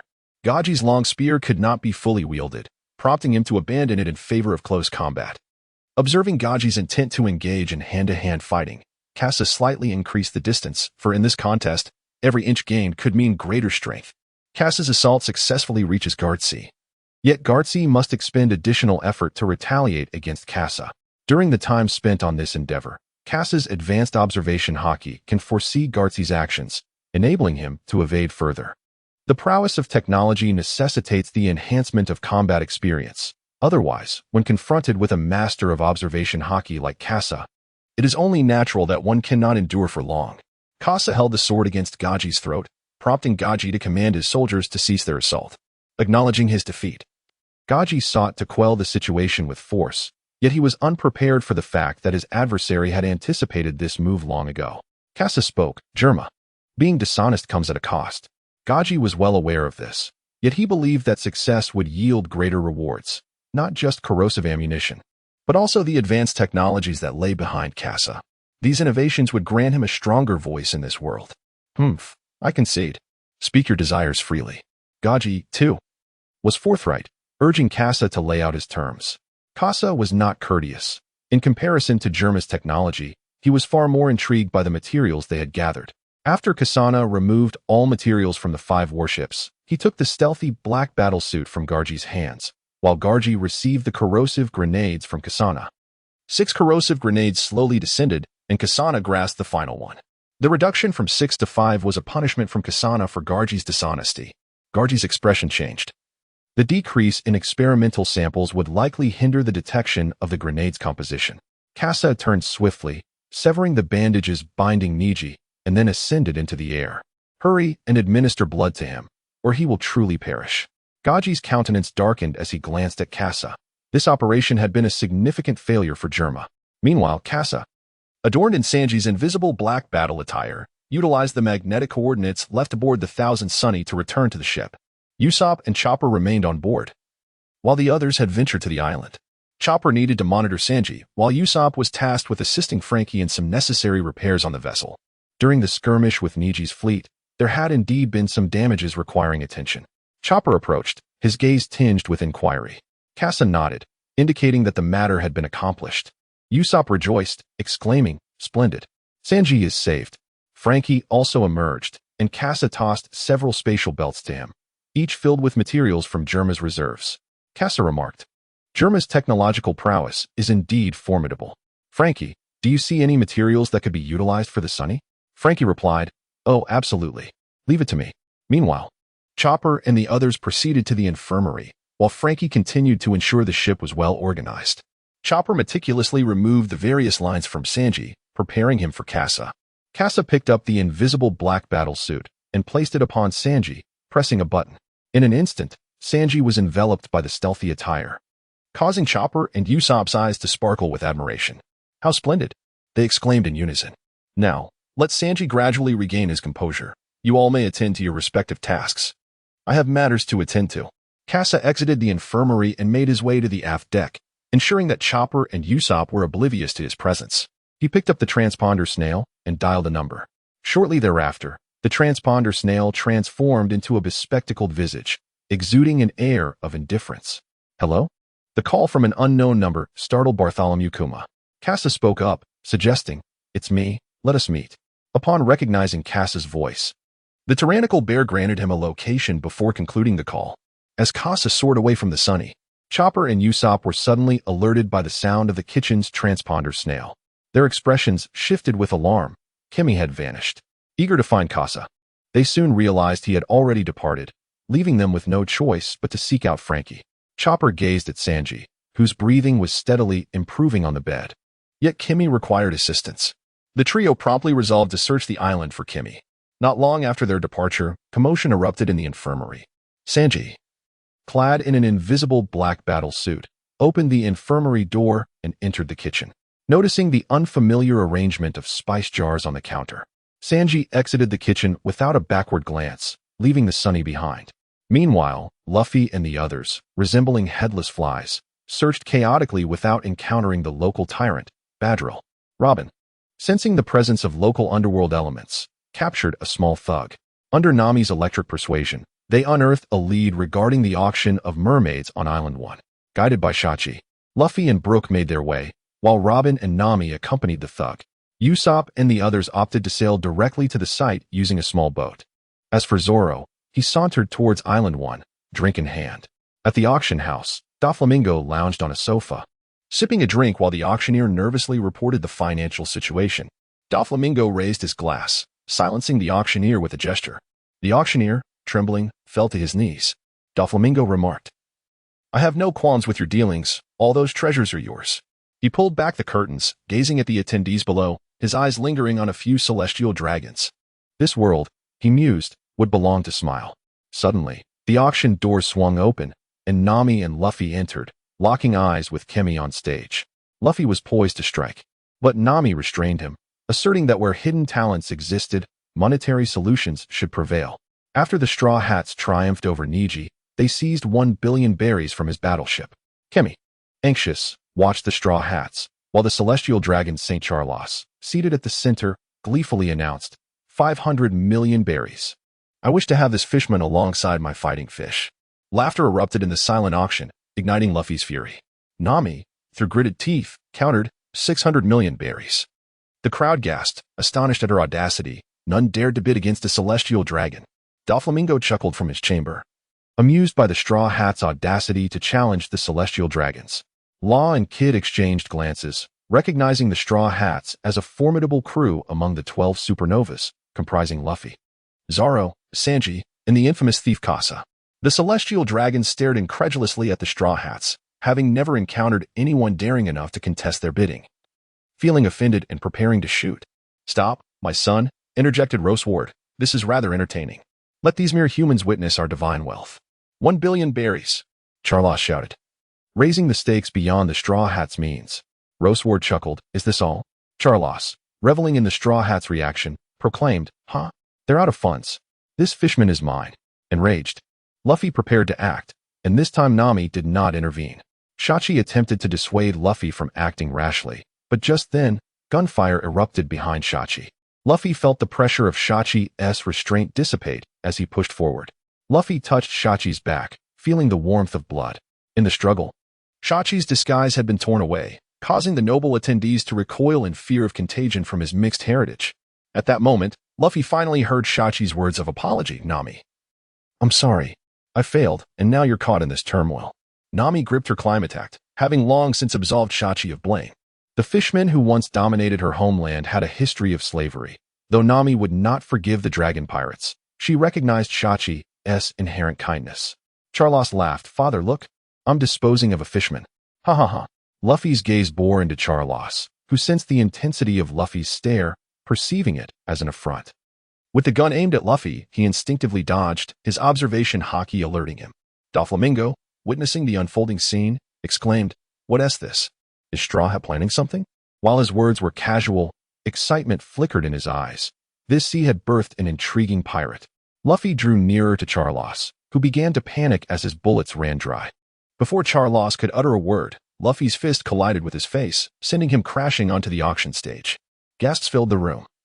No one had anticipated an assault on a celestial dragon. The unspoken law of the sea dictated that one must not lay a hand on a celestial dragon. Pirates began to flee, and a marine admiral was on the way. Law and Kid's perspective shifted. To strike a celestial dragon, even if reckless, was worthy of respect. As the auction attendees scattered, only the celestial dragon's guards remained.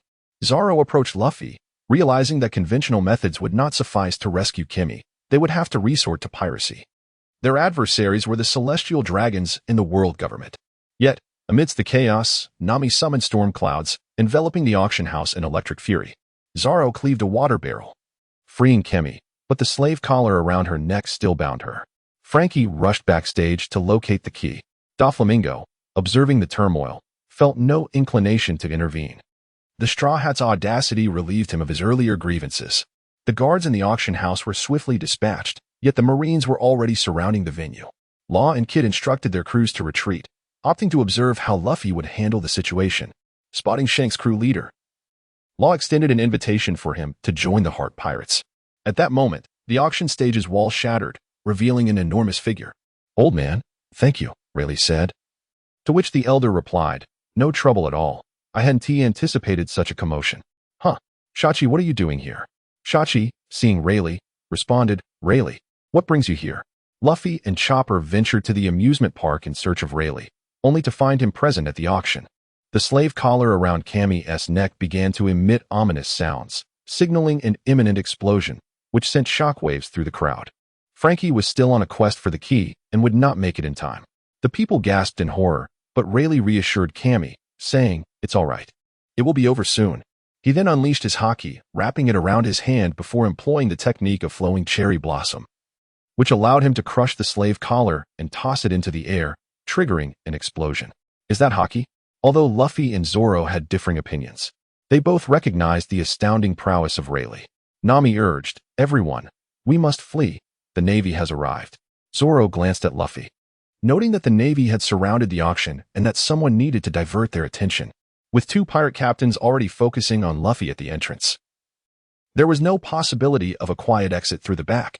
Someone had to create a distraction at the front. Zoro and the others prepared to escape through the rear, while the three captains planned a frontal assault. "Hey, don't slow me down," Zoro exclaimed. "You guys are the ones holding us back. Straw Hat, Doctor." The captains, Luffy and Kid, urged one another to resolve the situation quickly, as an admiral was on the way. The three pirate captains united for the first time at Sabaody Archipelago, facing a navy that stood no chance against them. Meanwhile, the others fled through the back, utilizing a small boat to escape to Shaki's bar. At that moment, on a certain island within the Sabaody Archipelago, Kasa encountered the tyrant Kuma once more. Their meeting was brief, with little opportunity for conversation. Back in the days of Carl, they had shared a fleeting discussion under the moonlight. Kuma had shown a slight recognition of Carl. However, after the split, Kuma became somewhat unfamiliar with Carl, only to feel a sense of familiarity upon seeing Kasa again.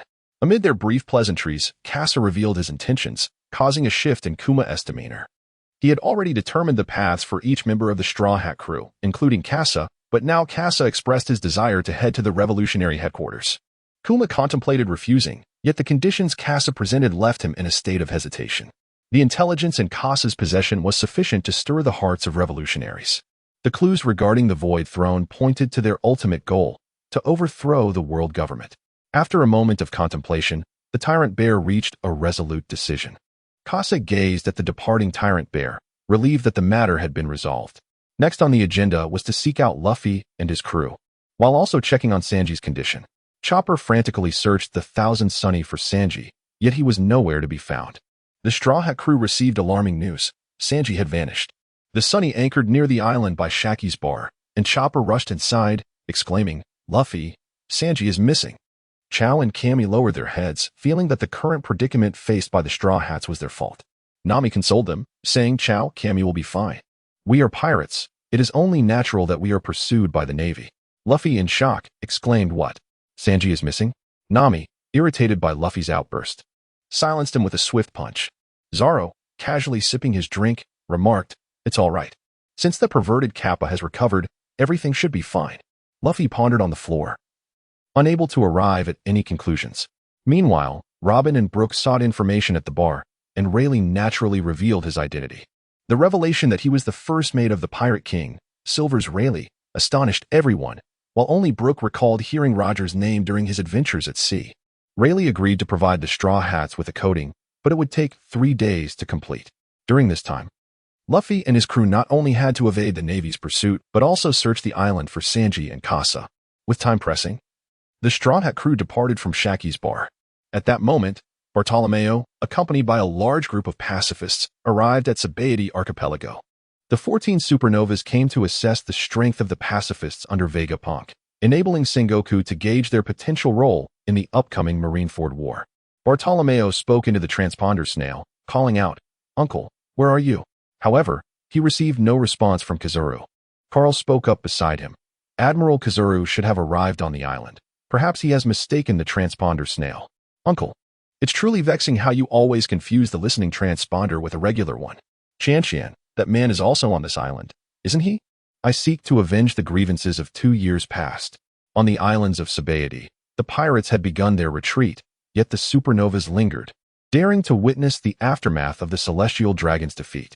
Hawkins, with cards propped against straw, proclaimed, chance of escape, 95. Chance of escape with minor injuries, 20. Chance of escape with severe injuries, 50. From the divination results, Hawkins discerned that he would inevitably confront a formidable foe. Captain, we must flee swiftly. The Admiral is approaching.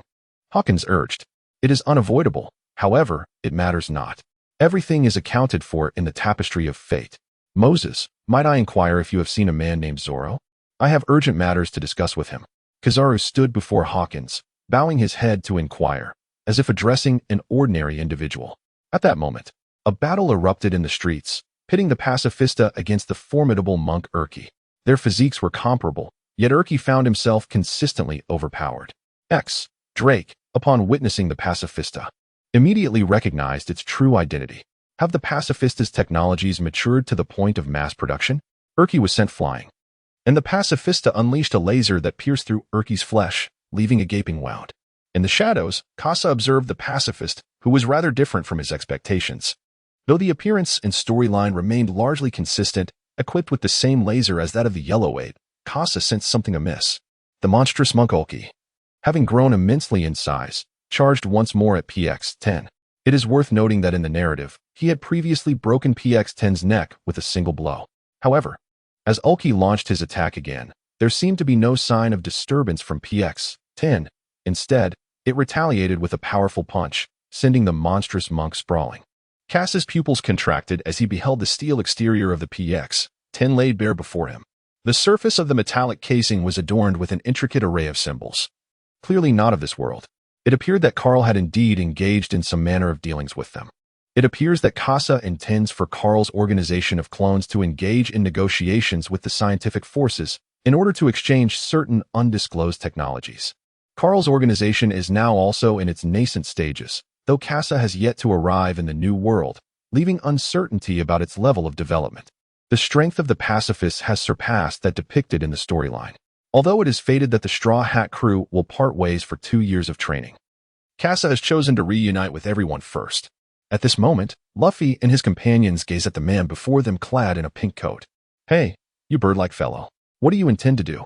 Fufu, with the Dark King Rayleigh absent, I wish to inquire about the whereabouts of the thief Kasa. Kasa is our comrade. What are your intentions? Naturally, I seek to settle the score. He has slain my companion, and thus, I shall take the life of his ally. The Straw Hat crew finds themselves enveloped in the menacing aura of Doflamingo, when suddenly, a pacifist leaps into the fray. Bartholomew Kuma? How dare you do such a thing to Sanji? Jet pistol. In a fit of rage, Luffy enters gear second, recognizing the formidable strength of his opponent. He understands that time is of the essence. Zoro senses something amiss. The presence of the tyrant Kuma feels peculiar. Frankie also discerns an oddity in the opponent's movements, which possess a mechanical quality. Hey, do not ignore me. String shot. Doflamingo targets the timid trio, swiftly attacking the weakest among them. Zoro manages to intercept one blow, but Usopp and Chopper fall, leaving Doflamingo to eliminate 2 opponents at the outset, while Robin pulls them to safety. Luffy engages the pacifist, while the other members of the Straw Hat crew focus on Doflamingo. As Doflamingo unleashes his parasitic strings, Zoro perceives the threat and slices through them. Doflamingo furrows his brow, altering his aim toward Frankie, but the strings prove ineffective against the cyborg, leaving Doflamingo unable to control him. As for Brook, he is an enigma among pirates, making this crew all the more peculiar. Doflamingo attempts to launch an attack with his parasitic strings, yet they yield no effect, inadvertently drawing the 3 closer. 6-petal flower. Robin's hands ensnare Doflamingo's joints, remotely manipulating his movements. The trio advances, poised to strike, yet Doflamingo remains unfazed. Shadow threat. The trio's assault is thwarted as Doflamingo's string clones disperse. Zoro realizes they are facing a devil fruit user and glances back at Robin. Doflamingo appears behind Robin, raising his foot to target her head. Let us eliminate one first, Nico Robin. String saw? The onlookers gasp, fearing for Robin's life. Nami, positioned closest, feels the sharpness of the strings extending from Doflamingo's heel. A single strike could sever Robin's head. Kasa, Sanji, where are you? Sea Prism Stone. Kasa opted to employ Sea Stone bullets. Once the Sea Stone is embedded within Doflamingo, he is destined to be slain by Zoro and the others. Doflamingo is acutely aware of this fact. He has already sensed the oceanic aura emanating from the bullets. Moreover, Kasa has impeccably timed his attack, leaving Doflamingo with no choice but to endure the onslaught. As he pivots to counter the bullet, the line saw collides with the sea stone projectile, ultimately rescuing Robin. Prepared for retaliation, Robin is poised to strike, while Nami has also responded swiftly, and Zoro has charged into the fray. Doflamingo, left with no alternative, relinquishes his footing, allowing the force of the bullet to propel him backward, as Kasa takes aim at the airborne Doflamingo and pulls the trigger. The appearance of Kasa has instantaneously altered the course of the battle. Doflamingo has become akin to a rat scurrying through the streets, perpetually evading capture. Overwhelmed by pressure, Doflamingo is acutely aware of Kasa's formidable firepower. He cannot afford to be caught off guard in his confrontation with Zoro, which compels him to continually steer clear of Zoro and his allies. Furthermore, Doflamingo has previously experienced the formidable prowess of Robin, prompting him to employ observation haki to evade her fruit abilities. The situation has turned perilous for Doflamingo. Suddenly, a voice resounds. "At last, I have found you." The phantom thief Kasa. Kasa felt a fierce gust of wind approaching from behind. He swiftly drew his shadow cloak for defense, however. The formidable force of the assailant's attack penetrated through the cloak, striking Kasa's body. Kasa was struck down to the ground, blood oozing from the corner of his mouth. This force was a manifestation of advanced domineering skills. Jean Taowan emerged slowly, having received the message from the pacifists. He rushed over immediately and finally laid eyes on Kasa. "Ah, it's been a while, Mont Kasa," Captain Jean Taowan remarked. "We have some old scores to settle." Accompanying Jean Taowan were Carl and two other pacifists. With a furrowed brow, Kasa realized that the number of formidable opponents he encountered was overwhelming, posing a grave threat to the Straw Hat crew. Particularly concerning was Carl, who, possessing knowledge of the unfolding narrative, remained uncertain about the role he would ultimately play. Sensing the precariousness of the situation, Doflamingo, despite being one of the 7 warlords of the sea, was reluctant to ally himself with the Navy. Kasa was also keeping a watchful eye on the movements of Doflamingo. The moment he departed, the pressure would significantly lessen. As Doflamingo prepared to retreat, Carl spoke up. "Heavenly Yiksha, will you truly allow the one who killed your comrade to escape unscathed?" Both men were taken aback, as Doflamingo was perplexed by Carl's words. "I am a pirate, and you are a member of the Navy. No matter how you choose to act, I shall remain indifferent," Doflamingo replied with a grin, his toes aimed squarely at Kasa. As Kasa furrowed his brows, he observed that Carl, this fellow, was like a wolf devouring a tiger. The giant spinning strike, the only one still engaged in battle, Luffy, also concluded his fight. With the might of a giant combined with armament haki, he crushed the pacifist with a single blow. Even the enhanced pacifist could not measure up to Luffy's progress. Luffy's strength had significantly surpassed that depicted in the narrative. Carl observed as Luffy was swept into the ranks of the Straw Hat crew. Did Kasa intend to hurl Luffy into the Summit War, believing he could fend for himself? Luffy's current prowess rivaled that of certain captains within the Whitebeard pirates, rendering him sufficiently capable of making an impact in the upcoming conflict. The Straw Hats regarded the assemblage before them, Sengoku, Carl, Doflamingo, and 2 pacifists. Zoro spoke up. "There's no escape. With Usopp and Chopper in their current state, they're easily vulnerable." Frankie exclaimed, "Ah, then let us engage in a fierce battle." Nami added, "Where on earth has Sanji wandered off to?" Brook chuckled, "Ho ho ho. I cannot be a burden to everyone." Robin remarked, "This is quite troublesome." Luffy, regaining his composure, grumbled, "Damn it, why are there so many people? I didn't even get a chance to go to the amusement park." "Hey, are you still thinking about the amusement park at a time like this?" they chorused. Kasa is acutely aware of the formidable strength of the opposing side and refrains from making reckless remarks. "Ladies and gentlemen, that avian individual is entrusted to me."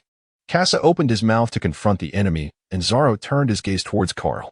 "Then I shall seek out that Navy officer," he declared. The one who bears an uncanny resemblance to Kasa and wields a blade. The Straw Hat crew was well aware of the connection between Kasa and Carl, thus recognizing the formidable strength that Carl possessed. With Luffy having already expended considerable energy, it fell upon Zoro to engage Kasa in battle. As for Wanza, he was entrusted to Luffy, who, despite having mastered haki, still found himself outmatched by Wanza's advanced techniques. The 2 pacifists were left to the care of others. Carl observed Zoro approaching him, while Kasa had successfully diverted Doflamingo's attention. The others had also located their respective adversaries. Karn's emotions were rather intricate. It was his inaugural battle alongside the main cast, and with none other than Zoro, which stirred a sense of excitement within him. Roronoa Zoro, one of the 12 supernovas, stood before him. Karn pondered whether he possessed the strength that Kasa had ascribed to him. Carl shrugged, who knows? At that moment, Zoro seized the opportunity when Carl's hands left the hilt and drew his sword to strike. Focus, he commanded. Carl swiftly drew his sword, successfully deflecting the incoming attack. Zoro, witnessing Carl's remarkable speed and displayed prowess, felt a momentary astonishment, recognizing that Carl was significantly more formidable than a weasel. I have always been earnest, Roronoa Zoro, he proclaimed. The battle had commenced, and the lasers of the pacifists pierced the battlefield as Luffy evaded the massive axe of Waratamura. Waratamura harbored some dissatisfaction regarding Kasa's pursuit of Don Quixote Doflamingo, yet capturing the Straw Hat crew remained paramount. Luffy leapt back, slightly panting. In his eagerness to swiftly eliminate the pacifist, he had unleashed his full strength, expending a measure of stamina. His observation haki detected that his opponent was a formidable foe, compelling Luffy to adopt a more strategic approach. Meanwhile, the clash unfolded into a battleground between Zoro and Carl. Three-sword style, ghost slash. The strike met at the convergence of three blades, intercepting the ghost slash attack, akin to how Mihawk had countered Zoro's assault with a small knife. However, Zoro was no longer the same as before, nor was Carl the world's greatest swordsman. With a powerful thrust, Zoro forced Carl back. His strength was astonishing, necessitating Carl to exercise caution. The two engaged in a frenetic exchange of blades, sparks flying as Zoro's attack speed far surpassed that of Carl. Yet, every strike from Zoro was countered by Carl's Xian Yin technique, reminiscent of how Zoro often faced Kasa in combat. In contrast to Kasa, Carl's blade work was more brute force, while Kasa's style was more nuanced, guiding the flow of power to achieve a similar effect in their duel. Zoro's combat experience against Kasa had imparted him some knowledge of Tai Chi swordplay. As Ghost Slash sought out Xian Yin, Carl aimed to overcome finesse with sheer strength. Yet Zoro's power should not be underestimated. The force of Tai Chi was dissipated, allowing him to firmly block the returning Xian Yin.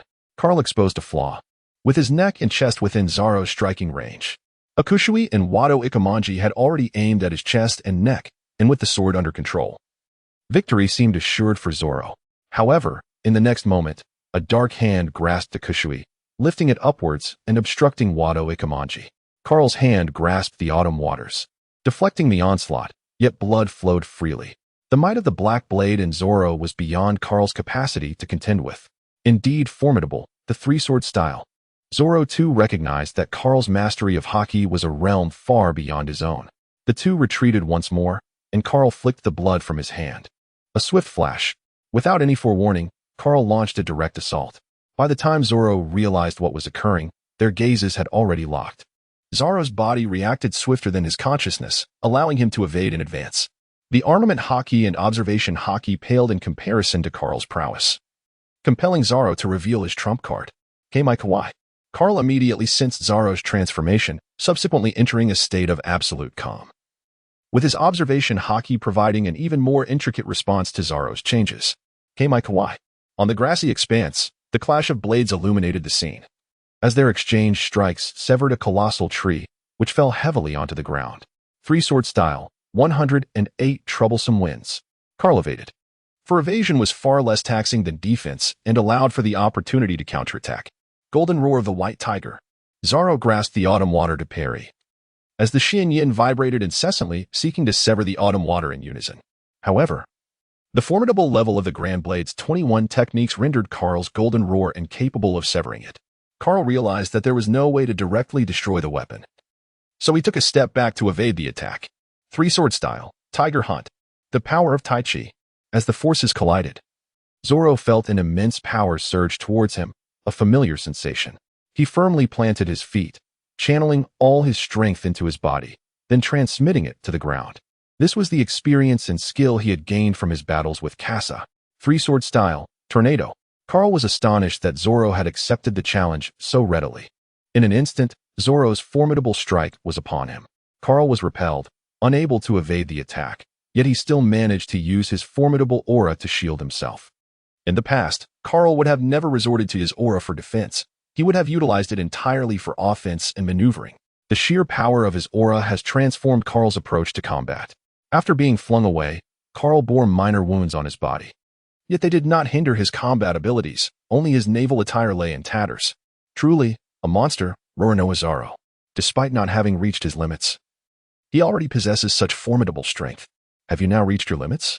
Zoro inquired, but Carl remained unperturbed, replying, No, my strength is far from that. The Xianyan heavy blade. As the broadsword was drawn, Zoro sensed an imminent threat. The opponent's power was on par with his own, and now, with the broadsword in hand, he could further exploit the advantages of strength.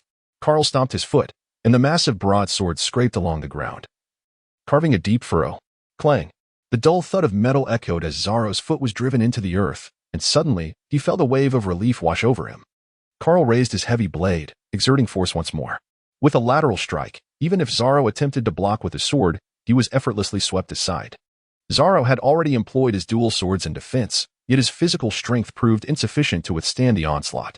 In comparison to his previous encounter with the Marine Admiral, the Weasel, Zoro recalled that he had once managed to hold his ground against the Weasel while wielding dual swords and without the awakened observation haki.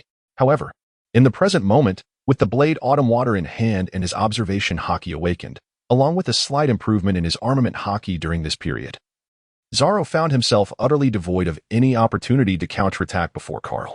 Carl has arrived once more, unleashing a sweeping assault.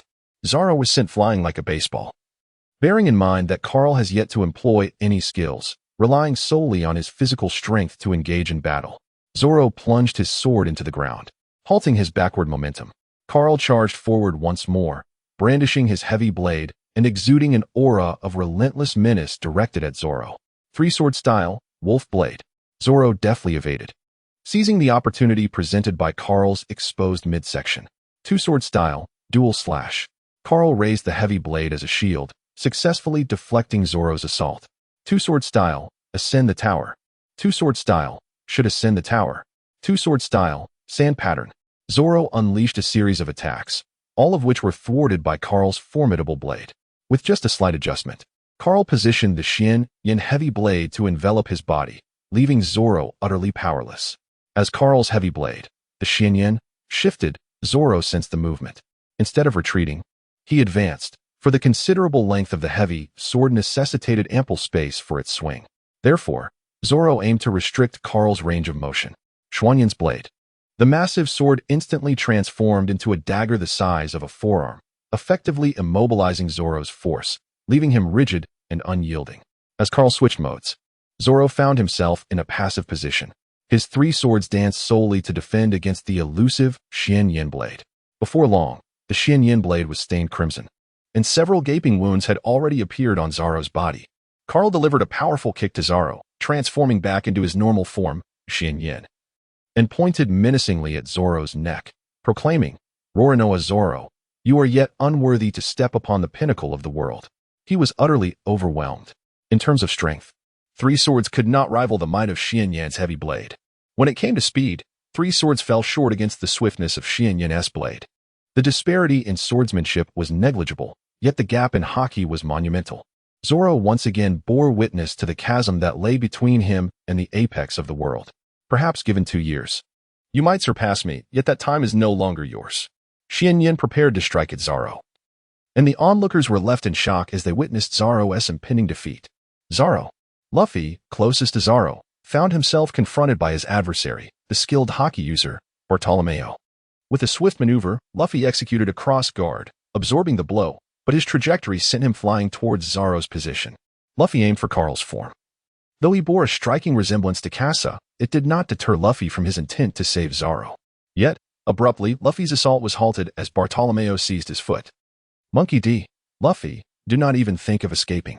Luffy was forcibly drawn back, distancing him further from Zoro. Carl's blade drew ever closer.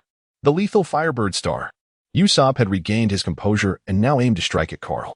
Carl wielded his blade, cleaving through the fiery avian star.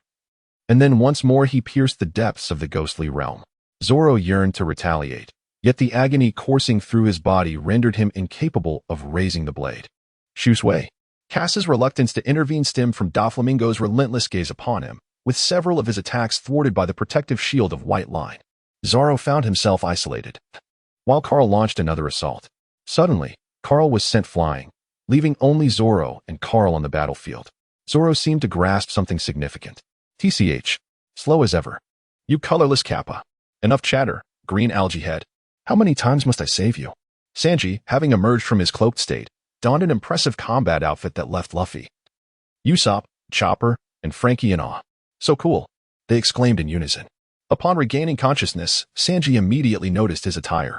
Born in the North Sea and the third prince of Germa, he was well aware of the invisibility suit's capabilities. Upon realizing his comrades were not aboard the ship, Sanji promptly made his way to the island to pursue his aspirations. The mask of his invisibility suit bore a stain of blood, a testament to his relentless pursuit of dreams. Luffy retaliated, sending Bartolomeo flying, and seizing the moment, he declared, "Everyone, scatter. We are no match for these foes. Let us regroup with Uncle Rayleigh in 3 days." The Straw Hat crew had already obtained Rayleigh's life paper, with only Kasa and Sanji lacking it. Yet this did not hinder their adherence to the captain's orders. Zoro sheathed his sword, recognizing that to continue fighting would merely prolong their predicament. Thus, retreat was imperative. How terrifying, indeed, the Straw Hat crew. Kizaru surveyed the battlefield, observing Sanji and Zoro confronting Carl, while Luffy was pursued by Bartolomeo. 2 of the pacifists had already been dispatched.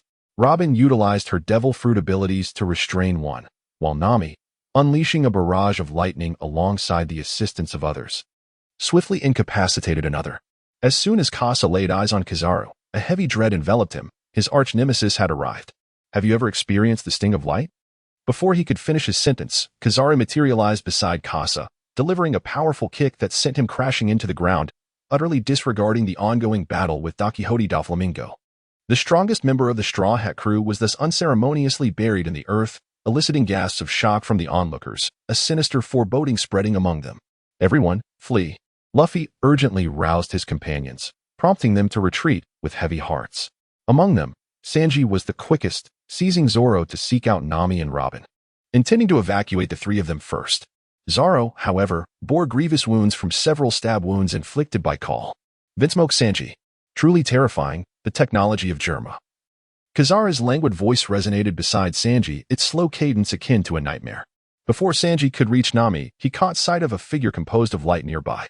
Lightspeed kick. In an instant, Sanji and Zoro were sent flying, completely unprepared for the assault. Their speed and observation haki were insufficient to contend with Kizaru's might. Kizaru sought to strike at others as well, but 2 explosive projectiles shot toward him, aiming to hinder his movements. Where's Kuma? If Kizaru manages to eliminate everyone before the tyrant arrives, all would be for naught. Damn it, don't you dare lay a hand on my friends. Luffy charged forward, while the long-range attackers Frankie and Usopp joined the fray. Nami struggled to pull the incapacitated Sanji and Zoro, but their weight was beyond her capacity. Sanji broke free from Nami's grasp, declaring, "Nami, take the green-haired guy and run. They won't kill me." Sanji's bounty had a stipulation: he could only be captured alive. Hence Kizaru would not slay him. Knowing this, Sanji resolved to stay behind and confront Kizaru. Demon Wind Foot. Sanji's murderous intent was palpable, and Kizaru sensed it. What a nuisance. While I can't kill you, I can certainly sever your limbs. As an admiral, Kizaru possessed his own methods for dealing with Germa, and capturing them alive did not guarantee their well-being. Amatsuka take. Kizaru aimed to dismember Sanji, but at that moment, a long sword intercepted his attack. "I didn't expect to find you here," Silver's Rayleigh. Rayleigh addressed Kizaru while surveying the surrounding Navy forces, urging Sanji and the others, "Calm down. Our primary objective now is to escape. I will buy you some time." As Kasa observed that Rayleigh had arrived, he knew it was only a matter of time before the bear would follow. Suddenly, a slender line descended from the sky, encircling everyone. "Fufufu," the ominous voice echoed. "Though I am uncertain of your escape plans, it appears that your chances of fleeing are dwindling." Doflamingo, with a sudden and ruthless strike, cast the Straw Hat crew into despair. Kasa's countenance darkened. The presence of Doflamingo had introduced a myriad of complications. With the birdcage in place, the bear could no longer assist Luffy and his companions. Thus the birdcage must be dealt with swiftly. Kasa glanced at Carl, uncertain whether Carl would completely alter the narrative here, allowing Doflamingo to wreak havoc or choosing to collaborate with him instead. Kasa can no longer afford to interfere. He must eliminate the birdcage. Haki is the most formidable power, and thus, the only means to neutralize the fruit's ability is through haki. Kasana sees the white sparrow. His prowess in close combat far surpassed that of firearms. Karu naturally beheld the birdcage of Doflamingo, while the yellow monkey and Rayleigh in the primary battlefield were utterly indifferent. Carl unsheathed his blade, striking at the birdcage with a single, decisive stroke. The majestic form of the white tiger roared forth in golden splendor. Carl's golden roar can diminish defensive capabilities through the resonance of sound. The vibrations between the blade and the fine threads rapidly approached the breaking point of some of these threads. Doflamingo's expression shifted. He had not anticipated Carl's intervention. "What are you planning, Doflamingo? Do you intend to ensnare us all?" The movements of the birdcage captured the attention of Bartolomeo. It was not only the Straw Hat crew that found themselves encircled, but also the Navy. Kasa approached the edge of the birdcage, his left hand poised with the sword, a commanding aura radiating upwards. In truth, he had already mastered Liu Ying's techniques. Furthermore, with the profound concept of the ever-flowing Taiji swordsmanship, the formidable energy coursed through the blade. With a single stroke, he swept across the realms and struck. The Taiji sword technique, Phoenix Feather. A surge of sword energy erupted, akin to a phoenix unfurling its wings, hurtling towards the birdcage. Carl's assault had already inflicted damage upon the birdcage, and at that moment, Kasa's strike obliterated it entirely. In the instant the cage was destroyed, a towering figure appeared before Nami. It was the tyrant, Bartholomew Kuma. Nami summoned a thundercloud and instructed Chopper to lift Zoro onto it. Kuma gazed down at Nami, who was poised for battle, and inquired, "If you could travel anywhere, where would you go?" Nami, undeterred by Kuma's words, retorted, "It's your fault Sanji ended up like that." Aware of her inability to defeat Kuma, she resolved to buy Zoro time to escape. Chopper and Zoro watched Nami's silhouette with trepidation, when suddenly, Kuma struck down with a single palm.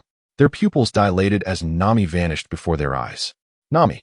The collective horror of witnessing her sudden disappearance ignited an overwhelming rage within them. "You bastard! Where have you taken Miss Nami?" Sanji unleashed his diable jam, this time without relying on rotation, heating his right leg in place before charging at Kuma. Though Kuma could not see Sanji's position, his observation haki had already detected the impending attack. Diable jam, small lamb shoot. Kuma remained unperturbed, raising a hand to effortlessly block Sanji's assault.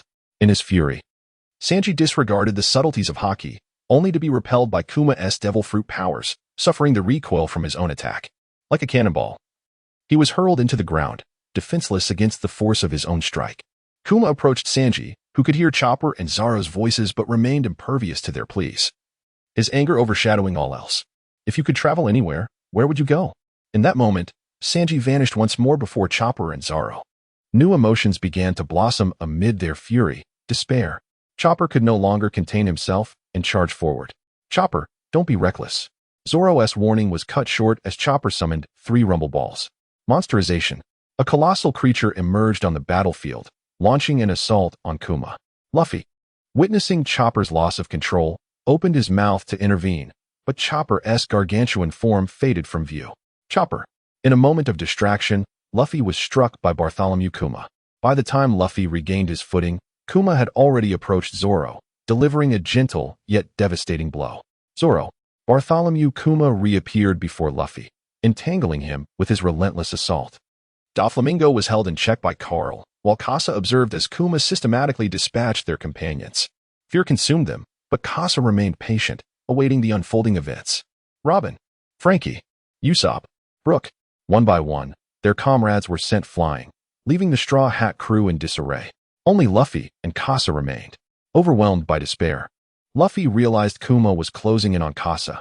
Surely, he would not let this happen. His fears were confirmed as Kasa was struck away before Luffy's eyes. How could this be? Where are Zoro and Kasa? In the next moment, Bartholomew Kuma stood before Luffy, ready to take him away. Suddenly, Luffy entered gear second and knocked Kuma back. However, in the blink of an eye, Kuma reappeared before him.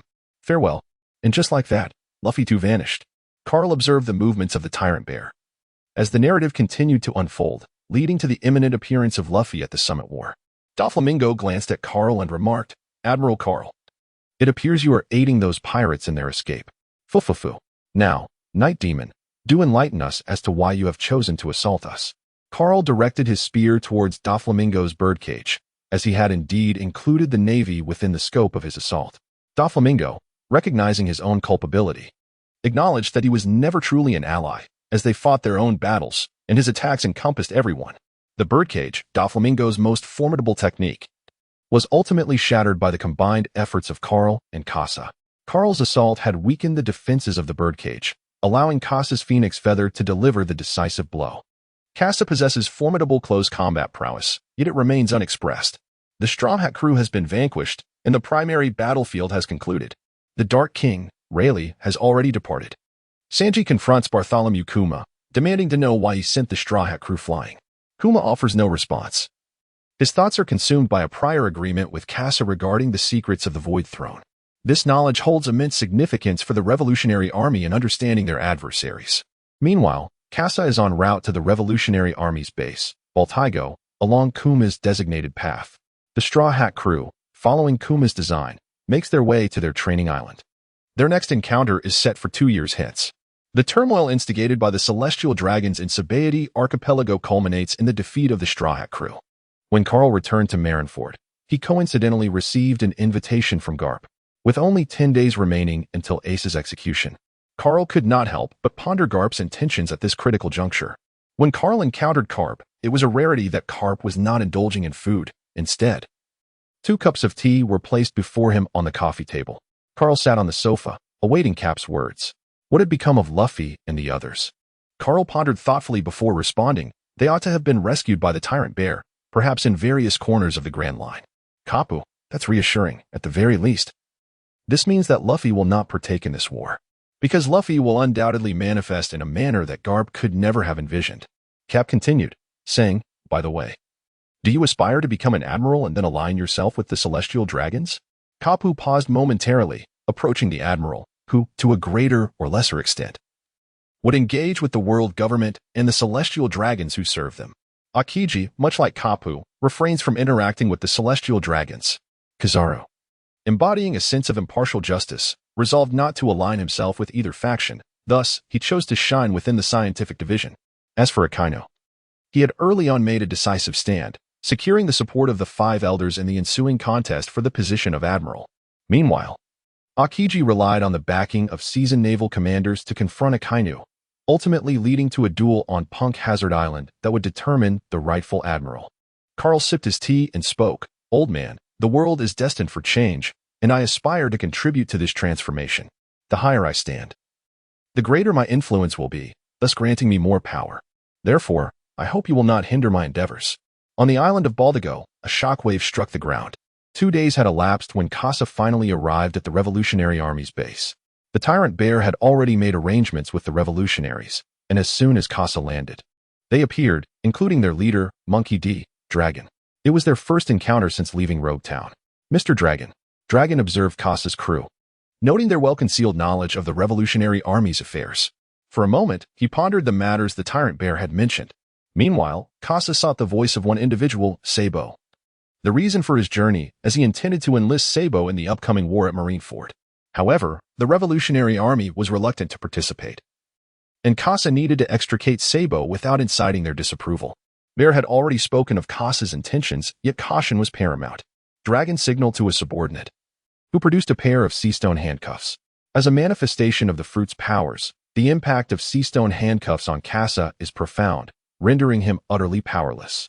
However, Kasa has come to negotiate, trusting that the Revolutionary Army would not overstep their bounds, especially considering his connection to Luffy. With his hands shackled by the sea stone, Kasa feels the strength draining from his body. His arms hang limply at his sides as he gasps for breath. The state of Kasa was observed by the members of the Revolutionary Army, who were witnessing such a significant reaction from a person with abilities for the first time. Long furrowed his brow. Kasa was willing to exhibit such earnestness merely to meet with them. An involuntary tension gripped Long's heart. For the considerable price Kasa was willing to pay for this encounter indicated that the matters at hand were of great importance. Kasa braced himself and followed Long into the depths, tirelessly searching for Sabo's whereabouts. Upon reaching a room where all others had been cleared out, Kasa, utilizing his observation haki, sensed that no one was paying attention to their presence.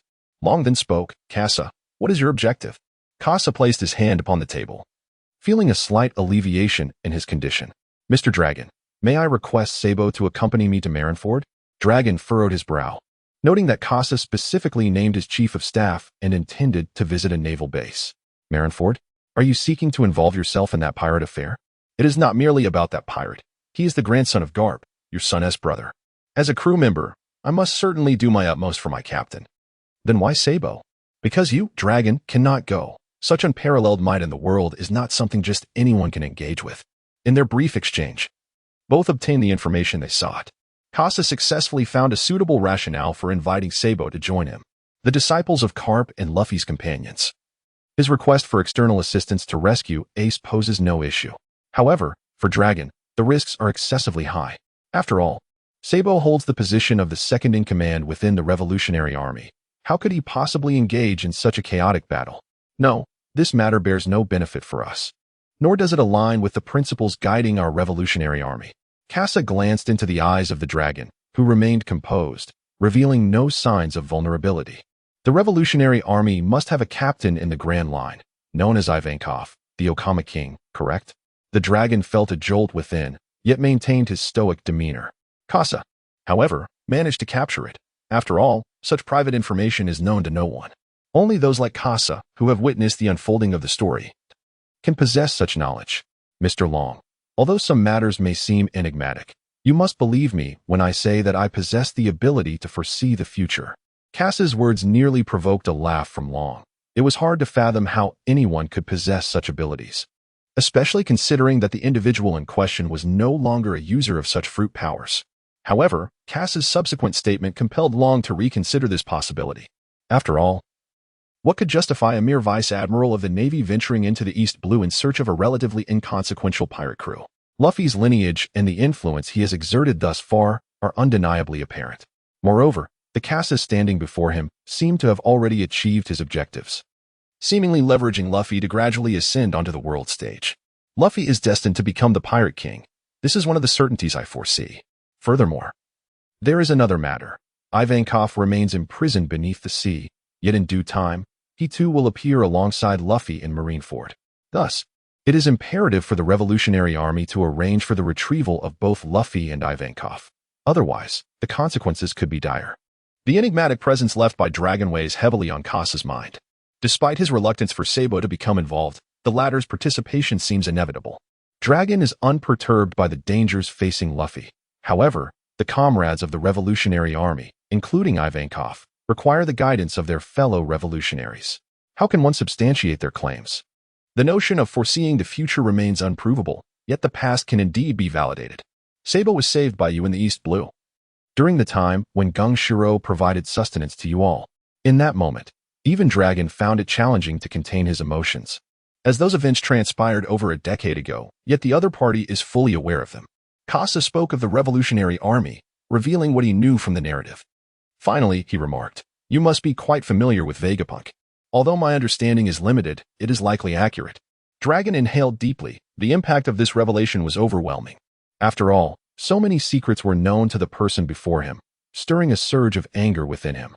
"Mr. Dragon," Kasa continued, "I do not share this to incite your wrath, but rather because I genuinely require Sabo. The future necessitates Sabo and the Revolutionary Army. Additionally, the Celestial Dragon's Void Throne has not remained unoccupied for centuries." Dragon stood up and exited the room, needing to compose his emotions and process the information he had just received. Kasa revealed a smile, a glimmer of intrigue after more than 20 years of pursuing the unfolding narrative. How could it not startle you? After over an hour had passed, Long re-entered the room, and Kasa sensed a voice lurking in the shadows.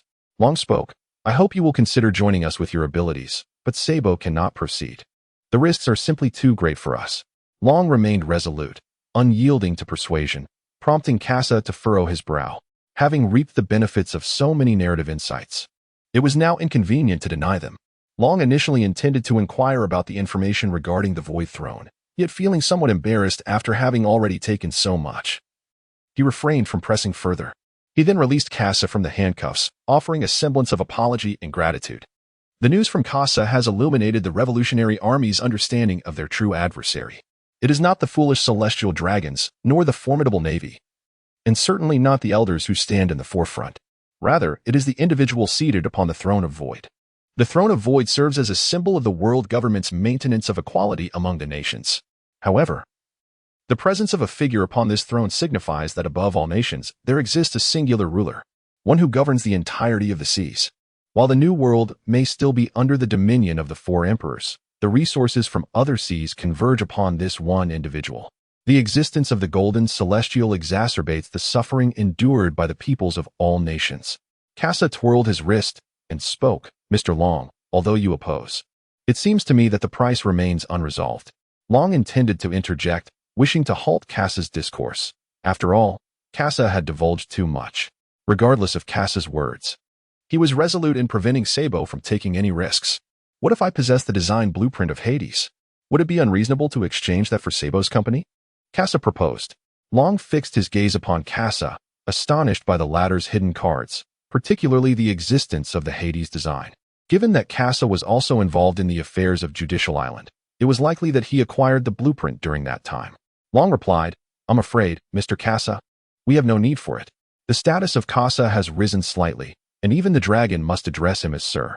However, the Revolutionary Army refrains from accepting the design blueprints for the Pluto, as the construction of such a vessel entails exorbitant costs. To fully fabricate a Pluto-class battleship would undoubtedly require a substantial financial outlay. The aim of the Revolutionary Army's uprising is merely to alleviate the suffering of the populace, not to become another band of robbers, seizing their wealth. Consequently, the Revolutionary Army finds itself in a state of poverty, entirely lacking the means to support the construction of a Pluto battleship. Kasa did not anticipate that Long would be so formidable. Although Mr. Long was reluctant, he had to consider the comrades of the Revolutionary Army as well. It was not just him. The Navy possessed similar capabilities.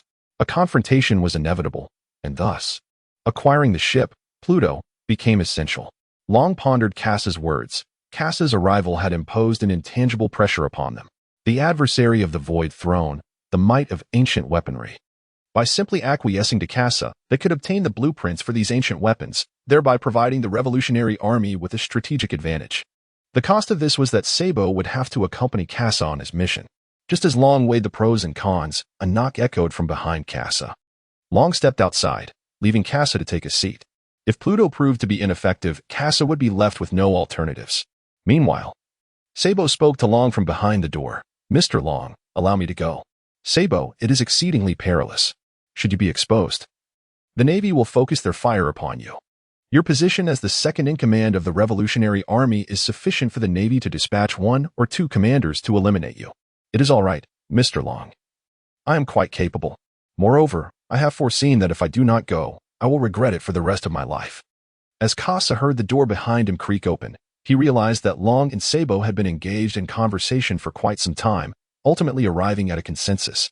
Kasa gazed at the rising Sabo, who greeted him with a warm, "Hello, Mr. Kasa." As Kasa revealed a smile, the wheels of fate had shifted. "Greetings, Sabo. I look forward to our forthcoming collaboration."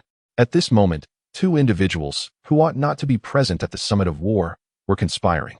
Meanwhile, at Fishman Island, situated 10,000 leagues beneath the sea, a man with golden hair was orchestrating the deployment of personnel for coding.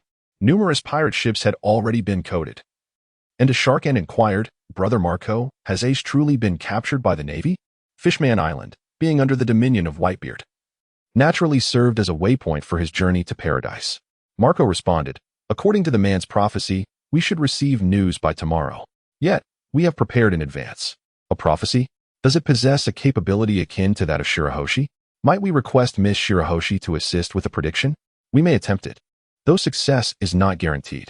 As the two spoke, they observed the pirate ships beginning to surface. These vessels were subordinate to Whitebeard and did not belong to the 16 fleets. 20 of the 43 subordinate pirate crews had been dispatched by Marco. Their objective aimed directly at the Navy branch in Paradise, while the New World Navy branch remained eerily quiet.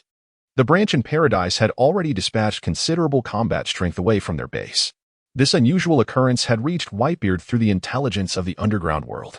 Anticipating that the Navy might appear at Marineford, he instructed Marco to mobilize the subordinate pirate crews. Simultaneously, at the Strategic Department of Marineford, Navy commanders led by Sengoku and Tsuru were convening around a sea chart for a war strategy meeting. On the chart depicting the first half of the Grand Line, Marineford lay close to the Red Line. Although safeguarded by ocean currents, vigilance against Whitebeard's potential assault was imperative. Tsuru placed several skull flags near the Navy's base in Paradise. Sengoku remarked. It seems Whitebeard has caught wind of our plans and has commenced his actions. Suru interjected. Continuing down this path is untenable.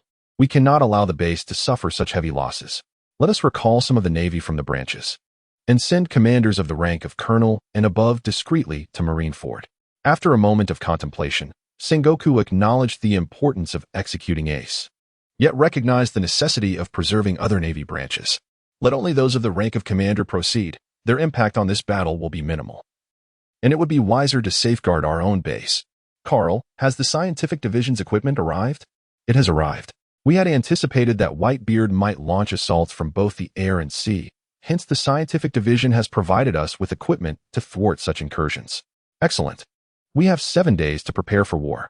At the port of Marineford, a multitude of craftsmen were diligently installing iron barriers, with many of these fortifications gradually sinking beneath the waves, concealed from view. Upon receiving the command from the warring states, Carl descended from the port into a small abode beneath the sea. A bubble enveloped his body, manifesting as a diving suit. Carl descended from the small house into the depths of the sea. The tranquil surface of the ocean led everyone to overlook the invasion route beneath. However, Carl later ensured that the underwater passage was equally fortified. As Carl descended into the depths of the ocean, he beheld numerous artisans diligently constructing defenses beneath the waves through the veil of bubbles. Beneath the ironclad surface lay a vast bubble chamber, perpetually replenished with air, serving as a vantage point to oversee the seabed conditions of the harbor. Should Whitebeard make his approach, he would inevitably confront a barrage of colossal harpoons. Moreover, regardless of the alternative methods Whitebeard might employ, any pirate vessel traversing the surface would likewise find itself subjected to relentless assaults. Utilizing the intelligence from his previous life, Carl has successfully thwarted Whitebeard's invasion. However, in the end, Sengoku resolved to wait until Whitebeard had fully entered the harbor. During the midst of the battle, he planned to obliterate all of Whitebeard's ships, leaving him with no means of escape. Carl surveyed the surroundings, reassured that the formidable harpoon brought by the scientific team posed no threat, and began his ascent towards the harbor. Aside from the dangers lurking beneath the sea, the skies above were also fortified with strategic firepower, thanks to the scientific team's meticulous research. Behind the square, a cloud-generating device continuously produced island-like formations akin to those found in the Sky Islands. Though its effects lasted merely an hour, the incessant generation proved overwhelming. With firepower both in the depths of the ocean and high above, as well as the presence of formidable masters in the square, Carl could conceive of no rationale that would allow the Whitebeard pirates to retreat unscathed. Carl not only wished to retain the Whitebeard, but also aspired to preserve the entirety of the Whitebeard pirates. He desired to keep the captain of the 16th Division along with the 43 affiliated pirate crews. Carl returned to the port, preparing to head towards the main base when his aide, Shamira, approached with a report. General Carl, the newspapers have been dispatched. The New World has commenced its activities. What news from the Red-Haired? The Red-Haired has already entered Wano country to seek out Kaido, arriving earlier than anticipated. I did not send Kaji to make contact, which leaves only one possibility. It must be Kasa. And what of the 7 warlords? There are no significant issues, my lord. Among them, the Empress has already consented, but with one stipulation. She wishes to visit the underwater prison to see that pirate. Carl came to a halt, realizing he had the opportunity to submerge Luffy in the depths of the underwater prison, thereby preventing the ensuing events. Yet, this alteration of fate could potentially unleash unforeseen consequences. After much contemplation, Carl decided to let it be. Carl, this mission is concluded. I wish to return to the Amazon Kingdom alongside Lady Empress. As you wish. The two departed from the square just as a warship sailed into the harbor and a pair of newly enlisted Marines stepped onto the docks. Hey, Kasa, is this really all right? Sabo, adorned with a transformative mask, inquired of the disguised Kasa. The two located a clandestine warship at a marine outpost, disguised themselves as Marines aboard, and set sail for Mariewa. To Sabo's astonishment, the internal marine currents allowed for an unexpectedly swift journey to Mariewa. Let us not rush. We will infiltrate when the time is right. There are 7 days remaining, during which Kasa can blend in among the Marines and gradually ascertain their strategies. By the way, when you previously contacted the red-haired pirates, was it to involve the other emperors in this impending war? Kasa reminisced about the moment he departed from White Soil Island, recalling the fateful phone call he had made. This was a rare opportunity to obtain contact with the red-haired pirates, which ultimately led to his connection with Shanks. At this moment, in the waters near Wano, the sky had been torn asunder, with Kaido and Shanks clashing fiercely above. The others remained aboard their respective vessels, awaiting the outcome of their captain's duel. The red-haired pirates, known for their balanced strength, exhibited formidable individual prowess and remarkable flexibility as a team, posing a significant threat to Kaido's crew. Even if they could not overpower him, they could still stage a surprise attack on Wano. Thus, Jin resolved to hold his position, leaving the decision to the confrontation between the two leaders. In his half-dragon form, Kaido raised his kanabo, aiming to strike at Shanks. Thunderbagwa. The Conqueror's haki enveloped the blow, landing a hit on Shanks. However, Kaido felt no sense of impact as the afterimage dissipated. Shanks had evaded the attack, demonstrating his mastery of observation haki. Kaido, cease your assault. This battle is futile. Where are Aro? Shanks, you wish for me to relent? You yourself are eager to join in. How could I possibly refrain from participating in such an exhilarating conflict? The two continued their fierce exchange. The telephone call from a day prior had enabled Shanks to arrive at Wano ahead of time, intercepting Kaido. 7 days would suffice for Shanks to settle his affairs before heading to Marineford. Meanwhile, in the New World, a nascent force was silently encroaching upon Whitebeard's territory. A solitary figure stood beneath Whitebeard's flag, eyes surveying all beneath, as a voice imbued with an enchanting power echoed forth. Whitebeard is dead, chaos reigns, and the underworld has emerged. Kaki observed as Kaju exercised his abilities, hypnotizing the people below to erase the influence of Whitebeard, who then swiftly knelt before Kaju. Kaba inquired, "Are you certain that acquiring this island is sufficient? Whitebeard is destined to perish, yet amidst the vast territories of the New World, you choose solely this location." Kaki contemplated and concluded that the Underworld Palace requires but a single location. However, it shall reign over the entirety of the Realm of Darkness. Carl's formal objective lies in the New World, following the absence of Whitebeard. The world is ever-changing, marking the rise of the Underworld. 2 years is ample time for Carl's avatar to cultivate the Underworld into a formidable force. Meanwhile, in the Calm Belt, an unparalleled beauty steps aboard a warship. Luffy hangs from Hancock's waist as they enter a chamber. "Wait for me, Ace." In the depths of the underwater prison, Luffy is causing an uproar. Confronted by Warden Magellan, Luffy delivers a colossal punch that sends Magellan flying, the haki enveloping him, neutralizing the effects of the poisonous gas.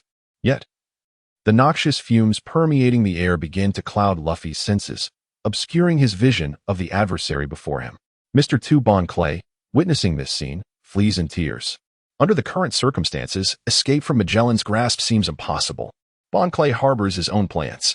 At this moment in Marineford, Kasa and Sabo dine in the cafeteria, blending in with the crowd like any ordinary Navy personnel. In recent days, Kasa and Sabo have encountered numerous Navy officers and the 7 warlords.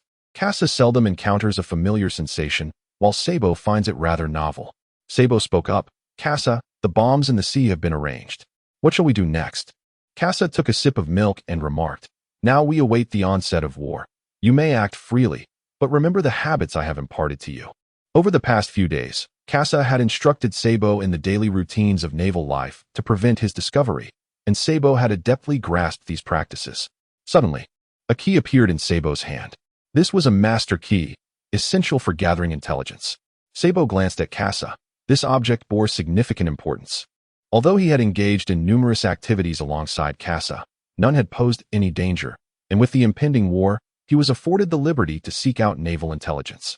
After a simple meal in the mess hall, the two prepared to return to their unit to report. Just as they completed their report, they found themselves at the back of the line, passing through a shadow, and then vanished from the ranks, each embarking on their own mission. The naval squad proceeded to the square to carry out their final tasks, while Sabo made his way to the office of the naval commander. And Kasa gazed up at the cumulus clouds in the sky. On the immense circular formation, Kasa could faintly discern the outlines of various weapons. The primary objective now was to seize an opportunity to ascend and assess the situation. However, this was Kasa's first encounter with the island clouds, and he was uncertain of the necessary procedures to approach, fully aware that he might expose himself in the process. Kassar produced a garment and then affixed a replica of a goose-feathered dagger to his waist. Emerging from the shadows, he had transformed into Carl. His gaze shifted incessantly, striving to capture the essence akin to that of Carl. Striding confidently towards the ladder in the sunlight, he prepared to ascend with dignity. However, before he could set foot upon the ladder, Kassar encountered an obstacle. Carl's aide, Shamira, had just ascended the ladder. She cast a curious glance at Kasa and inquired, "A doppelganger?" The neurons in Kasa are fervently at work, ultimately deciding to take a gamble. Indeed, my essence urges me to acclimatize to this corporeal form. Ah. It is but a newly emerged doppelganger. Allow me to guide you on a brief sojourn. With a raised eyebrow, Kasa was taken aback by Shamira's unexpected initiative to cover for herself. Thus, under Shamira's protection, Kasa made his way onto the cloud of the island.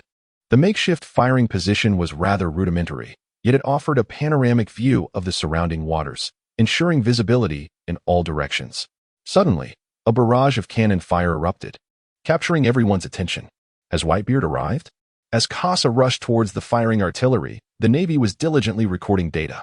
The firing range was 5 kilometers, with an effective damage radius of 20 meters. The Navy was testing the artillery's assault, meticulously documenting various data in their manual. One after another, the cannonade erupted, creating a series of water columns in the waters surrounding Marlin Vondo. Kasa also noticed the ammunition reserves on the island cloud, which had a remarkably low load-bearing capacity, allowing each artillery platform to be equipped with merely 10 rounds. Thus, a continuous supply of ammunition was imperative, rendering this vulnerability all too apparent. And Kasa understood precisely how to exploit it. Shamira spoke up, "My doppelganger, the Empress has arrived. I must go and take a look. So, feel free to explore on your own." With that, Shamira cast aside her words and departed. After surveying the surroundings, Kasa realized that the elevated fire points served merely as a supplementary role. The true strength lay beneath the sea and on the plaza. Kasa departed from the island of Yun, preparing to scout other areas. Just as he entered the naval headquarters, Kasa encountered an unexpected individual. With a hearty laugh, he recognized Carl's doppelganger, evoking a sense of familiarity. The hand of Kasa rested upon the hilt of his blade as he raised his gaze towards Blackbeard and the individuals lurking behind him. Edward D. Teach, the instigator of this conflict. Blackbeard, where do you intend to go? Are you contemplating an escape? Upon being confronted, Blackbeard's expression shifted dramatically. They were on the verge of heading to the underwater prison. Ha ha ha. How could the movements of pirates possibly be divulged to you, the Navy? Yet, you find yourself at Navy headquarters, Blackbeard. Kasa found himself in a standoff with the Blackbeard pirates. Then Oka seemed to sense something amiss and whispered a few words to Blackbeard. The latter's expression softened as he lowered his head and spoke quietly. Oh? The notorious thief Kasa? Blackbeard had discerned Kasa's true identity, astonished that the opponent could recognize him from the subtle differences among his clones. Since you have identified me, there is no turning back now. Kasa brushed past Blackbeard, unperturbed by the thought of him divulging their encounter. For Blackbeard had his own significant matters to attend to and would not provoke Kasa, risking the failure of his endeavors. Come, my little ones. This war is about to become intriguing. Prior to the conflict, Marineford remained tranquil, yet everything crafted by its artisans was meticulously observed through a singular gaze. Whitebeard, I never anticipated you would seek me out. After all, we were once allies, remnants of rocks, the Golden Lion. The legends of a bygone era converged at this moment. The following day, beneath the blazing sun upon the vast ocean, Luffy stood at the prow of the Navy's ship, gazing skyward. He might have been pondering Ace's impending execution, reflecting on the recently parted Frankie, or considering his scattered companions. At that moment, the ship's transponder snail rang out, and Luffy instantly appeared to answer the call. Moshi Moshi. This is Monkey D. Luffy, the man destined to become the Pirate King. Hey, don't reveal your identity so hastily. The Navy had already been informed of Luffy and his crew's escape from the underwater prison, including 2 former warlords, a Revolutionary Army captain, a supernova, and members of the legendary pirate crew, Crocodile Buggy. The crew aboard the warship was taken aback, astonished that Buggy held such a status. At this moment, Kasa is on the other end of the phone worm, having already learned of Luffy's circumstances, mirroring the unfolding narrative as he makes his way to Marineford. For hours prior to the execution, the sea lies tranquil, yet the square is teeming with people. The Navy stands poised, ready to await the arrival of the 4 emperors. Carl stood in the square, resting his hand on the Xianyan, gazing at the sea, uncertain whether Whitebeard would emerge from the depths as the narrative foretold. The artillery positions in the ocean were poised and ready, prepared to report on the unfolding situation at any moment. Carl pondered, would that formidable emperor truly make an appearance? Shamira, having arrived at the sea nearly 2 years ago, was well aware of Whitebeard's terrifying prowess. Carl gazed at the lingering imprint on Shamira's face, a mark left by the Empress as a testament to her punishment over the past 2 years. Those who come will come. Remember to safeguard yourself, for I am unable to watch over you. Kong seeks to impeccably showcase his prowess in this war, aiming to ascend to the forefront of the world. Suddenly, a bubbling surge erupts in the crescent-shaped bay, prompting Sengoku to inquire about the artillery positions in the sea. The artillery crew, wielding searchlights, gazes into the inky waters, perceiving naught but silence. Admiral Sengoku, there is nothing to behold. Just as Sengoku hears the voice of the telephone bug whispering in his ear, his gaze is drawn skyward. Naturally, no movements can be detected from Whitebeard beneath the waves, for his vessels have taken to the heavens. Ace, we have come to retrieve you. Led by Whitebeard, the Moby Dick materializes in the sky, aiming directly at the island cloud above Crescent Bay. Sengoku, realizing the gravity of the situation, commands the artillery on the island cloud to commence fire. However, the pirates, having preemptively prepared for an ambush, have already launched their assault. Before the Navy could load their cannonballs, the island cloud lay in ruins. Sengoku's expression shifted dramatically. The elevated artillery position he had meticulously arranged was obliterated, leaving Kasa to ruefully smile, recognizing that his preparations for explosives amounted to naught. Cap sneered disdainfully that scoundrel, the Golden Lion, actually dares to team up with Whitebeard. The Golden Lion addressed Whitebeard, saying, "Now that I have fulfilled my promise to you, I shall no longer concern myself with your affairs." Whitebeard chuckled, naturally, let chaos reign. With a shared grin, the Golden Lion harnessed the power of his devil fruit, propelling over 40 pirate ships occupied by Whitebeard into the depths of the sea. The Marines quickly responded, unleashing a barrage of cannon fire. However, the sheer force of the ships barreling through rendered all projectiles ineffective. As the first pirate ship descended, the resulting tidal wave crashed violently against the plaza, causing the Marines to take a step back in fear of the pirate invasion. When the waves receded, Whitebeard's formidable figure emerged before the Marines, his hands bracing against the ground, causing their expressions to shift dramatically. The world's strongest man had made his move. The tremors from the quake fruit reverberated through the atmosphere, affecting the very sea itself, as tsunamis surged forth from either side of Crescent Bay, their shadows enveloping everyone present in the plaza. One man's might directly influenced nature itself. The Ice Age. Akiji had also made his move, freezing the tumultuous waves in midair, encasing Marineford within two colossal frozen hands. The soldiers gazed up at the icy onslaught looming above them, swallowing hard as the gravity of the impending battle settled in. How would the conflict unfold from this moment onward? Carl and Kasa, who was in the communication room, gazed at the icy waves in the sky. Kasa, endowed with the power of observation haki, had already pinpointed Luffy's location, while Carl could only deduce it through the unfolding narrative. The pirates had leaped from the ice, charging towards the square. Akiji had created a landing point for the pirates. The ice surface within the remnants of the moon was marked by numerous water columns from fallen ships, forming barriers that provided cover for the pirates. The battlefield's terrain had grown increasingly intricate, as the Navy's artillery and gunfire were now aimed at the pirates, commencing the initial barrage. Amidst the cannonade, the Navy troops rushed down the ice to intercept the pirates. Sengoku observed Whitebeard, noting how Whitebeard's initial display of power had established combat conditions for those of lesser strength.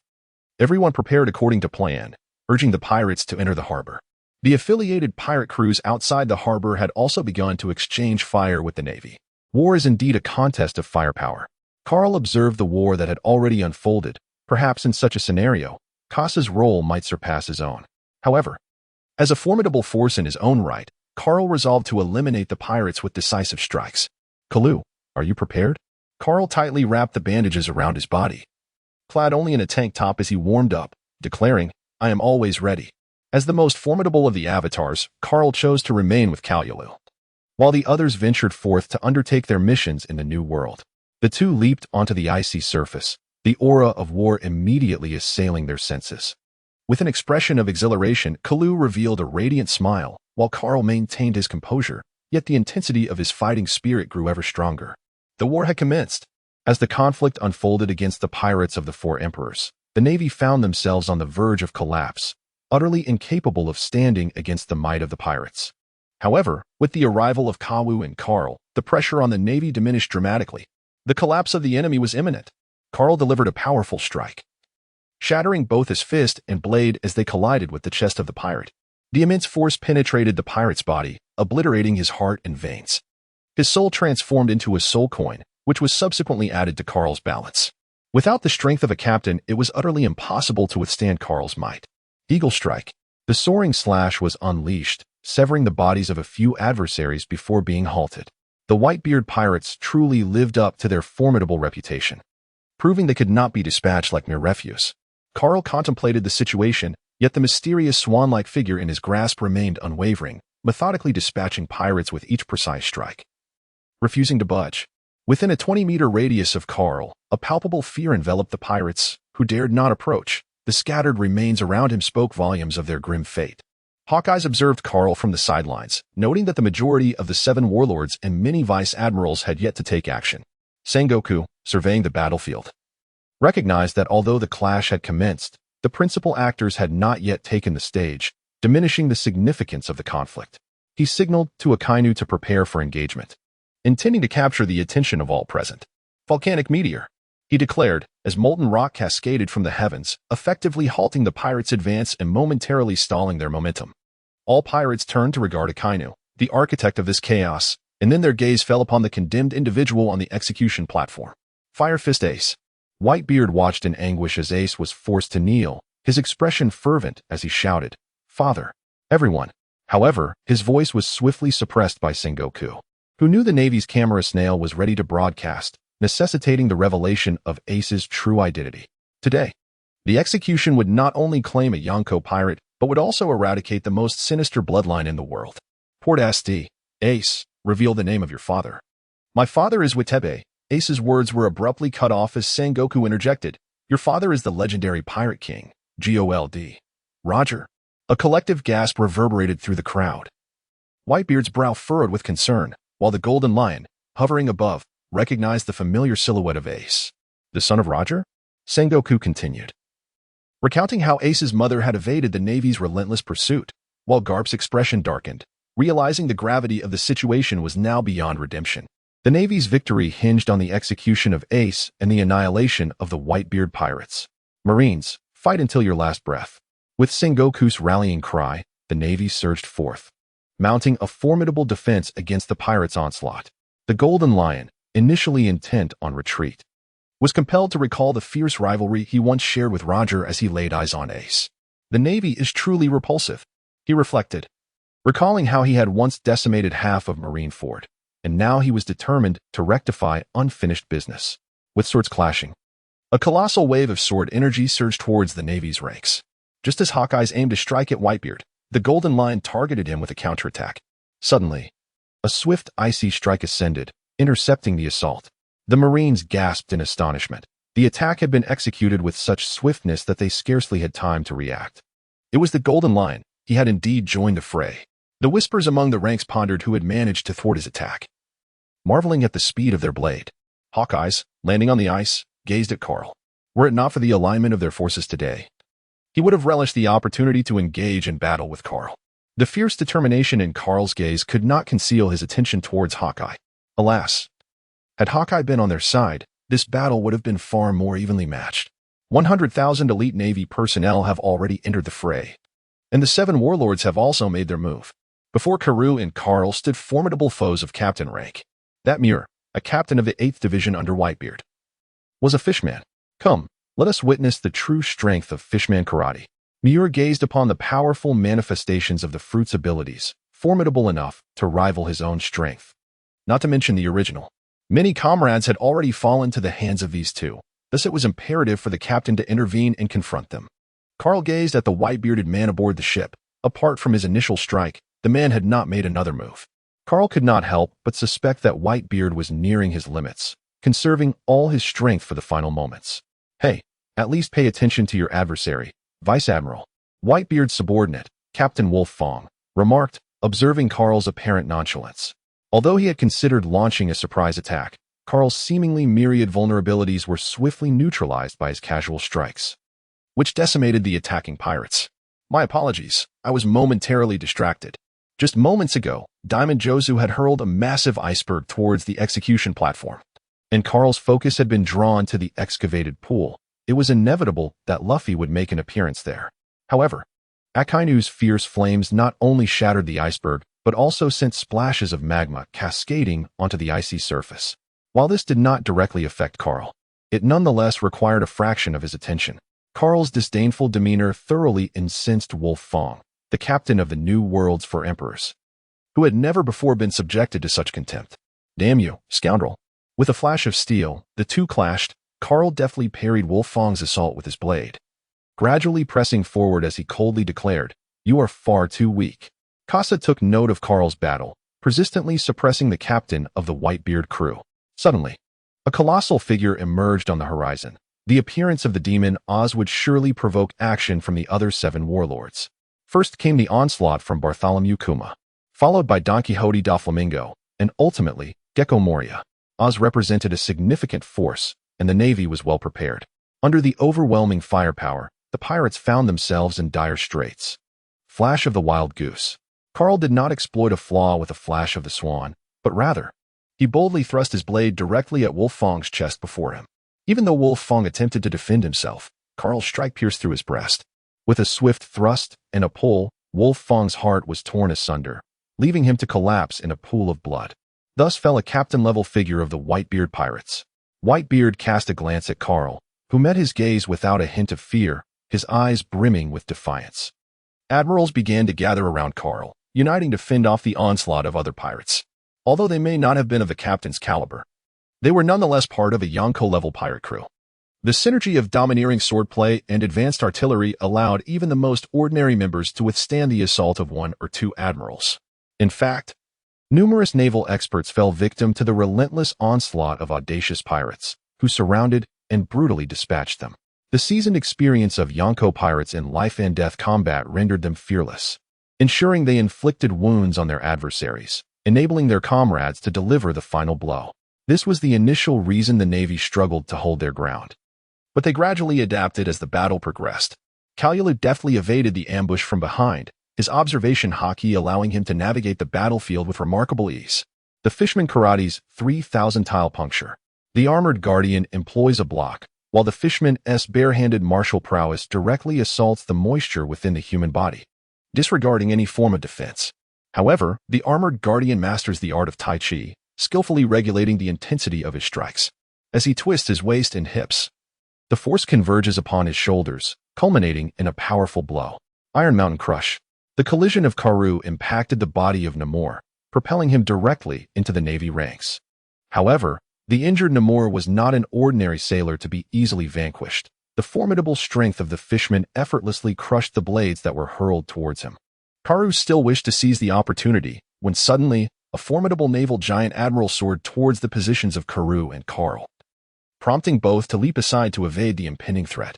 The Demon Ooze unleashed a powerful blow, sending the admiral flying as he boldly entered the fray, becoming the vanguard of the battlefield and capturing the attention of all present. Many began to launch attacks from the flanks, and the 7 warlords finally joined the skirmish, with the Empress relentlessly assaulting the enemies that appeared within her line of sight. The tyrant Bartholomew Kuma, Moria, and Don Quixote da Flamingo also cast their gazes upon the Demon Ooze, for it was these very 3 who had previously mounted an assault against Ooze, resulting in his early departure from the scene. At this moment, the focus of the multitude was drawn towards the Demon Ooze and Carl. One was the admiral who had claimed the life of the first captain, while the other was the Demon Ooze who had felled a naval admiral. Ignoring Carl before him, Ooze brandished his massive blade and advanced toward Ace, intent on crushing Carl beneath his feet. Carl would undoubtedly seize the opportunity, raising the mysterious goose with an air of dominance, unleashing a relentless barrage of power, entwining himself with the enigmatic creature. The heavy blade of the mysterious goose. Carl stood before Oz, wielding the imposing Xianyan heavy blade. Although the broadsword was considerable in size relative to Carl, it appeared diminutive, akin to a mere toothpick, when compared to the colossal blade in Oz's grasp. Carl charged forward, reaching the gap in the ice, and plunged the Xianyan heavy blade into the sea. The essence of the Xuanwu suppressed. The seawater coiled around the blade, and as Carl delivered an upward slash, a soaring blue strike surged forth, directly engulfing Oz. The power of the Xuanwu essence made us feel an overwhelming force assail him, his muscles and bones straining under the foreign impact. Subsequently, his massive body was astonishingly sent flying by Carl's strike, landing beside Whitebeard. The onlookers in the midst of battle were taken aback, their movements momentarily stilled as they beheld the colossal figure soaring through the air, eventually crashing down beside Whitebeard. The members of the Whitebeard pirates were equally astonished, for it was none other than Oz, such a gargantuan form, being so effortlessly dispatched by a single blow. The pirate adversaries turned their gazes towards Carl. Standing resolute in the plaza, a flicker of unease stirring within them, but the presence of Whitebeard quickly dispelled such trepidation. Meanwhile, the Navy felt a renewed sense of security as they witnessed Carl's landing within their ranks. Whitebeard spoke. Oz, wait a moment, stand by my side. Just moments ago, Oz had defied Whitebeard and recklessly charged ahead, yet to no avail. Fortunately, Carl had sent him back. And though Oz now suffered several broken ribs and was coughing up blood, he had not yet succumbed to incapacitation. Compared to the narrative, his situation was much improved. Oz recognized the futility of his current condition and thus stood beside Whitebeard to recuperate. Ace observed as Carl dispatched his comrades, a tumult of emotions swirling within him. One by one, his allies fell before him, plunging him into a spiral of self-reproach. Suddenly, a figure settled beside him. Garp, you. Cut the chatter. I know what to do. I am also a Navy man. Old man. Whitebeard glanced at Garp and Sengoku on the execution platform. What exactly are you plotting, strategist Sengoku? As the battle raged on, numerous pirates had breached the harbor, surging towards the execution platform, intensifying Whitebeard's inner turmoil. Sengoku observed the growing number of pirates in the waning moonlight, maintaining an unbroken contact with Tsuru, closely monitoring the situation outside the harbor. Most pirates had already infiltrated the port, compressing the Navy into a single line as they valiantly resisted the pirate invasion. The moment had come. They were poised to execute their plan and commence the execution. At this moment, Kasa watched Garp upon the execution platform, anticipating that Luffy was soon to make his entrance. A chilling scream pierced the air, drawing everyone's attention skyward. Garp, who had just been lamenting over Ace and reflecting on his own teachings, now widened his eyes in astonishment at the figure soaring through the sky. Ace. As Kasa observed Luffy thwarting Crocodile's assault on Whitebeard, he could not help but seize his camera to capture this historical moment. It was a scene too significant not to immortalize. The prowess of the captain of the Whitebeard pirates had become known to the Navy, and they were well prepared with vice admirals to counter their advance. At this juncture, the presence of Luffy and his comrades, along with two warlords of the sea and formidable prisoners who had escaped from Impel Down, placed considerable pressure back on the Navy. Leading the charge, Luffy substituted for oars, becoming the vanguard of the pirates. With a powerful giant spiral cannon, he sent a giant vice admiral sprawling, thereby creating a path to the plaza and simultaneously uplifting the morale of his allies. Sengoku, upon catching sight of Luffy, could not help but cast a glare at Garp. The Straw Hat Kid. Sengoku divulged Luffy's lineage, the grandson of the hero Garp, son of the most notorious criminal and leader of the Revolutionary Army, and a sworn brother of the Pirate King's progeny. All Navy personnel became acutely aware of what Luffy represented and surged toward him. Yet Whitebeard's commanders intervened to allow Luffy to continue guiding the masses forward. The sight of Luffy's participation invigorated the battlefield as the pirates began to push towards the plaza.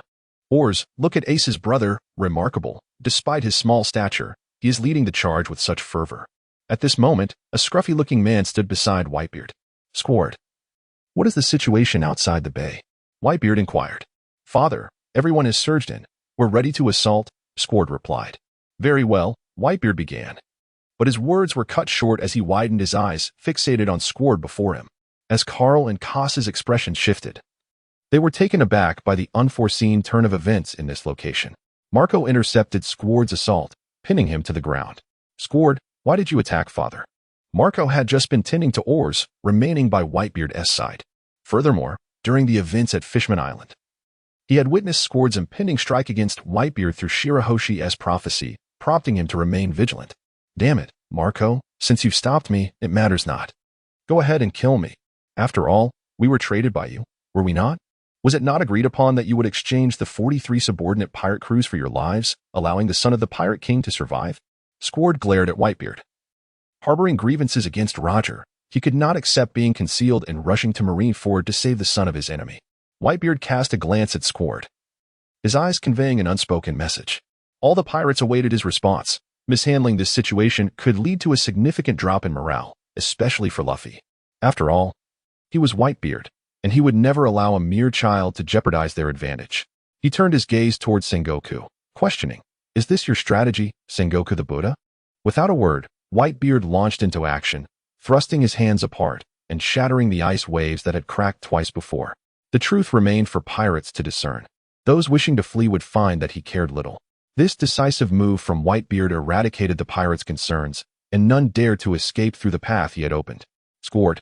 Regardless of what you have heard, one undeniable truth remains. You, like Ace, are my son. With that proclamation, Whitebeard leapt down onto the ice, ready to join the fray. Marco, frustrated at Squard's foolishness, released him, grateful he had remained cautious. Otherwise, father could have been harmed. Oars glanced at Squard before striding toward the execution platform. Their objective had yet to be fulfilled, thus the war was not over. Sengoku observed Whitebeard's entry. Recognizing that the appearance of the two executioners beside Ace had already imposed considerable pressure on them, the pirates, anxious to advance into the inner bay, failed to notice that certain Navy members were deliberately guiding them in. The moment had arrived. The iron wall beneath the ice was prepared, ready to trap them like fish in a barrel. Upon Sengoku's command, Whitebeard heard the resonating sound of gears turning across the battlefield. As numerous captains began to investigate the strange noise, the Navy seized the opportunity to withdraw entirely to the plaza, while Luffy sought to step onto the square, only to find Carl standing resolutely before him, sword drawn. Damn it, that Carl. The ice trembled violently, and the blocks at the edge of the plaza cracked under the strain, with unidentified objects pushing upward from beneath the ice. Whitebeard surveyed all the pirates within the inner bay. They were now fully exposed to the Navy's range of attack, and the situation looked dire, especially with the rapid beaching of troops. However, the Navy was well prepared, having positioned weapons along the plaza's edge, striving to fend off the pirates and buy time for the iron wall to rise. Sengoku gazed upon the exposed iron wall, confident of victory. As Kasa witnessed the unfolding scene, it was finally his turn to take action. Grasping the dual guns of Wu Yuan, he swiftly eliminated the Navy personnel within the communication room before soaring into the sky. Unbeknownst to anyone, Kasa had ascended to a vantage point, surveying the battlefield from above. He seized the remote control and pressed the button. The culmination of 7 days of stealth in Marin Fander erupted instantaneously, as the power rocks beneath the iron wall detonated with tremendous force, obliterating the installation. The immense iron barrier, unable to withstand the explosion, ceased its upward trajectory, while the blast from the sea propelled water through the breach. Confusion reigned as all were left bewildered by the sudden explosion in the ocean. Sengoku received the alarming report. The underwater stronghold had been completely annihilated. Akainu, initially poised to launch an offensive and cast all pirates into the depths, found his plans thwarted. Sengoku clenched his teeth, the veins in his temples visibly throbbing. The covert disruption of their strategy could only imply the presence of a traitor, one who had been lurking for more than a day. How infuriating! Who could it be? As the Navy personnel pondered the identity of the saboteur, Kasa took aim at Admiral Carl in the square, drawing the attention of the onlookers. Ah, you seem to be ignoring me, Admiral Carl. Kasa shook the remote control in his hand, for he was the architect of all that had transpired. Kasa, Luffy exclaimed joyfully, surprised to encounter him here. Captain, charge ahead. I shall provide support from the rear. Luffy replied with determination. The others watched as Luffy and Kasa engaged in animated conversation, seemingly oblivious to their surroundings, momentarily frozen in place. Yet, Kasa's actions effectively quelled the crisis facing the Whitebeard pirates. Had the surrounding walls risen? The ensuing onslaught of Akinu's meteor volcano would have engulfed the entire inner bay, leaving the pirates with no battlefield, forced to passively endure the gunfire from the elevated navy. Whitebeard pondered the fact that Sengoku had done nothing throughout their journey, merely deploying his forces to counter the captain, all a ruse to lure the enemy deeper. Ha ha ha, Sengoku. Who would have thought your scheme would be unraveled by a mere child? Whitebeard understood that Kasa's achievements were no small feat and shifted his gaze towards the advancing Luffy. Was Kasa's behavior truly directed by Luffy? If so, this young lad is far more astute than one might presume. However, upon Kasa's appearance, the Navy's countenance shifted dramatically, their attention swiftly turning to Carl and Cal. It appears we have aroused suspicion. Indeed, this is the case, yet it matters little. The objective remains to eliminate a few more pirates. At present, the entire square is laid bare before the pirates, and what was intended as a strategic lure has instead become a perilous threat, with the pirates now less than a kilometer from the execution platform, poised to advance swiftly. Carl stepped onto the icy surface, becoming the first Navy officer to enter a state of combat. Confronted by Luffy, the son of the devil, Carl swung his blade with determination. In the ensuing moment, petals began to dance around them, as a man wielding twin swords interposed himself between Carl and Luffy. It was the captain of the 5th Division, Flower Sword Vista. Carl harbored no desire to confront the child of the dimension. However, he understood the necessity of striking first. For he was indeed a suspect and could not afford to overlook any adversary. Furthermore, Luffy now had allies to shield him from assault. Ah, General Carl. The mission has been accomplished. You may return to your unit. Vista sought to tarnish Carl's reputation further, and upon hearing this, the nearby sailor's expression shifted dramatically. Carl, with a hint of skepticism, replied, "Indeed, if that is the case, then do grant me passage. I wish to meet my father." The two exchanged a knowing smile. Yet their blades continued to strike at each other's vulnerable points with relentless precision. Kasa observed as an entourage of protectors surrounded Luffy, even as Kalu launched an attack. It was thwarted by Mio Air. The clash between the two remained unresolved. All the Shichibukai had engaged in battle. Kuma was held at bay by Ivankov. Mihawk found himself ensnared by Diamond Jaws, and Moria confronted Jinbei, while Hancock continued her indiscriminate onslaught. At that moment, the pirates pressed forward relentlessly when suddenly, a laser swept through their ranks. The pacifistas had arrived, obstructing the pirates' assault. The strength of the pacifistas had significantly increased, as Carl had enhanced the material's durability through the advanced glyph technology developed by Vegapunk. Kasa prepared to target the pacifists, testing his strength. Fufufu. Kasa, you have finally arrived. Doflamingo once again fixed his gaze upon Kasa, who furrowed his brows. Heavenly Yiksha, you are so bothersome. The fiery baptism surged forth, accompanied by mercury-infused flames, charging directly toward Doflamingo, who narrowly evaded the attack. However, the navy below had nowhere to flee. Flames cascaded downward, igniting the square in a conflagration. In the chaos of war, the threat of stray bullets lingered, yet Kasa specifically aimed at the navy in the rear. Sengoku's expression shifted. Kasa posed a significant threat amidst the conflict, and the breach caused by his recent assault prompted a slight retreat from the navy ahead. At this juncture, the three admirals could no longer remain seated. They rose to their feet. After initially showcasing their threat, they had been waiting for the opportune moment to strike. Yet, with Kasa's interference, they were compelled to find their own adversaries. Whitebeard's countenance altered. 3 monsters were about to engage, and he had only Marco by his side to counter one. Oz lifted a warship and hurled it directly onto the square. Akainu raised his hand and unleashed a tremendous blast of magma, propelling it into the air, splattering molten rock amongst the pirates and temporarily halting their offensive. Akainu locked eyes with Whitebeard, the two now in direct confrontation. Kizaru flashed into the throng, delivering a lightning-fast kick that sent a multitude of pirates flying. Akiji also materialized before Luffy, but Luffy, sensing the threat, managed to deflect Akiji's attack with his haki, though he was still pushed back. The two admirals infiltrated the crowd, akin to wolves among sheep, with no one daring to approach. Kasa, observing the situation from above, continuously repositioned himself, bringing both Doflamingo and the navy below into his line of fire. With his firepower unleashed, Kasa's soul coins had surged past 110,000. The navy's vice-admirals, unable to endure any longer, including Ghost Spider, Weasel, and Doberman, ascended into the sky to join forces with the 7 warlords against Kasa.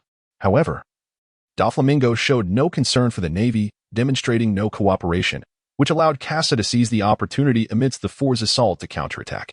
In an instant, he accelerated, aligning himself with the 3 vice-admirals and the navy below. Drawing out his Tyrannosaurus shotgun, Kasa reloaded with Power Rock, Tyranno's shell modification. The projectiles erupted from the barrel in spherical formation, effectively blocking the path of all enemies before him. The diminutive pellets made contact with the oxygen, igniting into a brilliant red.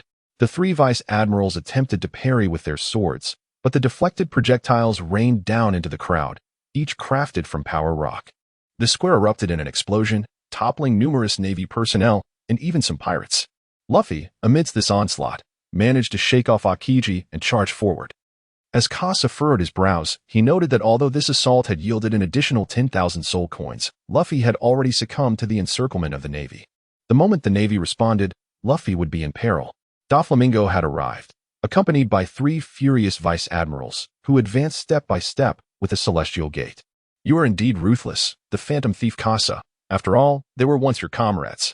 Kasa regarded Doflamingo's words with disdain. This was war, an opportunity for him to amass wealth. With a swift and powerful motion reminiscent of a dragon's tail, he disregarded all opposing forces and sent Doflamingo flying.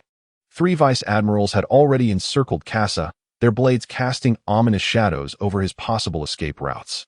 He called upon the second phase of his dragon tail technique, which he typically employed to distance himself from foes.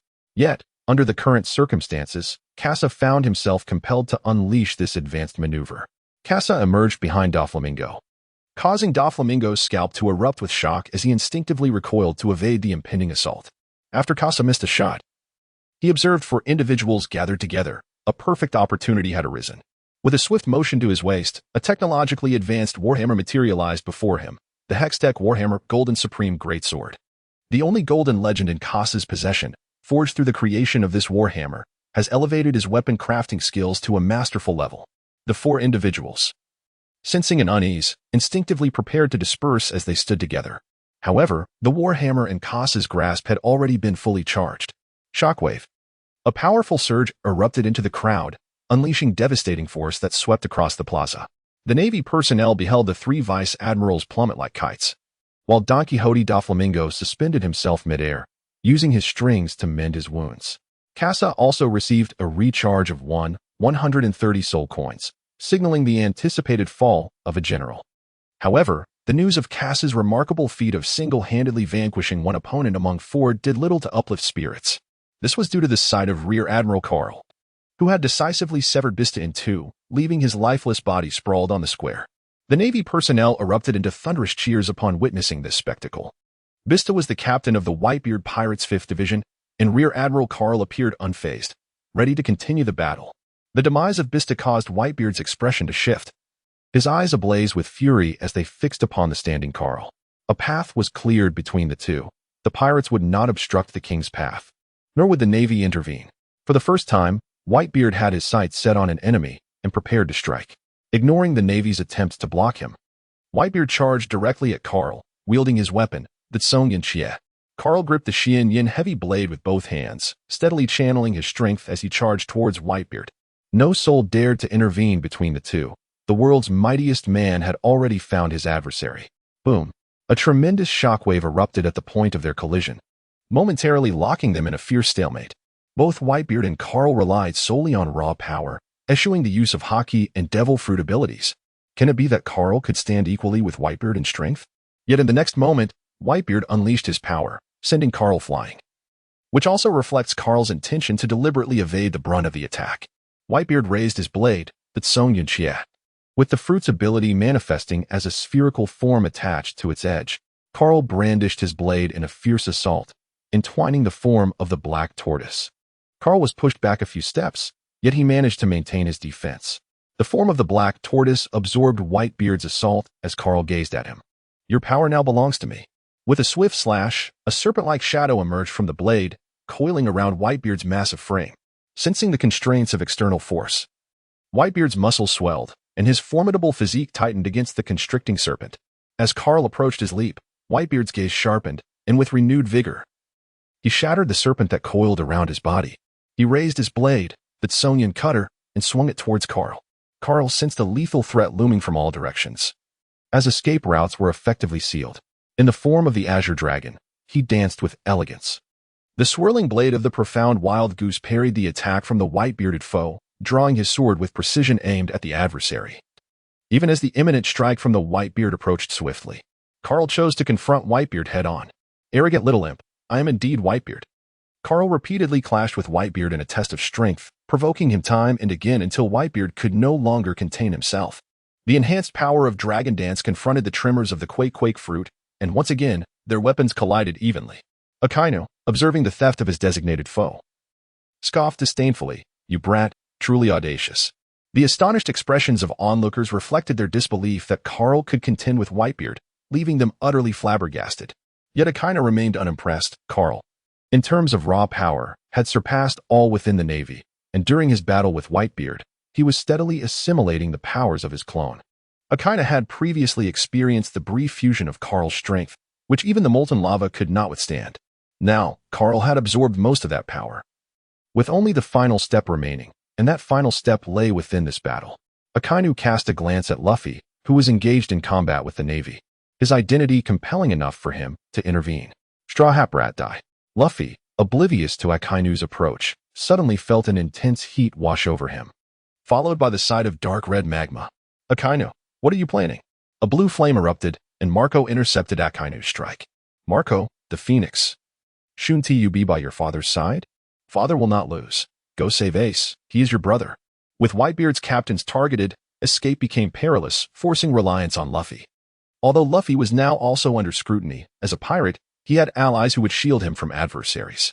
In the next instant, Akiji appeared, followed by Diamond Jozu, allowing Luffy to narrowly evade disaster. A laser from Kazara struck just beneath Luffy's feet. Truly terrifying, Straw Hat Brat. Just days ago, you were in such dire straits. Damn it, Kazara.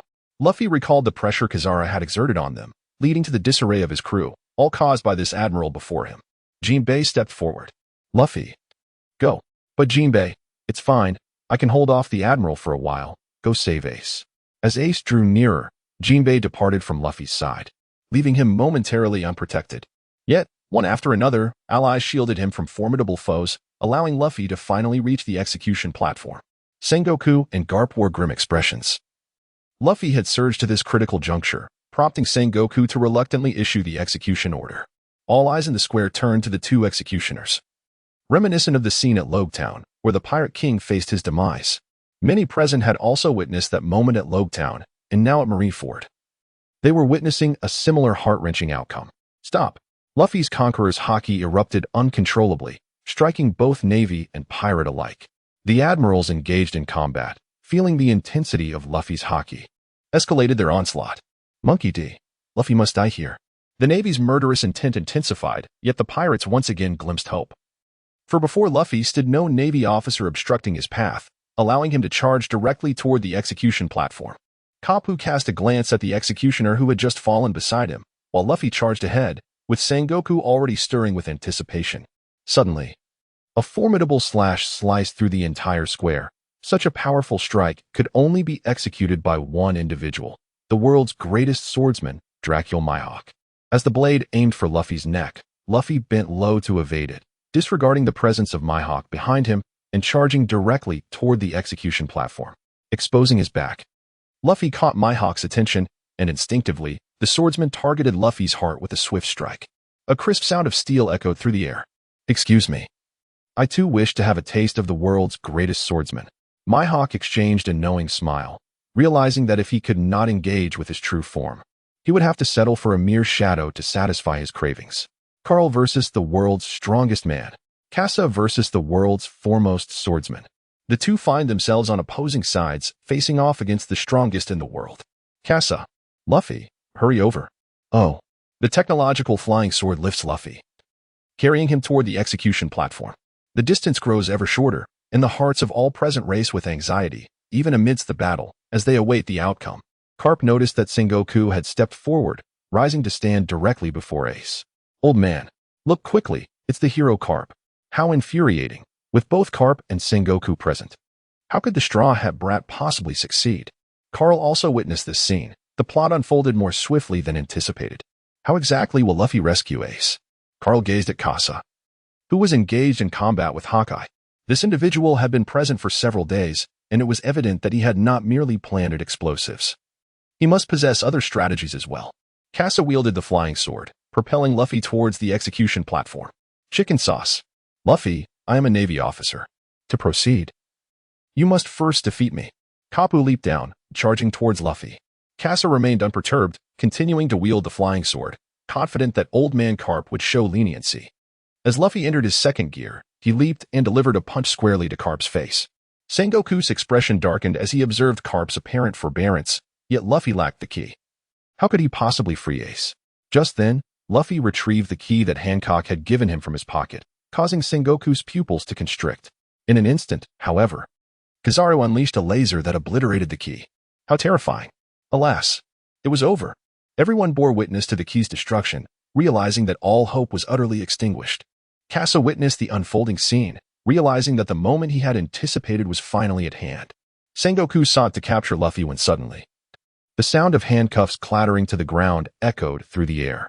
Before Ace could fully comprehend the situation, he was assisted to his feet, and Luffy erupted in joy, exclaiming, Ace! Almost immediately, a colossal shadow enveloped the trio. They looked up to see a gigantic Buddha statue gazing down upon them, its fist descending towards them. Ace stood at the forefront among the three. Fire Fist, Dragon Claw Fist, Gum Gum Pistol. The three fists collided directly with Sengoku's immense punch. Sengoku furrowed his brow, feeling the formidable strength of their combined efforts, and exerted even more power. Ace and his companions roared, their youthful bodies unleashing a tremendous surge of strength that matched Sengoku's transformed might. However, the execution platform could no longer withstand the pressure and collapsed, burying the trio beneath the rubble. All eyes were fixated on the debris, as the fate of the three determined the course of events to come. Sengoku surveyed the ruins, realizing that he had exerted his full strength yet was thwarted by these three. Moreover, he pondered the identity of the individual disguised as the executioner.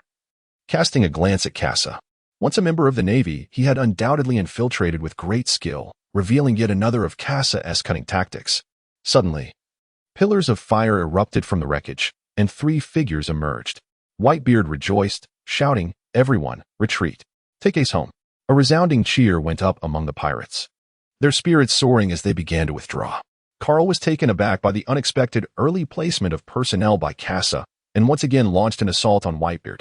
Whitebeard, sensing the gradual strengthening of Carl's power, realized that Carl was merely using him as a means to test his blade. Heh, young one. Their retreat is of no concern to me. With a sudden surge of strength, Whitebeard positioned himself in front of the Navy, determined to shield everyone from harm. In this war, casualties were inevitable, and thus, he resolved to remain here, ready to face whatever fate awaited him.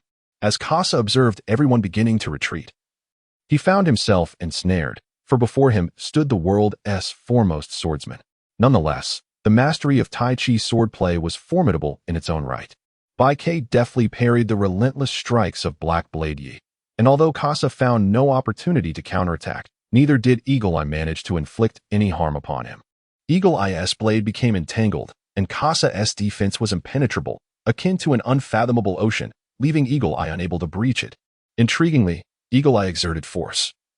Yet this time Kasa did not yield to the momentum of the attack. Eagle Eye sensed a formidable resistance opposing him. The principles of Tai Chi swordplay emphasize the harmonious blend of hardness and softness, where the weak triumphs over the strong. And a mere 4 ounces can deflect 1,000 pounds, all while cultivating internal energy.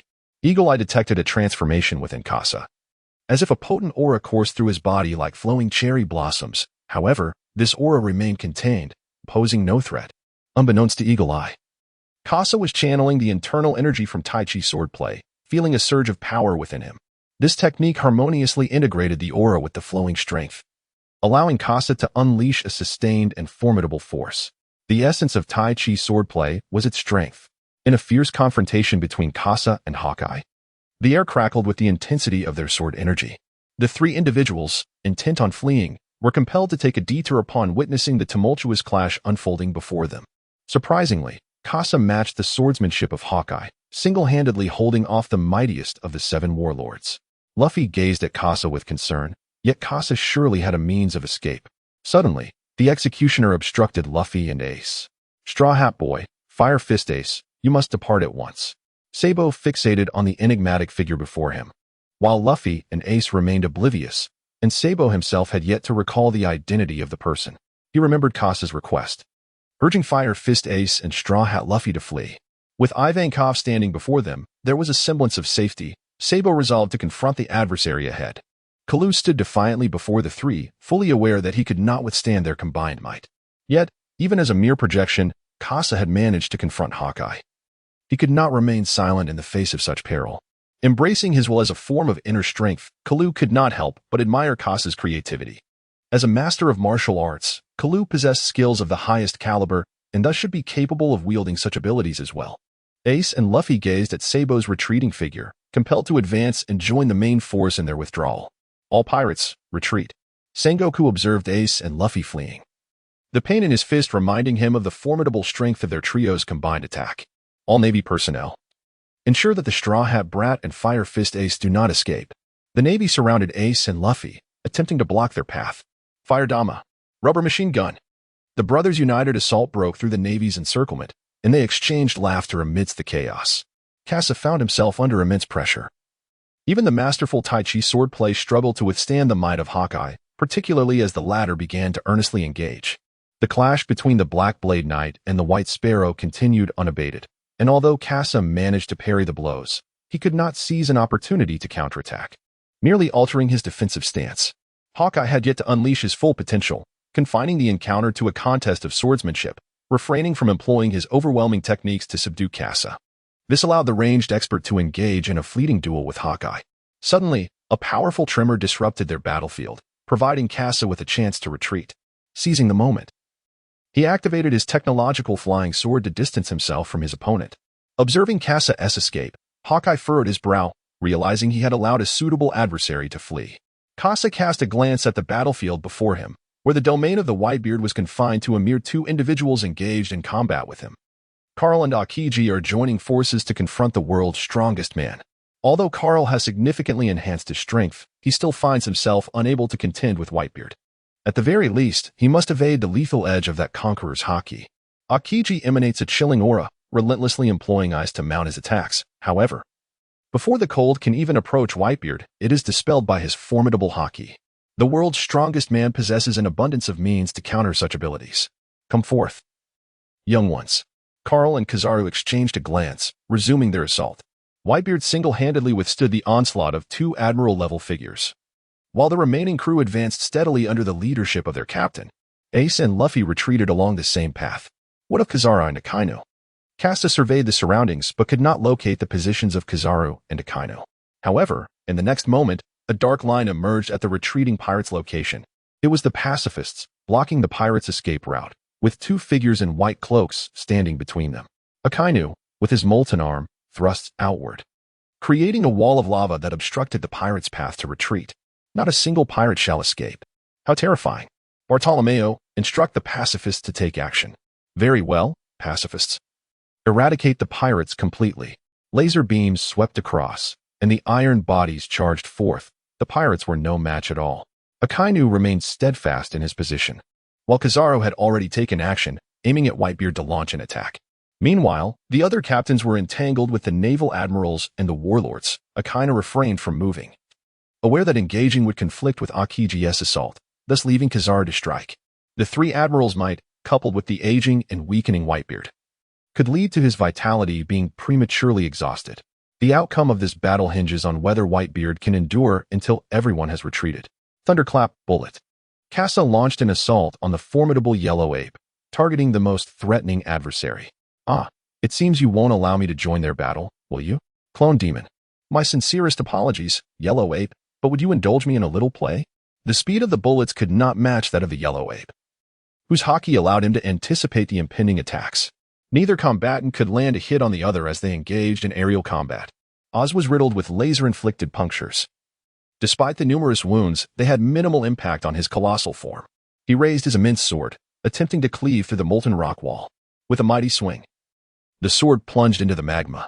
What? The searing heat immediately transferred to his hands, causing Oz to relinquish his grip as the sword swiftly melted within the lava. Akainu regarded Oz with disdain as the pacifistas advanced, encircling the area with Navy personnel. The pirates found themselves trapped like filling in a sandwich. Following Bista's demise, the leadership among the crew suffered a significant blow, weakening their fighting capacity. However, in the next moment, a fiery fist surged towards the pacifistas. Fire fist. Ace shattered the encirclement, creating an opening. He exchanged a glance with Akainu, noting the magma boiling behind him. Even from his position, Ace could sense the overwhelming heat. The hierarchical nature of their devil fruit abilities made Ace acutely aware that he was no match for Akainu. Luffy, let us go. Oh, entering gear second. Akainu adjusted his hat and strode forward. Whitebeard's 2nd Division captain and a supernova. You believe these 2 can contend with me? Sengoku observed the battlefield. Although Ace had made his escape, the advantage remained with them. The island clouds above had already spread across the battlefield, ready to engage at any moment. The navy outside continued to bombard the pirates, while skirmishes erupted among the pirates beyond the square.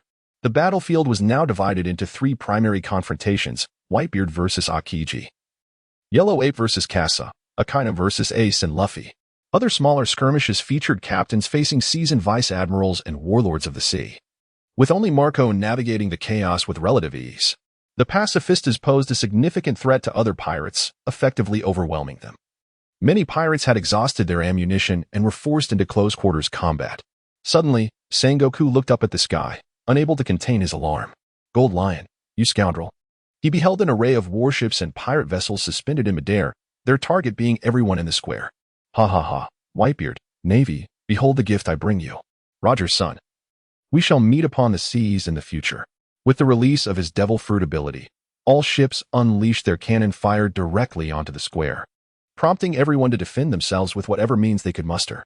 The forceful impacts and explosions obliterated everything in their path, compelling even Whitebeard to halt and protect himself. As the battlefield was engulfed in chaos, only the derisive laughter of the Gold Lion remained.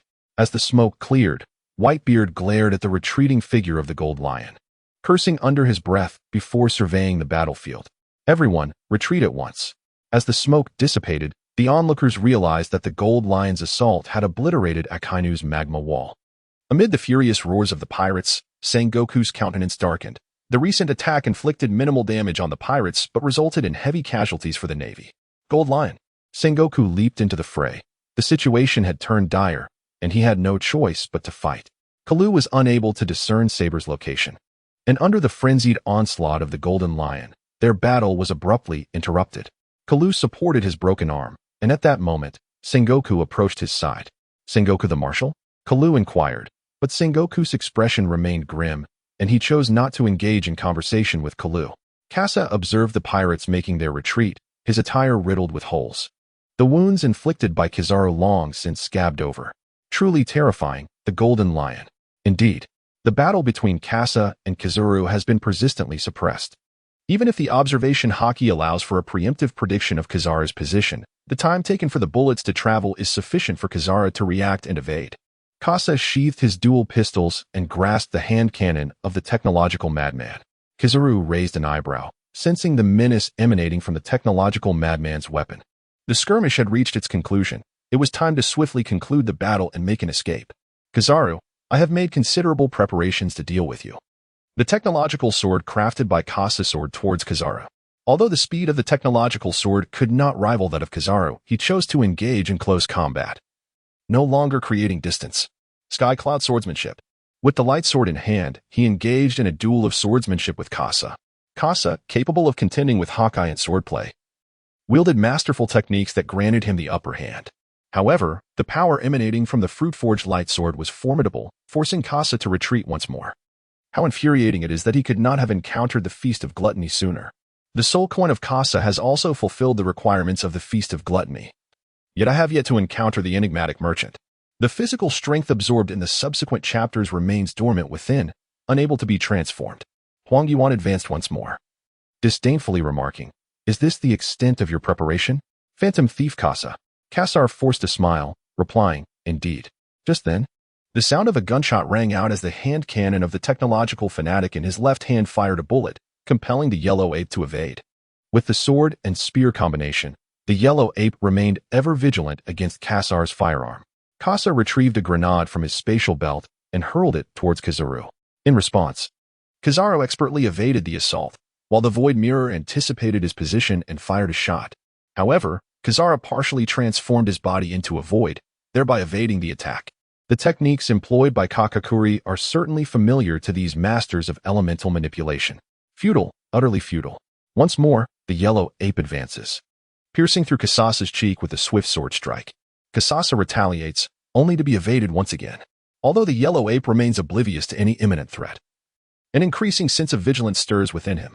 Meanwhile, from an external perspective, the battlefield of Kasasa and the yellow ape is enveloped in a swirling shroud of black and gray smoke. Kasa pressed a vial against his waist and spoke, Palusalino. Master Zephyr's words ring true. You are overly reliant on your devil fruit abilities. What? The vial's opening was abruptly unleashed by Kasa, releasing a cloud of blackish-gray smoke that swiftly engulfed their battlefield. The yellow ape was taken aback. Inside, he activated the Yada no Kagami, preparing to make his escape. The propagation of light differs across various mediums. The velocity in a vacuum contrasts starkly with that in the atmosphere. Not to mention, Kasa had deliberately utilized the blackish-gray hue, which absorbed light and impeded the yellow ape's movement. In that instant, the yellow ape's speed diminished to a level that Kasa could finally perceive. And such an opportunity was rare indeed. Kasa anticipated the trajectory of Kizaru, whose movements were laid bare beneath the celestial mirror. The devil fruit bullet. capable of inciting chaos within the abilities of a devil fruit user, struck Kizaru, instantly disrupting his state of movement with the Yada no Kagami. The backlash from his fruit rendered Kizaru briefly unconscious. This interval proved sufficient for Kasa to switch weapons and launch an assault. Maximum Spiral Shockwave. The tip of the Hextech Warhammer split open, channeling magical energy into a concentrated force, with arcs of electricity dancing wildly. A compressed shockwave surged towards Kizaru, propelling him from the fog and directly colliding with the justice depicted on the wall of Marineford. The charged shockwave detonated, fracturing the main building of Marineford along with Kizaru. The Navy was taken aback, while Sengoku gazed at the shattered wall where Kizaru was slowly descending. Borsalino. As Kasa emerged from the mist, preparing to flee, he received no notification from the system. Kizaru was still alive. His immediate priority was to escape, uncertain of Kizaru's current condition. The Navy personnel, witnessing Kasa's retreat, halted their pursuit of the pirate and redirected their cannon fire toward him in the sky. With the agility of the technological flying sword, Kasa deftly evaded pursuit, alleviating the pressure on the pirates as they made their escape. Sengoku sought to give chase, yet he was obstructed by the swarming henchmen of the pirates that emerged before him. In the lofty heights, most pirates had already fled to the ice surface, leaving only Whitebeard and Ace engaged in combat. Akainu's relentless assaults pressed the two back, yet it was Ace and Luffy's presence that allowed the other pirates to escape. The captains had retreated to the ice, preparing for evacuation. However, all naval ships and pirate vessels had been hurled down by the Golden Lion, serving as projectiles. Marco gritted his teeth, cursing the Golden Lion for even targeting the Moby Dick. Marco, there are still naval ships, Jinbei noted, observing vessels beyond the harbor. If necessary, Jinbei could summon marine creatures for rescue, but such an endeavor was perilous, and it remained uncertain if any beast would be willing to assist. Looking at Marco searching for ships on the ice, Vice Admiral Tsuru commanded, "Destroy all vessels, including the naval ships." But, Vice Admiral Tsuru, hurry. Tsuru felt a sense of unease. Annihilating all avenues of escape signified that this war would end with the last man standing on either side. Meanwhile, 100 nautical miles away from Marineford, Shanks, intent on halting the conflict, encountered an adversary. The world government? Why are they here? Shanks' expression darkened. Having concluded his clash with Kaido and hastening over, only to confront the vessels of the world government. From aboard the ship, the masked figures of CP-0 addressed him. Red-haired Shanks, we request your departure. We do not wish to engage in battle with you at this time. This was a scheme devised by Kizaru and the Gorosei, intending to capture Whitebeard's remnants during their retreat. However, they had not anticipated running into Shanks, while another battlefield was poised for conflict. On the plaza, Ace and Luffy were sent flying by Akainu's punch, the magma-imbued arms sweeping across. Luffy executed a backflip to evade, while Ace leapt, unleashing a fiery jet to dodge. Damn it, this magma bastard is incredibly strong. Akainu, the Marine Admiral, is truly formidable. The two marveled at Akainu's power, only for him to initiate another onslaught. Dog bite Red Lotus. Both sensed the impending attack through their observation haki, yet Akainu anticipated their evasion. Luffy found himself engulfed by a shadow as Akainu targeted the seemingly weaker of the two. Don't.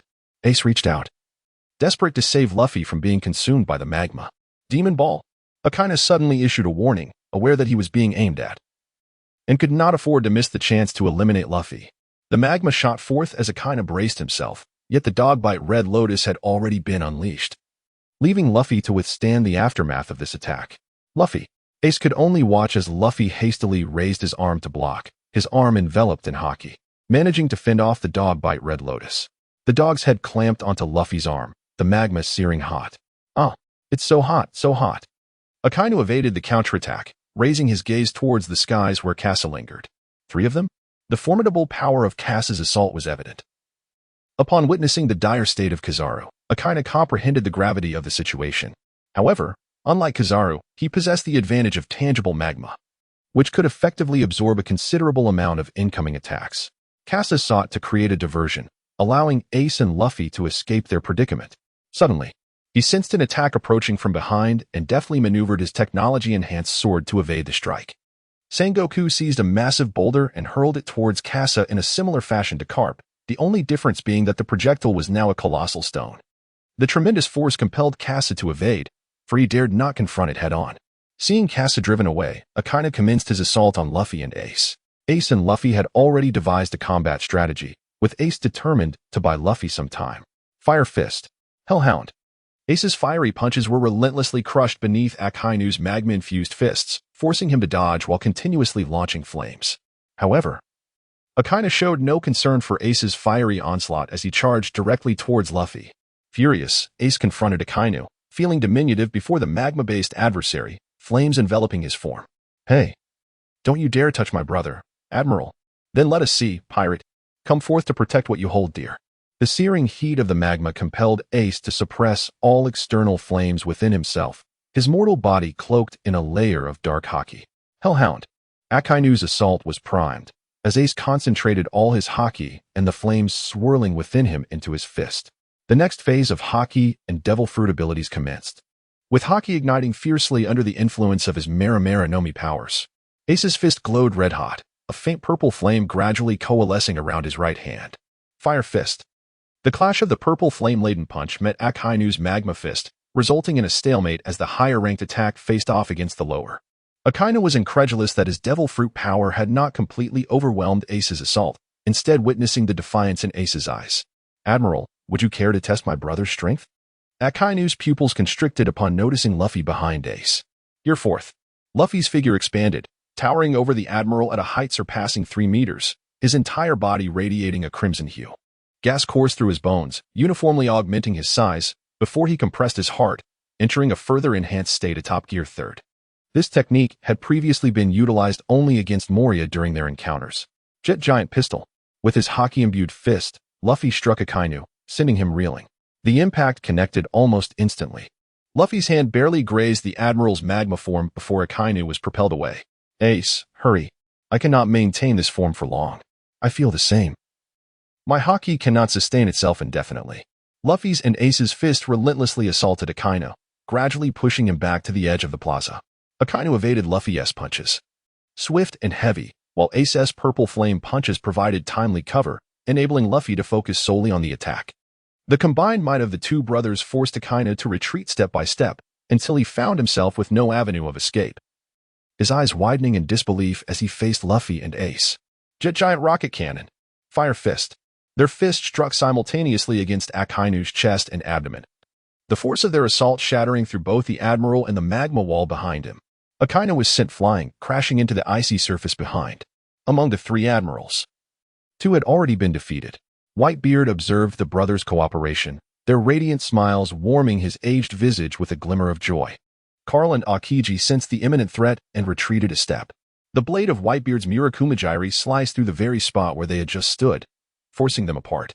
Having escaped the encirclement of the Navy, Ace was already fleeing towards the icy expanse, cradling the diminutive, gasping Luffy. Whitebeard landed at the edge of the square, the very place from which Luffy and Ace had recently fled. As Ace opened his mouth to speak, "Father," his words remained unuttered. Suddenly, a fissure tore through the square, separating Whitebeard from the other pirates. With his back turned to Ace, Whitebeard urged, "Ace, hurry, take everyone and go." Ace hesitated, but Whitebeard had already resigned himself to his fate. The man's decision was resolute. To persuade him further would be an affront. Ace set down Luffy and knelt to bid farewell to Whitebeard. Marco, witnessing Whitebeard's silhouette, found his eyes welling with unshed tears. As Kasa flew next to Sengoku, the threat from the warring states had dissipated at this position. However, Kasa did not believe that the fissure would deter the Navy. The rift served more as a warning to the naval forces. Those who dared to cross it would face the merciless wrath of Whitebeard. The combined strength of 2 admirals still allowed Whitebeard to navigate the situation with ease. It could only be said that the impact of Squord's strike in the narrative was profound. Sengoku pushed aside the Navy soldiers blocking his path and stood before Whitebeard. Whitebeard, upon seeing Sengoku, spoke, "Sengoku, my life ends here. Let this war come to a close." Sengoku understood the orders from Tsuru. Now, there was not a single ship left in Marineford that could escape, transforming the battlefield into an arena amidst the ocean. Whitebeard had no retreat left. Sengoku stepped into Whitebeard's range of attack, and the 3 of them aimed to swiftly eliminate him. At that moment, Whitebeard retrieved a pill from his waist. As Kasa departed, he had deliberately intercepted Akiji's attack, leaving the pill for Whitebeard. The Blood Demon Pill.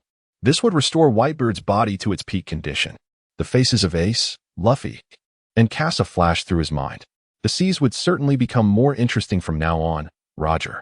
Whitebeard swallowed the blood demon pill, and his once frail body instantly surged with vitality. The skin, once sagging from the weight of years, became smooth again, while his muscles expanded, straining against his skin. Carl also witnessed Whitebeard consuming the pill produced by the system, sensing the formidable threat that was approaching. A sense of impending danger loomed. Aokiji and Sengoku felt their knees buckle, bracing themselves to confront the pinnacle of power from the world's strongest man. Carl advanced to strike, while Whitebeard swung his blade in retaliation, effortlessly sending Carl flying with a single blow. Only Carl was aware of the extent of Whitebeard's power. He had absorbed 90% of the strength of his comrade, and previously he could match Whitebeard in raw power. Yet now, with just a simple strike, he was sent reeling. Whitebeard observed the accelerating depletion of his own life force, and the power of the shockwave emanating from the Tsongyun blade grew ever more formidable. Sengoku and Aokiji exchanged worried glances, promptly retreating. Carl, suspended in midair, brandished a knife before him. Azure Dragon's sacred art, Guardian. Carl did not retreat but advanced.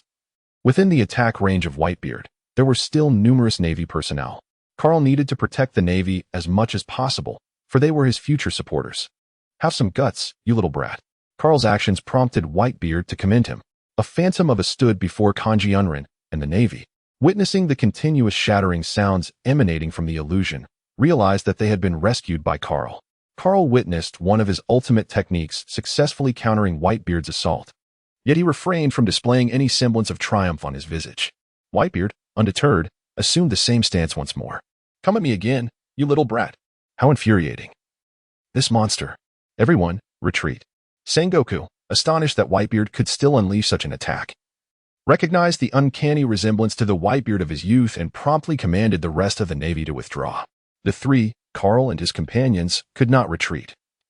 They were determined to breach the formidable Whitebeard. Each of them relied on their own abilities to deflect Whitebeard's onslaught. However, the residual force of his attack directly impacted the main building behind the Navy. The towering structure crumbled, revealing the colossal form concealed behind it. As Kasa beheld Whitebeard displaying his unparalleled might, the immense figure of Blackbeard emerged. A plume of magma slowly rose from the icy surface, while Akainu tended to his wounds. Casting a glance at the fleeing Luffy and his companions, he charged once more. Fire Fist Ace, Straw Hat Brat. At that moment, Luffy had also regained his composure, and both dodged the impending assault. Upon witnessing Akainu rise again, an unsettling expression overtook their faces, particularly Luffy's, who was nearing the brink of exhaustion. Straw Hat Boy. Are you alright? Ivankov and Sabo, disguised as an executioner, stood beside Ace and Luffy. I'm fine now, Luffy replied. How could you possibly be fine?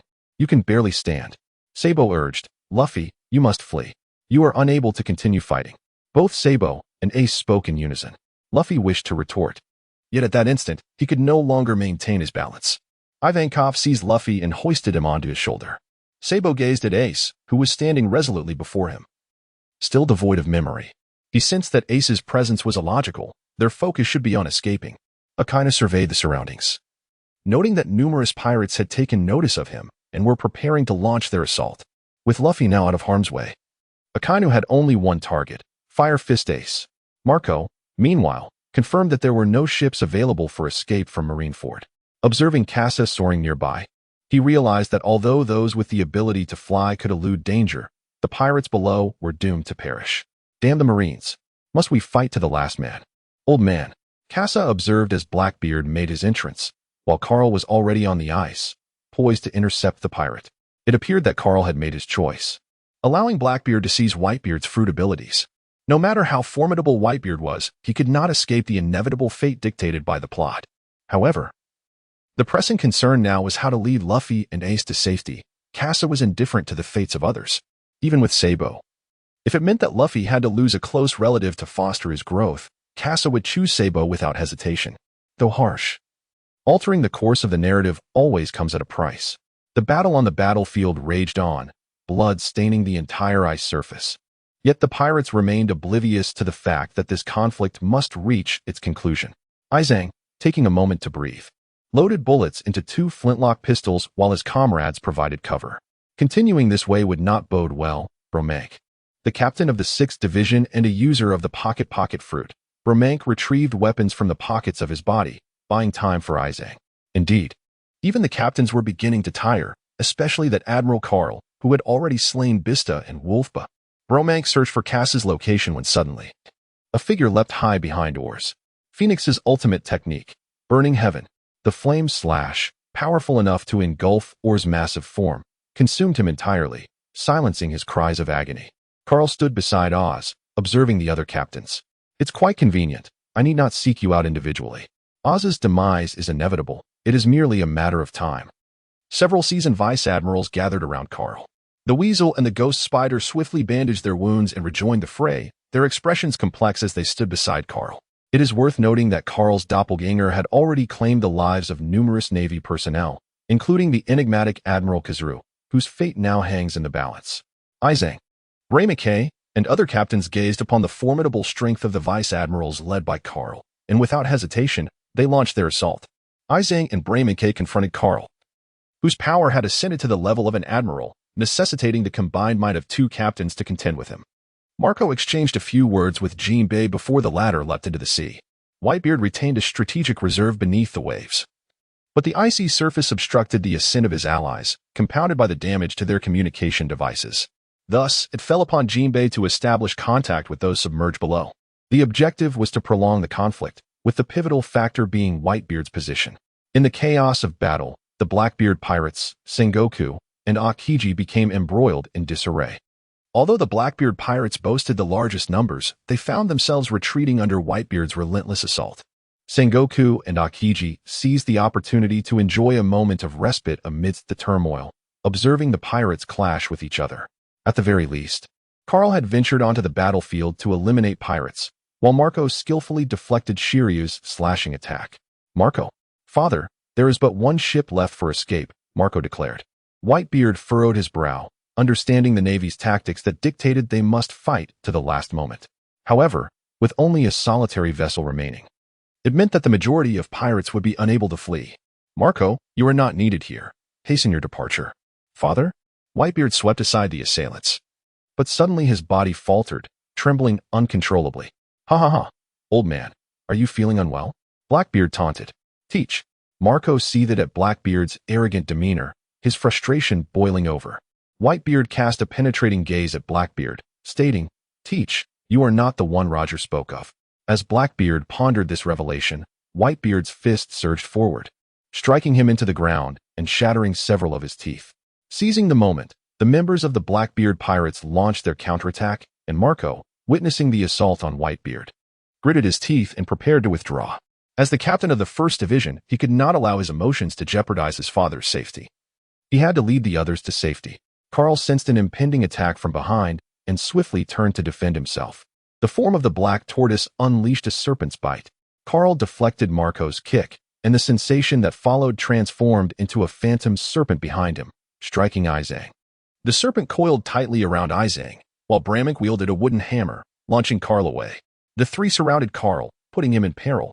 Carl observed the intense murderous intent emanating from the three individuals. Having already dispatched numerous captains, he comprehended the depth of their hatred towards him.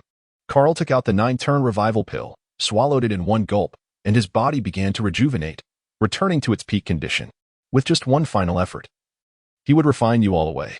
Kasa waited on the surface of the sea as Jinbei immersed himself, raising his sniper rifle to eliminate the distant naval forces assaulting with artillery. Each shot alleviated the pressure on the pirates, yet Kasa's heart raced with anxiety. Red-haired Shanks had yet to arrive. Deep down, Kasa understood that the world's alterations would delay Shanks, or perhaps render his arrival impossible. He observed Ace, still engaged in combat with Akainu. While Ace could contend with other admirals, the overwhelming suppression of Akainu's devil fruit abilities forced him to rely solely on physical combat, leaving him momentarily at a disadvantage. Sabo evaded Akainu's magma blasts, joining forces with Ace to strike back. Amidst the fray, fragmented memories surged in Sabo's mind, a precarious distraction in the heat of battle. However, these memories seemed to enhance their coordination, as if instinctively guiding their actions, reminiscent of bygone days. Poor Gas-D Ace. His hockey-imbued fist grasped the magma, flinging it backward. In that fleeting moment of contact, Sabo felt no heat as he shielded Ace from harm. Ace glanced at Sabo. Noting how the latter's strikes did not interfere with his own, their synergy was seamless, as if they were one. Meteor Volcano. Akainu stepped back, unleashing an attack toward the heavens. Ace and Sabo retreated cautiously, while other pirates, undeterred by the imminent danger, charged forward to strike Akainu. Their steel blades bit into the elemental form of Akainu, penetrating 3 inches before becoming ensnared. Impossible. Akainu disdainfully regarded the pirates around him. Ace and Sabo, wise enough to refrain from reckless attacks, recognized the dangerously high temperatures of Akainu's elemental state. The blades, now searing red, melted into molten iron. And before the pirates could withdraw, the magma engulfed them, their bodies morphing into rock-like forms. Damn you, Akainu. Ace and Sabo understood the peril of approaching, allowing Akainu to unleash his assault. At that moment, magma surged skyward, targeting the ice beneath the pirates. Akainu aimed to shatter the ice, enabling the Navy's artillery to rain down on the pirates, leaving them unable to retaliate. As Ace and Sabo beheld the descending magma fist, they realized it was beyond their capability to counter. The magma shattered the ice, sending sprays of seawater into the air, enveloping Ace and Akainu in a mist. Whitebeard is merely a failure of this era. How laughable. His entire crew is like a pack of strays. Akainu looked down at Ace, cackling maniacally, attempting to provoke him. Ace's observation haki typically allowed him to evade perilous strikes, so Akainu aimed to infuriate him, rendering his haki ineffective. Enough prattle. You fail to grasp the significance of the name Whitebeard. He has given us so much. Oh, do you refer to you wretches? Whitebeard truly deserves his fate.